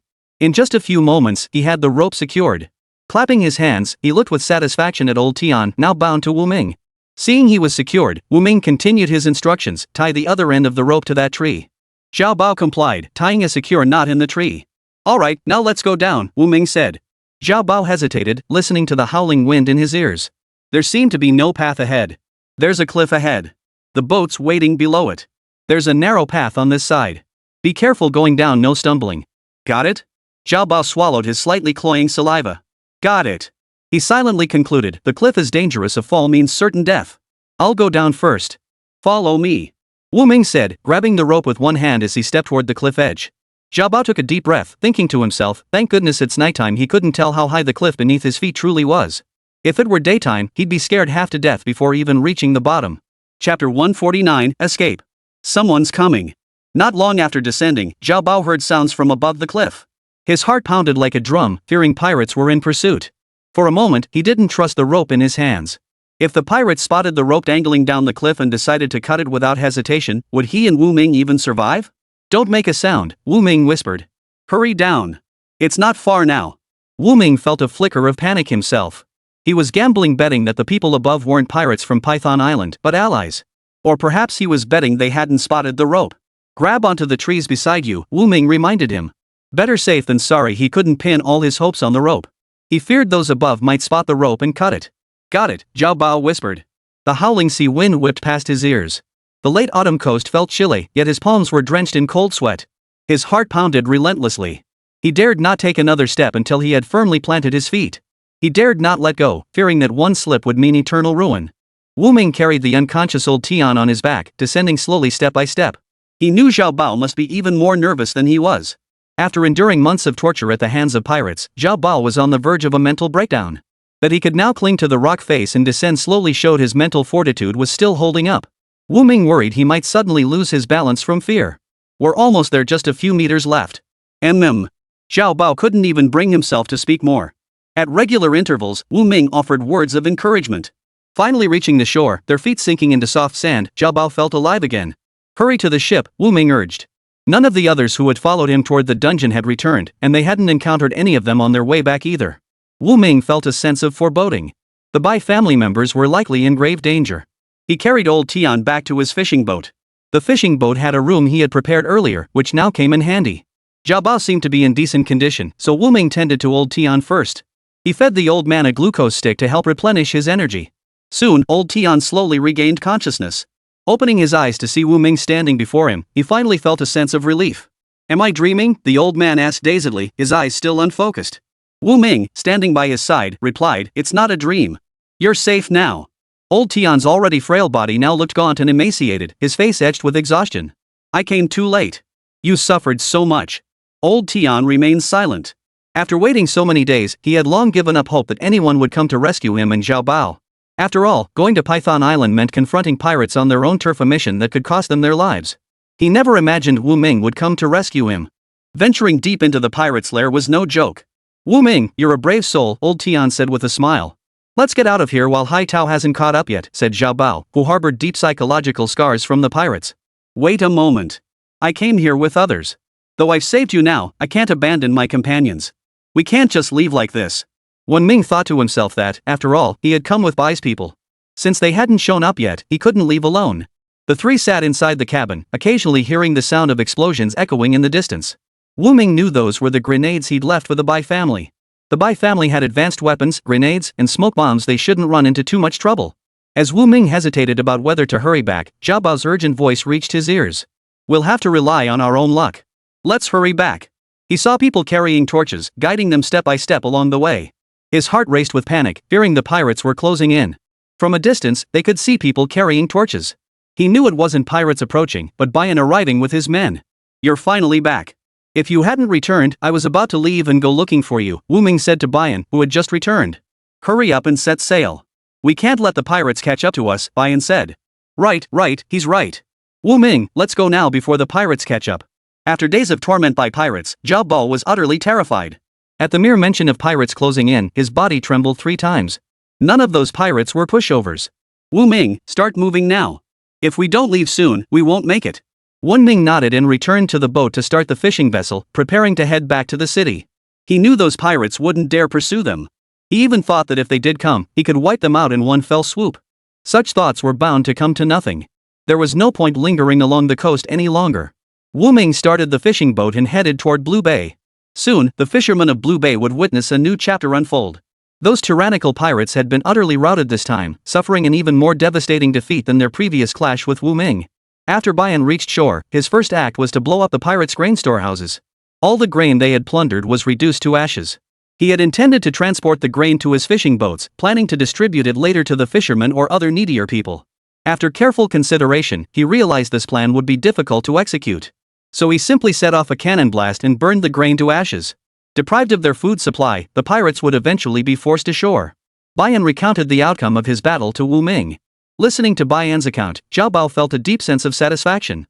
The pirates who had humiliated him had finally received their just punishment. The only question was whether these pirates would return in the future. Wu Ming thought to himself that he would visit Python Island, the pirates' stronghold, tomorrow. He needed to see if the pirates had truly been driven away. Only when the pirates had completely left Python Island could they fishermen venture out to sea safely. I took care of the pirates on Python Island for you. Don't forget our agreement, Bayan reminded Wu Ming. I know I haven't forgotten, Wu Ming replied. Alright. Once I return tomorrow, I'll discuss this matter with the village party secretary. These fishermen could join the Bai family, but the conditions for joining the Bai family differed from those of the neighboring village. They would strive to secure the rightful benefits for their own villagers as much as possible. Unlike the fishermen from the neighboring village, who were tightly controlled by the Bai family. With that promise, I can rest easy, Bayan said. He had previously worried Wu Ming might turn on him. Chapter 150, The Hero of Blue Bay. As the eastern sky began to lighten, Wu Ming steered the victorious fishing boat back to Blue Bay Harbor. His entire operation had been conducted in strict secrecy. Only Bayan knew, the others were unaware. Wu Ming's brand new fishing boat appeared at the pier, followed by Zhao Bao and Old Tian. Their arrival immediately drew a crowd of villagers. Everyone approached with concern to ask about their situation. Seeing the emaciated Old Tian, they instantly understood the torment they must have endured after being captured by pirates. Even the usually sturdy Zhao Bao looked noticeably thinner. Zhao Bao, how did you two make it back? The villagers asked with concern. It's all thanks to Wu Ming. He risked his life to go to the island and rescue me and Old Tian. Zhao Bao stepped forward and told the crowd. His life had been saved by Wu Ming. Earlier, when he and his father encountered a storm at sea, Wu Ming happened to be passing by and decisively pulled him from the water. Now Wu Ming had rescued him from pirates once more, and Zhao Bao's heart overflowed with gratitude. Your mother has been nearly crying herself to death at home these past few days. You should hurry back. Zhao Bao's heart instantly tightened. His mother cherished him above all else, treating him like a precious treasure she feared might break if held too tightly or melt if held too gently. Even at his age, she still personally handled every detail of his affairs, managing everything for him. Learning he'd been captured by pirates must have broken her heart. Zhao Bao decided that before heading home, he must at least inform Wu Ming first. He turned to Wu Ming and said, Wu Ming, thank you for saving my life. I'll head home now. I'll bring gifts to thank you properly when I visit. No need for gifts. Just hurry home, your parents are waiting for you. In truth, early that morning, Lu Lifan had wanted to go to the docks to look around, but Zhao Gowen had stopped her. Zhao Gowen feared that if Lu Lifan came to the pier, she might lose control and clash with others again. Ever since learning her son had been captured by pirates, Lu Lifan's emotions had been unstable, and she frequently clashed with villagers. Lately, Zhao Gowen had been either apologizing to people or on his way to apologize. He was utterly exhausted by Lu Lifan's torment. He was also suffering deeply over his son's fate, dreading the thought of enduring the pain of losing his child at his advanced age. Nothing in this world was more heartbreaking than a child burying their parent. He dared not imagine what would happen if the pirates harmed Zhao Bao. How could he possibly live out the rest of his life? Zhao Gowen was trying to soothe Lu Lifan. Don't worry, he pleaded earnestly with Lu Lifan. Our son is resilient. Good people are protected by heaven. He'll definitely come back. These days, his mouth was practically parched from repeating the same words. But with no word for so long, my heart is torn apart. Wu Ming said he'd go rescue them, yet there's been no sign of him. I think he's just greedy and cowardly. He doesn't want to go. You can't speak of Wu Ming like that. Seeing Zhao Gowen contradicting her only made Lu Lifan angrier. But I'm right. If Wu Ming hadn't offended those pirates on Python Island, why would they kidnap my son? At the end of the day, this is all Wu Ming's fault. Just then, Zhao Bao overheard his mother's complaints from the doorway. He only caught part of it. Realizing his mother was blaming Wu Ming, he hurried home in a rush. Mom, you can't speak ill of Wu Ming like that. If it weren't for him, I wouldn't have been able to come back. Lu Lifan seemed to hear her son's voice in a daze. Her back was turned to the door, so she didn't see her son appear in the doorway. She clutched Zhao Guowen's hand tightly. Am I hallucinating? I just thought I heard my son's voice. Tears welled in Zhao Guowen's eyes. It's not an illusion. Look behind you, our son has returned. Their only biological son had returned. They had truly feared losing their only heir. They feared their future would be shrouded in endless darkness. Lu Lifan turned and saw Zhao Bao, who had lost a great deal of weight. She stumbled forward, throwing herself into Zhao Bao's arms. My son, you've nearly killed your mother with worry, Lu Lifang wept bitterly. The moment she learned her son had been captured by pirates, her world had collapsed. Today, that shattered sky had finally cleared once more. Son, let me see you. Are you hurt anywhere? How did those pirates treat you? Zhao Bao didn't particularly want to recall the events on Python Island. But when his mother asked with such concern, he endured the mental discomfort and patiently recounted the events on Python Island. Zhao Guowen and Lu Lifan listened quietly as their son finished recounting the events on Python Island. Finally, they fell silent, their eyes filled only with heartache. Their precious son, whom they cherished like the palm of their hand, had endured such horrific suffering on Python Island. Those pirates were utterly despicable. Mom, Dad, please don't cry. I'm back safe and sound, aren't I? But you've lost weight, Lu Lifang said, clutching Zhao Bao's hand. It's okay to be a little thinner. I'll eat more and gain weight soon. After talking with his parents for so long, Zhao Bao felt utterly exhausted. He hadn't eaten or slept well these past days. After returning to Blue Bay with Wu Ming, trembling with fear, his body had reached its limit. If not for that chocolate-like thing Wu Ming had given him, he wouldn't have lasted this long. Mom and Dad, I'm exhausted. Can I rest for a bit first? After saying this, Zhao Bao realized he needed to address the gnawing in his stomach first. His stomach growled at the worst possible moment. Son, you must be hungry. I'll make something for you right away. A smile spread across Lu Lifan's face as she turned toward the kitchen to prepare food. These past days, she had missed her son deeply. The house hadn't been cleaned. There was hardly anything to eat in the kitchen. She'd been drifting through life in a daze.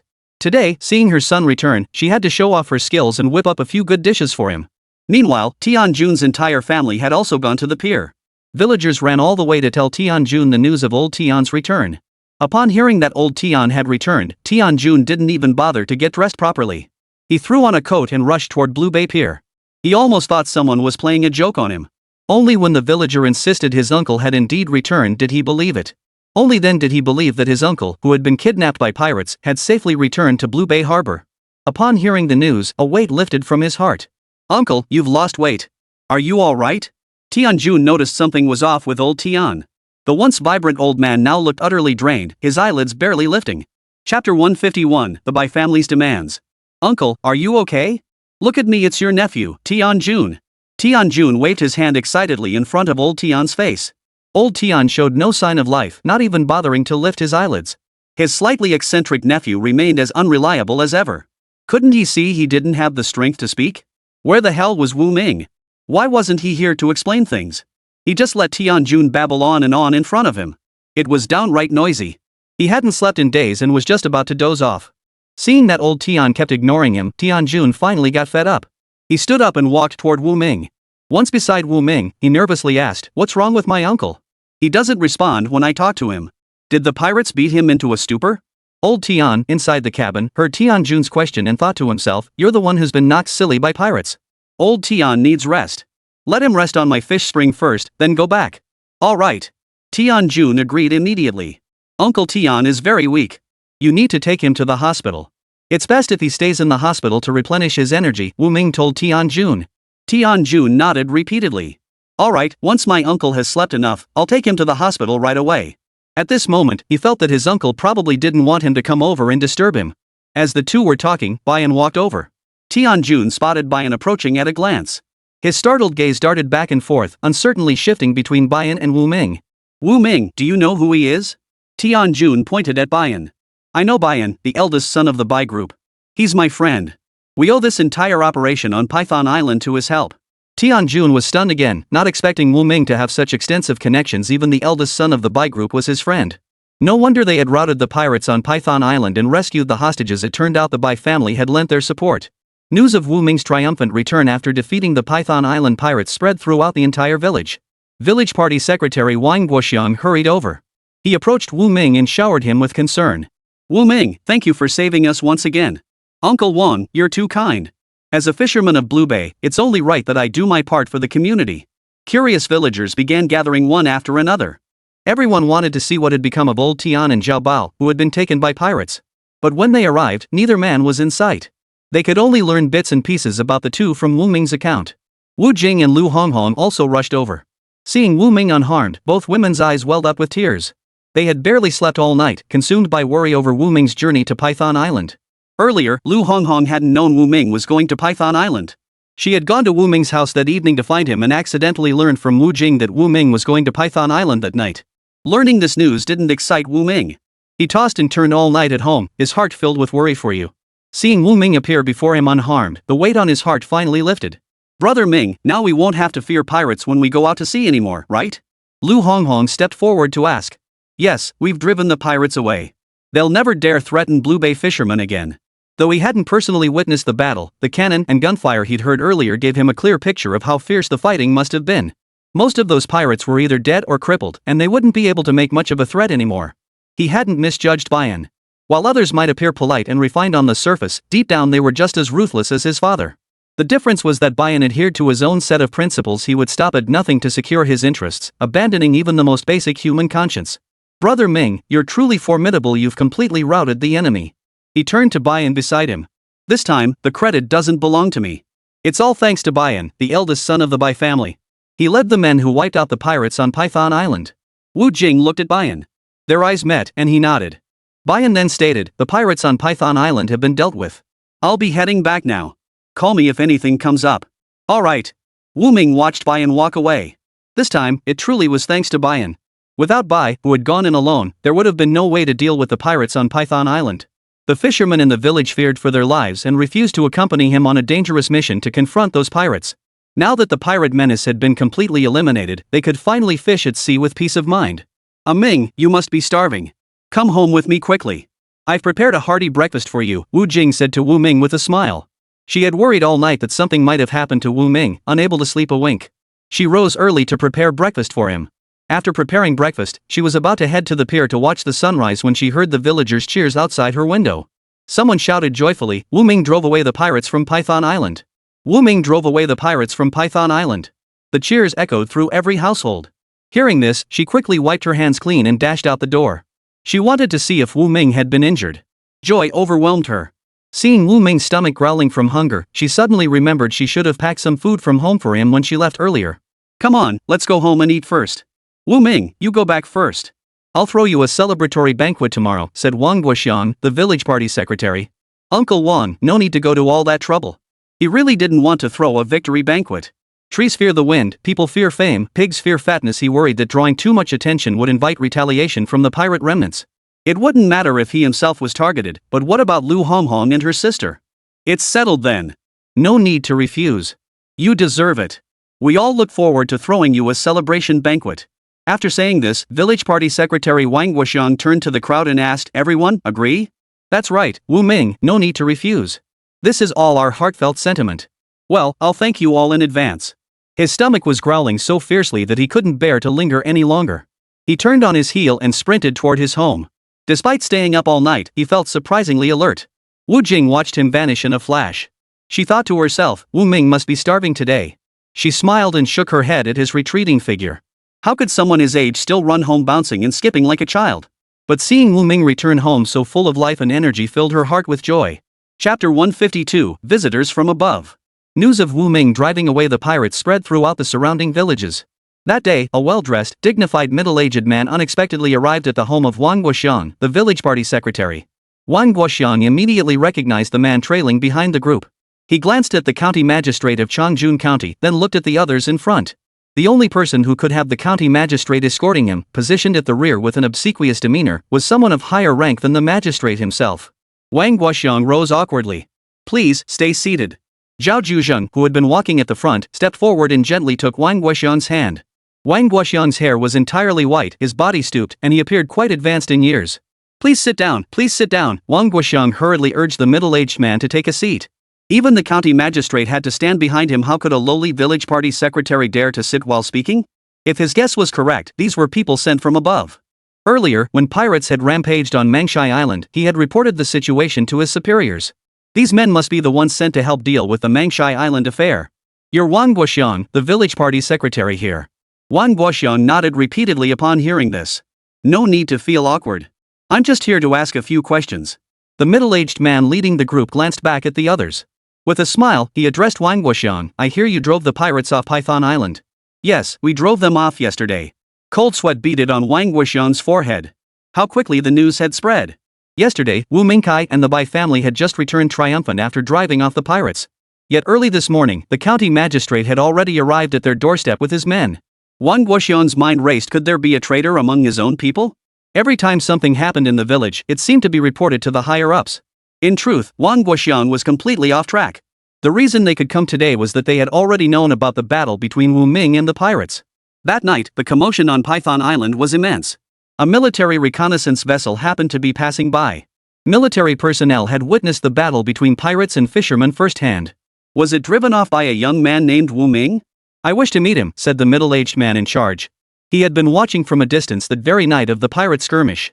The commotion on the island was immense, far too massive to be caused by ordinary muskets.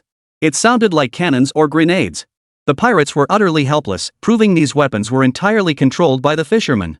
Because the fishermen possessed advanced weaponry, they easily drove off the battle-hardened pirates. Otherwise, he couldn't fathom how a group of untrained, disorganized ordinary fishermen could defeat such disciplined, fearsome pirates. All right, I'll call him over right away, Wang Guoxiang said repeatedly. The middle-aged man shook his head. No need. I'll go find him myself. Just lead the way. Wang Guoxiang responded and walked ahead, leading the others. The group walked along winding paths up a small hill until they reached Wu Ming's home, nestled on the hillside. Wu Ming hadn't left home today and was leisurely helping his family sun dry sea fish by the door. He looked up and saw several strangers, including Wang Guoxiang, entering his courtyard. Ah Ming, these gentlemen are officials from the county seat. They specifically requested to see you. Wu Ming looked up and nodded calmly. He had anticipated attracting their attention when he used his weapon and had already prepared his response. Please come inside and sit down. Wu Ming ushered them inside and served each a cup of tea. Only then did he sit down calmly. You're Wu Ming?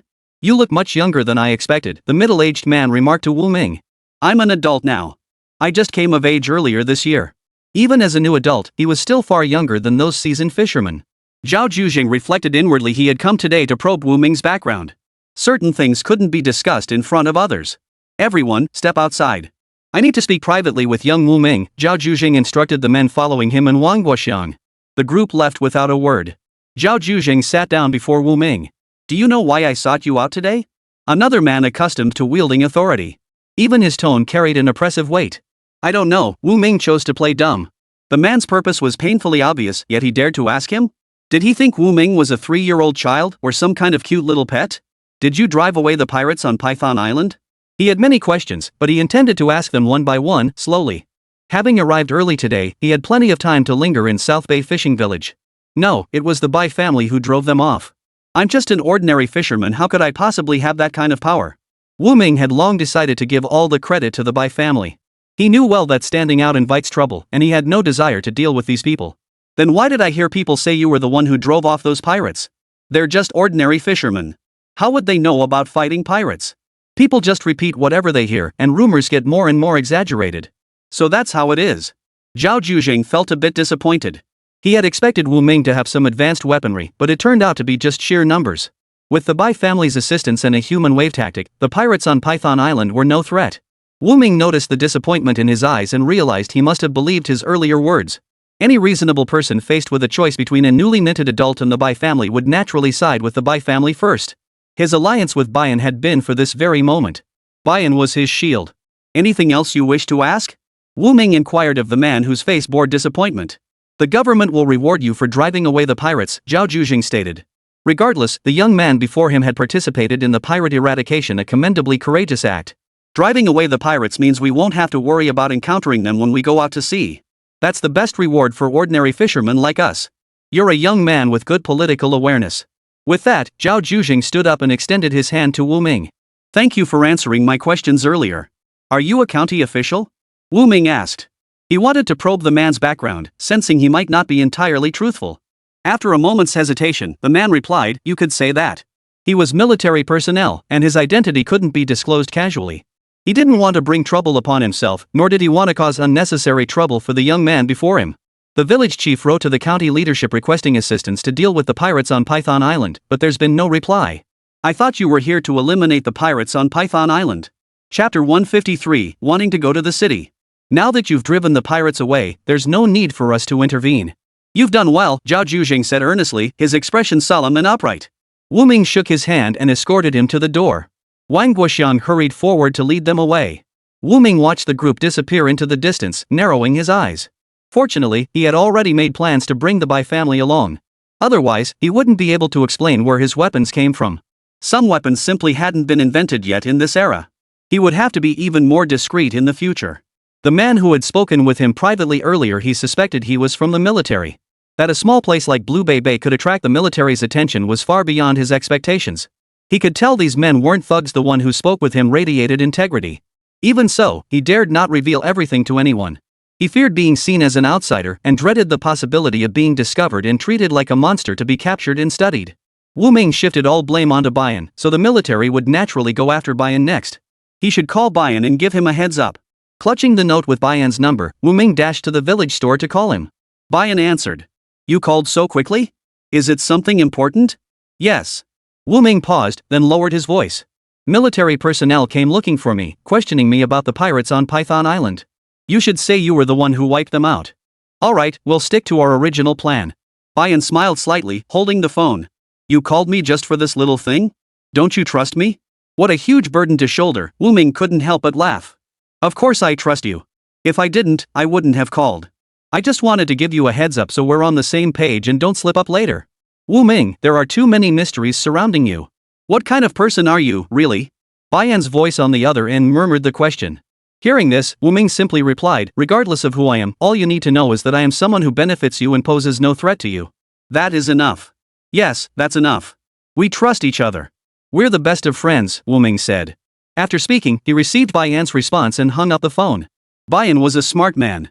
He knew what to do. Establishing connections with the military was a good thing for the Bai family, and especially for Bayan, it was a tremendous opportunity. Bayan would certainly make the most of this opportunity. Wu Ming returned to the dock, thinking to himself that he must carefully conceal the weapons on the fishing boat. At the very least, they must remain hidden from view. He had already drawn the military's attention and didn't want the weapons on the fishing boat to cause any more unnecessary trouble. Wu Ming, whenever you head out fishing, remember to give me a shout. Don't forget to call me too. The others greeted Wu Ming with smiles. With the pirates driven off the sea, they now all hope to go fishing with Wu Ming again. Going out alone meant not only feeling unsafe, but also no guarantee of a catch. The day after tomorrow, Wu Ming replied. Zhou Wen asked, the weather looks great tomorrow too. Why not go then? I need to go into town tomorrow, Wu Ming explained. Hearing Wu Ming was heading into town, a flicker of excitement lit up Zhou Wen's otherwise listless face. Wu Ming met his gaze and instantly understood what Zhou Wen was scheming. Don't even look at me. Don't even think about it, Wu Ming said. He figured Zhou Wen hadn't been beaten hard enough last time and was already scheming to go find Bai Ying in town. Bai Ying was a high-class lady, the eldest daughter of the Bai family, not someone an ordinary fisherman like Zhou Wen could ever hope to have. Even if Bai Ying were willing, the elders of the Bai family would never approve of their relationship. More importantly, he felt Bai Ying had no romantic interest in Zhou Wen whatsoever. It was purely a one-sided crush on Zhou Wen's part. Wu Ming, I truly don't feel that way about him, Zhou Wen explained. You don't want to come with me to find Bai Ying in town? I was planning to take you along earlier. If you don't want to, then forget it. Wu Ming's face held a smile. I do. I want to. As soon as Zhou Wen finished speaking, Wu Ming's brow furrowed. He was so transparent his true feelings were revealed with the slightest probe. Didn't you just say you didn't mean it that way? How come in the blink of an eye, you're thinking about going to find Bai Ying? Wu Ming paused, then continued, you and Bai Ying are from two different worlds. If you really want to be with Bai Ying, you need to make yourself worthy of her first. He paused again before adding, you also need to confirm with Bai Ying whether she likes you. If she doesn't, it's perfectly fine to have a one-sided crush. She said she likes me. She was very clear about it. Wu Ming froze, thinking, how could someone like Bai Ying possibly like a penniless kid like Zhou Wen? Zhou Wen wasn't particularly handsome. Years of fishing at sea had tanned his young face to a deep, dark hue, making him look much older than his peers. How did she say it? Can you describe the situation to me? If it says you say, and she truly likes you, I'll take you to the city tomorrow. I treated her to dinner that day. I asked if she was happy with me. She said yes. Then I asked if she liked me. She said she did, and that she saw traces of Bayan in me. Though Bayan had someone named Bayan in her heart, it didn't stop him from liking her. Do you know who Bayan is to her? Probably her lover. Ming shot Zhou a glare, thinking love-struck fools were beyond redemption. Bayan has the surname Bai, and Bayan has the surname Bai too. They're siblings. What Bayan meant was that she sees you as her own brother. Worried Zhou hadn't given up hope completely. I'll take you to meet Bayan tomorrow. You can talk to her yourself. Zhou's eyes dimmed for a moment. Did she give you her contact information too? Was that really the point? What else? Bayan gave me, Lu Honghon, and Professor Zhao her contact info that day on the fishing boat. We all have her phone number. You didn't think you were the only one with her contact details, did you? Zhou opened his mouth but no words came out. He had believed Bayan had given only him her number, convinced he held a special place in her heart. It turned out to be nothing but his own unrequited love. His heart sank. Still, he refused to accept it. He wanted to confront Bayan himself. Chapter 154, Entrusting a Friend. Ming, I still want to go with you to see Bayan. Zhou's eyes were resolute. Even if it was a one-sided crush, he needed to get to the bottom of things. All right. Ming agreed immediately. He deeply admired Zhou's courage to love and hate with such intensity. No matter how outstanding the other person was, no matter if they might reject him outright, he was going to give it a shot. He himself lacked that kind of courage. If he felt he wasn't worthy of someone, he wouldn't make a move. He knew when to hold back. Ming returned to the fishing boat and concealed all the weapons aboard. He would only retrieve them when the need arose. With no troublesome pirates on the sea now, the cannons served little purpose. On, come help me out. Ming stood at the bow and waved to Zhou on the neighboring fishing boat. Zhou dashed over. What's up? Give me a hand. Help me stow the cannon in the lowest hold, Ming instructed. It's fine up here. Why suddenly move it down below? Worried someone might steal it, Ming explained casually. Zhou listened and found it quite reasonable. The cannon was made entirely of iron, heavy as hell. Selling it for scrap metal could fetch a pretty penny. Plus, if someone with bad intentions got their hands on it and used it for something nefarious, Ming wouldn't be able to distance himself from the trouble. After much deliberation, they agreed that locking it away was the safest option. Working together, the two men hauled the cannon into the ship's hold. Hiding all four cannons left them both exhausted. Ming clapped his hands. Now that the pirates are gone, I won't need these cannons anymore. We'll all be safe from now on. Should we move the machine guns in the back? Zhou asked. No need. It's safer to leave it.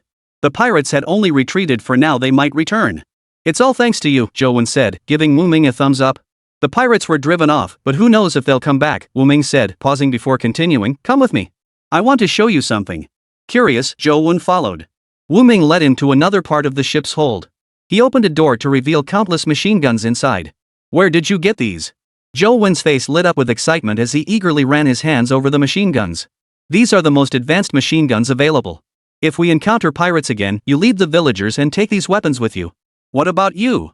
Zhou asked. Hard to say. I might not be around then, Ming replied. He and Bayan had a plan. They intended to set up a factory. From now on, his trips out to sea with the fishermen would gradually decrease. He had more important matters to attend to. All right. Zhou immediately understood and nodded earnestly. A man like Ming wouldn't stay in Blue Bay forever. He had greater ambitions. Ming was different from the others, he'd seen it long ago. Ming, you're truly my best brother. Zhou patted Ming's shoulder excitedly. Ming watched his overly excited reaction. For now, only the two of us know about this. I trust only you. You absolutely mustn't let anyone else find out. If this gets out, it'll have huge repercussions for both our families. Rest assured, I'll keep this buried deep inside. No matter what, I won't say a word. He knew deep down that revealing this secret would benefit no one. Right.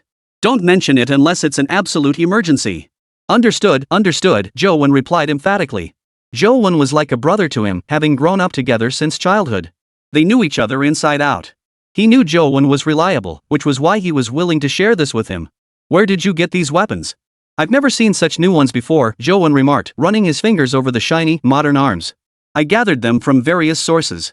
They look new to you because I polished them, but they're actually all old, Ming told a small lie. Hearing this, Zhou was instantly impressed by Ming. Most people couldn't gather this many weapons. Ming, how did you become so skilled? If I were as capable as you, my parents wouldn't have to worry about me.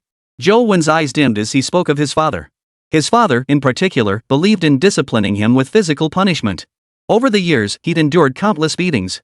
He was an adult now, not a toddler. When his father wanted to beat him, he didn't care if anyone was around, he'd just grab a stick and start hitting. He didn't know where to put his face. He always felt a deep sense of injustice. Your parents have high hopes for you. That's why they worry. I can tell they care deeply about you. I really envy you having parents like that. Unlike him, he hadn't lived with his parents in either of his 2 lifetimes. At least in this life, he had a sister to rely on. What's there to envy? Look how much my dad likes you. He's always talking about you. Why don't you just adopt him as your dad? Wu Ming chuckled. Typical Zhou Wen. It sounded like a child throwing a tantrum. If it weren't for Zhou Wen's unwavering reliability in crucial matters, Wu Ming wouldn't dare mention the large cache of weapons stashed in the ship's hold. Let's go. We should talk outside. It's stuffy in here. Wu Ming found the bottom of the cabin unbearably stuffy. With that, the two stepped out of the hold. Stepping outside, Zhou Wen gazed at the world beyond. Do you think I'll end up like my dad, fishing for the rest of my life? He didn't want to spend his entire life as a fisherman, living a life with no hope, where he could see the horizon in one glance. That depends on how you think about it. You could go live in the city, live the life you want. What kind of life do you want? Wu Ming asked. What kind of life do I want? Zhou Wen murmured. Before Wu Ming asked him that question, he had never once considered what kind of life he wanted. He drifted through each day, doing whatever his parents told him to do. If one day he suddenly refused to live this life anymore, and told his parents he wanted to move to the city, they'd probably beat him to death. I've never thought about this question. Well, now you can start thinking about it, Wu Ming said. Zhou Wen looked up, suddenly curious about what kind of life Wu Ming envisioned for himself. What about you?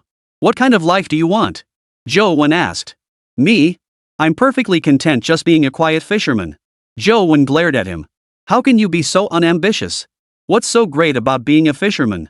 Trapped in a small fishing village for your entire life, are you really content with that? I'm not content for you. Wu Ming smiled. I never went to school. I barely know a few characters. Being a fisherman in the village seems fine to me. Life is peaceful and carefree. Only with age does one understand that the greatest pleasure in life is simple, quiet joy. Chapter 155, Visiting the City. In youth, one always dreams of venturing out into the world, unaware that the most beautiful scenery lies right beside them. A simple, unadorned life is actually quite wonderful. I think things are just fine the way they are now, Wu Ming said. Do you genuinely think it's fine, or are you just pretending? Wu Ming replied, Of course I do. Look at me, I'm always smiling. Zhou Wen nodded, recalling the days when Wu Ming had been bullied by He Limin. Back then, Wu Ming had been gloomy and unhappy. After they split up and fell out, He Limin ended up behind bars, and Wu Ming transformed into a sunny, cheerful person. It was from that point onward that Wu Ming's personality seemed to transform entirely. It turned out that distance from certain people could truly alter one's character. Suddenly, a thought struck Zhou Wen. If he left home and his parents, would he become happier too? No, if he left, his mother would be heartbroken. The moment he imagined his mother grieving over his departure, the fleeting thought vanished instantly. He couldn't leave home. His father's health was deteriorating day by day. He had to shoulder the responsibilities of the family, treat his mother well, and be filial to her. With this realization, Zhou Wen gazed at the distant scenery and suddenly found the sun sinking gradually below the horizon quite beautiful. It was just that in the past, they always returned from fishing at this hour, never having the leisure to gaze at the sea scenery. It wasn't that beauty didn't surround him, he'd simply been too busy rushing about to notice it. It's almost dark. Let's head back, Wu Ming said. Zhou Wen rose, and the two walked side by side toward home. At the crossroads, they parted ways. They agreed to meet at the village entrance tomorrow. After returning home and having dinner, Wu Ming went to bed early. He needed to catch the earliest bus to the city tomorrow. He needed to meet Bayan before he left for work. The next day, early morning, Zhou Wen was already waiting at the village entrance. Wu Ming walked toward him through the morning mist. I was just wondering whether to come find you at your place, Zhou Wen said. No need for that. I promised I'd catch the earliest bus. The two walked toward the main road as they spoke. Has the first bus passed yet? No. I've been here over 10 minutes and haven't seen it pass. Wu Ming glanced at the time on his wristwatch. The first bus should be arriving soon. They didn't wait long before spotting a boxy, old-fashioned bus approaching them. This area was relatively developed, with roads in decent condition, though there were still some potholes here and there. Ming, once we get to the city, should we go straight to find Baiying? Zhou Wen asked excitedly. He hadn't seen Baiying in a very long time. He tried hard not to think about her, not to dwell on this hopeless romance, but deep down, he missed her terribly. Deep down, he even harbored a stubborn desire to sneak off and see Baiying. He'd managed to pry the Bai family's address out of Bai Xinghua, intending to visit Baiying. The moment this thought arose, Wu Ming announced he'd take him to the city. And to see Bai Ying, no less. His mood instantly soared. Last night, he'd been so excited he hadn't slept a wink. Even now, sleepiness held no sway over him, only the palpable thrill of imminent reunion with Bai Ying. We'll go to the Bai residence first. When we meet Bai Ying, be polite. I'm afraid her brother might beat you up. I know, don't worry. I'll definitely listen to you and won't cause you any trouble, Zhou Wen replied. Wu Ming looked at him. It's not about trouble for me. I'm worried you'll cause trouble for Bai Ying. Her father is extremely strict with his children. If he finds out about your special relationship with Bai Ying, she'll be punished. The mention of a strict father brought a vivid image to Zhou Wen's mind. He too had a father who was extremely strict with him. He could genuinely empathize with Bai Ying's situation. The thought of that fragile girl enduring her father's beatings made his heart ache. Wu Ming, is Bai Ying having a hard time at home? Every time Bai Ying ate with him, she would earnestly say the food was delicious, looking genuinely touched. If she hadn't been treated poorly at home, how could she possibly look that way? The thought made Zhou Wen's heart clench. That absurd notion surfaced again. He wanted to be with Bai Ying, to rescue her from that unhappy family. Bai Ying is the eldest daughter of the Bai family. Even if she's unhappy, she's still 1,000 times better off than ordinary people like us. Don't judge wealthy families based on your own limited perspective. Wealth doesn't guarantee happiness, Zhou Wen insisted stubbornly. Wu Ming frowned, studying him intently. Did Bai Ying tell you she's unhappy? After hearing Wu Ming's words, Zhou Wen fell silent for a moment. No, she hasn't. Exactly. Wu Ming smiled at Zhou Wen. You can't even imagine the kind of happiness the wealthy experience. As if you're rich yourself, Zhou Wen rolled his eyes at Wu Ming. Wu Ming chuckled but said nothing. In his previous life, he'd done reasonably well for himself and had the opportunity to rub shoulders with the wealthy. For those wealthy individuals, a single fishing trip at sea could cost 40 or 50 million yuan. They'd charter a boat, rent out an entire island, and set up hotels, all adding up to over 100 million yuan. Ordinary people couldn't fathom how a single fishing trip could cost so much. As they chatted, they reached their stop. The bus only went as far as the main road. To reach the Bai family, they'd have to hail a taxi. Wu Ming hailed a blue and white Shanghai city taxi. To the Bai family estate, Wu Ming instructed. The Bai family estate had become such a landmark that he didn't need to say anything further. The drivers would take him there without question. Is that all? Zhou Wen asked. What do you mean, is that all? Wu Ming countered. You don't need to give any other address? Just saying Bai family estate is enough for the driver to find it? Before Wu Ming could respond, the driver interjected. Young man, you probably don't know, but the Bai family is a century-old clan. All us drivers know it.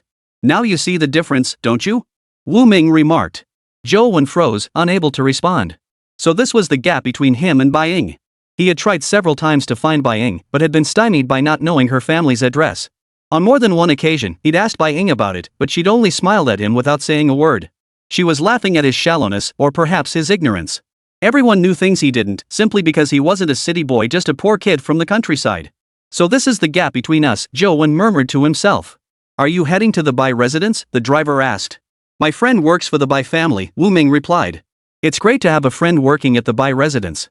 I'd love to visit too, but they don't allow outsiders inside, the driver remarked regretfully. Chapter 156, Visiting the Bai family. Zhou Wen was so shocked he couldn't utter a word. In their rural hometown, everyone's front doors stood wide open, anyone could walk right in. Bai Ying was different from them, even her home wasn't somewhere ordinary people could just walk into. Wu Ming glanced at the silent Zhou Wen. It was time to let him understand the harsh reality, to make him see clearly that he and Bai Ying belonged to two different worlds. Zhou Wen was far too naive, unlike him, whose soul felt ancient. He was utterly pragmatic. Even if Bai Ying and Zhou Wen shared a fleeting connection now, he believed their relationship would eventually fracture under the weight of their irreconcilable differences, leading them to part ways. Someone accustomed to a life of affluence suddenly plunged into destitution. No matter how long it lasted, they simply couldn't adjust. Everyone follows their own life path, it cannot be forced. Wu Ming, so this is the gap between her and me, Zhou Wen thought, his eyes filled with disappointment. He had believed that through his own efforts, he could one day bridge the gap between himself and Bai Ying. Zhou Wen remained silent. This was just the beginning, an even greater gap awaited them. We're at the Bai residence, the driver announced as he pulled over. Wu Ming paid the fare and pulled Zhou Wen out of the car. This is Bai Ying's home? Zhou Wen stood there, dumbstruck.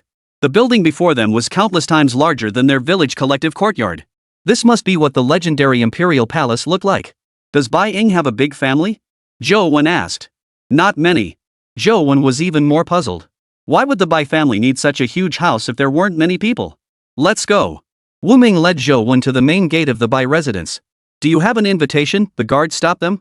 Wu Ming produced the token proving Bai An's identity and handed it to the guard. The young master of your household instructed me to come. So you're the young master's distinguished guest. Please wait a moment. The young master is currently in the plum garden. I'll arrange for a vehicle to fetch you immediately. The guard respectfully returned the token to Wu Ming. Zhou Wen looked around. Even the small gatehouse was far nicer than his own home. It was just a few steps away. Why did they need a car to pick them up? Realizing that asking more questions would only make him seem ignorant, he chose to remain silent. He calmly observed Wu Ming, who seemed to understand everything. He gently tapped Wu Ming's arm. Leaning close to Wu Ming's ear, he whispered, "Why aren't you at all surprised they sent a car to pick us up? The Bai family is very wealthy. It's not strange for them to send a car. They were currently at the foot of the mountain. The plum garden mentioned by the gatekeeper must be at the summit. If they didn't take a car up, walking there would likely take them until nightfall. It's just one house up ahead. How big could it be?" Zhou Wen glanced at the palace-like structure before them, barely 100 meters away. Walking there wasn't impossible. Rich people just love to put on airs, Zhou Wen grumbled inwardly. Why call a car for such a short distance? Soon, the car arrived. After both men got in, the car drove straight toward the mountaintop. Sitting inside, Zhou Wen watched the surrounding trees and the winding road climbing upward. He gradually realized just how ignorant his earlier grumbling had been. He looked at Wu Ming beside him, his face serene and utterly silent, and found himself at a loss for words. How could Wu Ming remain so composed? He must be putting on an act. At that moment, Wu Ming reflected inwardly, the Bai family truly lived up to its reputation as a century-old clan. Even amidst war, they had remained steadfast through their formidable cohesion of familial unity beyond the reach of ordinary families. The vehicle carried them forward, passing through an archway resembling a ceremonial gate before arriving at an elegant, classical-style building.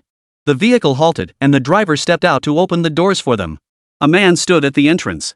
Spotting Wu Ming's arrival, he walked toward him. Noticing the young man accompanying Wu Ming, he cast a faint glance at Zhou Wen. He then addressed them both, "Our young master awaits inside. Please come in." Zhou Wen followed behind Wu Ming and whispered, "Have you been here before?" "No, this is my first time here." Zhou Wen felt curious. Wu Ming didn't look like someone visiting for the first time. The two followed the butler into the study. "Gentlemen, please come in." Wu Ming and Zhou Wen stepped inside the study. A large, redwood desk stood before them. Wu Ming couldn't help but inwardly marvel, money really does make a difference. The entire room was filled with antique solid wood furniture crafted from rare woods. Any single piece could easily be a collector's item. Zhou Wen discreetly surveyed the room's furnishings. He knew nothing about antiques, but seeing the towering bookshelves and the thick, sturdy desk, he couldn't help but feel a sense of grandeur. "And who might this gentleman be?" Bayan asked, turning to Zhou Wen. "This is my friend Zhou Wen, and also a friend of Bai Ying's," Wu Ming thought to himself, deciding to go the extra mile for his good buddy. "Is Bai Ying here? My friend would like to meet her." At those words, Bayan's brow furrowed almost imperceptibly. "You wish to see my sister? Unfortunately, she's just left for school." "She's still in school?" Zhou Wen was surprised. He had assumed Bai Ying, like them, no longer needed to attend school. It turned out she still had to go. Bai Ying was a college student, and he felt even more unworthy of her. Everything that had happened before had been nothing but his own foolish delusion. Noticing Zhou Wen's uneasy expression, Wu Ming turned to him and said, "Wen, I'd like to speak privately with young Master Bai. Please wait for me outside." Bayan summoned his butler and instructed him to take good care of Zhou Wen. Zhou Wen followed the butler out. Wu Ming and Bayan sat facing each other in the study. Wu Ming took the chair opposite Bayan. "Have they come looking for you? Who exactly are you referring to?" Bayan asked. Wu Ming's gaze was piercing as he stared intently at Bayan. "Who else could it be? I couldn't care less about your feuds with other families or your internal family struggles. My only concern is those people from the military." He didn't want to provoke the military and end up with unnecessary trouble. "They did," Bayan replied simply. When the military officials had come, things hadn't gone smoothly. They hadn't come for him first, but for his father. Upon learning he'd crossed military personnel, his father was furious and punished him severely. "Did they ask you any questions?" Wu Ming inquired. "The usual questions. They wanted details about our battle with the Python Island pirates. Seems they're quite interested in our weapons." Bayan paused before adding, "I told them we relied on human wave tactics, deploying large numbers to make the battle appear massive. In truth, we didn't use any advanced weaponry." Chapter 157, Discussing Cooperation. Wu Ming pressed, "Did they believe you?" Bayan smiled faintly. What if they didn't? He'd cleaned up the battlefield thoroughly. They couldn't find any evidence. He had dealt with those pirates thoroughly too. Every single one captured was sent straight to prison. Those pirates would never dare harass the fishermen again. He wouldn't let them serve less than 10 or 8 years in prison. Anything less would be an insult to the money and time he'd invested. He always handled matters cleanly and decisively, though not with his father's ruthlessness.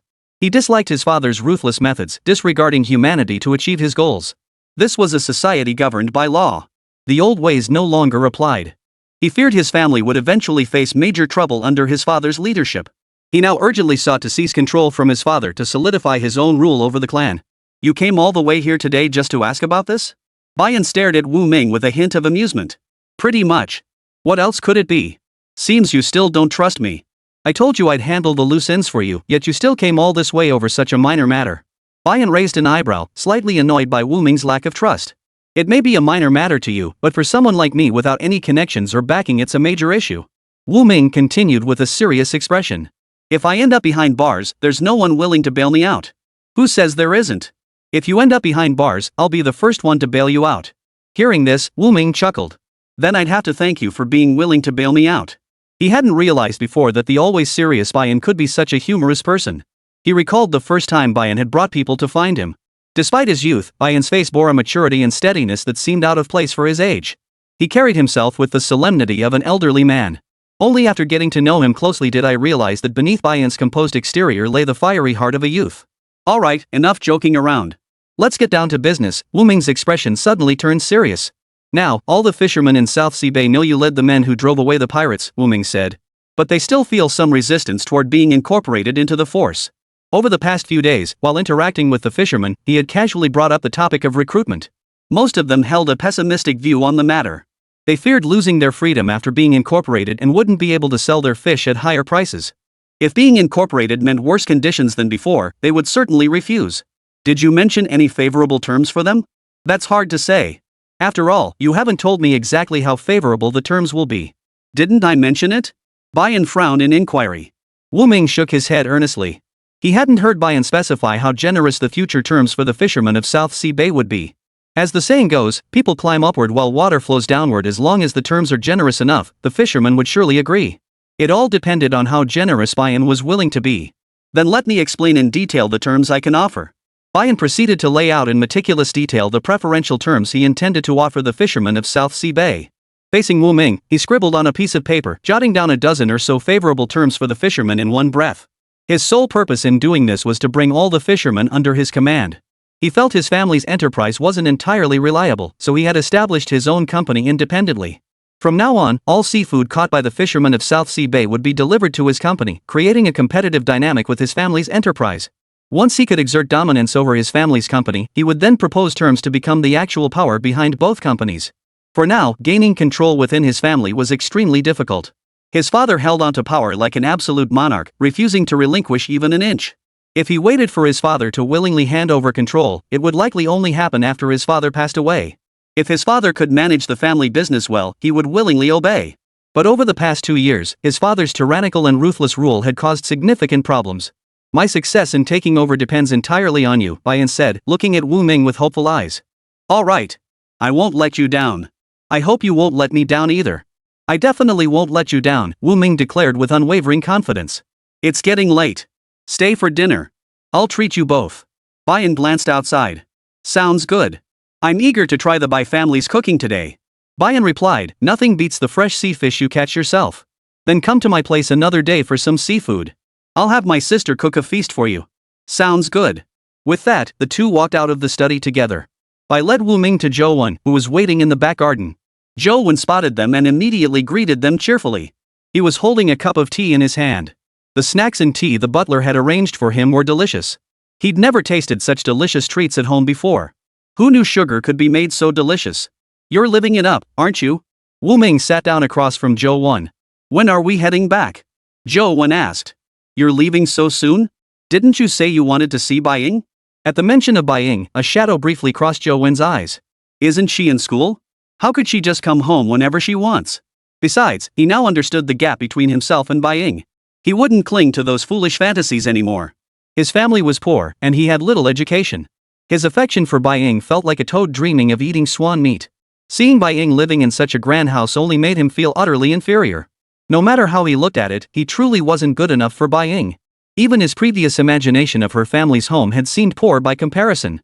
He'd assumed Bai Ying's house would be 2 or 3 times larger than his own, but it turned out to be like a palace. My sister loves going to South Bay. You'll get to meet her when she goes, Bayan told the two. Great. When Bai Ying has time off, you can come to our place with her. I'll have my sister cook something delicious for you, Wu Ming said with a smile. Chapter 158, Returning Home. We'll definitely come when we get the chance, Bayan said gracefully as he picked up the coffee the butler had brought over. Zhou Wen inhaled the aroma wafting over. What is that? It smells wonderful. Coffee. Would you like some? Bayan said, instructing the butler to bring coffee for Zhou Wen and Wu Ming. Moments later, the coffee arrived. Zhou Wen eagerly took his cup. He raised it to his lips and took a sip, mimicking Bayan's manner. Why is it so bitter? It tastes like medicine. He looked at Wu Ming and Bayan. How can you two drink something this bitter? He frowned and set the cup down. You can add more sugar, Wu Ming suggested to Zhou Wen. The coffee they were drinking already contained sugar, though it wasn't overly sweet. For Zhou Wen, who loved sweets, the coffee was far too bitter to be palatable. I'm not used to this. I'll pass. I think the tea is quite nice, and the pastries are delicious too. With that, Zhou Wen picked up the tea he had been drinking earlier. A servant replaced it with a fresh cup of tea and placed it before him. Sipping the fragrant tea, he no longer agonized over the gap between himself and Bai Ying. He knew he could never measure up to her. The three of them sat in the courtyard, sipping tea and chatting about fishing at sea, the fishermen's daily earnings, and their everyday lives. As Bayan listened to Wu Ming's account, plans began to form in his mind. He now understood exactly what he needed to do. In a few days, he would personally visit Blue Bay to establish cooperative relationships with all the fishermen there. After dinner at the Bai family's plum garden, Wu Ming and Zhou Wen were driven home by the Bai family's car. That day at the Bai residence had completely overturned Zhou Wen's perception of the wealthy. He learned there were many varieties of tea, some selling for thousands or even tens of thousands of yuan per pound. He had grown accustomed to plucking leaves from his own tea bushes, boiling water, tossing in the dried leaves, and drinking it after it cooled just as everyone else did. But the Bai family's steward told him that drinking tea this way stripped it of its original flavor, making it unpleasant. He had been drinking it this way for decades, and now they suddenly told him it was undrinkable. He couldn't understand it. All he knew was that he had to rise early every morning to go fishing. Hot tea burned his mouth, so lukewarm tea suited him best. Today's tea is scalding hot, Zhou Wen declared the moment he stepped off the car. Wu Ming smiled. Let it cool before drinking, Wu Ming advised. But the housekeeper said it won't taste good cold. I thought I've always drunk cold tea before, why wouldn't it taste good now? Did you think Bai's food was tasty today? The dishes were tasty, but those bowls were too small. Each one could only hold a tiny bit of rice like feeding a cat. I felt awkward after eating 3 bowls. Wu Ming glanced sideways at him. You didn't eat, did you? How could I possibly get full? Zhou Wen paused before continuing. Turns out dining with rich people is exhausting. Even the bowls they used to feed their cat at home were bigger than the rice bowls at the Bai household. Why didn't you say something? Just the 3 of us eating together, you could have asked them to get you a bigger bowl. I didn't dare ask. You didn't get a bigger bowl, so if I did, I'd look like a glutton. At the intersection, Zhou Wen turned back to Wu Ming. I'm heading home now. If I hurry, I might still catch a hot meal to fill my stomach. He really hadn't eaten his fill at the Bai household today. With those tiny bowls at the Bai household, he could easily polish off 10 bowls of rice in one sitting. Seeing Wu Ming eat only 3 bowls, he felt awkward continuing. Let's go fishing together tomorrow, Wu Ming called after Zhou Wen's retreating figure. All right. Zhou Wen waved back at Wu Ming. Wu Ming walked down the path leading to his home. His sister should be waiting for him at home. The lights were on inside, and the door stood ajar. He stepped into the house. Ming, why are you coming home so late? It's already dark outside. I went out to have dinner with friends before coming back. He had told Wu Jing before leaving that he would be home a bit later. But judging by his sister's expression, she must have been worried sick. Have you eaten? I saved some food for you in the pot. It's still warm. Wu Ming walked into the kitchen, lifted the pot lid, and caught the familiar aroma of home cooking. A smile touched his lips. Nothing compares to the food you make, sis. Zhou Wen said he hadn't eaten his fill at Bai Yan's house, and now that he smelled his sister's cooking, his stomach seemed to be growling again. He picked up a bowl and chopsticks, walked to the outer room, sat down in front of Wu Jing, and began eating. I was worried you might not like salty food, so I rinsed the kelp many times, Wu Jing said. Thank you, sister. Home cooking is always the best. After finishing his meal at home, Wu Ming washed up and settled into a peaceful sleep. Early the next morning, he brought gifts to visit Wang Guoxiang, the village party secretary. Bai Yan wanted to win over the hearts of the Blue Bay fishermen.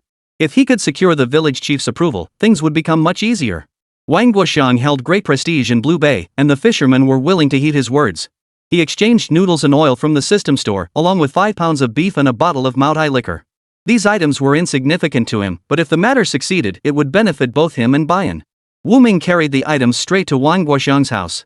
Upon arriving, he found Wang Guoxiang absent. Instead, he was greeted by Wang Guoxiang's youngest daughter, Xiang. Xiang was very warm and welcoming when she saw Wu Ming. My dad's gone to the docks. Would you like to wait here for a bit? He should be back soon. She warmly served him a cup of hot tea. I'll go find Uncle Wang at the docks, Wu Ming said, setting down his belongings. Brother Ming, you should take these things back. If I accept them, my dad will scold me when he gets home. It's fine. These are specifically for Uncle Wang. I'll go tell him myself at the dock. With that, Wu Ming stubbornly placed the gifts down and headed straight for the dock. Wang Guoxiang had gone to the pier early that morning, likely to buy fresh seafood. No one in Wang Guoxiang's family went out to sea to fish, so they usually bought fresh seafood from fishermen returning from the sea at the dock. Wu Ming arrived at the pier and spotted Wang Guoxiang from afar, fish in hand, deep in conversation with someone. He walked toward Wang Guoxiang. Spotting Wu Ming approaching, Wang Guoxiang smiled and greeted him. Wu Ming, you're just in time. Come take a look at this blue-spotted grouper I caught. Wang Guoxiang proudly showed off the fish he was holding. It's impressive. You don't often see a blue-spotted grouper this big, Wu Ming remarked. Yeah, Oldly got lucky today. He caught this monster out at sea and sold it to me. Wu Ming nodded and greeted Oldly. Some fishermen in Blue Bay also went out for night fishing. When the fishing is good, they can catch quite a haul in a single night. Uncle Wang, I need to talk to you about something. Let's walk and talk. Chapter 159, The Benefits of Cooperation. Wang Guoxiang nodded and followed Wu Ming as they walked and talked. He assumed Wu Ming was heading home, but as they walked, he realized Wu Ming was steering toward his own house. Uncle Wang, have you considered joining the Bai family? Wu Ming asked. Wang Guoxiang paused, then laughed. You're joking with me. I don't go out fishing anymore. Why would I join the Bai family? Besides, the Bai family doesn't accept just anyone. They only take those who benefit them. What I mean is, you could lead the fishermen of Blue Bay to join the Bai family. Wu Ming paused before continuing. To be precise, it's not about joining the Bai family itself, but joining Baiyan's newly established company. They'll purchase the fisherman's catch, and he only hopes to secure priority purchasing rights for Blue Bay fishermen in the future. Hearing this, Wang Guoxiang shot Wu Ming a startled glance, wondering if Wu Ming had been bought off by the Bai family. How much did the Bai family pay you? Wang Guoxiang asked bluntly. Wu Ming smiled faintly. If I said I got nothing, would you believe me? I believe that if we all want to prosper together, we need to find a reliable partner. Baiyan is an excellent choice. He's more humane than Bai Jingwei and won't mistreat the fishermen. We don't have to worry about him driving prices down too low. We can sign contracts with him. What do you think? The moment the words left his mouth, Wang Guoxiang realized he'd asked a pointless question. Wu Ming had come to persuade him to align with the Bai family, so naturally he favored the Bai family and supported everyone joining them. Uncle Wang, I'll be honest, I want to start a company too. If Baiyan and I partner up, all Blue Bay fishermen would hold shares in it. On the surface, we'd be working for the Bai family, but really, we'd be working for ourselves. What do you think? Hearing this, Wang Guoxiang grew visibly excited. His face lit up as he asked Wu Ming, are you serious? The Bai family is genuinely willing to give shares to every fisherman? Yes. But the shares wouldn't come from the Bai family, they'd come from Baiyan and me. We'd establish a new fish processing company. All we'd need to do is focus on fishing, supplying the company with a steady stream of fish. Baiyan would handle the sales and profits. That's possible. That's possible. Village Party Secretary Wang Guoxiang exclaimed repeatedly. From now on, the fishermen would be working for their own company, and each of them would be highly motivated. As they talked, they soon arrived at Wang Guoxiang's home. Xiang stepped forward and told Wang Guoxiang about Wu Ming bringing gifts. Wang Guoxiang looked at Wu Ming, his face breaking into a warm smile as he said politely, you've come all this way, why bring gifts? That's too formal. Uncle Wang, this is just a small token of my appreciation. I heard you enjoy drinking, and this Mao Tai wine is said to be excellent, so I specially brought it for you. But drinking alone isn't enough, it needs to be paired with beef jerky, right? Wang Guoxiang laughed heartily. He thought to himself that Wu Ming was quite the smooth operator, a master of social graces. It was just a pity he wasn't his son-in-law. He had intended to match Wu Ming with his youngest daughter, Xiang, but who knew Wu Ming would fall for Lu Honghong first? Now that the two were already engaged, he could only sigh with regret. Wu Ming, stay for lunch. Let's have a few drinks together, Wang Guoxiang said with a smile. Uncle Wang, I still need to go fishing later, so I won't be staying for lunch. With that, Wu Ming stood up to leave. Don't rush off just because I didn't invite you to stay for lunch. Stay a bit longer and chat with me, Wang Guoxiang urged. Uncle Wang, if you have something to say, please go ahead. Well, I just wanted to ask you, when will you get this company up and running? What exactly do you need me to do? Wang Guoxiang inquired. The company might take a while to get going, but we can start rallying the villagers and letting the fishermen know. Anyone who wants to join can join. If they don't want to, we won't force them. We won't pressure anyone. Wang Guoxiang took a drag on his cigarette. With such a great opportunity, anyone who doesn't want to join is just plain stupid. Wu Ming smiled but didn't respond. No matter what the situation, there would always be those who took a wait-and-see approach. He certainly wouldn't go out of his way to beg anyone. Those who wanted to join could join, those who didn't, well, that was fine too. He wasn't going to force anyone to join. Uncle Wang, how many people join depends entirely on you. Wang Guoxiang chuckled. His talent for persuasion was unmatched in the village. Wu Ming's matter was entirely in his capable hands. After making his promise to Wu Ming, Wang Guoxiang personally walked into the door.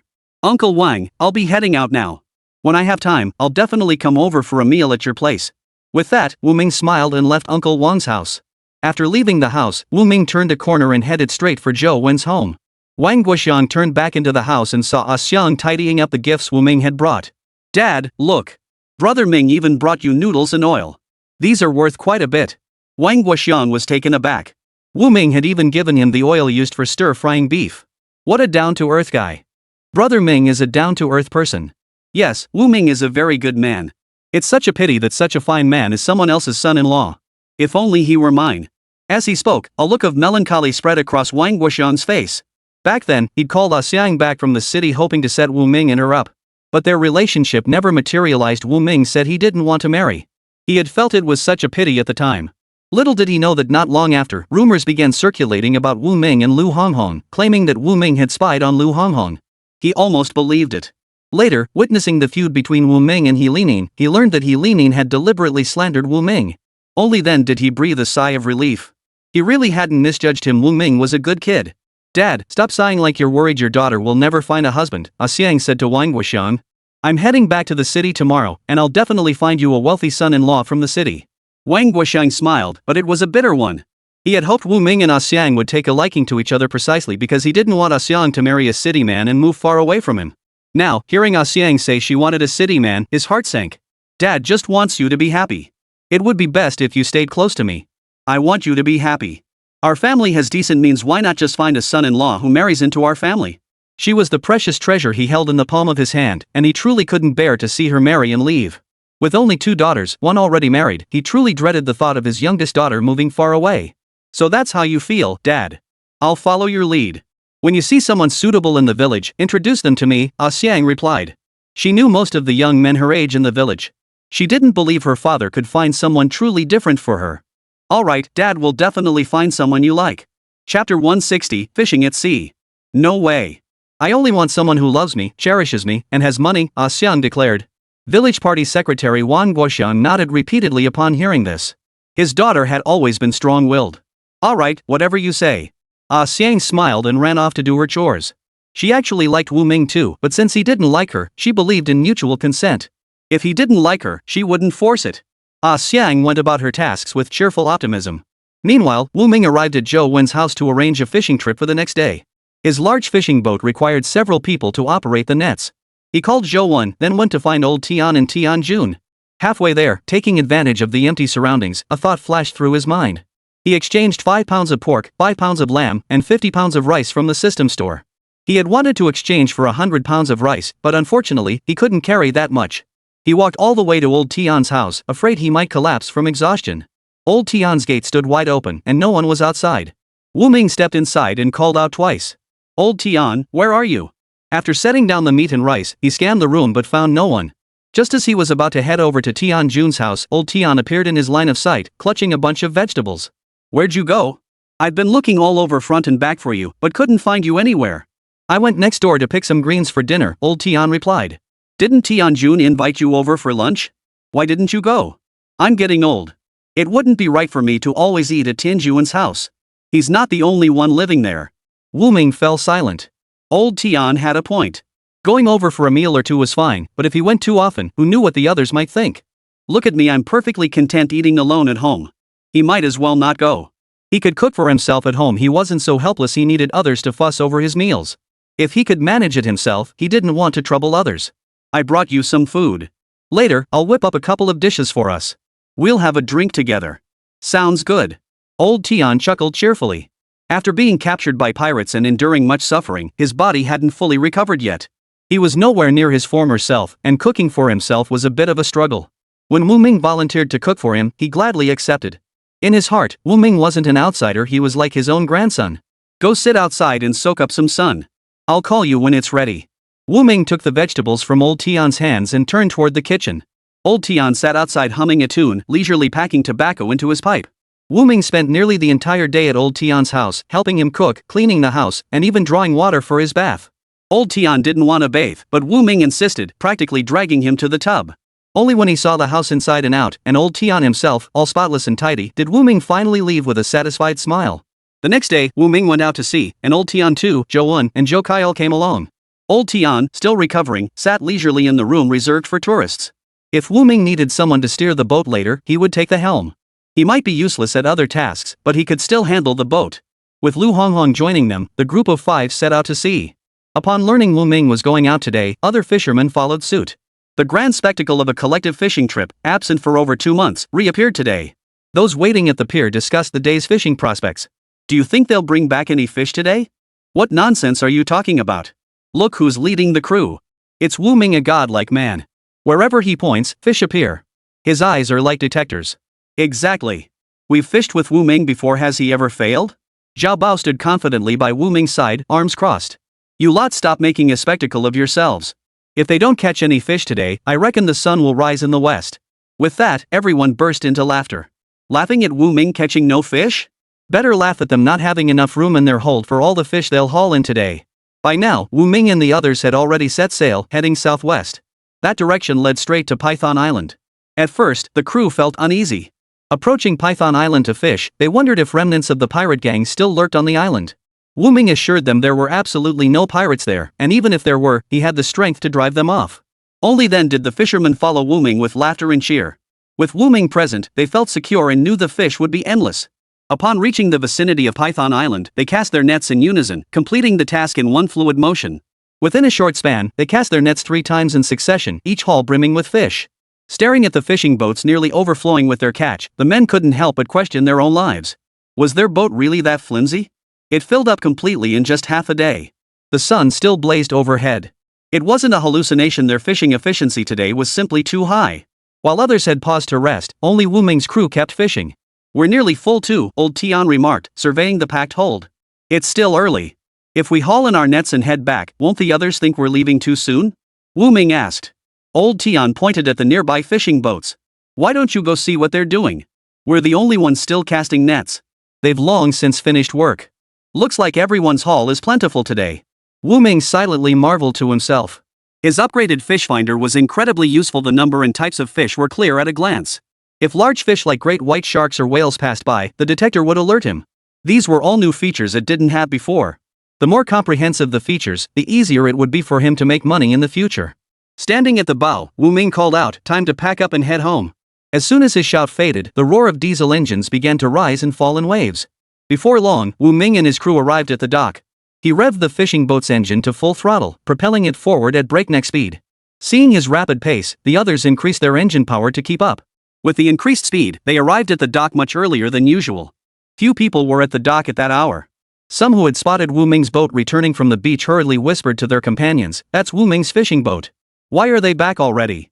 Probably caught fish and came back early. Let's go take a look. Let's go see the commotion. Maybe we can snag a few small fish." When the village collective's fishing boats caught fish, if these villagers wanted some small fish, they only had to ask. Most fishermen were happy to give them some. By the time Wu Ming's boat docked, the shore was soon packed with curious villagers. After all, this was the first collective fishing trip since the Great Pirate Raid. Chapter 161, Good News. Look! They're all returning with full catches. People on shore pointed at the fishing boats approaching the dock. Go tell Wang Guoxiang the fishing boats are back. Someone dashed off to inform Wang Guoxiang. They had agreed yesterday that if the village collective's fishing boats caught fish today, tomorrow they would set up a banquet in the village collective courtyard. Village party secretary Wang Guoxiang would treat all the fishermen and their families to a feast. While ostensibly inviting only the collective boat crew, it was effectively an invitation to the entire village. Every villager in Blue Bay was a fisherman. Wang Guoxiang had made the promise, and everyone was eagerly awaiting this feast. Actually, it was Wu Ming who proposed this idea. Wu Ming and Bian agreed to work together to win over the hearts of the fishermen in Blue Bay. Once they had united the community, they would encourage everyone to sell their fish to Bian's factory. Once the fishermen tasted the benefits, they would use financial incentives to persuade everyone to follow Bian's lead and fully join the factory he established. Wu Ming stood on the pier, gazing ahead with confidence. As the fishing boats pulled up to shore, he was the first to leap ashore. Just then, Wang Guoxiang, the village party secretary, happened to arrive and saw Wu Ming leaping off the large boat. Wang Guoxiang hurried over anxiously. Be careful. The boat's momentum is strong when it first docks. You can't just jump down like that. You're like a young bull fearing no tigers. Uncle Li's leg got crippled that way.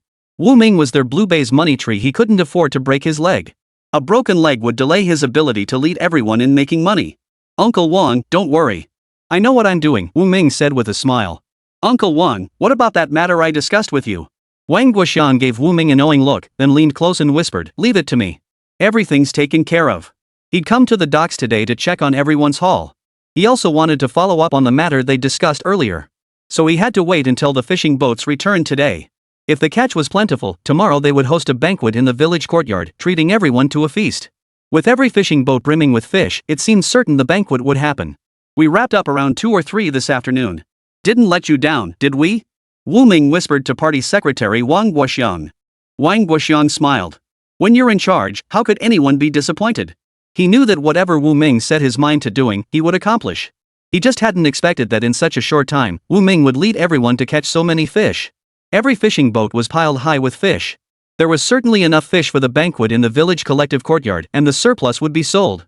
He had already notified extra people to come to Blue Bay Pier. Wu Ming, you mentioned the Bai family would arrive tomorrow. Is that confirmed? Confirmed. He had called Bayan yesterday, and Bayan confirmed he would come tomorrow.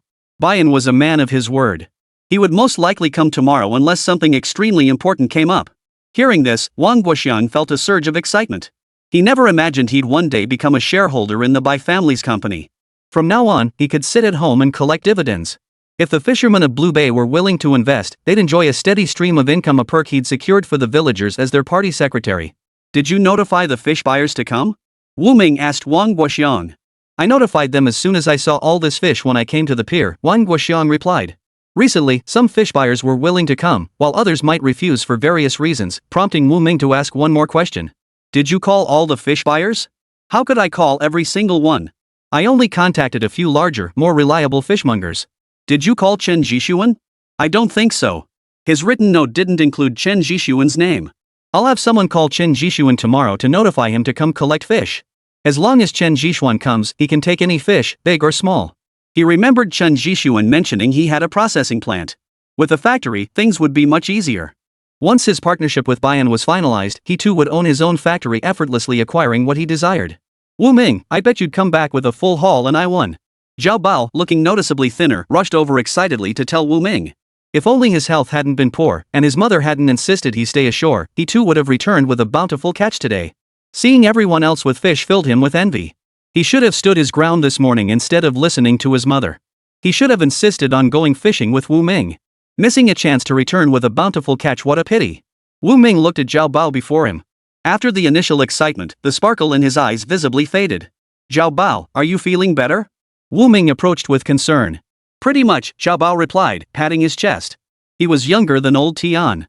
If old Tian had recovered and could go fishing with Wu Ming, there was no reason his own recovery should lag behind.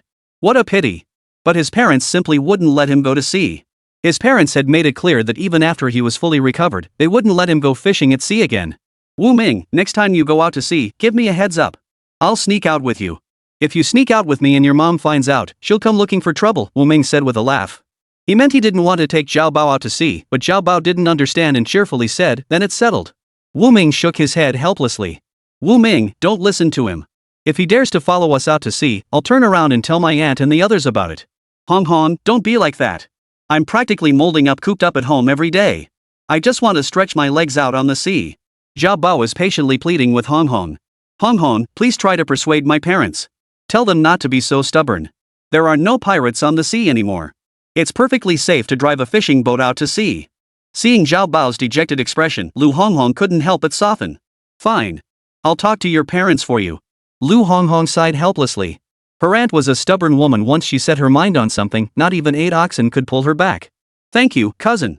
Don't get too excited just yet. Even if I talk to them, I doubt they'll agree. Cousin, you're so good at being sweet.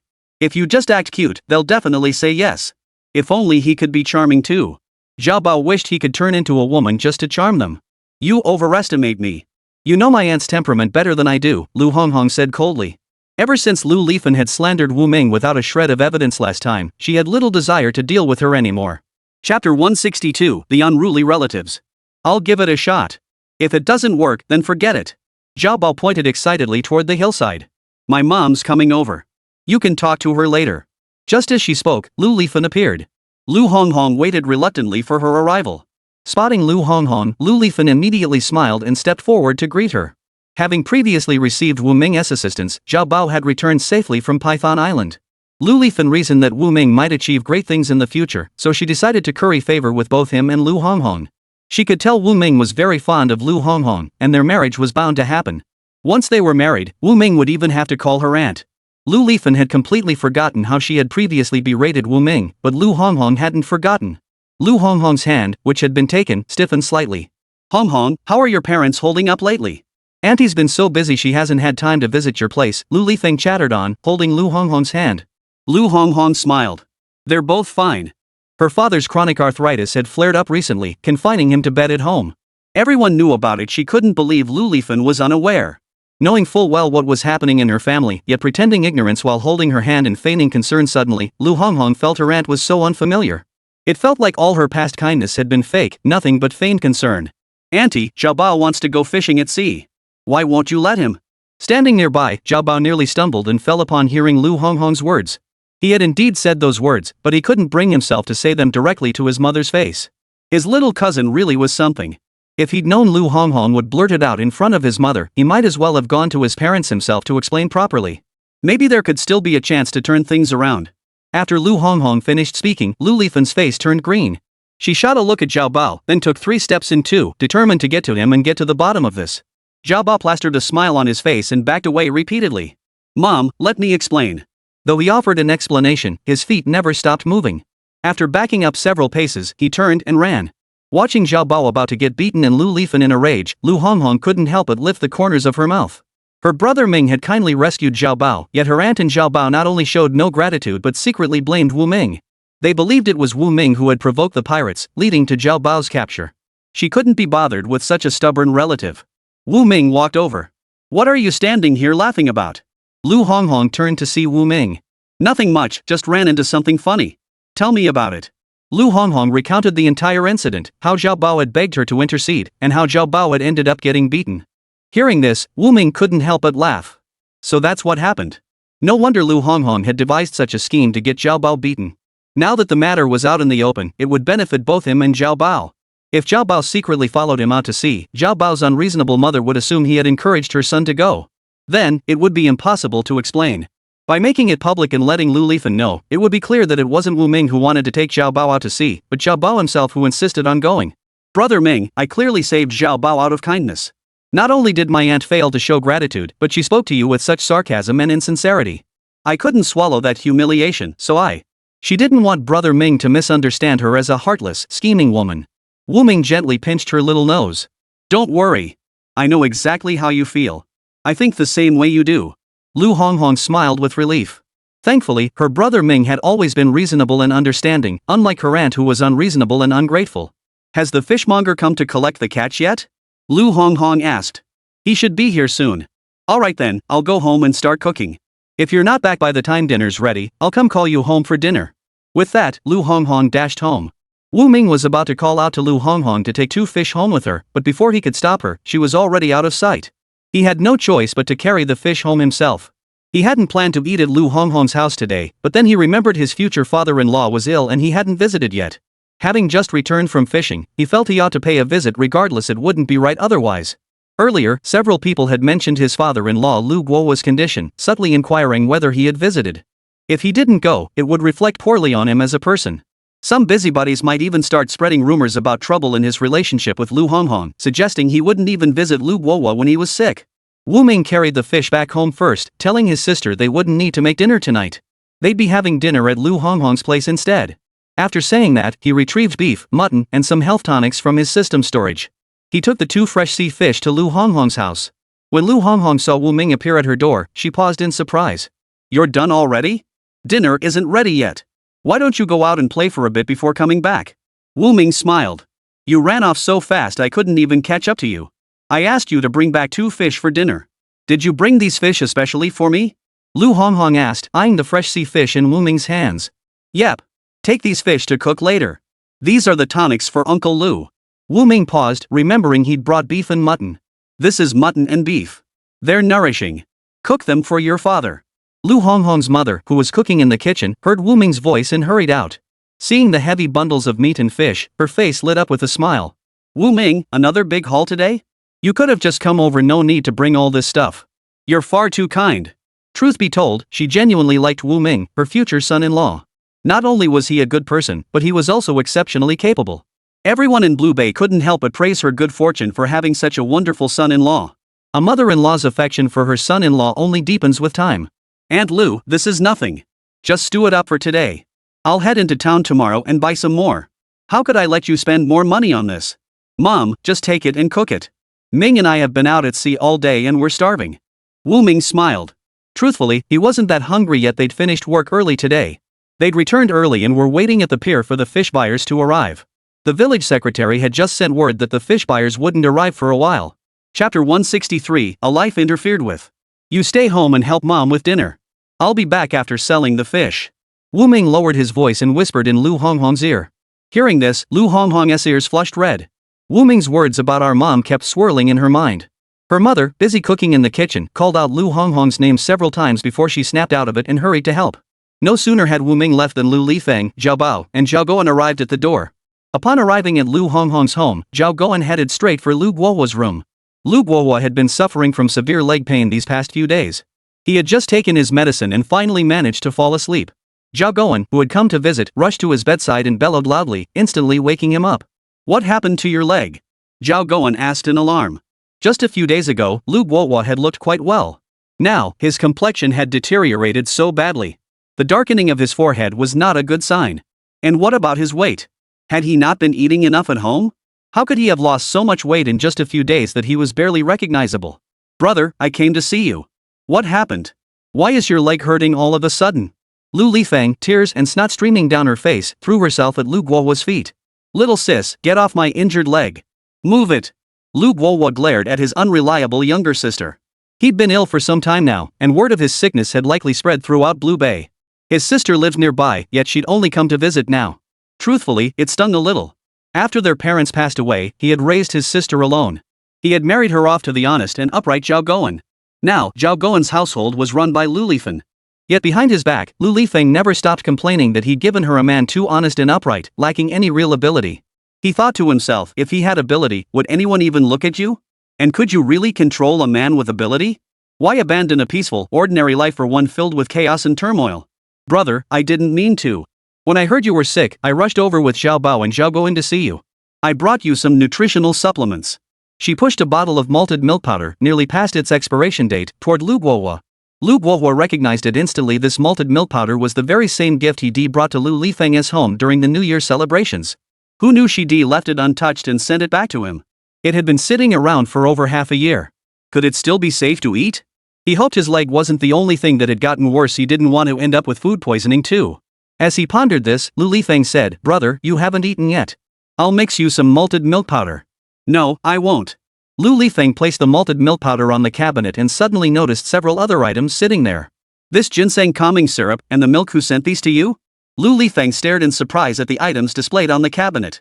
Seeing the gifts others had sent, then glancing at the 2 bottles of malted milk in her own hands, she suddenly felt embarrassed about what she was holding. Who else could it be? I bet it was Wu Ming.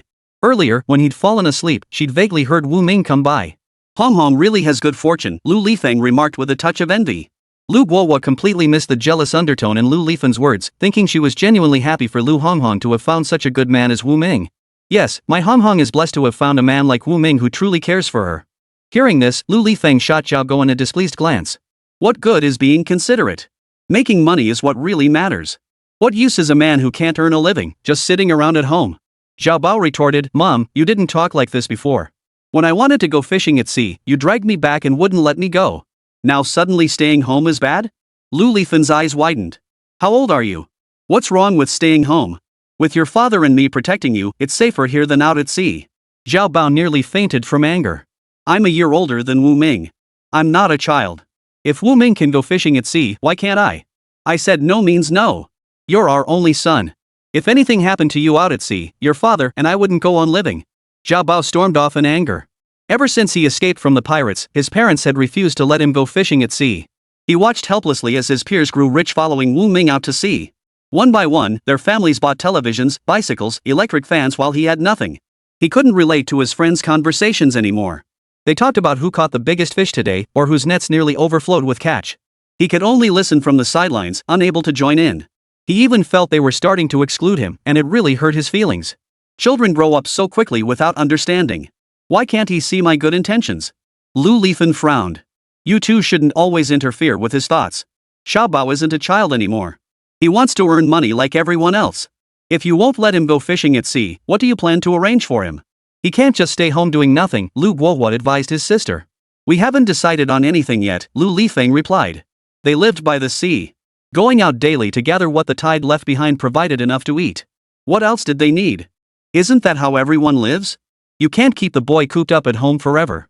When Xiaobao grows up and wants to find a wife, the matchmaker will come asking what he does for a living. If they find out he's got nothing going on, that just won't do. People will look down on him. Hearing this, Lu Lifan and Zhao Guowen finally frowned. They hadn't considered this before, but now that it was pointed out, they realized the problem was indeed serious. They couldn't let their son go to waste like this. What if matchmakers deemed Xiaobao suitable but he couldn't find a wife? Seeing their frowns, Lu Guohua pressed his advantage. Think about it. You'll grow old and pass away someday. Do you want Xiaobao to live out his days alone? All the young men in the village follow Wu Ming out to sea now. Every one of them has money to spare, but Xiaobao has none. He can't earn money on his own. What's he supposed to do? He can't even hang out with the others. That's true, Zhao Guowen conceded. Lately, he'd noticed Xiaobao rarely went out to meet his old friends.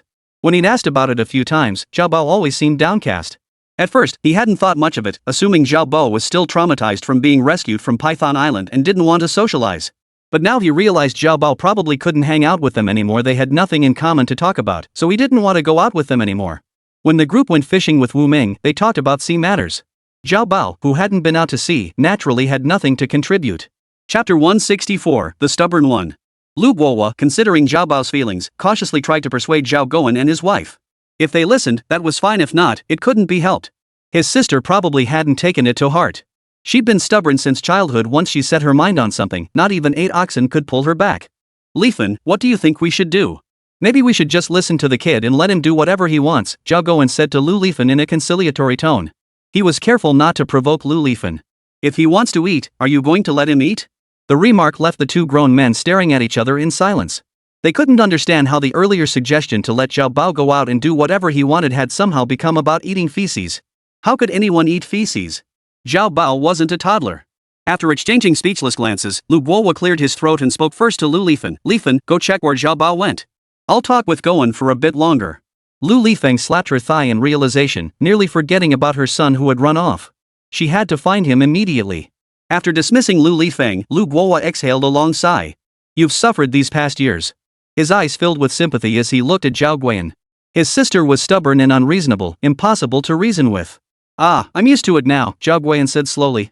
The early years after marriage had been truly difficult. Now that they were both older, their personalities had mellowed. They weren't as impulsive, and arguments rarely escalated. Whenever he sensed Lu Lifeng was about to lose her temper, he'd immediately back down. So conflicts between them were rare. Don't meddle in Xiaobao's affairs. Let him be. Children have their own destinies. Xiaobao isn't a child anymore. If you keep interfering, it'll leave a bad taste in his mouth and he'll hold a grudge. I know. That's why I keep quiet. I've tried to persuade Lifan not to meddle in her son's affairs, but she won't listen. My words fall on deaf ears. Recalling past events, Zhao Guowen felt utterly helpless. He'd said everything he could, but Lu Lifeng wouldn't listen to a single word. There was nothing he could do.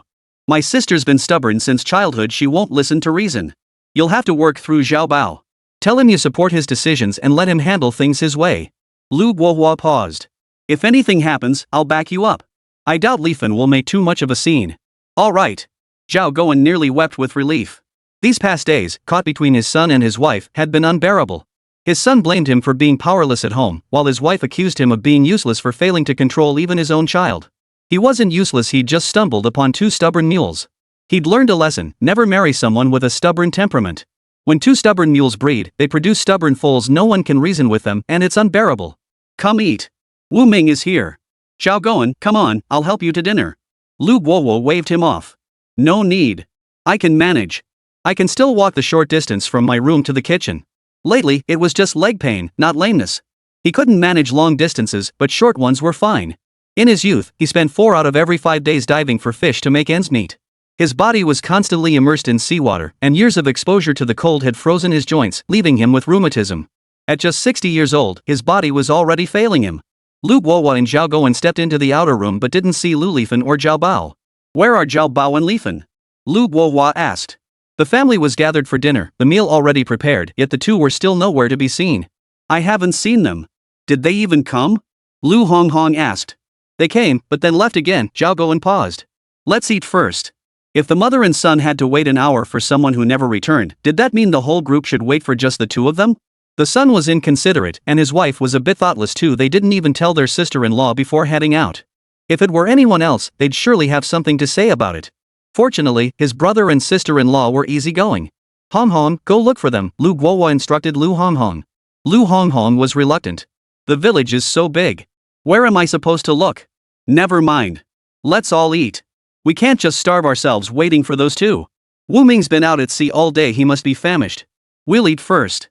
Zhao Guowen pulled out a chair as he spoke. Lu Guohua's wife wiped her hands on her apron, glancing hesitantly at her husband. She opened her mouth, about to ask. Before she could speak, Lu Honghong interjected, "What's there to wait for? What sensible family would deliberately send someone out just as dinner's almost ready, making everyone else wait?" "Honghong." Lu Guohua's wife tugged at Lu Honghong's sleeve, signaling her to be quiet. "Guowen, children can be blunt. Don't take it to heart. Honghong's right. They shouldn't have gone out just as dinner was almost ready. Don't wait for them. Let's eat first. I'm starving."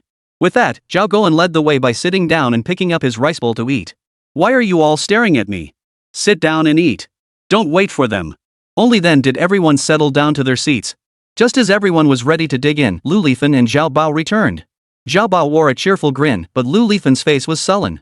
"We were just saying we'd have to wait a little longer. Come sit down and eat." As she spoke, Lu Guohua's daughter-in-law brought them their meals and handed them chopsticks.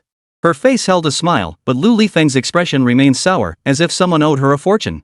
Zhao Guowen shot Lu Lifan a glare. Lu Lifan slammed her bowl down. "I'm full of anger. I'm not eating." With that, she set her bowl down and walked away. For a moment, everyone looked at each other in bewilderment. Lu Honghong leaned close to Wu Ming's ear and whispered, "Ignore her. Let's just keep eating. Big sis, you should eat too. This is fresh sea fish Wu Ming caught today. It's good for your health. You're so thin, eat more." Wu Jing smiled and nodded. After serving Wu Jing, Lu Honghong then served Lu Guohua. "Dad, you're not feeling well either. You should eat more fish too.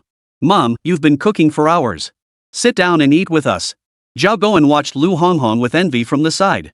If his son Zhao Bao were half as obedient and considerate as Lu Honghong, he'd be perfectly satisfied. Daughters really are better. They understand and know how to care for others. His son was nothing but torment. One Lu Lifeng wasn't enough, now he had to deal with Zhao Bao too. "Uncle, you eat too." "All right." Zhao Guowen eagerly accepted the meat. After Lu Lifan left, the group finally settled down to eat in quiet. After they finished eating, Wu Ming took Wu Jing to the home of Wang Guoxiang, the village party secretary. Tomorrow was the day the village would host the banquet, and he had many matters to discuss with Wang Guoxiang. Chapter 165, The Banquet. Some of the fish caught at sea today had been delivered to the village collective courtyard, where people were already working through the night to prepare them. Upon arriving at Wang Guoxiang's residence, Wu Ming learned that Wang was not at home but had gone to the village collective courtyard. Without a word, he hurried to the village collective courtyard. From over 10 meters away, he could already hear the clamor emanating from the courtyard. Were they already preparing tomorrow's breakfast? Wu Ming walked over and entered the gate. Inside, people were busy chopping vegetables, washing meat, and bustling about in a flurry of activity. "Oh, Wu Ming's here." "Wu Ming is here, Uncle Wang. We owe you big time, Uncle. You drove off the pirates, and now we're living the good life. We caught a big fish again today." The fishermen who went out to sea with Wu Ming today all reaped great rewards. Their holds were filled with fish, more than they'd ever caught before. Village party secretary Wang Guoxiang approached. "Wu Ming, you're here. Come take a look at the menu." Wu Ming followed Wang Guoxiang to a square table inside the house. Several items lay on the table. He glanced at them and picked up the menu. "Here's the menu." Wang Guoxiang handed Wu Ming a menu. 12 dishes, Wu Ming remarked, somewhat surprised. Usually, village banquets had no more than 10 dishes. Tomorrow's feast had 12, two more than the usual maximum. Village secretary, isn't this a bit excessive? Wu Ming wondered inwardly. While it was meant to honor Bayan, there was no need to pretend to be something they weren't and incur unnecessary expenses. Not at all. Everything on this menu is readily available to us. Take this kelp soup, it's just seaweed gathered from the ocean. And this fish soup? Made entirely from local ingredients. Wu Ming took another careful look at the menu. It featured 7 or 8 dishes made with sea fish, which was quite respectable. Alright then. If the budget falls short, let me know. I'll cover it, Wu Ming said. Upon hearing this, village party secretary Wang Guoxiang quickly waved his hands with a smile. How could I let you pay? This is a major undertaking for our entire village, it wouldn't be right for you to cover it alone. Wang Guoxiang suddenly lowered his voice, leaning close to whisper in Wu Ming's ear, to be honest, the village collective account has surplus funds. If we truly fall short, we can transfer some money from there. Hearing this, Wu Ming finally relaxed. Wu Ming, if this really works out, will every volunteer get paid? Yes, Wu Ming affirmed. Reassured by the answer, Wang Guoxiang still asked uncertainly, do you think he might not pay us? Might he see us as ordinary fishermen and think we're easy to take advantage of? Wu Ming chuckled. Well, I'm still here. Do you trust me? You and I are definitely trustworthy, village secretary Wang Guoxiang said with a smile. I won't betray your trust. Like all of you, I'm a fisherman from Blue Bay. We work hard out at sea, and it's tough for everyone to earn a living. I won't let you work for nothing. The fish prices will be about the same as before, maybe just a little cheaper for 1 or 2 species. That's fine. Sometimes we can't sell the fish, and it's a shame to let them go bad. Now it's autumn and winter, so the fish we catch don't spoil easily. But during the hot summer months, the fish spoil quickly after being brought back. They couldn't wait for the fishmongers to collect them, and the fish would spoil, such a shame. Now that someone from the Bai family comes daily to collect the fish, they no longer need to worry about unsold catches. Uncle Wang, have you gauged how many people might be willing to join? Wu Ming asked. Wang Guoxiang held up his fingers to gesture a number toward Wu Ming. 50%? Wu Ming couldn't quite decipher the gesture. No, at least 70%. His gesture for 7 wasn't very clear. 70% is already pretty good. Wu Ming paused before continuing. We need to be upfront with everyone, lay out the risks clearly. If they fully understand, I reckon only about 50% would still be willing. Recently, he'd heard about the neighboring village. Some fishermen who joined the Bai family's fleet were already regretting their decision. After only a few months, the drawbacks of joining the Bai fleet were becoming apparent. The fishermen of Blue Bay had likely heard about it too. Once they learned the truth, even fewer would be willing to join. You need to be upfront about it. I reckon at most 30% will agree to join, Wang Guoxiang remarked. 30% it is, Wu Ming replied, seemingly unconcerned. Better to lay out the unpleasant truths up front than have both sides squabbling later. If he only touted the benefits, many would sign up. But once the profits proved meager, they'd immediately accuse him of false promises. The unreasonable ones might even storm his house to cause trouble, leaving neither him nor Wang Guoxiang any peace. Wang Guoxiang leaned close to Wu Ming's ear and whispered, Tell me, how much did Bayan offer you? Wu Ming gave a helpless smile. He'd been promoting Bayan relentlessly, no one would believe he hadn't received anything in return. Nothing yet. I plan to partner with Bayan to start a factory. Working for Bayan is like working for myself. Wu Ming paused, then said earnestly to Wang Guoxiang, Uncle, it's still just a pipe dream. Don't tell anyone else about this. He feared it might bring him unnecessary trouble later. I understand. He understood that much. Spilling the beans too early wouldn't be good for Wu Ming. The villagers would join voluntarily because of Wu Ming, but if the income later proved unsatisfactory, a whole bunch of people would blame Wu Ming. He believed in Wu Ming, but didn't want this minor setback to derail his efforts to lead everyone toward prosperity. Wu Ming, when you start your factory, don't forget about me. I'll invest in it, I've got some savings tucked away. Wang Guoxiang lowered his voice. Over the years, he'd saved for his daughter Xiang's dowry. Once that was secured, he began setting aside his own funeral savings. He had only 2 daughters, both treasures in his hands. Not wanting to burden them, he saved for his own funeral expenses early. Wu Ming chuckled and joked, Uncle, if the factory doesn't turn a profit, won't we end up spending your nest egg? I trust you, Uncle.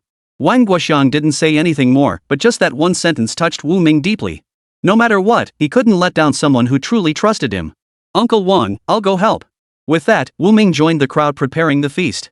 Preparing a banquet for the entire village required a lot of dishes and meat, so everyone started preparing a day in advance.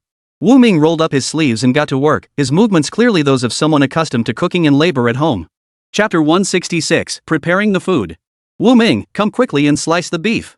The village had purchased several dozen pounds of beef, which had just been brought back, and they urgently needed someone to cut it. Wu Ming was called over. Wu Ming, when are you and Hong Hong getting married? When you do, we'll come help cook for you. Yeah, you and Hong Hong are already engaged. You should set the wedding date soon. Everyone was concerned about his marriage plans and when he would tie the knot. Next year. We'll definitely invite everyone to our wedding banquet next year, Wu Ming said with a smile as he sliced vegetables. Alright, we'll definitely drink at Wu Ming's wedding banquet next year. The group laughed and joked together. Wu Ming swiftly chopped vegetables, occasionally responding to those chatting with him. 30 people worked late into the night preparing dishes for tomorrow's banquet. 5 stayed behind to keep watch while the others headed home. Everyone waited cheerfully for the next day to arrive. Seafood was a regular treat, but beef and pork were rare delicacies everyone eagerly anticipated. Early the next morning, Wu Ming went to the small shop and used the landline to call Bayan. Only after confirming Bayan would come that day did he relax. They agreed to meet at Wu Ming's home. Then they would go together to the village collective courtyard. It was quite a distance from the city to Wu Ming's home. Wu Ming waited at home while Wu Jing went ahead to help at the village collective courtyard. Village custom dictated that during banquets each household must send one person to assist. Yesterday, Wu Ming had gone to help. Today, he had to wait for Bayan's arrival. An hour passed before Wu Ming finally spotted Bayan arriving late at his doorstep. 2 bodyguards accompanied Bayan. One was his usual attendant, while the other was a new face. Wu Ming couldn't help but tease, worried about safety later? Did you bring 2 bodyguards just in case? Wu Ming couldn't resist teasing him, worried about safety later? Brought 2 bodyguards just in case? Hearing Wu Ming's teasing remark, Bayan offered an elegant, composed smile. There was a matter at home earlier, so I arrived a bit late. An hour earlier, after hanging up on Wu Ming, his father had called, summoning him over. He'd nearly lost his temper and clashed openly with his father. His father demanded he issue a notice to cut workers' wages again and lower the purchase price for sea fish. His father insisted that only by squeezing costs could they earn more profit. In reality, after cutting costs, they received more spoiled fish, and product quality had significantly declined. Workers, whose wages had been drastically cut, were slacking off and not sorting the fish carefully. Meanwhile, fishermen, seeking extra income, also sold subpar fish to the factory. Combined, these 2 factors meant the factory's situation was as bad as it could possibly be. He explained the company's situation to his father, but his father insisted it was due to his poor management, believing he was too lenient with his workers. We need to move faster, Bayan said with a hint of resignation. What's going on? Bayan replied, nothing. His father clung stubbornly to outdated management practices, treating his workers like beasts of burden. He didn't understand that the days of starvation and hardship from the old society were long gone. Workers don't necessarily have to work in his factory. If they're dissatisfied with their wages, they can go back to farming instead of working at his factory. Let's go to the village collective courtyard. The village party secretary is waiting for us there, Wu Ming said. Bayan nodded and followed Wu Ming to the village collective courtyard. They chatted as they walked. The weather was pleasant today, with a gentle breeze blowing by the sea, and the coastal scenery was breathtaking. The deep blue sea surface shimmered with ripples in the breeze. Bayan gazed at the vast expanse of water and sighed deeply. When he was young, his father had taught him to have a heart as vast as the sea, to hold the world within his mind, for only then could he accomplish great things. Somehow, the father who imparted those grand principles had vanished. The father he knew now was a mean, heartless little old man with a harsh face and piercing eyes. The saying "the eyes reveal the heart" was perfectly embodied in his father. Wu Ming, you know I could have waited another 10 years to inherit the family factory. Why did I have to start my own factory, and why did I have to do it secretly? Can you guess why? Why? Wu Ming asked. He genuinely couldn't grasp it. Bayan had mentioned that her father had only 2 children, Bayan and her. As a girl, she wouldn't inherit much, and eventually, nearly the entire family fortune would belong to Bayan. Why not just live comfortably as the young master? Because my father has more than 1 child. A couple years ago, he acknowledged an illegitimate son. At the time, he probably didn't intend to take the illegitimate son seriously. But these past 2 years, our management philosophies have clashed. Between the lines, he's been quietly grooming a new heir. The family fortune I was about to inherit seems destined to be handed over to someone else. I refuse to accept that. All these years, I've been managing the family business. My father has barely set foot in the company. After years of toiling like a beast of burden for the family enterprise, his father's single word threatened to negate all his efforts. He refused to accept it. If his father treated him poorly, then he shouldn't blame him for being ruthless. The estate, the ancestral home, everything was rightfully his. No one would accept this, Wu Ming murmured. No one could accept this. After decades as the heir apparent, poised to take over the entire family enterprise, suddenly an illegitimate son appears out of nowhere, demanding to seize everything. Anyone would feel deeply unfair. So I've decided to start a new company. I'll compete directly against my own family's business, driving it to the brink of bankruptcy. Once my father is backed into a corner, I'll have every right to acquire it. His plan was clear: if he couldn't inherit it, he'd take it over legitimately through merger. Wu Mingqiao glanced at the unflappable Bayan beside him. He was indeed a ruthless man. I hope I can help you achieve your goal, Wu Ming smiled faintly. You won't pull the rug out from under me, will you? I won't. I'm not like my father. He only sees profit, no humanity. He wanted to marry my sister off to a man over 50. What? Wu Ming froze, momentarily unable to process the revelation. Had he misheard? You heard correctly. My father wants to marry my sister off to a man over 50. When he overheard this, he doubted his own ears. His father clearly adored his sister. How could he sacrifice her lifelong happiness as a bargaining chip, marrying her off to a man past 50? Wu Ming froze.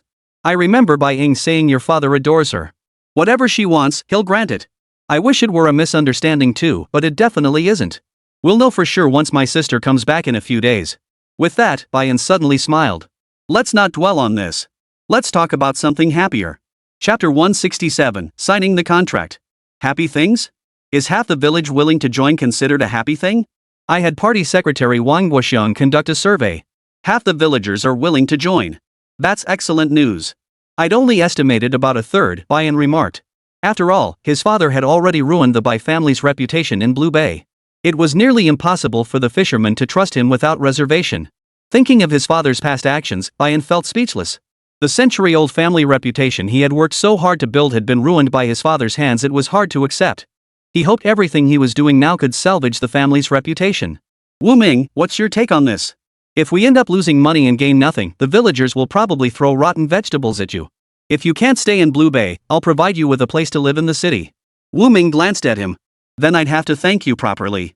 With that, they shared a knowing smile. It was Wu Ming who had proposed the partnership. Bai Yin had approached him twice, hoping he would join the Bai family's fleet, but Wu Ming had refused both times. However, he saw Bai Yin as a decent person and thought that while he wouldn't partner with the Bai family, he could partner with Bai Yin himself. The Bai family was outrageous, always trying to exploit ordinary fishermen and treating them like dirt. He wanted to change that. Smells delicious. Is dinner ready? Bai Yin asked, catching the aroma of cooking in the air. We started preparing the meal last night to welcome you. It should be ready by now, Wu Ming replied. Bai Yin smiled inwardly, thinking how kind the fishermen of Blue Bay were to start preparing meals the day before. Wu Ming and Bai Yin appeared together in the village's communal courtyard. Wu Ming is here. And who's this handsome young man beside him? Wu Ming, is this your friend? Your friend is really handsome and well dressed. One by one, they reached out to greet them with handshakes and arm bumping. Wu Ming stepped forward with a smile and said, "This is the eldest son of the Bai family." Upon hearing the name of the Bai family's eldest son, those who had been about to continue teasing them all withdrew their hands at once.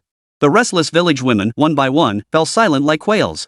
Wu Ming watched their reaction with satisfaction. That was exactly the reaction he wanted. Make way, everyone. We're going to see the village party secretary. Wu Ming led the way. As they neared the entrance, Wu Ming turned back with a smile. The ladies are quite enthusiastic, aren't they? Did their warmth give you a fright? Bai Yin smiled and shook his head. I've been through a lot. Do you really think I'm some 3-year-old child? But you're clearly 10 years younger than me, yet your eyes always seem to carry a world weariness that doesn't match your age. From the moment he first met Wu Ming, Bai Yin had sensed that the youth's gaze bore no resemblance to that of a teenager. You've heard about my background, haven't you? My father died when I was young. My stepfather was a tyrant, treating my sister and me like beasts of burden. Both my parents passed away. Poor kids grow up fast. I matured early. This explanation was somewhat plausible. But it didn't hold up to close scrutiny. Many others had endured similar hardships, yet few possessed his composure. His composure stemmed from the depth of his soul's journey, not merely from the hardships of his youth. They say hardship makes a man grow and you embody the truth perfectly. Wu Ming pushed open the door. Uncle Wang, we're here. Village party secretary Wang Guoxian was waiting inside. Seeing Bai Yin approach, he rose to greet him with a handshake. After exchanging greetings, they proceeded to discuss their collaboration. Village party secretary Wang Guoxiang spoke first. Wu Ming has already told me about your partnership. I have no demands, I only ask that you protect the rights of our fishermen. Don't drive the price of sea fish too low. Rest assured, I'll include the sea fish pricing terms in the contract. You won't be shortchanged on anything you're entitled to. Bai Yin sincerely presented a preliminary draft of the contract. Please take a look. Village party secretary Wang Guoxiang picked up the contract and read it carefully, making sure not to miss a single clause. Establishing a factory and partnering with the fishermen required laying out every detail clearly. Seeing Wang Guoxian open the contract, Bai Yin and Wu Ming sat down, waiting for him to finish reading. Please examine it carefully.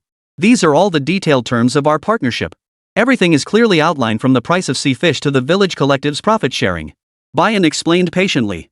He had initially considered partnering with individual fishermen, but upon careful reflection, collaborating with the village collective of Blue Bay seemed a better option. How many members the collective could bring on board wasn't his concern. That fell to Wang Guoxiang, the village party secretary. If any issues arose with the fishermen, he wouldn't need to handle them himself. Wang Guoxiang would take care of it directly. Wu Ming and Bayan waited quietly nearby. After about 10 minutes, Party Secretary Wang Guoxiang finally finished reading the entire contract. I've read it all. I have no objections. We'll proceed as written in the contract, said Party Secretary Wang Guoxiang. He might not trust Bayan, but he absolutely trusted Wu Ming. Having watched Wu Ming grow up over the years, he had complete faith in his character. Seeing this, Wu Ming smiled and said, "We're both hungry. Quickly find us a place to eat. I've been waiting just for the two of you. Zhao Bao and the other young folks have asked me at least 10 times when dinner would be ready." After saying this, Wang Guoxiang, the village party secretary, stepped outside to announce that dinner was ready. The call of "dinner's ready" drew cheers from the crowd. Finally, dinner's here.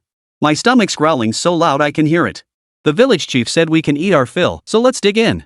Can I have 5 big bowls? Forget 5 bowls, you can have 10 if you can handle it. At this, the crowd erupted in laughter. The village collective account had money, and they'd bought enough grain. These young and strong men were at the age when they could eat like horses. Each carried a large bowl to get their rice, and soon an entire rice pot was emptied. "Young Master Bai, please come inside. You and Wu Ming may eat in the inner room." Inside, a separate table awaited. Village party secretary Wang Guoxiang and another clan elder were already seated. "Don't be so formal," Wu Ming said to Bayan. "All right." After the meal, party secretary Wang Guoxiang announced the plan to collaborate with Bayan. Wu Ming had anticipated that many would oppose it. Sure enough, as soon as Wang Guoxiang finished speaking, questions began to fly. "He's the young master of the Bai family. How can we be sure he won't treat us the same way they treated the fishermen in the neighboring village?"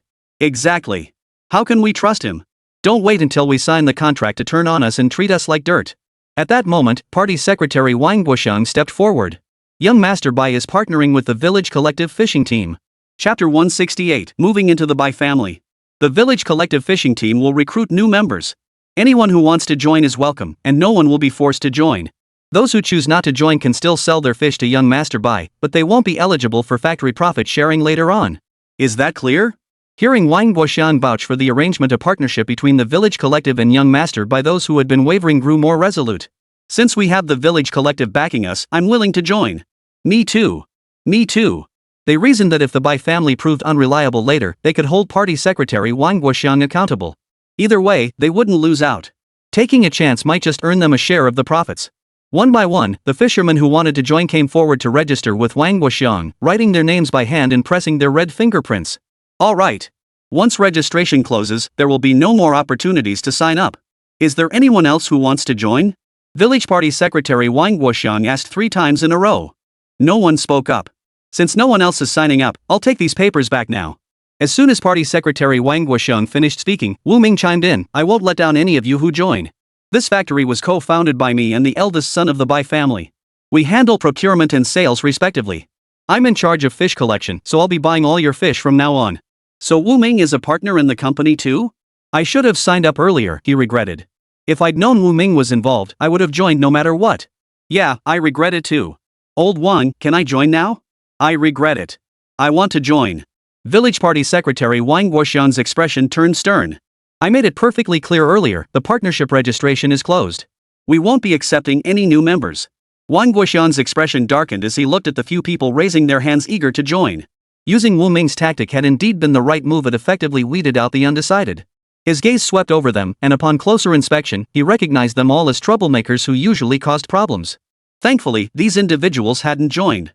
Otherwise, he'd face endless headaches down the road. He glanced at Wu Ming, thinking to himself, as expected of Wu Ming, truly clever. Bayan signed the contract with Wang Guoxiang and headed into town with Wu Ming. "I'll find a guest house to stay at tonight. We can visit the factory together tomorrow," Wu Ming said. Bayan protested, "Why stay alone in a guest house? I have plenty of rooms available. Come stay with me."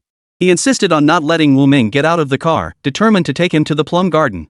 Wu Ming had no choice but to follow Bayan to the plum garden atop the mountain. The plum garden atop the mountain was Bayan's private residence. The entire hillside belonged to him. A servant led Wu Ming to a room on the 3rd floor. Wu Ming thanked the servant gratefully. "Mr. Wu, as a friend of our young master, serving you is our duty." "There's no need for such formality," the maid said, bowing deeply to Wu Ming. Wu Ming felt somewhat embarrassed by the servant's formal courtesy. He found it somewhat surprising to encounter such a spirit of service in the new China. Upon reflection, however, it seemed only natural. They were in the service industry, so they placed great emphasis on service attitude. After closing the door, Wu Ming washed up and prepared for bed. He needed to be well rested for tomorrow morning, when he would accompany Bayan on an outing. Just as he lay down, a knock sounded at the door. Wu Ming wondered what Bai Ying could possibly want at this hour. He got up, slipped on his shoes, and went to open the door. The person standing there wasn't Bai Ying. Seeing Bai Ying appear at the doorway, he froze in surprise. Wu Ming, are you resting? I'd like to talk with you for a moment. Wu Ming hesitated for a second. Give me a minute. I'll get dressed first, then we can talk. With that, Wu Ming closed the door. He dressed and came back outside. What did you want to talk about? Wu Ming guessed Bai Ying needed his help with something. He was curious why Bai Ying hadn't gone to her brother Bai Ying for help, but had come to him, an outsider, instead. Let's talk in the living room. All right. Wu Ming assumed they were heading to the living room on the first floor. Little did he know there was another living room on the third floor. When Wu Ming arrived, the living room table was set with fruit, pastries, and freshly brewed tea. The tea had been specially brewed, waiting for him and Bai Ying to join her.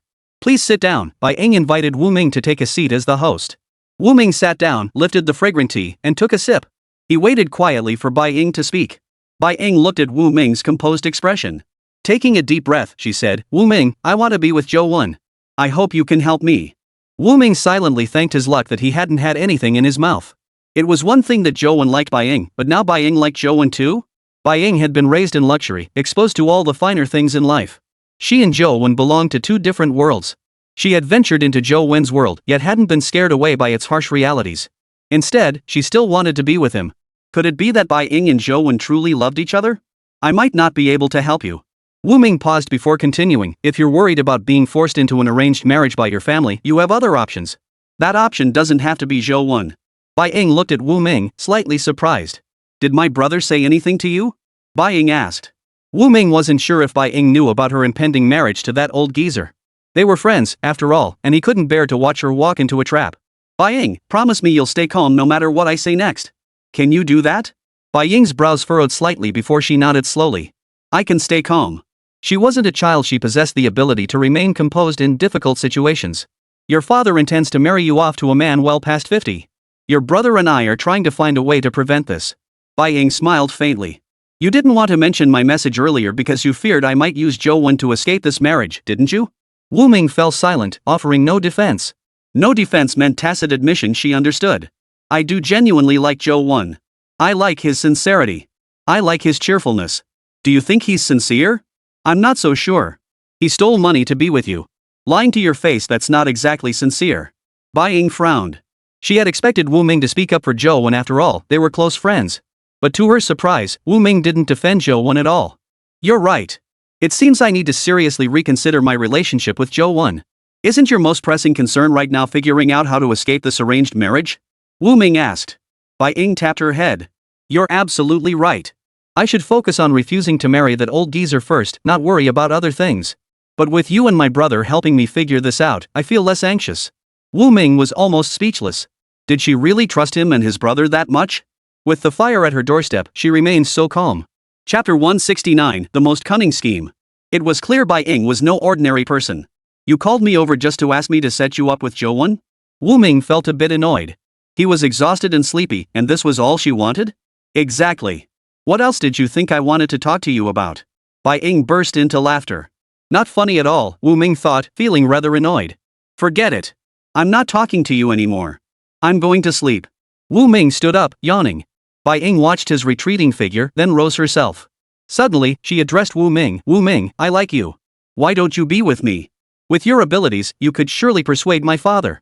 Wu Ming halted in his tracks, his expression darkening. Miss Bai, this joke isn't funny at all. I have a fiancé. I'll only be with Lu Honghong for the rest of my life. He had promised Lu Honghong he would spend his life with her alone. They were set to marry later this year. Originally planned for next year, it seemed he would have to move the wedding up. I'm serious. Think it over carefully. Marrying me would save you decades of struggle. I can give you things no other woman can. Bai Ying's lips curved upward. The man she had set her sights on, she wouldn't let anyone else have him. As long as Wu Ming didn't marry, she still had a chance to be with him. She wouldn't give up easily. Miss Bai, one moment you're infatuated with Zhou Wen, the next you want to be with me. Do you find it amusing to toy with me like this? I'm serious. She wasn't joking at all. She admired people like Wu Ming, most those capable of amassing wealth in such a short time. I'm sorry, but I can't respond to what you're saying. I won't like you. Wu Ming returned to his room, his mind in turmoil. Lying on his bed, he pondered Bai Ying's words. Was Bai Ying joking, or was she just talking nonsense? They hadn't spoken much before he'd treated her like a spy. Back at Blue Bay, he'd rarely given her a friendly look. How could Bai Ying possibly like him? Wu Ming couldn't shake the feeling that it wasn't real. Bai Ying must be deliberately toying with him. Closing his eyes, Wu Ming forced himself to calm down, trying not to dwell on all the messy thoughts. After a long while, he finally drifted off to sleep. He had no idea how he'd fallen asleep. Only when the butler knocked on his door in the morning, calling him to rise, did he get dressed and go find Bayan. Bayan was having breakfast. Directly across from Bayan sat Bai Ying. Wu Ming glanced at Bai Ying, recalling her words from the night before, and his brow furrowed. Still haven't slept well? Let's go check on the factory first. You can come back to sleep after we've looked around. Wu Ming nodded and pulled out a chair to sit down. Bai Ying glanced at Bayan, then at Wu Ming. She wondered why her brother was so close with Wu Ming that they were going together. I'm coming too, Bai Ying declared. Wu Ming and Bayan both turned to look at her. What would you do at the factory? It's sunny outside, you'll get sunburned and look terrible. Don't tag along. No way. I'm coming. You two are acting all sneaky, you must be hiding something from us. Hearing this, Wu Ming said, fine, you can come along. Bayan frowned. How could he let Bai Ying come along? She couldn't keep a secret. If Bai Ying found out, it would be the same as her father finding out. Fine, I'll go with you. I'll just go change my clothes and shoes. After Bai Ying returned to her room, Bayan frowned and asked Wu Ming, how could you let Bai Ying come with us? Once she finds out, she'll definitely blab. We can just leave her behind halfway through the journey. Bayan suddenly found Wu Ming's reasoning quite sound. As they prepared to leave, Bai Ying chattered excitedly with Bayan, thrilled that the two of them were taking her out. Little did she know the two were scheming to find a spot to ditch her. Brother, you're going to the factory, but why is Wu Ming coming along too? Bai Ying asked, puzzled. Wu Ming is my friend. I'm just taking him around my factory for a look. Bai Ying thought to herself, this wasn't like Bayan at all. Bayan showed little enthusiasm toward anyone unless it involved his work, in which case he might muster a bit of interest. You wouldn't be trying to completely monopolize Wu Ming's fish, would you? If you offer a high enough price, Wu Ming would definitely be willing to sell them to you, Bai Ying remarked. Pretty much, Wu Ming replied for Bayan. He could tell Bayan was a bit exasperated with his sister, who'd been spoiled since childhood. Bayan leaned against the car, feigning sleep, not uttering a word. Sitting in the passenger seat, Bai Ying noticed his silence and couldn't help but turn to look. Her gaze immediately fell upon Bayan, who was dozing off with his eyes tightly shut and a frown on his face. She instantly felt a pang of displeasure. Her brother always looked like this when he didn't feel like talking. Fortunately, Wu Ming was there. Bai Ying turned to Wu Ming and asked, Wu Ming, how did you and my brother become friends? I heard you rejected him several times. Did he develop a masochistic tendency from being rejected, which is why he became friends with you? Wu Ming glanced at Bayan, who was sitting beside him pretending to doze off. We became friends because we share similar interests and hobbies. Bai Ying frowned. What possible hobbies could her brother have? Wasn't he always just work-obsessed and utterly boring? For the rest of the journey, Bai Ying asked questions and Wu Ming answered, their conversation meandering sporadically. Bayan, who had been pretending to doze off with his eyes closed, gradually grew drowsy and eventually fell asleep for real. As the car descended the mountain and drove through the city for a while, Bayan still hadn't woken up. Wu Ming gently nudged Bayan, waking him up. It's your turn to take over, Wu Ming said. Bayan stirred groggily, glanced out the window, and jolted awake at the sight outside. I feel hungry. Let's grab something to eat first. Bai Ying protested, we just had breakfast. How can we be hungry already? Bayan replied, today's breakfast didn't suit my taste. I didn't feel like eating it. It was the same food as always, why didn't it suit his taste today? Bai Ying reluctantly followed Bayan as he stopped the car in front of a restaurant. Bai Ying and Wu Ming entered ahead of him. Go call the Chen family's eldest daughter over. Tell her I'm here. Bayan decided to make a sacrifice. After assigning the task, Bayan followed the two into the restaurant. Dining was merely a pretext, his true aim was to shake off Bai Ying. After casually ordering 3 dishes, Bayan and Wu Ming began eating with feigned enthusiasm. Bai Ying watched them, her brow gradually furrowing. She sensed something was off with her brother, and something was off with Wu Ming too, though she couldn't quite put her finger on it. You two take your time eating. I'm going outside for some air, she said, unable to bear watching any longer. Stepping outside, Bai Ying spotted the Chen family's eldest daughter approaching her. Bai Ying, you and your brother are really here, the eldest Miss Chen exclaimed excitedly. She liked Bai and everyone knew that. Half an hour earlier, while resting at home, she'd received a sudden call informing her that Bayan was at Sushi restaurant. She'd rushed over without delay. Chapter 170, The Secret Almost Out. My brother is inside having dinner, Bai Ying replied. She actually disliked Miss Chen a bit because of her brother. Miss Chen would constantly ask her about her brother's preferences, endlessly pestering her for conversation. She grew visibly irritated, but the other woman persisted as if oblivious. What a coincidence to run into Miss Bai here today, Miss Chen remarked, glancing toward the restaurant interior. Why wait for another day when we can meet today? Let me treat Miss Bai to dinner. I hear the Four Delights restaurant has just developed new dishes. I'm sure Miss Bai would enjoy them. At the mention of food, Bai Ying's previously disinterested expression suddenly lit up with interest. It's just a few dishes. What's so special about them? Oh, but this is different. I hear it's an authentic old-style hotpot brought all the way from Yanjing. We don't have this kind of cooking around here. Seeing Miss Bai's interest peaked, Miss Chen continued, and the dipping sauce is said to be absolutely exquisite. Everyone who's tried it raves about it. Are you really not going to give it a try, Miss Bai? Alright, let's go try it. Bai Ying finally succumbed to her appetite. She thought to herself it was still early anyway, her eldest brother and Wu Ming wouldn't finish so quickly.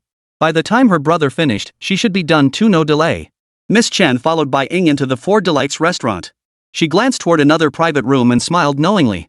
If she couldn't handle Bayan, how could she not handle a mere Bai Ying? Bayan rarely sought her help, but since he asked today, she would oblige. Except when facing Bayan, she was willing to be a love-struck woman. At other times, she found herself frighteningly clever. Miss Chen detained Bai Ying, allowing Bayan and Wu Ming to slip away from the restaurant unnoticed. The two men headed to a factory building on the outskirts of town. The nearly defunct factory had only a handful of workers left. Two old security guards, who couldn't muster 32 teeth between them, lazed about at the entrance. Seeing Bayan and Wu Ming approach, they casually asked their names, didn't even bother with registration, and let them into the factory grounds. I've bought this place, Bayan told Wu Ming. Once you have fish ready, we can start production immediately. Wu Ming surveyed the dilapidated machinery and wondered if Bayan had been swindled. The building looked more decrepit than the century-old village temple at their village entrance. A light touch against the wall sent plaster flaking down in a shower. Are you sure this place is usable? You haven't been scammed, have you? Bayan sighed helplessly. My funds are limited, so I could only afford cheap factory space like this. The equipment works. I had professionals test it. Look, the factory is still running normally. Wu Ming nodded. He understood that money talks. With limited funds, both he and Bayan were fortunate to secure a factory at all. They couldn't afford to be picky. Don't assume I'm some spoiled heir just because I'm a Bai. Every penny I have comes from my father's salary. Until I formally inherit the family business, I'm practically penniless. A wry smile touched Bayan's lips. Don't laugh, but to buy this factory and the entire plot of land, I even had to dip into my childhood New Year's red envelope savings. To ordinary people, this might not seem remarkable. But Bayan was the eldest son of a wealthy family, not just any wealthy family, but the Bai family, a renowned century-old dynasty throughout the entire city of Blue Sea. It was like someone whose family owned a sugar factory never getting to taste a single grain of sugar, instead having to humbly forage for wild honey dripping from trees. Only the person experiencing it truly understood that sense of humiliation. Wu Ming shot Bayan a sympathetic glance. This factory isn't just mine, you're a part of it too. This is our new beginning. Get ready for us to make a big splash. Alright, I believe in you, Wu Ming replied earnestly. I've seen enough. I'll handle hiring workers separately. Rest assured, leave the factory management to me. I won't let you down. Alright. You handle the factory operations, I'll manage the raw materials. We'll divide the work and focus on our respective responsibilities. It's getting late. Please drive me back first, Wu Ming said. Bayan nodded and decided to drive Wu Ming back first. Before leaving, he used the office phone to call the owner of Sishi restaurant to inquire about Bai Ying's condition. Only after confirming she hadn't thrown a major tantrum did he feel reassured enough to depart. Upon Wu Ming's return to the fishing village, fishermen who had heard the news came knocking the next day to inquire about the factory's progress. Wu Ming, you went to the city yesterday to check out the factory. Is it huge, with thousands of workers? I'd love to see it too. I've never been to a big factory before. Wu Ming, tell us what it's really like. These were fishermen who had joined the village collective fishing team and invested in shares. They were keenly interested in whether the factory could turn a profit. The factory is quite good. We just need to catch the fish and send them over. Wu Ming thought to himself that he could only say it was decent to placate them. The dilapidated factory Bayan had bought was truly an eyesore. Had he seen it 2 days earlier, he might not have agreed to partner with Bayan. Bayan couldn't afford to invest much, so they could only hope he'd successfully sell their catch. Once the products sold, some money would come back, and then he wouldn't have to worry about not having enough to buy the fish. Great, we'll go fishing tomorrow. The fisherman paused, then asked, Wu Ming, if we go out to sea tomorrow and catch fish, will you take them immediately and pay us? I'll call and ask tomorrow, Wu Ming replied. He wasn't entirely sure if Bayan's factory was ready. Judging by yesterday's situation, Bayan's factory didn't seem ready. The situation looked rather dire. He spoke to the group about the factory's situation with a guilty conscience. Saying he'd call tomorrow, Wu Ming left the pier and headed straight to the convenience store to call Bayan. Bayan wasn't home, probably busy with work. Wu Ming left a message and hung up. Old man, if the Bai family's young master calls, be sure to let me know, Wu Ming said. Sure thing, I will. Just as Wu Ming turned away, the phone at the convenience store rang. The owner answered it and immediately shouted toward Wu Ming. Wu Ming, come pick up the phone. Wu Ming turned back to answer the call. Bai Ying's voice came through the line. Wu Ming, what are you doing with my brother? Wu Ming's heart skipped a beat. While this matter wouldn't affect him much, it could have a huge impact on Baiyan. One wrong move could ruin Baiyan's future. He couldn't let others find out easily, especially the Bai family. Nothing. Really? When did you and my brother become so close? You go out together, and you keep calling him over and over.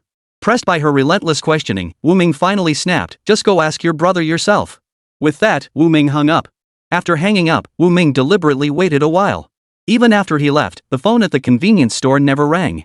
He felt a pang of disappointment, a nagging sense of foreboding settling in his heart. Chapter 171, Trust in Friends. He worried their partnership might fall through, and even more so, he dreaded Baiyan's consolation. Walking down the street, he reflected that Baiyan and Bai Ying were siblings. Baiyan had always treated Bai Ying well. Considering their mutual concern, Bai Ying probably wouldn't be so foolish as to reveal their partnership to the Bai family patriarch. The patriarch was contemplating replacing Baiyan as heir, so he naturally wouldn't show her the same leniency as before. He was a man himself and understood clearly that when a man changed his mind and resolved to do something, he would show absolutely no mercy. Was he about to discard such a capable heir? If the Bai family changed hands and Baiyan lost all influence, it would also affect the fishermen of Blue Bay. The immediate consequences might be subtle, but over time, the fishermen would struggle to thrive. Wu Ming returned home with a heavy heart. Ming, what's wrong?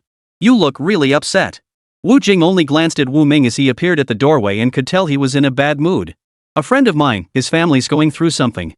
His father has a bastard son and wants to leave the family fortune to him. What do you think should be done in a situation like this? Wu Ming asked. Wu Jing paused, slightly taken aback. I don't know what to say about that. If parents are biased and want to leave their inheritance to someone, it's entirely up to their conscience. Ming, is this friend you're talking about Baiyan? Wu Ming nodded. He feared Baiyan would lose his standing, and when that happened, the Bai family patriarch would strike hard, not only denying Baiyan his inheritance but also crushing him. By then, their factory wouldn't even have a chance to operate properly before being crushed. Wu Ming waited at home, his mood heavy, for news from Baiyan. Finally, in the evening, the news arrived, brought by the convenience store owner. It was good news. Baiyan assured him not to worry, he would send people to collect the fish tomorrow. Wu Ming should feel free to take the fishermen out to sea. Hearing this, Wu Ming finally broke into a smile. After a good night's sleep, Wu Ming led the fishermen out to sea to fish. On Wu Ming's fishing boat were Old Tian and Tian Jun. The trio headed straight for the fish-rich waters. This time, they ventured a fair distance from Python Island. Wu Ming and his crew were bustling with activity. As the nets filled with fish were hauled aboard, satisfied smiles spread across everyone's faces. They would never worry about food or clothing again. This fishing would allow everyone to live a good life. After casting 3 nets in succession, only the final haul remained to be brought home. A small vessel suddenly appeared on the sea. Wu Ming sensed something was amiss the moment he spotted it from afar. He pulled out his binoculars and scanned the distant vessel. There, standing on the deck, was a figure that looked eerily familiar. That figure was none other than Zhang Bufan, the man who bore a grudge against him. The pirates were all captured and imprisoned. To his surprise, Zhang Bufan had somehow escaped. What's wrong? Tian Jun and Old Tian both turned to look at Wu Ming, their expressions filled with concern. Both men now felt a sense of dread toward the pirates. Especially Old Tian, who had been captured by the pirates before and endured unimaginable suffering in their water dungeon. Nothing serious. Just a small fishing boat. Wu Ming reassured them. He chose to conceal the truth first, because he didn't believe pirate Zhang Bufan would target him at this time, and second, because revealing the truth might cause panic, making everyone too afraid to venture out to sea again. Old Tian, however, sensed there was more to the situation. Hand it over. Let me take a look. Old Tian reached out to take the telescope from Wu Ming's hands. Wu Ming handed it over. See for yourself. Nothing scary. You don't think it's pirates, do you? Even if it were pirates, just one little boat? They're no threat. No need to worry. With that, Old Tian picked up Wu Ming's binoculars and scanned the distant boat. The small boat had already turned its bow toward another direction. He saw nothing unusual. Had he been overly cautious, worrying too much? This minor incident did little to dampen the group's enthusiasm for fishing. Some remained completely unaware that while they worked the nets, the crew of that distant fishing boat had been silently watching them. After hauling in the final net, Wu Ming led the group back to the dock. After disembarking, the crew approached Wu Ming. Wu Ming, the Bai family's buyers haven't come to collect the fish yet. Could they be canceling? They will come. Wu Ming felt a twinge of unease himself. He and Baiyan had agreed on 4 o'clock. It was now 4:30, yet there was no sign of the Bai family. Could they really not be coming? If they didn't show up, the crew couldn't keep the fish indefinitely. They'd have to sell it to someone else. But most of them had turned down other fish buyers earlier, and now none of those buyers had shown up. If they wanted to sell their fish, they wouldn't find anyone willing to buy. It's almost 5 o'clock. Why haven't they shown up yet? Could they really not be coming? If they don't show up, I'll call other fishmongers right now and have them come take the fish away. Doubts kept swirling around his ears. Wu Ming, under pressure, patiently reassured each customer one by one. Everyone, please wait a little longer. He might be running late, something must have delayed him on the way. Our fish can't wait. If they die and sit another night, they won't sell tomorrow. Even if they do, the price will be slashed. You're all right. If the fish buyer doesn't arrive today, our fish will lose value tomorrow. How about this? I'll buy your fish now. I don't have cash on me, but I'll go to town tomorrow to get the money and pay you then, Wu Ming said. He was certain Bayan wouldn't stand them up over something this important. Something must have happened. Soon, the clock struck 5. Wu Ming began negotiating the purchase. The fish sellers, who had been eagerly waiting to sell, were now hesitant. If they sold their fish to Wu Ming and he ended up stuck with unsold stock, they wouldn't suffer much loss, but Wu Ming would bear the brunt of the damage. Having gone out to sea with Wu Ming, they felt uneasy about ultimately betraying him like this. The truck's here! The truck's here! Someone exclaimed excitedly. A large truck appeared at the village entrance, navigating the narrow road before slowly pulling up to the pier crowded with fishing boats. 2 men jumped down from the truck. One of them was Bayan. Bayan walked toward Wu Ming. The vehicle broke down on the way. I had to get another truck, which delayed us a bit. If you hadn't shown up, I'd have had to buy all this fish myself. Wu Ming, thank you, Bayan said gratefully, patting Wu Ming on the shoulder. His crew, already well versed in the routine, began purchasing the sea fish from the fishermen. Basket after basket of seafood was loaded onto the truck. Wu Ming and Bayan sat to the side. Bayan took out a cigarette and offered it to Wu Ming. I don't smoke, Wu Ming said. Bayan chuckled. I didn't smoke either back in the day. Chapter 172, Visitors from Another Village. His pressure grew heavier day by day. When he learned his father intended to hand over the family business to another illegitimate son, he felt as if a sword truly hung over his head. Not a single day passed in peace, every day was spent in constant worry. Fortunately, he had some ability. Without it, his father would have replaced him long ago, needing no reason at all. Fortunately, after all these years in the company, he had built up some influence of his own. Getting rid of him completely wouldn't be so easy. Wu Ming, I used to scoff at those historical figures who fought tooth and nail for the crown prince's position or the imperial throne. Now I realize they weren't truly seeking it, they had no choice. If they hadn't fought, their end would have been far worse. At least by fighting, one might secure a better outcome. Wu Ming nodded. It's like the law of the jungle, survival of the fittest. If you don't want to sink to the bottom, you have to fight. Tell me, isn't my current situation laughable? After all my hard work, why didn't I guard against this from the start? Why didn't I establish my own path earlier, sparing myself this hardship? You're your father's only son. Who could have imagined he had other children? Who could have guessed he not only had other sons but also planned to leave the family fortune to a bastard child? Human nature is just that unpredictable. Rest assured, together we'll carve out a different sky. Agreed. As the two chatted nearby, the sea fish were gradually collected. Wu Ming turned to Bayan, who was busy with the workers, and asked, You still have the money from the fish, right? I do. If I didn't, would you lend me some? Right, I was planning to lend you some. But I don't have cash on hand. How about gold? I have some gold you could take and sell. Bayan waved his hands repeatedly in refusal. Wu Ming was truly his good brother, thinking to give him the gold meant for his bride. I don't need it. Wu Ming thought to himself that since he didn't need it, there was no point in saying more. A starving camel is still bigger than a horse. No matter what, Bayan still had some savings. Last time I called you, your sister Bai Ying overheard. Did she mention anything to you? Wu Ming asked. What did she hear? Bayan's expression faltered. She knows we're working together, but she probably doesn't know the specifics of what we're doing. After hearing this, Bayan sensed trouble. The fact she hasn't approached me is the most dangerous part. Bayan glanced at the nearly finished fish haul. I'll talk to her after I get home tonight.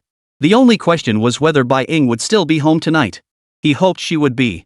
Soon, all the fisherman's catch was loaded onto the truck. Bayan exchanged a nod with Wu Ming and followed the truck back. Wu Ming watched the departing truck and couldn't help but frown. He hoped nothing happened to Bayan after he returned. They were in this together now. If Bayan got into trouble, his investment would go down the drain. Wu Ming, thank you. You can't call me Wu Ming anymore. We should call you Mr. Wu now. That's right, Mr. Wu.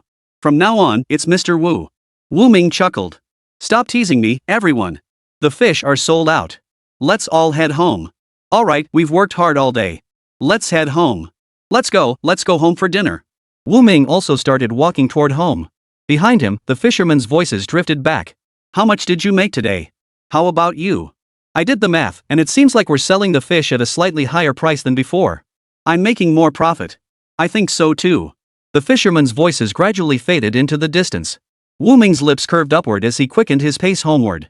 The lights were on at home. Standing at the door, he caught the aroma wafting from inside and sniffed the air. The aroma of the meal filled him with contentment, and he smiled. Sis, what delicious dishes did you make today? Go wash your hands. Everything today is your favorite. Look at this, do you like it? Glutinous rice balls. I remember you loved them when you were little. Wu Jing held a warm glutinous rice ball in her hand. When they were young, Wu Ming and Wu Jing hadn't had much. One dragon boat festival, a neighbor gave them each a glutinous rice dumpling. Wu Ming devoured his in just a few bites. After finishing his, he looked at her longingly, so she shared half of her rice dumpling with him. After finishing his share, Wu Ming went to another neighbor's house and begged for one more for her. After washing his hands, Wu Ming took the rice dumpling Wu Jing offered and took a bite. Is it good? Wu Jing asked. It's delicious.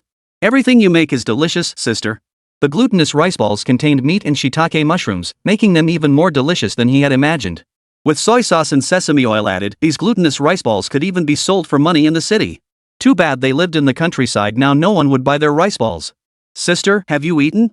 You can't just let me eat all of them, you need to eat too. Wu Jing smiled. I ate too while making them. Wu Ming finally relaxed. He looked at Wu Jing, a genuine smile spreading across his face.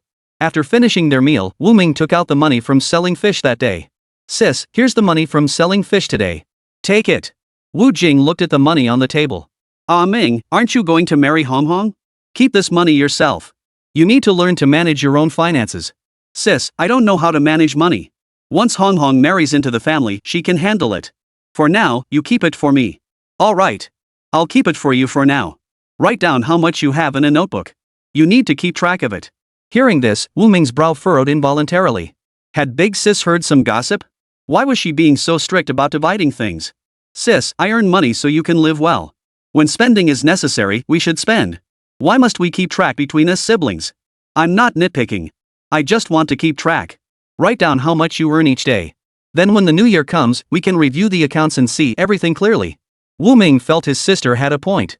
He counted the money on the table, took out paper and pen, and wrote down today's earnings in his notebook. He kept a little pocket money for himself and handed the rest to Wu Jing to put away. After finishing these tasks, Wu Ming walked over to the table to eat. After eating and resting, another day passed. Early the next morning, Wu Ming had just gotten up when he stepped outside and saw Old Li from the village leading several strangers to his house. This is the Wu Ming you've heard about, Mr. Wu, the boss. Wu Ming looked at Old Li. Uncle Li, don't go around saying things like that. I'm no boss. Old Li smiled shyly. In the hearts of us fishermen in Blue Bay, you are the boss. Mr. Wu, we have a favor to ask of you. What is it? Wu Ming invited them inside to sit down and talk. Mr. Wu, you have your own factory, right? I heard you're recruiting fishermen for it. We'd like to join your factory. Is it true that fishermen can become shareholders there? Chapter 173, Almost Doing a Good Deed Wrong. Hearing this, Wu Ming felt his head spin. He glanced at Old Li. He had made it crystal clear to village secretary Wang Guoxian that once the contracts were signed, no additional recruitment would take place. Even if someone changed their mind later and wanted to join, he wouldn't agree. Sorry, I'm not recruiting any more fishermen, Wu Ming said. Then do you still buy fish? They'd heard Wu Ming paid higher prices for fish than other fishmongers. Fishing at sea was tough work, and they wanted to earn every penny they could. You've already joined the Bai family fleet, haven't you? As Wu Ming finished speaking, several fishermen from the neighboring village exchanged glances, remaining silent for a long moment. Seeing their reaction, Wu Ming knew they were fishermen who had previously joined the Bai family. We did join the Bai family, but we didn't sign a contract selling ourselves to them. That's right. We can sell our fish to whoever we want. The Bai family can't control us. Old Li chimed in. Wu Ming, don't worry about the Bai family. You're just collecting fish, no one will say anything. Wu Ming thought they were naive, treating their contract with the Bai family as worthless paper. Since you've signed contracts with the Bai family, I can't buy your fish. It might not matter much to you, but doing so would inevitably draw the Bai family's retaliation. My small business can't withstand their pressure. After saying this, Wu Ming made it clear he wanted them to leave. You'd better leave. I'm not hiring anyone, nor am I buying fish. If you want a better price, find another fishmonger. Let's go, Old Li urged the group to leave. He noticed Wu Ming's expression had darkened. Wu Ming seemed displeased. Old Li felt a pang of regret. It was all his fault for being unable to refuse people. A few kind words from the others, and he'd eagerly brought them to Wu Ming's doorstep. He hoped Wu Ming wouldn't blame him for his rashness. As they left Wu Ming's house, none of them looked happy. Thought he was some big shot boss, but turns out he's just a coward. Sigh, what kind of ability could a young, wet behind the ears brat have? I think all those rumors outside are fake. Yeah, I think all those rumors about Wu Ming are fake too. What's this nonsense about following Wu Ming out to sea guaranteeing a bountiful catch? Or that he knows what fish lurk in the deep sea? I say it's all lies. They're definitely fake. If they were true, he wouldn't be stuck fishing in Blue Bay, tagging along with the Bai family. He could have whatever he wanted. Wouldn't that be better than being a fisherman? Oldly listened to their heated discussion, feeling as though he'd swallowed a fly. He wanted to speak up and refute them, but found himself tongue-tied. They were all talking so animatedly that there was no chance for him to get a word in edgewise. Oldly, what do you say? All this talk about Wu Ming, it's just rumors spread by you fishermen in Blue Bay, right? Whatever you say. Oldly stormed off in a huff. He had no desire to speak with these people now. What kind of people were they? He'd kindly brought them to find Wu Ming, yet they were bad-mouthing him behind his back. In the hearts of Blue Bay's fishermen, Wu Ming was like a deity. The fishermen revered him so deeply that if Wu Ming didn't go out to sea, they wouldn't either. These people knew nothing. They'd never witnessed Wu Ming's prowess firsthand, yet here they were, spouting nonsense. Oldly stormed home in a rage. Oldly, what's wrong? Who upset you? Seeing her husband too angry to speak, his wife couldn't help but ask. She knew her husband was an honest, upright man who never picked fights with others. Why would someone have upset him so much he couldn't speak? So Oldly recounted everything that had happened at Wu Ming's house to his wife, emphasizing how those outsiders had slandered Wu Ming. You were the one who brought them there. Afterwards, they badmouth Wu Ming. What if he refuses to take you out to sea in the future? What if word gets out and the fishermen who regard Wu Ming as their benefactor start shunning you? Hearing his wife's analysis, Oldly broke out in a cold sweat. He knew he'd handled today's situation poorly and needed to apologize to Wu Ming. No, he couldn't go empty-handed. He needed to bring something. You're right. I need to explain things to Wu Ming. If I don't make it clear, everyone will think I got some big favor out of it, siding with those outsiders. He hadn't pocketed a single penny. He just happened to meet a few outsiders on the road, one of whom turned out to be a distant relative, and that's why he'd taken them to see Wu Ming. It was all his own foolishness. Oldly fetched a piece of smoked pork, blackened from curing, and packed a basket of eggs. Oldly, take that cured meat back. What will we eat then? That bacon was meant to be their family's New Year's feast. It's just a piece of cured meat. If we go fishing with Wu Ming, we'll earn money every day. Why worry about not having meat for the new year? Oldly's wife agreed it made sense. Then hurry up and go. Oldly headed straight to Wu Ming's house with the cured meat and eggs in hand. Wu Ming saw Oldly arrive again, then glanced at the eggs and cured meat in his hands. He wondered, did he bring the cured meat specifically to ask for favors? Wu Ming, this is just a token of my appreciation, he said, placing the charcoal black cured meat and eggs on the table. Oldly, what are you doing? I haven't done anything for you. I don't accept favors for nothing. If you want my help, I'm afraid I can't give it. On the day of the village collective meeting, I made it very clear to the party secretary that once the contract is signed, we won't arbitrarily add more people. Wu Ming paused briefly before continuing, even if I were to recruit more people, I wouldn't take anyone from the neighboring village. You know full well that everyone there belongs to the Bai family. If I openly compete with the Bai family for people and word of this reaches them, I won't gain anything from it. Oldly listened patiently until Wu Ming finished. Wu Ming, you've misunderstood me. That wasn't my intention at all. I didn't bring you these things to plead for those strangers. I wanted to apologize to you. I shouldn't have brought those people before you. The thought of those people speaking ill of Wu Ming behind his back made Oldly feel even more guilty. So that's what you meant. I won't blame you. Just know that in your heart. I don't want this meat and eggs from you. Take them back and eat them yourself. I have more at home. I'm just glad you don't hold it against me. Hearing Wu Ming say he didn't blame him, Oldly felt a huge weight lift off his shoulders. I'll never make the same mistake again. It was all his own fault for being too kind, bringing over a bunch of ungrateful ingrates. Alright, take these back. Wu Ming picked up the meat and eggs from the table and pressed them into Oldly's hands. Take it. I brought it here specifically for you, there's no way I'm taking it back. Wu Ming knew Oldly had a kind heart. He'd eaten at Oldly's house countless times as a child. Since Oldly refused to take the cured meat and eggs back, Wu Ming felt he had to give him a token of appreciation in return. Chapter 174, The Wedding. Oldly, wait a moment. Wu Ming fetched several pounds of beef and mutton from the kitchen and pressed them into Oldly's hands. Here, take these cheap pickles. Take them back and try something different. All right. Oldly accepted them with a smile. After seeing Oldly out the door, Wu Ming smiled faintly. He was a bit curious about the look on Oldly's face when he got home and realized what he was holding. Oldly hurried home with Wu Ming's pickles, eager to share his good news with his wife. Wu Ming didn't blame him. From now on, he wouldn't have to worry about not being able to go out to sea with Wu Ming. Old Li's wife saw him return, carrying an extra bag. Didn't you go see Wu Ming? How did it go? Did he take the stuff? He took it. Then what's that in your hand? Old Li's wife took the bag from Wu Ming, opened it, and found it filled with fresh beef and pork. Hurry and take this back to Wu Ming. We absolutely cannot accept anything from him. Meat? Old Li felt even more guilty. He had caused trouble for Wu Ming, yet Wu Ming not only didn't blame him but even sent him gifts. This is Wu Ming's goodwill. We should accept it. Old Li convinced himself inwardly, resolving to support Wu Ming even more in the future. If anyone spoke ill of Wu Ming behind his back, Old Li would be the first to fly into a rage. Seeing that Wu Ming refused to take them in, the people from the neighboring fishing village gave up all hope in him. Life grew increasingly prosperous for the fishermen of Blue Bay, while their counterparts in the neighboring village faced ever-worsening hardships. Wu Ming's reputation in Blue Bay grew ever more prominent, and everyone knew he had opened a factory. One day, while Wu Ming was busy at home, an unexpected visitor arrived. Wu Ming, I need your help with something. Bai Ying sat across from him, her expression solemn. Today, she came to Wu Ming with a do-or-die attitude, hoping he could help her. What is it? Tell me first, and I'll consider whether I can help after you've finished. Bai Ying was the eldest daughter of the Bai family. If she couldn't manage it, how could he possibly succeed? I want you to marry me. But Wu Ming nearly choked on his drink. She came looking for him, nothing good could come of it. Bai Ying calmly observed Wu Ming's reaction, which was exactly what she'd expected. Don't worry, I'm not asking you to marry me for real. I want you to marry me in name only. Once it's done, I'll give you a large sum of money. If you refuse, I'll tell my father about what happened between you and my brother. Wu Ming's expression froze. She really was a black-hearted rose. It's one thing to screw me over, but dragging your brother into this too? He knew my father intended to marry me off to some decrepit old man past 50, yet he chose to keep it from me. If it were you, wouldn't you be furious? Wu Ming couldn't argue with that. I like you, and you'd agree to marry me, right? Let me think about it? Wu Ming frowned. You don't get to think about it. If you don't agree, I'm reporting you right now. Wu Ming.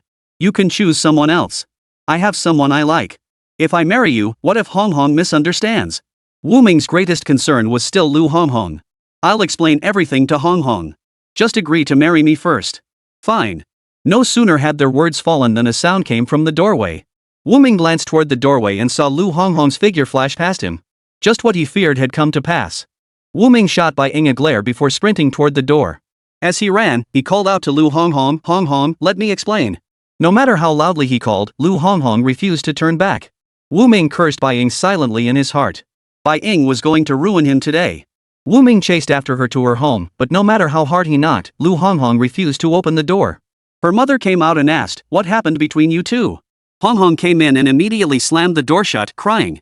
Just as Wu Ming opened his mouth to explain, Lu Hong Hong, still inside, piped up with a pout, Mom, don't talk to Wu Ming. He's found someone better and dumped me. Auntie, don't listen to Hong Hong's nonsense. How could I possibly abandon her? I've already planned to marry her. In desperation, Wu Ming mentioned Bai Ying's visit and their plan to pretend to be married. Wu Ming, you go back first. I'll talk to Hong Hong. Hearing this, Wu Ming finally felt reassured and left. Later, when he returned home, he saw Bai Ying had also appeared at his residence. The siblings seemed to have talked things out. Bai Ying approached him to apologize. You don't need to apologize to me. What you did didn't hurt me, it hurt your older brother. Hearing Wu Ming's words, Bai Ying was overcome with self-reproach. Her own brother had been so kind to her. Yet she had schemed to harm him. Big brother, I'm sorry. It's fine. After all, none of this has happened yet. Rest assured, I won't let Dad marry you off to some decrepit old man in his 60s. With Bai Ying's promise, Bai Ying finally felt at ease. It was precisely this fear that had driven her to pressure Wu Ming into marrying her. After laying everything out in the open, the conflicts were resolved.